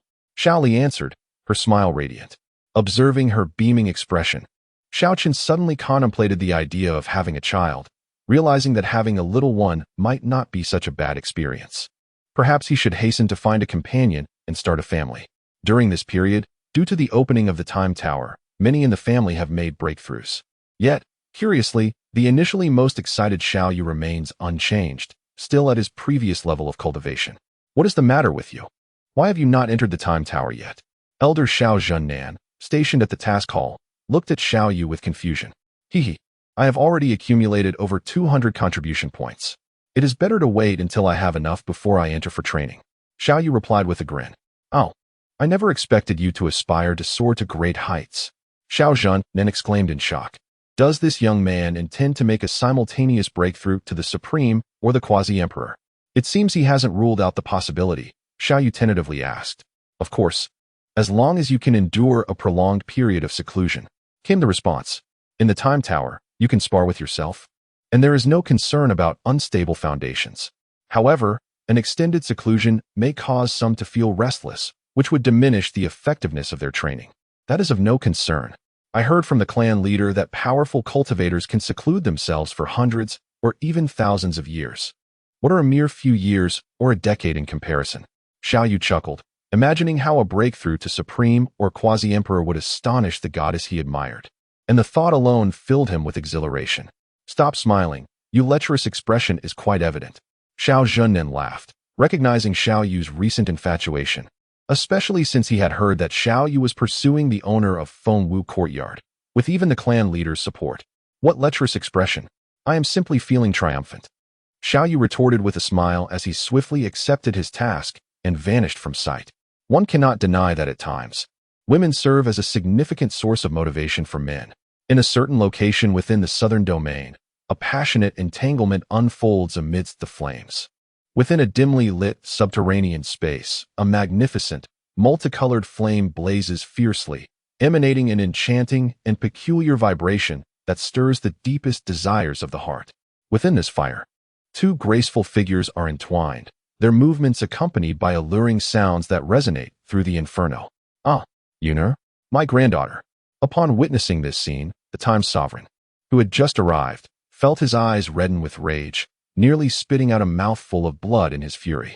Ever since his granddaughter had departed, an unsettling feeling had gripped him. However, reassured by the protective measures he had bestowed upon her, he had allowed himself to disregard his concerns, believing no one could threaten her life. Chapter 112. The distressed Emperor of Time and Space. As time progressed, the sensation grew increasingly intense, akin to a cherished cabbage slipping away from his grasp, causing him profound anguish. Unable to quell his anxiety, he ventured forth to uncover the truth, only to witness a shocking scene. Was this the 7 emotions and 6 desires fire? The Emperor's snow-white beard fluttered as fissures appeared in the surrounding void. This peculiar flame bore no substantial harm. Hence, it did not activate the protective measures he had placed upon the other. However, once it made contact with the body, it would awaken the 7 emotions and 6 desires within, clearly indicating that his granddaughter had succumbed to the bizarre influence of the fire, leading her to engage with another man. Thieving scoundrel, licentious rogue, malevolent fiend. The Emperor seethed, his body trembling with rage, yearning to extract that figure and rend him limb from limb. Yet, he restrained himself, entirely isolating the area to prevent outsiders from entering, lest his granddaughter's purity be irrevocably tarnished. Furthermore, he departed from the scene, as if he had never been there. For the thought of his granddaughter discovering that he had witnessed such a spectacle would surely drive her to despair. However, should his granddaughter seek vengeance, he would not hesitate to intervene. The flames blazed, accompanied by enthralling sounds entwined with fervent movements, and only after a considerable duration did the noise dissipate into silence. The two gradually awakened, the influence of the 7 emotions and 6 desires fire waning, both unable to restrain their blush. Contrary to expectations of a fierce confrontation, it was Xiao Yin who quietly suggested, under the influence of our spirits were in disarray just now. Perhaps we should indulge once more? Yuner did not refuse, merely turning her head away in embarrassment. Before long, sounds began to echo once again from the, "Damn it! How could my granddaughter have come to this?" The Emperor lamented. The must still be affecting her. Although he had distanced himself, he remained vigilant, occasionally monitoring the happenings, not out of perversion, but to gauge his granddaughter's reaction upon awakening. If she sought to harm the man, he would wield to incinerate him without hesitation. Yet he was met with this unforeseen outcome. Sighing in resignation, the Emperor thought, let fate take its course. What had transpired was irreversible. What could he do now? Capture that man and eliminate him? What then for his granddaughter? Ultimately, he only wished for Yuner's happiness, as long as the man treated her well. He cared not for his identity, background, or talents. Alas, what a misfortune! He had been so diligent in his oversight. Yet a moment's lapse had led to this calamity. Tears of sorrow welled in the Emperor's heart. This granddaughter was his favorite. Though she would eventually face the harsh realities of life, he had never anticipated it would occur so soon. He had hoped to keep her by his side for a while longer. After a prolonged wait, the two finally emerged from the tumult of emotions, the strange fire no longer exerting its influence over them. An air of awkwardness enveloped the moment. Yuner stood with her head bowed, a blush adorning her cheeks as she nervously fiddled with the hem of her garment. "This extraordinary fire is yours," Xiao Yin declared. Upon hearing of the strange fire's presence, he had rushed over, overcoming numerous powerful adversaries to reach this space. Just as he was about to absorb the strange fire to enhance his cultivation, the girl before him had unexpectedly intruded. In their struggle for the fire, they found themselves affected by its peculiar energies, leading to this unexpected situation. "No, I do not wish for such an indecorous fire," Yuner hastily replied, her face deepening in crimson. Xiao Yin pursed his lips and said, "If that is the case, I shall consume it myself. However, I promise to seek out a fire that will truly satisfy you in the future." Yuner gently nodded in agreement. Without further hesitation, Xiao Yin unleashed the Golden Emperor dragon flame within him, a magnificent golden dragon of fire coiling around him. The dragon opened its maw wide, beginning to devour the 7 emotions and 6 desires fire before them. Yun'er stood by, astonished at the sight of the golden fire dragon. As the granddaughter of an emperor, her cultivation may not have reached great heights, but her discerning gaze was far beyond that of ordinary individuals. She immediately recognized that this dragon was extraordinary. Meanwhile, the time-space emperor, who had been observing, furrowed his brow in surprise. He had never encountered such a strange fire before. It felt distinctly different from ordinary flames, resonating with the same essence as the innate fire of Mingyue's daughter. No, could this be the innate fire of this young man? It seemed he possessed an unusual constitution. The time-space emperor was taken aback. Only those who had awakened a powerful fire-type constitution could possess innate fire. And he sensed that this young man's innate fire was of a higher grade than that of Mingyue's daughter. As the golden emperor dragon flame consumed the strange fire, coupled with the refinement technique, Xiao Yan's cultivation soared at a visible rate. Yun'er remained by his side, captivated by the sharp contours of his striking profile, her lips biting down in nervousness as she felt warmth rise to her cheeks once more. After a considerable time, Xiao Yan's cultivation stabilized at the threshold of the half-step law manifestation realm, with some energy deliberately retained within him. He pondered the next step to condense his law manifestation. The law manifestation serves as a vessel for the power of heaven and earth. The stronger the manifestation, the greater the power it can contain, naturally leading to superior combat prowess within the same realm. Both the refinement technique and the family's imperial scriptures contained corresponding law manifestations. Yet the most optimal would be one that harmonized with his unique constitution. Xiao Yan resolved to use his Golden Emperor Dragon Flame as a reference to condense a fire dragon law manifestation. Is that Golden Dragon Flame your innate fire? Yun'er inquired curiously as he regained consciousness. Indeed, it is the Golden Emperor Dragon Flame that accompanies my constitution, Xiao Yan responded. Gazing at the enchanting maiden who had steadfastly remained by his side, Xiao Yan felt a pang of guilt. Not only had he taken her first, but he had also inadvertently claimed a second. Suddenly, he remarked, I possess a rare flame. Shall I offer it to you? With that, he produced the Dark Ghost Flame. Is this the Imperial-grade Dark Ghost Flame? Yun'er exclaimed in astonishment, her eyes widening as she regarded Xiao Yan.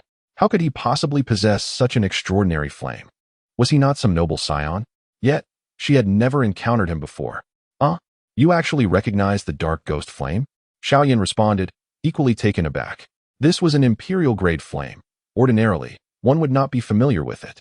Well, our family possesses a record of rare flames that catalogs those in existence.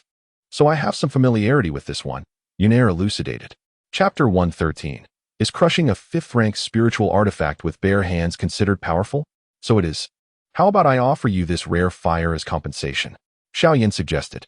Compensation? For what? Yun'er inquired, gazing at him curiously. Compensation for the rare fire that you did not receive. Perhaps it is better to decline. This rare fire is rather unattractive. Yun'er shook her head.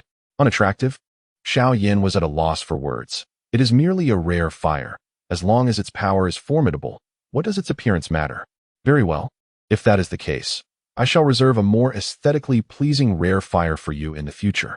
Indeed, after departing from the realm of the rare fire, Yun'er did not immediately return to the side of the time and space emperor. Instead, she inquired, where are you headed next? I intend to wander, explore, broaden my horizons, and simultaneously seek out rare fire. Do you have time? Perhaps we could travel together. Xiao Yan boldly invited. I have no pressing matters. But my grandfather is nearby. If I am to accompany you on this journey, I must obtain his consent. In that case, I shall meet your grandfather as well. My family is not particularly distant from here. If he is willing, he can visit my family as a guest. Yun'er felt a pang of anxiety.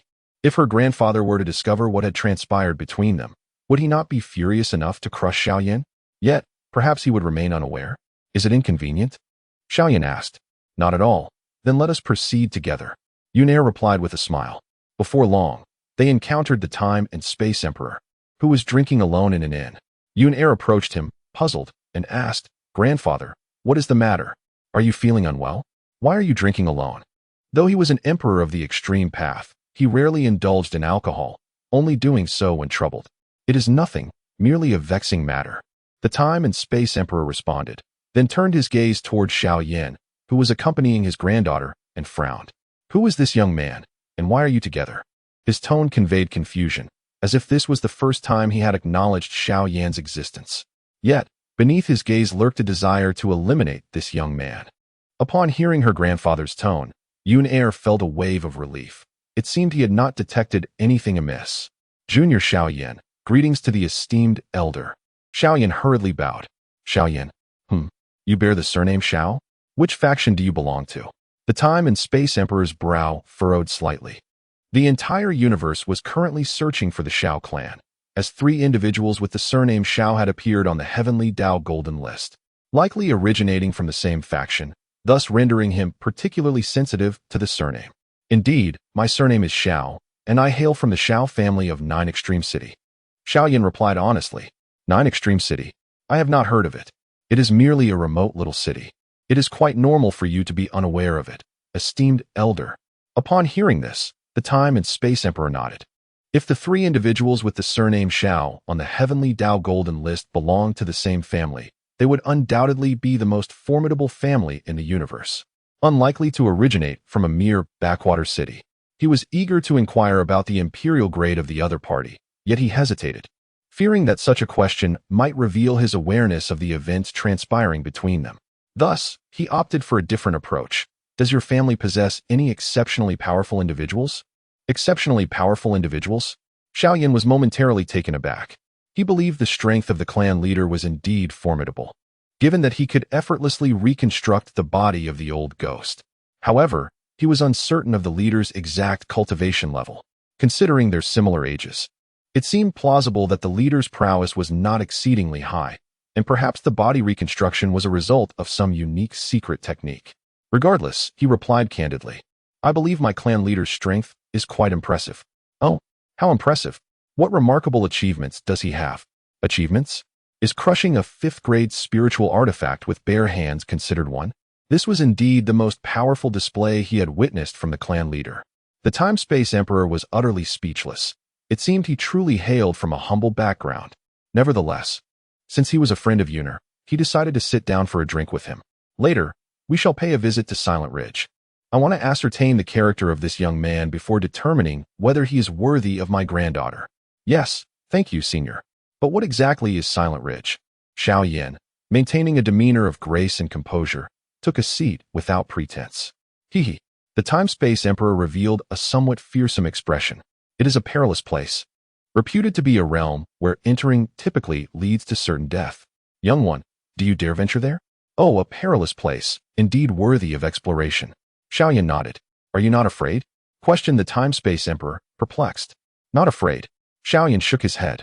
With the imperial grade by his side, he felt no trepidation in the face of danger. Furthermore, upon leaving the clan, the elder had bestowed upon him a talisman, an ancient treasure acquired by the clan leader from an unknown source, which could protect him from any peril. Considering the clan leader's ability to procure powerful bodily sources, Xiao Yan felt quite confident. Ha.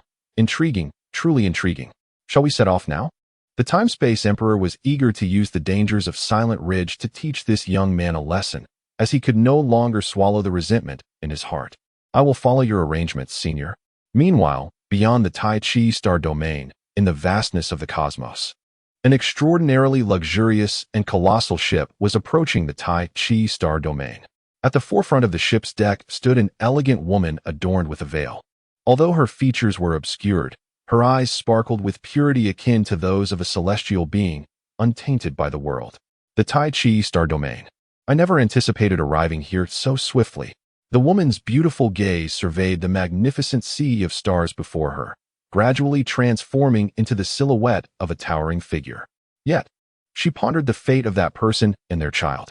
Empress, the great emperor has decreed that aside from the tasks assigned by him, you must refrain from participating in any other matters, particularly from seeking that individual from your past. He is undeniably from a different realm. An elder behind the woman cautioned her. He was aware that the imperial daughter held profound memories within this star domain and feared that she might be led to reminisce and seek out that individual, a pursuit that the emperor would never permit. Are you instructing me on how to proceed? The woman's phoenix eyes narrowed slightly, a chilling aura enveloping her. I dare not. But this is a matter entrusted by the emperor, and we cannot afford to be negligent." The elder replied, bowing his head. "Humph. How I choose to act is not for you to dictate." The woman's voice was frigid as she turned and entered the airship.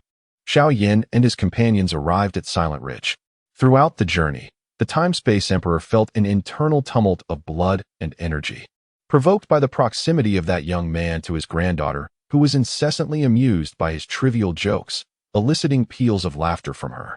Yet, each time he heard her laughter, the Time-Space Emperor felt an overwhelming impulse to strike down Xiao Yin. Upon reaching their destination, Xiao Yin adopted a serious demeanor. Although he possessed means, he remained cautious in perilous situations, unwilling to let his guard down in the slightest. Chapter 114. The subterranean abode of Silent Hill is situated amidst a vast plain, yet this desolate land, stretching for miles, is devoid of any vegetation or avian life, exuding an aura of lifelessness. The only remnants of vitality are the scattered bones of various creatures that occasionally emerge from the parched earth, hinting that this locale is far from benevolent. Upon entering the domain of Silent Hill, the Emperor of Time and Space sensed an unsettling anomaly. The life force within him was gradually ebbing away. A shiver coursed through him. Could this place truly affect him, an Emperor of the Extreme Path? Was there a forbidden ground in this star field akin to those which even the mightiest emperors of the cosmos dare not tread? Or perhaps the esteemed figure ranked first on the Heavenly Dao Golden List had transformed this area into a realm of prohibition? A glimmer of hope ignited in the Emperor's eyes. It was possible that the elusive predecessor he had long sought could be found here. He was acutely attuned to the peculiarities of the primordial star field, connecting all extraordinary occurrences to Xiao Chen, instinctively believing that even this forbidden territory might be a consequence of Xiao Chen's presence. With this thought, he felt a surge of excitement, urging Xiao Yin and Yun Er to hasten deeper into Silent Hill, under the protection of the Emperor of the Extreme Path. The two who would otherwise have been unable to penetrate this depth found themselves drawn further into its heart. Initially, the Emperor intended to take this opportunity to reprimand Xiao Yin for his boldness towards his granddaughter. Yet the prospect of encountering that venerable predecessor made him momentarily forget his intentions. Before long, they arrived at the innermost recesses of the realm, where an eerie silence enveloped them. Even the wind had vanished. The barren landscape stretched endlessly before them, with only the sound of their footsteps reverberating in the stillness. Strangely enough, not only was there a complete absence of spiritual energy, but even the pathways of the great Tao had seemingly vanished. The Emperor of Time and Space was astonished. What manner of place was this? It starkly contrasted with the forbidden grounds he had previously encountered, which, despite their peril, still bore the essence of the Tao. At that moment, a memory surfaced, the Heavenly Dao's cryptic evaluation of the first-ranked individual, ineffable, unseen. The implication was clear. Even the Heavenly Dao dared not approach this being. Reflecting on the absence of the Dao in this place, the Emperor's gaze sharpened with renewed clarity. It was increasingly likely that the venerable predecessor resided here. Yet, a furrow formed upon the Emperor's brow as he noted the lack of any celestial abodes. All that lay before them was a deep well-like structure, approximately 10 feet in diameter, shrouded in impenetrable darkness, its depths unknown. Could such a powerful figure truly exist in a place like this? Yet, it was not entirely implausible. The actions of such formidable beings often elude the comprehension of ordinary mortals. As his consciousness delved into the abyss of the well, he encountered an enigmatic presence reverberating within. An essence unlike any the Emperor had ever perceived, shrouded in an unfathomable mystery, seemingly transcending the Tao itself. Predecessor, this place feels distinctly eerie. We should make our departure swiftly, Xiao Yin exclaimed, a chill running through him, leaving him with an overwhelming sense of discomfort. Indeed, my grandson, I too sense that this locale is not conducive to prolonged stay. Yuner felt a chill as she wrapped her arms around herself. Xiao Yin hurriedly approached, unleashing the Golden Emperor Dragon Flame, which enveloped them both in a magnificent fire dragon, elevating the temperature significantly. The Time-Space Emperor intended to whisk them away from this place. But upon witnessing this scene, his ire surged, and he coldly remarked, "What is the matter, little one? Are you afraid? Weren't you quite confident earlier?" Esteemed elder, it's not a matter of fear. Rather, this place exudes an exceedingly uncomfortable aura, Xiao Yin replied. He, being a newcomer unafraid of tigers. believed himself invincible beneath an emperor's might, thus harboring no fear. Yet, the ambience here indeed unsettled him, prompting a desire to leave promptly.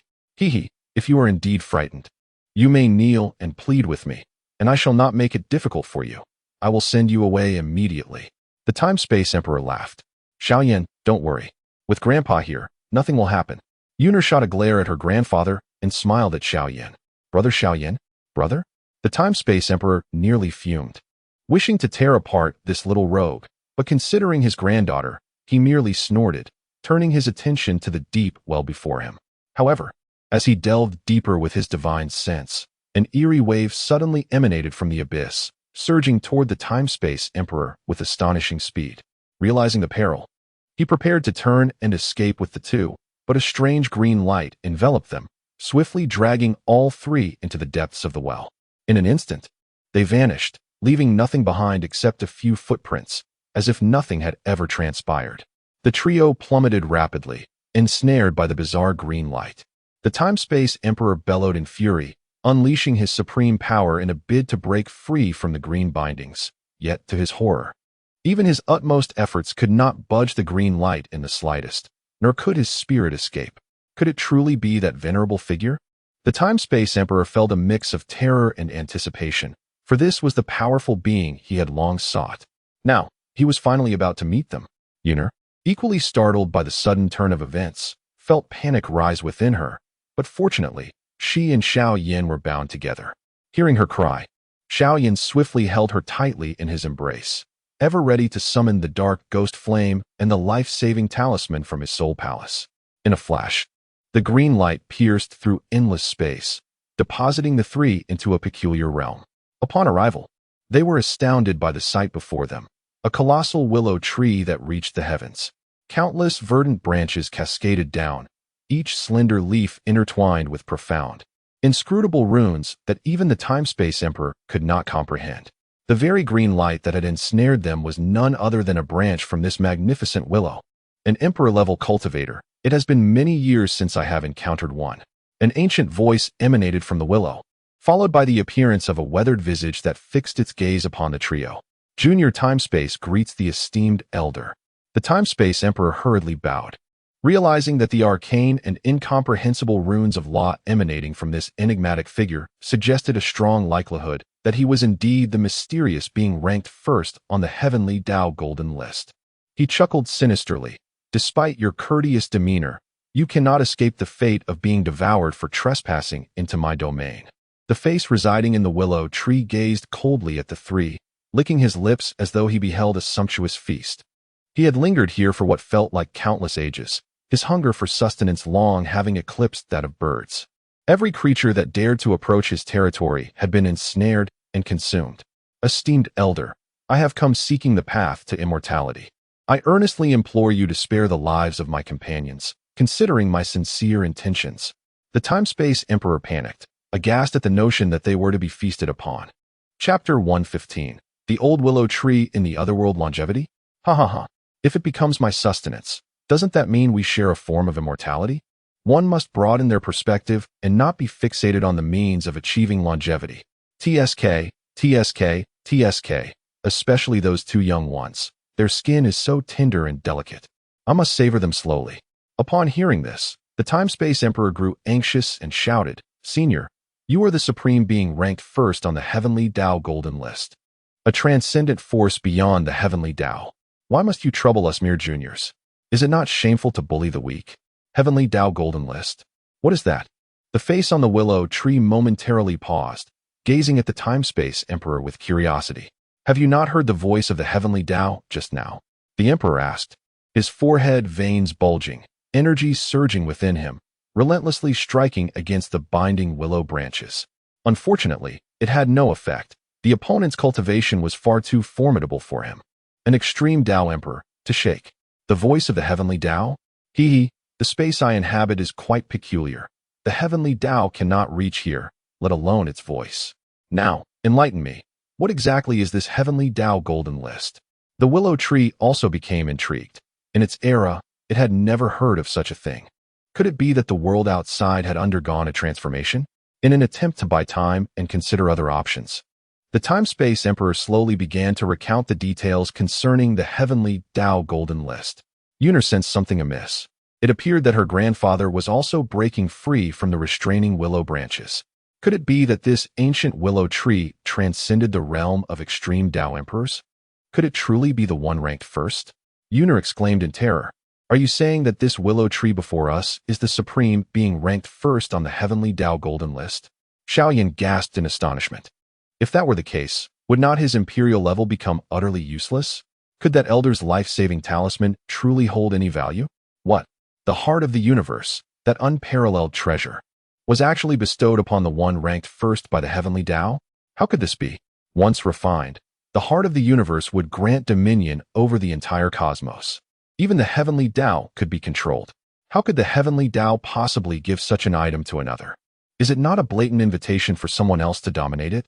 Upon hearing that the heart of the universe had emerged, the willow tree emitted a sound of shock. This object is the pinnacle treasure of the universe. Even the many celestial emperors of the past sought it in vain, unaware of its whereabouts. How could it suddenly be given to someone else? Moreover, the existence ranked first, who even the Heavenly Dao regards with such reverence. Surely, even the Heavenly Emperor, who once commanded 3,000 celestial emperors, did not receive such treatment. Why is this happening now? Could it be that the other's cultivation has surpassed that of the former Heavenly Emperor? Pray tell, what has become of the universe now? Has it been overrun by beings from the underworld? The old willow tree speculated whether the Heavenly Dao of the Yang realm had been driven to a point of no return. Hence the emergence of such a treasure as the heart of the universe to combat the forces of the underworld. Many star regions in the universe have succumbed to desolation, shrouded by ghostly mists.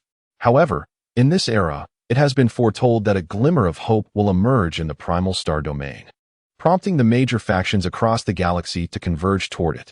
At this moment, the Time and Space Emperor was already sweating profusely, yet he remained unable to free himself from his adversary's grasp. Overwhelmed by regret, he lamented that had he heeded Xiao Yan's advice to depart earlier, he would not find himself in such dire straits. His own demise mattered little, but the thought of his beloved granddaughter, still in the bloom of youth, being ensnared in this calamity by his own hand filled him with despair. Ultimately, he could only helplessly plead, "Senior, I willingly offer myself as your sustenance. I implore you to spare my granddaughter." "No, Grandpa. Even in death, I shall not abandon you." Yuner shook her head, fully aware that even her grandfather, this formidable emperor, seemed powerless in the face of their predicament. "Ha ha ha, that simply won't do. This little one is too delicate. I cannot let her go." The willow figure shook its head, a branch sweeping across Yuner's cheek. "Ah!" The Time and Space Emperor roared in fury, unleashing the full force of his energy, causing his body to swell slightly. He intended to self-destruct in a bid to secure a chance for his granddaughter to escape. "Grandpa!" Yuner cried out in alarm. "Such foolish delusions. Do you think you possess the right to self-destruct before me? Since you wish for death, I shall ensure you live and watch as I enjoy your granddaughter. Alas, after remaining here for 1,000,000 years, I have become somewhat deranged, but it matters not. If I am to be a monster, so be it." The willow figure exerted a slight force, and the Time and Space Emperor immediately deflated like a punctured ball, his body reverting to its original form. In the presence of the strong, the weak are denied even the choice of how to die. The Time and Space Emperor felt a deep sorrow, never having imagined that his illustrious existence spanning tens of thousands of years would culminate in such a fate. "Yuner, I am so sorry." Two streams of tears cascaded from his murky eyes. Suddenly, a flash of green light darted forth, a willow branch aimed at Yuner. Yet at that moment, Xiao Chen shattered the life-saving talisman within his soul palace. The foe's cultivation far surpassed his own, rendering his imperial fire utterly ineffective. He could only place his hopes on the talisman, leaving its efficacy to the whims of fate. Buzz! At the instant the talisman shattered, an extraordinary wave erupted from Xiao Yan's soul palace, freezing everything around him in an instant. Even the attacking willow branch halted at Yuner's brow. The figure on the willow tree furrowed his brow, astonished that the power emanating from Xiao Yan could halt his attack. This was a feat only attainable by one wielding equivalent celestial power. The Time and Space Emperor was equally taken aback, gazing incredulously at Xiao Yan, astonished by the unexpected capabilities he possessed. Has it truly worked? Xiao Yin himself was astonished that the talisman bestowed by the elder held such formidable prowess. But how to extricate themselves now? They were ensnared by the willow branches, utterly unable to break free. At that moment, a beam of golden light emanated from the center of Xiao Yan's brow, subsequently transforming into a phantom that materialized before the group. The clan leader? Xiao Yan exclaimed in astonishment. What brings the clan leader here? Could it be that talisman from earlier? Xiao Yan, I never anticipated that your life-preserving talisman would be utilized so swiftly, the phantom remarked. This ethereal figure was none other than Xiao Chen, the very creator of the life-saving talisman. Although, under normal circumstances, there would be little cause for alarm, it was prudent to remain cautious, as the primordial star domain harbored several perilous realms that even emperor-level cultivators dared not approach. Moreover, the members of the Xiao clan, particularly the younger generation, were often audacious like fledglings, inevitably leading them to venture into such treacherous territories. Chapter 116. The Primordial Source Chi. Thus, the disciples venturing out for training are bestowed with a life-saving talisman. Should they encounter insurmountable challenges, Xiao Chen will intervene. Who could have anticipated that this place would be so perilous? Chief, do you possess a means to rescue us? This ancient willow tree seeks to devour us. Xiao Yan exclaimed hastily. Did you not see that Yun'er was nearly frightened to tears? Yet, Xiao Chen did not rush to act. He cast a few glances at Xiao Yan and Yun'er before clapping Xiao Yan on the shoulder with a smile, exclaiming, Not bad. You've only been out here for a few days, and already you find yourself in such a romantic entanglement? I must admit, I'm a tad envious. If you happen upon any beautiful maidens in the future, do remember to introduce me.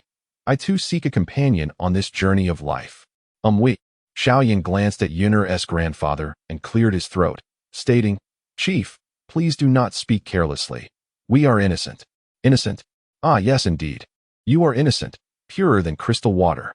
Xiao Chen grinned, nodding repeatedly, choosing not to expose their ruse. It would be less amusing otherwise. With a light wave of his sleeve, the willow branches that ensnared the three dissipated into nothingness. He then reached out and snapped the branch poised against Yun'er's brow. Using the broken piece to clean his ear, the time-space sovereign stood frozen, his heart racing violently as he gazed at the phantom before him. The very branch that could not be destroyed even by his self-detonation was effortlessly broken by the other party, as though it were merely an ordinary twig. What astonished him most was that this was merely a projection, not the true entity. Are you all right? Xiao Yan asked, embracing Yun'er with concern. I am fine. May I inquire who this esteemed elder is? Yun'er gazed in astonishment at the apparition, realizing that its power surpassed even her grandfather's. This is our clan leader.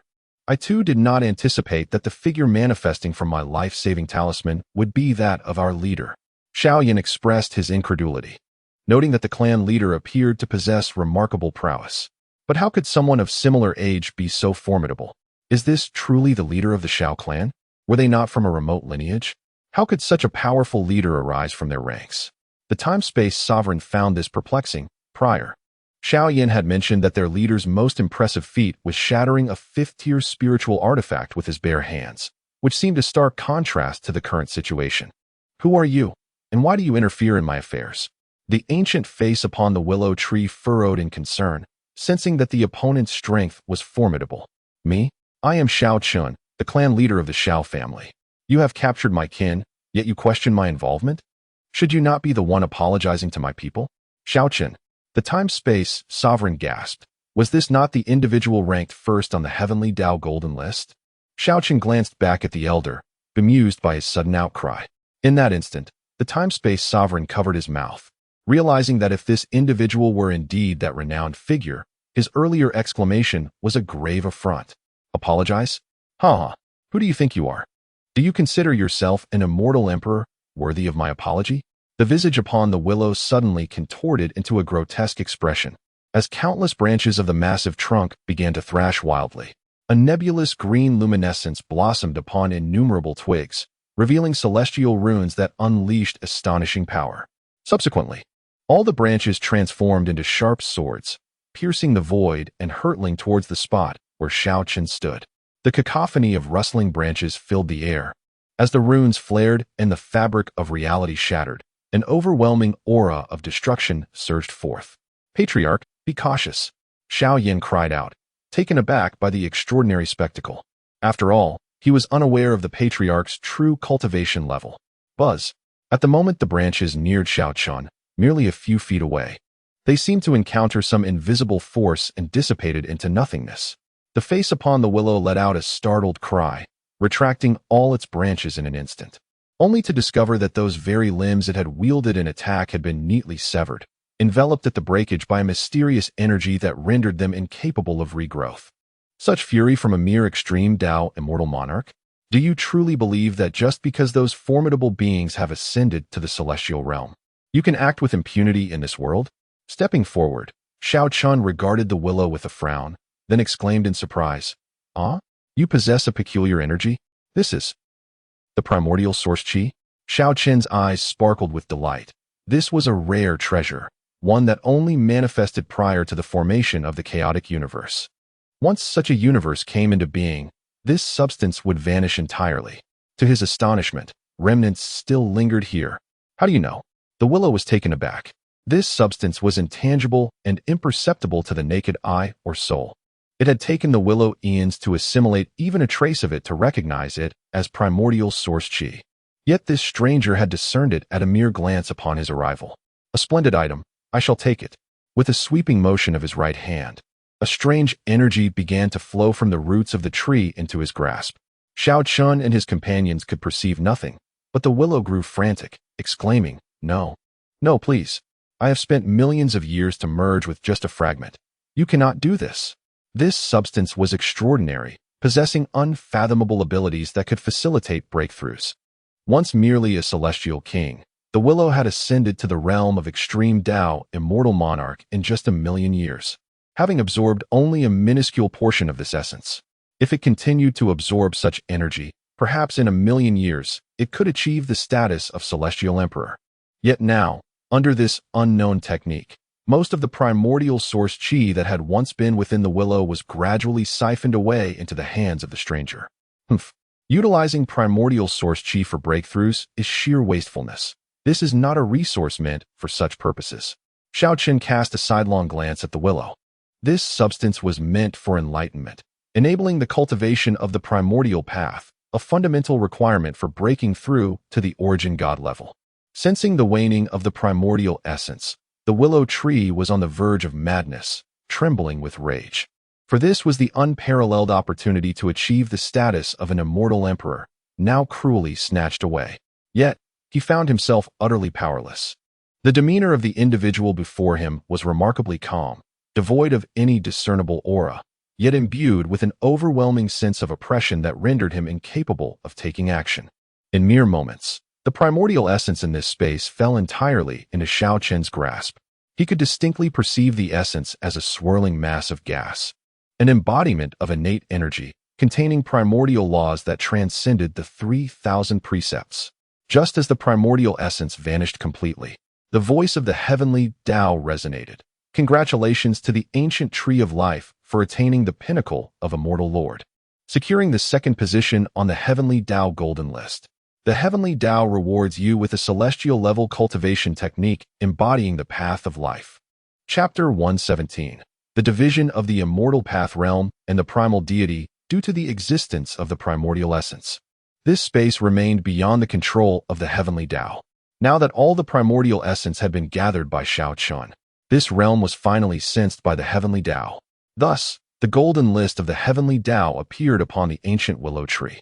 Each utterance from the Heavenly Dao inevitably stirs all cultivators across the cosmos, and this occasion was no exception. All gazes were drawn upward to the newly revealed presence in second place, filled with astonishment. The life ancient tree, the supreme immortal monarch? Who could this be? The myriad beings were filled with curiosity. By its name, it seemed to be an ancient tree. Could it possibly be a formidable entity of the demon race?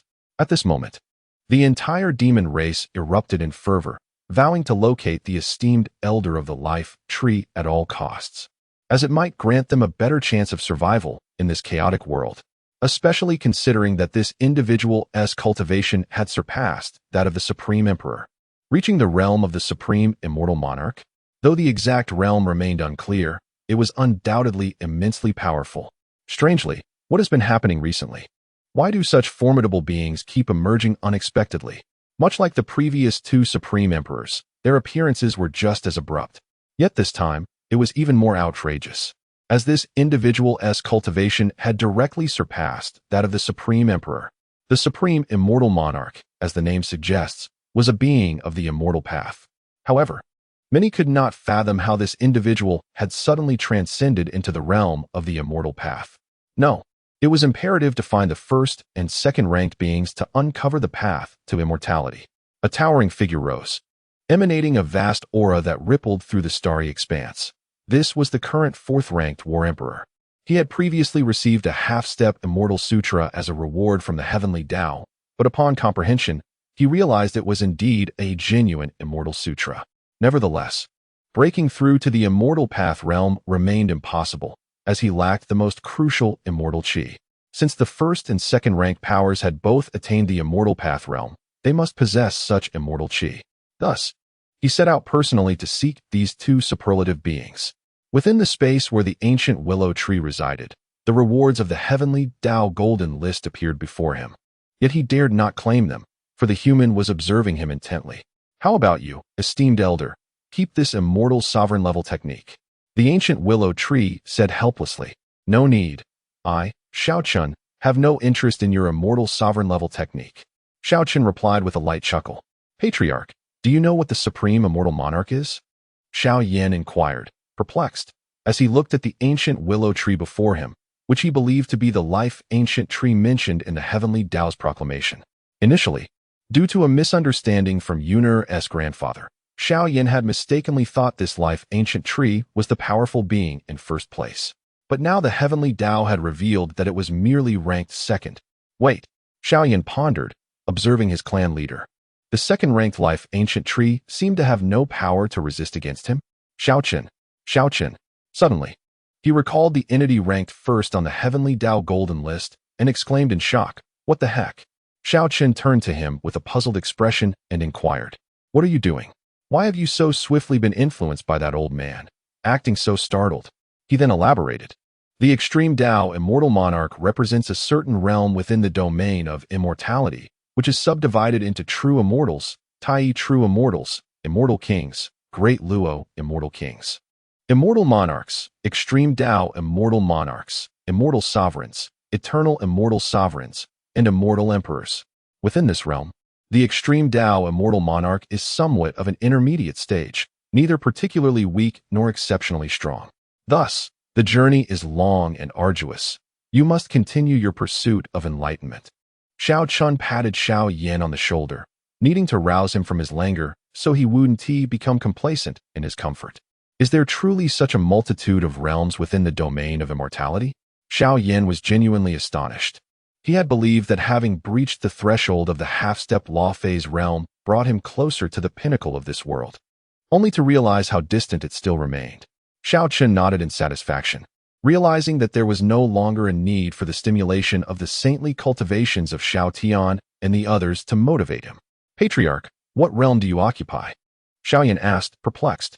Surely, one who can render the ancient tree of life powerless must have surpassed the extreme Dao immortal monarch, right? Is it an immortal sovereign, an eternal immortal sovereign, or perhaps an immortal emperor? At that moment, both the time and space emperor and the ancient tree of life pricked up their ears, intrigued. As for me, you need not concern yourself with my realm. Revealing it might shatter your resolve and cultivation. Just know that I, your patriarch, am an invincible entity. Xiao Chen declared with a laugh. Invincible? Yet, aren't you of a similar age to me? How could you possibly be so powerful? Xiao Yan questioned, bewildered. You lack sufficient experience and are unaware that some individuals are endowed with extraordinary cultivation from birth, and I belong to that category. You may refer to me as a primal divine being. Primal divine being? Possessing extraordinary cultivation from birth? Does such an existence truly exist? Xiao Yan frowned, having never heard of such a thing before. Indeed, the ancient tree of life interjected, saying, during the era of immortal antiquity, numerous beings of such caliber were born, possessing immense power from the moment of their inception. There have even been instances of children born with true immortal cultivation. Of course, such prodigies also cultivated at an astonishing pace, ultimately achieving extraordinary accomplishments. He gazed in astonishment at the white-clad man before him. While such beings had indeed existed, that was during the flourishing era of a mortal spirit, but according to the old man's earlier description, the current world lacks the conditions necessary for attaining immortality. Thus, to encounter one born with extraordinary cultivation in such circumstances is indeed a rare sight. Observing the ancient tree of life's somewhat displeased countenance, Xiao Chen remarked, "I have seized your fortune and shall bestow upon you a new one. What say you? Would you like to become an honorary elder of the Xiao family? Were it not for the extraordinary nature of the primordial source qi, he would not have offered this position. Becoming an honorary elder of the Xiao family is not an opportunity easily attained. Honorary elder? Very well, as I currently have no acquaintances in this world. Becoming an honorary elder sounds quite appealing." The ancient tree of life pondered for a moment before acquiescing, for the individual before him possessed extraordinary strength. The Heavenly Dao's commendation signified an existence surpassing even that of the celestial emperors. Following such a being would yield countless benefits without any detriment. "Very well. Will you accompany me back, or do you wish to explore this world a bit longer?" inquired Xiao Chen. "I would rather return to your clan. There is little left to behold in this world, as there are no formidable beings remaining." The ancient tree of life swayed its branches, lamenting that all the powerful figures had ascended to the celestial realm. To him, even the so-called supreme emperors appeared no more than mere children, let alone the other cultivators. At that moment, Xiao Chen delicately gestured with his hand, and a golden crystal orb suddenly ascended from beneath the roots of the ancient tree of life. Is this the heart of the primordial star domain? Chapter 118. The opportunity for ascension. The time-space emperor expressed his astonishment, noting that the various temporal forces descending upon this star domain were in search of this object, yet it unexpectedly fell into the hands of this venerable elder. It seemed that the ambitions of those powers were destined to be in vain. However, Xiao Chen shook his head, stating, "The heart of the universe is still in storage, and now another star heart has emerged." His words left both the time-space emperor and the ancient tree of life in a state of shock. How could such a supreme treasure remain unintegrated? Moreover, his tone suggested a certain disdain towards it. What manner of existence was this that even the most exalted treasures were deemed unworthy? "Patriarch, since you find it lacking, might you bestow it upon me?" The ancient tree of life hastily inquired, having altered its address to Xiao Chen. "Bestow it upon you? That is not out of the question, but in our Xiao family, rewards are distributed based on contributions. If your contributions to our clan are sufficiently substantial, then granting you the heart of the universe is certainly feasible," Xiao Chen replied, for he had little regard for such artifacts. The reason he had not allowed his kin to integrate the heart of the universe was that once one merged with it, they would be bound to this realm indefinitely. Although Xiao Chen possessed the means to forcibly separate the heart, he deemed it a cumbersome task. Furthermore, he envisioned leading the Xiao family away from this world, toward the grand realm where Xiao Yu had once fished and fallen. Thus, he refrained from permitting his kin to merge with the heart. Besides, the rewards from the system's sign-in were more than sufficient for the Xiao family, rendering the integration of the so-called heart unnecessary. "Really?" The ancient tree of life exclaimed in delight. "Do you believe I have any reason to deceive you?" Xiao Chen replied, exasperated. "Haha, rest assured, Patriarch. I shall devote myself wholeheartedly to serving the family from now on." The ancient tree of life responded excitedly, its branches quivering with enthusiasm. At this moment, Xiao Chen turned to Xiao Yan and instructed, "Xiao Yan, you should go to the central continent for training." "The central continent? Why must I go there?" Xiao Yan inquired, puzzled. "There are still many places in the southern region I have yet to explore." "Do not question too much. That place holds not only your opportunities, but other treasures as well. Thus, there is no need to squander time in this southern region," Xiao Chen emphasized. "Moreover, do not be afraid when faced with challenges. Should you encounter those who are fond of flaunting their backgrounds, our family will send someone to engage them and see whose background is more formidable." "All right, since you insist. I am curious to discover what awaits me in the central continent." Xiao Yan nodded in agreement. "Venerable elder, I humbly request your guidance on the path to immortality." Upon concluding his conversation, the time-space emperor bowed deeply to Xiao Chen. "The path to immortality? There is no need for haste. It will not be long before the opportunity for ascension presents itself to all beings in the universe." Xiao Chen responded, "What does this mean, esteemed elder?" The Time-Space Emperor asked, perplexed. Because it will not be long before the entire celestial realm collapses, at which point it will merge with our universe, and the essence of celestial beings will manifest, thereby creating the opportunity for ascension for all beings in the cosmos. The celestial realm collapses? How could that possibly happen? Oh, it is indeed a world crafted by numerous celestial emperors. The ancient tree of life pondered. When the celestial realm was successfully created, it did not enter, for it had discovered this land of opportunity beforehand, believing it could swiftly obtain fortune before entering the celestial realm. However, the opportunities here were extraordinary, and over the span of 1,000,000 years, it had yet to grasp them all. Yet, it was aware of the celestial realm's history. Following the ancient battle, the celestial emperors began to gather all the superior resources of the universe, including celestial-grade spiritual veins and the legacies of celestial paths, to forge the entire celestial realm, all in an effort to evade the invasion of the dark spirits. This is also the reason why the universe is so barren today.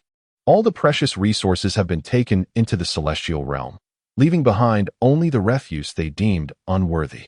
The current difficulty in finding even the legacies of the heavenly path in the universe demonstrates to what extent those celestial emperors plundered this realm, truly leaving not a feather behind. Thus, do you now comprehend why the celestial realm's formidable beings are absent from the heavenly path's golden rankings?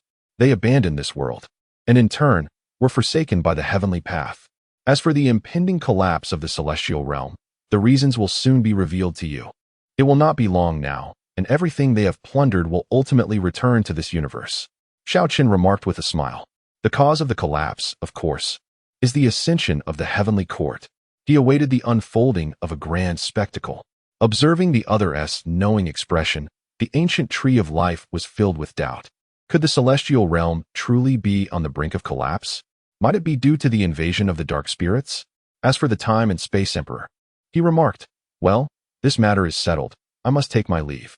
Xiao Yan, I hope that soon your name as the Flame Emperor will resonate throughout the universe. Xiao Chen chuckled while placing an arm around Xiao Yan's shoulder. Huh, Flame Emperor? Xiao Yan's lips twitched. He was merely at the threshold of the law manifestation realm, hardly qualified for such a title. Nevertheless, it was a rather appealing designation, and he found himself quite fond of it. Xiao Chen and the ancient tree of life vanished from that place, and Xiao Yan and his companions departed as well. Perhaps, before long, the lifeless silent ridge would transform into a vibrant plain, for the principal culprit behind it all was the ancient tree of life. Senior, I previously made an agreement with Miss Yuner to embark on a journey together. Will you accompany us, or would you prefer to visit my family? They are quite amiable and would undoubtedly welcome you. Upon leaving the ancient well space, Xiao Yan respectfully inquired of the Time and Space Emperor. The Time and Space Emperor felt somewhat helpless. He had initially intended to discipline Xiao Yan, but it seemed that course of action was no longer feasible. From the words of their clan leader, it was evident that he was also someone who protected his kin. Should there be any instances of bullying, it would likely provoke their family to take action. Yet, if he did not teach this lad a lesson, he would feel deeply unsatisfied. Perhaps he could accompany them for a time. If he was uncomfortable, then he would ensure they felt discomfort as well. Grandfather, why not pay a visit to Brother Xiao Yan's home? You could engage in a profound discussion with their formidable patriarch regarding the mysteries of the immortal path. When the opportunity for ascension arises, you would be among the first to transcend. Yuner whispered softly beside Xiao Yan. Alas, the Time and Space Emperor nearly spat out a mouthful of blood, lamenting the injustice. After years of diligent nurturing, how could this insufferable brat, Xiao Yan, so swiftly usurp his beloved grandchild? Has he truly been cast aside in such a short span? Cursed be it. Were it not for his apprehension of Xiao Yan's formidable background, he would have ensured the young man understood the might of the Time and Space Emperor's fist today. Noticing her grandfather's woeful gaze fixed upon her, Yuner reassured him, Do not worry, grandfather. With Brother Xiao Yan by my side, nothing will go awry. Chapter 119. The Qin family's opportunity has vanished. After all, the opponent wielded an imperial level, an invincible presence beneath the emperor. How ironic. It was always said that the life-preserving means bestowed by grandfather would ensure safety. Yet now, it swiftly transformed into the prowess of Brother Xiao Yan. The Time-Space Emperor clenched his teeth, particularly emphasizing the title of brother. However, Upon uttering those words, he wished to slap himself. His previous measures had proven utterly ineffective, leading to this very predicament. How could this be, grandfather? How could Brother Xiao Yan's abilities possibly rival yours? Thus, under ordinary circumstances, your esteemed methods are seldom required. Moreover, you will forever remain my dearest grandfather. Yuner clung to the Time-Space Emperor's arm, playfully expressing her affection. All right. Am I not aware of your thoughts? A young lady cannot be kept at home forever. Fine. I shall visit the Xiao family as a guest. I cannot possibly remain behind, can I? The Time-Space Emperor responded with resignation. In truth, he too wished to visit the Xiao family, to discern the true nature of the small clan that Brother Xiao Yan spoke of. Should he discover that they had deceived this elderly man, then he would have every justification to confront them directly. Young man, since you intend to embark on this journey together, I shall not obstruct you. However, should I learn that my granddaughter has suffered any grievances or harm, I will not hesitate to skin you alive. The Time-Space Emperor warned Xiao Chen sternly. Rest assured, esteemed elder, the circumstances you mentioned will absolutely not come to pass. Xiao Yan nodded in promise, watching the two depart. The Time-Space Emperor shook his head and mused. Why should I continue to be troubled? It seems these children truly see eye to eye, and they are indeed a match made in heaven. What do I have to be anxious about? Casting aside his worries, he soared towards the direction of the Nine Extremities mountain range. By the fishing lake of the heavens, Xiao Chen gazed at the stellar heart in his hand. According to the ancient tree of life, this stellar heart was somewhat extraordinary. Although every star domain possesses a stellar heart, only a rare few can give rise to a golden one. The common trait among those star domains capable of nurturing such stellar hearts is their ability to devour other star domains. This devouring is not merely a fusion of star domains. It leads to the amalgamation of planets. Much like the primordial star domain's main star absorbing those of other star domains, thereby enlarging itself. The larger the star domain, the greater the dominion of the stellar heart it possesses. Nevertheless, what use is it to me? I disdain even the heart of the universe. How could I ever covet such a trinket? As for integrating other star domains, should Xiao Chen desire it, achieving that would be a trivial matter. Meanwhile, within the Qin family of Mu City, a young man clad in green was nearly beside himself. Patriarch, what did you say? You mean the treasures from the pit have already been taken away? Qin Cheng nodded solemnly. Indeed, they were taken not long ago. Now, it lies utterly barren. What are we to do? What shall we do? The young man in blue staggered slightly, his complexion exceedingly pale. Qin Hao, what on earth has transpired? Qin Shua inquired with a furrowed brow. You do not understand.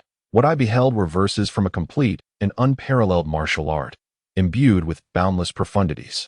Merely memorizing a fragment left me dizzy and disoriented, compelling me to pause and digest those scriptures. I had intended to return later to further contemplate the remaining verses. Yet unexpectedly, Qin Hao lamented, on the verge of tears. Had he been able to comprehend the complete art, it would have assuredly positioned the Qin family for a remarkable ascent, but upon his emergence, he discovered that everything within the chasm had vanished. His opportunity was utterly lost. He felt himself on the brink of collapse. There is nothing to be done. The force that took the treasures from the chasm is formidable, beyond our means to provoke.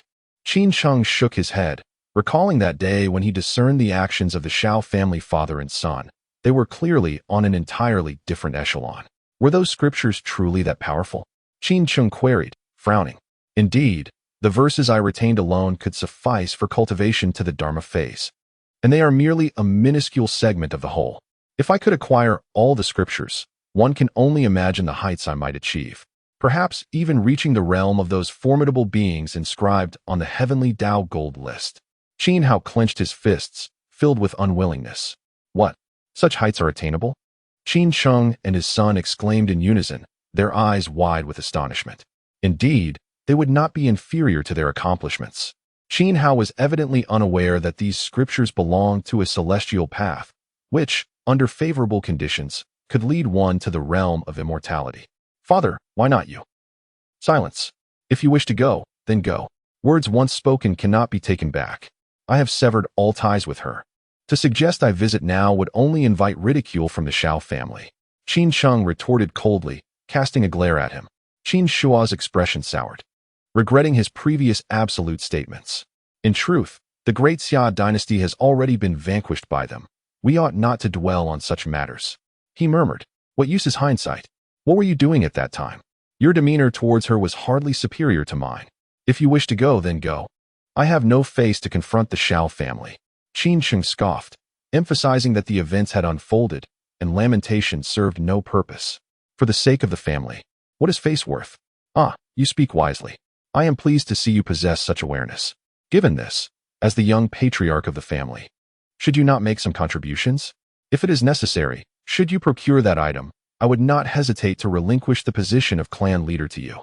Qin Sheng sneered, recalling how, in the presence of many witnesses, such words were uttered, and now, only a short time later, he sought to apologize? How would Xiao Lingtian and his son humiliate him then? Humph, let them come. I refuse to believe they can truly do anything to me. Qin Shua slammed the table, his voice deep and powerful. He cast a glance at Qin Hao before turning to leave. As long as he could cultivate a genius for the family, it mattered not if his face were to be marred in the process. Watching his son's departing figure, Qin Sheng sighed, leaning wearily against his chair. Reflecting on all that he had done in the past, was it truly a mistake? No, it could not be. It should not be. The family had raised her. And what was wrong with using her to secure benefits for the clan? Wasn't it through such means that the Qin family had risen to its current prominence in the city? Patriarch, a mysterious object has appeared in the distant sky, and it is growing larger. At that moment, a clan member hurriedly approached to report. Chapter 120. Xiao Yu breaks through to the quasi-emperor. Qin Sheng furrowed his brows and rose to investigate. His cultivation far surpassed that of his kin, allowing him to perceive distant happenings with remarkable clarity.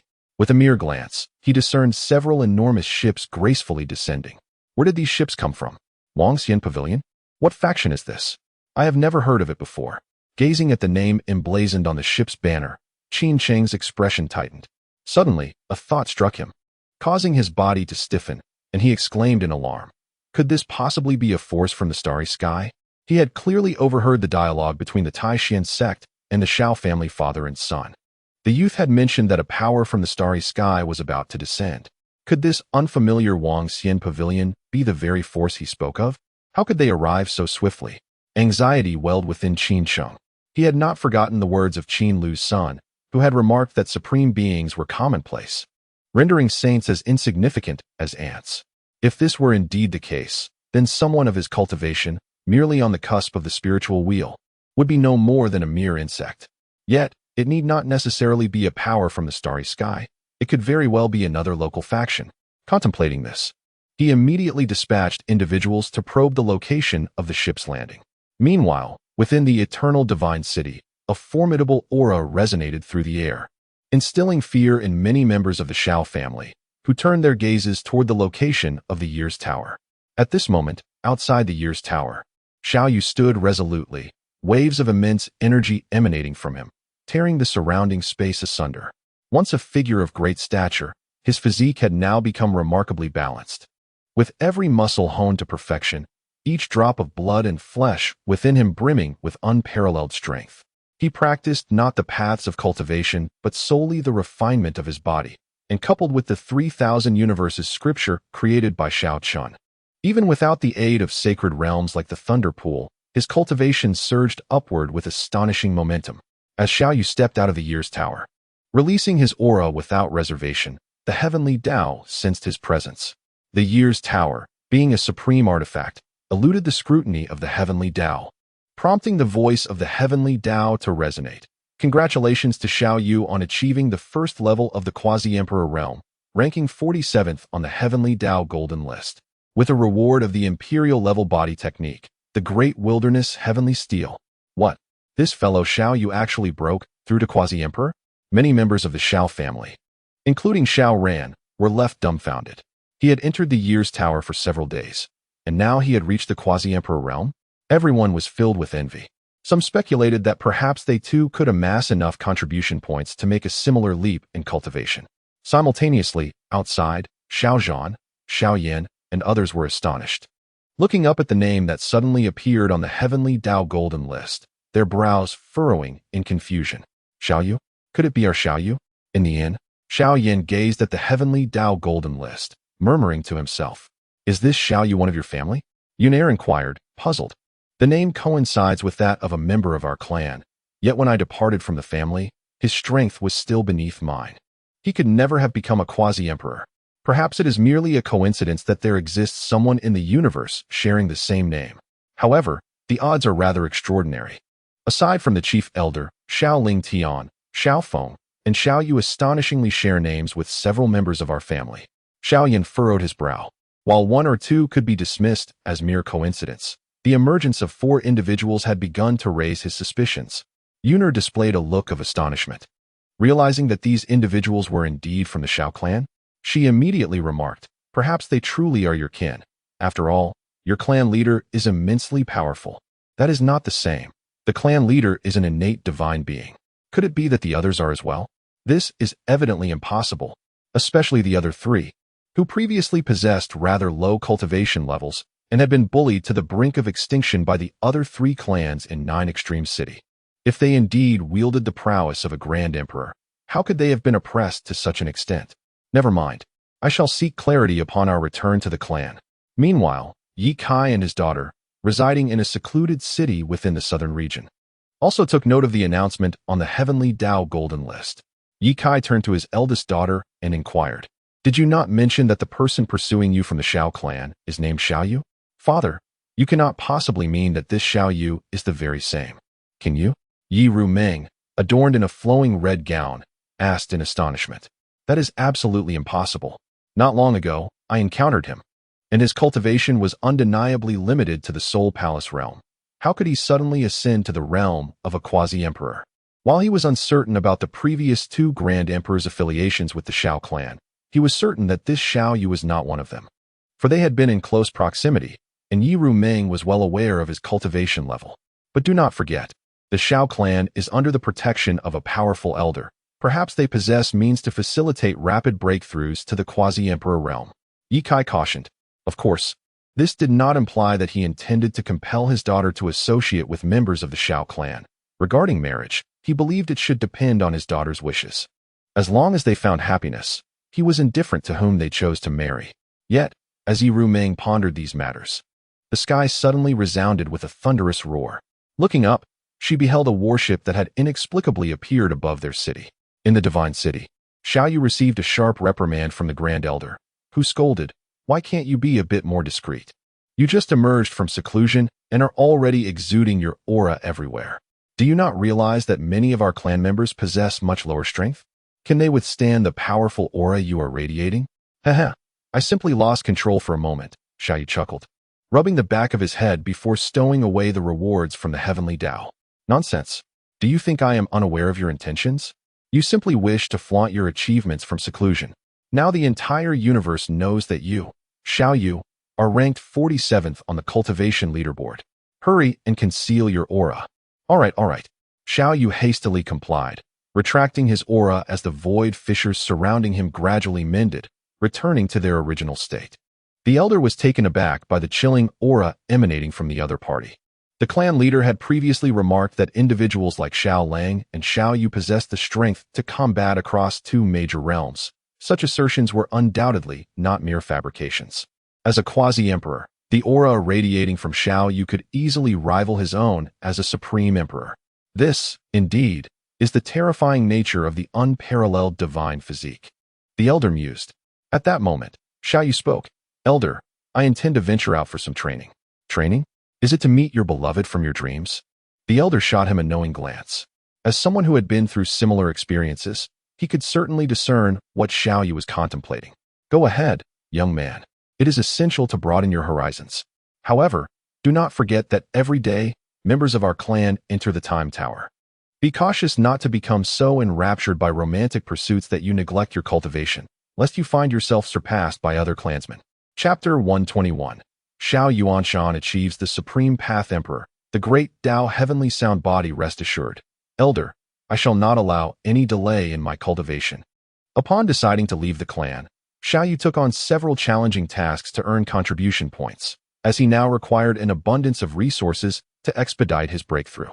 If he could condense the complete power of 3,000 stars within himself, it would signify his ascension to emperorhood. However, at that moment, The voice of the Heavenly Dao resonated once more. Congratulations to Xiao Yuanshan for achieving the Supreme Path Emperor, ranking 8th on the Heavenly Dao Golden List. The Heavenly Dao rewards a celestial technique. What? Xiao Yu was taken aback, tilting his head in confusion. Xiao Yuanshan? He then looked at the Heavenly Dao Golden List in astonishment. Xiao Chen, Xiao Ling Tian, Xiao Feng, Xiao Yuanshan. Elder, what is the meaning of this? Pray, do not tell me this is mere coincidence. I cannot believe such fortuitous events occur in this world. The elder's lips twitched slightly, realizing that the clan leader had once again acquired the fruit of the Supreme Path Emperor. He then patted Xiao Yu on the shoulder and said, Young one, do not ask so many questions. Go on, swiftly seek out your beloved. With that, he hastily departed. There is undoubtedly something amiss. It seems that those on the Heavenly Dao Golden List are indeed several elders of my Xiao family. How peculiar, despite having a Supreme Path Emperor among us. We were previously misled into thinking our clan was weak and urged to toil in our cultivation. Xiao Yu muttered, but then shook his head with a smile. Is this not for the best? The stronger our Xiao family grows, the better it is for all. At this moment, it was not only him. Others in the Xiao family began to harbor doubts as well, even coming to the conclusion that too many coincidences are no longer mere coincidences. The ancient tree of life, rooted in the orchard, also overheard the discussions among the clan members and was equally intrigued. How could one suddenly achieve the status of Supreme Path Emperor? During this time, it had meticulously examined the Heavenly Dao Golden List and was acutely aware that no figure named Xiao Yuanshan existed therein. This indicated that the individual had not even reached the level of a quasi-emperor, yet now, they had abruptly become a Supreme Path Emperor, truly astonishing. Recalling its own cultivation journey through this realm, it had progressed step by step. Such rapid breakthroughs through multiple grand realms were simply unfathomable. This must be related to that esteemed predecessor. But what methods were employed? Even as a Supreme Path Immortal, it could not grasp the answer. Moreover, the wonders orchestrated by that predecessor had never been mentioned by anyone regarding which force could possess such a place of creation.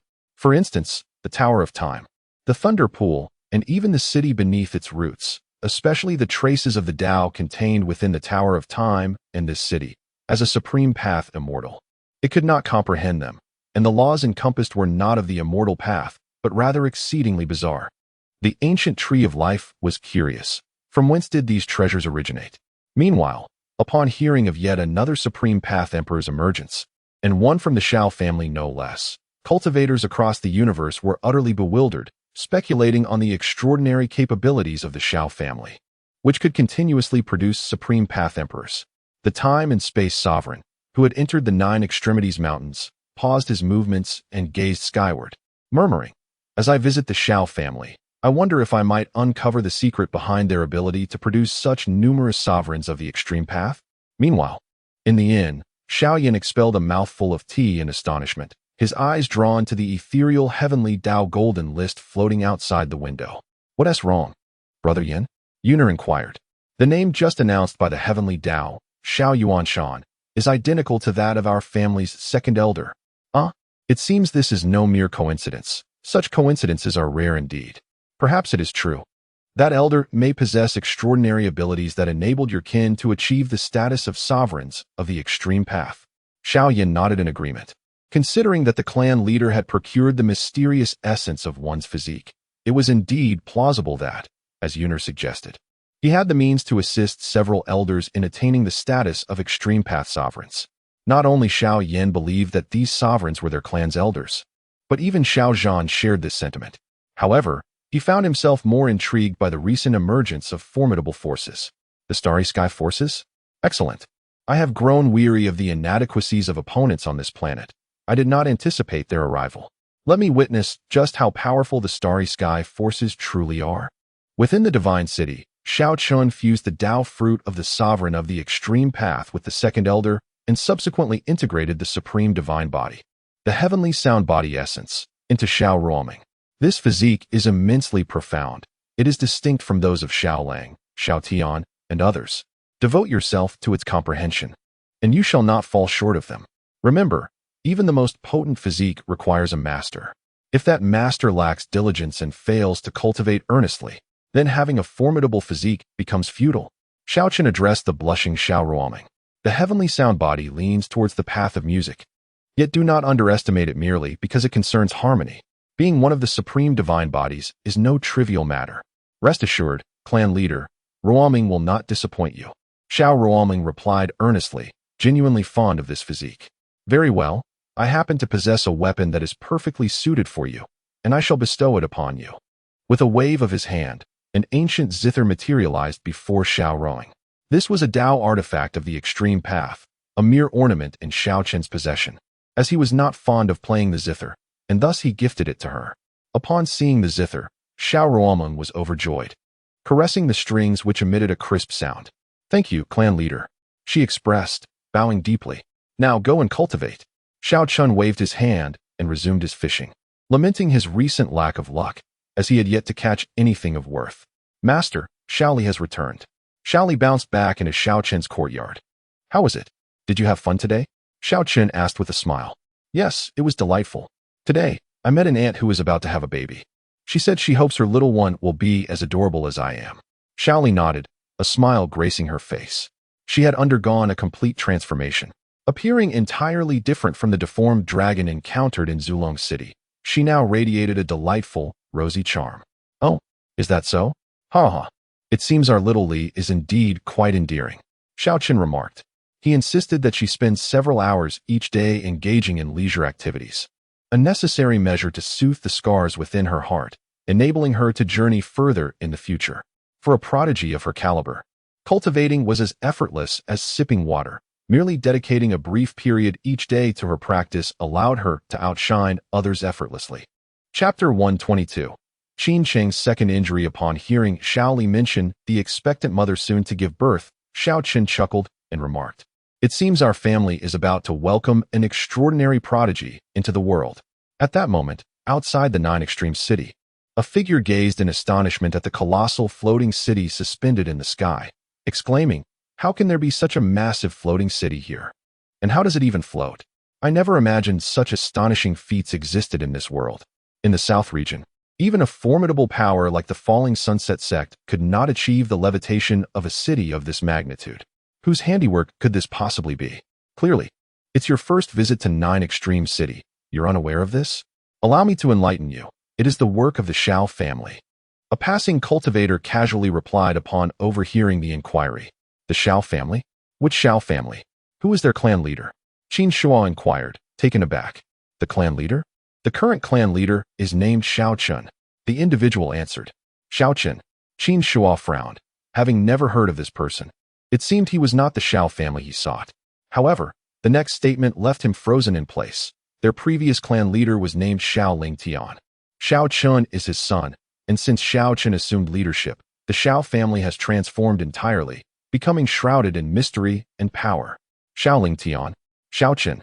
Qin Shuo stared blankly at the immense city, genuinely surprised to discover it belonged to the Xiao family. Brother, don't just stand there. You cannot ascend. That city can only be entered by members of the Xiao family. Others cannot approach at all. If you truly wish to enter, you must be led by a member of the Xiao family.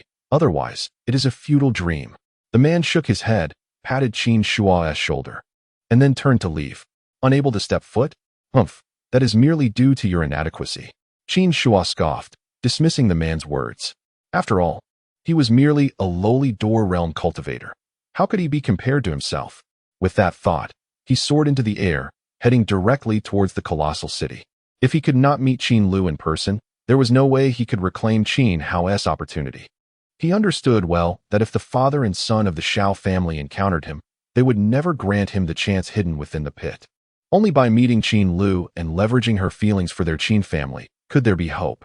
However, before he could approach the magnificent city, an overwhelming pressure descended upon him. Yet, Qin Shuo refused to succumb to fate. He was a soul palace realm cultivator. How could he be thwarted by a mere city? He let out a fierce roar, unleashing his energy without reservation, his body radiating a brilliant white light, and continued to surge upwards. But in the next moment, a force even more terrifying than his own surged down from above the city, akin to a divine mountain, vast and formidable, rendering Qin Shuo as weightless as a feather. With a thunderous crash, he plummeted to the ground, landing on the streets of Nine Extremes City, creating a massive crater upon impact. Lying in the center of the deep pit, Qin Shua's body was marred with injuries, resembling shattered porcelain, his breath faint and tenuous. Yet another audacious individual. The onlookers in the streets have grown accustomed to this spectacle. Many aspire to breach the fortress, yearning to unveil the secrets concealed within, yet ultimately, none can draw near. Moreover, those who recklessly charge toward the stronghold often suffer the gravest injuries. Some who dare to assault the fortress meet their demise on the spot. The fact that this individual remains alive is already a stroke of luck. Hastily consuming a healing elixir, Qin Shua's wounds began to mend after a brief interval. Struggling to his feet, he glanced up at the colossal city, his expression betraying a flicker of fear. With his current prowess, entering this fortress was utterly beyond his capabilities. At that moment, another figure ascended toward the lofty stronghold, yet unlike Qin Shua, who charged blindly, this figure halted at a safe distance, clasping his hands in salute. Proclaiming, "I am Yel Fengji, the sect leader of the Taishan sect, here to pay my respects to the head of the Xiao family." Subsequently, a beam of golden light descended from the towering fortress, enveloping Yel Fengji, who then vanished in an instant. The leader of the Taishan sect? He has arrived as well. Qin Shua's countenance darkened. If the other could enter, why was he barred? Consuming several more elixirs, he leaped once more into the air, bellowing, "I am Qin Shua, the young master of the Qin family of Mu City, here to seek an audience with Qin Lu." In response, a resounding blast echoed as a brilliant divine light shot down from above, striking Qin Shua and sending him crashing to the ground, creating a deep crater in the street. This time, his injuries were far more severe, and he lay unconscious within the pit. Has this individual fallen twice? Could it be he bears a grudge against the Xiao family? One bystander wondered. It seems unlikely. I believe his second downfall stemmed from his poor demeanor. He came seeking assistance, yet presented himself as though demanding payment. Indeed, it is quite possible. Within the divine city, Yel Fengji encountered Xiao Chen, who reclined amid the clouds, fishing and sipping wine. "What brings you here? Shouldn't you be preoccupied with the affairs of your sect during this time?" Xiao Chen inquired, respectfully reporting, "Senior, I have come to express my gratitude. Our Taishan sect's territory has been overtaken by the invading cosmic forces. Were it not for your guidance that enabled us to prepare and transfer our assets in advance, we would have lost everything." Yel Fengji expressed his heartfelt thanks, noting the overwhelming power of the cosmic forces. Even their mere presence was enough to subdue them. Fortunately, these forces seemed intent solely on claiming their territory, refraining from searching them, thus preserving their sect's resources. Among them, not to mention saints, there were numerous sovereigns. It appears that the day when sovereigns roam freely and saints are disregarded is not far off. I merely mentioned it in passing. It is of little consequence. The arrival of cosmic forces will usher in an abundance of spiritual veins, heralding a golden era for this star domain. Seize this opportunity to cultivate diligently. Do not be swept away by the tides of time, for there may yet be a chance for you to achieve immortality. Immortality? Yel Fengji gasped in astonishment. Indeed, it will not be long before chaos engulfs the universe, and the opportunity for transcendence will arise. At that time, a plethora of celestial beings will emerge.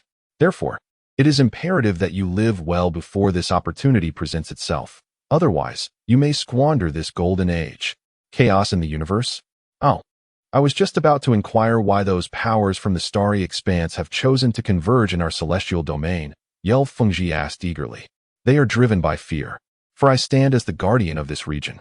Even if the myriad realms were to collapse, this domain would remain unscathed, Xiao Chen stated without reservation.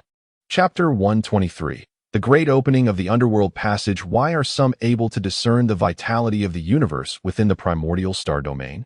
Is it not simply because they are present here, thus receiving guidance from the Heavenly Dao?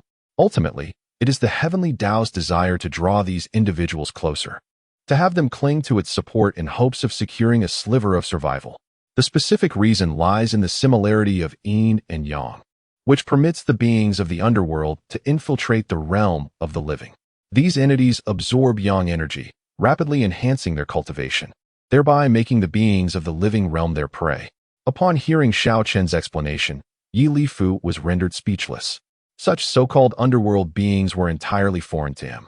And more terrifying still, These entities could not be halted even by the emperors, leaving them no choice but to flee. Does this imply that our primordial star domain is devoid of such spirits? Otherwise, why would these individuals escape towards this star domain? No. Indeed, there are spirits present, and in considerable numbers. Xiao Chen gestured toward the outside, stating, just beyond Jujisheng, there lies a passageway connecting to the underworld. Shrouded in faint black mist, this is the ghostly haze from the underworld, within which dwells the spirits. A chill ran through Yi Lifu's heart. The spirits had invaded their world. Yet why would cultivators from other star domains still venture here? Suddenly, he recalled the previous elder's words, that those coming here were drawn by the elder's presence. Could it be that the elder possesses the strength to confront the spirits? Elder, my sect currently lacks a suitable place to settle. I observe that Jujisheng does not harbor any other significant powers. Might I choose this location for my sect's establishment? Given the perilous future that lay ahead, it would be wise to seize the opportunity to align closely with the elder. Although spirits are present here, the elder's protection would surely render this place far safer than elsewhere. Jujisheng, surely your sect's disciples would not fit here? Xiao Chen inquired. I can expand Jujisheng, or even construct a new city to accommodate my disciples. Then it is up to you. At that moment, Xiao Chen paused slightly before conveying a message to the Grand Elder. We have a visitor. Please attend to them.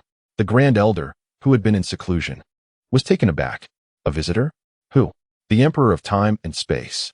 A tremor coursed through the Grand Elder's heart. He rose hastily, though with a look of confusion. Why would the Emperor of Time and Space visit the Xiao family? Ah, it appears that Xiao Yan has entangled himself with the granddaughter of that esteemed emperor, thus establishing some connection between our families. What? The Grand Elder was utterly stunned, then couldn't help but give a thumbs up. Xiao Yan is quite the charmer. In such a short time, he has managed to win over the granddaughter of a supreme emperor. Quickly, he materialized outside the eternal divine city and spotted an elder curiously surveying the place. Oh, the esteemed friend from the time and space realm has graced us with your presence? The Emperor of Time and Space looked up, glancing at him with curiosity. And you are? I am Xiao Feng, the one ranked 7th on the Heavenly Dao Golden List. The time-space sovereign gazed in astonishment at the other party. Indeed, were the individuals with the surname Xiao on the Heavenly Dao Golden List all from the same family as Xiao Chen? Feeling somewhat embarrassed, Xiao Feng graciously invited the time-space sovereign into the divine city. However, the moment the time-space sovereign entered the city, the ground beneath the 9 Extremes city trembled slightly. The previously modest yin-yang passage nearby suddenly tore open like it was rent by a colossal hand, revealing a vast, pitch-black chasm. An exceedingly dense black mist surged forth from the passage, exuding a chilling and decayed aura that ascended into the sky and spread outward.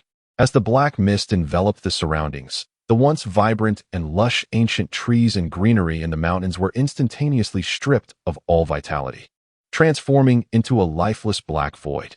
Concurrently, as the black mist expanded, resplendent red flowers emerged from the ground, proliferating around them. In mere moments, a sea of flowers formed in the vicinity of the black mist. These were the ominous blooms from the netherworld, known as the ghostly flowers, which could claim lives upon contact. The black mist swept across the land with alarming swiftness, rapidly engulfing a vast area of the 9 Extremes mountain range. And then it continued to encroach upon the location of 9 Extremes city. Wherever the black mist passed, all living beings withered away, devoid of life. Within the mist, shadowy figures flickered in and out, clawing and grasping, easily seizing the demon beasts ensnared by the black fog. They drew in a sudden breath, and in that instant, a surge of yang energy was absorbed into their bodies, leaving the demon beasts as lifeless corpses. Delicious! Exclaimed a chilling voice from within the black mist. The yang energy from the beings of the mortal realm has imparted upon me a fleeting warmth. It is the most exquisite sustenance I have ever tasted. As phantoms darted through the black mist, capturing and devouring the yang energy of the ensnared beings, several powerful figures emerged from the passage. One of them spoke. Is this the passage? A spirit has relayed that the beings of the mortal realm can clearly perceive our existence here. How can I be so incredulous? Another shadow replied in a deep voice. Although the presence of the nether mist provides us with a suitable environment, it still leaves me feeling quite uncomfortable, and I cannot unleash my full power. This is only natural. After all, we are in the realm of the living. Even with the nether mist's protection, the laws of heaven and earth in the mortal realm will still suppress us. Nevertheless, it matters not. Our netherworld's pathways will inevitably assimilate the heavenly Tao of the mortal realm. When that time comes, there will be no such thing as the mortal realm, only our netherworld. At that moment, the cultivators of Nine Extremes City also became aware of the encroaching black mist from the Nine Extremes mountain range, and many could not suppress their alarmed expressions. During this period, numerous cultivators ventured into the shrouded mist, yet aside from the members of the Xiao family, all perished within its depths. To this day, they remain oblivious to the true nature of the black mist. Thus, as the ominous fog began to envelop the surroundings, a palpable fear gripped the hearts of the onlookers. Some even fled towards the opposite side of the city. Should the Nine Extremities City indeed fall under the dominion of the black mist, their fates would undoubtedly lead to demise. What then? Is this enigmatic entity known as the black mist? Qin Shuo, now awakened, furrowed his brow, for he had never encountered such a phenomenon before. Just as the mist was on the verge of engulfing Nine Extremities City, a figure abruptly descended from the celestial city above, landing before the advancing fog. With a swift motion, he unleashed a radiant palm strike, an explosion of brilliance emanating forth, imbued with boundless energy, which transformed into a colossal handprint that struck the black mist. In an instant, the mist was dispersed, revealing a vast chasm that exposed the charred, lifeless land beneath. However, this reprieve was fleeting, as the darkness swiftly mended itself, continuing its relentless advance. With a thunderous roar, Xiao Lingtian unleashed a terrifying force, his right hand forming a sword-like gesture, gliding before the mist. In that moment, a resplendent golden barrier manifested, stretching from earth to sky, standing resolute against the encroaching black mist. Chapter 124. Xiao Lingtian enters the ghost fog. The black mist was thwarted, akin to seawater colliding with a dam, crashing against the golden veil and creating ripples that could not escape. Xiao Lingtian stood there, his gaze fixated on several figures within the black fog. Why do I feel that the human is staring at us? One apparition furrowed its brow. I share this sentiment. Could it be that the earlier specters spoke the truth? Can the cultivators here truly perceive us? But how is that possible? We dwell within the ghostly mist, which should obscure human sight and consciousness. This has been established through countless battles since the ancient celestial era. Even their celestial emperors could not unravel this. How can a mere extreme realm emperor see us? Surely, some being must have developed a specialized technique against us during this time.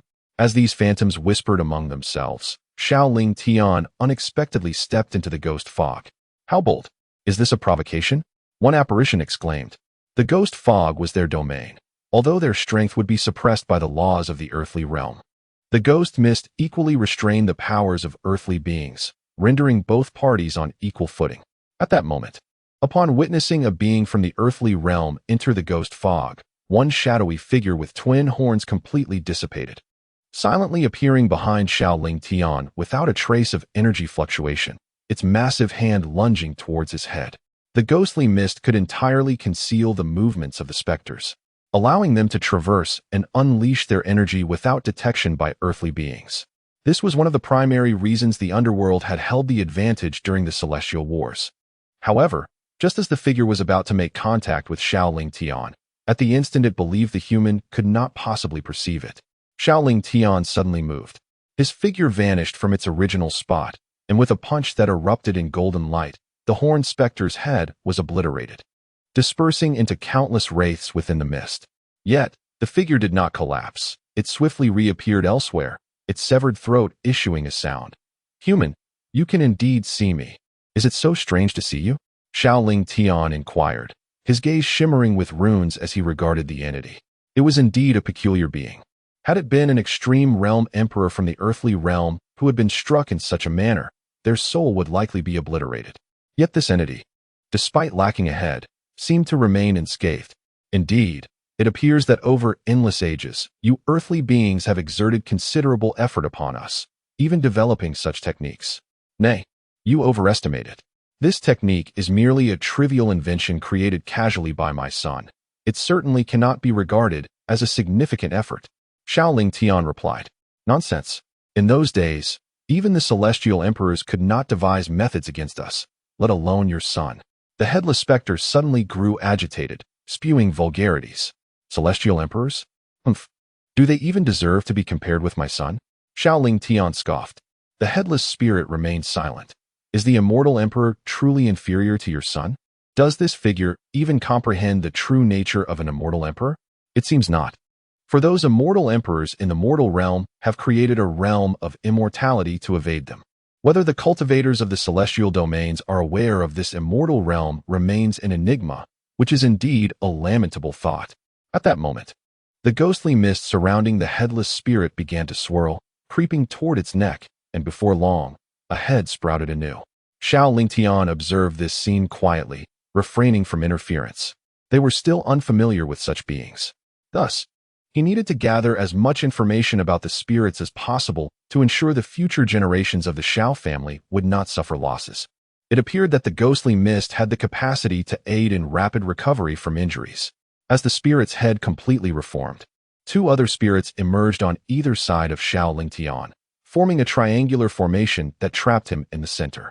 In the Divine City, Elder Xiao Yuanshan watched the scene within the ghostly mist and expressed his concerns, saying, "Patriarch, we are facing three spirits of the extreme Dao Emperor level. Is the Vice Patriarch truly untroubled? What trouble could arise? Your extreme Dao Emperor's Dao fruit is flawless, devoid of any blemish. Each realm has been perfected, and they possess Emperor weapons, Emperor scriptures, and Emperor-level divine abilities. The only aspect in which you fall short is combat experience. If you wish, you may also engage in practice. It is far easier to grasp the power within the Dao fruit through experiencing battles between extreme Dao emperors than through meditation. A few encounters should enable you to fully master the power of your Dao fruit." Xiao Chen reclined in a chair, holding the record of extraordinary happenings, observing the events within the ghostly mist, and remarked, "Very well, let me test the true strength of these spirits."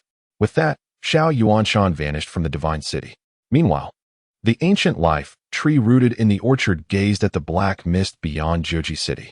Yet, it could not discern what transpired within the ghostly fog, only witnessing the swirling mists outside. Confusion gripped it. How could one enter the ghostly mist? Hadn't it warned him against engaging in battle within the netherworld's ghostly fog? Entering it meant certain death, yet he still ventured forth.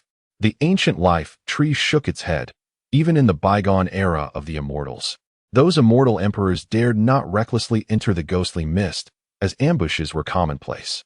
Many immortal emperors had fallen due to such treachery. At that moment, a battle erupted within the ghostly mist. Xiao Lingtian bellowed, his body radiating golden light, tearing a space through the surrounding eerie fog. He then launched a fist at the spirit before him, engaging in a fierce struggle. He was in dire need of a vigorous battle to assess his own combat prowess. For since consuming the Dao fruit, he had yet to engage in combat. His golden fist collided with the opposing spirit's shadowy fists, unleashing a sound that shook the heavens. The immense energy surged around them, churning the eerie mist into a colossal vortex.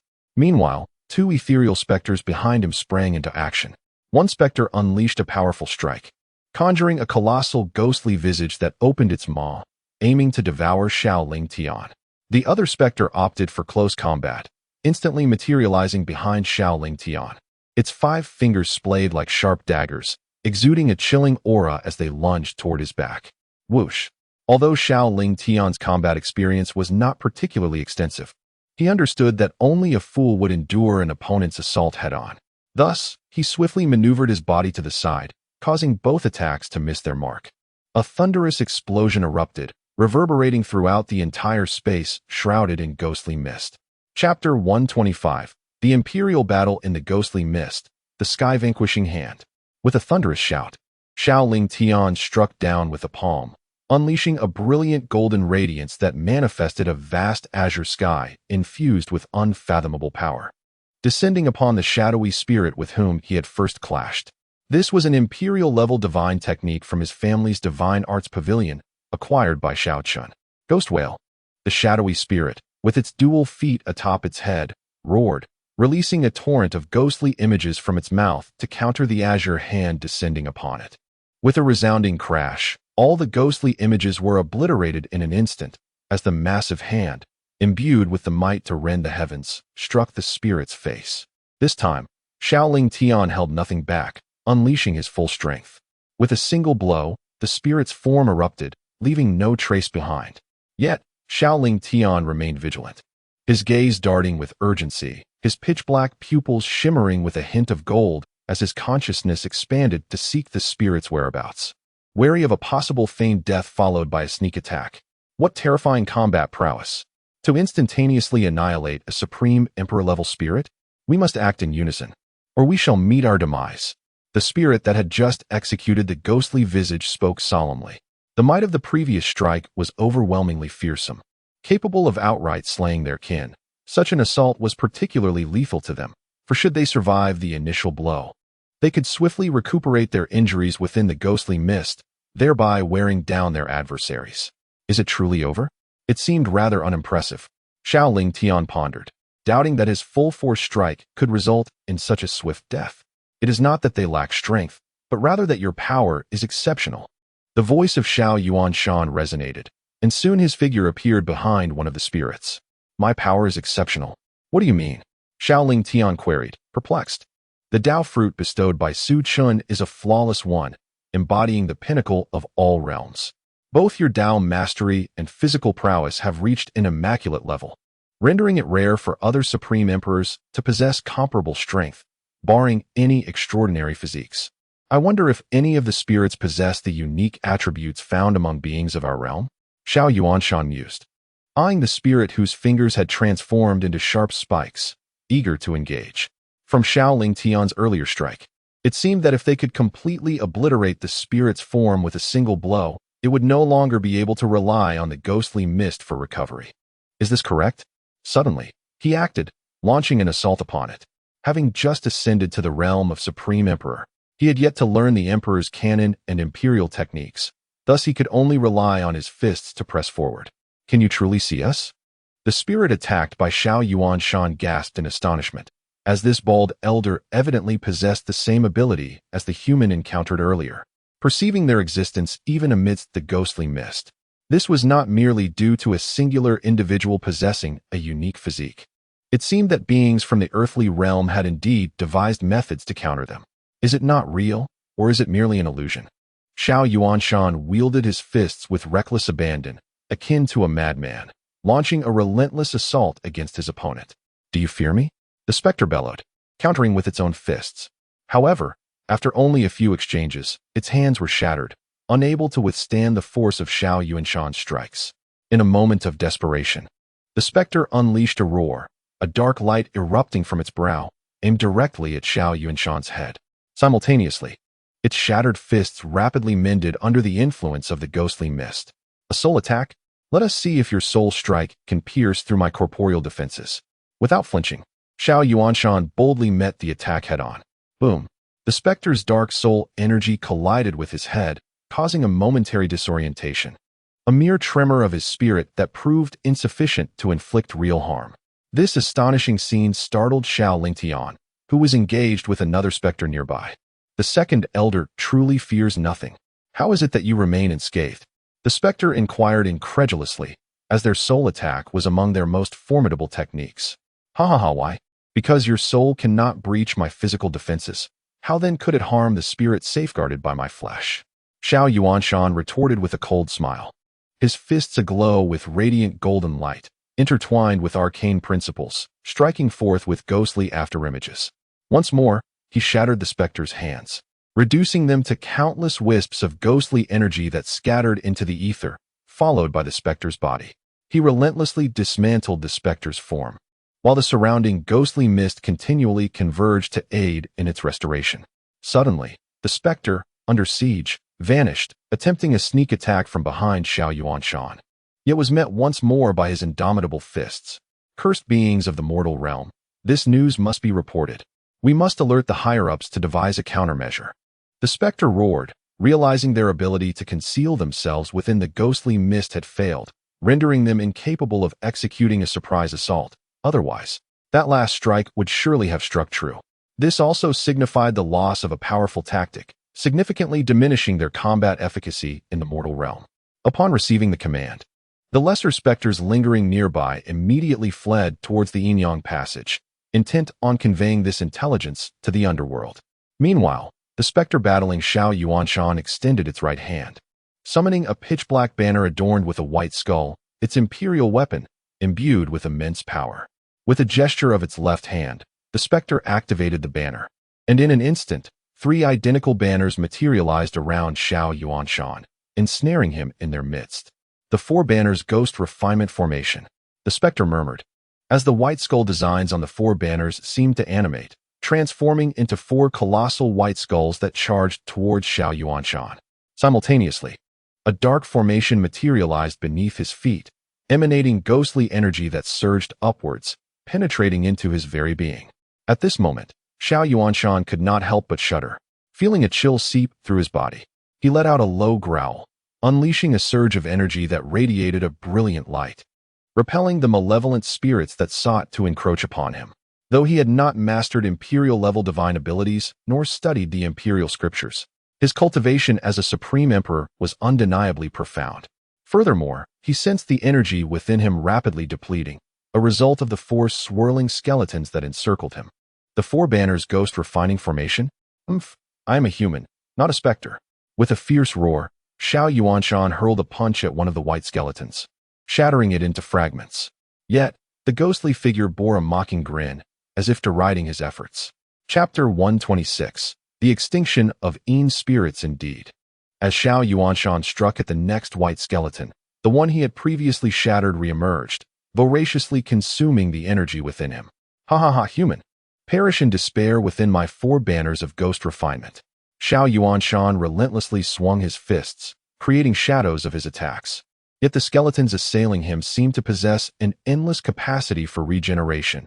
Even when reduced to mere dust, they would swiftly revive. What on earth is happening? Xiao Yuanshan realized he could not afford to delay. If he allowed these skeletons to devour too much of his energy, he would find himself entirely on the defensive. At that moment, he noticed 4 black banners not far away. Each time a skeleton reappeared, a surge of ghostly mist flowed into the banners. He understood that these 4 banners were the crux of the matter.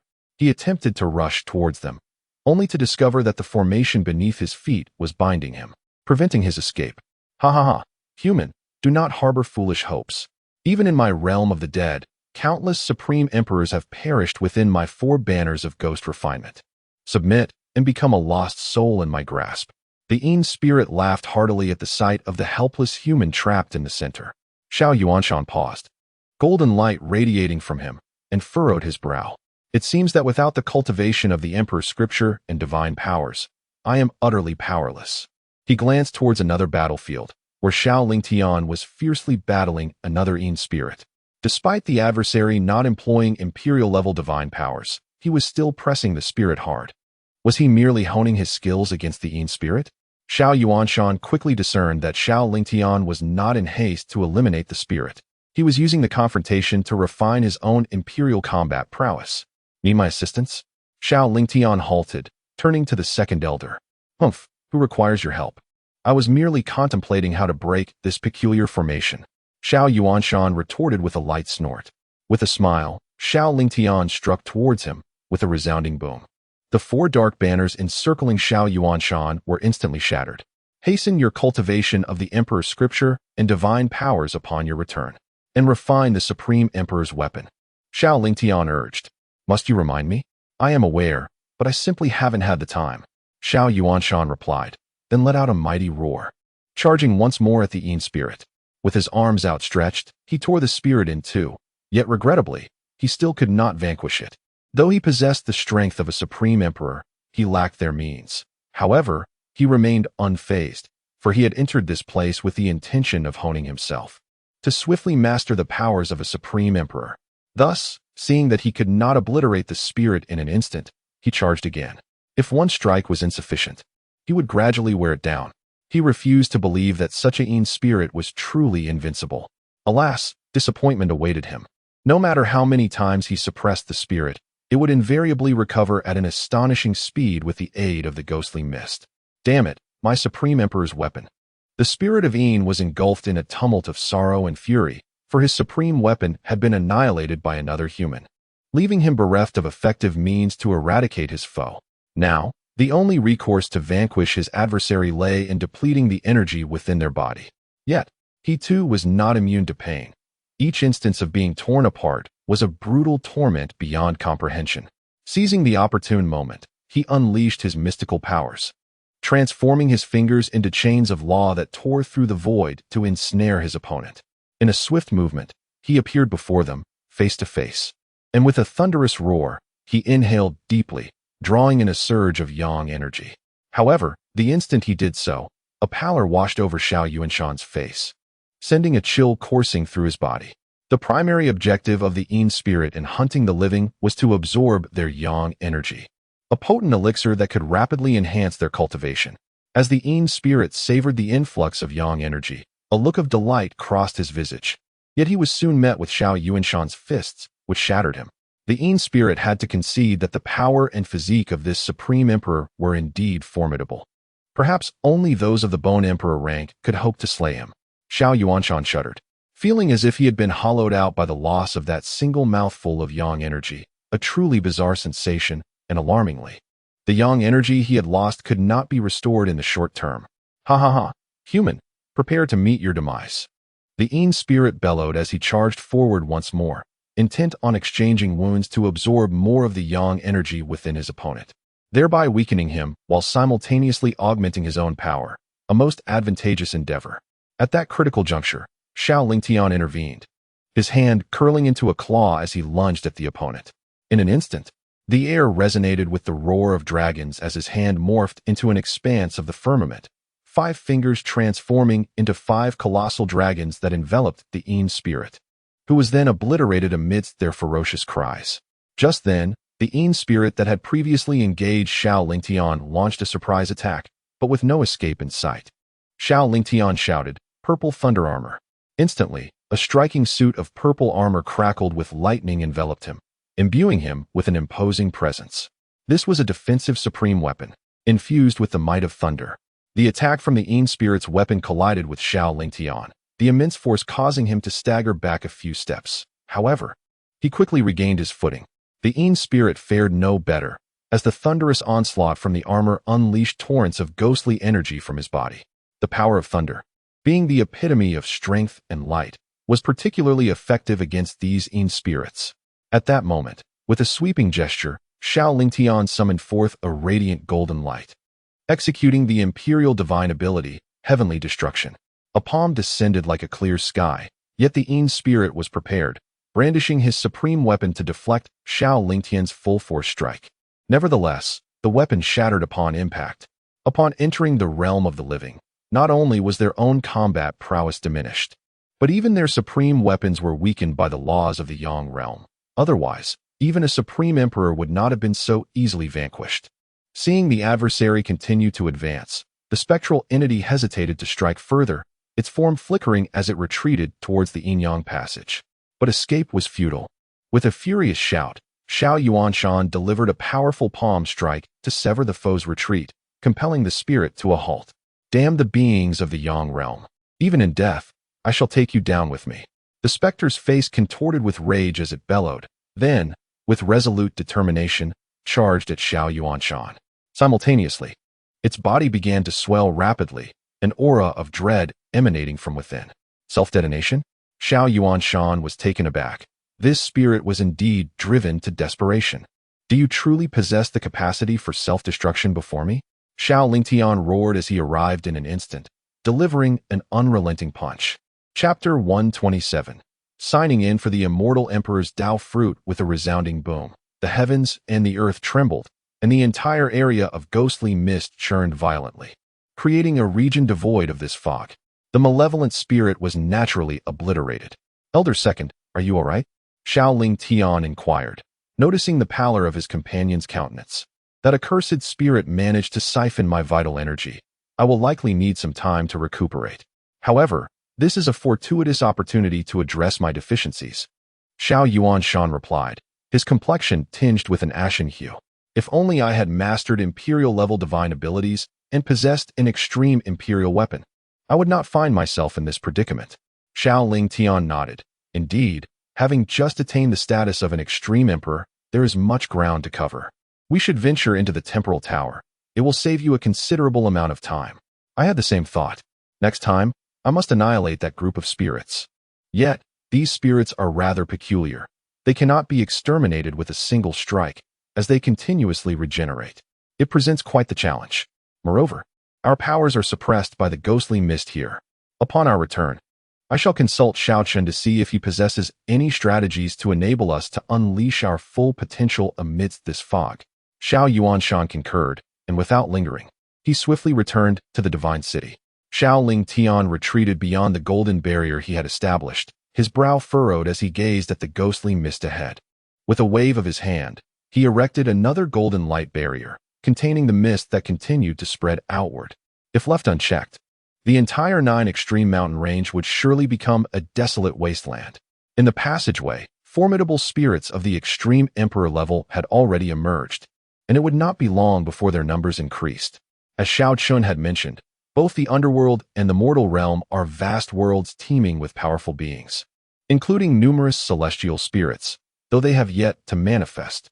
Seeing the black mist contained, everyone within the 9 extreme city breathed a collective sigh of relief, and the citizens who had been preparing to flee halted in their tracks. Xiao Ling Tian, Qin Shua took a deep breath and rushed forward. Since he could not force his way into the city, he would have to rely on the Xiao family to grant him entry. Only by meeting Qin Lu could he reclaim the opportunities meant for Qin Hao. However, before he could approach, Xiao Ling Tian's figure vanished from sight.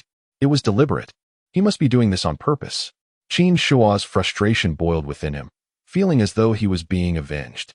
Yel Fengji emerged from the divine city and beheld the black mist enveloped by the golden barrier outside 9 extreme city.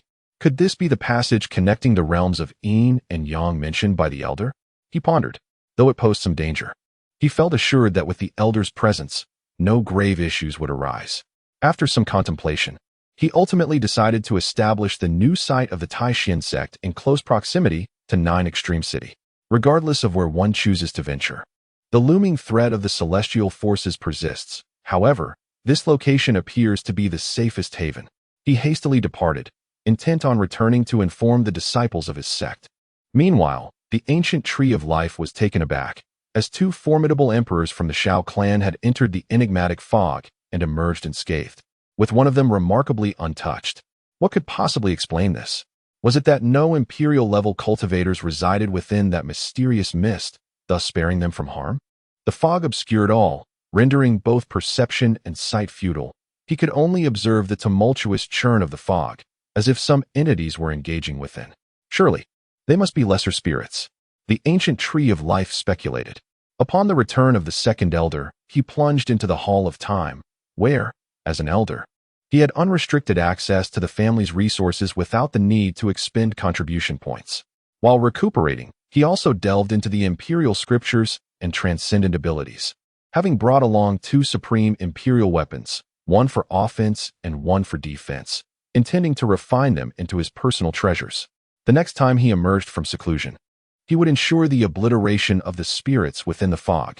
Does this imply that my ability to effortlessly vanquish those spirits stems not only from the perfect Dao fruit, but also from the influence of the celestial laws on the spirits? Xiao Lingtian inquired of his son. Indeed, spirits ought not to exist in the realm of the living. However, they have defied the rules, venturing from the realm of the dead, thereby becoming subject to the constraints of the celestial laws. Were it not for the existence of the fog, this suppression would be even more formidable. Xiao Chen responded, seated upon the ground. But we too are subjected to suppression within the fog. Xiao Lingtian retorted. No. The force of the celestial suppression they endure far exceeds our own in this eerie mist. Otherwise, it would be quite challenging to eliminate one another under similar circumstances. Can you devise a secret technique that remains unaffected by the fog? Would it not facilitate our extermination of the spirits? Certainly, that will not pose a problem. I shall conduct my research shortly, Xiao Chen affirmed. Subsequently, Xiao Lingtian posed further inquiries regarding the spirits, such as whether beings from the realm of the living possessed unique physiques, and if those from the realm of the dead did as well. It was crucial to comprehend this thoroughly to avoid potential pitfalls in future encounters. Yes, they do, but they do not refer to it as physique. Instead, They call it the soul body, which is classified similarly to our realm, comprising ordinary soul bodies, spirit-level soul bodies, and king-level soul bodies. The differentiation in appearance can be discerned by the color of the soul body at their foreheads. Different colors signify varying levels of soul bodies. Xiao Chen elucidated. You must have never encountered spirits before. How then do you possess such knowledge of the realm of the dead? Xiao Lingtian queried, bewildered by his son's familiarity, as if he had interacted extensively with the spirits. With a smile, Xiao Chen handed over the chronicles of celestial anomalies that lay nearby, stating, all is recorded within this tome. Moreover, even without perusing the text, should he wish to know, a mere thought can traverse the realms of life and death, revealing all. Xiao Lingtian took hold of the record of extraordinary events, and, indeed, upon opening a page, he discovered accounts pertaining to the Yin spirits. He deemed it essential to transcribe this portion and place it within the treasury, so that his kin might be informed of the intricate details regarding the Yin spirits, enabling them to act judiciously should they encounter such entities in the future. Indeed, Xiao Chen nodded, acknowledging that there would be many battles with Yin spirits ahead. Thus, acquiring knowledge on the matter could prove beneficial. These Yin spirits are said to fear the force of Yang, with lightning and fire being their nemeses. It appears I must diligently cultivate several imperial-grade techniques pertaining to lightning and fire. Although he had assimilated the Tao fruit of the Supreme Emperor, he lacked a formidable physique. Should he confront Yin spirits possessing peculiar soul bodies, he might rely on the techniques of lightning and fire to counter them. This is certainly a commendable choice. The scripture repository contains numerous techniques of lightning and fire. Selecting those that align with his cultivation would suffice. However, it is the quality, not the quantity, that matters in such matters, for an excess may lead to a dispersal of focus. Remarked Xiao Chen. Chapter 128. The task of hunting the Yin spirits. The system diligently registers daily, presenting a plethora of treasures. In addition to a vast quantity of spirit stones, numerous divine abilities have also been acquired, encompassing imperial level, celestial, and divine abilities. Naturally, all these items have been placed into the Divine Ability Pavilion for the clan members to cultivate. Rest assured, my child, I comprehend the implications involved. By the way, I heard that during this period, you have specifically developed a divine ability for the Grand Elder, called the 18 Palms of the Dragon Subduing. Is it formidable?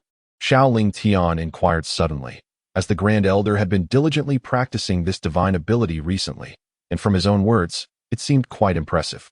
The divine ability I create must indeed be powerful. Xiao Chen replied unabashedly. Currently, the 18 palms of the dragon subduing have been established, yet it still lacks an accompanying sound effect. I am contemplating whether to provide the Grand Elder with one. When the sound resonates, it shall be invincible. I would like to cultivate it as well when the opportunity arises. Xiao Lingtian nodded, then continued. What shall we do about the passage to the underworld outside of Juji City? I fear that there will be a continuous influx of Yin spirits, and among them, there may be a significant number of imperial-level Yin spirits. I am concerned that they will soon breach my barrier. Moreover, we have already seen that the secrets of the Yin spirits have been relayed back to the underworld. Will the celestial powerhouses among the Yin spirits not intervene? Xiao Lingtian expressed his worries. Today is merely the first day, and already 3 imperial-level beings have appeared. Surely, there will be even more in the future. Our Xiao family currently possesses only a handful of imperial-level beings and cannot possibly withstand them. Although Xiao Chen is powerful, given his temperament, he is unlikely to act hastily. Fear not, for with my presence, you need not worry about the barrier's collapse. As for their celestial powerhouses, they will not appear just yet. They are awaiting an opportunity to annihilate all beings of the Yang realm. However, there is no need for concern. They possess celestial beings. But we are not without our own. Before long, when the celestial realm collapses, those celestial beings will descend to the mortal realm, at which point they will have no choice but to act. Furthermore, although the Xiao family currently has only 3 imperial-level beings, should Xiao Lang and Xiao Tian break through to the imperial realm, each would be worth many. With their presence, the Yin spirits beneath the celestial level shall not stir a ripple. Xiao Chen spoke with a smile. Xiao Lingtian nodded, seemingly enlightened. Indeed, Xiao Lang and the others possess extraordinarily powerful physiques, their combat prowess far surpassing ours. Moreover, with the existence of the Time Tower in our family, It will not take long for them to break through to the imperial realm. At that time, the family can issue missions to hunt in spirits, which would serve to train them while allowing them to quickly earn contribution points. That is indeed a commendable strategy. Xiao Tian concurred. The system has successfully completed today's automatic registration. Congratulations to the host for obtaining a Celestial Emperor's Dao fruit. Just as Xiao Tian was about to depart, the system's voice resonated punctually. A Celestial Emperor's Dao fruit? That is a remarkable item. Xiao Chen nodded. This marks the first time I have registered a Celestial Emperor's Dao fruit.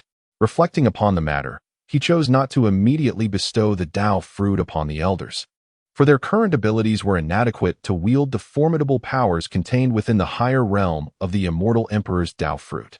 It would be prudent for them to first assimilate the Emperor-level Dao fruit. Once they have thoroughly mastered the essence of the Great Emperor's power, they may then proceed to integrate the Immortal Emperor's Dao fruit. It is merely a matter of time. After Xiao Tian departed, he made his way to the mission pavilion, entrusting the task of hunting the Yin spirits to Xiao Nan. Encouraging the younger generation to venture into the ghost mist? Could it be perilous? Xiao Nan expressed his concerns. Rest assured, the Grand Elder and I shall enter the ghost mist to safeguard them. And Xiao Chen is also keeping a vigilant eye on the situation. Xiao Tian reassured him. The clan leader will be attentive as well. Thus, there should be no cause for alarm. Xiao Nan nodded. Although the clan leader typically refrained from involvement, he served as the spiritual pillar for them all. As long as he was present, no harm would befall the Xiao family. Before long, the mission to hunt the Yin spirits was posted in the mission pavilion. To meticulously record each individual's tally of slain Yin spirits, Xiao Chen had specially crafted a batch of recording bracelets. Yin spirits? Are they the entities residing within the golden barrier beyond the 9 extreme city? Upon hearing of the new mission, particularly an unrestricted one, Xiao Ran was the first to reach the mission pavilion. After a period of seclusion in the Time Tower, his cultivation had ascended to the Holy Realm. He initially planned to embark on an expedition, yet the family had introduced a new mission, and it was of an unrestricted nature. Indeed, it is those entities. However, to enter, one must cultivate and master the secret techniques that the clan leader specifically developed to combat these Yin spirits. Otherwise, one cannot accept this mission. Xiao Nan declared, taking a sip of wine. Without learning the clan leader's secret techniques, entering would be akin to courting death. Do not worry, Elder. I have long since mastered that technique. Xiao Ran replied, scrutinizing the tasks displayed on the mission board. He was taken aback to discover that slaying a Holy Realm Yin spirit would yield merely 7 contribution points, prompting him to inquire, Elder, are there many Holy Realm Yin spirits within? He was apprehensive that there might not be enough for him to slay. Hey, what do you mean by that? Is there a question of quantity? Are you concerned that there won't be enough Holy Realm Yin spirits for you to kill? Xiao Nan chuckled in disbelief. I merely worry that before I even warm up, there won't be any Holy Realm Yin spirits left. Xiao Ran responded with a grin. You needn't fret. Although I have yet to enter, I have heard from the Vice Clan leader that Emperor-level Yin spirits have already appeared within, and there are several of them. Surely, there will be no shortage of Holy Realm Yin spirits. Excellent. Upon hearing the 5th Elder's words, Xiao Ran excitedly took the bracelet and accepted the mission. Previously, he had fervently aspired to transcend to greater heights, yet upon truly breaking through to the Holy Realm, he found an overwhelming absence of adversaries at this level, leaving him with a sense of ennui. Particularly with his extreme Dao-killing body, the lack of slaughter induced a feeling of oppression. At that moment, Xiao Nan spoke again. Furthermore, aside from the Saint Realm's malevolent spirits, if you possess the capability, you can likewise slay the supreme-level malevolent spirits. The family has not stipulated that one can only vanquish spirits of the same realm. Yes, Elder, I comprehend. Xiao Ran nodded and turned to depart. Shortly thereafter, he and several members of the Xiao clan entered the ghost mist. Hunting malevolent spirits, compared to the other members who could only undertake 2 tasks a day, undoubtedly represented the swiftest method to accrue contribution points. As soon as they stepped into the ghost mist, they immediately activated the secret techniques established by their clan leader, revealing the malevolent spirits concealed within the mist, as well as the deputy clan leader and the Grand Elder who were already stationed there. The presence of these 2 unparalleled emperors was to prevent any supreme-level malevolent spirits from targeting the younger generation of the clan. Chapter 129. Chu Ran enters the ghost mist. Do not approach the central passage too closely, lest we find ourselves unable to act in time. Xiao Lingtian addressed the crowd as they stepped forward to pay their respects. Yes, we shall remember, esteemed elder. Chu Ran and the others responded, subsequently seeking out their respective opponents within the ghostly mist. The malevolent spirits were numerous and densely packed, apart from the vicinity surrounding Xiao Lingtian and his companions. Where no spirits were present, nearly every other area was teeming with them. The closer one ventured to the central passage, the more formidable the spirits became. With a swift motion of his long blade, Chu Ran unleashed a blood-red arc of light, sweeping through and annihilating all the low-tier spirits that obstructed his path. He then advanced boldly into the territory inhabited by the sacred realm spirits. The moment he stepped into this domain, he was surrounded by a dozen spirits. Encircled in a tight formation, Chu Ran surveyed the multitude with a frigid gaze, nodding in acknowledgement. Indeed, there are many. This should suffice for me to amass a substantial number of contribution points. In addition to the sacred realm spirits surrounding him, there remained a considerable number of sacred realm experts who had yet to engage. However, this did not instill fear within Chu Ran. Rather, it ignited a thrill of excitement within him. The spirits, perceiving his predatory demeanor, were incensed. How dare these mere beings of the Yang realm regard them with such disdain? This illusion of a role reversal infuriated them, for they were the true hunters. Human, you court death. One spirit bellowed, vanishing into the ghost mist and launching a surprise attack at Chu Ran. Yet, he merely shook his head. Did these spirits truly believe they could elude his perception? Attempting a sneak attack was a foolish endeavor in his eyes. With his consciousness locking onto the assailant, Chu Ran did not even bother to turn around. With a swift and decisive strike, he cleaved the spirit attempting to ambush him in two. This blow contained a terrifying force. The blood-red blade light not only severed the spirit, but also caused its form to dissipate entirely from existence. In an instant, to eliminate the spirits effectively, one must possess an understanding of them, and Chu Ran was acutely aware that a single, lethal strike was paramount. As the spirits fell, a ghostly energy emanated from their place of demise, merging with the bracelet upon his wrist. This artifact not only recorded the number of spirits he had slain, but also, based on the intensity of the ghostly energy, allowed him to assess the strength of the spirits and thus calculate his corresponding contribution points. Kill him. One spirit suddenly roared, prompting a surge of over a dozen spirits to erupt into action, launching a frenzied assault from all directions. The onslaught of attacks rained down like a torrential storm. Most wielded sacred artifacts, unleashing tremendous power. The very fabric of the void ruptured in their wake, energy surging forth and obliterating the area where Chu Ran stood. You fools. You should have trapped him first to drain his yang energy. With such a terrifying barrage, how could he possibly withstand it? You risk leaving nothing but ashes in your wake. A spectral entity bellowed in fury, asserting that their incursion into the realm of the living was not solely for the purpose of exterminating their adversaries. Rather, the primary objective was to absorb the vital energy of the living to elevate their own cultivation, an opportunity of immense significance for them. However, in the next moment, a crimson blade of light erupted from the depths of the inky energy, sweeping through the surroundings and extinguishing all attacks directed at Xiao Ran. The terrifying blood-red blade continued its assault, cleaving through the ranks of the specters. With a resounding explosion, several figures that had besieged Xiao Ran were obliterated, and Qi was sent hurtling away, grievously wounded. Such a formidable attack. Could it be that this individual possessed a unique constitution of the living? A unique constitution? Huh, what a marvelous asset. His vital energy must be exceedingly abundant.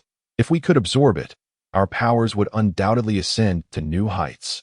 As the specters surrounding Xiao Ran disbanded, many deduced that the extraordinary capability of this human was undoubtedly attributed to his enhanced physique. Rather than instilling fear, this realization ignited their excitement. For those endowed with unique constitutions exude a more potent vital energy. If they could consume it, their strength would dramatically increase. In particular, one specter, marked by a radiant red glow at its forehead, gazed at Xiao Ran as though he were an exquisite delicacy. Meanwhile, near the conduit connecting the realms of the living and the dead, several supreme emperors from the underworld observed this scene. Yet, they refrained from intervening.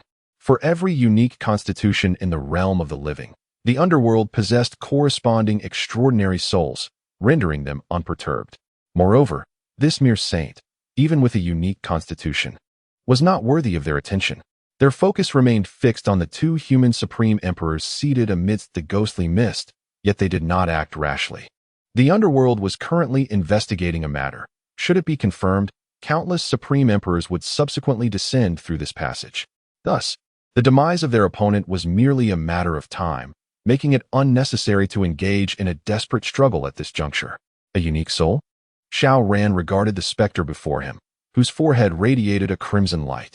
According to the family records, those marked with a red insignia at the forehead were of a sacred-level soul, comparable to the sacred constitution among humans. My fortune is indeed remarkable. I have barely arrived in the realm of the living and already encountered a being of unique constitution. Human, your vital energy shall be mine. The specter, marked with the red insignia, sneered at Xiao Ran, licking its lips with a flick of its tongue. Observing this, the other specters instinctively retreated a few paces, for a sacred-level soul was beyond their mortal capabilities. Do you think you are worthy? No sooner had the words left its mouth than a fleeting shadow passed through the body of the sacred-level specter, revealing Xiao Ran behind it, poised with blades in hand, slightly leaning forward. In an instant, the sacred-level specter was utterly annihilated. This sight sent shockwaves through all the surrounding specters.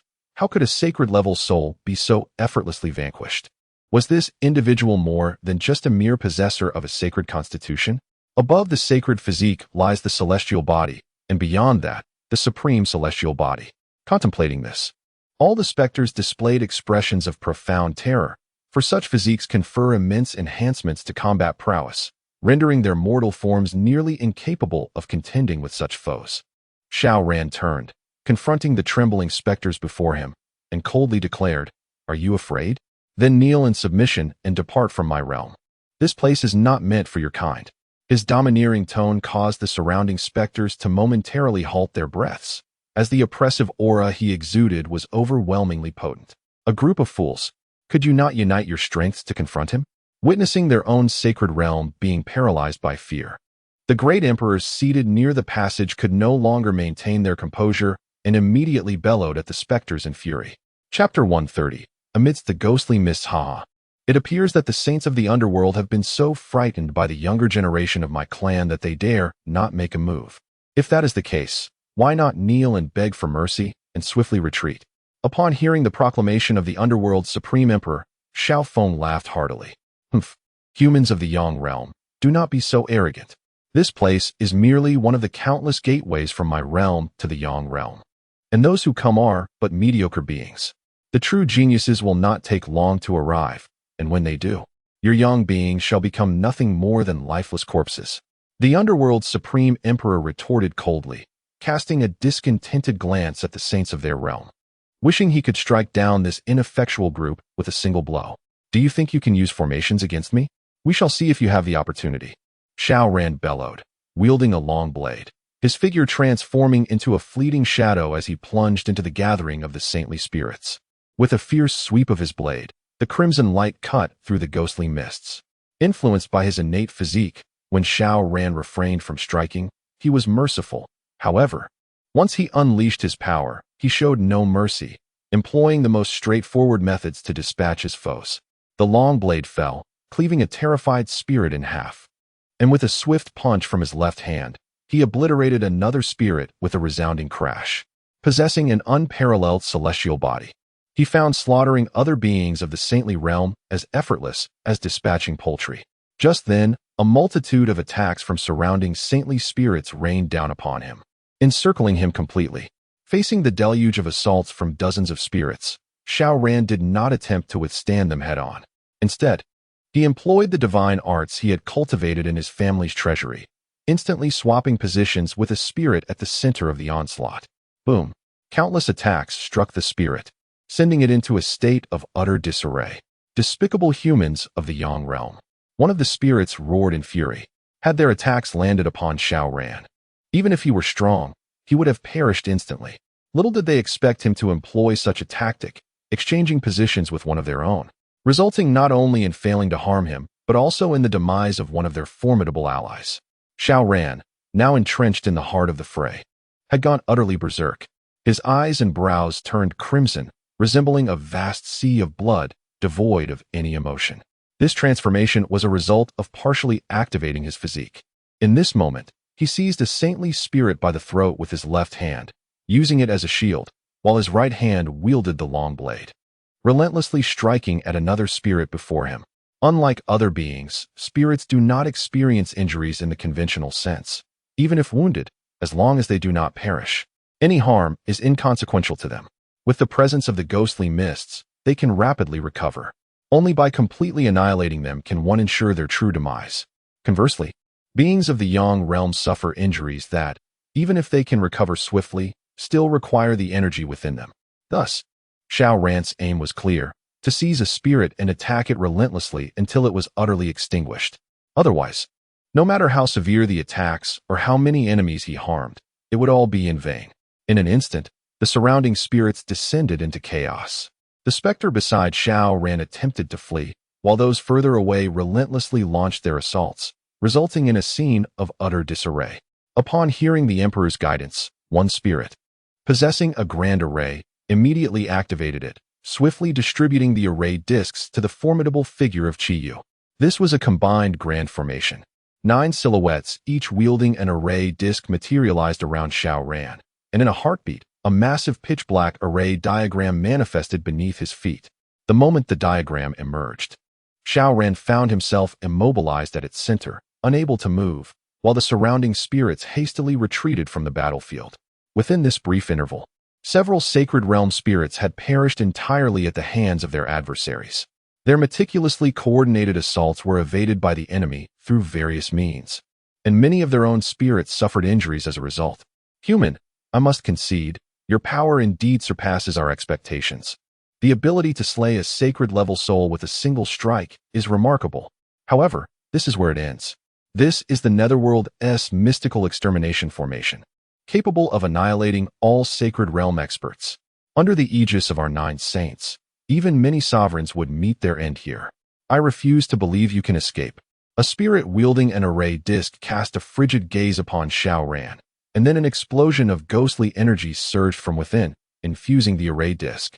Simultaneously, the other 8 figures chanted incantations, activating the disc in an instant. The dark true array diagram beneath Xiao Ran erupted in blinding black light, and then a colossal black sword descended from the heavens. Witnessing this spectacle, the other spirits' eyes gleamed with anticipation. With this grand formation, the human was surely doomed. The extreme emperor of the spirit clan, seated near the passage, nodded in agreement. With 9 sacred realm experts simultaneously deploying this grand formation, even if the opponent possessed an immortal body, evading severe injury would be improbable. In that moment, several extreme emperors of the netherworld fixated their gazes on Xiao Ling Tian and his companion, wary that they might intervene to rescue the human at a critical juncture. Xiao Ling Tian and his companion observed, but had no intention of intervening. Their presence was solely to prevent the opposition from overwhelming and extinguishing the talent of their clan. Furthermore, since Xiao Ran dared to enter that perilous realm, he must possess his own assurance. The notion of slaying a sovereign intrigued him. Xiao Ran smiled, his long black hair suddenly transforming to a deep crimson, as though drenched in blood. Aware that this grand formation could indeed eliminate sovereigns, he did not underestimate the threat and unleashed the full power of his extreme killing body. His extreme killing body, belonging to the supreme immortal physique, was a tier below the supreme divine bodies of Xiao Lang and others, who could battle across 2 major realms in the mortal domain. In contrast, his supreme immortal physique could only transcend 1 major realm, and he was determined to avoid any missteps. As the extreme killing body erupted, a blood-red radiance enveloped Xiao Ran, and he thrust his long blade fiercely towards the descending black sword. Boom! A formidable wave of energy erupted at the point of contact between blade and sword, sweeping outward. The thunderous clash of energy reverberated incessantly, and wherever it passed, the void was cleaved open, leaving a gaping rift. It appears that your formations are still insufficient to bring about my demise. Standing resolutely at the center of the grand array, Xiao Ran displayed a cold demeanor. Although this strike possessed some power, it was far from sufficient to claim his life. Break for me, he uttered in a low voice, as an overwhelming surge of energy from within him poured into his long blade. The torrent of force erupted, instantly shattering the dark sword above. Subsequently, with a sweeping motion, the long blade unleashed a crimson arc of light that shot forth in all directions, annihilating the 9 figures holding the arrayed disc. At this moment, with the full manifestation of the extreme Dao killing body, Xiao Ran's combat prowess soared to yet another level, now fully embodying the might of the Supreme Realm. How could the Holy Realm before him possibly contend with such power? Chapter 131. Qin Shua's incursion into the ghostly mist. At the moment the extreme Dao-killing body fully erupted, the sacred realm specters before him could no longer impede his advance. With each strike, it was as if he were cleaving through mere children, effortlessly dispatching them like chopping vegetables. The countenances of the extreme Dao emperors near the passage were grim to the extreme. It was utterly outrageous that so many specters could not restrain a single human from the realm of the living. Given the terrifying battle prowess displayed, it was highly probable that he was an unparalleled celestial body. Immediately, they commanded that the supreme soul bodies within their sect enter the realm of the living, and to bring along the earthly fate stone. One of the extreme Dao emperors shouted into the passage. Just as in the realm of the living, the underworld had its own sects and clans, and this particular entrance was under the jurisdiction of their Yiming sect. Although the sacred realm specters before them were but a trivial matter to the saints of their sect, the sight of their retreat was a source of shame for these extreme Dao emperors stationed there. Should other formidable forces in the underworld learn that their sect's numerous saints were unable to subdue even a single being from the realm of the living, they would perceive the Yiming sect as utterly inept. Yes, we shall obey the emperor's decree. A voice resounded from within the passage.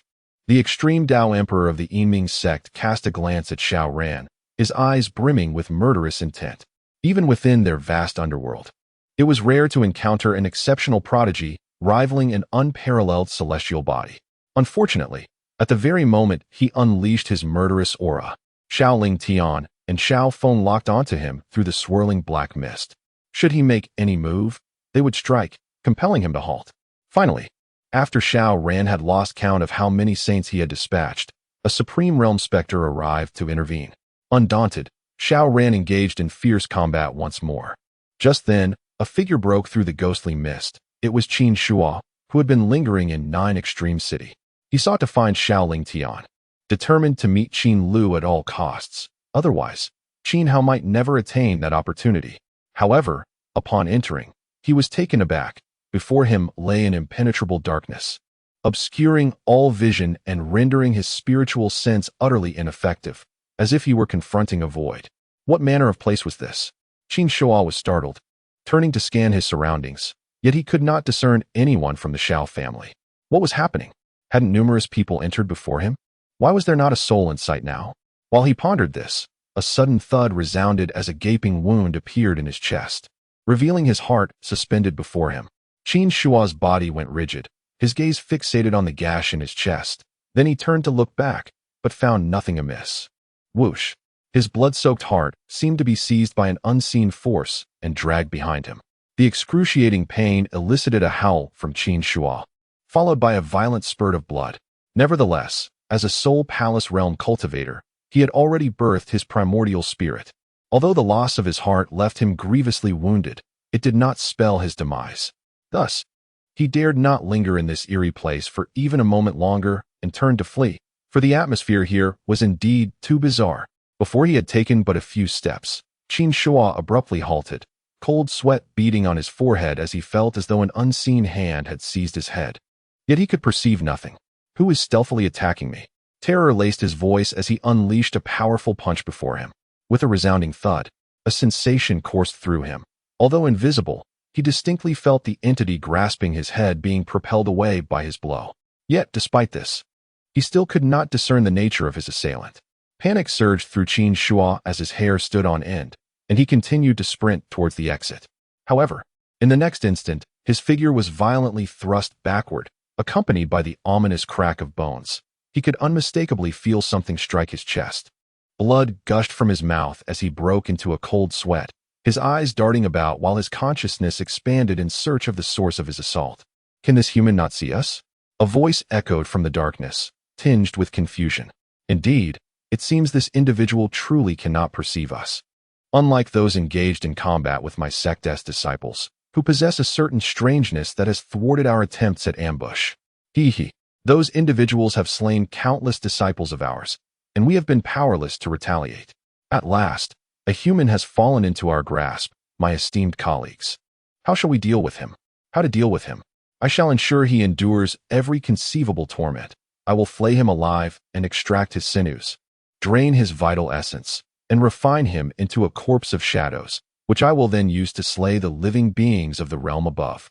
A chorus of chilling voices resonated in Qin Shua's ears, striking terror into his heart. It became evident that he was not alone in his covert assailants. He suddenly recalled the words of the cultivators within Jiuji City, who had asserted that apart from the Xiao clan, none could escape the clutches of the Black Mist. At the time, he had dismissed such claims as mere exaggerations born of their inferior cultivation. Given another chance, he would never dare to enter this place again. Seniors, esteemed elders, I beseech you to show mercy and spare a junior like myself. I promise to return with generous gifts to express my gratitude. Qin Shua trembled in fear, overwhelmed by the eerie and horrifying atmosphere surrounding him. He was acutely aware of the presence of multiple unknown entities nearby, yet he could not see them.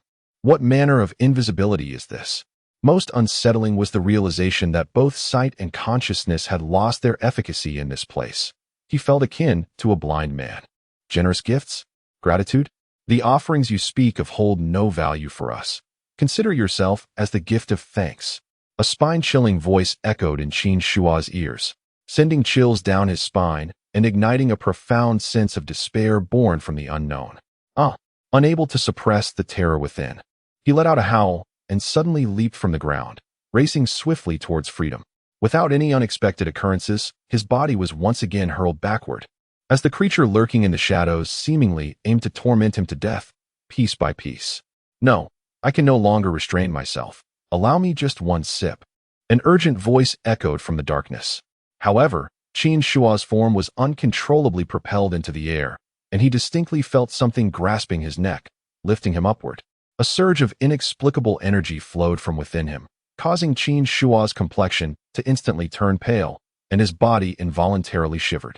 He felt as though he had been hollowed out in an instant, with his body temperature plummeting significantly. Just one sip is sufficient. Do not be so greedy, allow me. I can no longer contain myself. The yang energy emanating from him is truly delectable. Hurry, hurry, form an orderly line, one sip each. Chapter 132. The bewildered Emperor of Time and Space listening to the voices echoing around him. Qin Shua realized that he might meet his demise here today.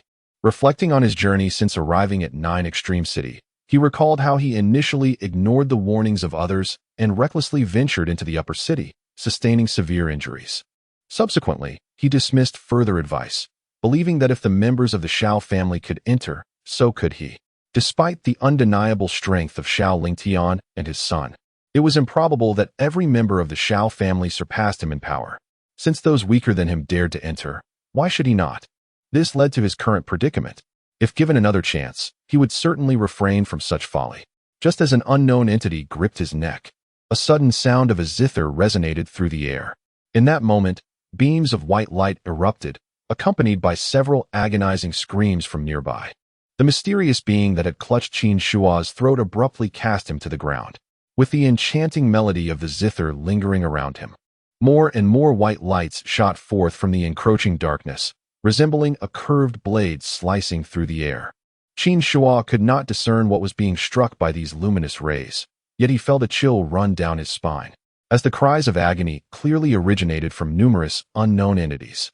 The beings from the human realm can see us. We must flee. A spirit cried out in terror. Among them was an extraordinary individual, as only one woman among the humans wielded the power to slay with her zither, her strength formidable beyond their capacity to withstand.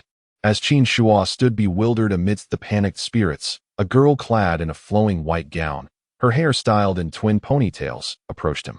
She radiated a soft white light, with an ancient zither floating beside her. Leave at once. This is not a place for you, Xiao Ruoming stated calmly as she stood before Qin Shua. Are you a member of the Xiao family? He coughed up blood, inquiring. Xiao Ruoming did not respond directly, instead saying, Uncle Lingtian has instructed that regardless of your purpose in 9 Extreme City, should you wish to enter our Xiao family's divine city, you must have Qin Cheng himself present. Otherwise, you shall not pass through our gates. Qin Shuo was taken aback. So, they had known of his arrival all along, yet chose not to meet him? I understand now. Might you enlighten me about what lies within this place? Why can I perceive nothing? If you do not depart soon, I shall take my leave, she replied coldly. Every moment spent conversing with you costs me the opportunity to earn significant contribution points, a loss you cannot afford. Xiao Ruomeng's demeanor towards him was far from warm. As she recalled the grim expression on Uncle Lingtian's face when the Qin family was mentioned, she surmised that there was a deep-seated animosity between him and the Qin family, though she remained unaware that it stemmed from Qin Lu. Terrified, Qin Shuo decided against lingering any longer and swiftly fled towards the edge of the black mist. Only after witnessing his escape from the ghostly fog did Xiao Ruomeng turn to venture deeper. Intent on amassing substantial contribution points and achieving a breakthrough to quasi-emperor or even emperor status within the Tower of Time. At this moment in the Divine City, the Time-Space Emperor arrived in the orchard and beheld the ancient life tree that had taken root there. After being welcomed into the Divine City by Xiao Feng, he became a guest in this grand locale, taking the opportunity to survey the immense expanse of the city. For the first time, he felt like a bumpkin amidst such marvels he had never encountered before. Not to mention the chaotic river he had previously seen, where the chaotic waters flowed. Merely out of curiosity, he reached in, nearly costing him his life as an emperor of the supreme path. Then there was the time he, out of curiosity, followed several members of the Xiao family into a place known as the Thunder Pool. Initially, he thought it was merely an ordinary thunder pool, but upon arrival, he discovered it was nothing less than a sea of thunder. The sheer force of the lightning emanating from it was enough to instill a profound sense of dread in even him, the emperor of the supreme path. He was certain that should he dare to enter, his demise would be inevitable. However, with that esteemed elder presiding over the area, it seemed hardly surprising that such wonders could be found. The Time-Space Emperor reassured himself internally. He then turned to the massive willow tree before him and inquired, "Why do you not take on a human form, but instead choose to remain rooted here?" Although the entity had nearly consumed the 3 of them at one point, their stances had shifted, making it unnecessary to hold on to past grievances. I am, after all, a willow tree that has attained enlightenment and prefer not to wander. So taking root here brings me great comfort. The ancient life tree replied, its human-like visage materializing. Moreover, the clan leader entrusted me with the management of this orchard, which suits my leisurely disposition. Yet, you, of all people, have also come here? The corners of the Time-Space Emperor's mouth twitched. Had it not been for that rascal Xiao Yin whisking away his granddaughter, he likely would not have visited, at least not at this time. By the way, esteemed elder, during my stay with the Xiao family, I discovered numerous creations I had never encountered before. Might I inquire where you found these treasures? The Time-Space Emperor asked curiously. He had traversed nearly every corner of this universe, yet had never laid eyes on such marvels. Particularly, Xiao Yin had once mentioned that the clan leader was of a similar age to him, despite being a primordial deity. He had only existed for a mere decade or so. This raised a question.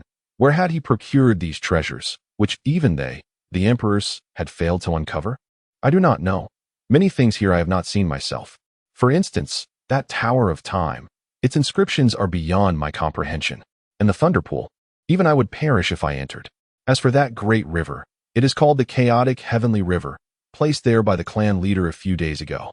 As for its origins, I truly do not know. Even in the ancient immortal era, I had never heard of such a river. What? Even you, esteemed elder, are unaware of the origins of these items. The Time-Space Sovereign was taken aback. The ancient existence of the Tree of Life was exceedingly venerable, to the extent that even he was oblivious to its origins, which only fueled his curiosity regarding the whereabouts from which the patriarch of the Xiao clan had procured such treasures. Not all was shrouded in mystery, however. Do you see that towering peach tree not far away? That is the Pan Peach. Once the supreme celestial root possessed by the formidable heavenly court during the ancient celestial era, I had assumed that this unparalleled celestial root had ascended into the celestial realm alongside the heavenly court, yet here it stands before us. The Tree of Life spoke with a tone of reverence, reminiscing about a time when it lacked even the privilege to gaze upon the Pan Peach from afar, and now, It found itself planted in the same orchard as this celestial marvel. Truly, the whims of fate are astonishing. Chapter 133, Celestial Veins. Conditions of the ancient tree of life. The time and space sovereign gazed at a magnificent ancient tree in the distance, its verdant canopy casting a shadow over the land. Suspended from its branches were enormous peaches, radiating ethereal light, exuding an inexhaustible essence of the Tao and an intoxicating fragrance. Such a spiritual root was truly unparalleled. The time and space sovereign marveled. Although he had encountered imperial-grade spiritual roots before, none could compare to this one. At that moment, the ancient tree of life suddenly directed its gaze towards the earth, where it was rooted. It had felt a faint tremor beneath the surface, a sensation so subtle and fleeting that it momentarily escaped his attention. Yet, just moments later, his eyes widened in astonishment. "Senior, what is the matter?" The time and space sovereign inquired with curiosity, opting not to depart hastily. Since he had encountered this venerable being, why not seek enlightenment on matters of the celestial path? Celestial energy? It has manifested within this city, exclaimed the ancient tree of life, astonished. What is celestial energy? It is one of the essential conditions for achieving immortality, akin to spiritual energy. Without it, one cannot ascend to celestial status, which is a principal reason for the absence of immortals in the world today. The ancient tree of life's expression wavered between suspicion and intrigue. Hadn't all the celestial grade veins in the universe been drawn into the celestial realm by those entities? Why was there a sudden emergence now? Extending his consciousness outward, he found no trace of celestial energy manifesting in the external world. What is happening? He pondered, perplexed. Upon hearing the mention of celestial energy, the time and space sovereign was taken aback and began to sense the surroundings, yet he felt nothing out of the ordinary. He merely noted that the spiritual energy in this place was indeed quite dense. However, as time passed, he sensed the emergence of a different substance within the spiritual energy, one that was more refined, pure, and imbued with a far greater potency. Undoubtedly, this is celestial energy, likely a manifestation of the clan leader's influence. The ancient tree of life murmured, eyes gleaming with excitement. With celestial energy present, his existence as an extreme Taoist immortal would no longer be so monotonous.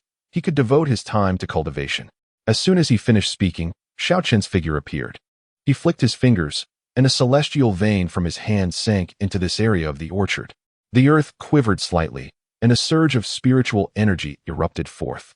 This was the imperial-grade vein he had previously extracted from the divine city, now placed within the orchard.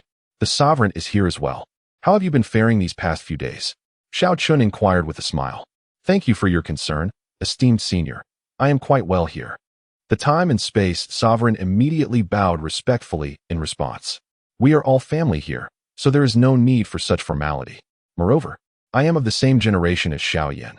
By rights, I should address you as senior.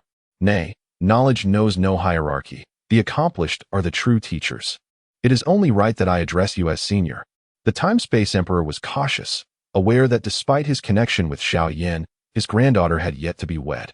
And even upon her marriage, he could not rely on his seniority. The ancient tree of life inquired, Patriarch, why has there suddenly been an emergence of celestial energy here? Indeed, it is a relic of the ancient celestial era, possessing keen perception. To be frank, I have integrated a celestial-grade spiritual vein into this divine city, which is the source of the celestial energy. Xiao Chen elucidated that just moments ago, he had signed in a celestial-grade spiritual vein and fused it into the divine city. Hence the presence of celestial energy, which would only intensify. Indeed, my suspicions were not unfounded. This is undoubtedly your doing, Patriarch. Otherwise, it would not be that only within the divine city is there celestial energy, while the outside remains unchanged. The ancient tree of life realized. Does this mean that one can now transcend into the realm of celestial paths within this divine city? The time-space emperor asked, breathless with anticipation. As long as one accumulates sufficiently and possesses celestial path techniques, it is indeed possible, Xiao Chen affirmed. The time-space emperor hesitated slightly. Celestial path techniques? I seem to lack those. Is there not an ancient relic before you that has survived since the celestial ancient era? Surely, he must possess some collections. Xiao Chen remarked with a smile, then took a sip from the gourd at his waist, the fragrant aroma instantly permeating the surroundings. However, after speaking, he departed. leaving the matter of acquiring the celestial scriptures to others. Indeed, I possess celestial scriptures, and not merely one or two, but I cannot give them to you for free. After all, I acquired those with great effort. The ancient tree of life chuckled, noticing the fervent gaze from the other. Might I ask if there is any service I could provide for you, esteemed elder? Whatever I can do, I shall not refuse. The Time-Space Emperor hurriedly clasped his hands in respect. I doubt I would find anything of value on you. How about this? Did you notice the gourd of exquisite wine that the patriarch recently took from his waist? Fetch me a gourd of that fine wine, and I shall grant you a celestial scripture, the ancient tree of life proposed with a smile. The wine within the patriarch's gourd? Indeed, I can sense the aura of longevity elixir emanating from that gourd. If I am not mistaken, that wine must have been brewed using the longevity elixir. What do you say? Go fetch me a gourd, and I shall present you with a celestial scripture on the spot. The ancient tree of life stated plainly. When Xiao Chen had opened the gourd, the rich fragrance of the wine that wafted forth was something the ancient tree of life had never encountered even in the celestial ancient era. Were it someone else, he might have considered seizing it. Wine brewed from longevity elixir? Are you certain? Absolutely certain. The Time-Space Emperor was taken aback. While he could ask for a gourd of ordinary wine without hesitation, how could he dare to request a rare vintage brewed from longevity elixir? Do not worry. There is no need to rush. You may take your time to devise a plan. The ancient tree of life chuckled. The Time-Space Emperor left in a state of mild frustration, pondering earnestly on how to procure the elder's exquisite wine on his way back. Directly asking for it would be utterly inappropriate. Such treasures are far too precious. Yet, apart from this method, what other alternatives exist? Suddenly, a spark of inspiration illuminated his mind. If his granddaughter were to marry Xiao Yan, could he possibly request a gourd of the exquisite wine as a bride price? This was the only solution he could conceive, but would the other party agree? The elixir contained within that esteemed elder's gourd undoubtedly surpassed all the treasures he had ever known. Offering a gourd of wine as a bride price seemed excessively extravagant. Before long, the spiritual aura within the divine city intensified, particularly in the central area where the clansmen resided. It manifested as a vibrant and colorful mist, rendering the buildings within the city as if they were nestled in a realm of ethereal beauty. After all, this celestial-grade spiritual vein was no ordinary vein. It possessed the capacity to nurture the cultivation of beings at the level of celestial emperors. Chapter 134. Indeed, it is the illustrious Xiao Yu on the Heavenly Dao Golden List. Thus, achieving immortality poses no challenge at all. Upon returning to his abode, the Time-Space Emperor, after days of seclusion, distinctly sensed the restraints that had bound him beginning to dissipate, suggesting that a breakthrough to a higher realm was imminent. What he lacked now was the celestial scriptures. The Time-Space Emperor was filled with exhilaration, for the opportunity he had long sought for ascension had finally arrived. In the current cosmos, no other imperial power possessed a deeper accumulation than his. Given sufficient conditions, he would undoubtedly be the first to transcend into the realm of immortality. Meanwhile, above another city in the southern region, a towering figure unleashed a palm strike, leaving a colossal imprint that instantly manifested above a floating ship hovering in the city's sky. In that fleeting moment, every cultivator aboard the ship was obliterated, their bodies exploding into nothingness. His control over strength was impeccable. He executed the slaughter with precision, sparing the ship itself, and even preserving the spatial rings of those slain. The cosmic factions were sure to possess numerous treasures. Not to mention, the few ships they had, the Xiao family lacked entirely. If these were brought back to the clan, they could certainly be exchanged for substantial contribution points. Do not presume that your status as a cosmic faction grants you free reign in the primordial star region. Xiao Yu stood resolutely above the city, his expression cold and stern. Then with a swift motion of his sleeve, he immediately collected all the ships into his robe. What an impressive feat! How astonishing it was that he could so effortlessly gather those massive ships, as if they were mere trinkets.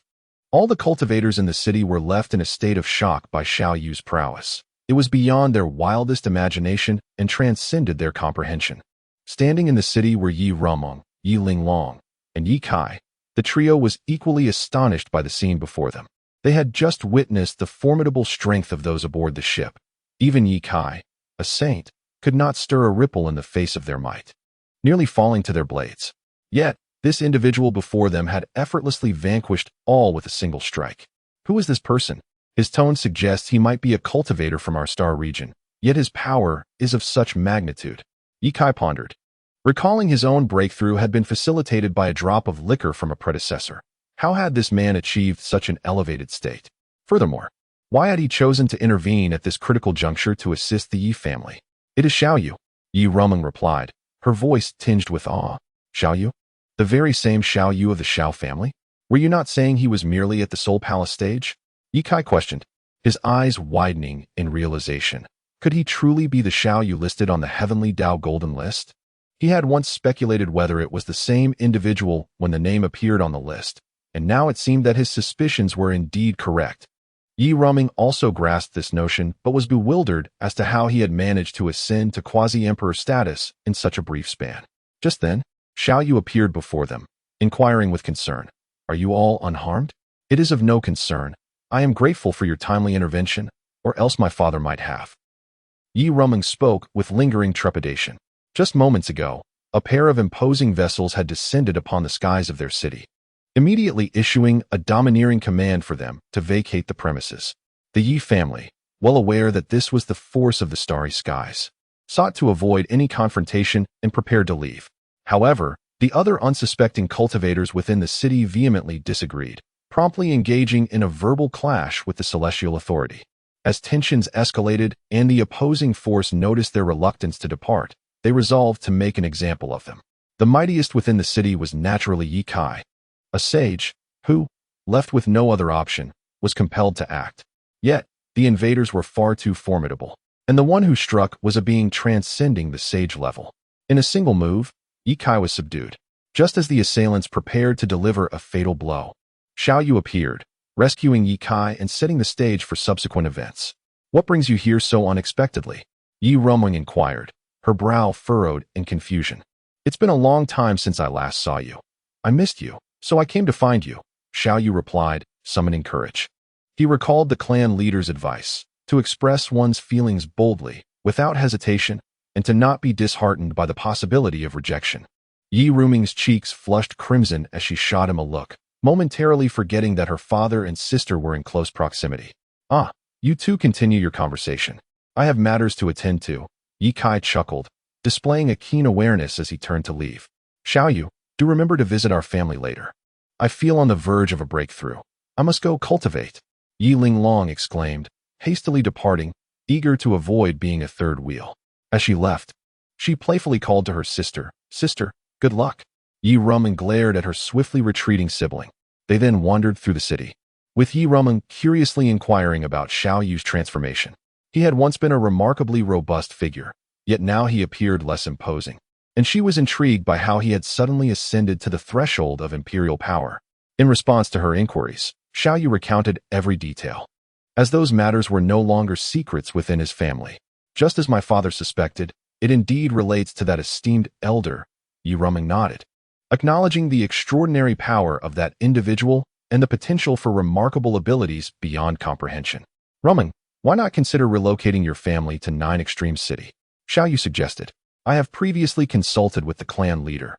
In the future, the threat will not solely be the celestial forces, but the Yin spirits, which pose the greatest calamity in this world.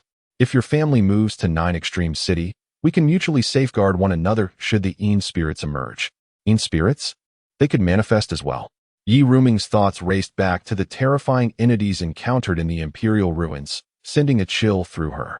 If those Yin spirits appear, who besides the esteemed elder of the Xiao family could possibly stand against them? Indeed, previously the ominous spirits had emerged within the 9 Extreme City. However, we managed to capture them. This is merely the commencement. In the future, we shall witness an even greater proliferation, potentially blooming in abundance. Do you comprehend why the forces from the starry skies have descended upon our primordial star domain? It is because numerous star realms have already succumbed to the invasion of these malevolent spirits, transforming into desolate wastelands, compelling those forces to seek refuge within our domain. Furthermore, according to our chieftain, the spirits of this era are poised to launch a massive invasion of our world, which will inevitably precipitate a cataclysmic conflict of unimaginable terror. In preparation for this, Our chieftain has meticulously developed ocular techniques and spiritual secret arts specifically designed to counter the spirits, ensuring that we do not find ourselves at a disadvantage in the ensuing battles. Xiao Yu remains unaware that the ominous spirits beyond the 9 Extremes city have completely erupted. Had he departed during the initial outbreak, it is likely he would never have arrived here. Chapter 135. The Taishan Sect and the Relocation of the Yi Family. Upon listening to Xiao Yu's narration, Yi Rumeng furrowed her brow, realizing that although she had previously encountered the Yin spirits, she had not inquired deeply, remaining unaware of the imminent threat they posed to their world. Now, she had come to understand that the emergence of the astral forces was a consequence of being cornered by the Yin spirits. Furthermore, as Xiao Yu had indicated, an unprecedented and cataclysmic war would soon erupt due to these entities. I must return to discuss this matter with my father. However, I believe he will not refuse, Yi Rumeng stated. Xiao Yu nodded with a smile, appreciating that this would facilitate his desire to see Yi Rumeng more frequently. Although, for him, a quasi-emperor, traversing the star realms was merely a thought away, daily encounters were undoubtedly preferable. After enjoying a brief excursion within the city, they returned to the Yi residence, where Yi Rumeng conveyed the gravity of the situation to Yi Kai, who, without hesitation, agreed. If even the astral forces were fleeing for their lives, how could they remain idle? The safest place in this star domain was undoubtedly in the presence of their esteemed elders. In the end, Xiao Yu enveloped the entire Yi family within his sleeves and, with Yi Rumeng in tow, soared towards Jiuji City.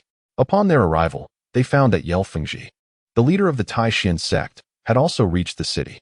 As a sect with a vast number of disciples, totaling in the hundreds of thousands, they commenced the construction of an additional city adjacent to Jiuji City to accommodate their members. With so many hands, erecting a city is a trifling task, remarked an elder, gazing at the towering structure above. The previous humiliation of being driven from their sect by the astral forces lingered painfully in their memories, and they were determined to avoid such an experience again. However, the ominous mist shrouded by the barrier in the distance raised some concerns. Another elder voiced his apprehension while observing the opposite side of Jiuji City. Fear not. With the Xiao family here, and their patriarch in command, that barrier shall not be breached. Yelfengji reassured them with a wave of his hand. Despite their limited interactions, he sensed that the elder's strength was beyond comprehension. During his visit to the Xiao patriarch, the third-ranked time and space emperor on the Heavenly Dao Golden List had also graced the Xiao family with his presence. What was intriguing was that even in the face of an extreme Dao emperor, the patriarch of the Xiao family had not personally gone to greet him, instead sending an elder. This peculiar choice was certainly thought-provoking. Did the visit of an extreme Dao emperor warrant merely the reception of a family elder? Yet, the Xiao family continued to thrive, implying that such an approach had not drawn any ire from the eminent time and space emperor. Yelfengji pondered the enigmatic circumstances surrounding this situation, concluding that without absolute power, the Xiao family would not have dared to act so boldly. He then recalled those formidable figures with the surname Xiao listed on the Heavenly Dao Golden List, speculating that one of them might indeed belong to the Xiao family. Although this theory was audacious, it was not entirely implausible. After all, who else could summon the emperor to descend but the emperor himself? This is precisely the reason why Yi Lufeng insisted on establishing the sect here. The Yi family, brought by Xiao Yu, settled in Zhujiasheng. Although the Yi family boasts a long lineage, its members are few. Furthermore, the recent battle between the Lingyun sect and the Kangwu sect has significantly diminished the population of Zhujiasheng, making it feasible for them to find a suitable area to build their ancestral grounds. Naturally, this task would be undertaken by the members of the Yi family, while Yi Kai and her father and brother promptly set off to visit Xiao Chen in the Divine City. The cultivators within Zhujiasheng were abuzz with curiosity about the sudden influx of practitioners, transforming the previously tranquil streets into bustling thoroughfares. Before long, they learned the reason. A sect was about to construct a stronghold outside Zhujiasheng and settle there. In an instant, the cultivators of Zhujiasheng were filled with excitement. Did this not imply that they would have the chance to join the sect and become formidable beings? After all, the vast majority of cultivators in Zhujiasheng were still at the Door realm. Joining a sect would offer them the opportunity to break through to higher levels. At that moment, the entire populace of Zhujiasheng was electrified with anticipation. Meanwhile, in the Divine City, Xiao Chen was seated with Xiao Yu, Yi Kai, and a few others. sipping tea and engaging in casual conversation. Senior, will a cosmic level war truly erupt due to the Yin spirits? Yi Kai inquired with concern. Indeed. You must have seen the golden barrier outside Jujisheng, right? Within it, a multitude of Yin spirits has emerged. Currently, 2 elders of our family are leading our kin in combat against them. And it's not just here. In other parts of this star domain, portals have begun to manifest, with a continuous stream of Yin spirits emerging. In certain star domains of the universe, the situation is even more dire, shrouded in ghostly mists, transforming into dead zones. His words echoed those of Xiao Yu, reflecting the current state of the universe. Senior, why do they seek to invade our realm? Yi Linglong asked, perplexed. Why invade our realm? It is, of course, for profit. Yin spirits absorb yang energy to rapidly enhance their cultivation, and they wish to assimilate our realm into their domain. Xiao Chen explained with a smile. During this period, aside from developing techniques impervious to the ghostly mists, he was also researching methods to devour Yin spirits to achieve breakthroughs. Do not those beings from the underworld rely on consuming the yang energy of our realm? Then why can our beings not consume the Yin energy of theirs? With this thought, Xiao Chen had been devising strategies during his free time, and progress was imminent. It was on the verge of fruition. At that point, it would be uncertain who would be the hunter and who the prey. Yi Roming asked, Senior, will terrifying Yin spirits, like those from the Emperor's descent, also appear? They will indeed, and it shall not be long before they manifest. The reason why such formidable entities of the nether realm have yet to manifest is entirely due to their apathy towards intervention. The current state of the world is exceedingly barren, with a mere handful of formidable beings. Even if they were to absorb all the yang energy from several sovereign-level practitioners, it would hold negligible significance for an existence of the celestial path. They are awaiting the emergence of celestial beings from the mortal realm, or rather, they are biding their time for an opportunity to breach the celestial realm. Otherwise, their presence here would serve little purpose. That opportunity is likely the ascension of the celestial court within the heavenly realm. However, should such a terrifying existence arise, how could the practitioners of our world withstand it? Yi Roming is deeply concerned. The perilous lands of the fallen emperors harbor numerous dread entities. What of the other regions? Chapter 136. The transformation of the heavenly devourer and Xiao Chen's helplessness. What about the entire underworld? She could scarcely fathom the number of such formidable beings on the opposing side. Thus far, their realm had only produced 2 powerful figures in the celestial domain. Merely contemplating the disparity between them was enough to instill a sense of despair. What is there to worry about? Even if they gather their forces to strike, you have Xiao Yu shielding you from the front. There is no need for concern, Xiao Chen remarked, pleasantly surprised by the altruistic nature of his counterpart. Yi Ruming's cheeks flushed slightly as she retorted, even if he is a quasi-emperor, he cannot possibly deter such entities. Oh, this merely indicates your lack of understanding regarding Xiao Yu and our Xiao clan. Given Xiao Yu's extraordinary talent, not to mention mere celestial lords, even higher-tier celestial emperors would find him a manageable opponent. What he lacks is time. However, our clan possesses the Time Tower, an artifact capable of conserving immense amounts of it for him. With Xiao Yu's prodigious aptitude, if he enters the 3rd level and diligently cultivates, it would take him but a few years to ascend to the realm of celestial emperors. Coupled with his terrifying combat prowess, he alone could subdue the entire underworld. Moreover, our Xiao clan boasts several other unparalleled geniuses akin to Xiao Yu. Do you truly believe it would be a challenge to thwart mere underworld warriors? In the 3rd level of the Time Tower, 1 year in the outside world equates to 100,000 years within. For other celestial beings, several 100,000 years might seem fleeting, rendering it difficult to transcend even a major or minor realm. Yet for prodigies like Xiao Yu, achieving the status of celestial emperor is undoubtedly within reach. Xiao Chen's words left Yi Roming and the others utterly astounded.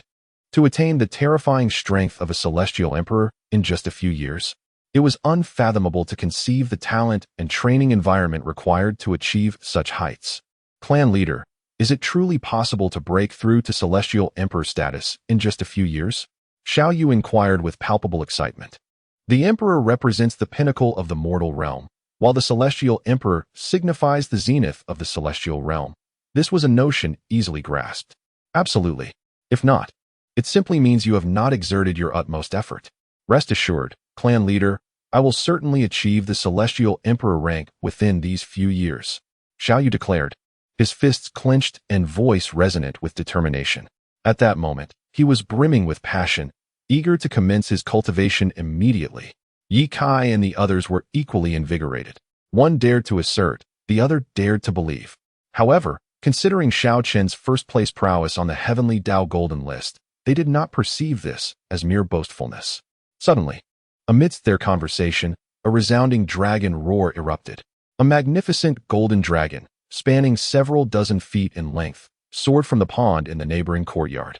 Its resplendent form twisting and coiling in the air, radiating a dazzling brilliance as waves of draconic might emanated from its being. What manner of creature is this? Yi Linglong turned to gaze at the golden entity, which resembled a colossal python, yet was distinctly different, particularly due to the overwhelming pressure it exuded. Reminiscent of a high-ranking being. This is a true dragon. It appears the Heavenly Devourer has successfully transformed, Xiao Chen remarked with a smile. Previously, I had signed in with the bloodline of the ancestor dragon, thinking it would be of no use to remain there. So I decided to merge it with the Devourer King. It is important to note that the ancestor dragon bloodline here is not of the inferior type found in the immortal realm, but rather from the world I had previously visited with Xiao Yu. Thus its potential is extraordinary, rivaling that of any supreme divine body. The legendary true dragon? Yi Kai gazed in astonishment at the golden figure, perplexed as to how the Xiao family could possess something so long thought extinct. Moments later, the golden dragon transformed into the visage of an elder, resembling the former Devourer King, albeit with an additional pair of golden dragon horns adorning his forehead.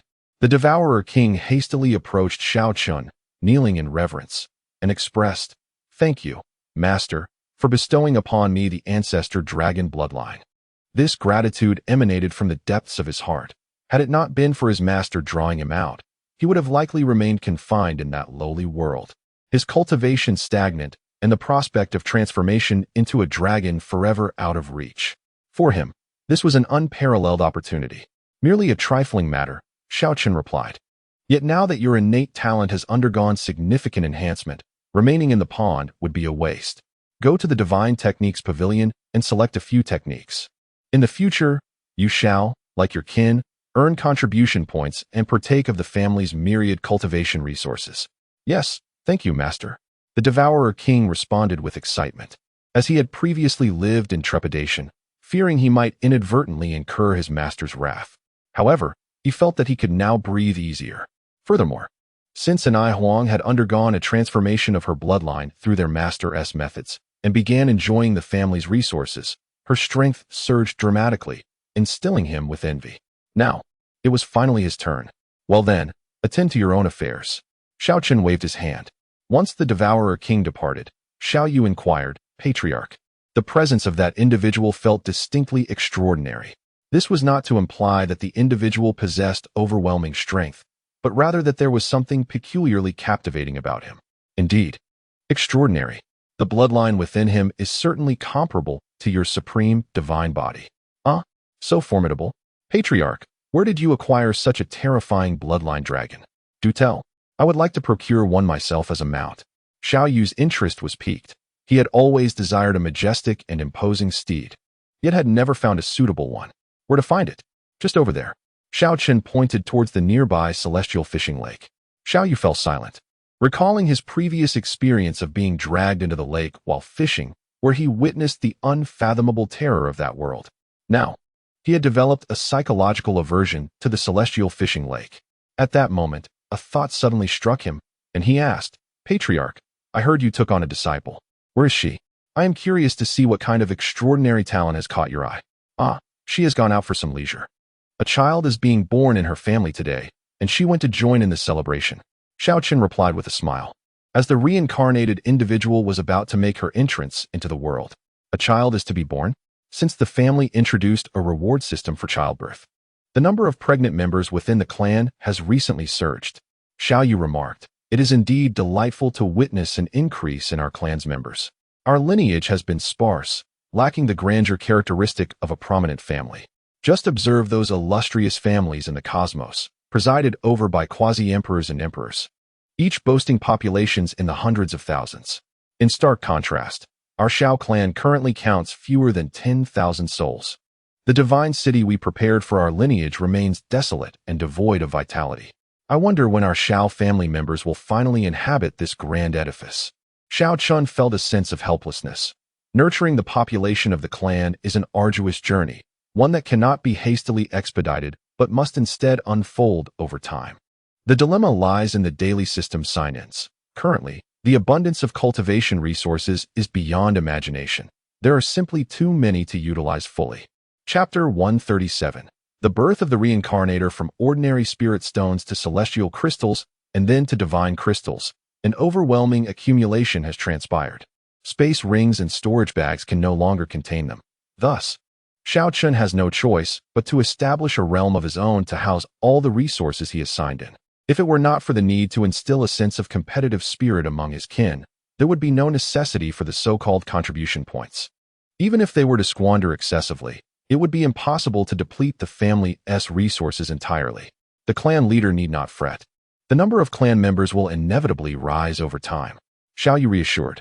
Since Xiao Chen assumed the role of clan leader, this was the first time he had witnessed the other's furrowed brow.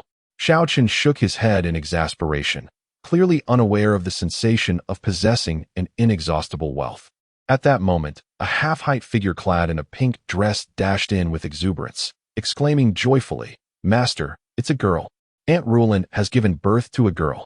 Xiao Chen looked up at Xiao Li and smiled. "Has she? That is wonderful. It seems our Xiao family has welcomed yet another unparalleled prodigy." "An unparalleled prodigy? What kind of prodigy?" Xiao Yu inquired curiously. "A prodigy of your caliber."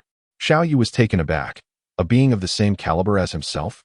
While it seemed somewhat self-aggrandizing, he understood precisely what their level of talent represented. It appeared that indeed, the Xiao family had brought forth a remarkable prodigy. He then turned to the little girl, who was preparing tea for them, and exclaimed in astonishment, "Is this your disciple? Another from the Dragon Clan?" "Indeed. What do you think? Isn't she adorable?" Xiao Chen chuckled, ruffling Xiao Li's little head. "I don't believe your affection for her is solely based on her cuteness. Beyond her identity as a dragon, I fail to see any remarkable traits." Xiao Yu scrutinized Xiao Li, but found no extraordinary attributes. "Ha ha ha.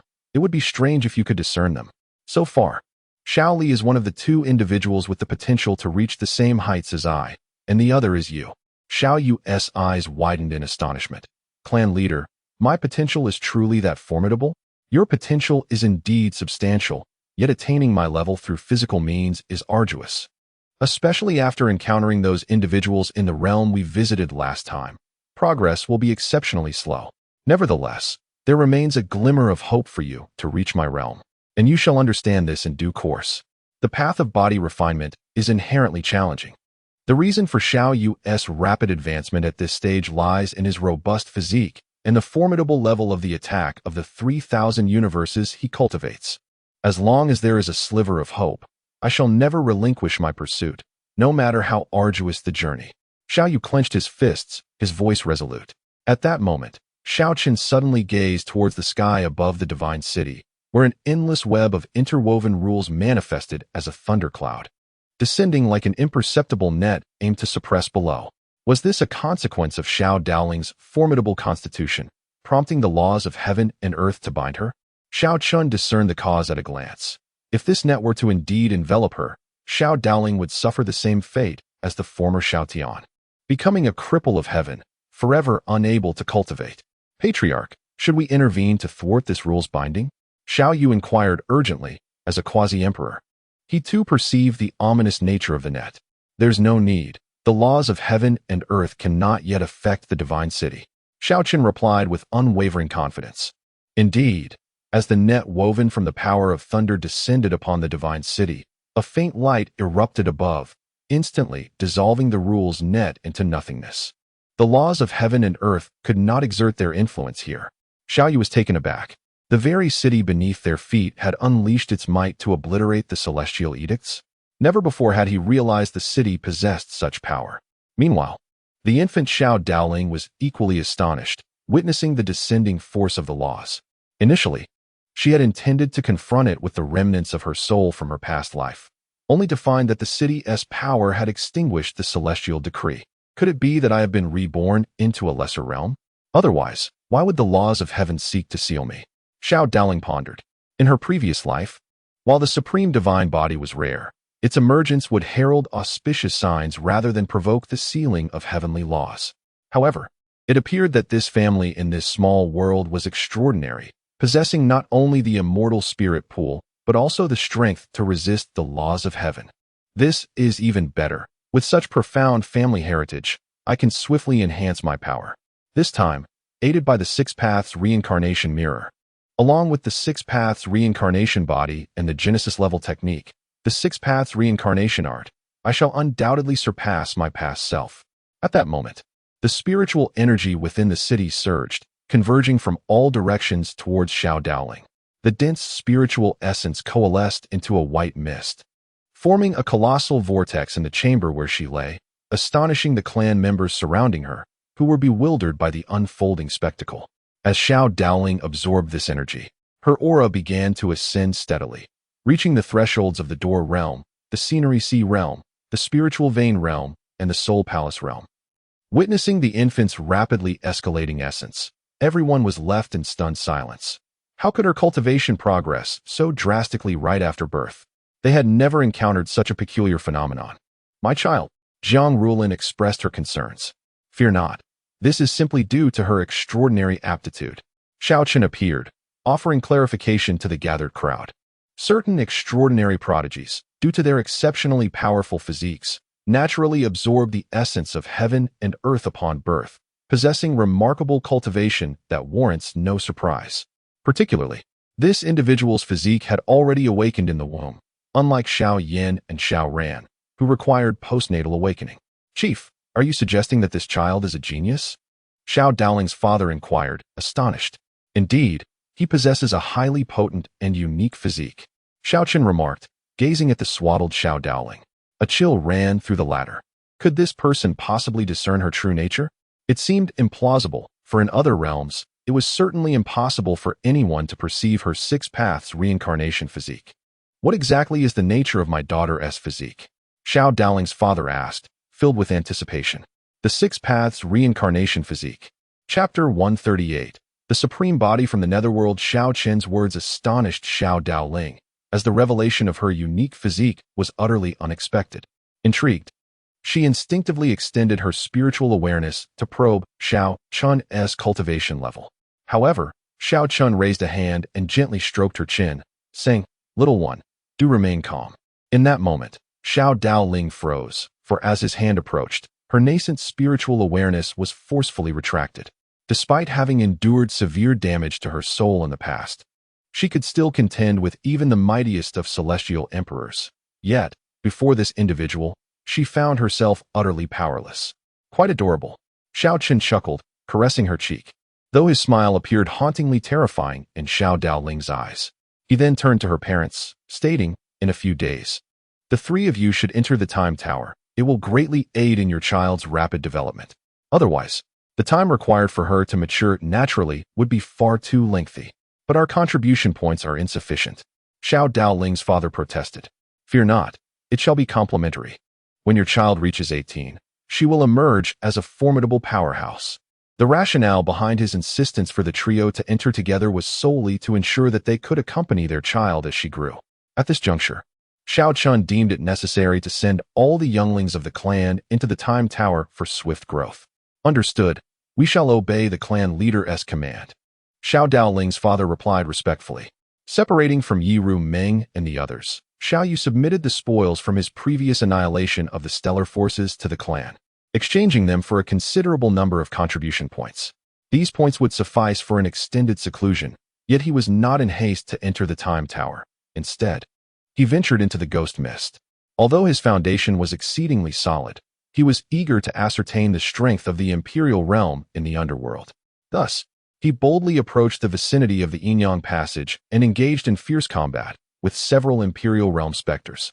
After several days of intense battle, he departed with composure. Another exceedingly powerful individual with a unique physique? How infuriating! The abundant yang energy is irresistible. I yearn to capture it and cultivate it. An Imperial realm specter exclaimed coldly. Alas, This was merely a fanciful notion, for he had nearly met his demise in the recent fray with Xiao Yu. Had it not been for their superior numbers and a strategy of encirclement, he would certainly have perished. What of that human named Xiao Ran? Our sect's supreme body has arrived. Where is he? A specter roared in the ghost mist. Beside him stood another specter marked with a golden insignia on its forehead. Despite being merely at the Saint Realm, it emanated an aura of unfathomable terror. News of these events swiftly reached the underworld, prompting the Yinming sect to respond immediately. They dispatched their ultimate soul body, vowing to confront the supreme celestial body of the mortal realm in a decisive battle. Crucially, this individual bore the Earth Life Stone, which would shield them from the influences of the earthly laws, thereby maintaining their combat prowess within the ghost mist. At this moment, Yin Jiuyu stood with his hands clasped behind his back, his gaze haughty and dismissive of all around him. Behind him, countless spectral beings stood, their expressions ablaze with fury as they shouted in unison. Our supreme soul body has descended. Let that Xiao Ran come forth to face his demise. Just days prior, the opposing force had wreaked havoc here, slaughtering an untold number of those at the sacred realm, with many even at the sovereign realm meeting their end. And yet none could withstand their onslaught, leading to a profound sense of indignation. The pent-up rage of these spectral beings erupted at this moment. Their teeth gritted as they glared at the members of the Xiao family, wishing fervently to consume their yang energy entirely. Supreme Soul Body? Is this truly a spectral being that rivals our supreme immortal body? Xiao Yuanshan and two others sat cross-legged amidst the ghostly fog, observing that unique soul entity. After a period of seclusion in the Time Tower, he had not only mastered the powers of the extreme Dao Emperor, but had also prepared all necessary techniques, divine abilities, and imperial weapons. Now, in the face of the extreme Dao Emperor from the underworld, he no longer felt the previous sense of passivity. That must be the case. It is a pity that Xiao Ran has already entered the Time Tower. By the time he reemerges, he may very well have ascended to the Emperor realm. They are no longer beings of the same tier. Xiao Ling Tian scoffed, revealing that these spectral beings were oblivious to the capabilities of the Xiao family.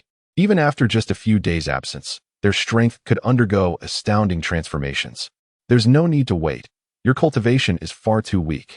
Hurry back to break through to the Emperor realm, and then come challenge Xiao Ran. However, by the time you achieve that, Xiao Ran might have already become an immortal. Xiao Feng shouted towards the supreme soul entity. Humph, what immortality! I see he is merely afraid upon hearing of my arrival, which is why he has chosen to hide. The spectral being, marked with a golden insignia on its brow, sneered. With a pair of dragon-like horns and a long, jet-black tail, it spoke while its tail swayed, stirring the swirling black mist. Whether that is true or not will soon be revealed. I find it tiresome to waste words with you. Xiao Feng replied coldly, settling back into his meditative posture. Among the ghostly fog, many of their kin were tirelessly earning contribution points, working without pause, thus necessitating their vigilant presence here. If Xiao Ran does not appear, then I shall eradicate all other living beings from the Yang realm here to avenge my kin who perished at his hands. The supreme soul body, Yin Jiuyu, declared coldly, his eyes swirling with ghostly energy, exuding an aura of murderous intent. Vengeance. Do you possess the capability for such? An ethereal voice echoed, as the black mist parted to reveal the figure of Xiao Ruoming emerging from the shadows. Oh, has Ruoming broken through to the sacred realm? Xiao Yuanshan exclaimed in surprise, followed by a look of joy, for Xiao Ruoming was indeed his beloved granddaughter. Days prior, she felled many spectral beings here, though their levels were relatively low. The contribution points she accrued were more than sufficient for a day of cultivation in the Time Tower. Xiao Ling Tian responded, since someone has appeared, let me use you as a sacrificial blade, so you may witness the might of my supreme soul body from the underworld. Yin Jiuyu cast a glance at Xiao Ruoming, the golden soul imprint on his forehead flickering like flames, while an ominous energy surged within his eyes. He was about to strike. The Prince of Jiuyu was poised for action. Witnessing this scene, all the spirits of the underworld clenched their fists in excitement. Shortly thereafter, one spirit shouted, please, Great Emperor, take action and seal off that space to prevent that human from escaping in defeat. The members of the Xiao family were proving exceedingly difficult to eliminate. Since the opening of this passage, not a single member of the Xiao family had perished. which was the most unbearable aspect for them. Each time they believed they were on the verge of annihilating their foes, they remained baffled by the mysterious means these beings from the Yang realm employed to vanish in an instant. This left them utterly frustrated, yet powerless. Just as they were about to engage, several supreme emperors from the spirit realm joined forces, sealing off the entirety of the space where the two stood, ensuring that their adversaries would not slip away at a critical moment. Chapter 139. Xiao Roming versus Injiyo. It was merely a blockade of space. I had thought he was going to take action. Xiao Yuanshan scoffed. He had unwavering faith in his granddaughter's prowess, for her physique was bestowed by the clan leader. The cultivation techniques were personally devised by the leader, and the ancient lute she wielded was an imperial weapon. In every aspect, her foundation surpassed that of her opponent. Moreover, even if the opponent had sealed the space, what of it? The means of escape for their kin was an imprint left by the clan leader on all family members. The family was too few in number. If more perished, how could the clan continue to flourish? Such measures would only activate in the face of genuine peril, and once unleashed, could any mere imperial boundary truly obstruct them? In the very next instant after the space was sealed, two streams of ghostly energy shot forth from Injiyo's eyes, transforming into two pitch-black ghost swords, their blades adorned with countless wailing faces. In an instant, they pierced through the void, hurtling toward Xiao Roming. The latter remained unperturbed, her body slightly angled, the ancient lute suspended before her. With delicate fingers, she plucked the strings, sending forth a white arc of light that cleaved through the air, carving a precise incision in the space it traversed. A tremendous roar erupted as the surrounding space trembled. The pristine arc of light collided with the ominous ghost swords, unleashing a cataclysmic explosion of energy. Yet, before the explosive force could dissipate, Injiyo's subsequent assault followed swiftly. A pair of dragon horns atop his head radiated a dark luminescence, the runes entwined upon them seeming to ignite, emanating a dazzling black glow. Soon after, a compact black sphere, brimming with terrifying energy, coalesced between the horns. Although the radiant black sphere was no larger than a fist, the laws and energies contained within it were potent enough to annihilate any being of the sacred realm. Humans, perish. Injiyo intoned with menace as the brilliant black sphere launched forth like a cannonball, hurtling towards Xiao Roming, distorting the void in its wake. Xiao Roming, too, underwent a transformation. The speed of her fingers dancing across the lute strings accelerated dramatically. The once gentle and flowing melody morphed into a fervent and impassioned symphony, imbued with a fierce aura of slaughter. In the blink of an eye, the energy suffusing her music coalesced before her, forming a resplendent white sword of light. With a sudden surge of power from her fingers, the sword trembled slightly, and as Injiyo unleashed his attack, it shot forth like an arrow released from the bow. Boom! Their assaults collided once more, resonating with a thunderous crash that echoed throughout the surroundings. The very center of the explosion seemed to be cleaved asunder. One half transformed into a brilliant white, while the other succumbed to an inky blackness. The space convulsed violently before shattering, with two forces of energy soaring skyward, as if in a contest of strength. Yet, this phenomenon endured for but a breath, as the white radiance, with overwhelming force, engulfed the black glow. In that fleeting moment, accompanied by a sharp whoosh, a gleaming white sword erupted from the epicenter of the explosion, slicing through space towards Injiyo. The dragon armor. Upon witnessing the impending assault, Injiyo's pupils constricted in disbelief, yet he swiftly devised a countermeasure. With a low exclamation, his form was enveloped in layers of black dragon scales, resembling an impenetrable armor. He crossed his arms before his chest in defense. The resounding clash echoed as the radiant sword struck his arm, igniting a shower of sparks akin to steel colliding. After a few breaths, the luminous blade shattered, yet Injiyo was forced to retreat 100 paces, expelling a breath of ghostly energy. Could it be that His Highness Jiyo was injured? Witnessing this scene, all the specters in attendance were thrown into disarray. Jiyo was an unparalleled soul entity, comparable to the most formidable physical forms in the mortal realm. How could he sustain injury at the hands of that individual? It was evident that His Highness had not exerted his full strength, while that human had already employed an imperial weapon, thus gaining the upper hand. One specter observed, "The ancient zither in her possession is no mere sacred artifact. It is indeed an imperial weapon." Precisely. That must be the reason. I was puzzled how she could possibly injure His Highness Jiuyu. It seems she relied on the might of her weapon. If she believed that wielding an imperial weapon alone could secure her victory over His Highness, she was merely indulging in fanciful delusions. As one of the most prodigious beings in our realm, His Highness surely possessed an imperial weapon of his own. Once he unleashed its power, that human would be doomed. Indeed, just as they spoke, a pitch-black longsword materialized in Jiuyu's grasp. The hilt was shaped like a dragon's head, and the blade was adorned with intricate black scales, intertwined with traces of ancient power, radiating the might of an imperial weapon. It was the black dragon sword of His Highness Jiuyu, forged from the spine of a black dragon, a weapon that had undoubtedly claimed countless specter lives during his rise. The appearance of the black dragon sword ignited excitement among the onlookers. With such an imperial weapon at his disposal, the demise of that human was inevitable. Having briefly allowed the advantage of weaponry to slip, Jiuyu proclaimed fiercely, "Now, let us see what capability you possess to harm me." His eyes blazed with dark radiance as he brandished the black dragon sword, emitting a series of dragon roars, before thrusting it toward Xiao Ruoming. His speed was astonishing, the longsword arriving before her in an instant, accompanied by the vivid illusion of a black dragon entwining itself around the blade. The ferocious dragon mouth gaped wide, releasing an overwhelming aura as it lunged toward its target. Just as the black dragon sword neared, a brilliant energy shield materialized, encasing Xiao Ruoming in its protective embrace. The collision reverberated as the sword and dragon struck the shield simultaneously, producing a symphony of sword cries and dragon roars. The shield trembled under the force, yet it held firm. Jiuyu's formidable attack could not shatter the barrier that Xiao Ruoming had conjured. Though imperial weapons are potent, neither of us can fully unleash their might. Did you truly believe I only injured you by relying on my weapon? If so, allow me to unveil my true combat prowess. Xiao Ruoming's voice remained tranquil, utterly unperturbed by the tumult of battle within her heart.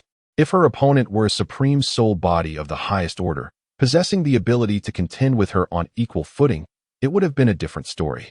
Yet, alas, her adversary was merely at the sacred realm. In the realm of the same level, she regarded her opponent with disdain.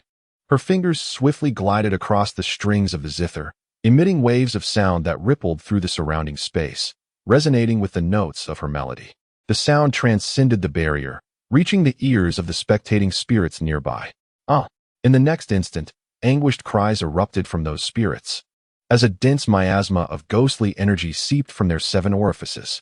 These spirits could not withstand the penetrating power of Xiao Ruoming's zither music. Chapter 140. The Intervention of the Imperial Realm, the Fall of the Supreme Soul Body Retreat. A spectral figure bellowed, hastily withdrawing from the fray. Such a battlefield was not one that ordinary saint-level specters could dare to approach. Many specters, their expressions fraught with terror, fled into the distance. Yet those who were caught in the resonance of the ethereal music suffered varying degrees of injury. As for those who were in closer proximity, they were obliterated in an instant, meeting their demise all at once. Is this the prowess of a supreme prodigy? Indeed, it is terrifying. We are but fodder to be swiftly annihilated. Fear coursed through the hearts of the specters as they witnessed dozens of saint-level beings fall in that mere moment. What kind of combat power is this? Enough of your bravado. Even if you possess a supreme celestial body, you lack the right to utter such hubris before me. Jiuyu roared, his black dragon sword unleashing a devastating radiance that threatened to tear the heavens asunder. Yet, it still failed to breach the pristine shield enveloping Xiao Ruoming. Could this be a defense conjured by an extraordinary imperial weapon? Cursed be it, were it not for the fact that this passage currently cannot accommodate celestial artifacts. Do you truly believe you have the qualifications to flaunt your capabilities before me? Fuming with rage, Jiuyu acknowledged that the Yin-Yang passage had only recently formed, allowing passage solely for mortal-level specters and weapons, while celestial beings were temporarily barred from entry. No matter your claims, prepare to receive my strike. Behind Xiao Ruoming, a resplendent white divine dragon hovered. With a sudden motion of her fingers plucking the lute strings, the magnificent dragon roared forth, lunging at Jiuyu with ferocity. Nine Yuhua Wong slash. Jiuyu shouted, brandishing his black dragon sword to unleash a cataclysmic arc of black sword light, accompanied by a dark dragon that surged forth. Yet, as the two forces clashed, Jiuyo's assault was utterly extinguished, the white dragon continuing its relentless charge toward him, with a visage twisted in rage. As a supreme demon of the underworld, Jiuyo, despite being of the same realm, could not fathom that his opponent might surpass him. Thus, even with a defensive imperial weapon at his disposal, he refrained from activating it, and instead charged forward with his black dragon sword. Boom! The white dragon collided with him, engulfing him in an instant. This energy, not good. The great emperors of the underworld, positioned near the Yin-Yang passage, were struck with alarm. They gathered their strength, breaking through the spatial barriers to seize Jiuyo. He was a supreme soul body, one of the few prodigious talents among the Yinming sect, and they could not allow any mishap to befall him in this locale. The primary concern was the overwhelming power contained within that white dragon, which had transcended the supreme level and reached the imperial tier, a force far beyond that which Jiuyo could withstand. Shameless! What business do you have interfering in the battles of our juniors? Xiao Feng bellowed, launching an assault alongside Xiao Lingtian and Xiao Yuanshan against the opposing array of extraordinary emperors. As fists met palms, a resounding clash erupted, reminiscent of the resonance of celestial gold, as the formidable power of the extreme way surged forth, rending the mist-laden realm. The dragon soars with regret.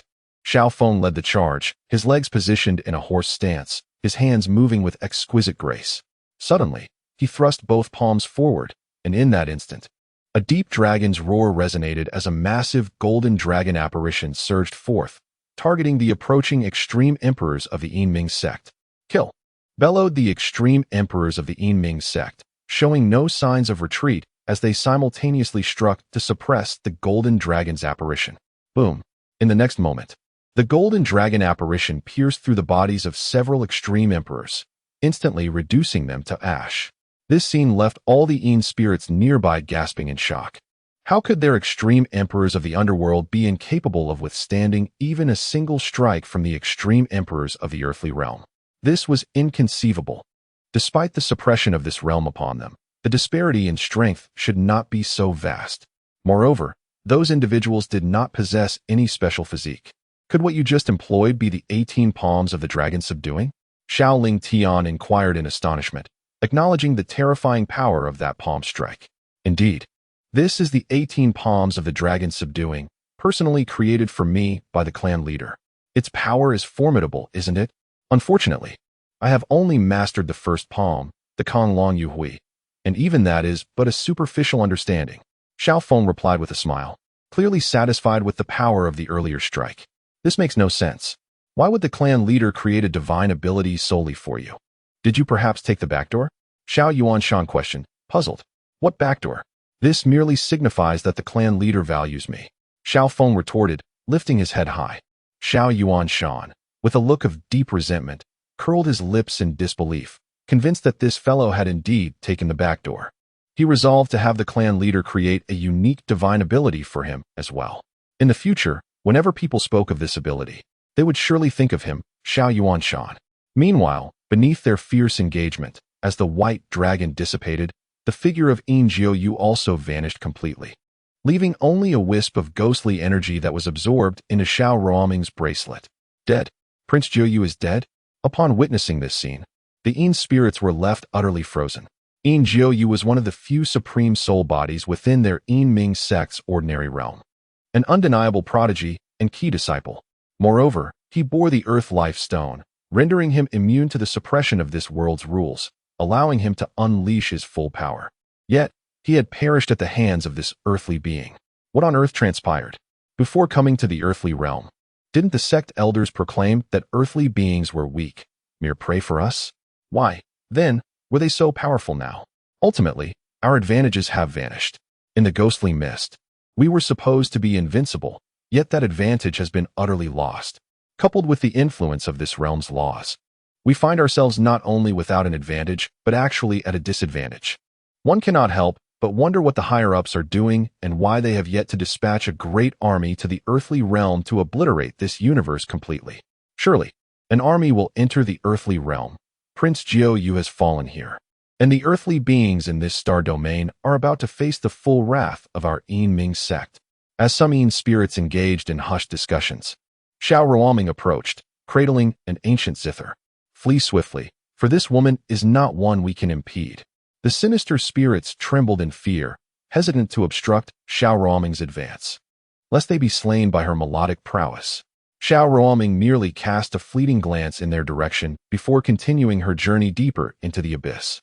Regarding the spirits of the Holy Realm with utter disdain, her objective was to confront the Emperor-level spirits.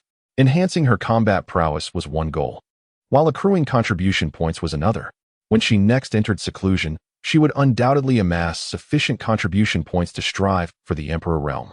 Days later, a revelation that sent shockwaves throughout the universe emerged. Xiao Ran had attained the Emperor realm, instantly igniting a tumult of astonishment across the cosmos.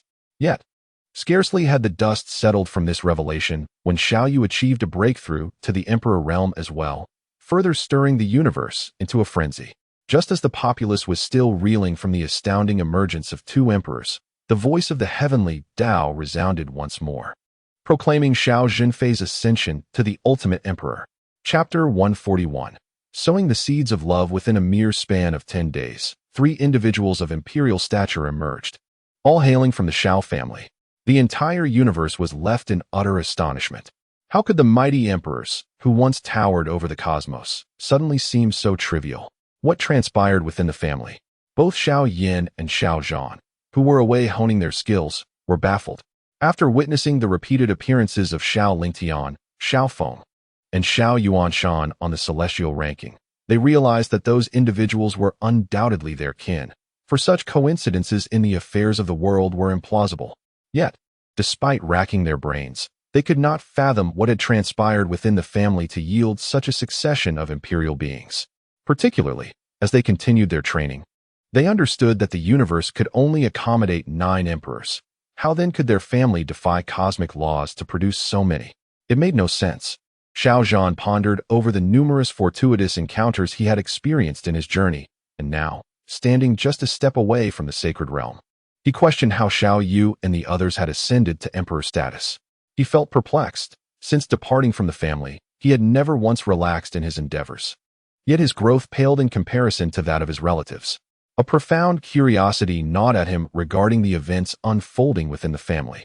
He resolved to return and uncover the truth. For now, however, his gaze narrowed as he observed the thick black mist rising before him. Not long ago, he had witnessed a fissure suddenly appear in the earth, from which the dense black mist began to emanate. As the mist continued to spread, it now enveloped a radius of 100 miles.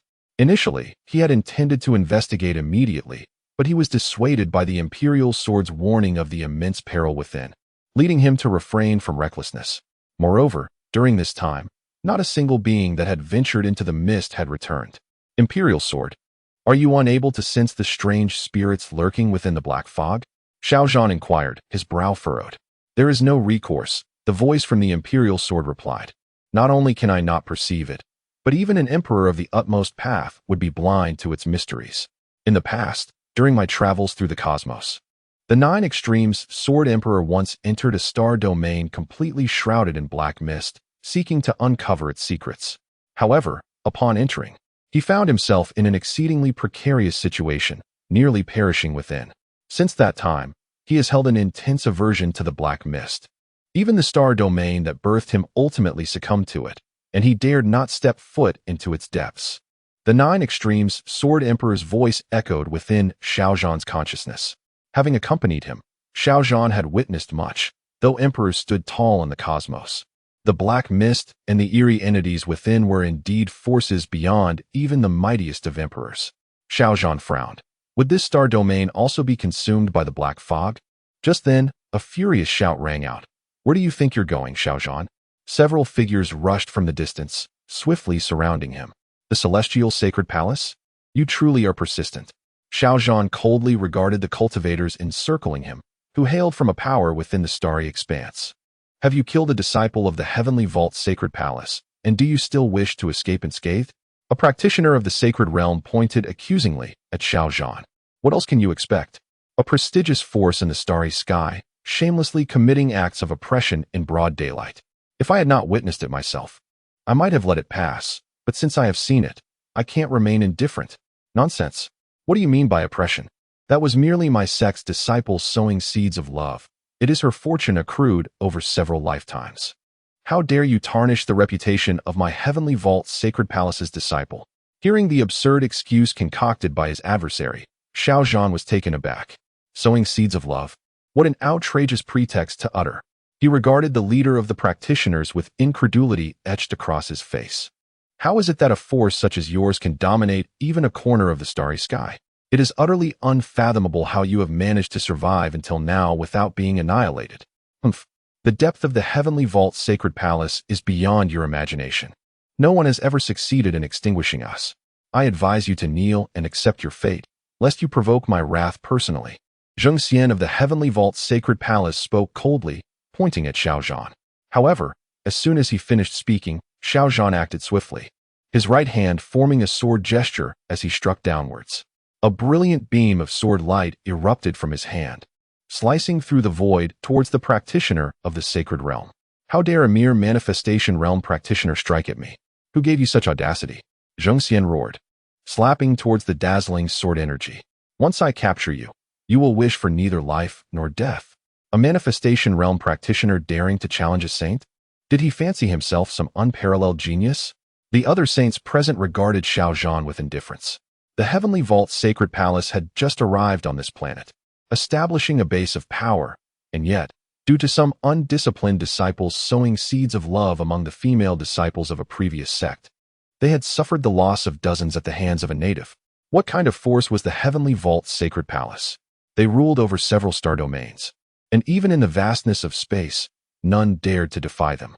Now, their dignity had been tarnished by a mere manifestation realm practitioner from a remote region. If they did not skin him alive as a warning, how could they maintain their standing in this minor star domain? At that moment, the sword light flashed and Zheng Xian's hand, along with half of his body, was severed in an instant. Sacred blood erupted, staining the expanse of the sky, and half of his body collapsed to the ground. Zheng Xian let out a wretched cry, staggering backward before collapsing. What? The other saints gasped in astonishment, their expressions revealing disbelief. A mere manifestation realm practitioner had managed to grievously injure a saint? Be cautious. This individual possesses formidable strength, rivaling that of a saint. Zheng Xian hastily warned, shaken by the overwhelming power of the previous strike. Let us all attack together. A sage let out a low growl, and a golden spear manifested in his hand. This was a sacred artifact, which, upon the infusion of his energy, erupted in a dazzling golden radiance. The spear surged forth like a dragon, striking with the swiftness of thunder, aimed directly at Xiao Chen. Meanwhile, the other two sages unleashed their full power, summoning their sacred artifacts, a golden pagoda and a pitch-black treasure vial. The ability of their adversary to sever the physical form of Sage Zheng Xian left no room for complacency.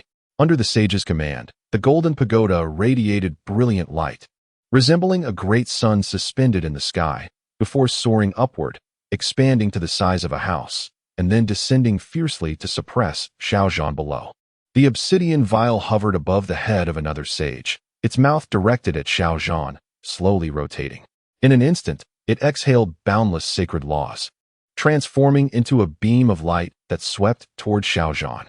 Do you think my earlier departure was born of fear of your celestial palace? Do you truly believe yourselves to be invincible? Chapter 142. You are incapable. Confronted by the assault of three saints, Xiao Zhan's gaze turned frigid, and a flicker of sword intent erupted from his eyes, tearing apart the space before him. Regardless of the reasons, any who dare provoke the celestial sacred palace shall meet their demise today. In an instant, the saint wielding a golden spear appeared before Xiao Zhan, its brilliant light radiating fiercely as it aimed for his brow. Simultaneously, the attacks from the golden pagoda and the treasure vial followed closely, intent on vanquishing Xiao Zhan right then and there. Heh, I fear you lack the requisite strength. Xiao Zhan's voice rang out coldly, and with a tremor of his body, countless beams of sword light surged forth, forming a golden spherical shield around him. A dense array of sword energy blossomed from this protective sphere, exuding an indomitable aura. Boom! The assaults from the three saints struck simultaneously against the shield, sacred light illuminating the heavens, enveloping the entire sky with a radiance so brilliant it rendered the sun pale in comparison. In that moment, Creatures not far from the scene perceived the sky as if it bore two suns. The overwhelming energy, with a force capable of obliterating all, engulfed the space, causing the very earth to tremble. The violent explosion unleashed an energy shockwave that radiated in all directions. Ancient trees on the mountains below were uprooted and shattered into dust, as a vast swath of the mountain range was utterly flattened by the energy that erupted from the explosion. Even if they are saints, surely they cannot withstand our combined assault, can they? The saint with the spear hovered in the air, his expression indifferent as he gazed upon the epicenter of the explosion. He was self-aware enough to realize that even he could not endure such an assault. Merely a native who, having grasped a few techniques, believes himself invincible. How audacious to strike against us saints, thinking himself a peer of unrivaled geniuses.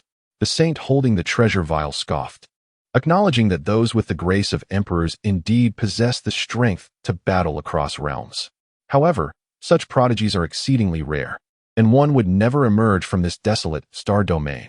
Fortunately, to demonstrate the unparalleled might of our celestial sacred palace, we have united our forces. Had only one saint come, today might have seen our downfall at the hands of this adversary. At this moment, Xiao Chen, who had been cleaved in two, stood up, his severed body rejoining. As the two halves connected, the wounds inflicted by Xiao Zhan's sword energy glimmered faintly, with flesh buds beginning to sprout and bind together. It would not be long before his injuries healed. The vitality of a saint is formidable, as long as the body is not utterly destroyed. Recovery can occur in a remarkably short time.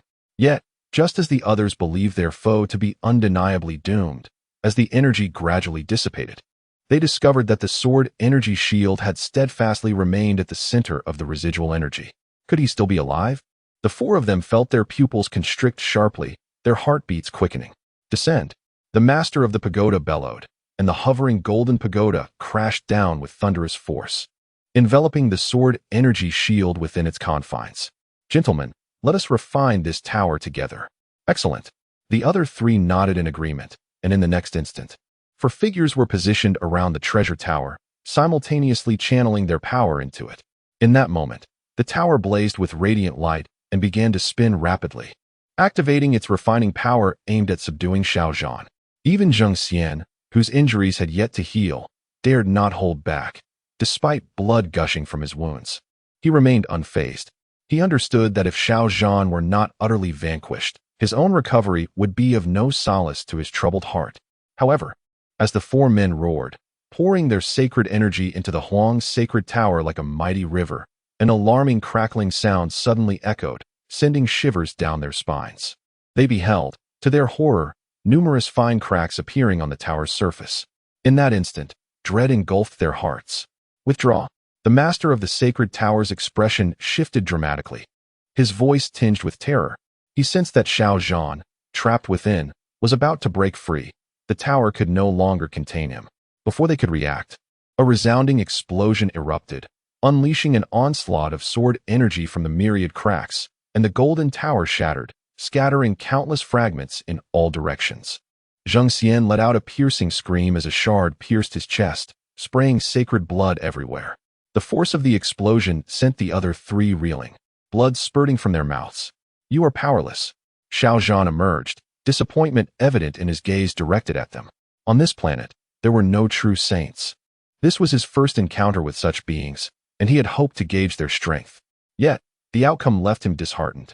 Saints were not as formidable as he had anticipated. He felt capable of dispatching them with ease. The immortal sword body bestowed upon him by the clan leader was indeed a remarkable physique, granting an astonishing enhancement to his combat prowess. All this time, saints were but legends on this planet, and judging by the power displayed by his opponents, it was clear they were not even on the same tier as the Dharma manifestation realm. To put it bluntly, he could easily crush them. Yet here he stood, crushing them instead, a testament to the might granted by the immortal sword body. How can you possess such terrifying strength? Xiao Xian's eyes bore a mix of astonishment and fear as he gazed at Xiao Zhan. Could the opponent truly be an unparalleled prodigy? Yes, Xiao Zhan replied, pointing his finger like a sword, unwilling to engage in further banter. Wait, young friend, please show mercy. If you spare us, the Heavenly Dome's sacred palace will surely reward you generously. Zhang Xian hastily pleaded. Having met their match, they could only resort to begging for mercy. However, once they returned to their sect and reported the incident, the supreme beings within their order would undoubtedly ensure that Xiao Zhan could not escape. Generous reward? Xiao Zhan scoffed. When I previously allowed your Heavenly Dome's sacred palace disciples to go, they fell to their knees, weeping and promising bountiful rewards, only for you saints to arrive. It's a classic case of bringing the old to deal with the young. Thus, I have ceased to place my faith in your words. Xiao Zhan raised his hand, and a blade of light was unleashed, instantly piercing through Zhang Xian's brow and shattering his soul. Young man, I advise you to desist. Are you aware of the ramifications of provoking my celestial sacred palace? In due time, not only will this planet be devoid of your presence, but even the entire star domain, or perhaps the cosmos itself, will offer you no refuge. You shall be relentlessly pursued by my sect, with no avenue of escape, be it in the heavens or the earth. Moreover, your family will suffer unfathomable calamities because of you, condemned to generations of servitude, with the women reduced to a life of shame. If you cease your actions now, there may still be a chance for redemption. Otherwise, you shall live in eternal regret. Upon witnessing Zhang Xian's demise, the master of the sanctuary felt his heart race. After realizing that pleas for mercy were in vain, he immediately resorted to threats. Chapter 143. The Celestial Palace, Threatening My Family? Xiao Zhan gazed at the opponent with a puzzled expression. In the past, he would have been consumed by an overwhelming fury, yearning to annihilate the entire sect. Yet now, he merely wished to laugh. What is the matter? Are you afraid? If you are, then release us, and we shall pretend nothing has happened. Otherwise, a flash of sword light sliced through the air, and the head of the master of the holy tower was sent flying. Another stroke of the blade cleaved it in two. I see that your starry forces have been rampant for far too long, believing no one can curtail your excesses. Today, I shall impart a lesson you won't soon forget. Several more attacks followed, and 2 other saints fell in this encounter. Afterward, the 4 of them examined the spatial rings of their fallen foes, their eyes gleaming with astonishment. Goodness, these starry forces are incredibly affluent from top to bottom.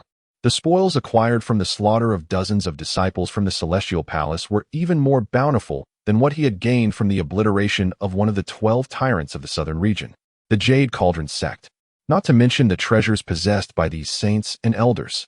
With these resources, I might very well ascend to the Saint Realm. Xiao Zhan pondered, relying on his prior experience of battling across 2 major realms. If he were to enter the Saint Realm, his pupils involuntarily contracted. Would that not mean he could possess the combat prowess of an emperor? It is still too early to speculate. Only time will reveal the truth. Yet the mere thought quickened his heartbeat. If he could indeed rival the strength of an emperor, it would be terrifying. Master is magnificent, Bai Lai bellowed.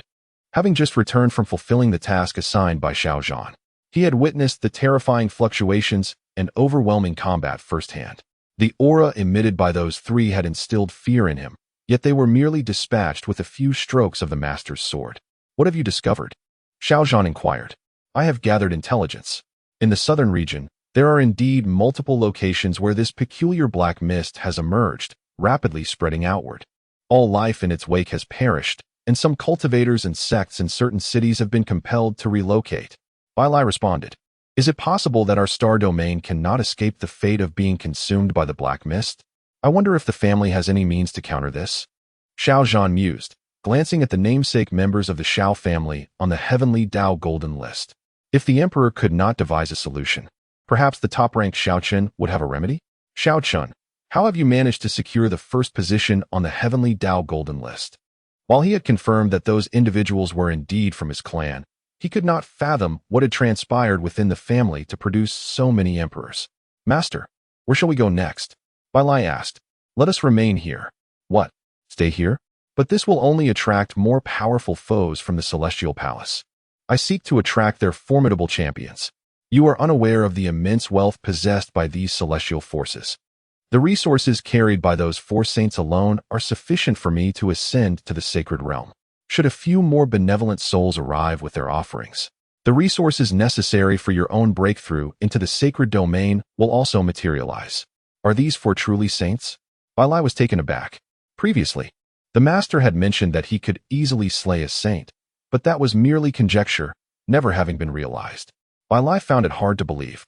Yet now it was indeed a tangible reality. To effortlessly vanquish 4 saints in one fell swoop was beyond his imagination. If I am not mistaken, once I break through to the sacred realm, I should possess strength comparable to that of an emperor. Regrettably, there are not many emperors available for me to engage in a full-scale battle to test my power. Xiao Chen sighed. There are only a few emperors in the world, and encountering them is exceedingly challenging. Bai Lai was instantly dumbfounded. Strength rivaling that of an emperor? What manner of creature is my master? Not only Bai Lai, but even the 9 Extremes Emperor sword within Xiao Zhan's soul palace was astonished, for its previous master, despite possessing a body revered as that of an immortal, could not compare to the terrifying physique of the current individual. Perhaps he may indeed surpass my former master. Subsequently, Xiao Zhan found a secluded spot to enter seclusion, intending to utilize the treasures of the several saints to challenge the sacred realm. Meanwhile, within the celestial palace, upon learning that the soul lamps of the 4 saints dispatched to hunt Xiao Zhan had all extinguished, the sect leader Yin Qi and all the elders were instantly incensed. Our celestial palace is a supreme force in the starry sky, commanding several star domains and exerting formidable influence. It is truly a great humiliation that upon arriving in this tiny Tai Chu star domain, we were defeated by a native who dispatched 4 saints. In a magnificent palace suspended in midair, a robust middle-aged man clad in resplendent purple robes sat high above, his sharp gaze fixed upon the assembly of supreme elders below. His expression icy. The sect leader spoke rightly. A mere native dares to disregard our holy palace, which is indeed a great disgrace. If we do not respond with overwhelming force, word will spread, and not only will our palace be mocked by other forces, but these natives may also come to look down upon us. The Grand Elder Yuzitian lowered his gaze and spoke. So, Grand Elder, what do you suggest? Yin Qishao inquired. Since the opponent possesses the means to slay saints, we shall dispatch a supreme being. I refuse to believe that a mere manifestation stage individual can slay a supreme. Yuzitian replied coldly. Even a young emperor cannot achieve such feats. Very well. Let us send a supreme to retrieve Xiao Zhan's head. Additionally, investigate the family or sect to which he belongs. I wish to eradicate them, to demonstrate to these natives the consequences of provoking our celestial palace. Yin Qishao declared with rage. Understood. The elders responded in unison. Immediately dispatch a multitude of disciples to seek the whereabouts of the star heart within this celestial domain, ensuring that we uncover its traces before any rival factions. Yin Qishao reiterated. The elders nodded in agreement, recognizing that this was indeed the foremost task for all cosmic powers upon their arrival in this starry expanse. Only by seizing control of the star heart could one aspire to dominate this realm. Reporting to the sect leader, a disciple has previously informed us of the manifestation of ghostly mists on this planet, and not just in one location. An elder announced. Upon hearing the mention of ghostly mists, a palpable tension enveloped the assembly, for such phenomena had proven insurmountable even to the mightiest of emperors. What is happening? Was it not said that this star domain represents hope for our universe? How is it that ghostly mists have also emerged here? Does this imply that this realm too will be engulfed by the mists? Why did we seek refuge here if not to escape their grasp? Chapter 144. Xiao Tian and Xiao Lang return to the family, however, once a star domain begins to manifest ghostly mists. It will not be long before this expanse is entirely engulfed by the fog. What purpose would their escape serve? Silence. At the sight of the elders' expressions of dread below, Yin Qixiao's low command immediately hushed the gathering. What is there to fear? This is the celestial insight calculated by that great emperor, which indicates that this star domain must possess its own unique attributes. Moreover, with so many cosmic powers emerging, there will inevitably be solutions available. Even if, one day, this star domain is consumed by the ghostly mists, we can simply depart and seek refuge in another realm. The universe is vast. There will always be a place for us.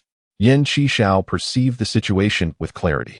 Should the entirety of the cosmos be devoured by the mists, they would be among the last to perish. Meanwhile, upon the continuous announcements of the Xiao family's members breaking through to the imperial realm, particularly when they learned that Xiao Ran and Xiao Yu had both attained this level, Xiao Lang and Xiao Tian, who were out in the world, could no longer remain still. They had initially been among the first in their clan to transcend the sacred realm, yet now they found themselves surpassed by others. Where did Xiao Ran and the others acquire such an abundance of contribution points to enter the time tower for their cultivation? Xiao Lang pondered, scratching his head in confusion. Their primary reason for venturing into the world was the scarcity of contribution points, forcing them to accept various other tasks. However, the family tasks could only be completed twice daily, and accumulating sufficient points to become an emperor would require considerable time. Could the family have undertaken some major mission? No time to waste here. We must return immediately, otherwise, we may fall behind. Xiao Lang insisted anxiously. If the family indeed had numerous tasks available, each day spent outside could equate to several years of lost cultivation time for them. To outsiders, a few years may seem insignificant, but for Xiao Lang and his peers, such time could bring about monumental changes. Furthermore, they had initially anticipated that their external training would be thrilling, only to find it was merely an exercise in overwhelming dominance, yielding little actual development. They would be better off returning to the family for sparring with their kin. After a brief discussion, the two tore through the void, soaring back to their family. Once unable to even traverse the Jijidi Mountains, they now covered vast distances in the blink of an eye. Upon their return to Jijidi City, they encountered Xiao Yu, who had just emerged from the Divine City. The oppressive aura emanating from him left both Xiao Lang and Xiao Tian momentarily breathless. What on earth happened? How did you amass so many contribution points to ascend to the Imperial Realm? Xiao Lang inquired directly. Hehe. The family has issued an unrestricted mission to hunt down the spectral beings, which has generated an endless supply of contribution points. Xiao Yu replied with a grin. Spectral beings? Where do so many of them come from? Xiao Tian questioned, puzzled. Although they had encountered numerous ghostly mist regions during their external training and had ventured to hunt spectral beings, the entrance to the Yinyang Passage near Jijidi City was quite small, yielding few spectral beings. Over there, Xiao Yu gestured towards the direction behind the two. Xiao Lang and Xiao Tian turned simultaneously, and their gazes fell upon the immense golden barrier. Is this what confines the ghostly mist within? Xiao Tian inquired, perplexed. Indeed, for if it were to continue expanding unchecked, it would likely envelop both the Jujisheng and the Divine City. Do not be deceived by its modest size. This barrier was established after intervention from the Ling Tian clan's elder and was personally arranged by the clan leader. It embodies the laws of space, and the area within is remarkably vast. Xiao Yu elucidated. What realms of spectral beings reside within? Xiao Lang asked. From the Door Realm to the Imperial Realm. Upon hearing this, both their eyes brightened. Previously, during their training, they had encountered spectral beings within the ghostly mist that were of exceedingly low cultivation, predominantly below the Soul Palace realm, posing no challenge whatsoever. Thus, they had departed shortly after their arrival. Now, with the prospect of encountering higher-tier spectral beings, both exhibited eager anticipation. Let us seek out a few quasi-emperors to test our mettle, Xiao Lang exclaimed, turning to enter the barrier. Wait, you have yet to claim your wristbands. Without the wristbands personally forged by the clan leader, you cannot record the spectral beings you have slain, nor can you accumulate contribution points. Xiao Yu hastily reminded them. After hearing this, the two hurriedly returned to the Divine City to retrieve their wristbands. As they departed, Xiao Tian pondered aloud. Why have so many cultivators appeared in Jujisheng recently? And what are they doing over there? It feels as though they are constructing a city. He directed his gaze towards a group of cultivators flying back and forth, where the outline of a massive city was beginning to take shape. That is the Tai Xian sect, which has chosen this location after obtaining the clan leader's consent. It is said their previous domain was seized by forces from the starry skies. So that is the case? Xiao Tian nodded. This is indeed favorable. Jujisheng shall be even livelier in the future. Meanwhile, in another realm, a series of colossal blood moons hung ominously in the sky, casting a crimson hue upon the land, creating an eerie spectacle. At this moment, within the depths of an endless expanse of pitch-black palaces, a crimson-hued ancient hall stood prominently, emanating sounds from within. Report to the sect master. A message has just been received from the Empress. The matter has been clarified. Currently, only the earthly cultivators at the passageway overseen by our Yinming sect remain unaffected by the ghostly mist. There have been no changes elsewhere. A spectral being, cloaked in black and wielding a dark staff, spoke in a grave tone.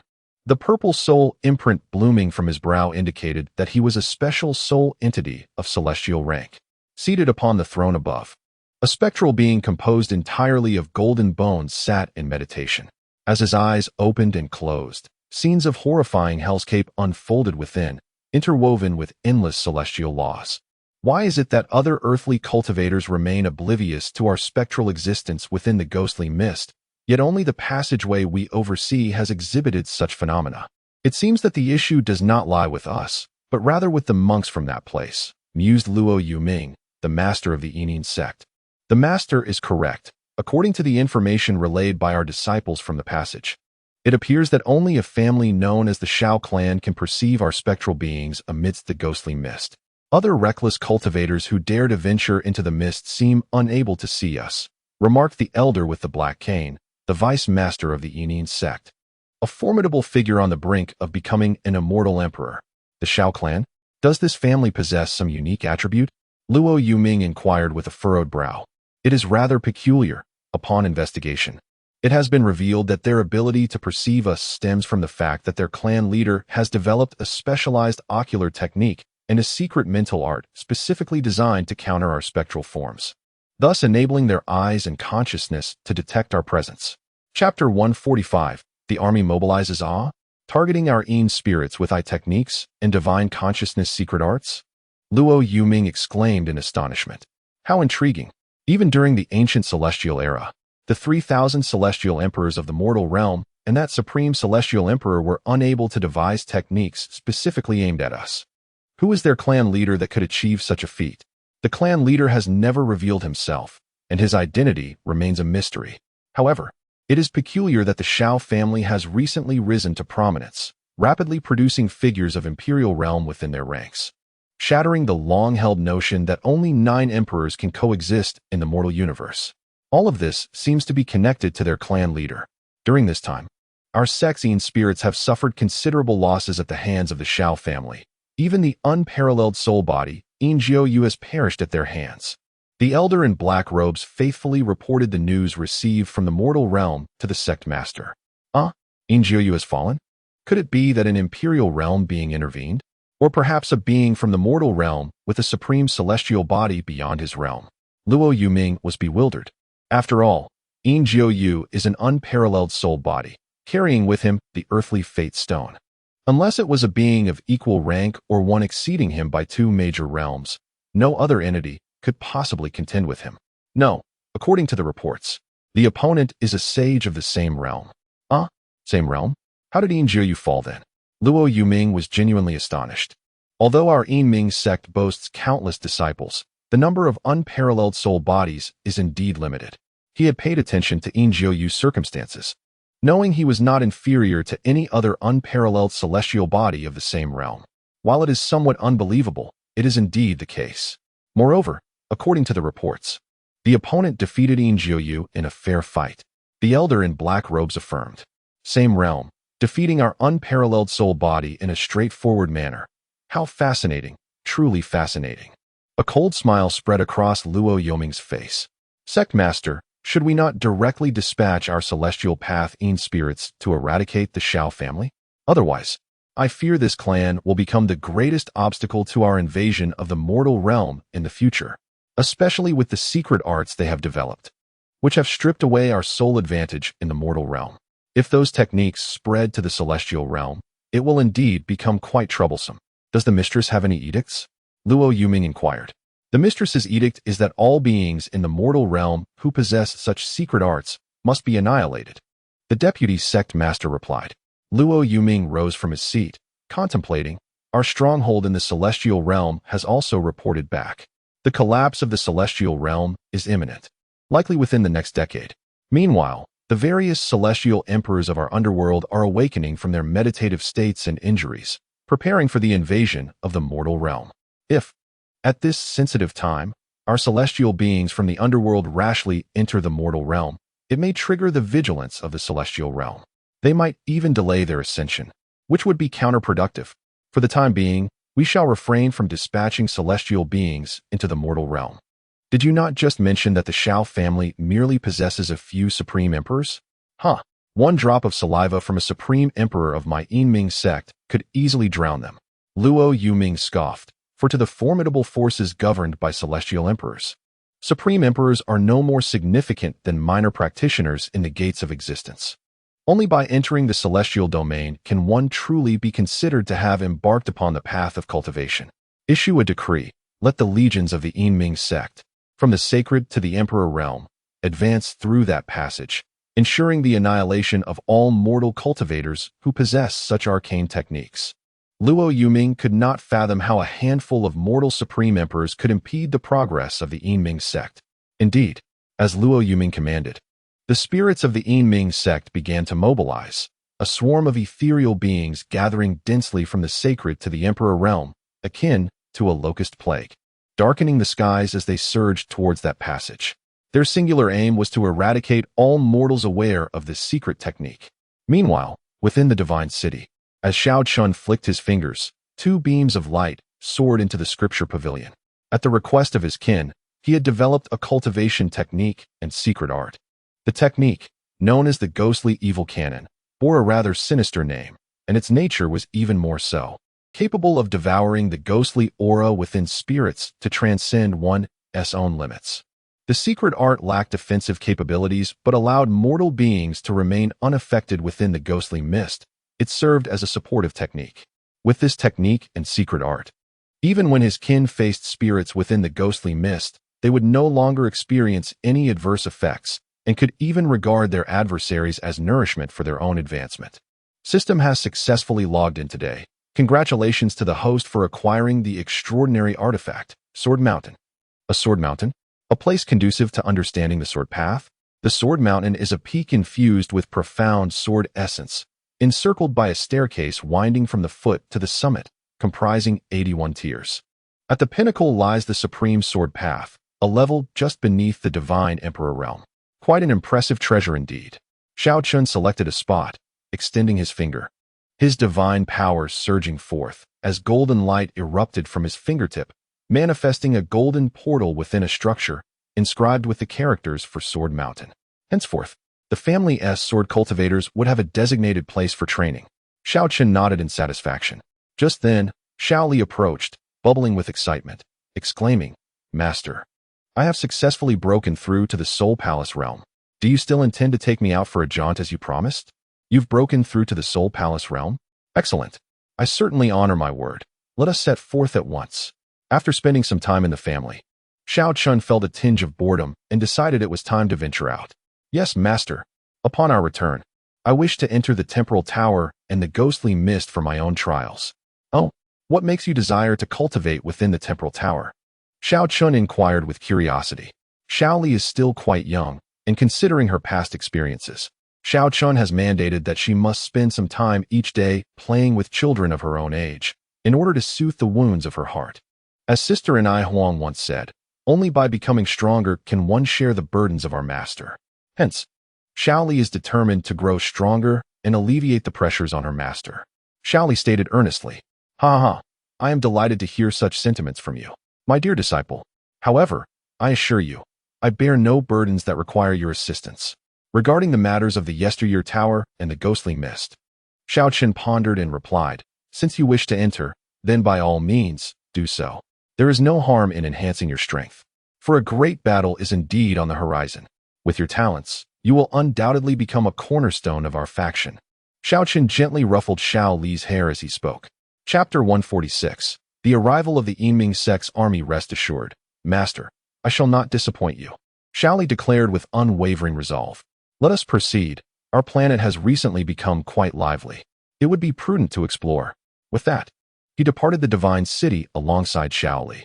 Shortly after their exit, the ghostly mist within the barrier began to surge violently, a terrifying aura emanating from the passage, causing the very fabric of space to tremble.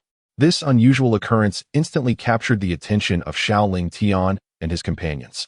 Gazing forth, they beheld a multitude of spectral beings from the holy, supreme, and emperor realms emerging from the passage, a tide of darkness surging in all directions. The apparitions wasted no time in their advance, sweeping towards the Xiao clan members who were engaged in hunting these spectral entities. The beings of the mortal realm, clearly visible to them, saw no need to hold back. Why have so many powerful specters suddenly appeared? Xiaoling Tian exclaimed in shock, swiftly waving his sleeve to expel those below the holy realm from the barrier. Meanwhile, the elders, Xiao Feng, Xiao Yuan Shan, and Xiao Fei rose in unison, bracing for the impending confrontation. Simultaneously, Xiao Yu and Xiao Ran, who were battling Emperor-level foes, swiftly returned to their side. What is happening? Have we provoked them to the point of frenzy, summoning such a multitude? Xiao Ran questioned, astonished. Since his ascendance to the Emperor realm, and under the enigmatic tutelage of the clan leader, his supreme celestial physique had undergone evolution, placing him on par with Xiao Yu and the others. Since then, he had been hunting Emperor-level specters within the ghostly mist. I cannot say for certain, but their approach is formidable. Prepare for battle, Xiao Ling Tian replied, furrowing his brow. He had not anticipated that this force known as the Yinming sect would be so fearsome, boasting such an overwhelming number of Emperor-level warriors, an unimaginable feat for merely a single sect. Through their recent engagements, they had gleaned certain information within the underworld. Each celestial power possessed a passage to the mortal realm, and it was the Yinming sect that maintained control over this particular route, one that other factions would refrain from utilizing. At that moment, the Emperor-level specters noticed several human beings from the mortal realm lingering within the mist and promptly charged towards them, led by two specters adorned with purple markings upon their foreheads. One bore the visage of a bull, while the other resembled a horse. They wielded chains in their right hands and ghostly banners in their left, exuding an overwhelming presence that caused the very void to quiver. These two were celestial-grade soul entities, among the most formidable of the extreme emperors. Meanwhile, the other specters dispersed in all directions, intent on breaching the barrier and spreading the ghostly mist to eradicate all mortal cultivators who posed a threat to their realm.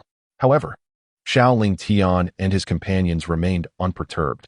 The barrier had been meticulously established by Xiao Chen himself, and it would indeed be peculiar if a group of Emperor-level beings could breach it. I was previously concerned that the Emperor-level forces from the underworld would be insufficient. It seems my apprehensions were entirely unfounded. In a moment of clarity, I glimpsed the milestones on my path to becoming an immortal emperor. Xiao Ran, I shall take my leave. With an exhilarated roar, Xiao Yu's figure abruptly materialized amidst the legion of the underworld. His fists radiated with golden brilliance as he struck outwards with tremendous force. Instantly, a series of monumental fist imprints thundered in all directions, startling the spirits before him.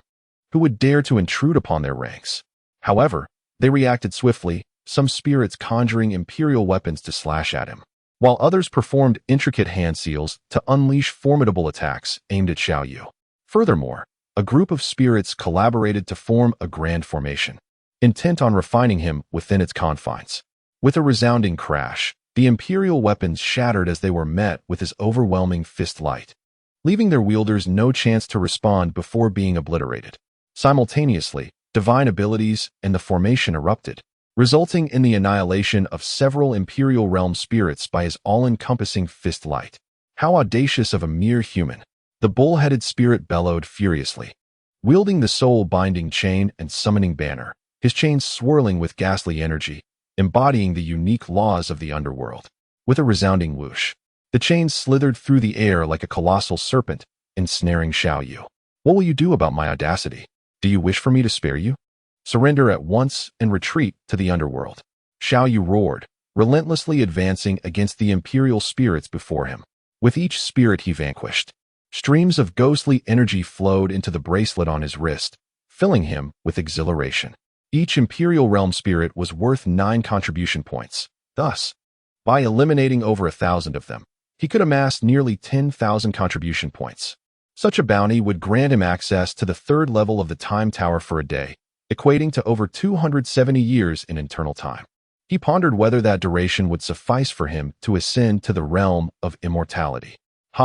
Spirits, assist me in achieving my path to immortal emperor. Xiao Yu bellowed in excitement, perceiving the countless spirits as mere contribution points, vital aids on his journey. The spirits could not comprehend his words. Yet the bull-headed spirit seized the opportunity to ensnare him with the soul-binding chain while he was occupied with slaying other spirits. In a flash, the bull-headed spirit appeared before Xiao Yu, its maw agape, attempting to siphon his yang energy. However, in the next instant, a deafening explosion resonated as the laws of the imperial chain shattered. Xiao Yu's formidable physical strength obliterated the chains. With a low growl, he seized the massive jaws of the bull-headed spirit its trembling gaze meeting his. "How dare you attempt to consume my yang energy?" Xiao Yu sneered. And with a sudden motion, he rent the bull-headed spirit asunder, splitting it in two along its neck. With a swift motion, he hurled both halves of his body into the air, following which he unleashed a punch that obliterated the bull-headed creature's form and spirit in an instant. At that moment, a thunderous sound erupted. Xiao Yu's body trembled as he turned to see the horse-faced figure striking him with a soul-calling banner. "Heh, are you unaware of my formidable physique?" Xiao Yu scoffed coldly, raising his hand to deliver a slap that sent the horse-faced figure's head spinning a full 720 degrees on his neck. With another swift strike, he dispatched the horse-faced figure once more. This scene left many of the Imperial Realm specters around them gasping in astonishment, exclaiming, "Those two are supreme emperors on par with celestial bodies in the mortal realm, yet they possess no means of defense against him. Could it be that this individual wields the combat prowess of a true celestial? But how could that be possible? Even the most exalted celestial body would only possess quasi-celestial strength at the Imperial Realm. Why is this person so terrifying?" Chapter 147. Still unyielding, the supreme celestial body possesses the formidable ability to transcend a significant realm and vanquish foes in the mortal domain, and it is nearly invincible within its own realm. However, when traversing the chasm between the imperial and celestial realms, its might is limited to that of a quasi-immortal, never reaching the true celestial level. Yet, if the adversary merely wielded quasi-immortal strength, facing an extreme emperor who is one minor realm above and possesses a celestial body, such a feat would seem improbable. Their discerning eyes reveal that the individual before them undoubtedly possesses strength akin to that of a true immortal. Such power, regardless of how many imperial realms they may possess, renders them incapable of contending with their opponent. After all, the celestial realm and the mortal realm exist on entirely different planes. Indeed, they were not mistaken. Xiao Yu, endowed with the supreme body, truly possesses the might of a true immortal, while the supreme celestial body can only transcend one major realm in the mortal domain. The supreme divine body has the capacity to surpass two. Faced with the vast divide between the imperial and celestial realms, the supreme divine body is thus constrained to transcending merely one major realm, confirming that Xiao Yu's true immortal strength is beyond question. "What? Are you afraid? Dare you not strike? Kneel and submit. Call me your master, and I may grant you a path to survival." Xiao Yu deliberately provoked these spectral beings. If he frightened them into fleeing, how could he accrue contribution points? Humans do not revel in pride. Today shall witness your demise. One of the spectral beings hovered in the air, draped in a blood-red cloak. With a wave of their hand, 9 blood-colored array discs, each the size of a fist, materialized beside them. Each disc bore a diminutive blood sword, exuding an aura of extreme terror, causing the surrounding void to collapse as if unable to bear the weight of those arrayed discs. Xiao Yu narrowed his eyes. The aura emanating from those discs did not belong to the imperial realm. Quasi-immortal level array discs? An exclamation escaped the lips of one of the specters. The spectral beings of the underworld, whether in the mortal or celestial realms, inhabit the same grand world, unlike the beings of the sunlit realm, where the path of immortals has been distinctly segregated. Thus, their knowledge surpasses that of the beings in the sunlit realm. How could such items be brought forth? Was it not stated that passage through celestial artifacts is currently impossible? One specter expressed astonishment. If celestial artifacts could be brought in, they would have utilized them long ago, rather than waiting until now. While celestial artifacts indeed cannot be brought in, I possess quasi-immortal level array discs. The specter clad in the blood-red robe chuckled. But what use are quasi-immortal array discs? They cannot possibly slay this being from the sunlit realm. Ha ha. All 9 of my array discs are of quasi-immortal grade. Yet, when united, they form a true celestial array disc. It is precisely through this principle that I successfully brought this item forth. Upon hearing that the unification of the 9 array discs constitutes a celestial grade array, all the specters present displayed expressions of delight. If this holds true, perhaps they could indeed slay this being from the sunlit realm. Xiao Yu merely scoffed, unwilling to squander time with them. He brandished his fists, comparable to celestial artifacts, and charged toward the spectral being before him. Since the opponent possesses a celestial grade formation disc, it is prudent to merge forces before proceeding. allowing an opportunity to test whether one truly possesses combat prowess comparable to that of a true celestial. Meanwhile, at the moment Xiao Yu made his move, Xiao Ran surged into the battlefield. In that instant, his hair, eyebrows, and irises transformed into a crimson hue, as if he had metamorphosed into a legendary harbinger of death. In his grasp materialized a blood-red long knife, an extraordinary imperial weapon acquired from the family's divine armory following his ascension to the imperial realm. The long knife erupted with resplendent blood light, embodying the laws of the imperial path, cleaving downwards and instantly causing several imperial-level specters to perish beneath its edge. This is alarming. The human race of the Yang realm possesses terrifying combat strength that rivals true celestials. The specters were taken aback, their understanding shattered by the sheer ferocity of these Yang beings. Xiao Ran remained as cold as a mercenary, offering no explanations. To him, these specters were merely points of contribution, rendering further dialogue unnecessary. In contrast to their overwhelming dominance, Xiao Tian and his companions found themselves at a disadvantage. Despite relying on the suppression of the world's laws and the formidable power of their perfected Dao fruit, they lacked the extraordinary constitutions that Xiao Yu and Xiao Ran possessed, which allowed them to wield strength akin to that of true celestials. Thus, even at their utmost effort, each could only contend against a few of the most powerful emperors. Sky-slaying hand, Xiao Tian bellowed, striking at the colossal serpent formed from the arms of a specter. With a thunderous crash, the massive hand shattered the specter's limbs. Yet its head transformed into a menacing serpent's visage, lunging towards him. Simultaneously, several other formidable emperors directed their assaults toward him. Thunderous wrath of the nine heavens. Xiao Tian unleashed a recent mastery of divine arts, and in an instant, a vast purple thunder domain unfurled around him, with 9 immense purple thunder orbs suspended in the air. Kill! A booming shout echoed, accompanied by a resounding crash as bolts of divine thunder, as thick as barrels, erupted from the purple spheres, striking the encroaching specters. The power of this thunder, embodying the essence of the sun, served as the nemesis to these shadowy beings, and it was a divine art cultivated specifically for combating them. Upon impact, the divine thunder caused their forms to disintegrate, dark, ghostly energy spewing forth from their mouths. Crackling purple lightning flashed, imbued with Xiao Tian's imperial laws, piercing through the specters in the area, transforming the dark, ghostly mist into a vast sea of purple. Where the thunder struck, the imperial-level specters were instantly reduced to ashes, leaving only the most powerful among them able to withstand the onslaught, albeit severely wounded. However, the underworld was teeming with imperial-level specters. Before long, his thunderous wrath of the 9 heavens was engulfed by the relentless barrage of other emperors. The plight of the other 3 was no better. Facing numerous foes, they soon bore gruesome injuries, with ghostly energy from the underworld seeping into their wounds, proving difficult to expel. Though they were formidable emperors of the extreme path, possessing remarkable vitality and the ability to heal their wounds at an astonishing pace. The relentless assaults from the underworld's emperors of the extreme path were simply overwhelming. They could not withstand them. Despicable beings of the underworld, dare to engage me in a one-on-one deathmatch. Xiao Feng bellowed, incessantly unleashing the 18 dragons subduing palms, each strike resulting in the demise of an imperial-level specter. Yet, he too sustained injuries, blood cascading from his wounds and staining his garments. Ha ha ha, only a fool would engage in a one-on-one deathmatch. Who told you that the number of emperors in the realm of the living is so scarce? You deserve to be bullied by us from the underworld. Ha ha, today you are undoubtedly doomed. One of the emperors of the extreme path laughed heartily. However, they had to concede that these extreme path emperors were terrifyingly powerful.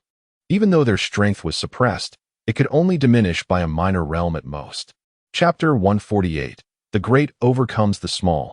The underworld beings in this dire situation. It is truly remarkable that these formidable celestial sovereigns could endure such a prolonged assault from their numerous adversaries. Death is inevitable. I, Xiao Feng, shall depart. Who can impede my escape? Yet, he did not flee. Although grievously wounded, he was not yet on the brink of demise. Xiao Yuanshan and Xiao Zhenfei were similarly injured, their garments stained with blood, yet none chose to withdraw. Since absorbing the power of the Dao fruit, they were experiencing such a sanguinary battle for the first time. serving as a trial for them. As the few found themselves in dire straits, a golden fist imprint and a crimson blade light surged forth, instantly decimating a significant portion of the encircling celestial sovereigns. It was Xiao Ran and Xiao Yu who had intervened. For the two of them, slaying these imperial specters posed no challenge, as their combat prowess rivaled that of the true immortals. They stood resolutely before the onslaught, blocking the majority of the approaching specters. Had those specters surged forth, Xiao Ling Tian and the others would have been utterly overwhelmed. You two need not concern yourselves with us. When we can no longer endure, we will withdraw voluntarily. As for these vile specters daring to invade our realm, let us strike them down fiercely, instilling fear in their hearts. Xiao Feng shouted to the two. At that moment, two figures emerged from beyond the barrier, Xiao Lang and Xiao Tian. Upon witnessing the thronging specters surging like a tide, both could not help but gasp in shock. What madness had taken hold of those underworld beings? Why had they suddenly dispatched so many powerful entities? What are you two little rascals doing here at this time? Quickly leave. This is not a place for you. Xiao Ling Tian called out to them. Rest assured, Uncle Ling Tian, we possess the strength to slay celestial sovereigns. Moreover, we are in dire need of contributions to advance. Xiao Lang replied, and together with Xiao Tian, they charged towards another direction where a multitude of Supreme Realm specters awaited, perfectly suited for their capabilities. They refrained from targeting the imperial beings, recognizing the futility. They were still only at the Saint Realm and could at best contend with a single celestial sovereign. To slay one required additional means. It would be wiser to first eliminate the Supreme Realm specters and, when the time was ripe, to confront the imperial ones. Let them be, they will manage. After all, with the Patriarch's prowess, they are unlikely to perish, remarked the third elder, Xiao Zhenfei. At that moment, as he spoke, Xiao Lang and his companion had already reached the domain of the Supreme Realm specters. Subsequently, the twin dragon domain unfolded, two chaotic divine dragons materializing beside them.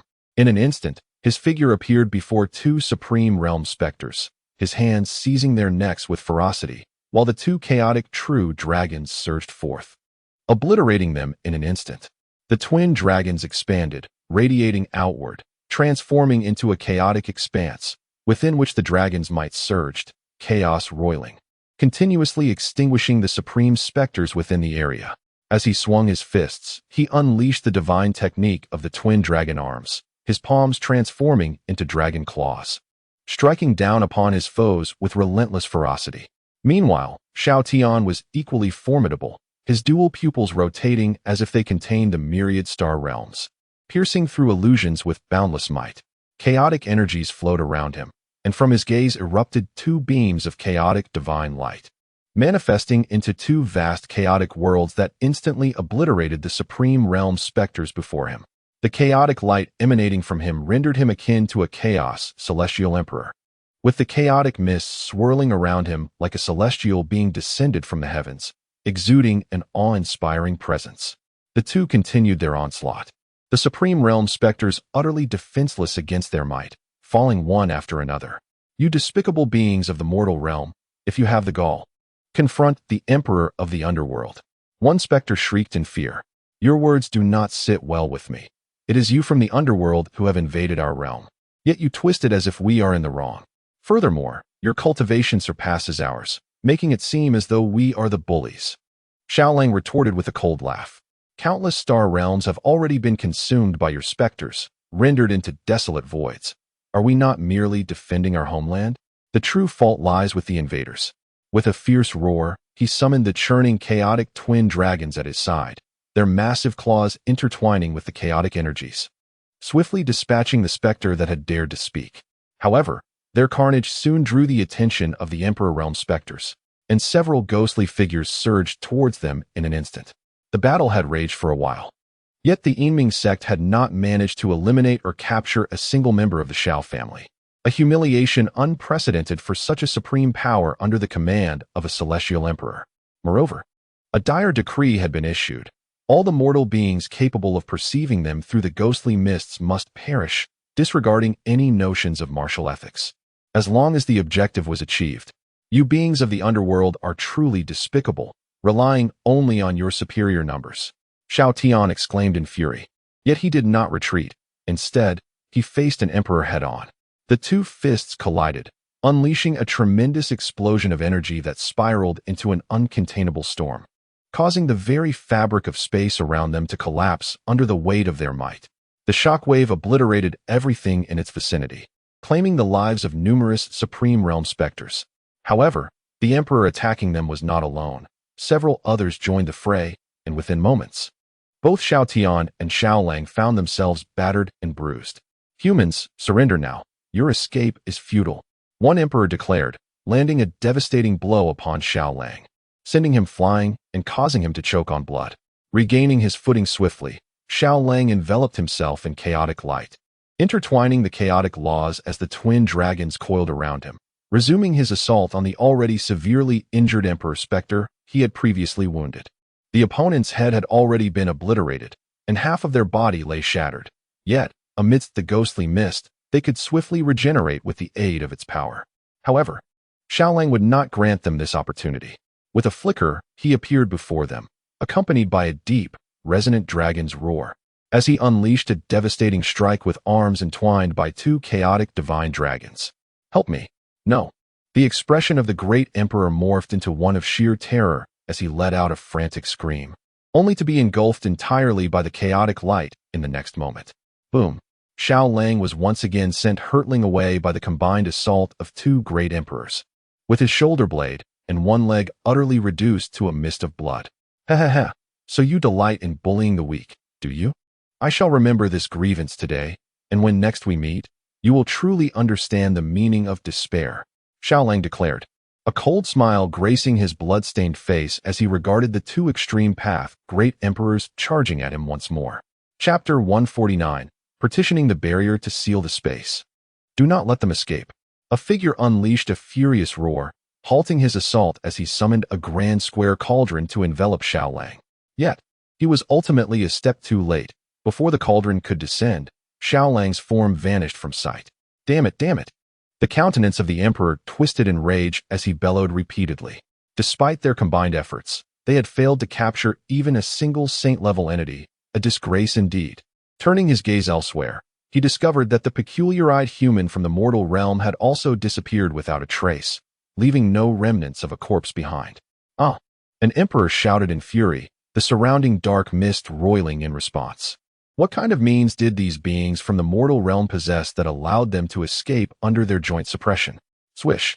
At that moment, a crimson blade of light sliced through the air, instantly obliterating the emperor.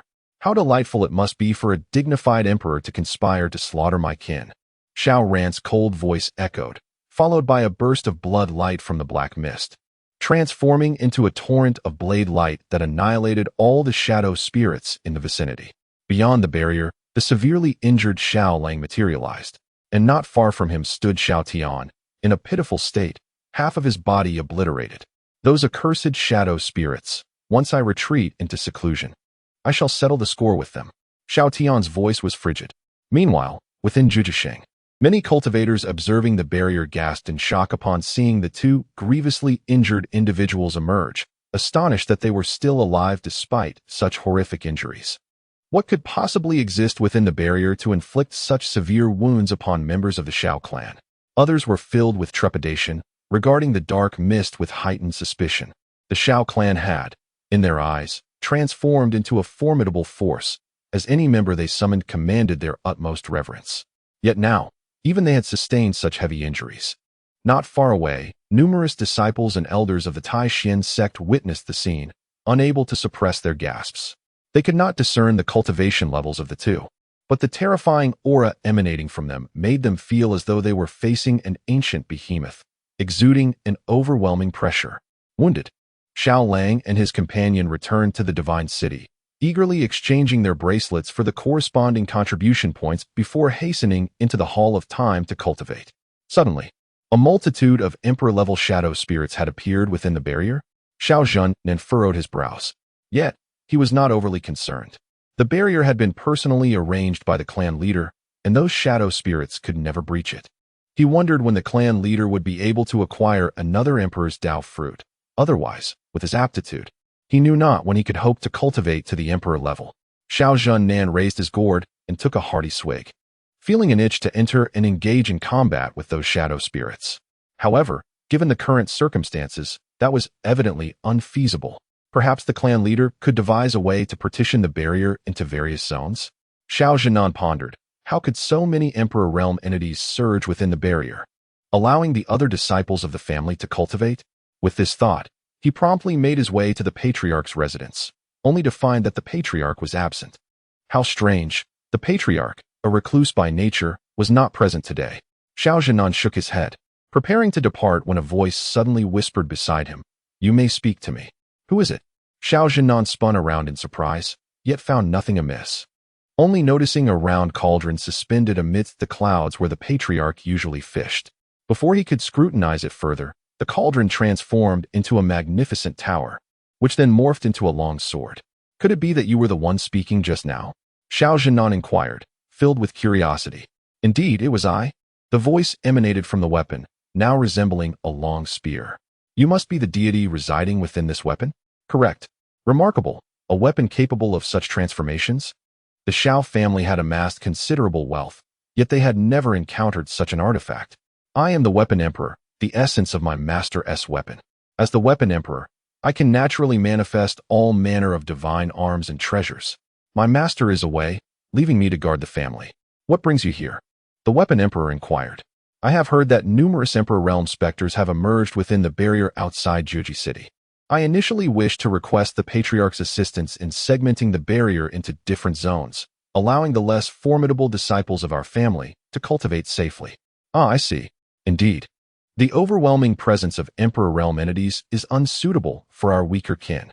In that case, shall we divide the barrier below into 3 zones?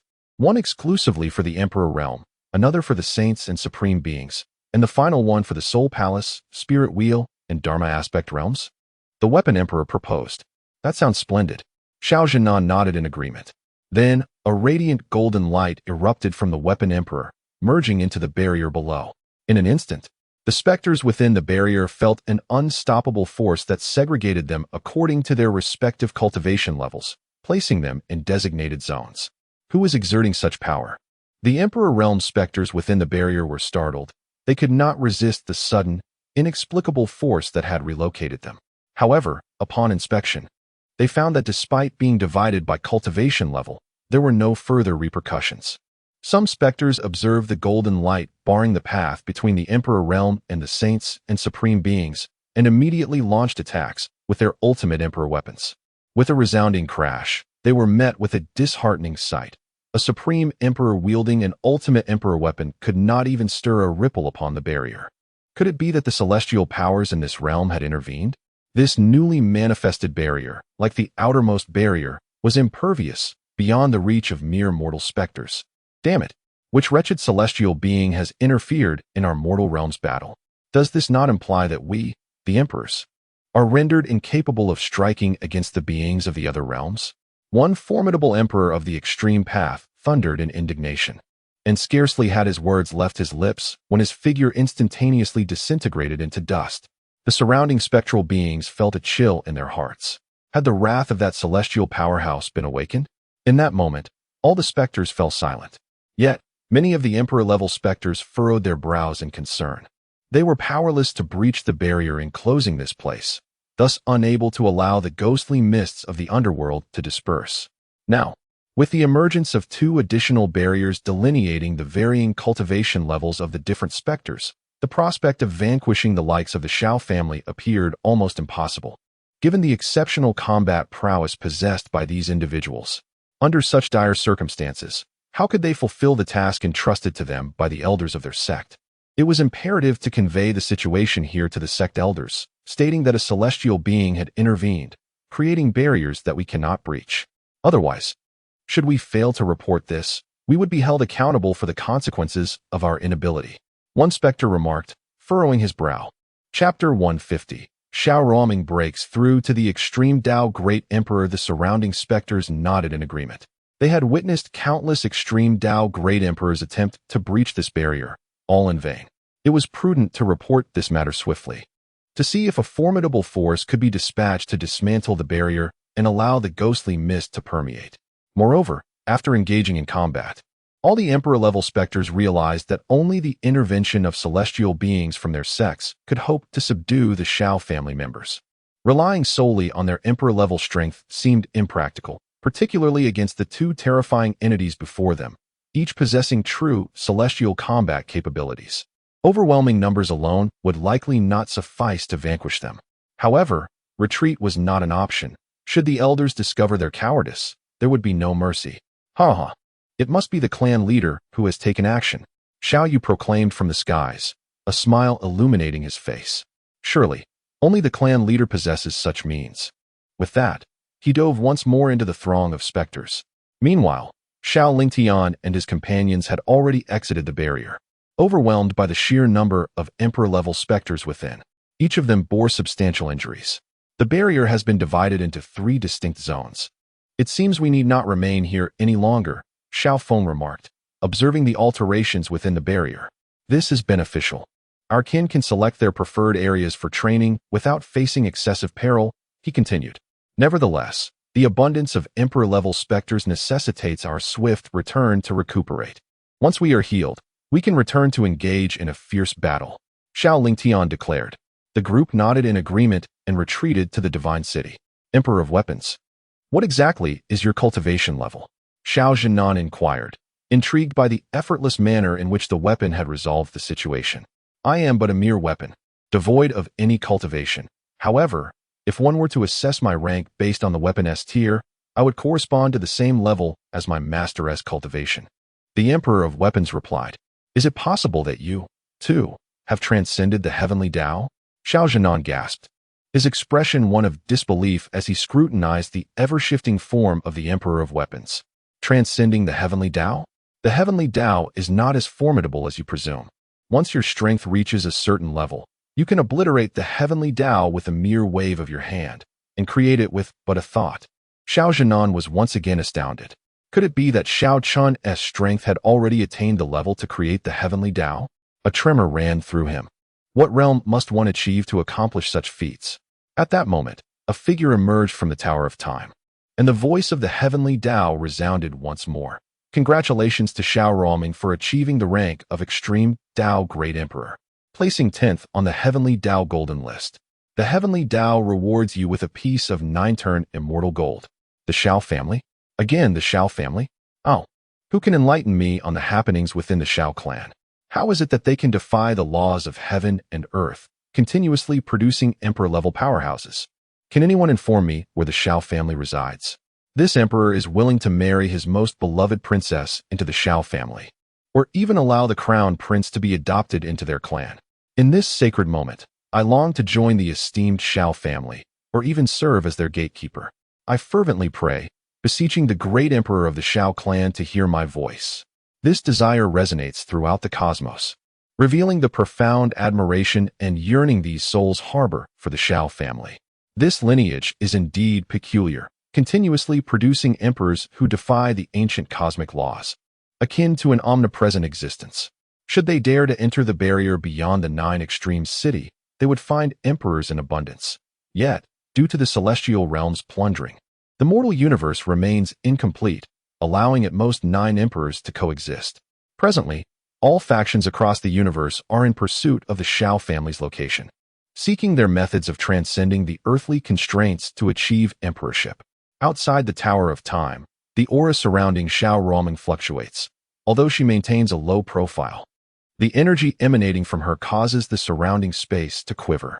9-turn celestial gold? She collects the heavenly reward before her, a necessary material for forging celestial artifacts. When she ascends to immortality, she shall integrate it into her ancient zither, elevating it to a celestial instrument. I wonder how the emperor-level specters will obstruct me now. A smile graces Xiao Ruoming's lips as her figure vanishes from the divine city, materializing within the barrier. So many emperor-level specters have appeared? Surprised at the multitude of these spirits, she soon chuckles, recognizing that they could serve as her contribution points. With the emergence of a mortal being, they must eliminate her. The idle specters around her swiftly turn their attention to Xiao Ruoming, launching an assault. The influx of specters from the interdimensional passage is overwhelming. Aside from those engaged in battle with Xiao Yu, the rest find themselves at a loss for purpose. The ancient zither appears, its melodies resonating in all directions. As chains of law, birthed from the music, swiftly ensnare countless specters like a colossal serpent. Has Ruoming broken through to the extreme Tao Emperor level? Meanwhile, Xiao Chen, who is leisurely strolling through a bustling food street with Xiao Li, nods upon hearing the heavenly sound, acknowledging the diligence of their family members in cultivation. Master, this place is so lively, far more than 9 Extreme City. Xiao Li exclaims, joyfully holding a candied hawthorn skewer.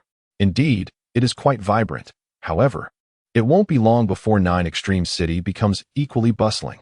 Xiao Chen responds with a smile, noting that the Tai Xian sect and the Yi family have relocated there, promising an atmosphere of great excitement. In his hand, he savors a skewer of grilled meat, enhanced by the unique seasonings of this world, a truly delightful experience. Xiao Li skips through the crowd, her charming demeanor and dragon horns drawing significant attention. At a nearby tavern, an elderly man dines with several young companions, enjoying their meal. Alas, this expanse of stars is indeed woefully barren. Even the cuisine leaves much to be desired. Lamented a young man. The spiritual beasts here are of the most rudimentary kind, lacking any semblance of flavor, and the energy they harbor is exceedingly scarce. Truly, it pales in comparison to the realms we previously traversed. Another young woman grumbled. Master, do you truly believe that such a desolate region could harbor the hopes of our universe? Inquired the young man, who had voiced his discontent earlier. I cannot say for certain, yet since this is a revelation perceived by the emperors, it stands to reason that there must be some truth to it. Perhaps it is only when calamity truly descends upon us that this starry domain will reveal its unique potential. The elder seated at the head of the assembly shook his head, his long white beard cascading down to his chest, embodying an air of ethereal wisdom. Chapter 151. I advise you not to overestimate yourself. What drew the most attention was an eye positioned vertically at the center of his brow. Each time that eye opened and closed, strands of golden light emanated from his forehead, exuding an enigmatic aura. His gaze was fixed upon the celestial Dao Golden List hovering in the firmament, pondering what extraordinary capabilities the Xiao family possessed to continuously produce formidable emperors. Logically, such a family should be renowned throughout the cosmos. Yet why was it that no one seemed to know its whereabouts? Was it a reclusive lineage? He mused. So many emperors existed, yet none had revealed themselves to the public eye. Typically, other families would not behave in such a manner, except perhaps for hidden clans. Master, look at that child below. Could she be from the Jiaolong clan? Has the Canglong sect also arrived on this planet? The previously disgruntled youth suddenly cast his gaze toward the street below, questioning with curiosity. The Canglong sect? Wen Zhong was taken aback. That was the contemporary imperial Dao lineage. He rose and approached the window, following the direction indicated by his disciple, and spotted the energetic Xiao Li below. With twin horns adorning her head, she was indeed from the Jiaolong clan. However, something felt amiss. Wen Zhong furrowed his brow, scrutinizing the 2 spiraled horns on the little girl's head, intertwined with esoteric black and white patterns. He had personally witnessed the Canglong demon emperor, whose horns resembled those of a bull and were devoid of any bifurcation. Yet the horns on this girl's head differed from the Canglong demon emperors, resembling those of a deer instead. Could she belong to the 7-colored divine deer clan? No, that could not be right. She bore none of the aura associated with that lineage. Strangely, her energy bore a resemblance to that of the Canglong demon emperor after absorbing the blood of a true dragon. Suddenly, Wen Zhong's eyes widened in astonishment, and his body trembled involuntarily. He inwardly roared. Could this little girl be the legendary dragon clan? For the Canglong demon emperor's aura was already infinitely close to that of a true dragon, yet the energy emanating from this girl surpassed even that. But it was impossible. The dragon clan had long since vanished, with only the Jiaolong appearing in the endless ages, while true dragons remained unseen. No, I must investigate this matter thoroughly.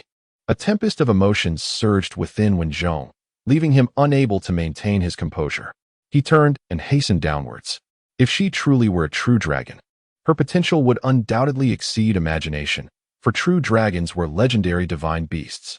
According to the scant ancient texts, true dragons possessed immense combat prowess, rivaling even emperors at the quasi-emperor level. If she were indeed a true dragon, he would do everything in his power to take her as his disciple. What is wrong with the master? the youth inquired, perplexed. But when Zhong had already vanished from the tavern, the two had no choice but to hurriedly depart, following their master's footsteps. Xiao Chen and his disciples stood before a snack stall, waiting for fried fish, when Zhong suddenly appeared beside them, his gaze intensely fixed on Xiao Li. The latter was taken aback, instinctively retreating behind Xiao Chen, and then peeking out to ask softly, "Grandpa, is there something you need?"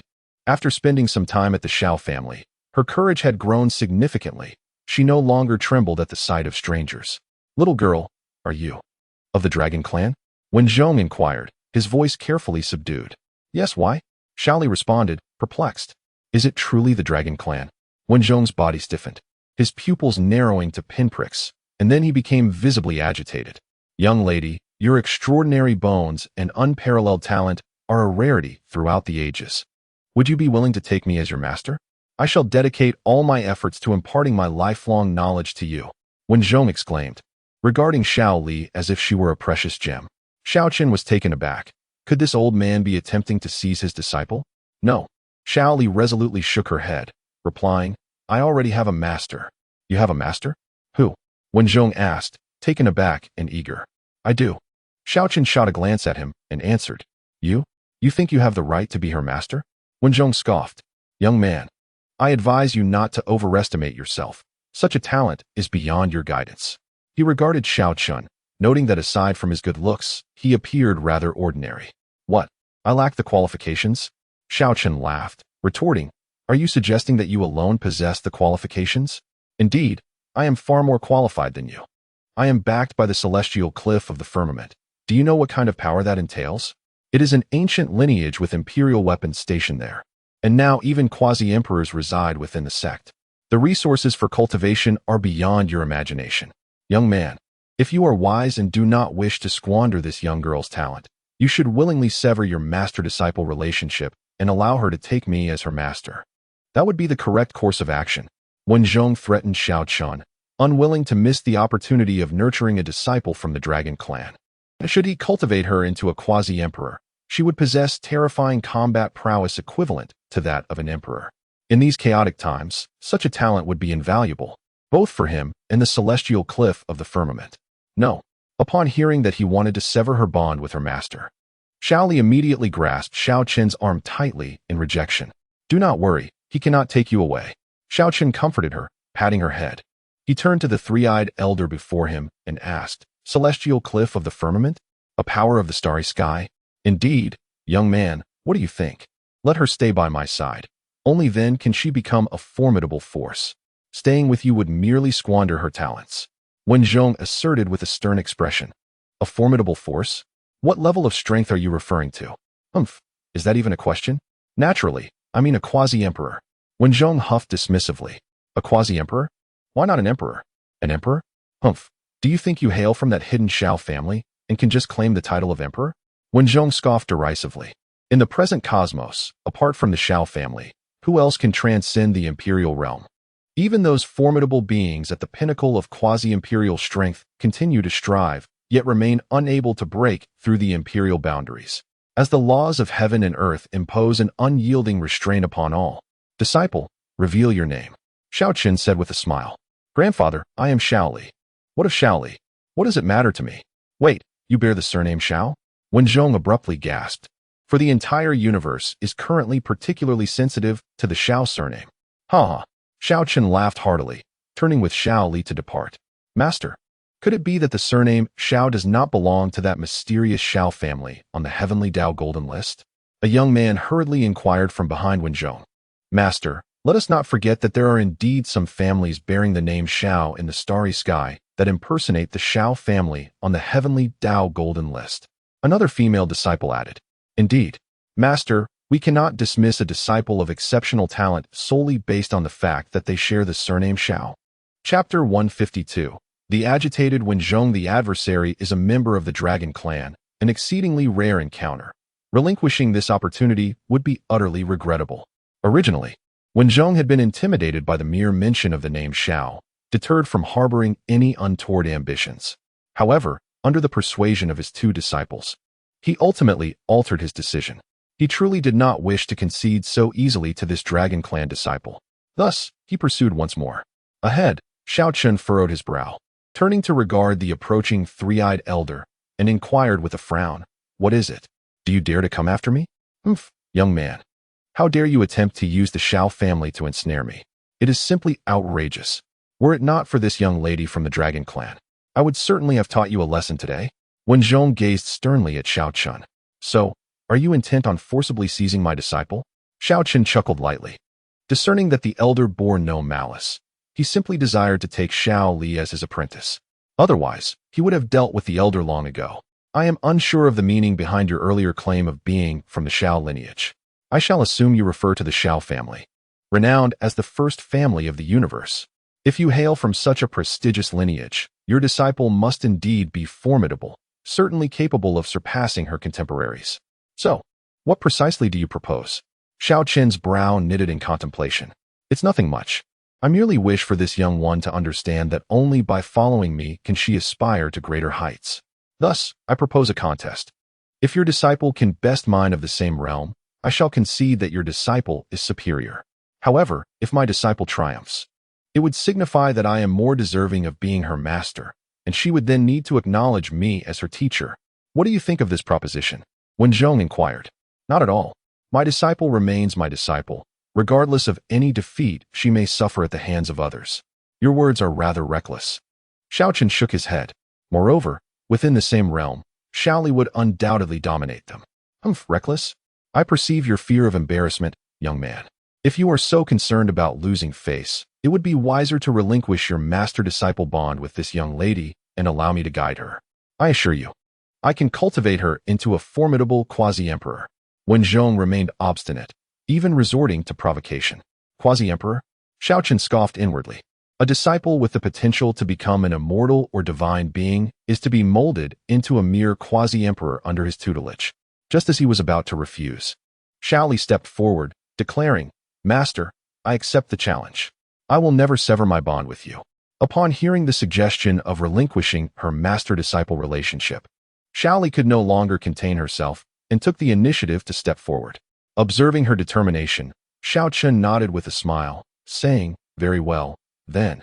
Teach them a lesson so that this old man understands precisely who lacks the qualifications to guide you." "Ha ha, young one. I find myself increasingly fond of you." Wen Zhong laughed heartily, recognizing that someone who values the bond between master and disciple would inevitably come to honor their teacher and uphold the way of learning. His satisfaction with Xiao Li deepened. He then took out a formation disc, conjuring a silver barrier, and addressed the woman beside him. "Zhou Qing, you may proceed.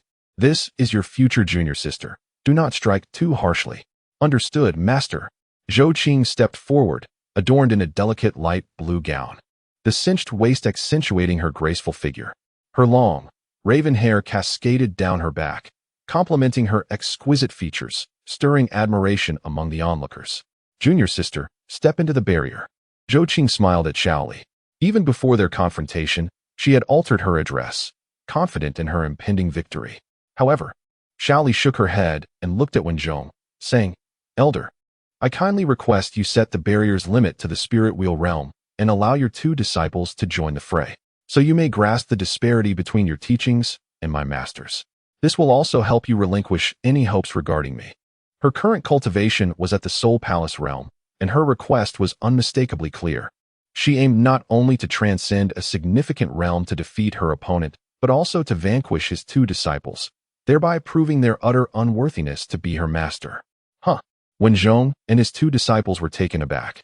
The former remarked, "Little girl, do not assume that being of the Dragon Clan grants you unbridled freedom. Truth be told, both my disciples possess the sacred body. Their combat prowess is extraordinary. Are you certain you wish for them to join forces and the barrier's limit set to the spirit wheel realm? Indeed, even if their cultivation is elevated to the spirit wheel realm, I can easily defeat them," Xiao Li asserted confidently. "Effortlessly overcoming a significant realm to defeat my two disciples? Ha ha ha, well. Who would have thought that after traversing the cosmos for so many years, I would be so openly disdained today?" Wen Zhong's expression hardened, revealing his anger. Observing Xiao Li's earnest demeanor, Wen Zhong solemnly advised, "Little girl, do not speak so boastfully. Otherwise, you may find yourself at a disadvantage. Rest assured, elder, I will not suffer any losses. Xiao Li nodded. When Zhong, incensed by her words, realized they implied his two disciples were incapable of even injuring him, his anger reached its peak as he retorted, "Ha ha ha, such boldness from a little girl. It seems your master has indeed failed to instill in you the virtue of humility. I shall take it upon myself to educate you properly. Very well, since you wish for this, if you truly manage to defeat both of them without sustaining any injuries, I will kneel before everyone present and bow to you as my master." What? You are too old, and I am too young. I do not wish to take you as my disciple. Xiao Li declined. When Zhong's face flushed slightly, his body trembling with indignation at Xiao Li's audacity. Ha ha ha, Xiao Li, you should just agree. Though he may be somewhat aged, his talent is commendable. He is barely worthy of being your disciple. Xiao Chen chuckled. Very well. Since my master deems you worthy to be my disciple, I shall accept. Xiao Li declared earnestly. When Zhong nearly spat out blood, this girl was truly infuriating.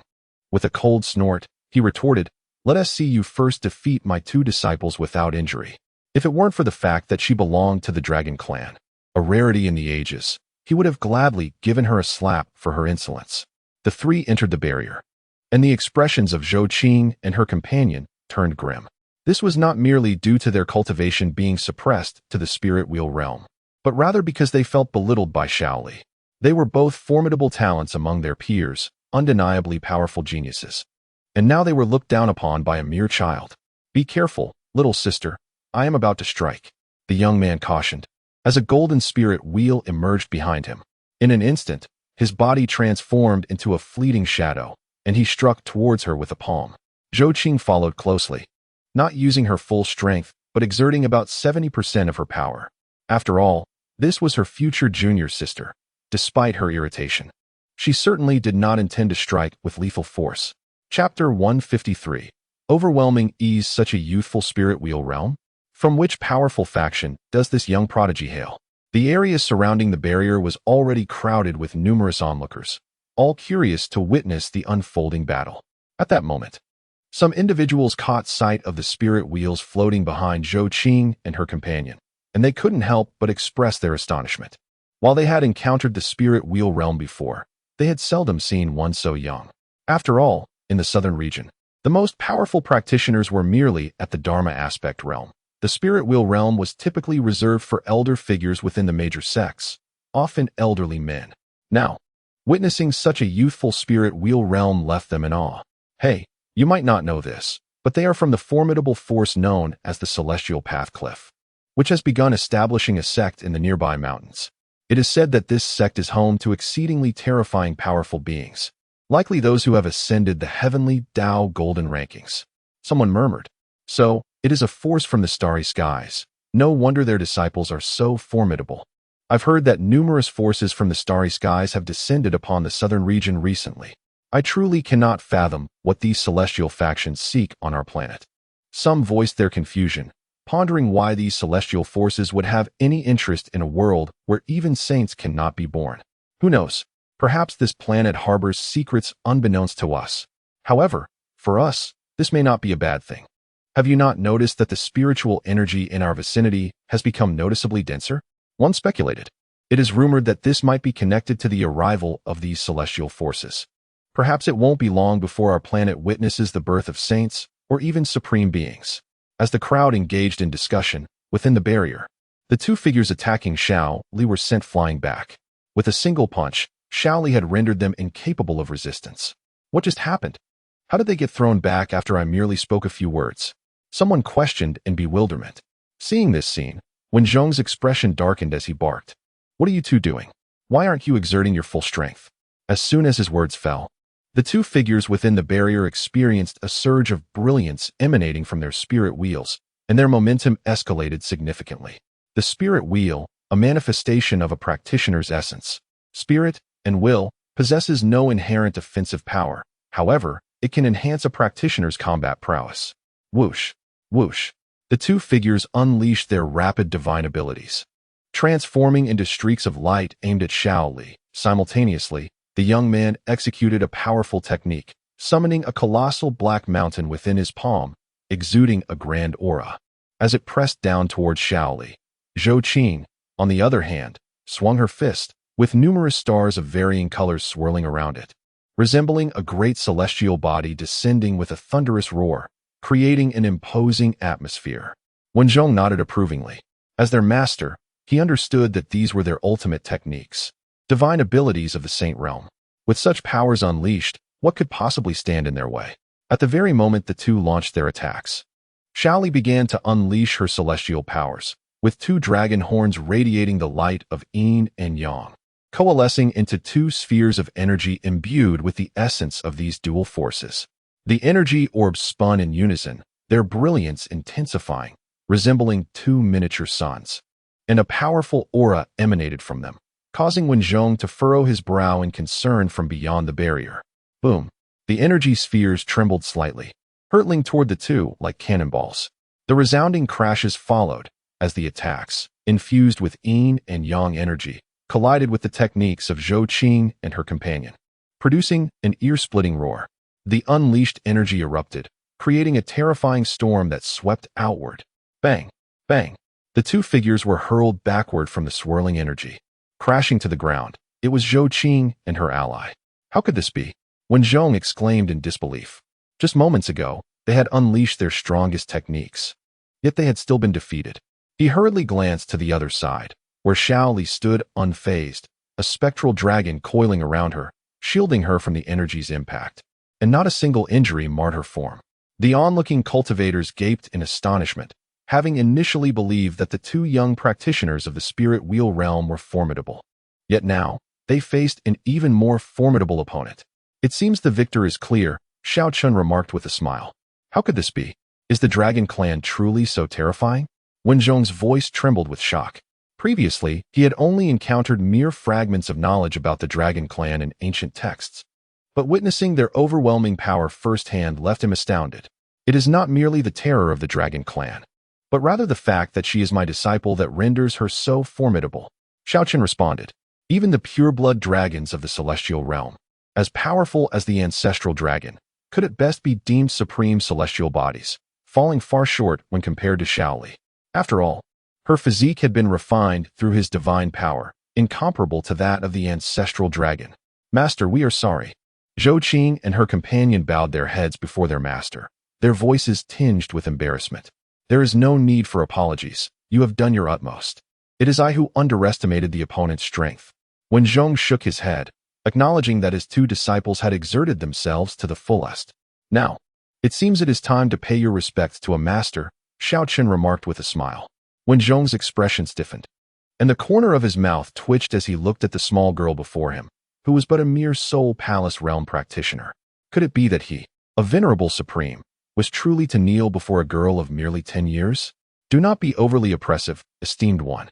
We concede our defeat, and shall uphold our promise to cease our entanglements with the two of you. Must you truly leave us no avenue of retreat? Xiao Chen glared at Xiao Chen, gritting her teeth. Her master was already over 1,000 years old, a supreme powerhouse. How could he genuinely bow to a girl of such tender age? If that were to happen, how could her master hold his head high in the future?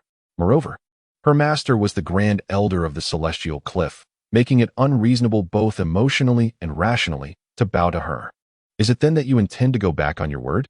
I never expected that the supreme realm expert of the abyssal cliff would turn out to be a person devoid of integrity. Very well. Since he chooses to break his word, let us regard his previous statement as mere folly.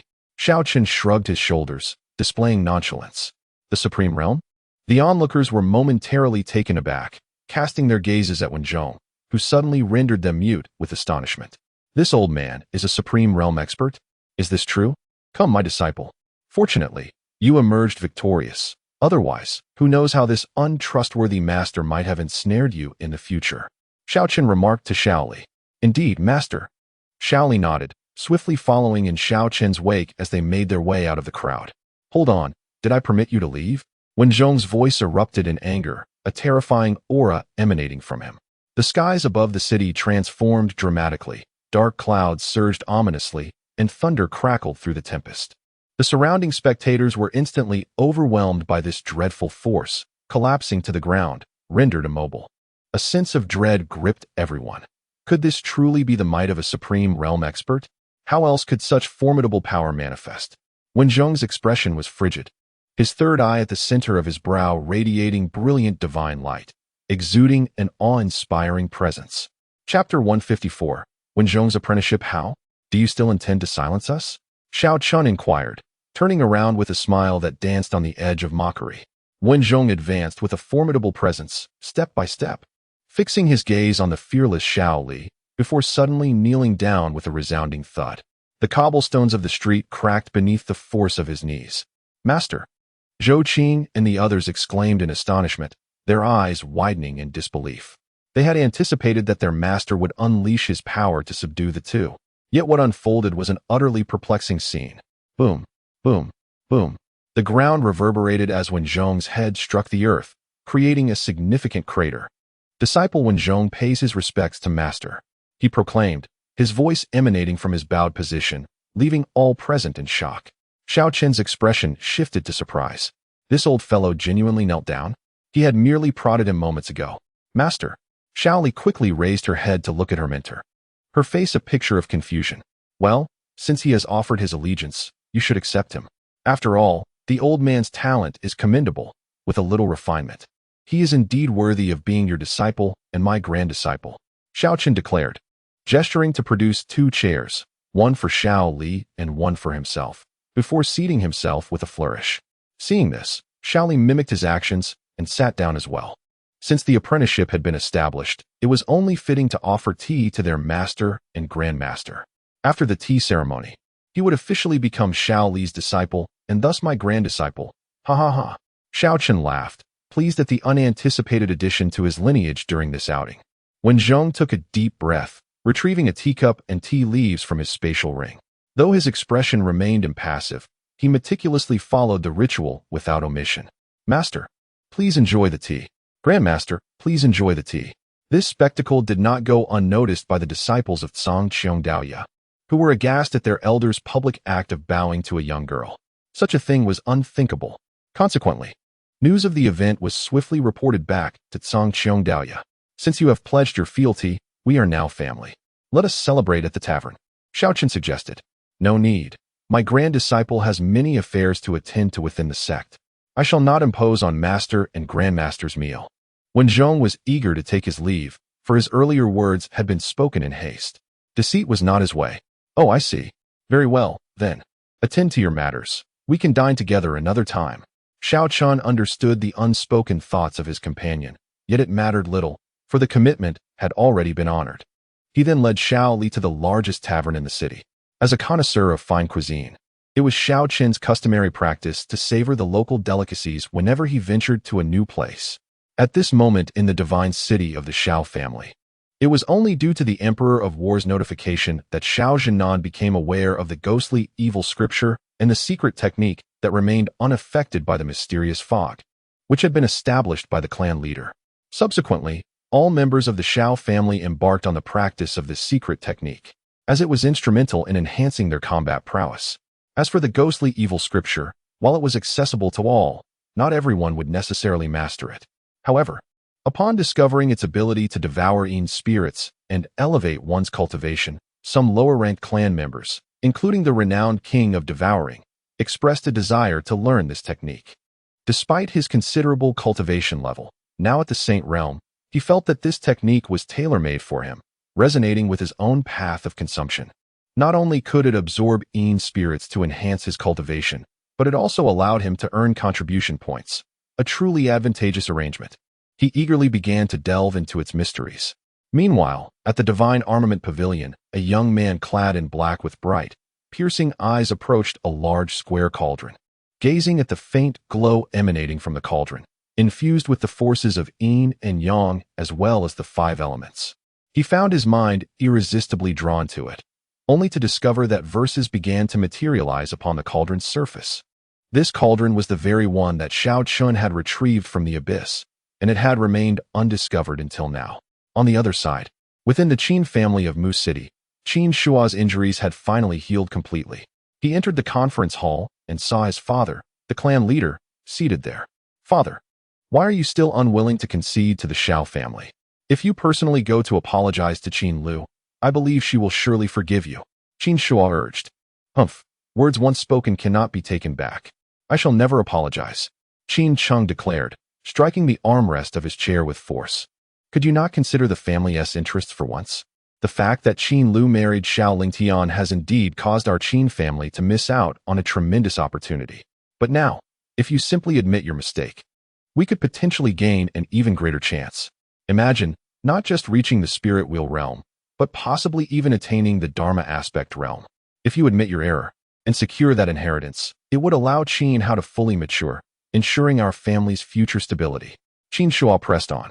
Even the powerful leader of the Taishin sect personally visited the Xiao family. Why can't you lower your proud head? Is your so-called dignity more precious than that of the Taishin sect leader? If they can humble themselves, why can't you? Qin Shuo looked at his father, his annoyance palpable. Silence. It was clearly her fault.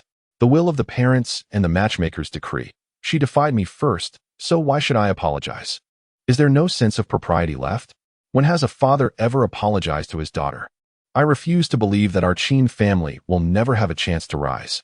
My son thinks I am in the wrong and dares to speak back to me? Is there no law left? Qin Cheng's face turned ashen, his fury evident. Qin Shuo could not help but smile wryly, perplexed as to why his father remained silent on this matter. In truth, Qin Cheng also wished for their family to prosper. However, the thought of confronting the mocking countenance of Xiao Lingtian filled him with dread. Suddenly, a thunderous roar erupted, akin to the ominous rumblings of distant thunder, shaking the very heavens and earth, instilling a sense of trepidation in all. Startled, Qin Cheng hastily exited the hall and stepped outside. Upon raising his gaze, he was left utterly astonished. A colossal crimson mountain, ablaze with fierce flames, was hurtling towards their city, Mu City. The mountain surged forward like a savage beast, shattering the very fabric of the void upon impact. As the fiery mountain drew nearer, the inhabitants of Mu City were struck with disbelief, for the magnitude of this mountain was akin to that of a colossal celestial body. Chapter 155. The shift in control of Mu City. Was it a meteorite colliding from the heavens? Run for your lives. As the colossal crimson mountain loomed ominously from above, a terrified cry echoed through the air. In an instant, chaos erupted throughout Mu City, with the populace rushing frantically towards the outskirts, desperate to escape the crushing weight of the mountain. The city lord, He Tianwu, trembled uncontrollably, bewildered by the sheer nature of this phenomenon. Yet, after a brief moment of stunned silence, he sprang into action, seizing a few of his relatives from the lord's residence. Energy surged within him, and he transformed into a streak of light, darting towards the city's exterior. However, it was all too late. The speed of the great crimson mountain far surpassed theirs. Now hovering merely 100 meters above Mu City, its base resembled an endless expanse of starry skies, rendering Mu City insignificant, akin to mere dust in its presence. He Tianwu, with his cultivation at the half-step spirit wheel realm, found it impossible to ascend beyond the mountain's foundation. He halted, gazing up at the boundless expanse of the mountain's base, despair etched across his features. Meanwhile, Qin Cheng remained rooted to the spot. If he were to flee, he would at least need to lead the majority of his family to safety, yet it was evident that such an opportunity had slipped away. He resigned himself to the futility of escape. In this moment, he wished fervently that Qin Shuo had not yet returned from Juji City, at the very least. It would have preserved a glimmer of hope for the Xiao family. Just as the entirety of Mu City succumbed to panic and despair, the great mountain in the sky unexpectedly came to a halt. Soon after, it rapidly contracted, transforming into a diminutive peak that fell into the hands of a red-haired elder. All gazes turned skyward, awestruck at the divine figure standing aloft, their expressions a mixture of shock and disbelief as they beheld the small crimson mountain ablaze with flames. Had they not seen it with their own eyes, none would have believed that this tiny hill was once the gargantuan entity that had threatened them moments before. This city is commandeered by the Sun God Temple. You are granted 1 hour to vacate, or face the consequences. The figure spoke calmly, yet their voice resonated throughout the entirety of the city. The Sun God Temple? Could it be a force from the starry realms? He Tianwu and his son, Qin Cheng, could not help but ponder, for no such power by that name existed among the renowned forces of the southern region. Yet, there was no time for further contemplation. Their immediate priority was to ensure the swift departure of their kin from this city. No one wished to be driven from their homeland. Yet the urgency of the situation left them no choice. If they did not flee, they could very well perish here. Shadows flitted about Mu City, figures laden with belongings hastily making their escape. This city no longer belonged to them. They would have to seek refuge elsewhere. Only Qin Sheng and He Tianwu, along with a few others, understood the grim reality. If a force from the starry realms descended, there would be no place for them to survive in the future. In a world where supremacy was commonplace and saints were treated as lesser beings, where could they find sanctuary? Lacking power, nowhere was safe. One could be obliterated by a mere utterance from those stronger than themselves. In midair, the venerable Crimson Flame ancestor observed the fleeing cultivators below and shook his head, remarking, "The cultivators on this planet are dreadfully weak. There are scarcely any who have reached the law manifestation realm. Is it truly possible that the foremost powerhouse, who tops the Golden List, could exist on such a planet?" At this moment, the city's cultivators had all fled, leaving no trace behind. The Crimson Flame ancestor's colossal crimson mountain expanded once more, revealing a fiery portal from which a multitude of figures soared forth. "Have we arrived at our destination?" many inquired as they emerged. "Indeed, we have reached our location. Our fortune favors us. We have seized a city, which will serve as the base for our sun god temple in the primordial star domain." The ancestor's voice resonated. "Salutations, ancestor." Upon the appearance of the crimson-haired elder, the crowd hastily paid their respects. "Disperse and tidy up the city below," the Crimson Flame ancestor commanded those who had materialized. They were all disciples of the sun god temple, though he had only brought a core group. The majority remained in their original star domain and would be transported later when the time was ripe. As the disciples gradually descended, a spiritual vein resembling a mountain ridge appeared in the ancestor's grasp, though it was not tangible, appearing more like a phantom. He casually tossed the spiritual vein into the city below, and as the apparition descended and merged with the earth, a rich surge of spiritual energy erupted forth. Before long, a gentle mist enveloped the entire city, formed from the concentrated spiritual essence. Even those cultivators lingering outside the city gates could distinctly perceive the transformation. The emanating spiritual energy made them feel invigorated, a sensation of unparalleled comfort. "Father, what shall we do now?" Qin Shuo inquired, his expression grim. Their family was numerous, making a collective migration a daunting task. "What can we do? There is little hope for us in this world. Even if we manage to find a place to reside, it is unlikely we would be able to stay for long before being forced to leave again." Qin Sheng sighed skyward, pondering why these cosmic forces had chosen to invade their planet, disrupting their lives. "Father, perhaps we should consider heading to 9 Extreme City," Qin Shuo suggested. "What purpose would that serve? Do you believe the Xiao family can withstand such formidable cosmic powers? Even with a sage among us, what difference does it make? Before the might of cosmic forces, a sage is merely a slightly larger insect. They might be suffering more than we are, perhaps even facing annihilation." Qin Sheng scoffed. At that moment, as uncertainty loomed over the crowd, a cultivator stepped toward the gates of Mu City. Curiosity filled the onlookers. Did he not realize the potential peril he faced? Moments later, the individual returned, seemingly in a daze, which astonished the crowd, for he had not been slain. They hurriedly inquired about what had transpired. "I aspire to join the Solar Temple as an outer disciple, or perhaps bring my family along as their vassals. However, to my dismay, I was not deemed worthy." The individual simply smiled bitterly and shook his head. "Lu Kuan, you stand at the pinnacle of the Soul Palace realm, yet they do not value you?" He Tianwu inquired in astonishment. "What does the pinnacle of the Soul Palace realm amount to?" The terrifying aura emanating from that young disciple guarding the city gate left me utterly oppressed. Lu Kuan replied, shaking his head helplessly. "What criteria must one meet to join or become their vassal?" Qin Sheng asked urgently. The onlookers gazed at Lu Kuan with eager anticipation, hoping for his response. To join such a powerful force in the cosmos or to be under their protection would ensure a secure future, free from constant fear. Lu Kuan shook his head and stated, to become their disciple, one must possess exceptional talent, and to be recognized as a vassal under their protection, one must demonstrate their value to them. Chapter 156. The Cliff of the Celestial Path. Yet, in the eyes of such formidable powers, what value could we, mere ants, possibly hold? Everyone frowned. That force was overwhelmingly powerful, dismissing cultivators of their caliber without a second thought. Even to serve as laborers in their mines would be futile, as there were no resources for them to extract. Value? What could they possibly find valuable in us?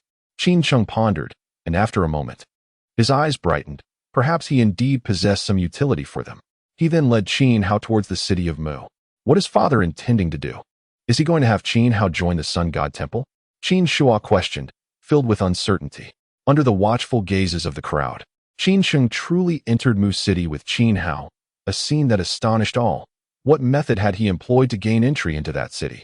Meanwhile, in a tavern, Xiao Chen observed the absorbed Xiao Li as she devoured her meal and inquired, "How is it? Is the food here delectable?" "Indeed, it is delicious." Xiao Li nodded enthusiastically. "Then eat your fill." At that moment, the most discussed topic throughout the city was the event where a supreme realm expert from the cliff of the celestial path knelt in submission to a young girl. Is this true? A supreme realm expert would actually bow to a girl of merely 10 years? I wasn't present. You mustn't deceive me. Absolutely true. This supreme realm expert underestimated the young girl of the Soul Palace realm, believing she couldn't possibly defeat his 2 disciples of the Spirit Wheel realm. He boasted grandly, yet none anticipated he would be easily vanquished. Ultimately, he was compelled to honor his word and kneel in submission. You cannot imagine, the scene left me utterly astounded. A Soul Palace realm cultivator effortlessly defeating 2 Spirit Wheel realm disciples?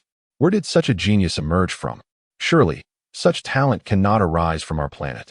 Perhaps they hail from the vast cosmos. Otherwise, how could a supreme realm expert of the celestial path be bested? Bested? I believe it is merely that the supreme realm expert is honoring his word. Otherwise, he could have easily dispatched her with a single blow. Why resort to kneeling for a master? From this glimpse, it seems the celestial path is not a malevolent force. How I wish to join such a sect. At that moment, a dozen figures descended from the distant mountains, each exuding an overwhelming aura that made the very air tremble. Among them was Wen Zhong, who had recently knelt to take a girl as his master. "Master, my submission was voluntary. Why must you trouble her?" Wen Zhong's expression reflected his distress. "Humph, you may have volunteered, but consider that you are still a grand elder of the celestial path.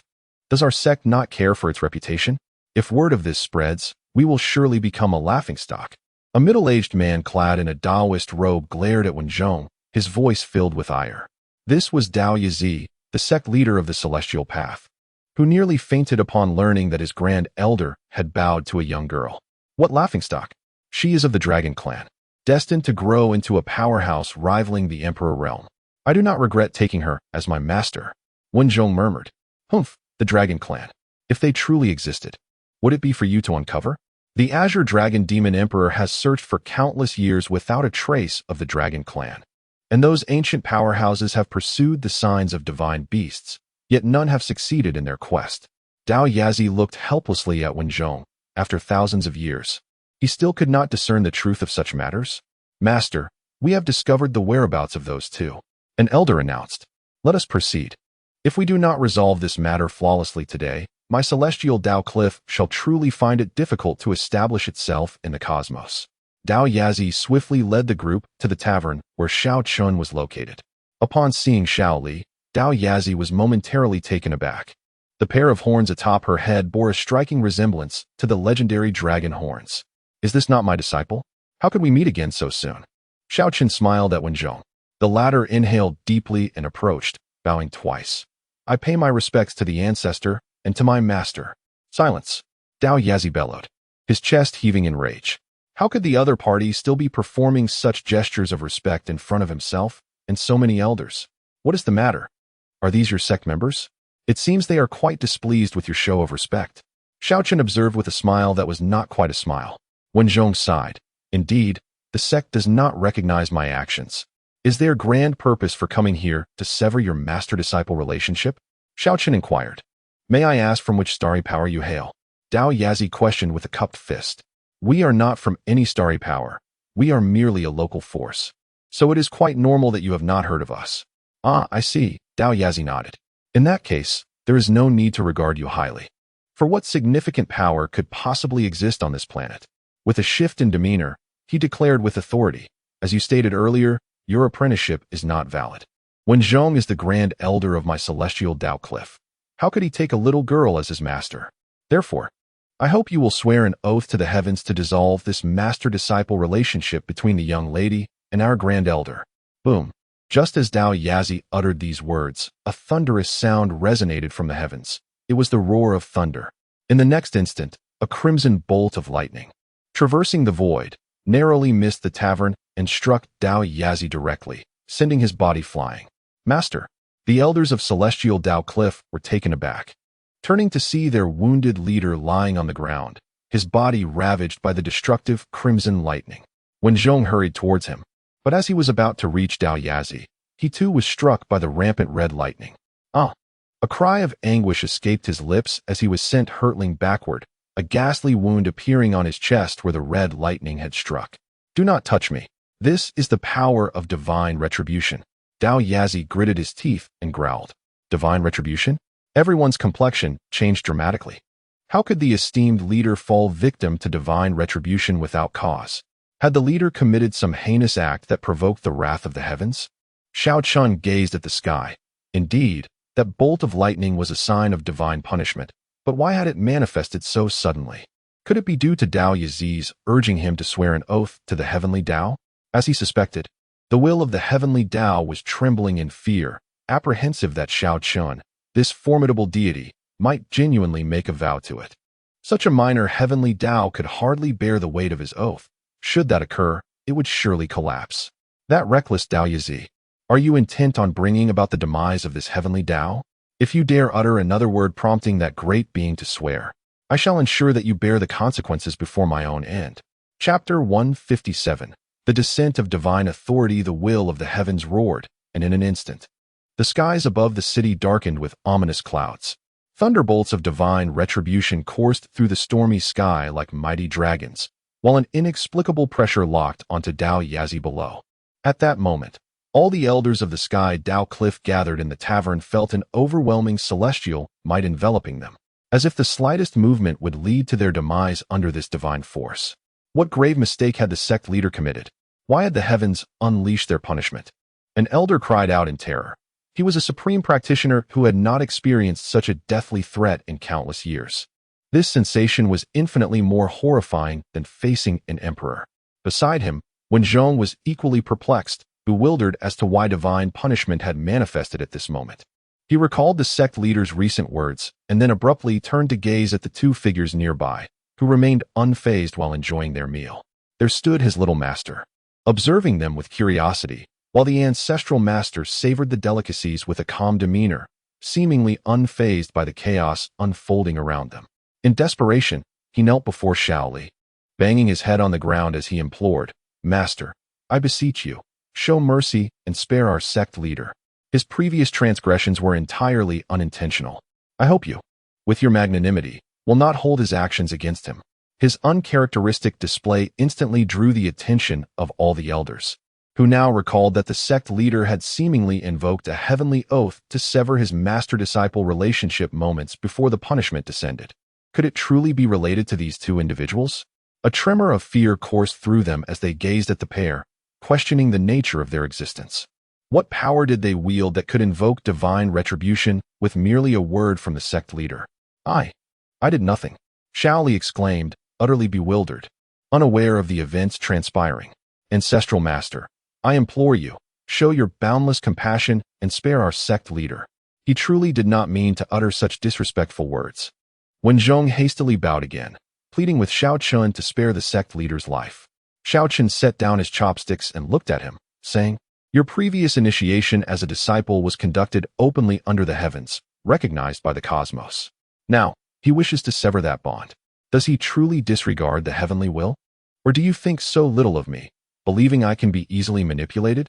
As soon as Xiao Chen's words fell, the descending divine might intensified, transforming into 9 blood-red dragons weaving through the storm clouds, seemingly poised to strike at any moment. The elders could distinctly feel the terrifying weight of this celestial authority pressing down upon them, a constant reminder of their potential obliteration. Now they were certain that the extraordinary individuals before them were the source of this divine might and punishment. "Elder, I was in the wrong. I should not have interfered in your affairs, nor should I have threatened you regarding the bond between that young lady and Wen Zhong. Dao Yazi's visage bore a menacing aspect as he trembled, offering his apologies. The force of divine retribution still enveloped him, as if it sought to rend him apart, inflicting unbearable anguish. Do you now acknowledge your error? Were you not just now brimming with arrogance, intent on subduing me with your might? Xiao Chen scoffed. Elder, I am truly remorseful. I have recognized my fault. Dao Yazi continued his entreaties, while other elders joined in, pleading for mercy. Master, Ancestor, we beseech you. Spare our sect leader's life. He never intended to offend you. Wenzhong bowed repeatedly. Master, perhaps you might consider sparing him. Shaoli, feeling a pang of compassion, reflected that the offense committed was not grave. Very well. Xiao Chen acquiesced, directing his gaze toward the tempestuous thunderclouds above. Cease your celestial wrath. Instantly, the storm clouds dissipated. The crimson thunder dragon of divine punishment vanished, and the oppressive might hovering over the elders evaporated without a trace. The force of divine retribution afflicting Dao Yazi was entirely extinguished. Yet, a profound fear lingered in the gazes of all present, for they had witnessed his extraordinary ability to command divine punishment. Such power was traditionally wielded solely by the Dao, a dominion beyond even the reach of emperors, rendering their astonishment unfathomable. Thank you, Master. Thank you, Ancestor. Wenzhong expressed his gratitude once more. Did you believe it an indignity for your sect's grand elder to become my disciple? I assure you, within a few years, my disciple's prowess will far surpass his own. Had it not been for his innate talent, he would have had no opportunity to join my lineage. Xiao Chen remarked disdainfully as he regarded Dao Yazi. I now present you with a choice. Shall he become my disciple, or shall we sever this bond? The decision is yours. Rest assured, even if you opt for the same choice as before, there will be no repercussions, nor will any divine punishment or celestial might descend upon you. Upon meeting Xiao Chen's gaze, Dao Yazi could only declare, all decisions rest solely with Wenzhong. We, the juniors, shall not interfere. Even if he were to intervene, he would not dare to do so. His eyes flickered over Xiao Chen's countenance, pondering the true identity of this individual. Suddenly, his eyes narrowed in shock. He possesses the authority to wield divine punishment, an ability beyond emperors. Could he possibly be the ancient life tree, ranked second on the Heavenly Dao Golden List? That figure is the supreme Dao immortal, transcending the imperial realm and perhaps capable of grasping the authority of the Dao. As for why he is not the first, such a thought is too daunting for Dao Yazi to entertain. So what is your decision? Xiao Chen inquired of Wenzhong.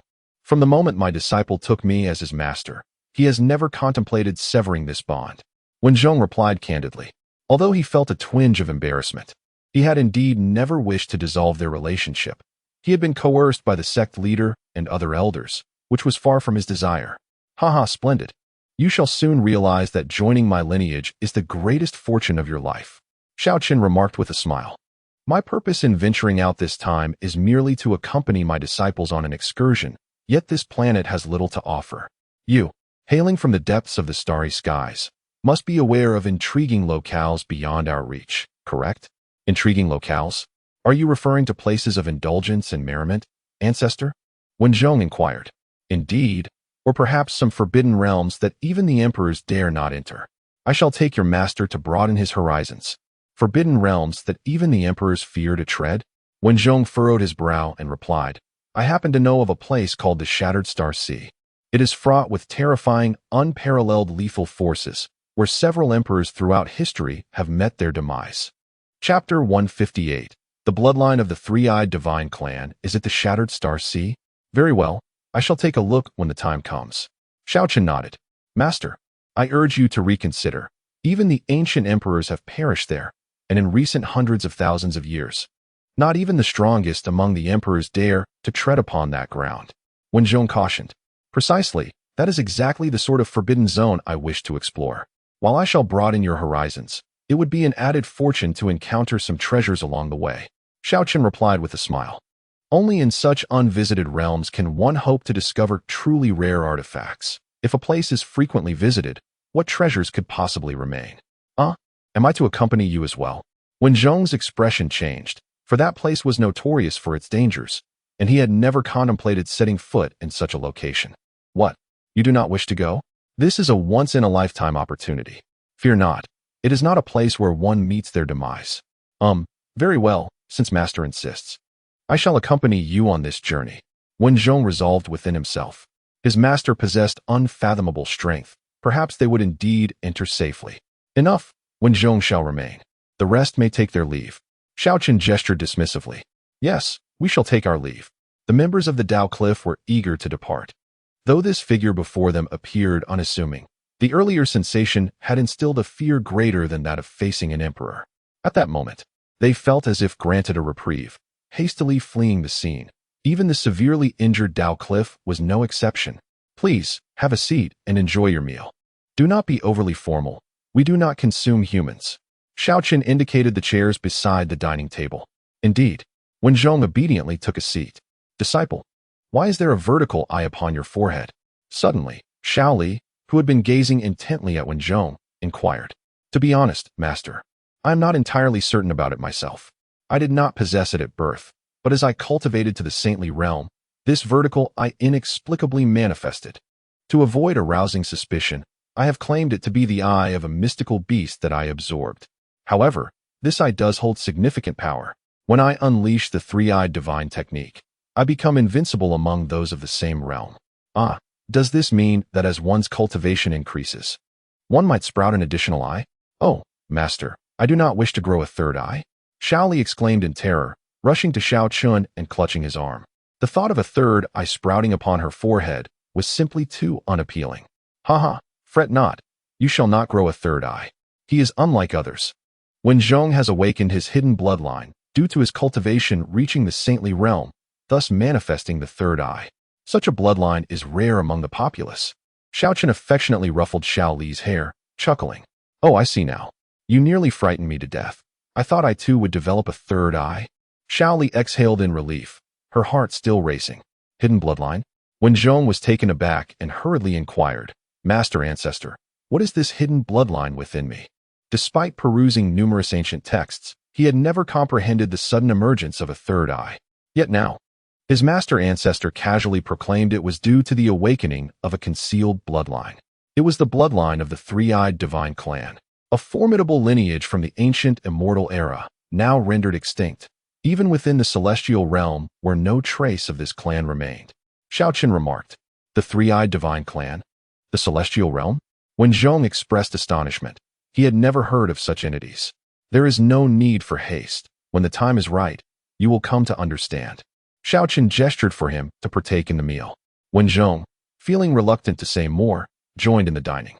Meanwhile, having exited the tavern, Dao Yazi and his companions finally exhaled in relief. An elder turned to Dao Yazi and asked, Sect Master, are you unharmed? I am fine. I won't perish just yet. Dao Yazi replied with a shake of his head. Who exactly were they? How could they wield such supreme authority over heavenly punishment? An elder felt a lingering dread. This might indeed represent an opportunity for our Tsangtian Daoya. Let us refrain from excessive speculation and focus on the construction of our sect, Dao Yazi stated, glancing back at the tavern as he departed with the elders. Although he said little, many elders had already begun to speculate. Their spirits stirred as they gazed at the vast golden list in the sky. To command the authority of heavenly punishment that even emperors could not wield, one must surely transcend the realm of emperors. In this light, it appeared that Wen Zhong's becoming a disciple of that lineage was indeed an unparalleled fortune. Simultaneously, outside the city of Mu, at the edge of the heavenly pit, several figures stood vigil. This location indeed emanated an extraordinary aura of Tao. Yet why was it so utterly devoid of substance? The red flame ancestor furrowed his brow, observing the pit. Although it was now empty, remnants of certain laws lingered within, and these were far more complex than mere supreme or quasi-emperor level laws. The prior treasures that resided here must have been extraordinary. Reporting to you, esteemed elder, the treasures within have been taken. Qin Sheng, standing behind him, spoke with utmost respect. Taken? By whom? The red flame ancestor inquired urgently. By the members of the Xiao family from Juji City. Qin Sheng replied. Indeed. He has appropriated the treasures here as a token of allegiance to gain protection from the Sun God Temple. Previously, in Mu City, he had Qin Hao transcribe portions of the scriptures he acquired from the heavenly pit, which not only attracted the attention of the Sun God Temple, but also caught the eye of the powerful red flame ancestor. Qin Sheng felt exhilarated. With the protection of the Sun God Temple, their Qin family would face no future troubles. Do you know their whereabouts? Take me to them, the Red Flame ancestor urged. Witnessing the urgency in his demeanor, Qin Cheng was suddenly alarmed. Could it be that the treasures here held such immense significance? That they could draw the attention of the Red Flame ancestor from the cosmic powers? The younger generation has not ventured there. However, my son, Qin Shuo, has been. He can guide us. Very well, if we are truly able to obtain that fortuitous opportunity here, from this day forth. Your Qin family shall reside under the protection of my Sun God Temple, and no one shall dare to lay a hand upon you. Thank you, esteemed elder. Upon learning of his father's actions, Qin Shuo was momentarily taken aback, followed by a deep sigh in his heart. In pursuit of becoming a vassal of the Sun God Temple, his father had actually divulged that fortuitous opportunity to the other party, to Qin Shuo. This seemed an utterly foolish act. Did he not realize that having that opportunity in his own hands would be far more advantageous? If he were to approach the Xiao family, humbly admit his mistakes, he could certainly obtain that opportunity, and in time, nurture Qin how to restore their family standing. Yet now, once they become vassals, it would be exceedingly difficult to regain their former prestige. He could not understand why his father would prefer to live a life of subservience rather than acknowledge a mistake to his own daughter. Chapter 159. Qin Lu's decision yet. At this juncture, what could he do? All he could do was lead the group towards the direction of the Nine Extremities city. With the venerable Qi Yin personally at the helm, their speed was astonishingly swift, and in but a fleeting moment, they arrived at the Nine Extremities city. What a magnificent floating city! Could it be that this is also a stronghold of some celestial power? Qi Yin gazed in astonishment at the aerial city above, its grandeur and majesty surpassing any floating city he had previously encountered. Given the limitations of the Taichu star domain, such a formidable force could not possibly originate from there. Thus, he speculated that the power within the floating city must be from the cosmos. Qin Cheng was equally taken aback, as it was his first visit to Nine Extremities city, and he was unaware of its precise circumstances. However, he was aware that the Xiao family resided within the city, and it appeared that this celestial force had not seized the city, perhaps due to the relatively modest size of Nine Extremities city. Qi Yin, wishing to avoid unnecessary complications, inquired of Qin Shuo, "Where is the Qin family located?" Qin Shuo pointed towards the colossal floating city, stating, "It lies within that vast structure." Within the floating city? Are you certain? Qi Yin furrowed his brow, scrutinizing him. "I would not dare to deceive you, esteemed elder. The Xiao family originally inhabited Nine Extremities city, but later, from an unknown source, they acquired this grand city, and thus, the entire clan relocated here." Qi Yin, uncertain, asked, "Has the Xiao family always resided in Nine Extremities city?" He was apprehensive about their origins, concerned that they may belong to a significant celestial power.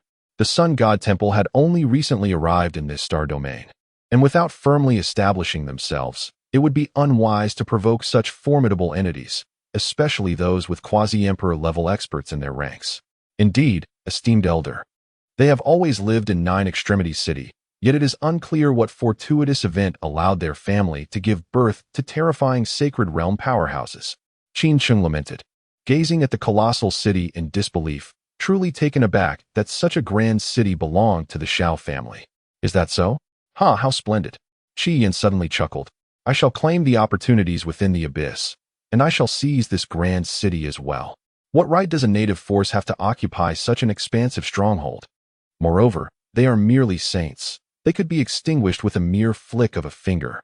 Upon hearing this, Qin Cheng inwardly rejoiced, affirming that his choice was indeed wise. The Sun God Temple was immensely powerful. Their Qin family would face no further tribulations. Then, Qi Yin stepped forward and bellowed towards the floating city. "Where are the members of the Xiao family? Come forth and respond." His voice thundered like a tempest, imbued with energy, reverberating not only nearby, but also echoing into the distant Nine Extremities mountains. In an instant, all cultivators around Nine Extremities city raised their gazes towards the source of the voice. Who is this person? The aura he exudes is utterly terrifying. Inside Nine Extremities city, Yilu Feng gazed at Qi Yin in astonishment. The aura emanating from him was chilling to the bone. "Who are you? What business do you have with the Xiao family?" A voice resonated from the street below. Qin Cheng and his son turned to see Xiao Ling Tian and Qin Lu emerging from a nearby tavern. "Father, elder brother?" Upon spotting the familiar figures, Qin Lu was overwhelmed with joy and was about to rush forward when Qin Cheng's furious shout halted her. Enough! We have severed all ties. I am no longer your father. We are merely strangers, devoid of any connection. The man beside me is the esteemed red flame ancestor of the Sun God Temple. To be candid, the Qin family is destined to become a vassal of the Sun God Temple. Our purpose here is to reclaim the treasures you took from the abyss last time. Moreover, if you wish to avoid annihilation, you will relinquish this floating city to the Sun God Temple. Otherwise, not a single member of the Xiao family will be spared. Father you. Qin Lu's eyes brimmed with tears as she bit her lip.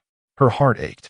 Not only did her father deny her existence, but he also allied himself with another force to threaten the Xiao family. He sought to seize the fortune they had acquired and lay claim to their grand city. Noticing the cold, murderous glint in her husband's eyes, Qin Lu realized that even if her father were to acknowledge her in the future, her husband would never permit it. Most importantly, her son had previously harbored no fondness for his grandfather and uncle. Following their threats against the Xiao family, there was no hope of Xiao Chen intervening on their behalf. She understood Xiao Chen well. Should anyone dare to threaten his family, it would be their own choice to face the consequences. Qin Lu wept, tears streaming down her face as she sobbed. Father, elder brother, do you not understand? After leaving Mu City last time, I repeatedly urged Xiao Chen to assist you in your moment of peril. He reluctantly agreed. But now, it seems there is no longer any need for that. Since you have allied with another force, he will not intervene on your behalf. You have committed the gravest folly by threatening the Xiao family. It matters not if you deny me, but threatening the Xiao family is not something that can be easily resolved. Humph, the Qin family does not require the charity of the Xiao family. We have become vassals of the Sun God Temple. Which force would dare to provoke us? Your son is merely a saint. Do we truly need his help? It is laughable. Do you know that in the eyes of the Red Flame ancestor, a saint is but an ant? Do you think he can protect the Xiao family today? I warn you one last time. Should you voluntarily surrender that fortune in this floating city, perhaps the Xiao family may yet have a glimmer of hope. Otherwise, prepare for annihilation. Standing beside him was the Red Flame ancestor, who regarded saints as mere insects, which bolstered Qin Cheng's confidence. Had it not been for the presence of this ancestor, he would never have dared to speak so boldly before the Xiao family. All of this was due to the Red Flame ancestor being a figure on the Heavenly Dao Golden List and a powerful quasi-emperor. Qin Lu wore a bitter smile upon her face. In that moment, she had entirely relinquished any affection for her familial ties. Let them act as they please. Very well, I leave everything to you. I hope you will not come to regret this in the future. Ling Tian, how to handle yourself is now solely your decision. Qin Lu wiped away her tears, no longer looking at her father, and resolutely ascended to the divine city. Regret? Humph. I, Qin Sheng, have never acted with regret. At that moment, Xiao Ling Tian gazed at the crimson-haired elder, his eyes narrowing slightly. You intend to annihilate my Xiao family? I grant you half an hour. Should you fail to relinquish this floating city, the destruction of your Xiao family may very well be on the table. The Crimson Flame ancestor stood aloft, arms crossed behind him, his fiery hair billowing, looking down upon Xiao Ling Tian with disdain. He was a formidable quasi-emperor, unrivaled across the starry skies, and did not regard these natives as worthy adversaries. Yet, in the next instant, an irresistible force suddenly bore down upon him, yanking him forcefully from the air. By the time he regained his senses, he found a large hand gripping his face. Chapter 160, My Master, Zhang Erhalas. The ancient ancestor of Crimson Flame cried out, as 5 fingers deeply penetrated his flesh, shattering even his bones, with crimson blood streaming down his face in a pitiful display. Boom!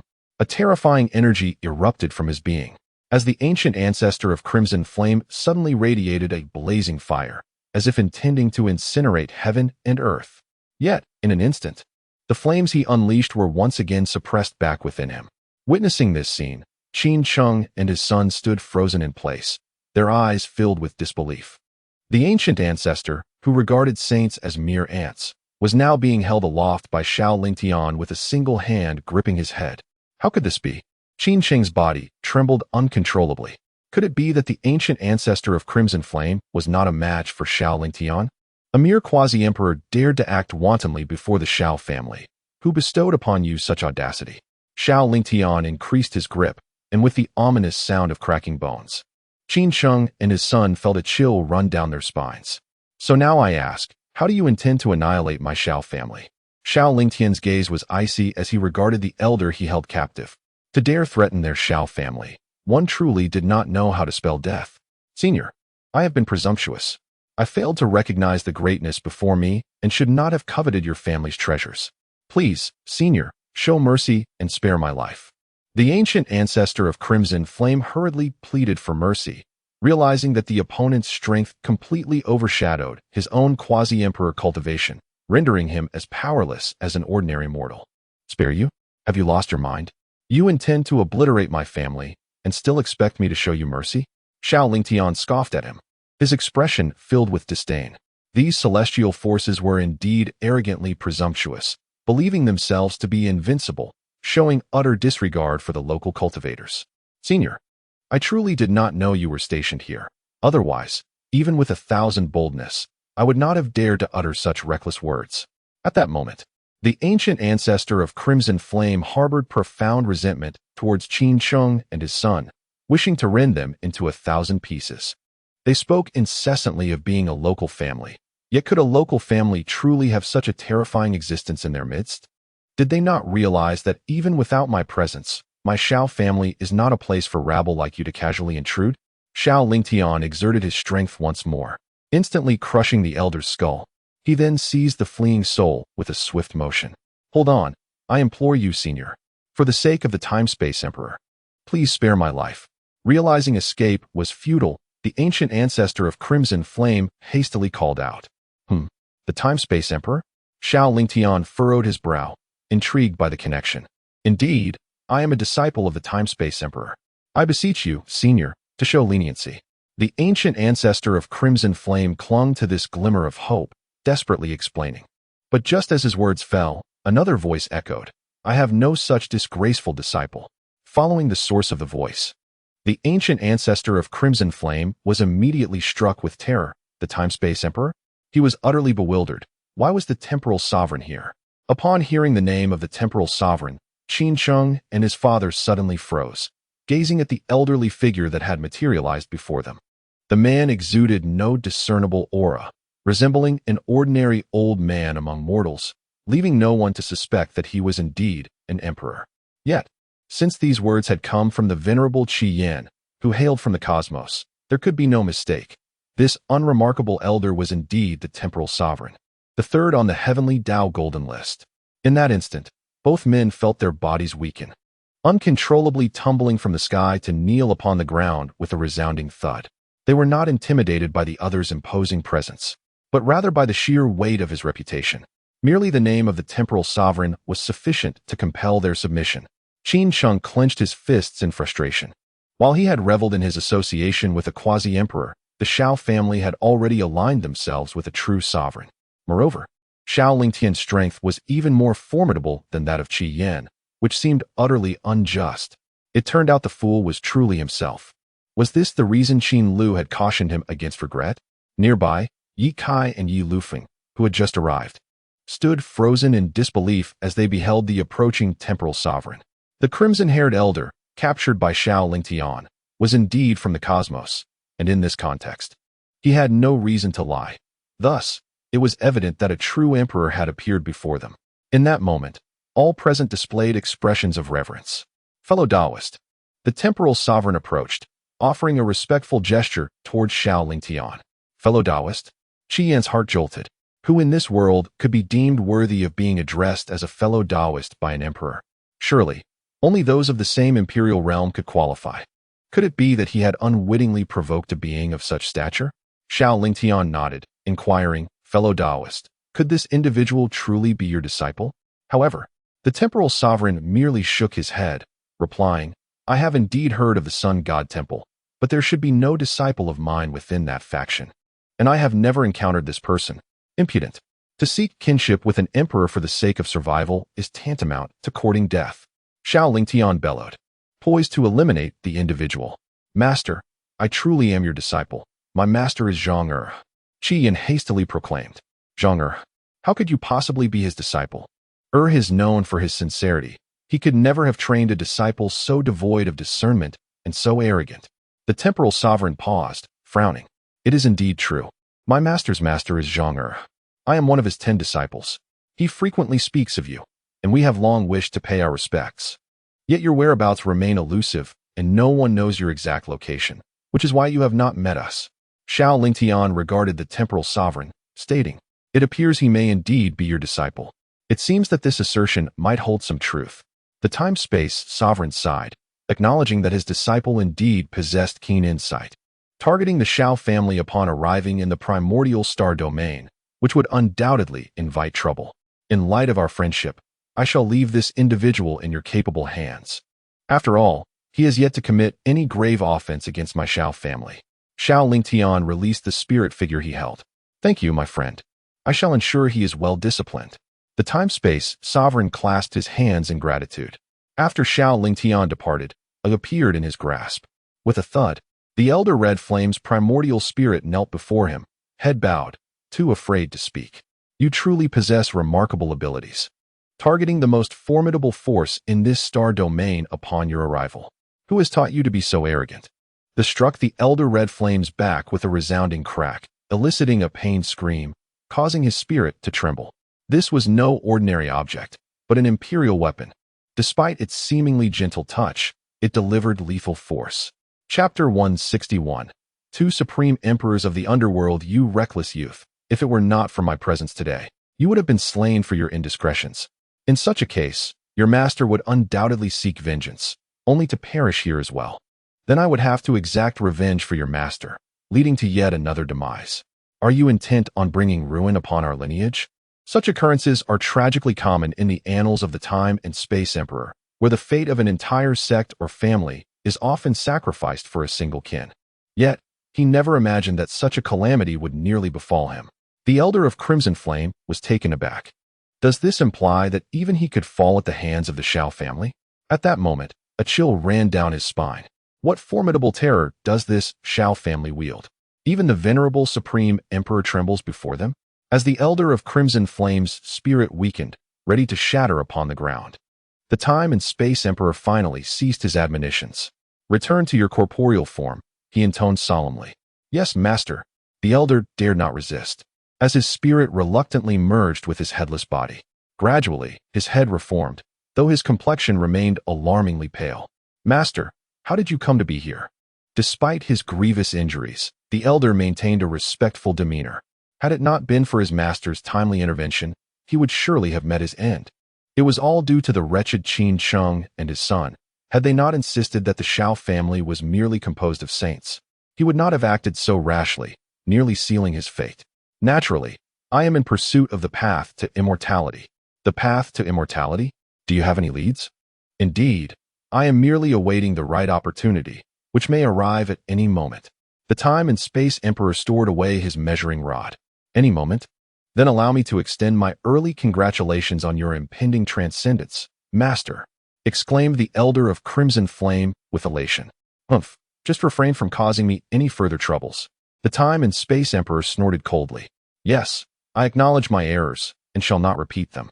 However, since fate has brought you here, I humbly request that you honor my humble abode, allowing me to express my filial piety. Unnecessary, my opportunity for ascension lies within this very place. I have no desire to wander elsewhere. What? There exists an opportunity for ascension here? The elder gazed around in astonishment, finding nothing remarkable aside from the barrier not far from the city.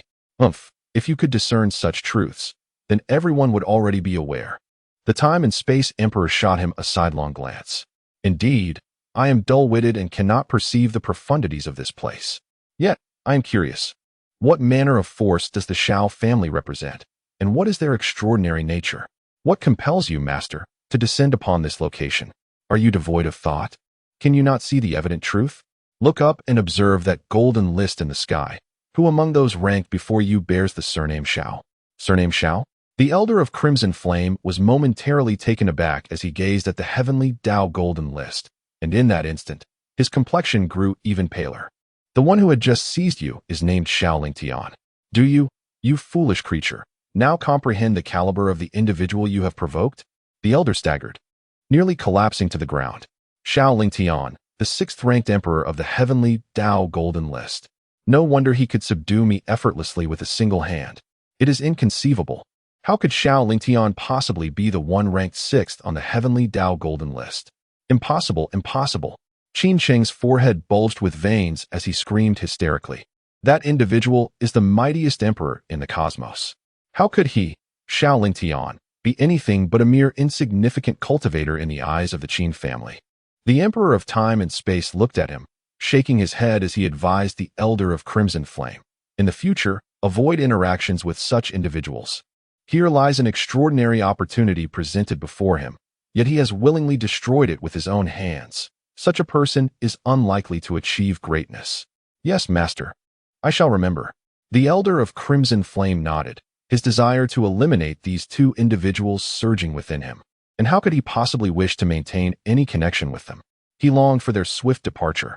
Moreover, let me not withhold from you that those surnamed Xiao on the Heavenly Dao Golden List, including the one ranked first, all hail from the Xiao family. Oh, and the second-ranked Ancient Tree of Life, who is now also an esteemed elder of the Xiao family. Now do you grasp the formidable entity you have drawn the ire of? To speak frankly, had it not been for my connections with the Xiao family, I would not have been able to save you today. Upon returning, warn your disciples not to provoke the Xiao family, lest they be compelled to take their own lives as atonement. Upon hearing this, the Elder of Crimson Flame's mind went utterly blank. The powerful Xiao clan members on the Heavenly Dao Golden List actually all stem from this Xiao family? At that moment, he felt an icy chill envelop him. As if he were encased in an ancient glacier, his blood nearly freezing, his breath almost halting. He had ventured far beyond the gates of the underworld. He had danced upon the very head of the King of Hell. His master had truly shown him mercy by not ending his life. The words of the Emperor of Time and Space naturally reached the ears of Qin Cheng and his son, and at that moment, he could no longer bear the overwhelming turn of events. Suddenly, he erupted into manic laughter, a cacophony of madness. Qin Shuo collapsed to the ground, his eyes vacant and devoid of light. It turned out that the Xiao family, whom they had held in contempt, had unwittingly ascended to a level they could never hope to attain. Father, dear father, is this the consequence of your refusal to lower your proud head?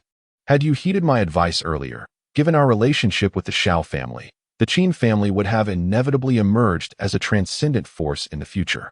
But now, we possess nothing, absolutely nothing. A powerless smile graced Qin Shua's face.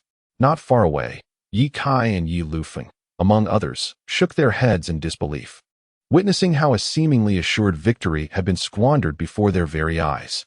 At this moment, as one felt a sense of regret regarding the choices made by the Qin family, the voice of the Heavenly Dao resonated unexpectedly. Congratulations to Xiao Lang for achieving the status of Supreme Emperor, ranking 10th on the Heavenly Dao Golden List. Rewarded with a tome of celestial scriptures. Congratulations to Xiao Tian for attaining the status of Supreme Emperor, ranking 11th on the Heavenly Dao Golden List. Rewarded with a strand of primordial chaos essence. Everyone was taken aback. Astonishingly, two Supreme Emperors emerged simultaneously, both hailing from the Xiao family. The beings of the universe were nearing a state of numbness, gazing upon the Heavenly Dao Golden List with a sense of helplessness. Some sighed, expressing a foreboding feeling. I have a notion that this Heavenly Dao Golden List of cultivation might soon be dominated by the Xiao family. Will there come a day when only those of imperial cultivation will be eligible for the rankings?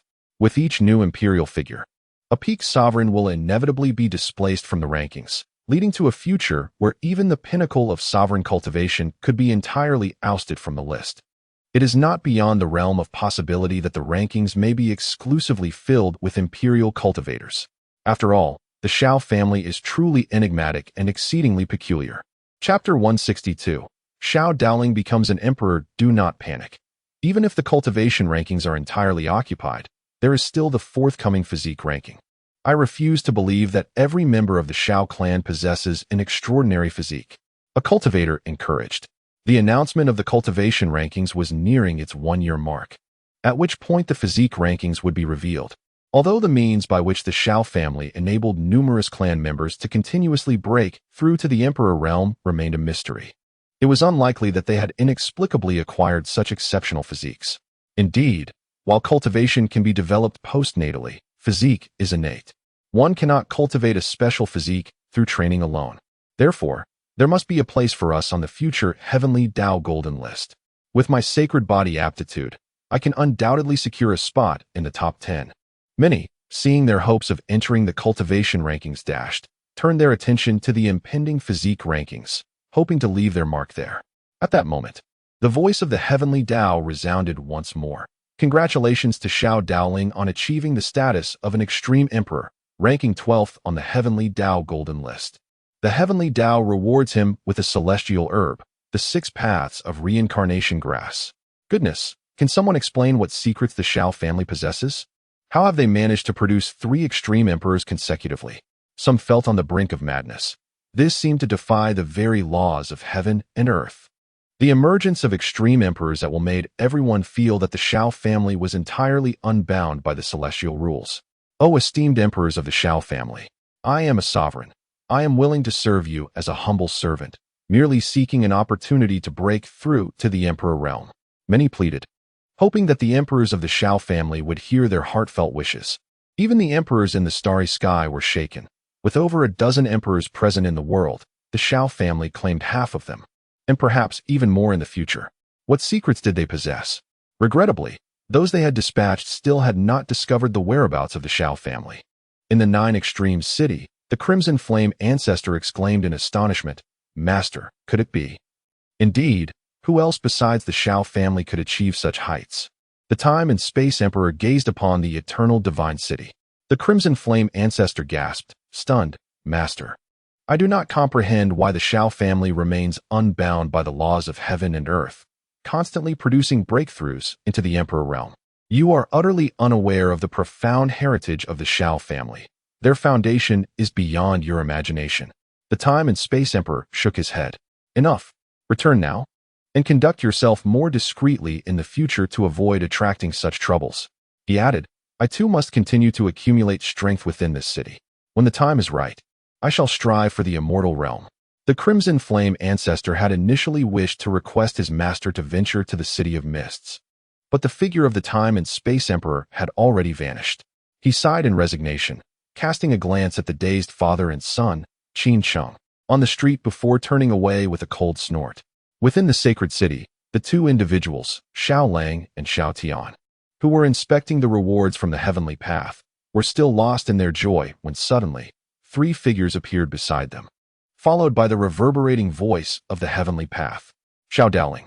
The 2 turned their gazes toward a young woman, seemingly around 17 or 18 years of age, adorned in a delicate lavender gown. Her heart-shaped face radiated an ethereal beauty, her skin as pure as jade, translucent and luminous, while her eyes sparkled with a clarity akin to water, yet shone with the brilliance of stars, seemingly containing the cosmos within.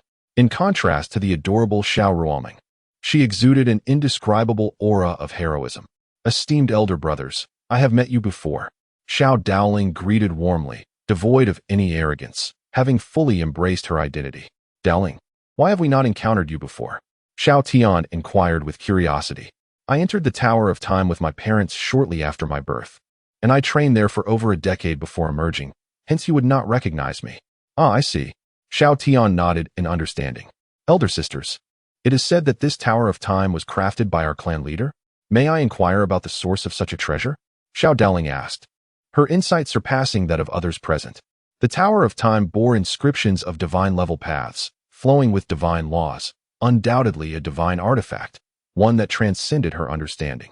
Everything in our Xiao family is derived from the clan leader's hand, not only the Tower of Time, but also our residence in the sacred city, along with various family legacies.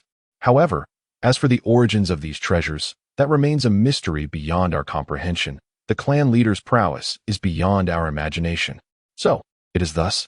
Xiao Daoling nodded, acknowledging the enigmatic nature of the clan leader. The ability to suppress her divine realm's consciousness back into her body with a mere gesture was not something a mere immortal cultivator could achieve. Moreover, at that time, she could not discern the depth of the clan leader's cultivation, which indicated that the leader had surpassed her previous life's cultivation. Yet, this should not be the case. If the clan leader possessed such formidable strength, why were the other members of the clan's cultivation so lacking? The confusion lingered. "You entered the Tower of Time without charge. But to gain access again, you must earn your keep. Currently, the fastest way for us to accumulate contribution points is to hunt the Een spirits. Therefore, you should head to the task hall to obtain a recording wristband. Otherwise, no matter how many Een spirits you slay, it will be in vain. You must also learn specialized techniques for combating Een spirits. Otherwise, venturing into the mist of ghosts will only lead to your demise.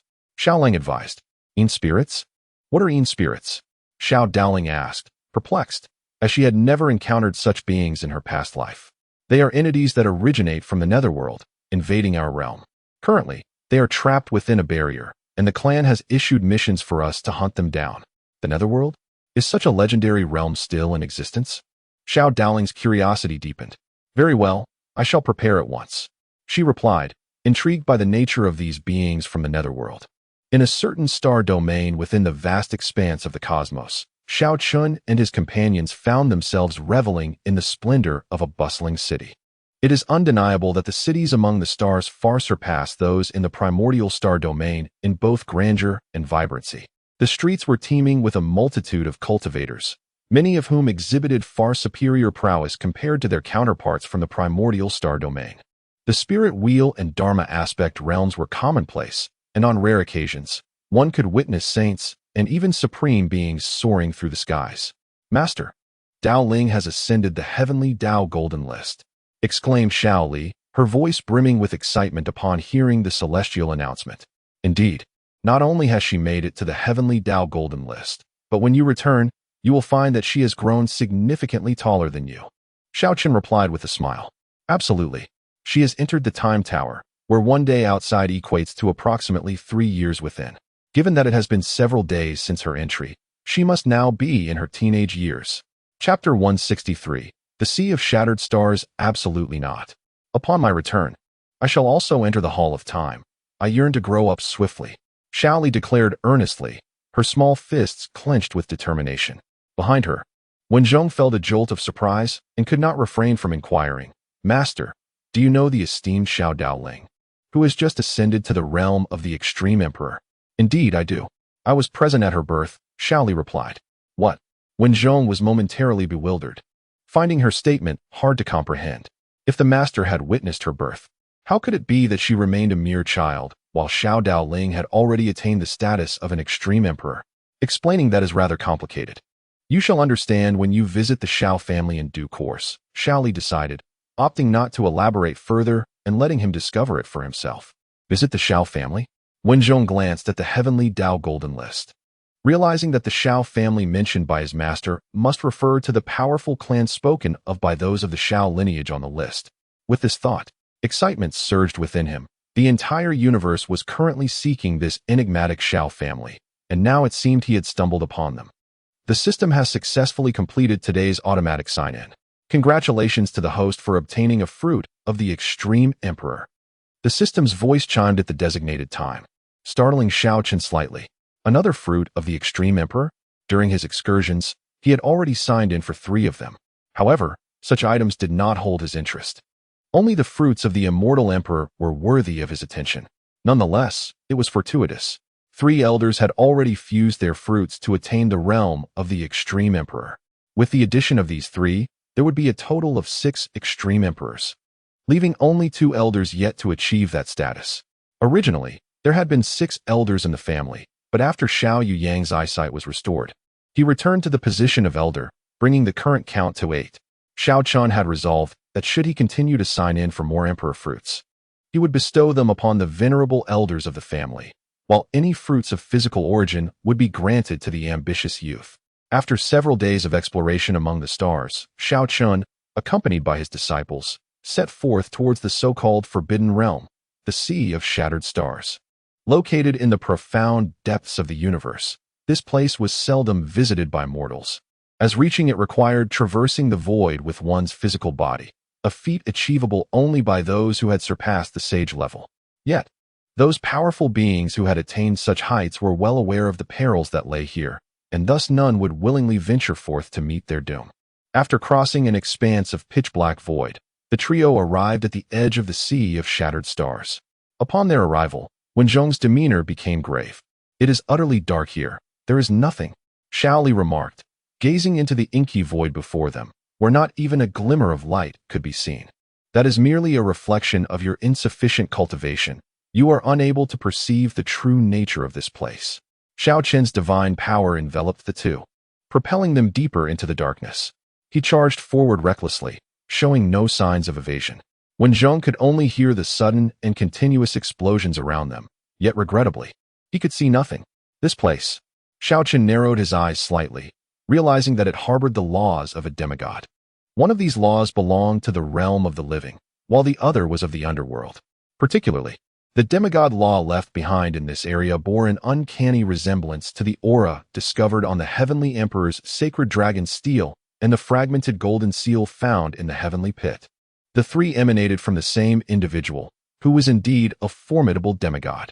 It seemed that this world had indeed given birth to demigods, not only in the realm of the living but also in the underworld, where they had once engaged in fierce battles. The Shattered Star Sea was formed as a result of their conflict. The explosions that occurred around him during his flight were caused by the collision between his corporeal form and the laws of the demigod present in this locale. A divine light flickered in Xiao Chen's eyes as he surveyed this forbidden zone that had not been trodden upon for countless ages. In an instant, innumerable scenes reflected within his gaze. To him, this place was no longer shrouded in darkness, but was instead suspended within the vast void, adorned with countless shattered stars, interwoven with intricate celestial and demigod laws.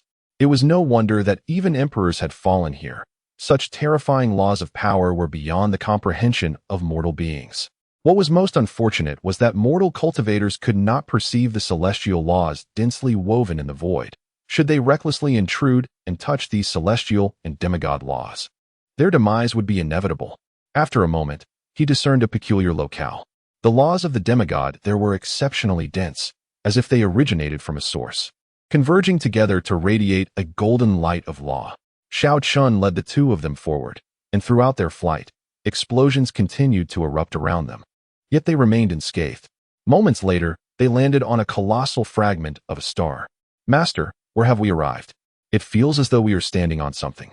Yet I can see nothing," Xiaoli murmured, lowering her head. With a wave of his sleeve, Xiao Chen bestowed a divine power upon the two, and in an instant, golden light blossomed in their eyes, revealing the scene of this dark realm. Gazing at the debris of shattered stars scattered across the sky, Wen Zhong gasped in astonishment. Although he knew this place was called the Shattered Star Sea, it was his first time witnessing its true visage. There was indeed a reason for this place to be named the Shattered Star Sea.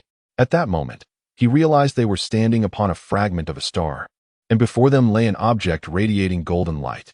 Regrettably, the brilliance was so intense that he could not discern what lay within. Just then, Xiao Chen extended his hand and grasped the object before him. When Zhong and Xiaoli beheld it clearly, it was, astonishingly, a fragmented golden seal. "What is this?" Xiaoli inquired curiously. "This is the weapon of the demigod from the realm of the living." A demigod? In the ancient era of the Celestial Age, there existed an unparalleled powerhouse whose mastery of the arcane arts surpassed the bounds of creation itself, leaving an indelible mark upon history. The world revered him as the Celestial Emperor, and this fragmented seal was a manifestation of his formidable might. Xiao Chen elucidated, having deduced this from the clues he had meticulously gathered rather than peering into the river of time. The Celestial Emperor? Wen Zhong gasped, for merely hearing this title evoked the extraordinary stature of that being. If he possessed such immense strength, why then is his artifact shattered? Xiaoli inquired with curiosity. The reason lies in his confrontation with another superlative being of equal might, hailing from the underworld. The underworld? Is that the origin of the eerie black mists? Wen Zhong exclaimed in astonishment. Indeed, they clashed in a battle of unprecedented scale, a cataclysmic conflict that shattered the infinite domains, ultimately giving rise to this sea of shattered stars. How intriguing. But where have those two titans vanished to now? Who can say?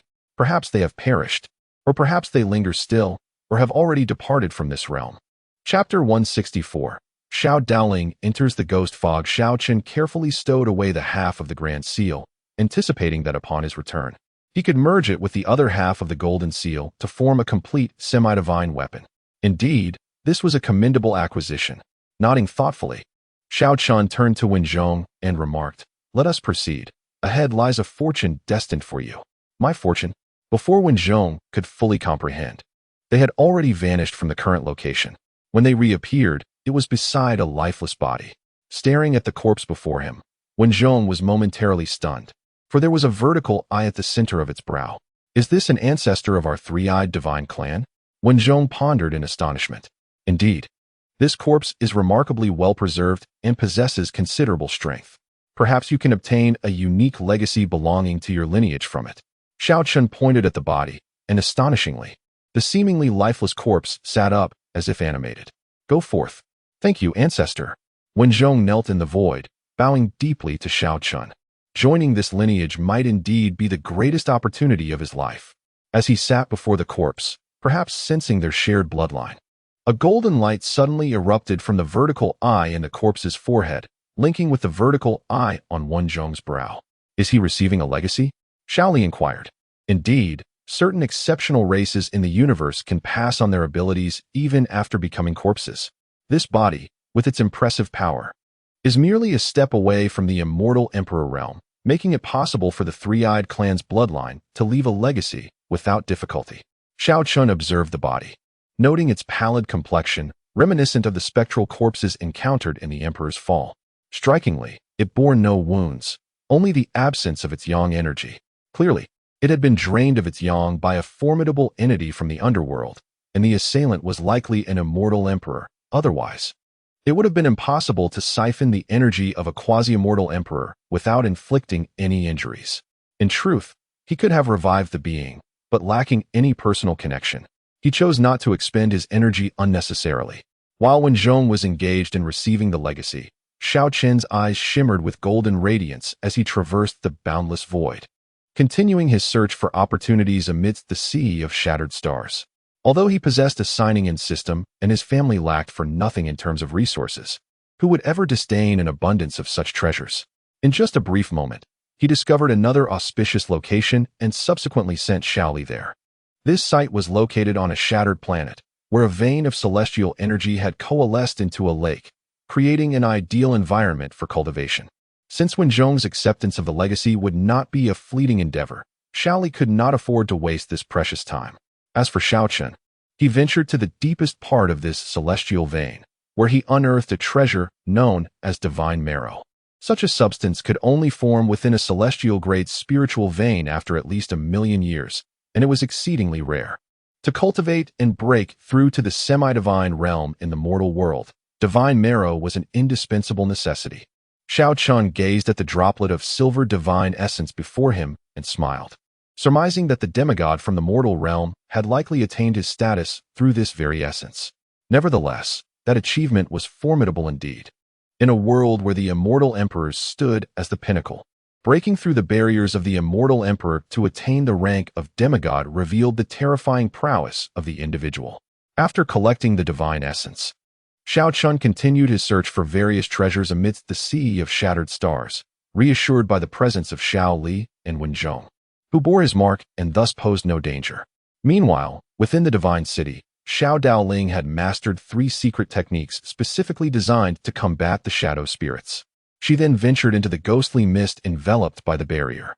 However, upon entering this space, she was taken aback to discover that her senses were utterly dulled, and her own strength felt significantly diminished. Was it this strange black fog that obstructed my divine perception and vision? Moreover, it even possessed the ability to weaken my power. What an enigmatic phenomenon. At that moment, a hand suddenly struck her from behind, causing her to stumble forward. Feeling a sharp pain in her back, Xiao Daoling turned to look, yet found nothing but the swirling, dense black mist. Peculiar indeed. She unleashed a flicker of divine radiance from her eyes, attempting to employ some of the transcendent abilities from her past life that could pierce through illusions, only to find them rendered ineffective here. Just then, an unsettling sensation washed over her, as if something dreadful were about to transpire. Instinctively, she retracted her divine technique and activated the secret arts she had learned from her family. In an instant, a shocking scene unfolded before her. Several strange beings of imperial caliber had encircled her, gazing at her with mocking expressions. Not far off, more bizarre entities rushed toward her. So, this is the shadow spirit? Truly uncanny. This is bad. This human from the mortal realm can see us. She is toying with us. One of the shadow spirits roared, prompting all the surrounding spirits to launch an assault. Previously unable to perceive them, Xiao Daoling had been at a disadvantage, but now that she could see, she felt no fear. With a graceful lift of her delicate hand, she struck forward lightly, radiance blossoming and enveloping the surroundings. In an instant, several imperial-level shadow spirits were obliterated beneath her palm. Waves of ghostly energy emerged from the bodies of the defeated shadow spirits, merging into the bracelet upon Xiao Daoling's wrist. Sensing the vast power coursing within her, she nodded in approval. Indeed, the Six Paths reincarnation body was an unparalleled divine physique, exhibiting formidable combat prowess. Even at the imperial level, it possessed terrifying strength comparable to that of true immortals. This is disastrous. The adversary possesses true immortal combat strength. Cursed be it. Could this be yet another member of the Xiao family? What is going on with this clan? How can there be so many imperial beings with true immortal prowess? One of the shadow spirits bellowed, retreating swiftly towards the passage. Unwilling to engage further with Xiao Daoling, she paused, slightly bewildered by their words. What did they mean by so many true immortal powers within the Xiao family? To possess the might of a true immortal within the realm of the empire, one must at the very least be a divine body.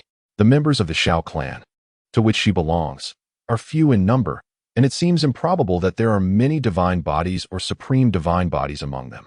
However, after a moment's contemplation, she resumed her assault on the fleeing shadow spirits, for her aspiration to ascend to immortality necessitated entry into the time tower for cultivation, thereby requiring a substantial accumulation of contribution points. Humans, do not be so arrogant. A thunderous voice echoed as a towering shadow spirit, clad in black armor and wielding a colossal axe, materialized before Xiao Daoling. Die! The shadow spirit's expression twisted with malice as it bellowed, raising its massive axe to deliver a fierce blow. A magical artifact? As Xiao Daoling beheld the giant axe in the spirit's grasp, her jade hand, radiating with the power of the Six Paths of reincarnation, advanced directly to meet the impending strike. Chapter 165. The demise of the shadow spirits with a resounding crack. A single strike manifested the might of a colossal axe, fracturing its surface with numerous fissures. The imposing shadow spirit clad in black armor was instantly taken aback, his pupils constricting in disbelief. Ever since the higher echelons of the Yinming sect learned that several members of the Xiao family possessed the combat prowess of true immortals, they had permitted the entry of celestial artifacts into the mortal realm to eliminate these individuals as part of their sect's mission. Yet, it appeared that even the true immortal-grade celestial artifacts were insufficient to vanquish the foe. Xiao Daoling raised her other hand and struck again. Boom!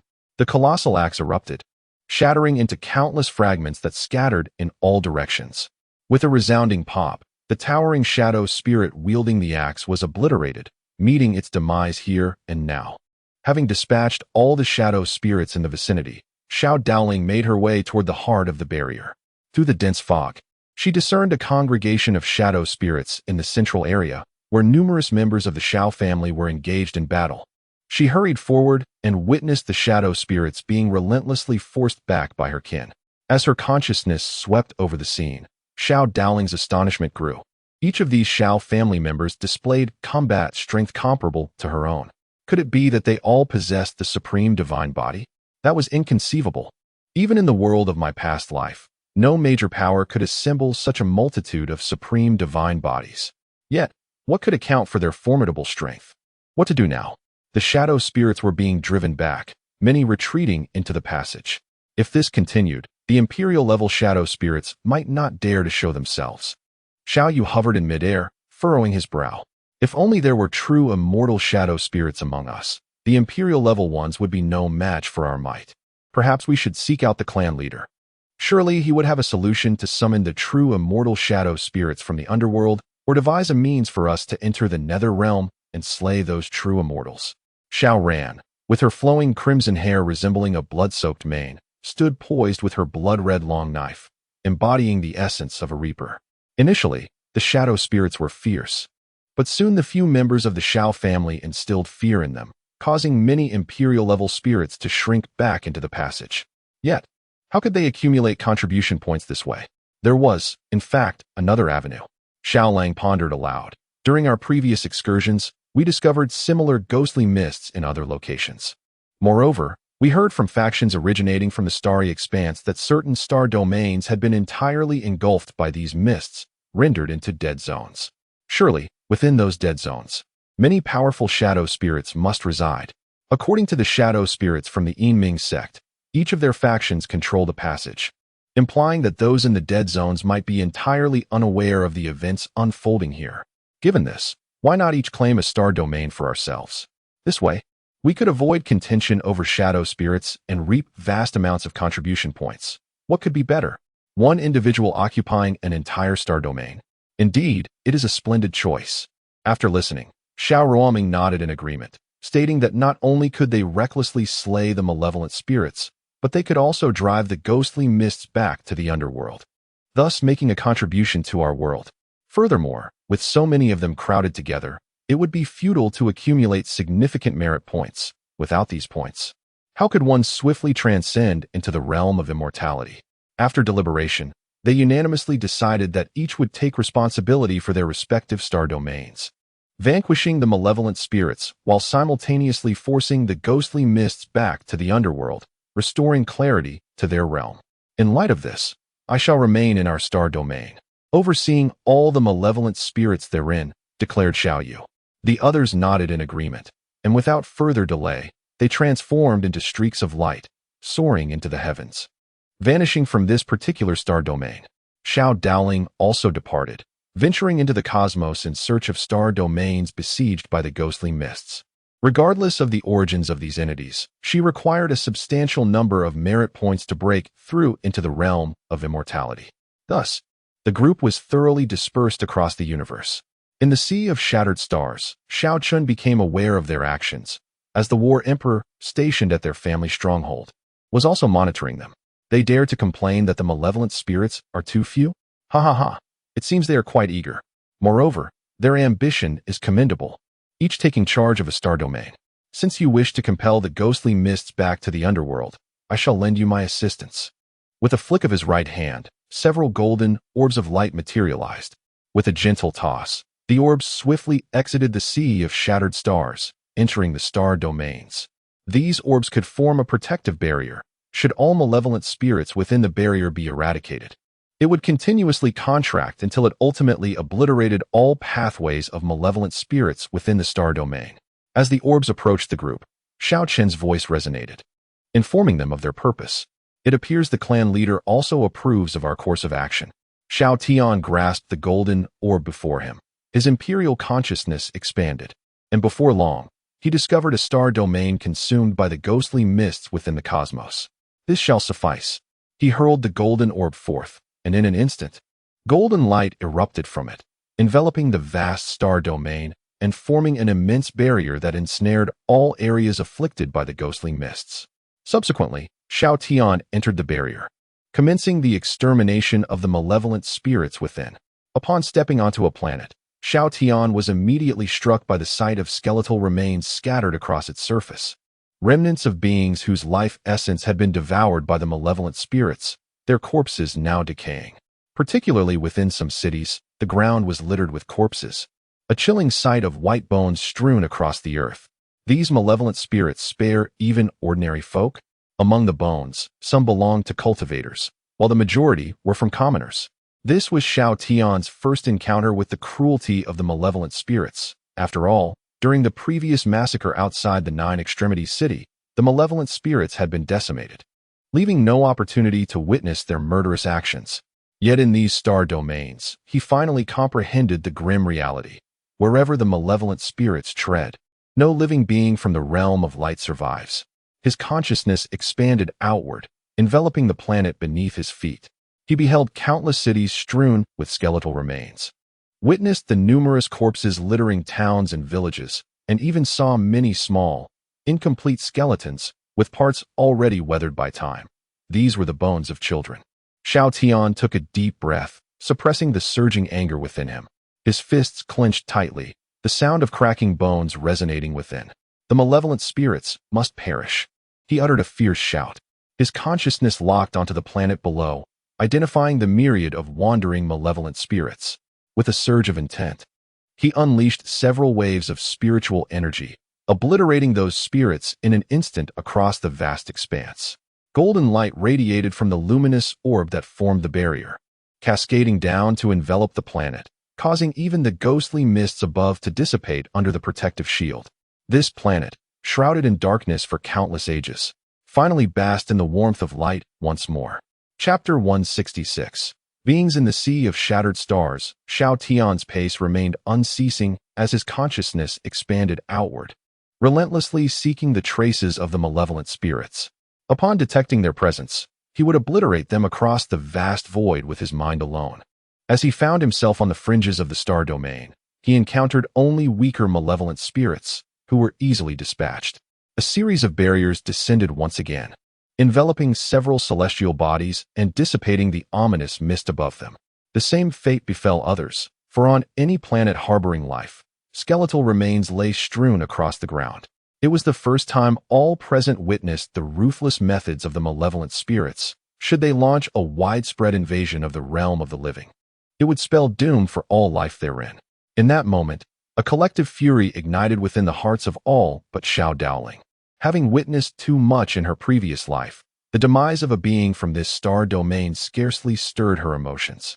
Yet, in pursuit of merit points, she struck with unyielding resolve. Thus, amidst the star domain shrouded in ghostly mist, several planets began to illuminate, radiating a golden glow. Within the Sea of Shattered Stars, Xiao Chen discovered a decrepit and withered tree, a Dao Enlightenment tea tree, whose leaves possessed the ability to aid others in comprehending the Dao. Remarkably, the tree was not entirely lifeless. It still harbored a flicker of vitality, with a few verdant leaves hanging from its trunk, exuding an aura of profound Dao essence. However, just as Xiao Chen prepared to take this remarkable tree, an unfamiliar presence suddenly locked onto him. Is there truly another being here? Xiao Chen mused, casting his gaze toward the source of the aura, where ghostly mist swirled and a humanoid figure emerged. Upon seeing the figure, astonishment washed over Xiao Chen. Though cloaked in ghostly mist, there was something peculiar about it, distinctly unlike the spirits of the underworld. Who dares approach? How audacious to attempt thievery of our sacred tree. At that moment, a booming voice echoed from a great distance, and several figures swiftly materialized before Xiao Chen. Enveloped in ghostly mist, they were not malevolent spirits. Their bodies lacked the essence of the living, yet their souls belonged to the realm of the living, embodying the grand laws of the living realm. To covet our sacred tree is tantamount to seeking death. One woman shouted furiously, her black mist swirling violently as she struck toward Xiao Chen with a palm. Interesting, I have yet to encounter your kind. Xiao Chen chuckled, intending to study them further. With a gentle flick of his finger, a beam of golden light surged forth, effortlessly shattering the woman's attack and sending her reeling backward. Impudent. The remaining strange beings shouted in unison, charging at Xiao Chen with fervor. Among them, the first figure to appear possessed the greatest strength, a timeless, immortal sovereign. With a single palm strike, it felt as though an entire universe was being pressed down upon them, causing the Sea of Shattered Stars to tremble under the immense pressure. Yet, Xiao Chen merely smiled, lightly stepping upon the void, and in an instant, the surrounding space fell into a state of suspension. With a mere wave of his sleeve, all were cast backward in unison. The mightiest of the ancient immortal sovereigns was struck with astonishment, pondering the identity of the individual capable of effortlessly sending him flying with a mere gesture. Could it be a quasi-immortal emperor? Perhaps it was the seemingly effortless strike from Xiao Chen that led some beings to underestimate him, as they prepared to act once more. When a voice suddenly erupted from thin air, "This elder has shown mercy. Do you not cease your actions?" Was that the voice of the king? Instantly, all beings froze, halting their movements, too intimidated to make any further attempts. As the voice faded, a figure abruptly materialized before Xiao Chen. This entity was shrouded in ghostly mist, adorned with a pair of imposing curved horns, intricately interwoven with markings that emitted a terrifying aura. Like others of its kind, it bore no yang energy within, yet its primordial spirit belonged to the realm of the living, accompanied by the laws of the yang world. The moment this figure appeared, all the peculiar beings in the vicinity bowed in reverence, their gazes filled with respect. This being was none other than the king of this tribe, a quasi-immortal emperor and the most powerful existence in this realm. Throughout countless ages, you are the first being to manifest here. The entity regarded Xiao Chen, its eyes scrutinizing him with palpable curiosity. I, too, am intrigued. How did your kind come into existence? It seems there has never been any trace of your race in the cosmos, Xiao Chen remarked, perceiving that these beings appeared to be born of both the yin and yang realms, thus embodying the capabilities of both, possessing the ghostly mist of the yin spirits alongside the unique laws and primordial spirits of the yang realm. Impudence. Our race is birthed by the heavens and the earth. Born supreme, how could you mere mortals even begin to compare? A figure shouted angrily, pointing at Xiao Chen. It is only my curiosity toward you that spares you. Had it been another, they would have perished for such insolence. Xiao Chen retorted coldly, casting a disdainful glance at the accuser. As he gazed upon the figure, it seemed as though a great river unfurled within his pupils, reflecting myriad scenes as he delved into the river of time. After a brief moment, he discerned. Your self-deception is quite profound. What do you mean by being born of heaven and earth? What supreme birth do you claim? It is merely a collection of corpses in a peculiar locale that fortuitously birthed a primordial spirit, yet you present it so grandiosely. Impudence. How dare you profane our lineage? One individual exclaimed, their expression darkening. Xiao Chen shook his head, a smile of disbelief crossing his face. Is it truly so difficult to acknowledge your origins? Silence. The king commanded, his ghostly aura intensifying, the brilliance of his primordial spirit radiating from his sea of consciousness, a wave of pressure sweeping through the vicinity, instantly subduing all. My fellow cultivators, your discerning eyes have unveiled our origins. Indeed, we are the primordial spirits birthed from corpses over the eons. It is the unique environment here that has given rise to our existence. Here, we may rise or fall. This place has both nurtured and confined us. It is here that we were birthed, yet it is also here that we are shackled, cast aside by the realm of the living due to the malevolent aura that envelopes us, and unacknowledged by the underworld because of our spiritual essence and the laws of the living. We are destined to remain eternally adrift in this shattered sea of stars. Since you, esteemed friend, hail from beyond, your extensive knowledge and experience would surely guide us. We humbly beseech you to illuminate a path for us, and we shall express our profound gratitude.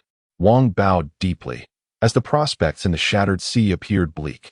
Although they possessed the abilities of both the living and the dead, here, their strength seemed utterly stagnant. Moreover, the dangers within this sea were manifold. A mere misstep could lead to their demise. Profound gratitude? I am curious to know what form your gratitude might take, remarked Xiao Chen. The treasures of this place likely lay in their possession. Should they present something truly remarkable to capture his attention, guiding them would not be out of the question. However, if they could offer only the most mundane of items, it would indeed be a delusional hope to expect his assistance. Chapter 167, Harvest. Signing in at the World Tree Seedling, although Xiao Chen possessed unparalleled strength. He was not the kind-hearted type who would rush to assist an elderly woman crossing the street without reason. If there was nothing of value to his family, he would not act hastily. Does the senior truly have a method to resolve our predicament? Wang inquired, gazing intently at Xiao Chen. Indeed, it is not a daunting task. There are two viable methods.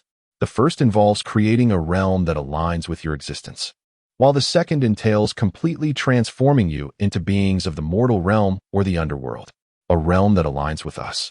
Transformation? Precisely. In simpler terms, it is a world that seamlessly merges the laws of both the mortal realm and the underworld. Within this realm, you would face no restrictions and have ample space for growth, allowing you to cultivate to the level of an immortal emperor. If you reach the pinnacle of cultivation, you could traverse freely between the realms of life and death. As for transformation, it is even easier. It involves erasing the ghostly essence or primordial spirit from your being, thereby allowing you to become entirely either a mortal or an underworld entity. We humbly request the senior's assistance in restoring our identities as beings of the mortal realm, Wang declared after a moment of contemplation, bowing deeply to Xiao Chen. Creating a new realm sounded promising, and traversing between realms appeared impressive. But considering their lineage derived from corpses, how could they give rise to new life? Furthermore, transforming into underworld beings would necessitate erasing their primordial spirits, which was tantamount to extinguishing their lives. I am a pragmatic individual, Xiao Chen remarked with a smile. In an instant, Wang comprehended the implication and, with a wave of his hand, summoned a myriad of rare treasures, including complete and fragmented celestial artifacts, celestial scriptures, divine abilities, various elixirs, pills, as well as alchemical techniques, artifact crafting, and array inheritance. You truly have amassed quite an impressive collection, Xiao Chen exclaimed in astonishment. While the system collected treasures daily, the quantity here was unparalleled. These treasures were gathered over the long years from this shattered sea of stars. If the senior can restore our identities as beings of the mortal realm, I am willing to bestow all these treasures. The treasures were indeed remarkable, yet they paled in comparison to the opportunity to leave this place and enter the mortal realm. Very well, gather all beings with a primordial spirit from your midst. Xiao Chen readily agreed, prompted by the allure of the treasures. Understood. Wang promptly set about making arrangements. In but a moment, all beings assembled, numbering fewer than 100. After all, being born with a primordial spirit in such a peculiar environment as the shattered sea of stars required a measure of luck. Upon hearing that they could leave the shattered sea of stars, all beings were filled with excitement. Remember, once you exit, you must act discreetly until a significant number of celestial beings emerge. Avoid causing excessive bloodshed, or I will personally intervene. Xiao Chen cautioned the crowd. Yes, we shall adhere to the senior's command. They replied earnestly, nodding in agreement. Subsequently, Xiao Chen extended a finger, and a beam of golden light, imbued with supreme divine power, erupted from his fingertip, subsequently fracturing into dozens of rays that swiftly penetrated the bodies of all present. In an instant, the ghostly aura that had melded with them began to dissipate.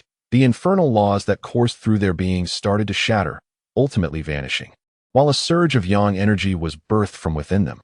The once pallid faces of all living beings began to glisten, transforming into a vibrant hue. I feel it. I feel the scorching warmth, Wang whispered in excitement, as the other beings, sensing the changes in their bodies, also bore expressions of exhilaration. Before long, the infernal essence enveloping the beings before Xiao Chen had entirely evaporated, rendering them indistinguishable from the denizens of the mortal realm. Xiao Chen stowed away all his treasures and addressed the crowd. Remember the words I have just spoken. Yes, esteemed elder, rest assured, we shall engrave them in our hearts. Wang replied fervently, nodding in agreement. Very well, our transaction is complete. If there is nothing further, I shall take my leave. Xiao Chen declared. Wait, esteemed elder. Wang suddenly interjected. You mentioned that we should act discreetly until a multitude of celestial beings emerges. Has something transpired in the outside world? Nothing of great consequence. Xiao Chen replied. It is merely that the celestial beings of the mortal realm have been intimidated by the infernal forces, retreating to establish a secluded domain. However, it will not be long, at most a decade or so, before they re-emerge. By then, how you choose to act without restraint is your own affair. Until that time, it is prudent for you to maintain a low profile, for you are all celestial beings, and currently, there are hardly any celestial entities in the outside world. With but a flick of your fingers, you could obliterate planets, resulting in the demise of countless lives. Ah, I see. Wang nodded.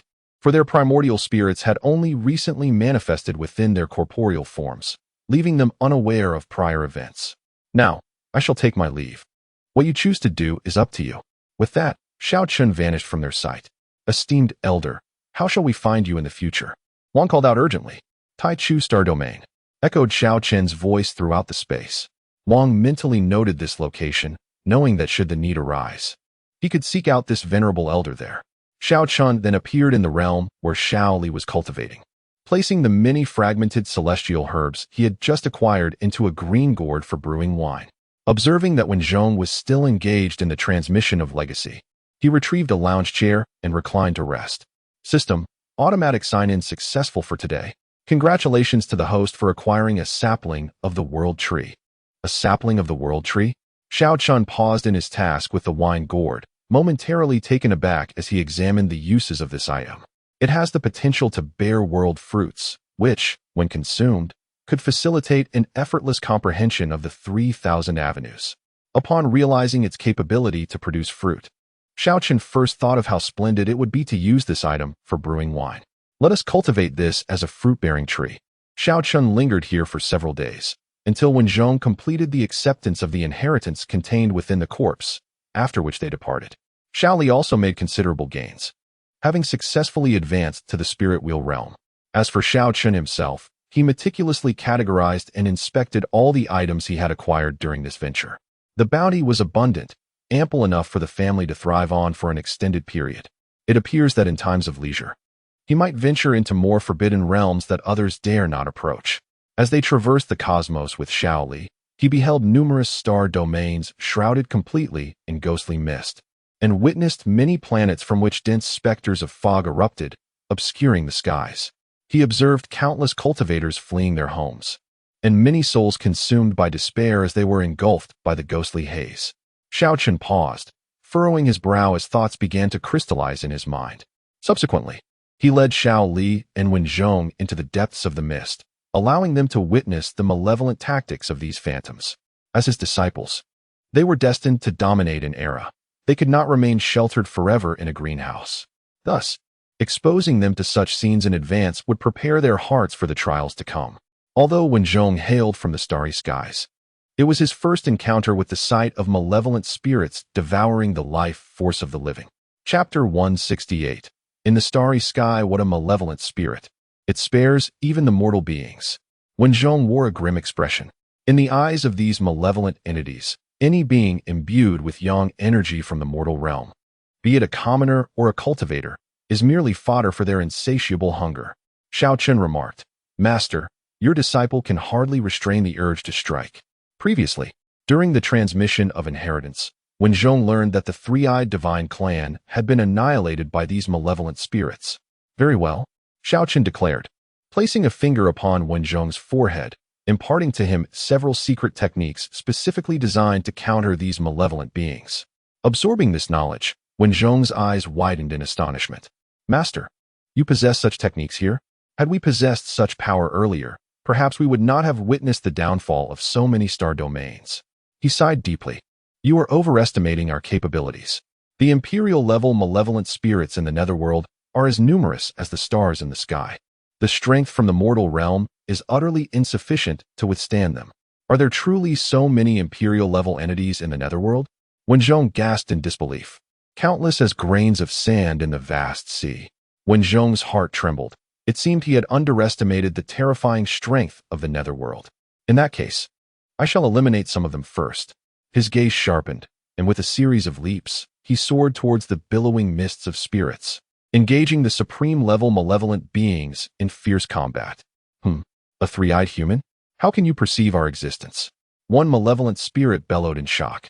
"Is it so strange to see you?"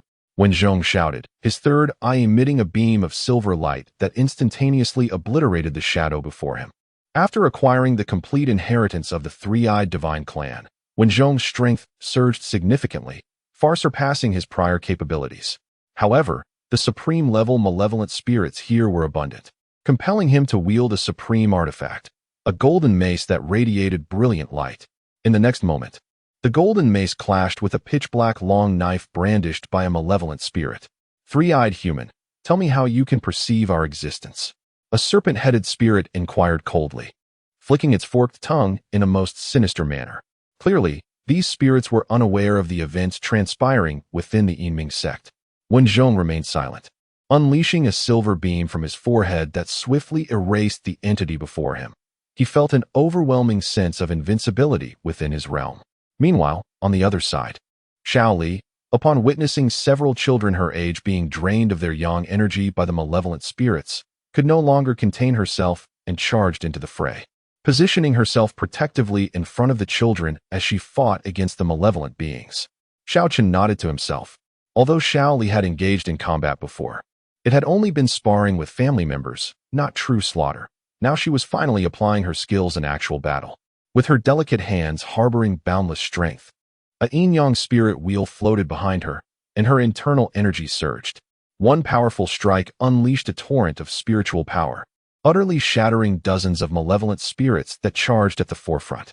Another being from the mortal realm, who can perceive us, seize her and extract the secret she holds. A spectral figure, shrouded in a menacing aura, roared fiercely, an occurrence unprecedented until that moment. Yet, in the blink of an eye, It was obliterated by Xiao Li's grasp. Despite being a level below her adversary, she effortlessly vanquished him. Such formidable combat prowess. Could this dragon clan be an immortal body? A spirit of the netherworld exclaimed in astonishment. An immortal body? Huh. Allow me to intervene. The vitality of an immortal body must be abundant. A slender, saintly spirit emerged, a human female. With a delicate shout, the ghostly energy within her transformed into a colossal dragon's head, lunging fiercely towards Xiao Li. A dragon's head? Xiao Li scoffed lightly, her right hand morphing into a colossal claw entwined with the forces of yin and yang, striking out towards the incoming dragon head. A thunderous crash ensued as the dragon's head was crushed. In the next moment, Xiao Li surged forth, engaging in a fierce battle with the saintly woman. In an instant, the two figures danced amidst the ghostly mist, their passage igniting surges of energy and roiling black fog. What are you? How can you possess such extraordinary combat strength? The saintly spirit gasped in disbelief. Even an unparalleled immortal body could typically only transcend one major realm in battle. Yet this opponent had surpassed two. What kind of physique could achieve such a feat? You spirits are utterly despicable, not even sparing mortal children. I refuse to answer your questions. Xiao Li's petite hand wielded unparalleled might. Each strike carried the weight to shatter planets as she clashed with the saintly spirit before her. Waves of potent energy surged outward, claiming the lives of countless spirits caught in the maelstrom of their conflict. With every exchange, immense energy detonated, causing the very space to tremble violently. Despicable? Humph, it is merely the law of the jungle. Soon, when I drain your vitality, you shall understand. Although Xiao Li initially lacked extensive battle experience and found herself at a disadvantage, her strength grew exponentially over time. Before long, she suppressed her opponent and ultimately delivered a fatal blow. Yet, a veritable swarm of spirits, akin to a locust invasion, engulfed her once more, many of which were saintly spirits. After a prolonged struggle, Xiao Li could no longer fend off the relentless onslaught of spirits, sustaining injuries in the process. Similarly, the deep-rooted Wenzhong faced the same fate. The sheer number of Supreme Realm spirits was overwhelming, and he alone could not cleanse them effectively, ultimately resulting in his own injuries. At that critical juncture, Xiao Chen intervened, rescuing both of them. Master Ancestor, so many Supreme Realms. The strength of this underworld is astonishing. Wenzhong remarked, his voice tinged with trepidation. One of his arms was slowly regenerating, having just been severed by a spirit wielding a supreme artifact. Impressive, isn't it? These spirits represent merely a minuscule fraction of a sect within the underworld. What? They are merely a portion of a single sect? Wenzhong was taken aback. The spectral beings that had just emerged from the underworld were as numerous as motes in the air. He sensed that their presence might surpass that of all the supreme beings within their entire universe. Initially, he presumed these entities belonged to a singular realm, only to discover they were merely a fraction of a single sect. If the number of powerful beings in the Imperial realm matched that of their supreme counterparts, how could their world possibly withstand such an onslaught? Wenzhong's mind was unsettled by this revelation. He could hardly fathom how they would defend themselves if the denizens of the underworld surged forth in mass. Fear not, for we shall confront the soldiers of war and shield ourselves from the torrents of water. Solutions will undoubtedly arise. You need only focus on your cultivation. Xiao Chen reassured him with a smile. With a swift motion of his right hand, he grasped the star domain before him, which was being tainted by ghostly mist. In an instant, every spectral being perished, and the billowing ghostly fog dissipated entirely. Even the passage connecting the realms of yin and yang was seamlessly smoothed over by his touch. Wenzhong reflected. Indeed, his master was enigmatic and undoubtedly possessed immense power. There was no need for him to worry about anything at all. Chapter 169. The fusion of the heart of the universe and the stellar heart. Focus solely on your cultivation. Master, are all the yin spirits this cruel? They even spared not the tiniest of children. Xiao Li inquired, her eyes glistening with unshed tears. Indeed, they are merciless. Their invasion of our world is solely to annihilate its inhabitants and absorb the vital yang energy, facilitating their rapid ascension. Xiao Chen replied, they will not hesitate to slay even the newborns. Their incursion is purely for slaughter. Their invasion, aimed at siphoning yang energy, is no different from murder. Xiao Li declared resolutely, I must grow stronger. One day, I shall drive these Yin spirits from our realm. Indeed, I believe you can achieve this, Xiao. Xiao Chen affirmed, nodding in encouragement. Meanwhile, in this star domain, many survivors, having narrowly escaped disaster, were bewildered by the sudden disappearance of the ghostly mist. They could not fathom why the mist had vanished so abruptly. Eventually, some ventured to the site of the mist's eruption, only to be horrified to find that the once mighty passage had entirely vanished. Had it not been for the numerous lifeless bodies strewn about, they might have thought the recent events were merely a nightmare. As the passage was obliterated, all the powerful members of a sect appeared above the city in the underworld, their faces etched with confusion as they gazed skyward. What is happening? Why has the passage vanished? This passage contained the powers of both realms. Unless both sides were simultaneously activated by celestial emperors from each realm, it should not have closed. Yet, no celestial emperor from the underworld had intervened, and there were no strong figures in the upper realm either. How could it have shut so suddenly? Could it be that someone in the upper realm has mastered some unique method? Immediately report this to the matriarch and see if she has any directives. The sudden turn of events sent the sect into a state of alarm. If someone in the upper realm truly possessed the means to close the passage between the two realms, they would need to take countermeasures. This is indeed strange. I recently heard that the Yinming sect encountered beings from the upper realm who could see our Yin spirits within the ghostly mist. And now here it is even more bizarre. The passage has simply vanished. One celestial emperor hovered in the air, frowning at the spot where the passage once existed, now devoid of anything. Upon returning to the Taichu star domain's main star, when Zhong parted ways with Xiao Chen and Xiao Li, needing time to assimilate the legacy he had received. Meanwhile, Xiao Li delved into the Hall of Time for her cultivation, eager to progress swiftly and drive the Yin spirits from the upper realm. As for Xiao Chen, after handing over the 3 Dao fruits of the extreme Dao he had acquired to the 4th Elder, 5th Elder, and 6th Elder, he summoned his father and the Grand Elder. Xiao Chen, is there something you wish to discuss? The Grand Elder inquired. I have decided to allow both of you to merge the heart of the universe and the star heart of the primordial star domain, Xiao Chen declared. Huh, did you not previously state that there was no necessity to merge those items? Xiao Ling Tian inquired, puzzled. What was said before is in the past. Now I believe that merging these two entities may indeed yield greater benefits, with only a slight inconvenience during the separation process. Xiao Chen revealed 2 objects, one in each hand. In his left hand lay a heart, translucent and as lustrous as jade, while in his right hand rested a golden crystal orb, representing the heart of the universe and the star heart respectively. By merging with the heart of the universe, Father, you will become the sovereign of the entire cosmos. In a mere thought, you could govern the life and death of countless beings within the universe, even wielding control over the Heavenly Dao, allowing you to oversee the grand tapestry of existence. He continued. Meanwhile, the Grand Elder, upon merging with the Star Heart, will become the ruler of the entire primordial star domain, tasked with the dominion over this domain and the assimilation of other realms within the cosmos. What? Assimilate all other realms? The Grand Elder gazed at Xiao Chen in astonishment, perplexed by the implications. The star heart of the primordial star domain possesses unique qualities, enabling it to absorb other realms. Once this absorption is complete, those realms will be entirely integrated into our own, not merely in terms of the number of planets, but in a profound fusion between the celestial bodies themselves. For instance, if our planet serves as the main star of the primordial star domain, upon absorbing other realms, their main stars will merge with ours, forming a larger celestial body. However, such a fusion could lead to the obliteration of the absorbed realms. Thus, it is prudent to relocate the beings of the opposing realms beforehand to prevent unnecessary harm.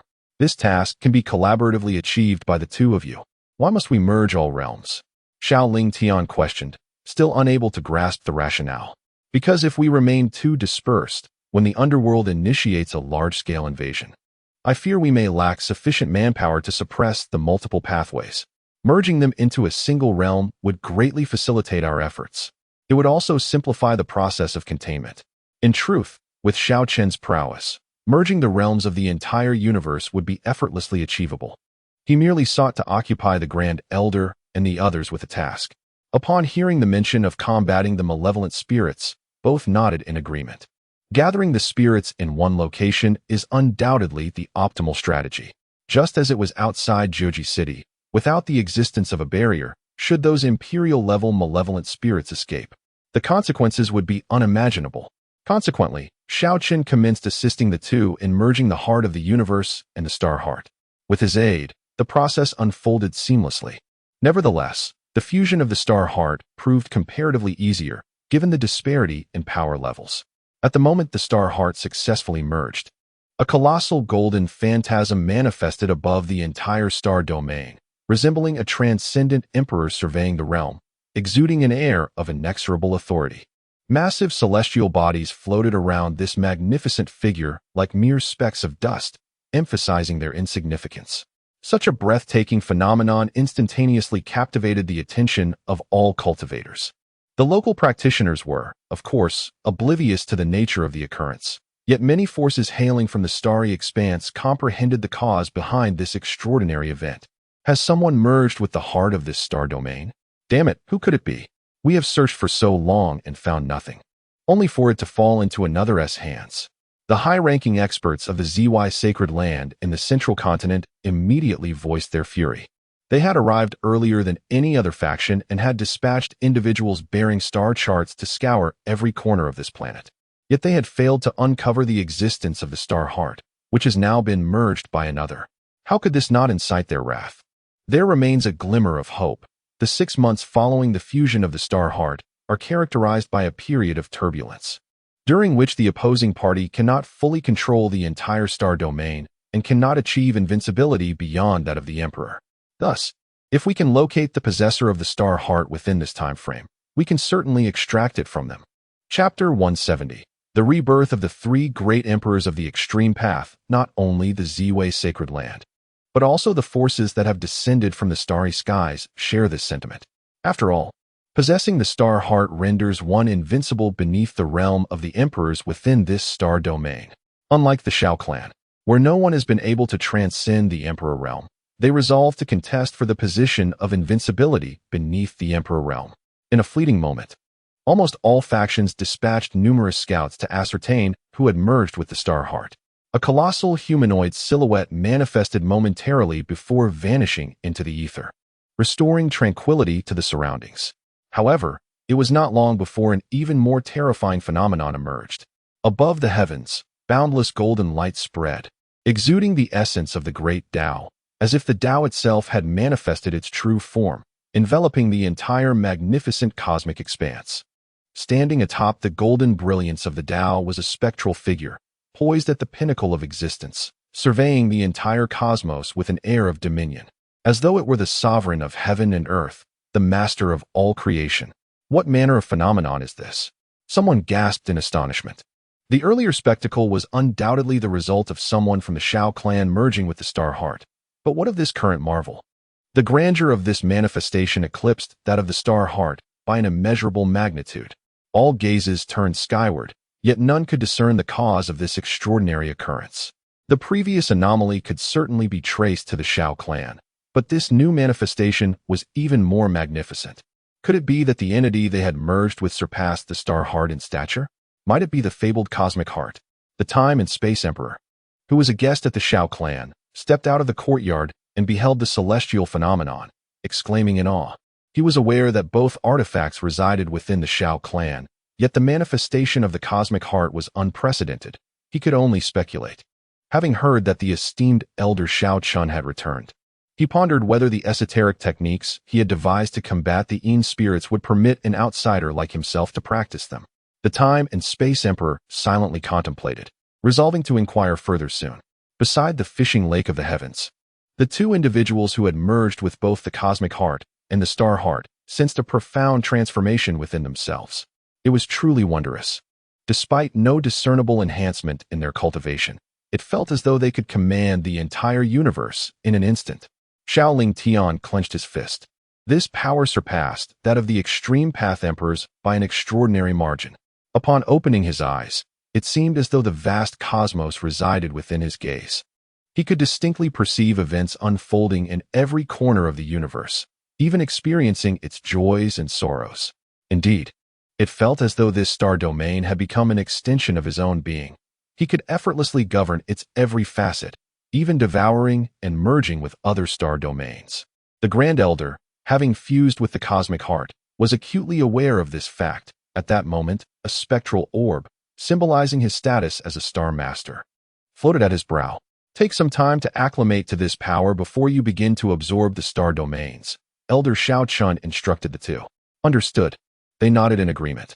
The power they had just acquired was indeed on par with that of the extreme path emperors, necessitating a period of adjustment.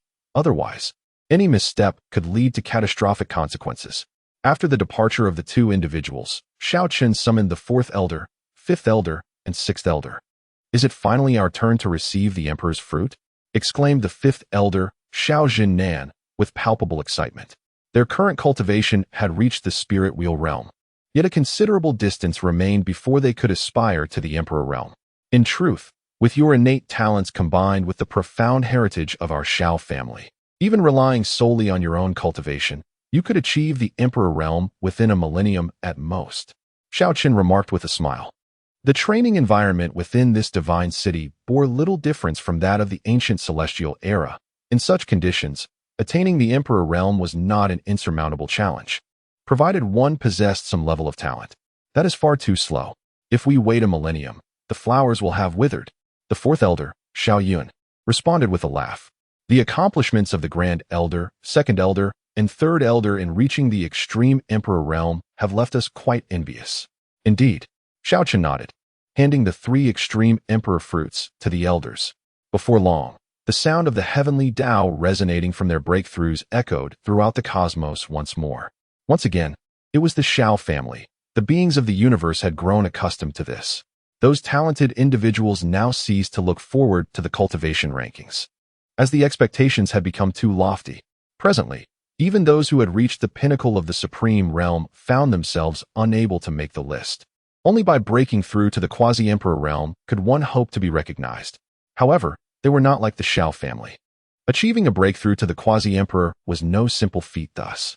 The gifted individuals shifted their focus away from the cultivation rankings and began to anticipate the upcoming physical constitution rankings. Many were confident that their physiques would surely make the list, perhaps even rank among the top. Patriarch, the square cauldron you brought back has recognized its master, announced the sixth elder, Xiao Qingyang, after the three elders had merged with the fruits. Recognized its master? Who is it? Xiao Chen inquired. It is Xiao Fan. Xiao Fan. Isn't he from a certain special constitution within the family? Xiao Chen expressed his surprise, having thought that the artifact would be taken by someone with a unique constitution like Xiao Lang. Indeed, it is not a special constitution, but he has comprehended the techniques inscribed on the square cauldron. After seeking my consent, he took the cauldron away. Let him take it. It is his chance. Xiao Chen nodded. Such items were meant for the use of the clan members, and it was indeed fortuitous for them to be taken by someone suitable. Then what is this person's character like? Is he combative or more inclined to quietly cultivate within the family? Xiao Chen asked.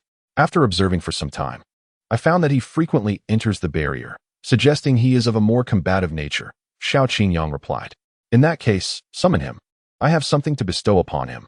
Are you going to grant him the fusion of the Constitution's essence? Indeed. Recently, I have come into possession of two essences of Constitution. His ability to comprehend the scriptures on the celestial cauldron indicates his extraordinary talent. Hence, I shall extend my assistance to him once more.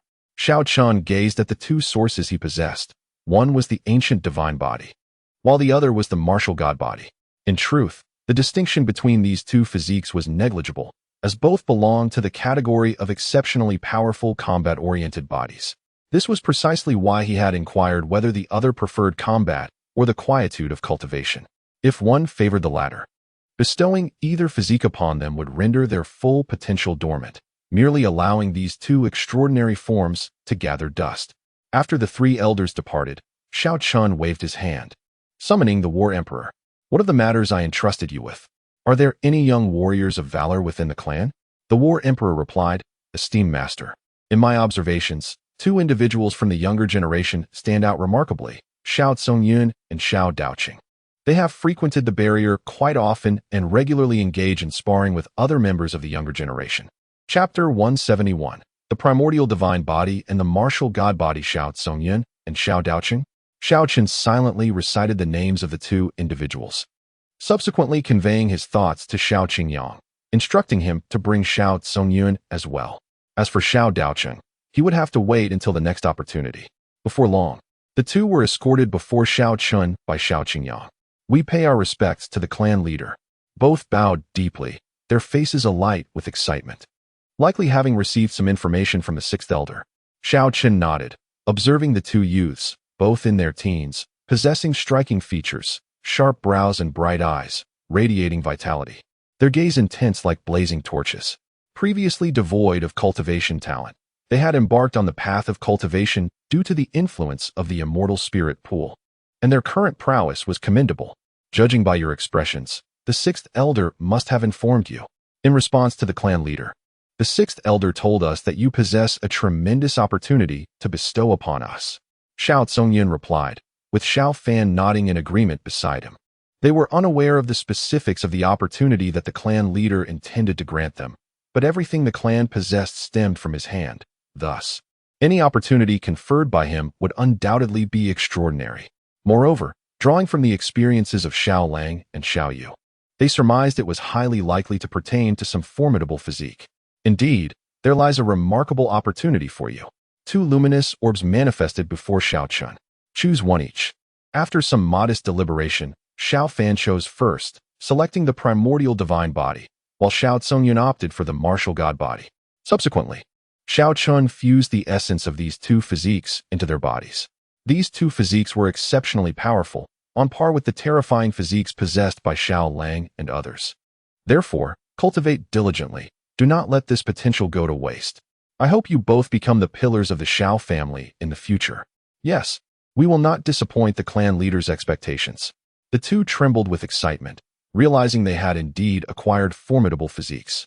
They had often speculated in private about their chances of obtaining such physiques, and now it was finally their turn. Feeling the newfound strength within, they both sensed they could crush their former selves with a mere finger. Now, return and select the appropriate divine abilities and techniques, and then devote yourselves to cultivation. Yes, we take our leave. With hearts full of exhilaration, they departed, eager to choose suitable techniques and divine abilities before immersing themselves in the Age Tower. Having previously entered the barrier multiple times, they had accrued numerous contribution points, which were now perfectly suited for use. Once they left, Xiao Chen began to deposit his previous acquisitions from the fragmented star C into the family treasury for the benefit of the clan members. Although the quality of the items obtained from the fragmented star C could not match those he received from signing in, their abundance was advantageous, and they were primarily useful to the current clan members. System, today's automatic sign-in successful. Congratulations to the host for acquiring a ginseng fruit tree. Upon hearing the sound of the system, Xiao Chen suddenly recalled the world tree he had previously signed in and the enlightenment tea tree he obtained from the shattered star sea. Just as he was preparing to plant them in the orchard, the Emperor of Time and Space arrived. Greetings, esteemed elder. Xiao Chen exclaimed. I mentioned that I am of the same generation as Xiao Yan. There is truly no need for you to address me as elder. Xiao Chen sighed. The pursuit of knowledge knows no boundaries. The accomplished serve as teachers. Your profound cultivation warrants my respectful address, the Emperor of Time and Space replied with reverence. Suit yourself, Xiao Chen said, shaking his head and inviting the other to sit. What brings you here today? I heard you have been accumulating strength, preparing to break through to the immortal realm at any moment. Forgive me, I feared I might disturb you, esteemed elder, which is why I do not visit often. The Emperor of Time and Space replied cautiously. Then what has prompted your visit today? The younger generation seeks your approval to practice several secret techniques aimed at combating the Yin spirits. Secret techniques? Aren't those simply stored in the scripture repository? They are not particularly esoteric. Anyone can learn them if they wish. But these techniques were created by you, esteemed elder. The Emperor of Time and Space was astonished. Such precious knowledge seemed to be treated with indifference by his counterpart. Indeed, I created them, yet they hardly qualify as rare treasures. Furthermore, I plan to make all these techniques public in the future. For the battle against the Yin spirits is not solely the concern of the Xiao family, but that of all living beings in the universe. We cannot allow everyone to hide away while the Xiao family faces the Yin spirits alone. If they wished, the Xiao family could easily depart from this world. Their presence here is solely to refine the younger generation of our clan. Moreover, he intended not only to disclose several techniques, but also the ghostly evil scripture he had established. Do the beings of the underworld not seek to devour the yang energy of the living? Very well, let us engage in mutual consumption and see whose ability to devour is superior. Your noble intentions humble me, esteemed elder. I am indeed narrow-minded. The Emperor of Time and Space marveled internally, recognizing that he and Xiao Chen were on entirely different planes of existence. Were this knowledge possessed by any other force, it would undoubtedly remain concealed, or at least not easily revealed. At that moment, Xiao Chen took a sip from the azure gourd at his waist, and an intoxicating fragrance of wine wafted into the air, leaving the Emperor of Time and Space somewhat entranced. Now he understood why the ancient Tree of Life elder was willing to exchange such wine for a celestial scripture. This wine was truly unlike any found in the mortal realm. He mustered his courage and said, "Esteemed elder, might you bestow upon me a gourd of your exquisite wine? I shall not take it without recompense. Should I encounter anything valuable in the future, you will be the first to come to mind. You desire my wine. Your taste is indeed commendable. This wine contains at least dozens of celestial herbs, along with numerous other precious spiritual fruits, such as the peaches of immortality from my orchard.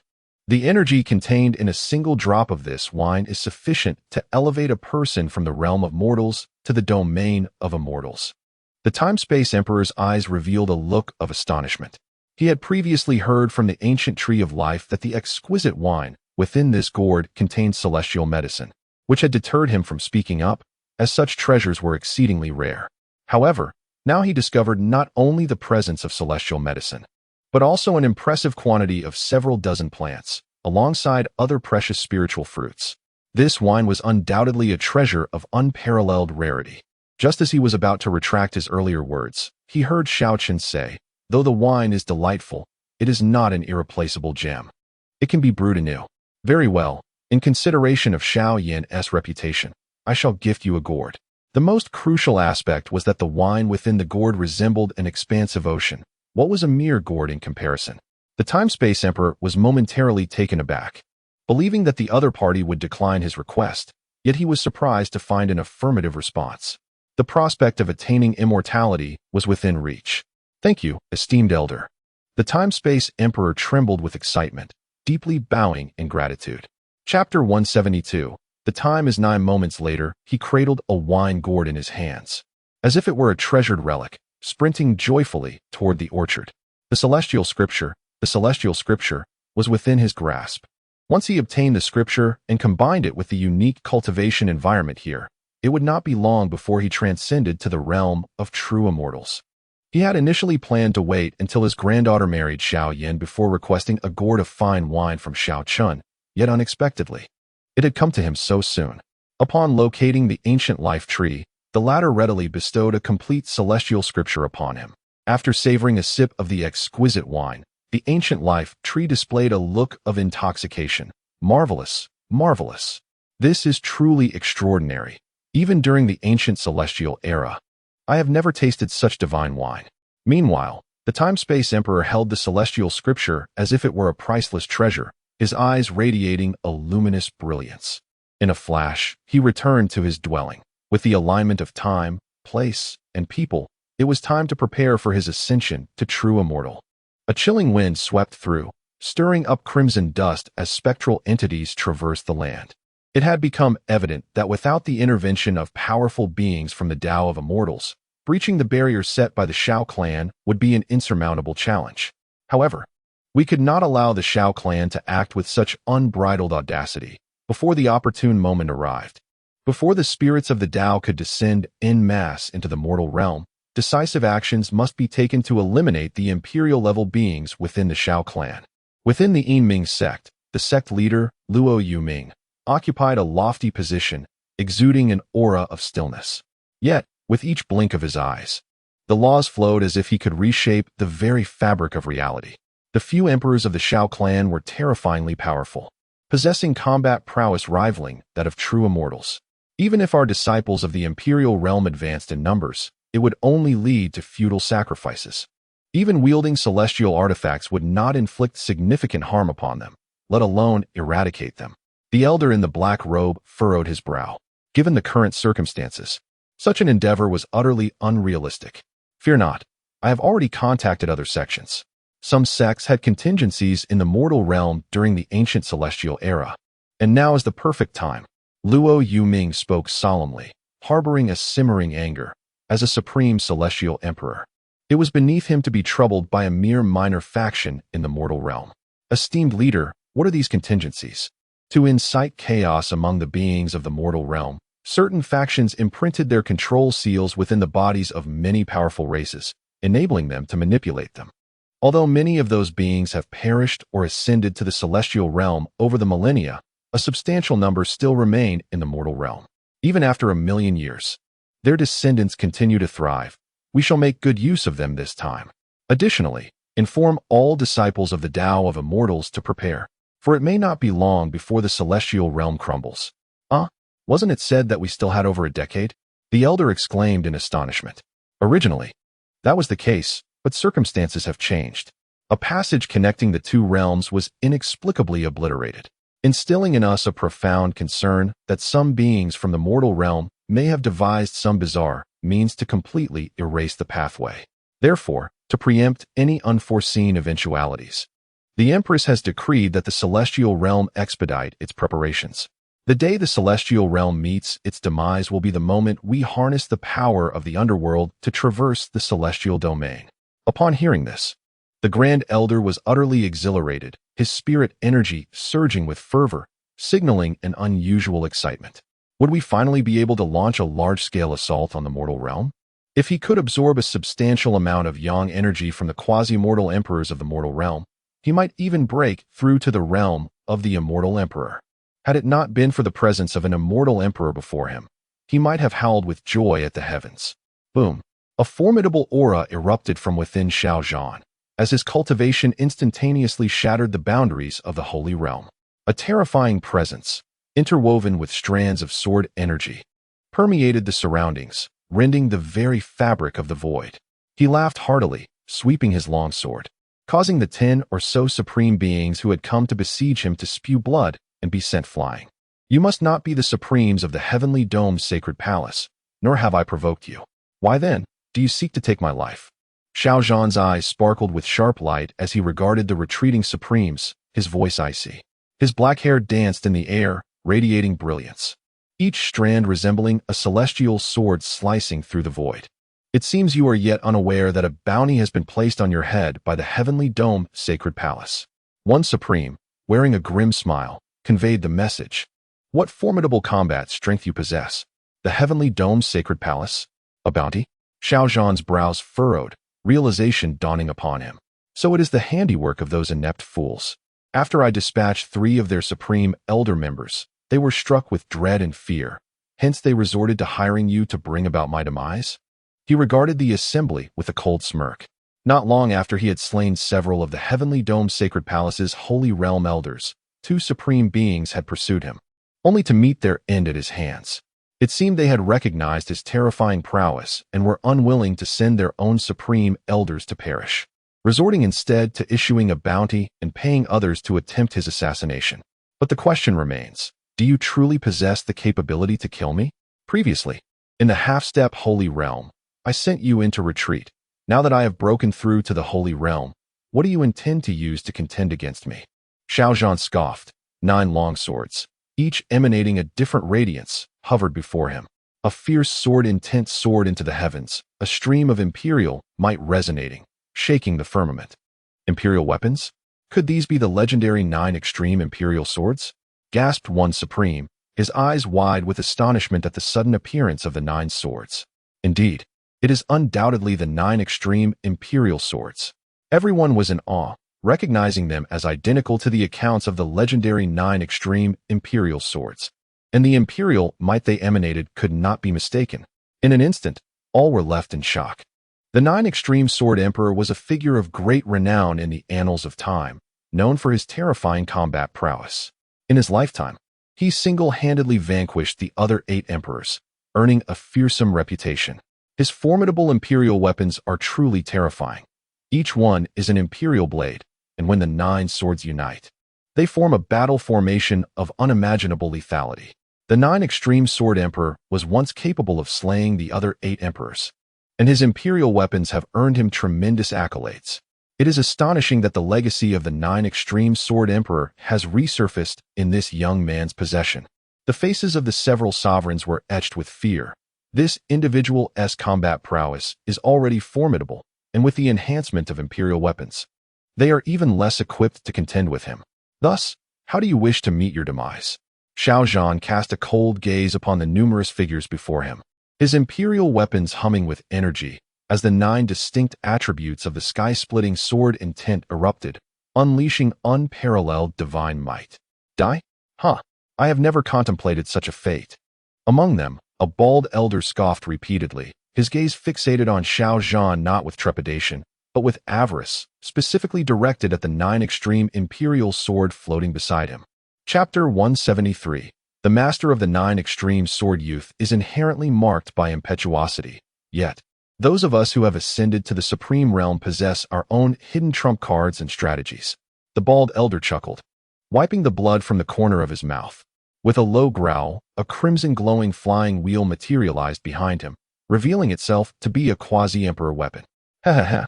Though you wield an imperial weapon, how much of its power can your Saint Realm cultivation truly unleash? I, on the other hand, am at the supreme realm, capable of harnessing nearly the full might of this quasi-emperor weapon. What odds do you believe you have against me? The bald elder sneered, his eyes aflame with fervor. Astonished to encounter such fortunate circumstances today, indeed, heaven had shown him mercy. Since that is the case, allow me to join. Another supreme realm individual stepped forward, brandishing a silver spear with a resolute expression, pointing it directly at Xiao Chen. Is there anyone else willing to take action? Step forward, one and all. I offer you the opportunity to experience true despair. If you dare not engage, relinquish your treasures, and I shall spare your lives.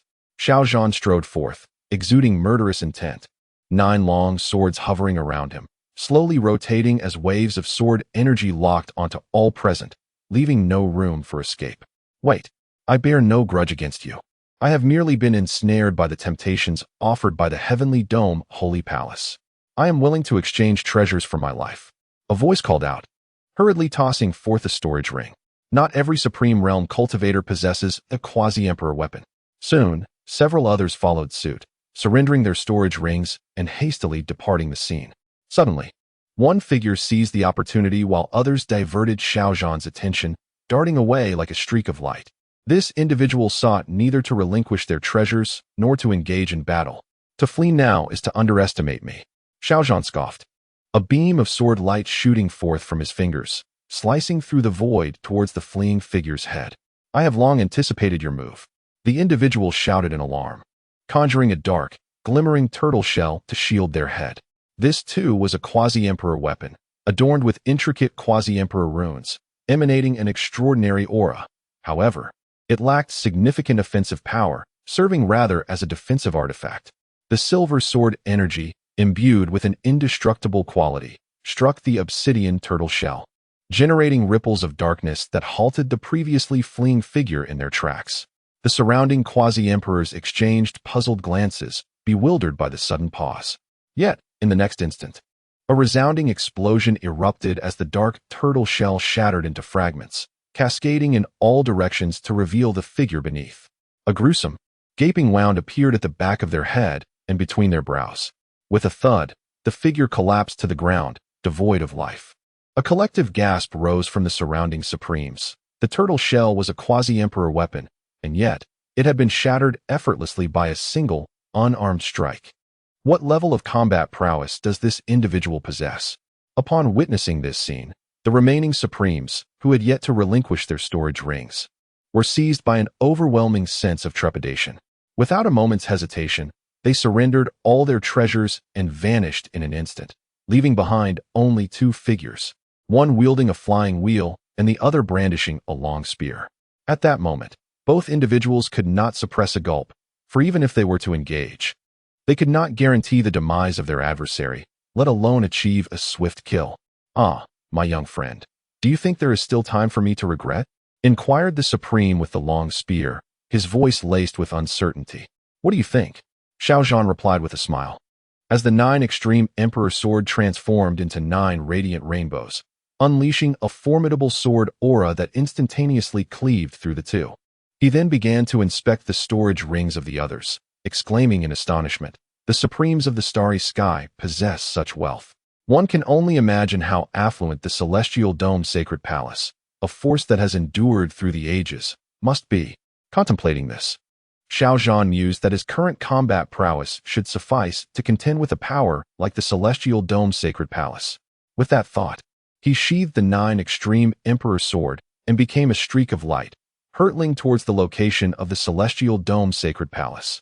Days later, astonishing news swept across the realm. All cultivators above the Saint Realm within the celestial dome sacred palace had perished. Despite the palace deploying imperial-grade formations and weapons, they were ultimately annihilated. From the following day onward, the name of the 9 extreme sword master resounded throughout the entire planet. At that moment, seated upon the back of a colossal white tiger, Xiao Chen was engrossed in his cultivation. He had seized all the resources of the celestial dome sacred palace, sufficient for him to ascend to the quasi-emperor level. However, given the immense foundation of this stellar power, many of the resources were beyond his immediate use. Thus, he resolved to return home, bringing the surplus resources to his family. Simultaneously, he sought to uncover the mysteries surrounding his family and the sudden emergence of so many imperial-level cultivators. Bai Lai had now also reached the half-step Saint Realm, his speed astonishingly swift. It was not long before he arrived at the 9 extreme mountain range. Meanwhile, countless forces across the planet converged towards the direction of 9 extreme city, having sensed the presence of the Star Master. Qi, an old ancestor, being the closest, was the first to arrive. However, upon wielding the star chart and discerning that the Star Master was situated within the floating city, his expression shifted dramatically. Without a backward glance, he departed with the sect's powerful members. "Old ancestor, why are we leaving?" An elder at the supreme level inquired, perplexed. "Because that city belongs to the Xiao family. Do not harbor any further designs on the Star Heart. And remember what I have told you. Avoid any encounter with members of the Xiao family. They are the undisputed overlords of this era, a force we cannot afford to provoke." Qi, an old ancestor, cautioned earnestly, recalling how he had narrowly escaped disaster on a previous occasion. Had his master intervened, he might have found himself buried deep beneath the earth. Thus, he repeatedly cautioned the people of the Sun Temple, insisting that if they were truly foolish enough to provoke the Xiao family, they should take their own lives in atonement. For it was imperative that the entire Sun Temple not be dragged into calamity. Indeed, it was a surprise to all that the Xiao family could emerge in such a barren star domain. Had it not been for the ancestral patriarch witnessing it firsthand, we might have found it hard to believe. An elder lamented that in such a desolate region, even saints could not come into being, let alone a super family establishing itself in such a place. While it was somewhat unexpected, it was also within the realm of anticipation. Many had already speculated that the so-called glimmer of hope referred to the Xiao family, or more specifically, the most formidable figure within it, for he transcended the Heavenly Dao, making the presence of the Xiao family in this star domain rather predictable. Yet, no one imagined that such a formidable power would arise in such an arid expanse, leading some to find it difficult to accept. Chapter 174.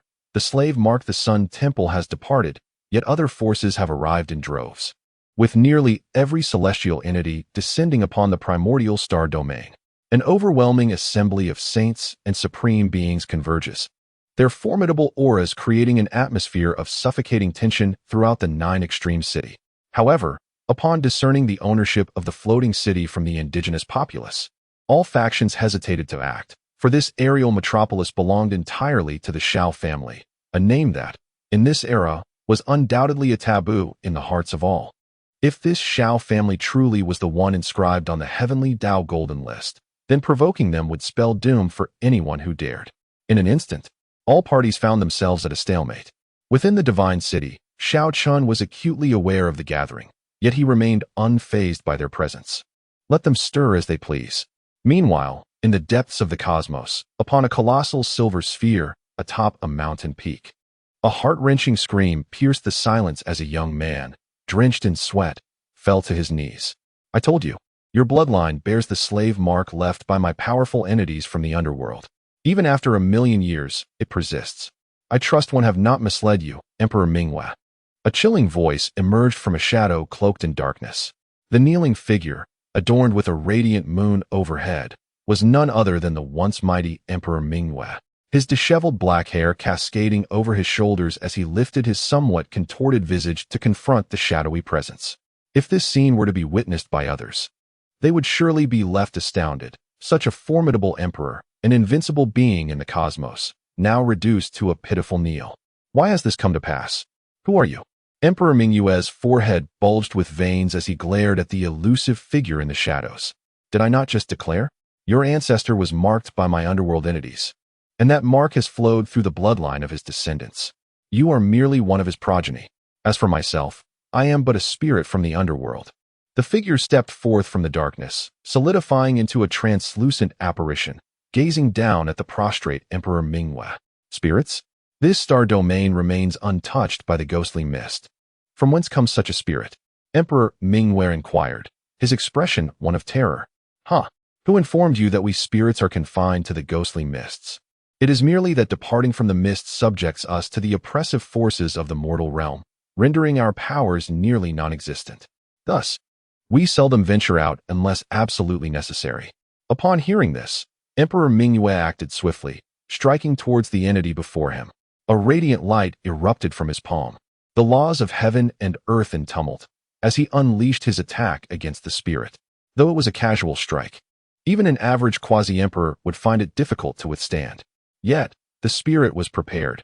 The moment Emperor Mingwe made his move, it seized control of the slave mark within him.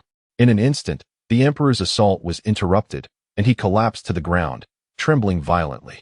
At that moment, he felt as though his entire being were being torn apart by myriad demons, the agony utterly unbearable. Yet, he remains an emperor. Despite the cold sweat cascading down his forehead, he refrains from uttering a single word. Truly, he embodies the spirit of an emperor, displaying remarkable fortitude. However, while you may endure, can your descendants withstand the burden? The spectral being let out a chilling laugh. What is it that you desire? Roared the Emperor of the Bright Moon. It is quite simple. If you fulfill a task for me, I vow to eradicate the slave seals within you and your progeny. The spectral being responded. The Emperor of the Bright Moon, not a mere child, understood all too well that his adversary would not so readily grant him clemency. With a resigned tone, he inquired, "What is the task you require of me?" "It is straightforward. You must be aware of the Xiao clan listed on the Heavenly Dao's Golden Roll, correct?" "The Xiao clan?" "Indeed. I need you to lure all the emperors of the Xiao clan into the Valley of the Buried Immortals." "The Valley of the Buried Immortals? What are your intentions?" The Emperor of the Bright Moon scrutinized the being before him. The Valley of the Buried Immortals was a perilous place in the cosmos, one that even emperors dared not approach, for entry would spell certain doom. "What you need to concern yourself with is not my business. All you must do is devise a plan to attract them. You can entice them with tales of legendary immortal emperor legacies. I assure you they will be intrigued. Moreover, remember to summon every powerful individual from the Xiao clan listed on the Heavenly Dao's Golden Roll, all of them, without exception." "The Xiao clan? But I do not even know their whereabouts. How can I possibly find them?" "They reside in the southern region of the Nine Extremes City within the primordial star domain. You will easily locate them upon your arrival. As for the specifics of your approach, that is for you to determine. I am only interested in the results. Do not attempt any tricks. The slave seal within you originates from a powerful being of the underworld, so do not harbor illusions of erasing the mark from your body. Remember, I grant you a mere fortnight. Should you fail to accomplish this within that time, both you and your descendants shall perish under the weight of the slave seal. Weigh the pros and cons for yourself." With that command issued, the spectral being vanished, leaving the Emperor of the Bright Moon drenched in sweat. "The slave seal, huh?" The Emperor of the Bright Moon forced a bitter smile, realizing that this unheard-of affliction had manifested among his kin. Truly a twist of fate. Yet what could he do? He had no choice but to comply with the other's demands. The primordial star domain? Could it be that the Xiao clan truly resides there? Rising to his feet, a surge of energy coursed through him, instantly evaporating the cold sweat upon his brow. In the next moment, his figure vanished as he soared toward the primordial star domain. With only half a month before him, time was of the essence. Meanwhile, Xiao Yan had arrived in the central state, but had yet to encounter the treasures that the clan leader had mentioned awaited him. However, he had stumbled upon numerous fortuitous encounters, devouring several high-level strange flames, and his cultivation had now reached the threshold of the half-step sovereign realm. Brother Xiao Yan, I have heard that a remarkably powerful strange flame has appeared in the Dragon Ridge Maze, at least of sovereign level. Just as Xiao Yan emerged from seclusion in an inn, he was greeted by the news from Yuner. The Dragon Ridge Maze?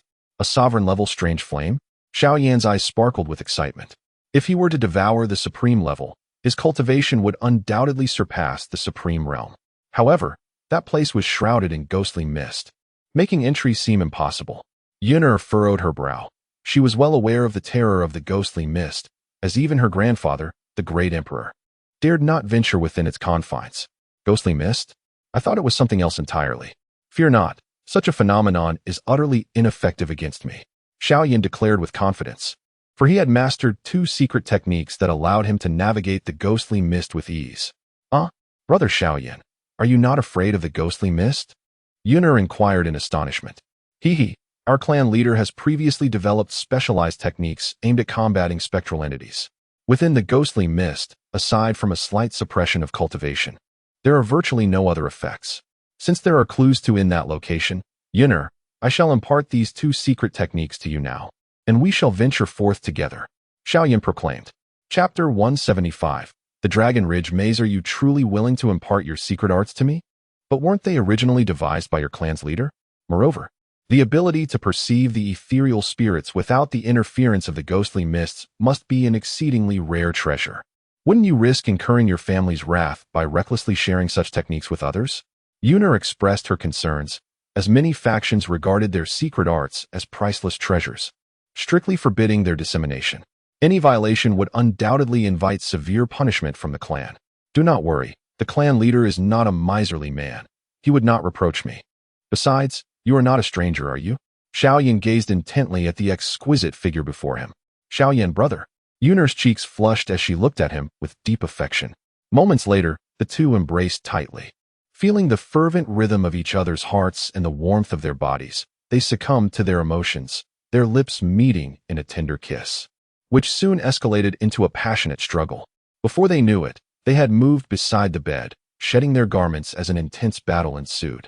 After Xiao Yan imparted his teachings, Yuner successfully mastered the 2 secret arts. The following day, they ventured together to the Dragon Ridge Maze. The Dragon Ridge Maze was a barren mountain range, devoid of life, an expanse of desolation. As they approached, they were enveloped by a searing aura. It must be the... Xiao Yan exclaimed with excitement. He peered into the depths of the maze, where thick, ghostly mist shrouded the central area. Perhaps these not outside the mountains? Yuner suggested. Her eyes, sharpened by the secret arts Xiao Yan had taught her, piercing through the mist, yet she found no trace of the beyond its veil. Indeed, it must lie beneath the Dragon Ridge Maze. Xiao Yan nodded. The maze was said to be crisscrossed with passages, rumored to have once been the resting place of a true dragon in ancient times, its massive form transforming into this vast mountain range, creating the intricate tunnels within. However, this was merely folklore, and the veracity of such tales remained unverified, as there were no remnants of the true dragon to be found in the present day. Above the Dragon Ridge Maze, a ship lay anchored, with several figures standing upon it. The flag of the ship bore the emblem of a full moon. The Mingyue clan has come here as well? Yuner exclaimed in surprise. The Mingyue clan? Yuner, do you know them? Xiao Yan inquired, puzzled. Yes, they are the faction of the Mingyue Emperor. She replied. What? The Mingyue Emperor? Xiao Yan's astonishment was palpable. Why are you so surprised, brother? Your family boasts numerous emperor-level experts. Surely, one Mingyue Emperor should not warrant such a reaction. Yuner remarked, slightly exasperated. Xiao Yan scratched his nose, chuckling awkwardly. I have never encountered any of our family as many emperors. Once our journey in the central state concludes, we shall return to the clan. I am curious to discover what has transpired within our family, leading to the emergence of so many emperor-level experts. Yuner, since your grandfather is the emperor of time and space, I assume you must be acquainted with other emperors as well? I do know them, though I haven't met every single one. Why do you ask, brother Xiao Yan? After a brief silence, Xiao Yan inquired, are you aware if that emperor has a daughter? A daughter? There are quite a few. Among the emperors, aside from that empress, Nearly all others have daughters, and many of them at that. Brother Xiao Yan, why do you ask such questions? Yuner questioned, puzzled. The reason is that I heard my father mention that my mother is a daughter of the emperor. Your mother is a daughter of the emperor? Yuner's eyes widened in astonishment as she gazed at Xiao Yan. My father indeed stated so, but I have never met my mother. Shortly after my birth, she was taken away, and I do not know what she looks like. Otherwise, I could show you her portrait. Xiao Yan sighed, realizing that perhaps only his father knew about his mother. However, his father is still in the 9 Extreme City, making it impossible to obtain any useful clues. Otherwise, he could let Yuner see who that emperor's daughter truly is. Brother Xiao Yan, do not worry. If your mother is indeed a daughter of the emperor, we will surely find her. If all else fails, I can have my grandfather accompany you in the search. Other emperors should grant him some favor.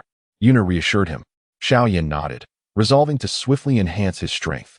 If they insist on not allowing him to take her, he would suppress them by force. The two then hurriedly flew towards the Dragon Ridge mysterious cave. Following his perception of the, Xiao Yan located a cave and entered it with Yuner. On the deck of the ship, an elderly man with a cane stood, frowning as he gazed at the mountains below. The daughter of the emperor has been inside for quite a while. Why hasn't she come out yet? Could something have gone awry? Rest assured, Elder Feng, there are several supreme beings accompanying the daughter of the emperor.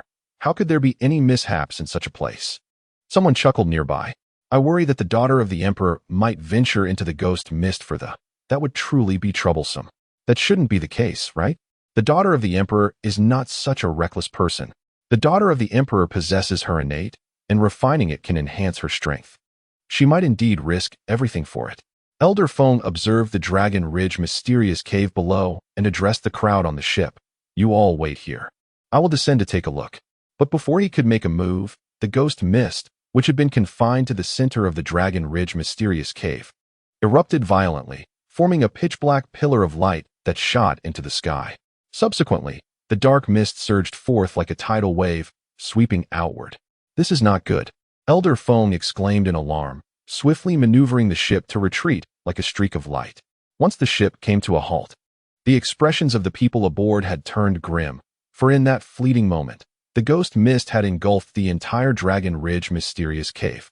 However, the imperial princess and her companions remained amidst it all. As Xiao Yan and his companion entered the Dragon Ridge misty cavern, they had not been there long when the ghostly mist enveloped them.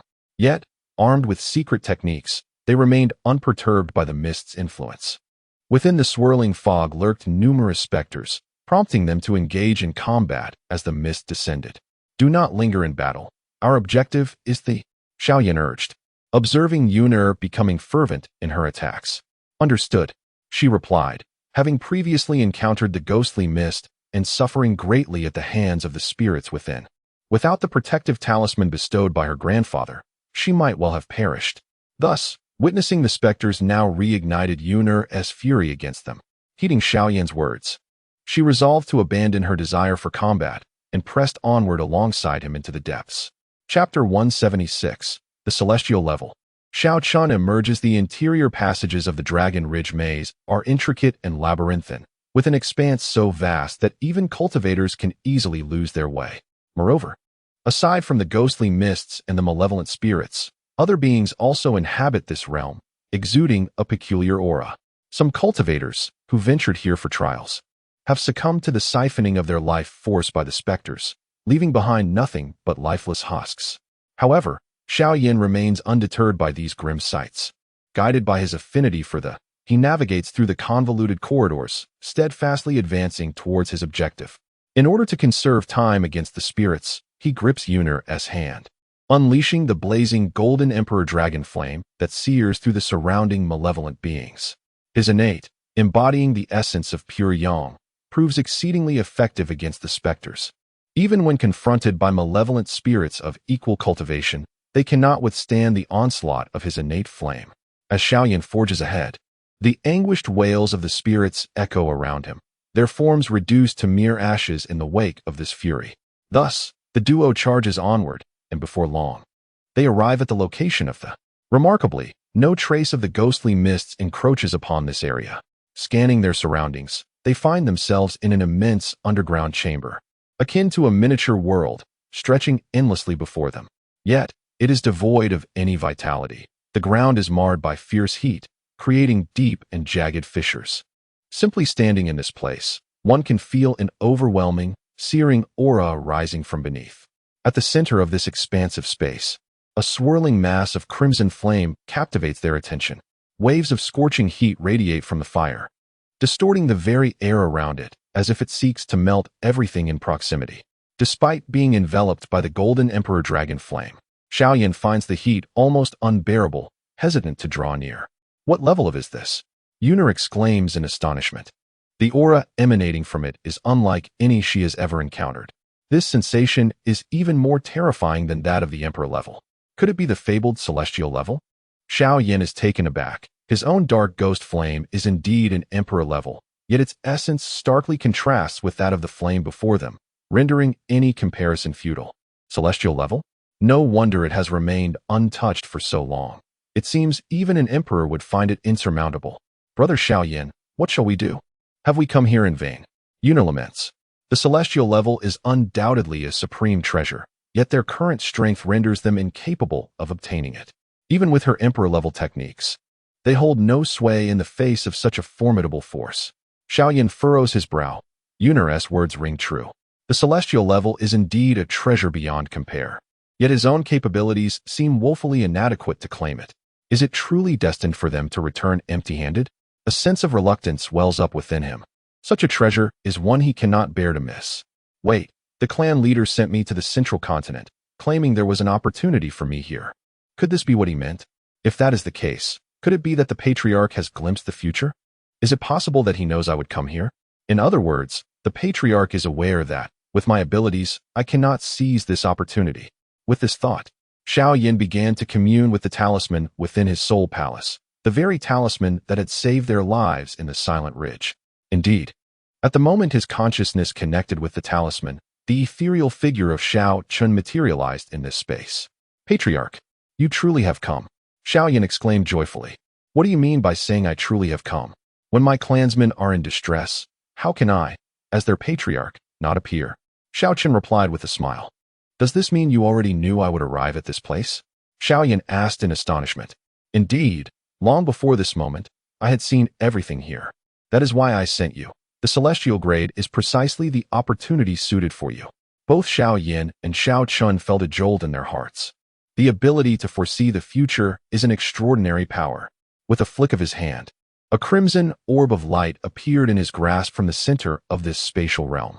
At that moment, they beheld the entity within the flames, a magnificent fire dragon. Could it be that a true dragon had indeed perished in this location? Xiao Yin murmured. Indeed, this dragon ridge maze is transformed from the remains of a celestial grade true dragon, and the formation of this dragon flame is inextricably linked to this dragon's corpse. Very well. I shall infuse this dragon flame into your body. You may gradually refine it in due course. However, there is someone in need of your rescue. Xiao Chen snapped his fingers, and the crimson fire dragon entered Xiao Yin's body, coiling within his sea of consciousness. Who is it? Xiao Yin questioned, glancing at the fire dragon within his sea of consciousness, perplexed. You will naturally come to know once you have rescued them. Xiao Chen replied with a smile. Such mystery. Patriarch, with your formidable strength, why do you still require my assistance to save someone? Xiao Yin expressed his confusion. Ha ha ha. That person can only be saved by you. And in time, you will be grateful to me. Xiao Chen laughed, casting forth a beam of golden light that spiraled and flew towards the external passage. Follow this golden light, and you shall find the one you need to rescue. Complete your tasks here swiftly, and return to Wed. I shall present you with a grand gift. As his voice faded, Xiao Chen's figure vanished, leaving the two in a state of bewilderment. Then let us hasten to the rescue. Perhaps it is someone you know? Yuner urged with a smile. She had not anticipated obtaining the celestial grades so effortlessly, once unleashed. Even the mightiest of emperors would find it insurmountable. There should be no one I know in Zhongzhou. Furthermore, the patriarch's strength is evidently formidable. Rescuing the individual should be a simple task for him. Why then must he insist that I intervene? With these thoughts clouding their minds, the two hurriedly followed the golden light ahead. As they traversed the winding corridor, the two individuals beheld a figure clad in silver armor, ensconced in a haze of eerie mist not far from them. The figure was battered and bruised, relentlessly besieged by terrifying assaults erupting from the darkness. The woman in white was unable to perceive the malevolent spirits lurking within the fog, forced into a stance of passive defense. Yet, how could she possibly guard against the elusive phantoms? At that moment, her quasi-imperial armor lay in tatters, her body marred by numerous wounds, blood streaming down and staining her armor, rendering the scene particularly harrowing. Autumn sister? Upon recognizing that silhouette, Yuner gasped in astonishment. Do you know her? Xiao Yen inquired, astonished. He was certain he had never encountered the individual, yet a peculiar sensation stirred within him as he witnessed her grievous state, evoking an inexplicable pang of concern. Yuner had no time to respond. She swiftly cast a golden bell, which floated above the silver-armored woman's head. In an instant, a radiant beam of golden light enveloped her, shielding her from the onslaught of surrounding spirits. Chapter 177. The bright moon in autumn. The golden bell radiated a brilliant light, dispelling the surrounding specters. Two formidable beings from the realm of the living entered, a delightful sight indeed. From within the ghostly mist, a chilling voice emerged, laced with a hint of glee, expressing satisfaction at the intrusion of the two entities. Yet, in the blink of an eye, a pitch-black flame erupted before the spectral figure, consuming it entirely. Ah, can you see us? A wretched scream echoed from the mist. After uttering those words, the figure silently shifted its position. Yet the other party could still strike with uncanny precision. On what grounds do you presume we cannot see you? Delightful? Do you still find it delightful now? Xiao Yen scoffed, waving his hand that ignited the dark, ghostly flames. The flames surged forth, encircling the golden bell in a fierce blaze, forming a wall of darkness. Several spectral entities perished instantaneously beneath the consuming flames, while simultaneously thwarting the assaults of other spirits. Sister Qiao, are you all right? Yuner hurried forward, offering a medicinal pill. Yuno, how did you end up here? The silver-armored woman struggled to lift her head, her face marred with bloodstains. Yet under the golden light, she recognized the presence before her. Sister Qiao, your injuries are too severe. You must take the medicine to heal. Yuner insisted, administering the pill to her. At that moment, Xiao Yen approached, causing the silver-armored woman to freeze in place, gazing at his face in astonishment.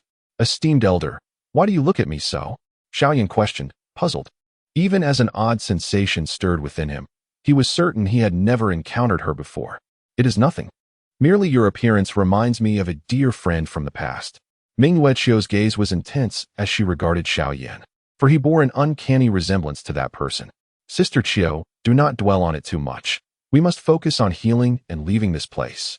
If an imperial-level specter were to arrive, we would truly be trapped. Let us move. We can tend to our wounds once we are outside. I can still manage to move. Ming Weqiu rose, casting a few more glances at Xiao Yen, increasingly convinced of the resemblance.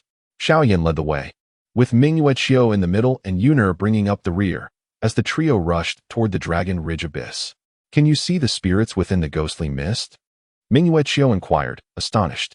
The two continued to strike, each blow eliciting anguished wails from the hidden spirits. Such accuracy could not be mere coincidence. Indeed, the patriarch of the Xiao family developed a secret technique specifically for dealing with spirits, allowing us to perceive their presence clearly. Yuner replied while engaging in combat. Though her cultivation was not particularly high, she wielded a plethora of magical artifacts, effortlessly fending off the spectral attacks from the rear. Xiao Yen, Ming Weqiu's figure trembled suddenly, a thunderous realization crashing in her mind as she gazed at the silhouette ahead, murmuring, he shares the Xiao surname as well? Ah, he hails from a most illustrious family. Yuner remarked with a smile. A most illustrious family, you say? Upon hearing this, Ming Weqiu's previously vibrant eyes dimmed suddenly. If that were the case, it could not be true, for to her knowledge, the individual in question belonged to a family so minuscule that it could be effortlessly obliterated with a mere gesture. Furthermore, the young man before her was a half-step supreme, clearly not a native of this star domain. Additionally, he possessed mastery over imperial-grade extraordinary flames, which was unequivocally not the Xiao family she was familiar with. When she descended into this star domain, she had intended to seek out that individual and her son at the earliest opportunity, but alas, her father's dispatched agents kept a vigilant watch over her, leaving her no chance to escape. She wondered how they fared and hoped they could endure this trying period. The arrival of celestial forces had wreaked havoc upon the local powers, leading many factions to vanish into oblivion. She wished for the Xiao family to withstand this tumultuous time. With Xiao Yan, who wielded arcane techniques, guiding them, the trio soon departed from the cavern beneath Longling's labyrinth. Just as they were about to emerge from the ghostly mist, a colossal hand surged through the fog, reaching out towards them. This was the action of an extreme emperor among the spectral beings. Mingweqiu gasped, while Xiao Yan startled and summoned dark, ghostly flames to form a barrier before the trio, yet it was shattered in an instant by the assailant. As Yuner prepared to produce a life-saving talisman bequeathed by her grandfather, a resounding dragon's roar erupted, and a fire dragon erupted from Xiao Yan's abdomen, transforming into a colossal dragon that shielded him. Was this the extraordinary flame that transcended imperial rank? Mingweqiu was taken aback. She had witnessed this miraculous flame before, yet lacked the capability to harness it. Ultimately, when the ghostly mist surged, she had no choice but to withdraw. Xiao Yan was also taken aback. He believed he should be unable to summon this celestial-grade extraordinary flame. With a sudden burst, a wisp of crimson fire emanated from the fire dragon, incinerating the immense hand that loomed over them and the spectral beings behind it into nothingness. Subsequently, the dragon flame emitted another roar, vanishing back into Xiao Yan's spiritual sea. How could this be? I am entirely incapable of controlling it, nor of wielding this celestial-grade extraordinary flame. Xiao Yan exclaimed in astonishment, as if the flame acted of its own volition. At that moment, when he attempted to manipulate the extraordinary flame within his spiritual sea, it remained utterly unresponsive. Could it be a means left by your clan leader? Yuner inquired, for it was indeed the other party who had infused the extraordinary flame into Xiao Yan's spiritual sea, leaving behind an unknown method. It is possible. Perhaps this is a life-saving measure bestowed upon me by the clan leader, manifesting only when my life is most imperiled. Xiao Yan concurred, finding it plausible. Apart from the clan leader's enigmatic techniques, he could conceive of no other explanation. Upon overhearing the conversation between the two individuals, Mingweqiu comprehended that the patriarch of the Xiao family must undoubtedly be an extraordinarily powerful figure.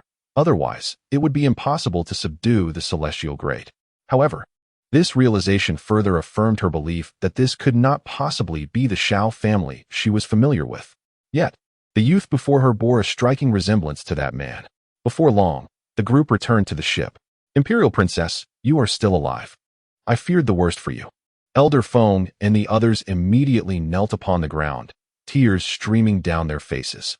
I am unharmed, thanks to these two friends, Mingweqiu remarked, glancing at Xiao Yan and his companion. Thank you, dear friends, thank you. The crowd expressed their gratitude repeatedly. It was nothing. We merely encountered you by chance, Xiao Yan replied, yet he gazed at Mingweqiu, astonished to discover that she was the imperial princess. Initially, he had intended to depart and return to his family to finalize his wedding with Yuner. However, upon hearing the titles bestowed upon her by the others, he resolved to linger a while longer, hoping to glean some clues regarding his mother from her. Chapter 178. The Siege of Two Emperors. Congratulations to Xiao Zhan for achieving the rank of Supreme Emperor, placing 15th on the Heavenly Dao Golden List, with the Heavenly Dao rewarding him with a portion of the Sword Dao's essence.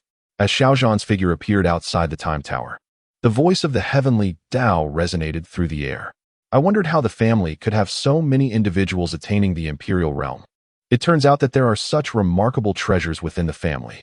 Xiao Zhan gazed at the Time Tower, pondering the terrifying nature of the treasure obtained by the clan leader. Moreover, I heard that Xiao Yu and others possess special physiques. The clan leader's methods are indeed formidable and mysterious. Possessing the undying sword body, he is acutely aware of just how fearsome the physique essence bestowed by the clan leader truly is.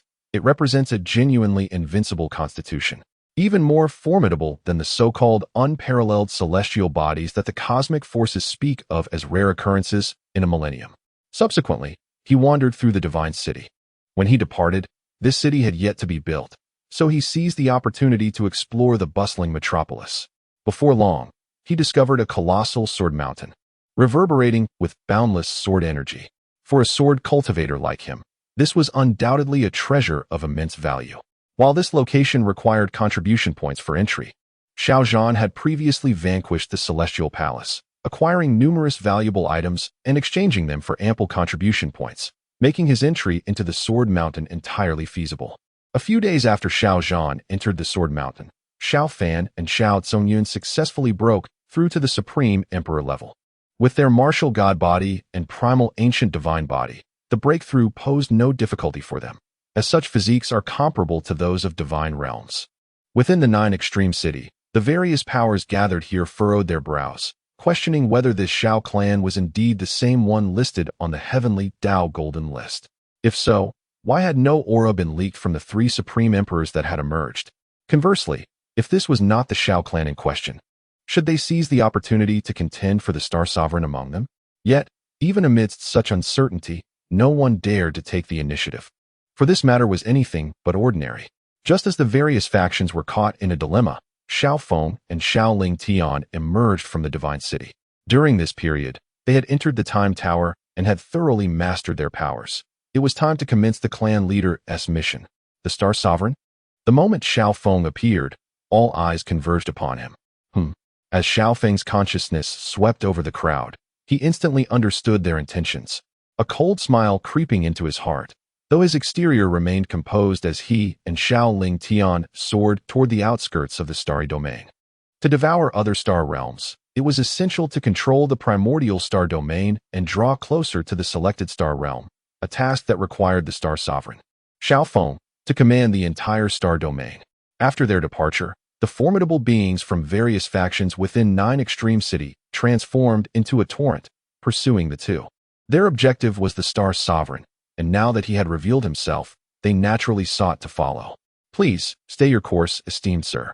We have matters to discuss and would be grateful if you could spare us some time. Someone suddenly blocked Xiao Feng and Xiao Ling Tian's path, bowing respectfully. I am quite busy. If you have something to say, please do so promptly. Xiao Feng halted and replied. What is your esteemed name?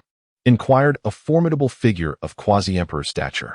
If you seek to engage in such trivial discourse, I implore you not to squander my time. I have matters of greater significance to attend to. Xiao Feng retorted with a dismissive glance. Hold on. To speak candidly, we have come for the Star Heart. Should you willingly surrender it, we shall not impose upon you further, a voice intoned darkly, articulating the true purpose of their visit. I refuse. You may as well depart. Xiao Feng scoffed lightly. These individuals coveted the Star Heart merely to assert dominance over this starry domain. If such were their intent, the clan leader would never have permitted him to merge with the Star Heart. While a Star Master may wield control over a star domain, it holds little value against those of Imperial realm. However, should one succeed in uniting multiple star domains, the narrative would shift. Even an Imperial might would find themselves under the Star Master's dominion. Do you truly believe you possess the authority to refuse us in the presence of so many? A voice arose from the crowd. Xiao Feng's gaze swept the assembly, noting he was encircled by numerous cultivators. With a small contingent of Saint Realm practitioners and a majority of Supreme Realm, alongside a few quasi-emperors, the sheer assembly was enough to instill trepidation in any beneath Imperial cultivation. Are you intent on seizing it by force? Xiao Feng inquired. If you do not voluntarily relinquish the Star Heart, then that may indeed be our course of action, came a grave response. Oh, is that so? Allow me to extend you a chance. Depart, or I shall not hesitate to ensure your demise here. While you have merged with the Star Heart and ascended to Star Master, you might be unaware that your state is precarious within the first 3 months. You cannot exert control over the entire star domain. Do you truly wish to confront us all? Moreover, should you fail to subdue us, do you not fear that some among us may retaliate against your family? Xiao Feng turned to the speaker, a quasi-emperor of the demon clan, distinguished by a single dark, luminous horn at the center of his forehead. How intriguing. Truly fascinating that anyone would dare threaten me through my family. I now present you with an opportunity. If you possess the audacity, strike my recently emerged fortress with a punch and see whether the structure crumbles or you meet your end. Xiao Feng laughed heartily, reveling in the audacity of such a threat. Had this been before Xiao Chen's ascension as clan leader, such words would have sent him trembling and surrendering. But now, he could only chuckle at the absurdity. After Xiao Feng's declaration, the surrounding cultivators turned their gaze towards the demon quasi-emperor, seemingly anticipating his reaction. The face of the Ming Tiger quasi-emperor darkened in an instant. Why was this individual deviating from the expected script? In the past, many would have quaked in fear upon hearing such a threat, yet he hesitated, sensing an extraordinary aura emanating from that fortress. My goal is the star heart. I have no intent to harm innocents. Surrender the star heart willingly, or you shall suffer the consequences, the Ming tiger declared coldly, fixing his gaze on Xiao Feng. With a smirk, Xiao Feng disdainfully remarked, "Look at your cowardly demeanor. I refuse to engage. What can you possibly do to me?" Having ascended to the status of an unparalleled emperor, he believed that a touch of arrogance was well within his rights. In an instant, the atmosphere grew heavy. As the surrounding onlookers assumed a fierce countenance, their combined energies locking onto Xiao Feng. Enough of this charade. Depart, you bunch of insignificant brats.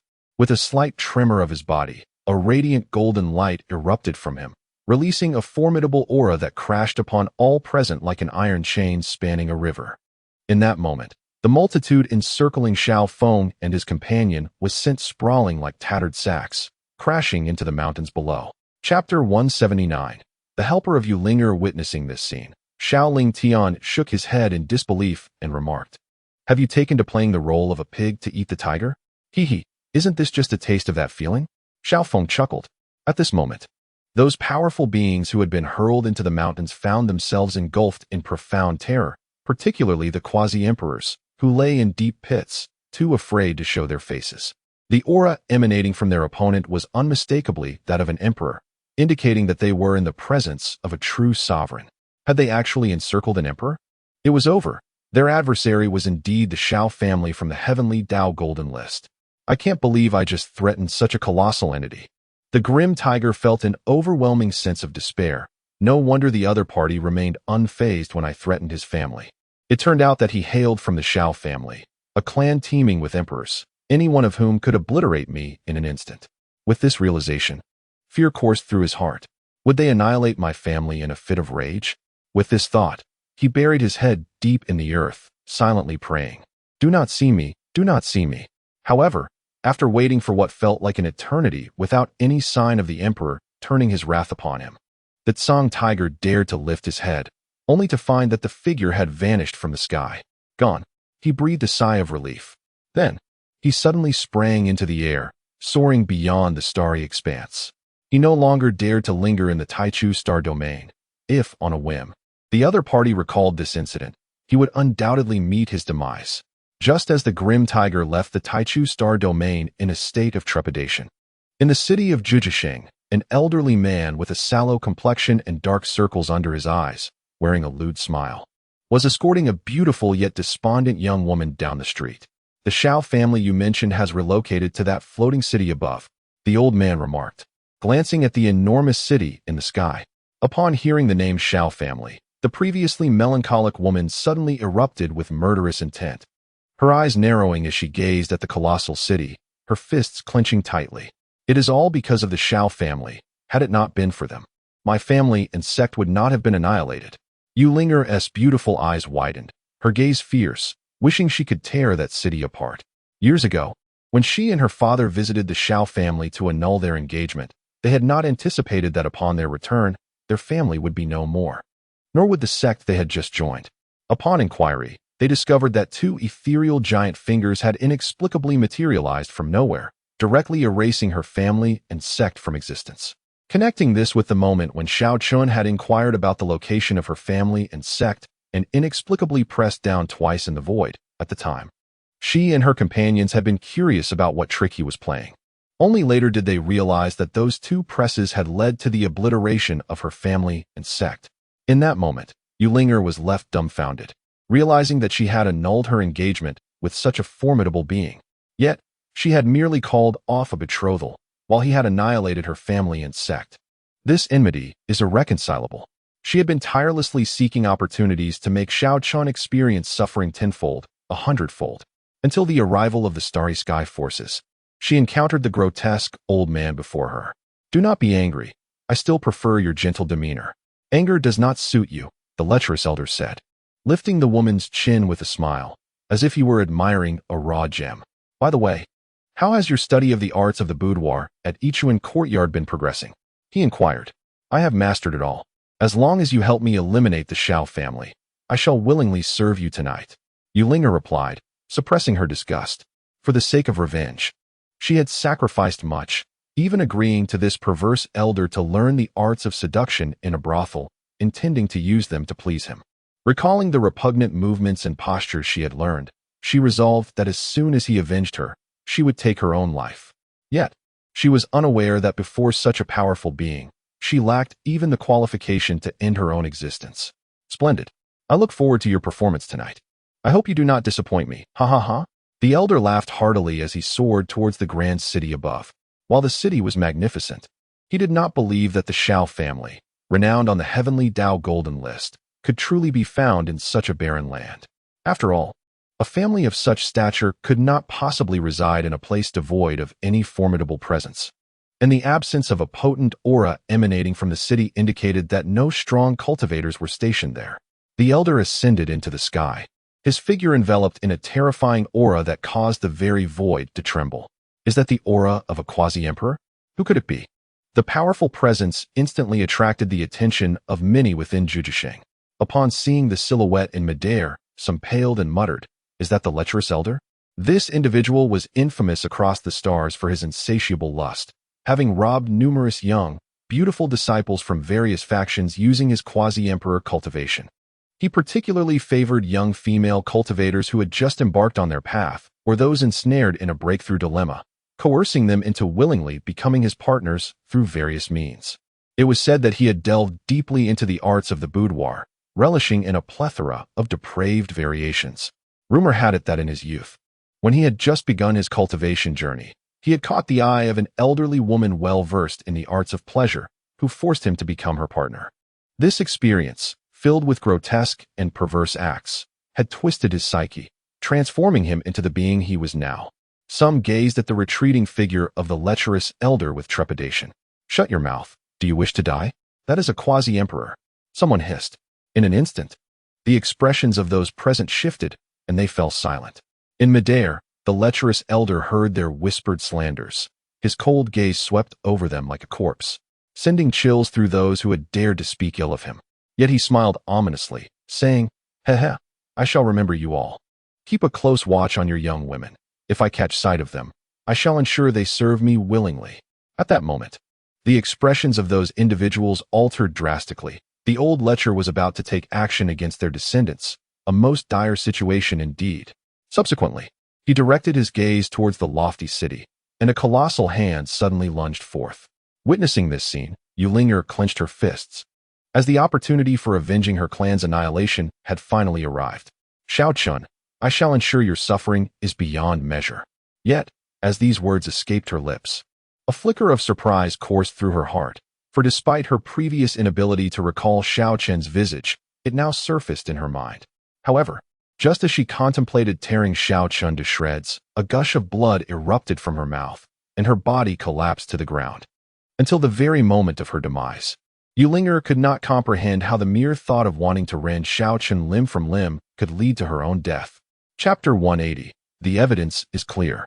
This is the Xiao family on the Heavenly Dao Gold List. The Elder of Harmony failed to notice her demise, just as he was about to seize the colossal city. A figure unexpectedly materialized beneath it.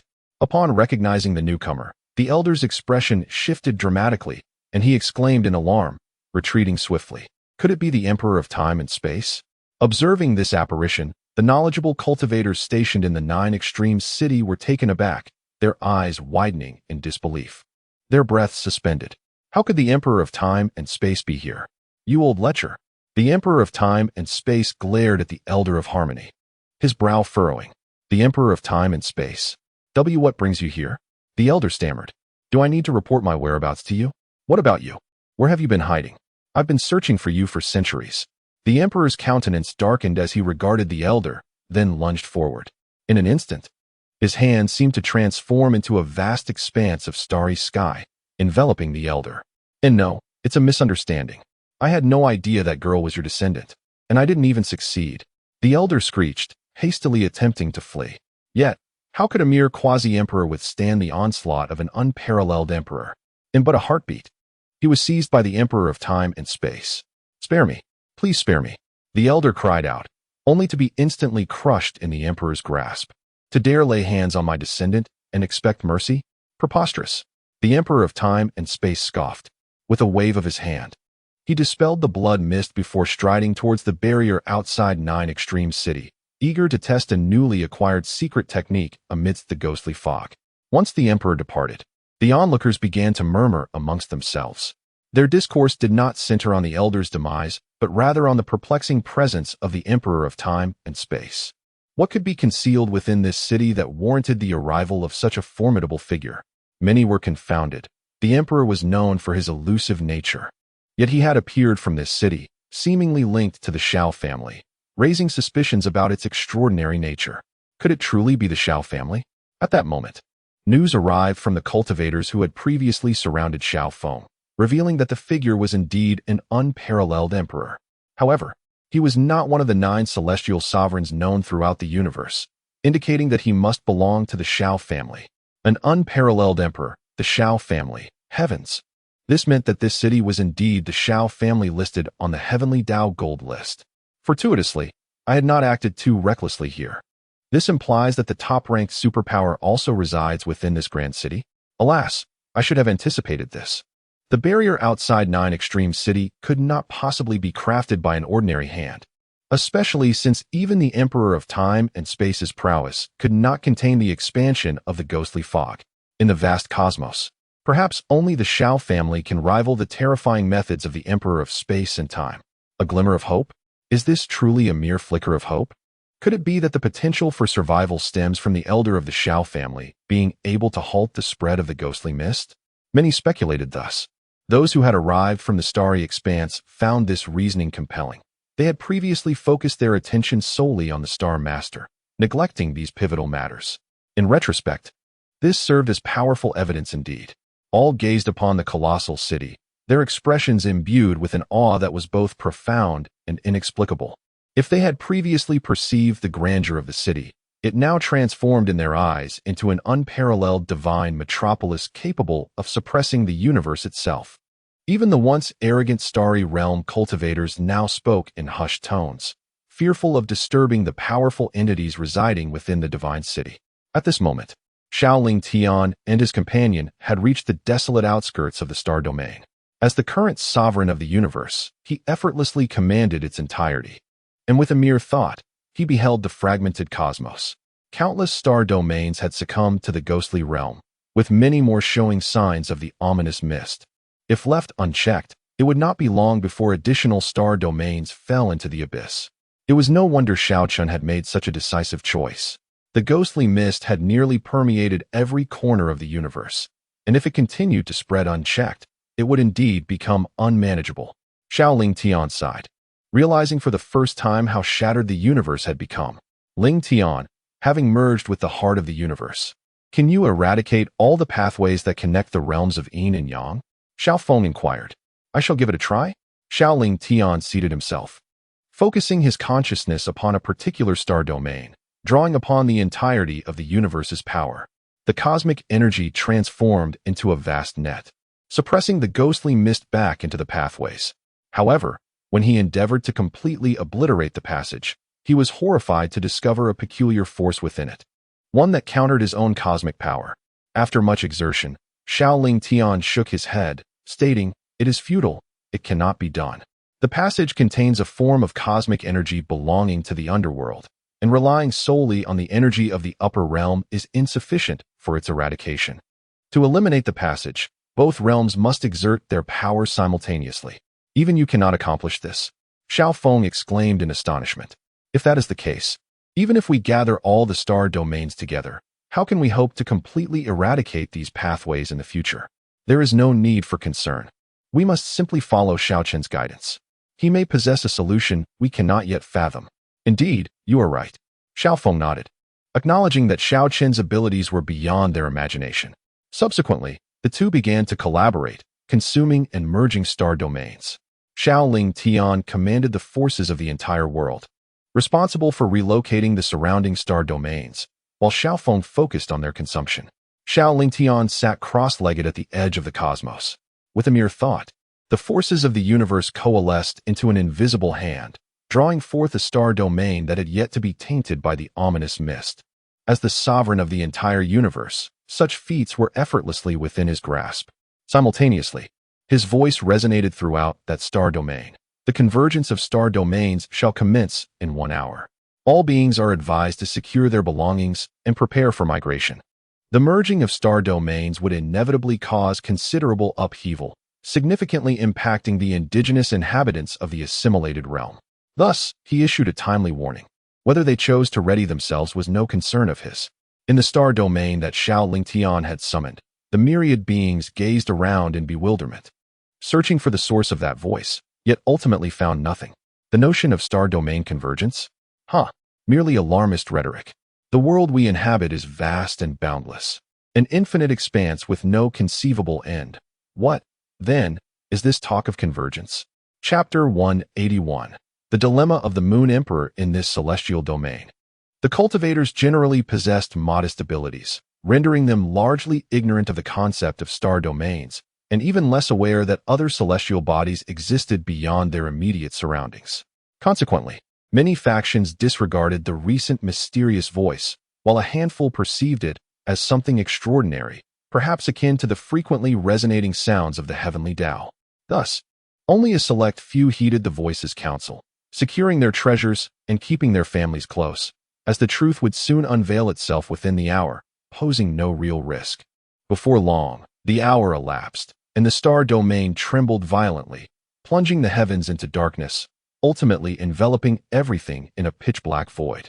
It was at this moment that the inhabitants realized a significant event was unfolding, but alas, their realm was being consumed. A colossal black vortex emerged at the periphery of the primordial star domain, ensnaring the devoured star domain within its grasp. With a mere wave of his hand, Xiao Chen transported all beings from the original star domain into the primordial star domain. Upon encountering the entirely unfamiliar surroundings, many were left in a state of bewilderment. Simultaneously, the entire primordial star domain experienced a subtle tremor as the main star visibly expanded, ultimately becoming approximately 1.5 times its original size. Of course, it was not solely the main star that grew. Other celestial bodies within the primordial star domain also increased in size. The so-called integration of star domains entailed the complete amalgamation of the target star domain's celestial bodies into those of the primordial star domain. Let us proceed. This is merely the first star domain, and our task remains extensive, although the time required to merge a star domain was minimal due to their combined efforts. The vastness of the universe held countless star domains, making the complete integration a formidable endeavor. The inhabitants of the primordial star domain noted the expansion of their celestial body, with the natives expressing astonishment. However, the knowledgeable forces from the starry expanse understood that these transformations stemmed from the integration of star domains. For them, this was a fortuitous occurrence. The larger the main star became, the less likely they would need to engage in fierce territorial disputes. Some even stood at the universe's edge, marveling at the grand spectacle of star domain integration. Meanwhile, the Time-Space Emperor had entered the ghostly mist. As he invoked a secret technique, he discerned the scenes within the mist and nodded, acknowledging, "Indeed, I can perceive the occurrences within. My vision and consciousness are no longer hindered. And even my strength remains unrestrained within this ghostly fog." Senior Xiao Chen is truly extraordinary, capable of devising such a miraculous technique, resolving a dilemma that has confounded countless generations. At that moment, an attack surged from behind. Had this been in the past, the Time-Space Emperor would have been utterly unprepared. Yet now, he turned and struck out with a palm, the force of time and space radiating from his hand, colliding with the incoming ghostly energy beam. A tremendous surge of energy swept through the area, causing the barrier of this space to shudder violently. "Damn it! Yet another being capable of perceiving us." A furious voice echoed from the darkness. "It is truly perplexing. Are you permitted to ambush us while we are not allowed to see you?" The Emperor of Time and Space let out a cold chuckle, standing motionless as the power of space enveloped his adversary, instantly drawing forth the recently ambushed Underworld Emperor before him, upon which he struck with a single palm. With that one blow, his opponent's form was obliterated. The Emperor of Time and Space harbored a deep-seated animosity towards the spectral beings. Years ago, upon his initial ascendance to imperial status, he had ventured into the ghost mist. where he was nearly felled by a surprise attack from those very specters. Thus, each of his strikes was executed without an ounce of mercy. Despite lacking the prowess of a true celestial being, as a being of temporal and spatial essence, he remained invincible among his peers at the same realm. After vanquishing one of the emperors, he continued deeper into the abyss, soon engaging in a fierce battle with several more. The necrotic energy surged. The power of time and space rippled, laws intertwined, and the light of emperors illuminated the surroundings. The very fabric of space collapsed, time twisted, and a terrifying aura reverberated through the air. Eventually, the Emperor of Time and Space was utterly astonished, for the sheer number of underworld specters in this area was overwhelming, enough to make his scalp tingle. After dispatching more than a dozen Imperial specters, even he began to feel the strain and sustained injuries, compelling him to retreat. The strength of the underworld was simply too terrifying, particularly near the passage. The specters were as numerous as cattle, instilling a deep sense of dread within him. Meanwhile, the originally stationed Xiao Yu had departed to other regions of the Taichu star domain, as there existed a barrier pearl crafted by Xiao Chen within this star domain. Any planets devoid of specters would be enveloped by the barrier, receiving its protection. As the Emperor of Time and Space returned to the Divine City, a figure lingered in the vast expanse of the cosmos, gazing in astonishment at a specific star domain. To his surprise, he beheld numerous celestial bodies radiating a golden light. And just as he observed, several planets shrouded in ghostly mist suddenly erupted with golden brilliance. The Moonlight Emperor's eyes gleamed with brilliance as he focused on one particular planet, only to discover that it was entirely free of ghostly mist. How could such a transformation occur? He was taken aback, realizing someone was dispelling the ghostly mist. Who could it be? Despite having lived for several millennia as an emperor, he had never heard of anyone achieving such a feat driven by curiosity. He entered the star domain for closer observation, soon discovering a figure darting across the planets. With each movement, the ghostly mist on numerous planets dissipated, replaced by a radiant golden light. What method could he possibly be employing to render the ghostly mist into nothingness? The Moonlight Emperor was baffled. As his spiritual sense could not penetrate the mist, he could only investigate from the outside. Xiao Tian, arriving at the main planet of this star domain, murmured to himself, "If I can eliminate all the remaining specters on the planets, this star domain should be entirely cleansed." Yet, he soon realized the number of Imperial specters on the main planet was quite significant. Xiao Tian stood resolutely, and then proclaimed, "All spirits of this planet, heed my words. I grant you a chance for survival. Depart from this realm immediately and return to your netherworld, or face merciless annihilation." His voice resonated like thunder, reverberating throughout the heavens and reaching every corner of the planet. "Humans, you have wronged us beyond measure. Do you truly believe we are mere clay to be molded at your whim?" A multitude of sinister spirits materialized before Xiao Tian, their expressions twisted with rage. "Heh, you invade our world and yet accuse us of wrongdoing? What twisted logic is this?" Xiao Tian scoffed, a cold smile gracing his lips. As the laws of existence intertwined within his piercing gaze, chaos emanating from him, a powerful aura of lethal intent rippling outward. "Human, what method have you employed? Why have the ghostly mists and passages of those planets vanished completely?" A dark-winged spirit, shrouded in black, ghostly flames, inquired solemnly as it fixed its gaze upon Xiao Tian. Chapter 182. The Decision of the Moonlight Emperor. Do you wish to know the reason? Defeat me. Xiao Tian gestured lightly. The figure before him bore resemblance to the Phoenix clan, akin to the pet raised by their chieftain. Yet, this creature radiated a resplendent golden hue, while the one before him was shrouded in darkness. "Seeking death, are we?" With a fierce cry, the shadow phoenix unleashed its attack. The obsidian wings of the spectral being behind quivered slightly, and in an instant, it appeared before Xiao Tian, its claws ablaze with a dark, ghostly flame, aiming to rend the human before it asunder. Boom! Xiao Tian chuckled, his fists shimmering with chaotic light, colliding with the creature's talons. In that singular exchange, accompanied by a resounding explosion, the massive form of the shadow phoenix was obliterated by his punch. "You are no match. Your strength pales in comparison to the phoenix I know." Xiao Tian scoffed derisively. He then transformed into a streak of light, plunging into the realm of shadows, his palms sweeping forth and causing numerous specters to perish at his hands. Within his dual pupils, runes intertwined as the essence of chaos surged, his gaze, akin to two worlds colliding, crushed an innumerable host of shadowy beings, rendering them powerless before his sight. The terrifying aura he exuded instilled fear in the hearts of the specters, causing them to hesitate in confrontation. Are you afraid? If so, then retreat to the underworld. However, should the spirits of this planet vanish entirely, the passage connecting our realms shall be irrevocably erased. So, will you flee or remain? Xiao Tian observed the shadowy figures with a bemused smile. What methods have you employed in the realm of the living? How have you managed to unilaterally obliterate the passage between our worlds? One specter inquired. The means at our disposal are beyond your comprehension. Yet, it appears you are unwilling to depart. If that is the case, allow me to escort you on your journey. Xiao Tian no longer held back. A Chaos Emperor tower materialized above him, subsequently crashing into the horde of specters like a rampaging dragon. As if privy to this secret, a relentless tide of shadowy beings surged forth from the passage, seeking to thwart Xiao Tian. Yet, against a being of true celestial might, they stood no chance unless a true immortal descended. After all, even the most gifted from the underworld could only rival the supreme celestial bodies of the living realm, while Xiao Tian possessed a transcendent divine body, placing him in an entirely different echelon. Xiao Tian maneuvered effortlessly amidst the specters. For every shadow that emerged, he vanquished it.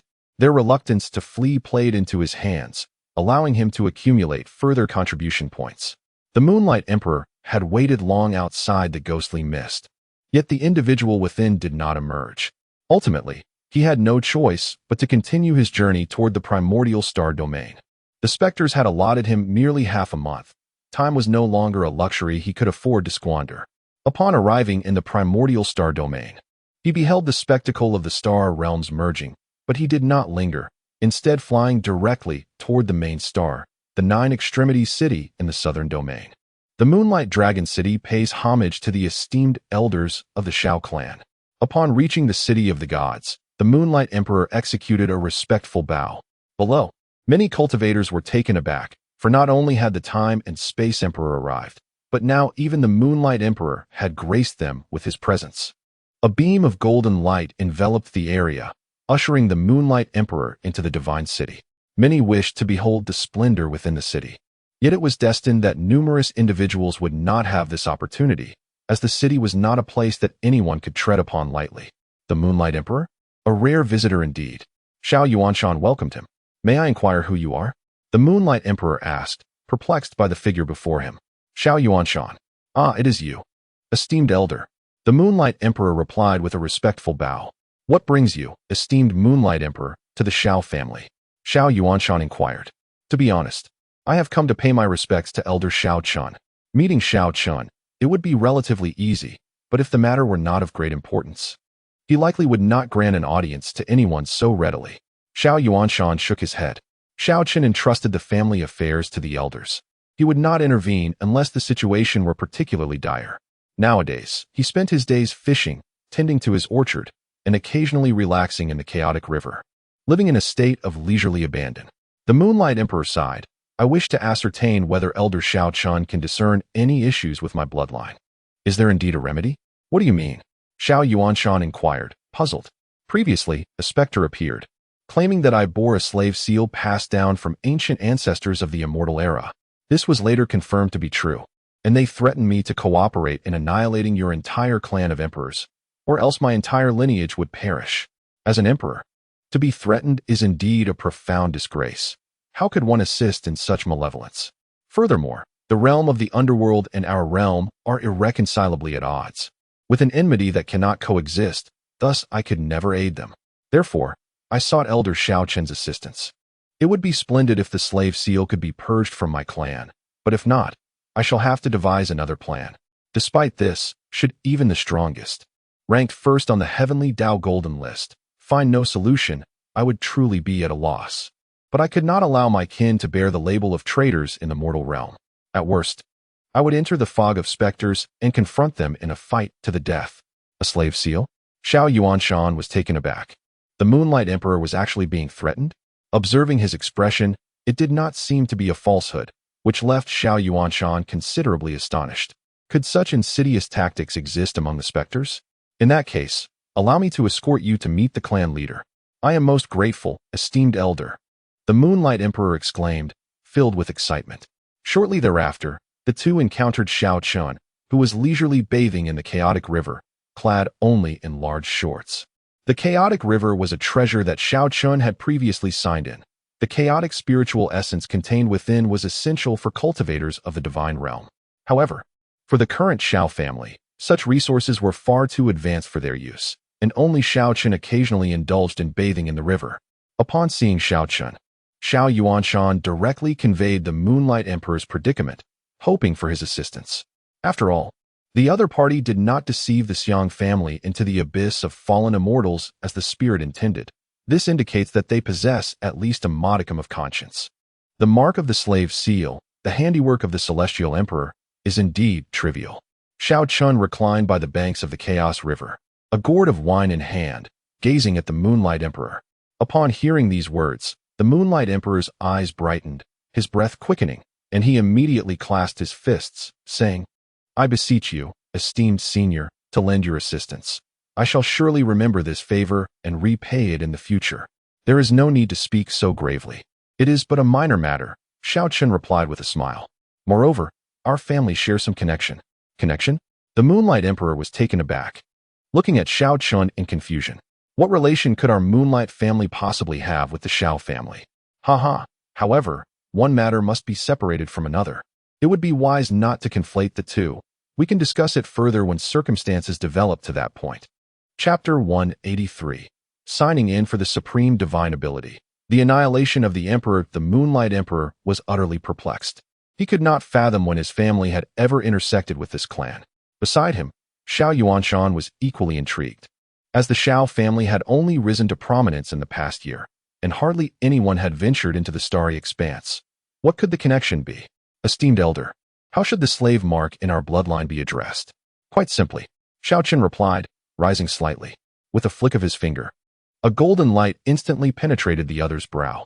In that moment, numerous crimson threads radiated from the Moonlight Emperor, extending into the cosmos. At the ends of these sanguine strands were the relatives of the Moonlight clan, linked by blood. Subsequently, countless delicate golden lights traversed those blood-red threads towards their kin. Xiao Chen observed that dozens of the crimson strands reached into central state, with one particularly focused on Xiao Yan. As the golden light followed the blood thread and entered Xiao Yan's body, a mark formed from ghostly energy within him swiftly dissipated without a trace. Throughout this entire process, Xiao Yan remained oblivious to the transformation occurring within him. The entire event transpired rapidly, with the faint golden lights swiftly vanishing into those of the Moonlight bloodline, erasing the slave marks within them in an instant. That should suffice, declared Xiao Chen. Is that truly all? The Moonlight Emperor exclaimed in astonishment. Have the slave marks within my kin truly been eradicated? He could not perceive the threads connecting their bloodlines and was unaware of the specifics of what had transpired. Indeed, they have all been erased. It was never a troublesome matter. Xiao Chen waved his hand dismissively. Thank you, esteemed elder. Your immense kindness shall be forever etched in the hearts of the Moonlight clan. The Moonlight Emperor expressed his gratitude, though a flicker of doubt lingered in his mind. It seemed almost too straightforward. Yet, he hesitated to voice his concerns for fear of displeasing Xiao Chen. However, I must admit, the fallen immortal valley you mentioned piques my curiosity. To think someone would attempt to deceive and annihilate all the emperors of the Xiao clan, such audacity. Very well.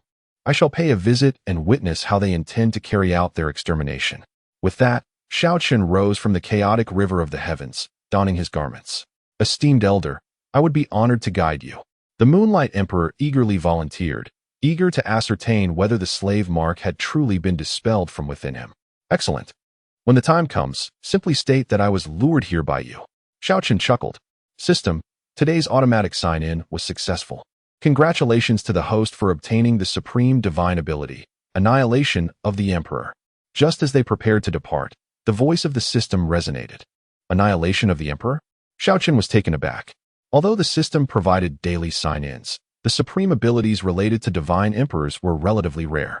Moreover, this particular divine ability was a formidable force capable of annihilating beings of the divine emperor realm.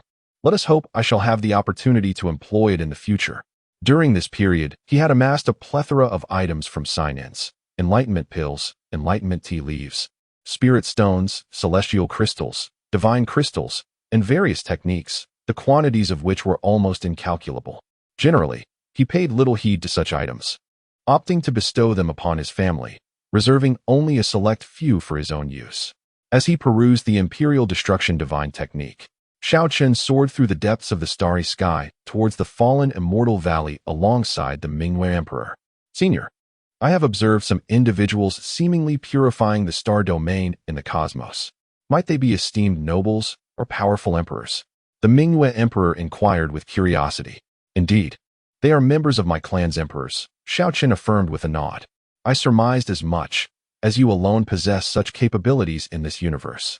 Historically, nearly every emperor has pondered ways to dispel the ghostly mists, yet none have succeeded. Even our barriers are shattered by the entities lurking within those mists. That is due to your insufficient strength. Under absolute power, nothing is unachievable. Xiao Chen replied. Ordinary emperors cannot accomplish this, for there are emperors within the mists as well, and their numbers are considerable. How could barriers set by the Yang realm withstand them? Thus, the barriers currently in place are all crafted by my hand.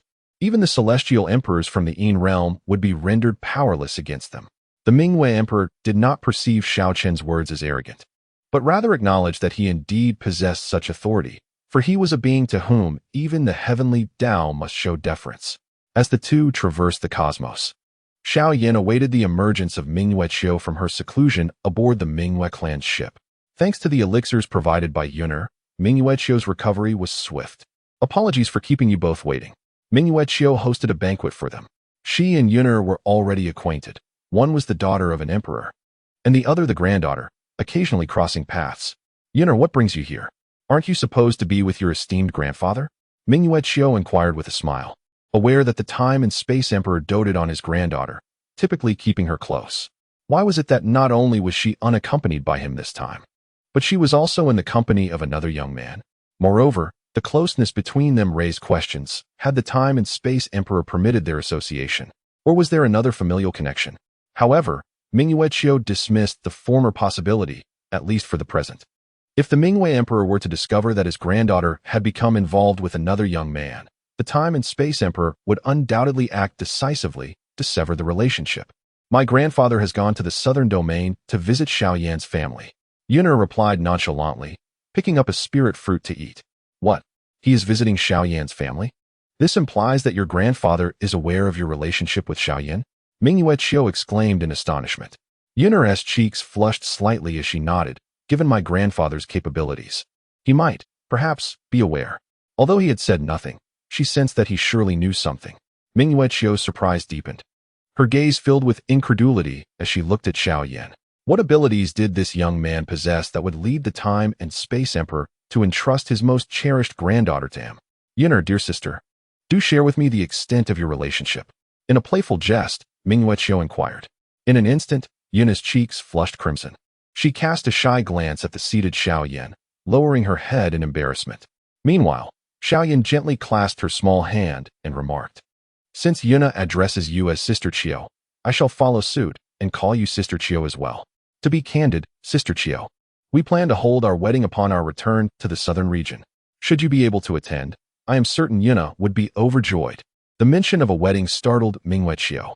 As someone who had experienced such matters, she discerned the underlying implications of their gestures.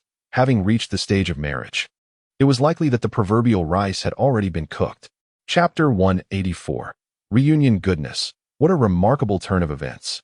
Someone has indeed captured the heart of the Empress of Time's cherished granddaughter. Rest assured, I shall remain on this planet for a while, and I will certainly attend your wedding. Minghui Qiu nodded and then inquired, I've heard that you stayed here specifically to wait for my return. Is there something you wish to discuss? If it lies within my capabilities, I shall not decline. Xiao Yan took a deep breath and said, In truth, I have heard others refer to you, Sister Qiu, as the Empress Daughter, and I wish to inquire about the Empress Daughters scattered throughout the starry expanse. The Empress Daughters? What? With Sister Yun'er by your side, are you still unsatisfied? Do you wish to learn about other Empress Daughters as well? Do you dare believe that I might give you a beating? Minghui Qiu chuckled. You misunderstand, Sister Qiu. Brother Xiao Yin seeks information regarding his mother. Yun'er clarified. Oh, is that so? I see I was mistaken.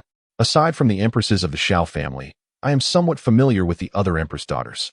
Feel free to ask whatever you wish. As long as I possess the knowledge, I shall share it without reservation. Mingyue Qiu responded with a smile, exuding generosity. To be candid, Sister Qiu, I am a native of this planet and know nothing of the empress daughters in the starry skies. I wish to inquire if any empress daughter visited this planet over a decade ago. As the words fell, Mingyue Qiu, who had been gazing at Xiao Yan, suddenly stiffened.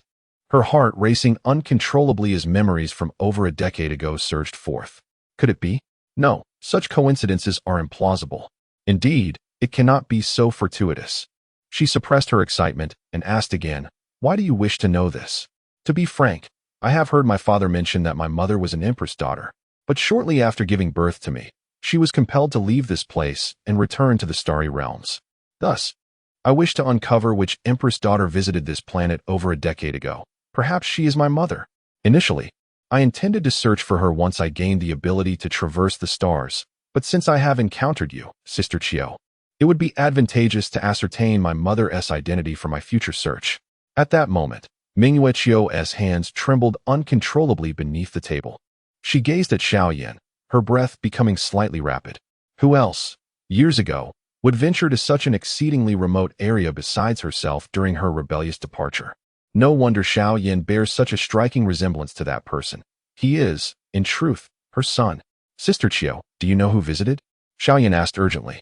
Sensing her reaction. Yes, Sister Qiu. If you possess any information, please share it with Brother Xiao Yan at once. This has been his lifelong aspiration. Yun'er chimed in eagerly. In the autumn moonlight, Mingyue Qiu hesitated to recognize the other person at first, fearing she might be mistaken.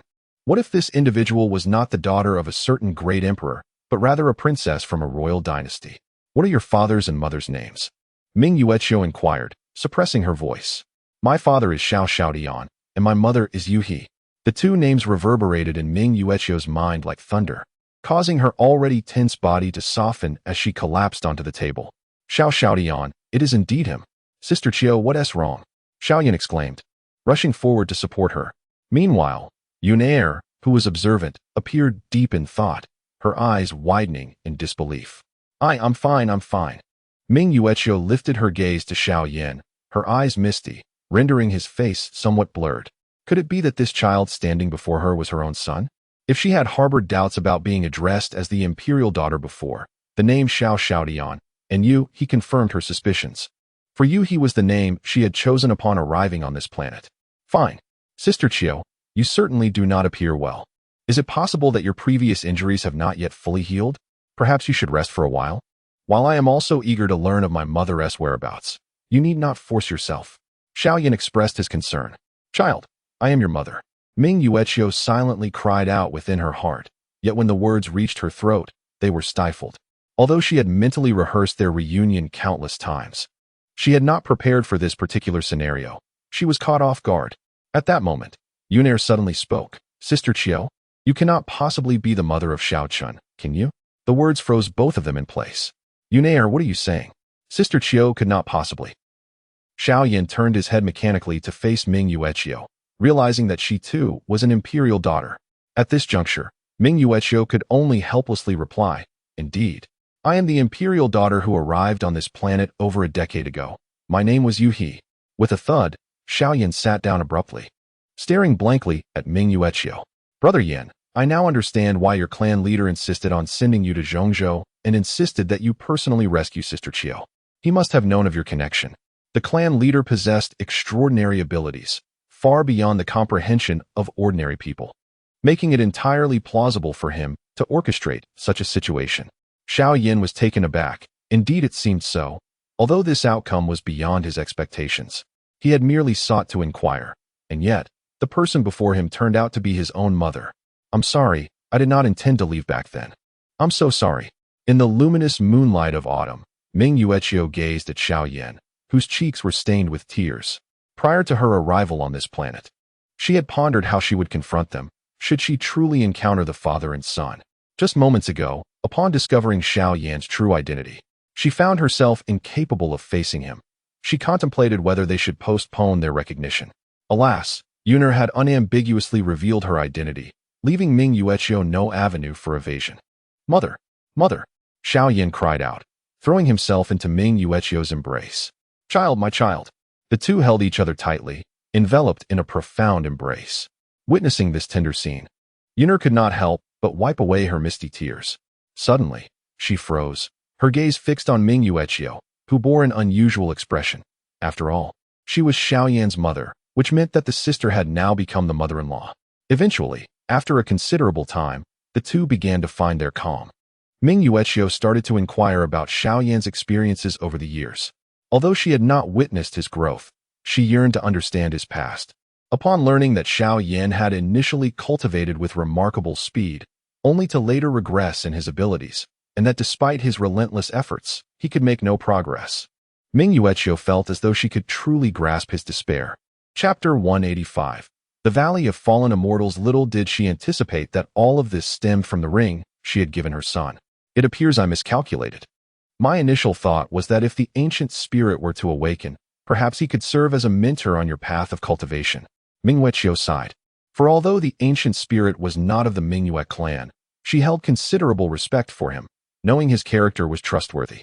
Yet, she had not foreseen that during the revival of his residual soul, he would uncontrollably devour the spiritual energy within Xiao Yan, causing his cultivation to regress, stagnating for 3 long years.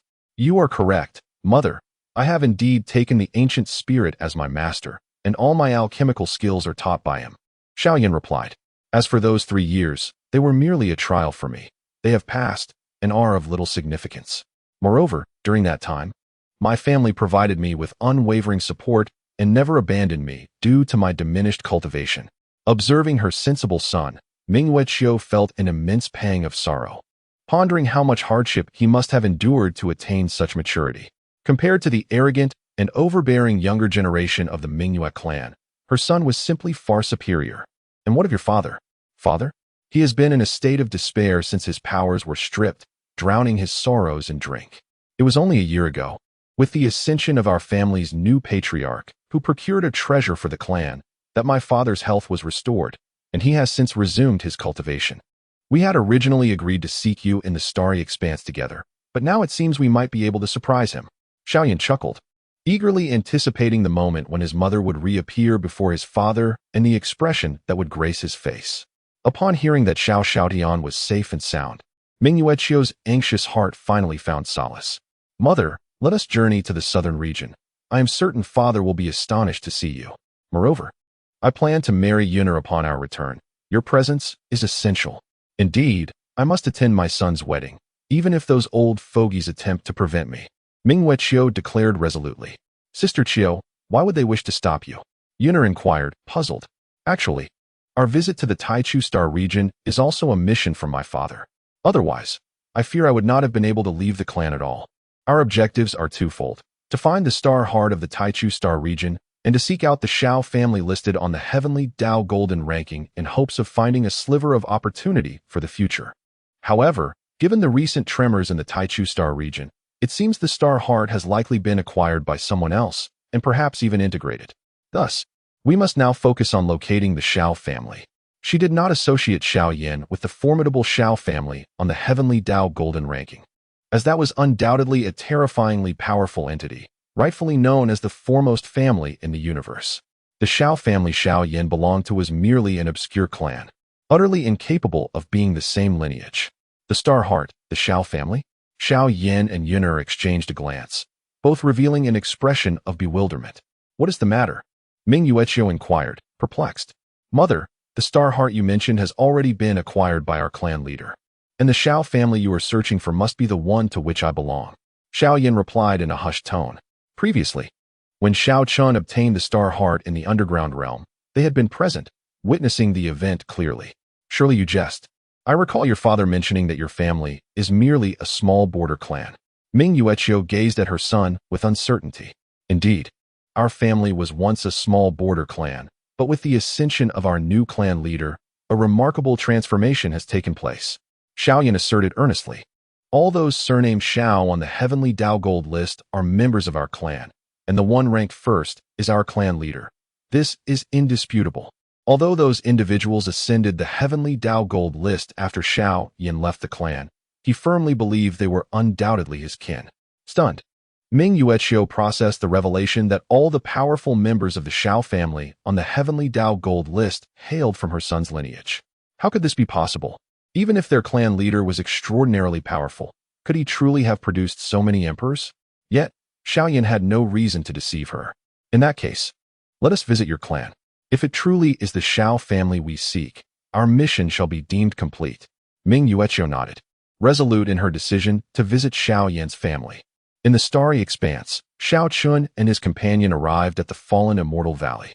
This locale did not reside on any celestial body, but floated amidst the cosmos, comprised of countless fragments of stars forming a vast chasm, shrouded in swirling black mist akin to a sea of clouds. Originally, according to the plan devised by the Yin spirits, they required the Mingyu Emperor to lure all the Xiao family emperors to the fallen immortal valley, whereupon the entities within would strike, obliterating the Xiao family in one fell swoop. However, Xiao Chen had come directly, bringing the Mingyu Emperor into the midst of the ghostly fog. Under Xiao Chen's guidance, the latter bellowed, "Yin spirits lurking in this realm, come forth. You requested me to bring the Xiao family emperors, and now I have delivered one. Why do you not reveal yourselves?" His voice, imbued with energy, surged outward, instantly dispersing the tumultuous ghostly mist. "I instructed you to lure all the emperors of the Xiao family. Why has only one arrived?" A voice emerged from the mist, belonging to the Yin spirit that had previously threatened the Mingyu Emperor with a slave seal. His countenance was grim as he regarded the Mingyu Emperor, who had failed to comply with his directives. "Do you wish for your clan to perish here?" As he spoke, the Yin spirit began to weave incantations, intending to activate the slave seal and impart a reminder of the consequences of defying his commands. In that moment, the Emperor of the Bright Moon felt a bead of cold sweat form on his forehead, a manifestation of his fear that the slave mark within him still lingered. The sensation of being controlled by another was truly agonizing. What is happening?" The spectral being, performing its incantation, was taken aback, despite having invoked the slave mark. The Emperor showed no signs of being affected. Skeptical, it attempted the incantation once more, yet the outcome remained unchanged. "What is happening? Where has the slave mark within you vanished to?" The spectral being exclaimed in shock. Witnessing this scene, the Emperor of the Bright Moon was filled with relief. The slave mark had indeed been eradicated by the esteemed Xiao Chen. With a smirk directed at the spectral being, he taunted, "Why don't you take a guess?" In that very instant, a resplendent radiance enveloped him, and he unleashed a powerful punch at the spectral being before him. The formidable force of imperial might erupted in a brilliant silver glow, intertwining with the laws of the empire, as his fist collided with the spectral being's visage.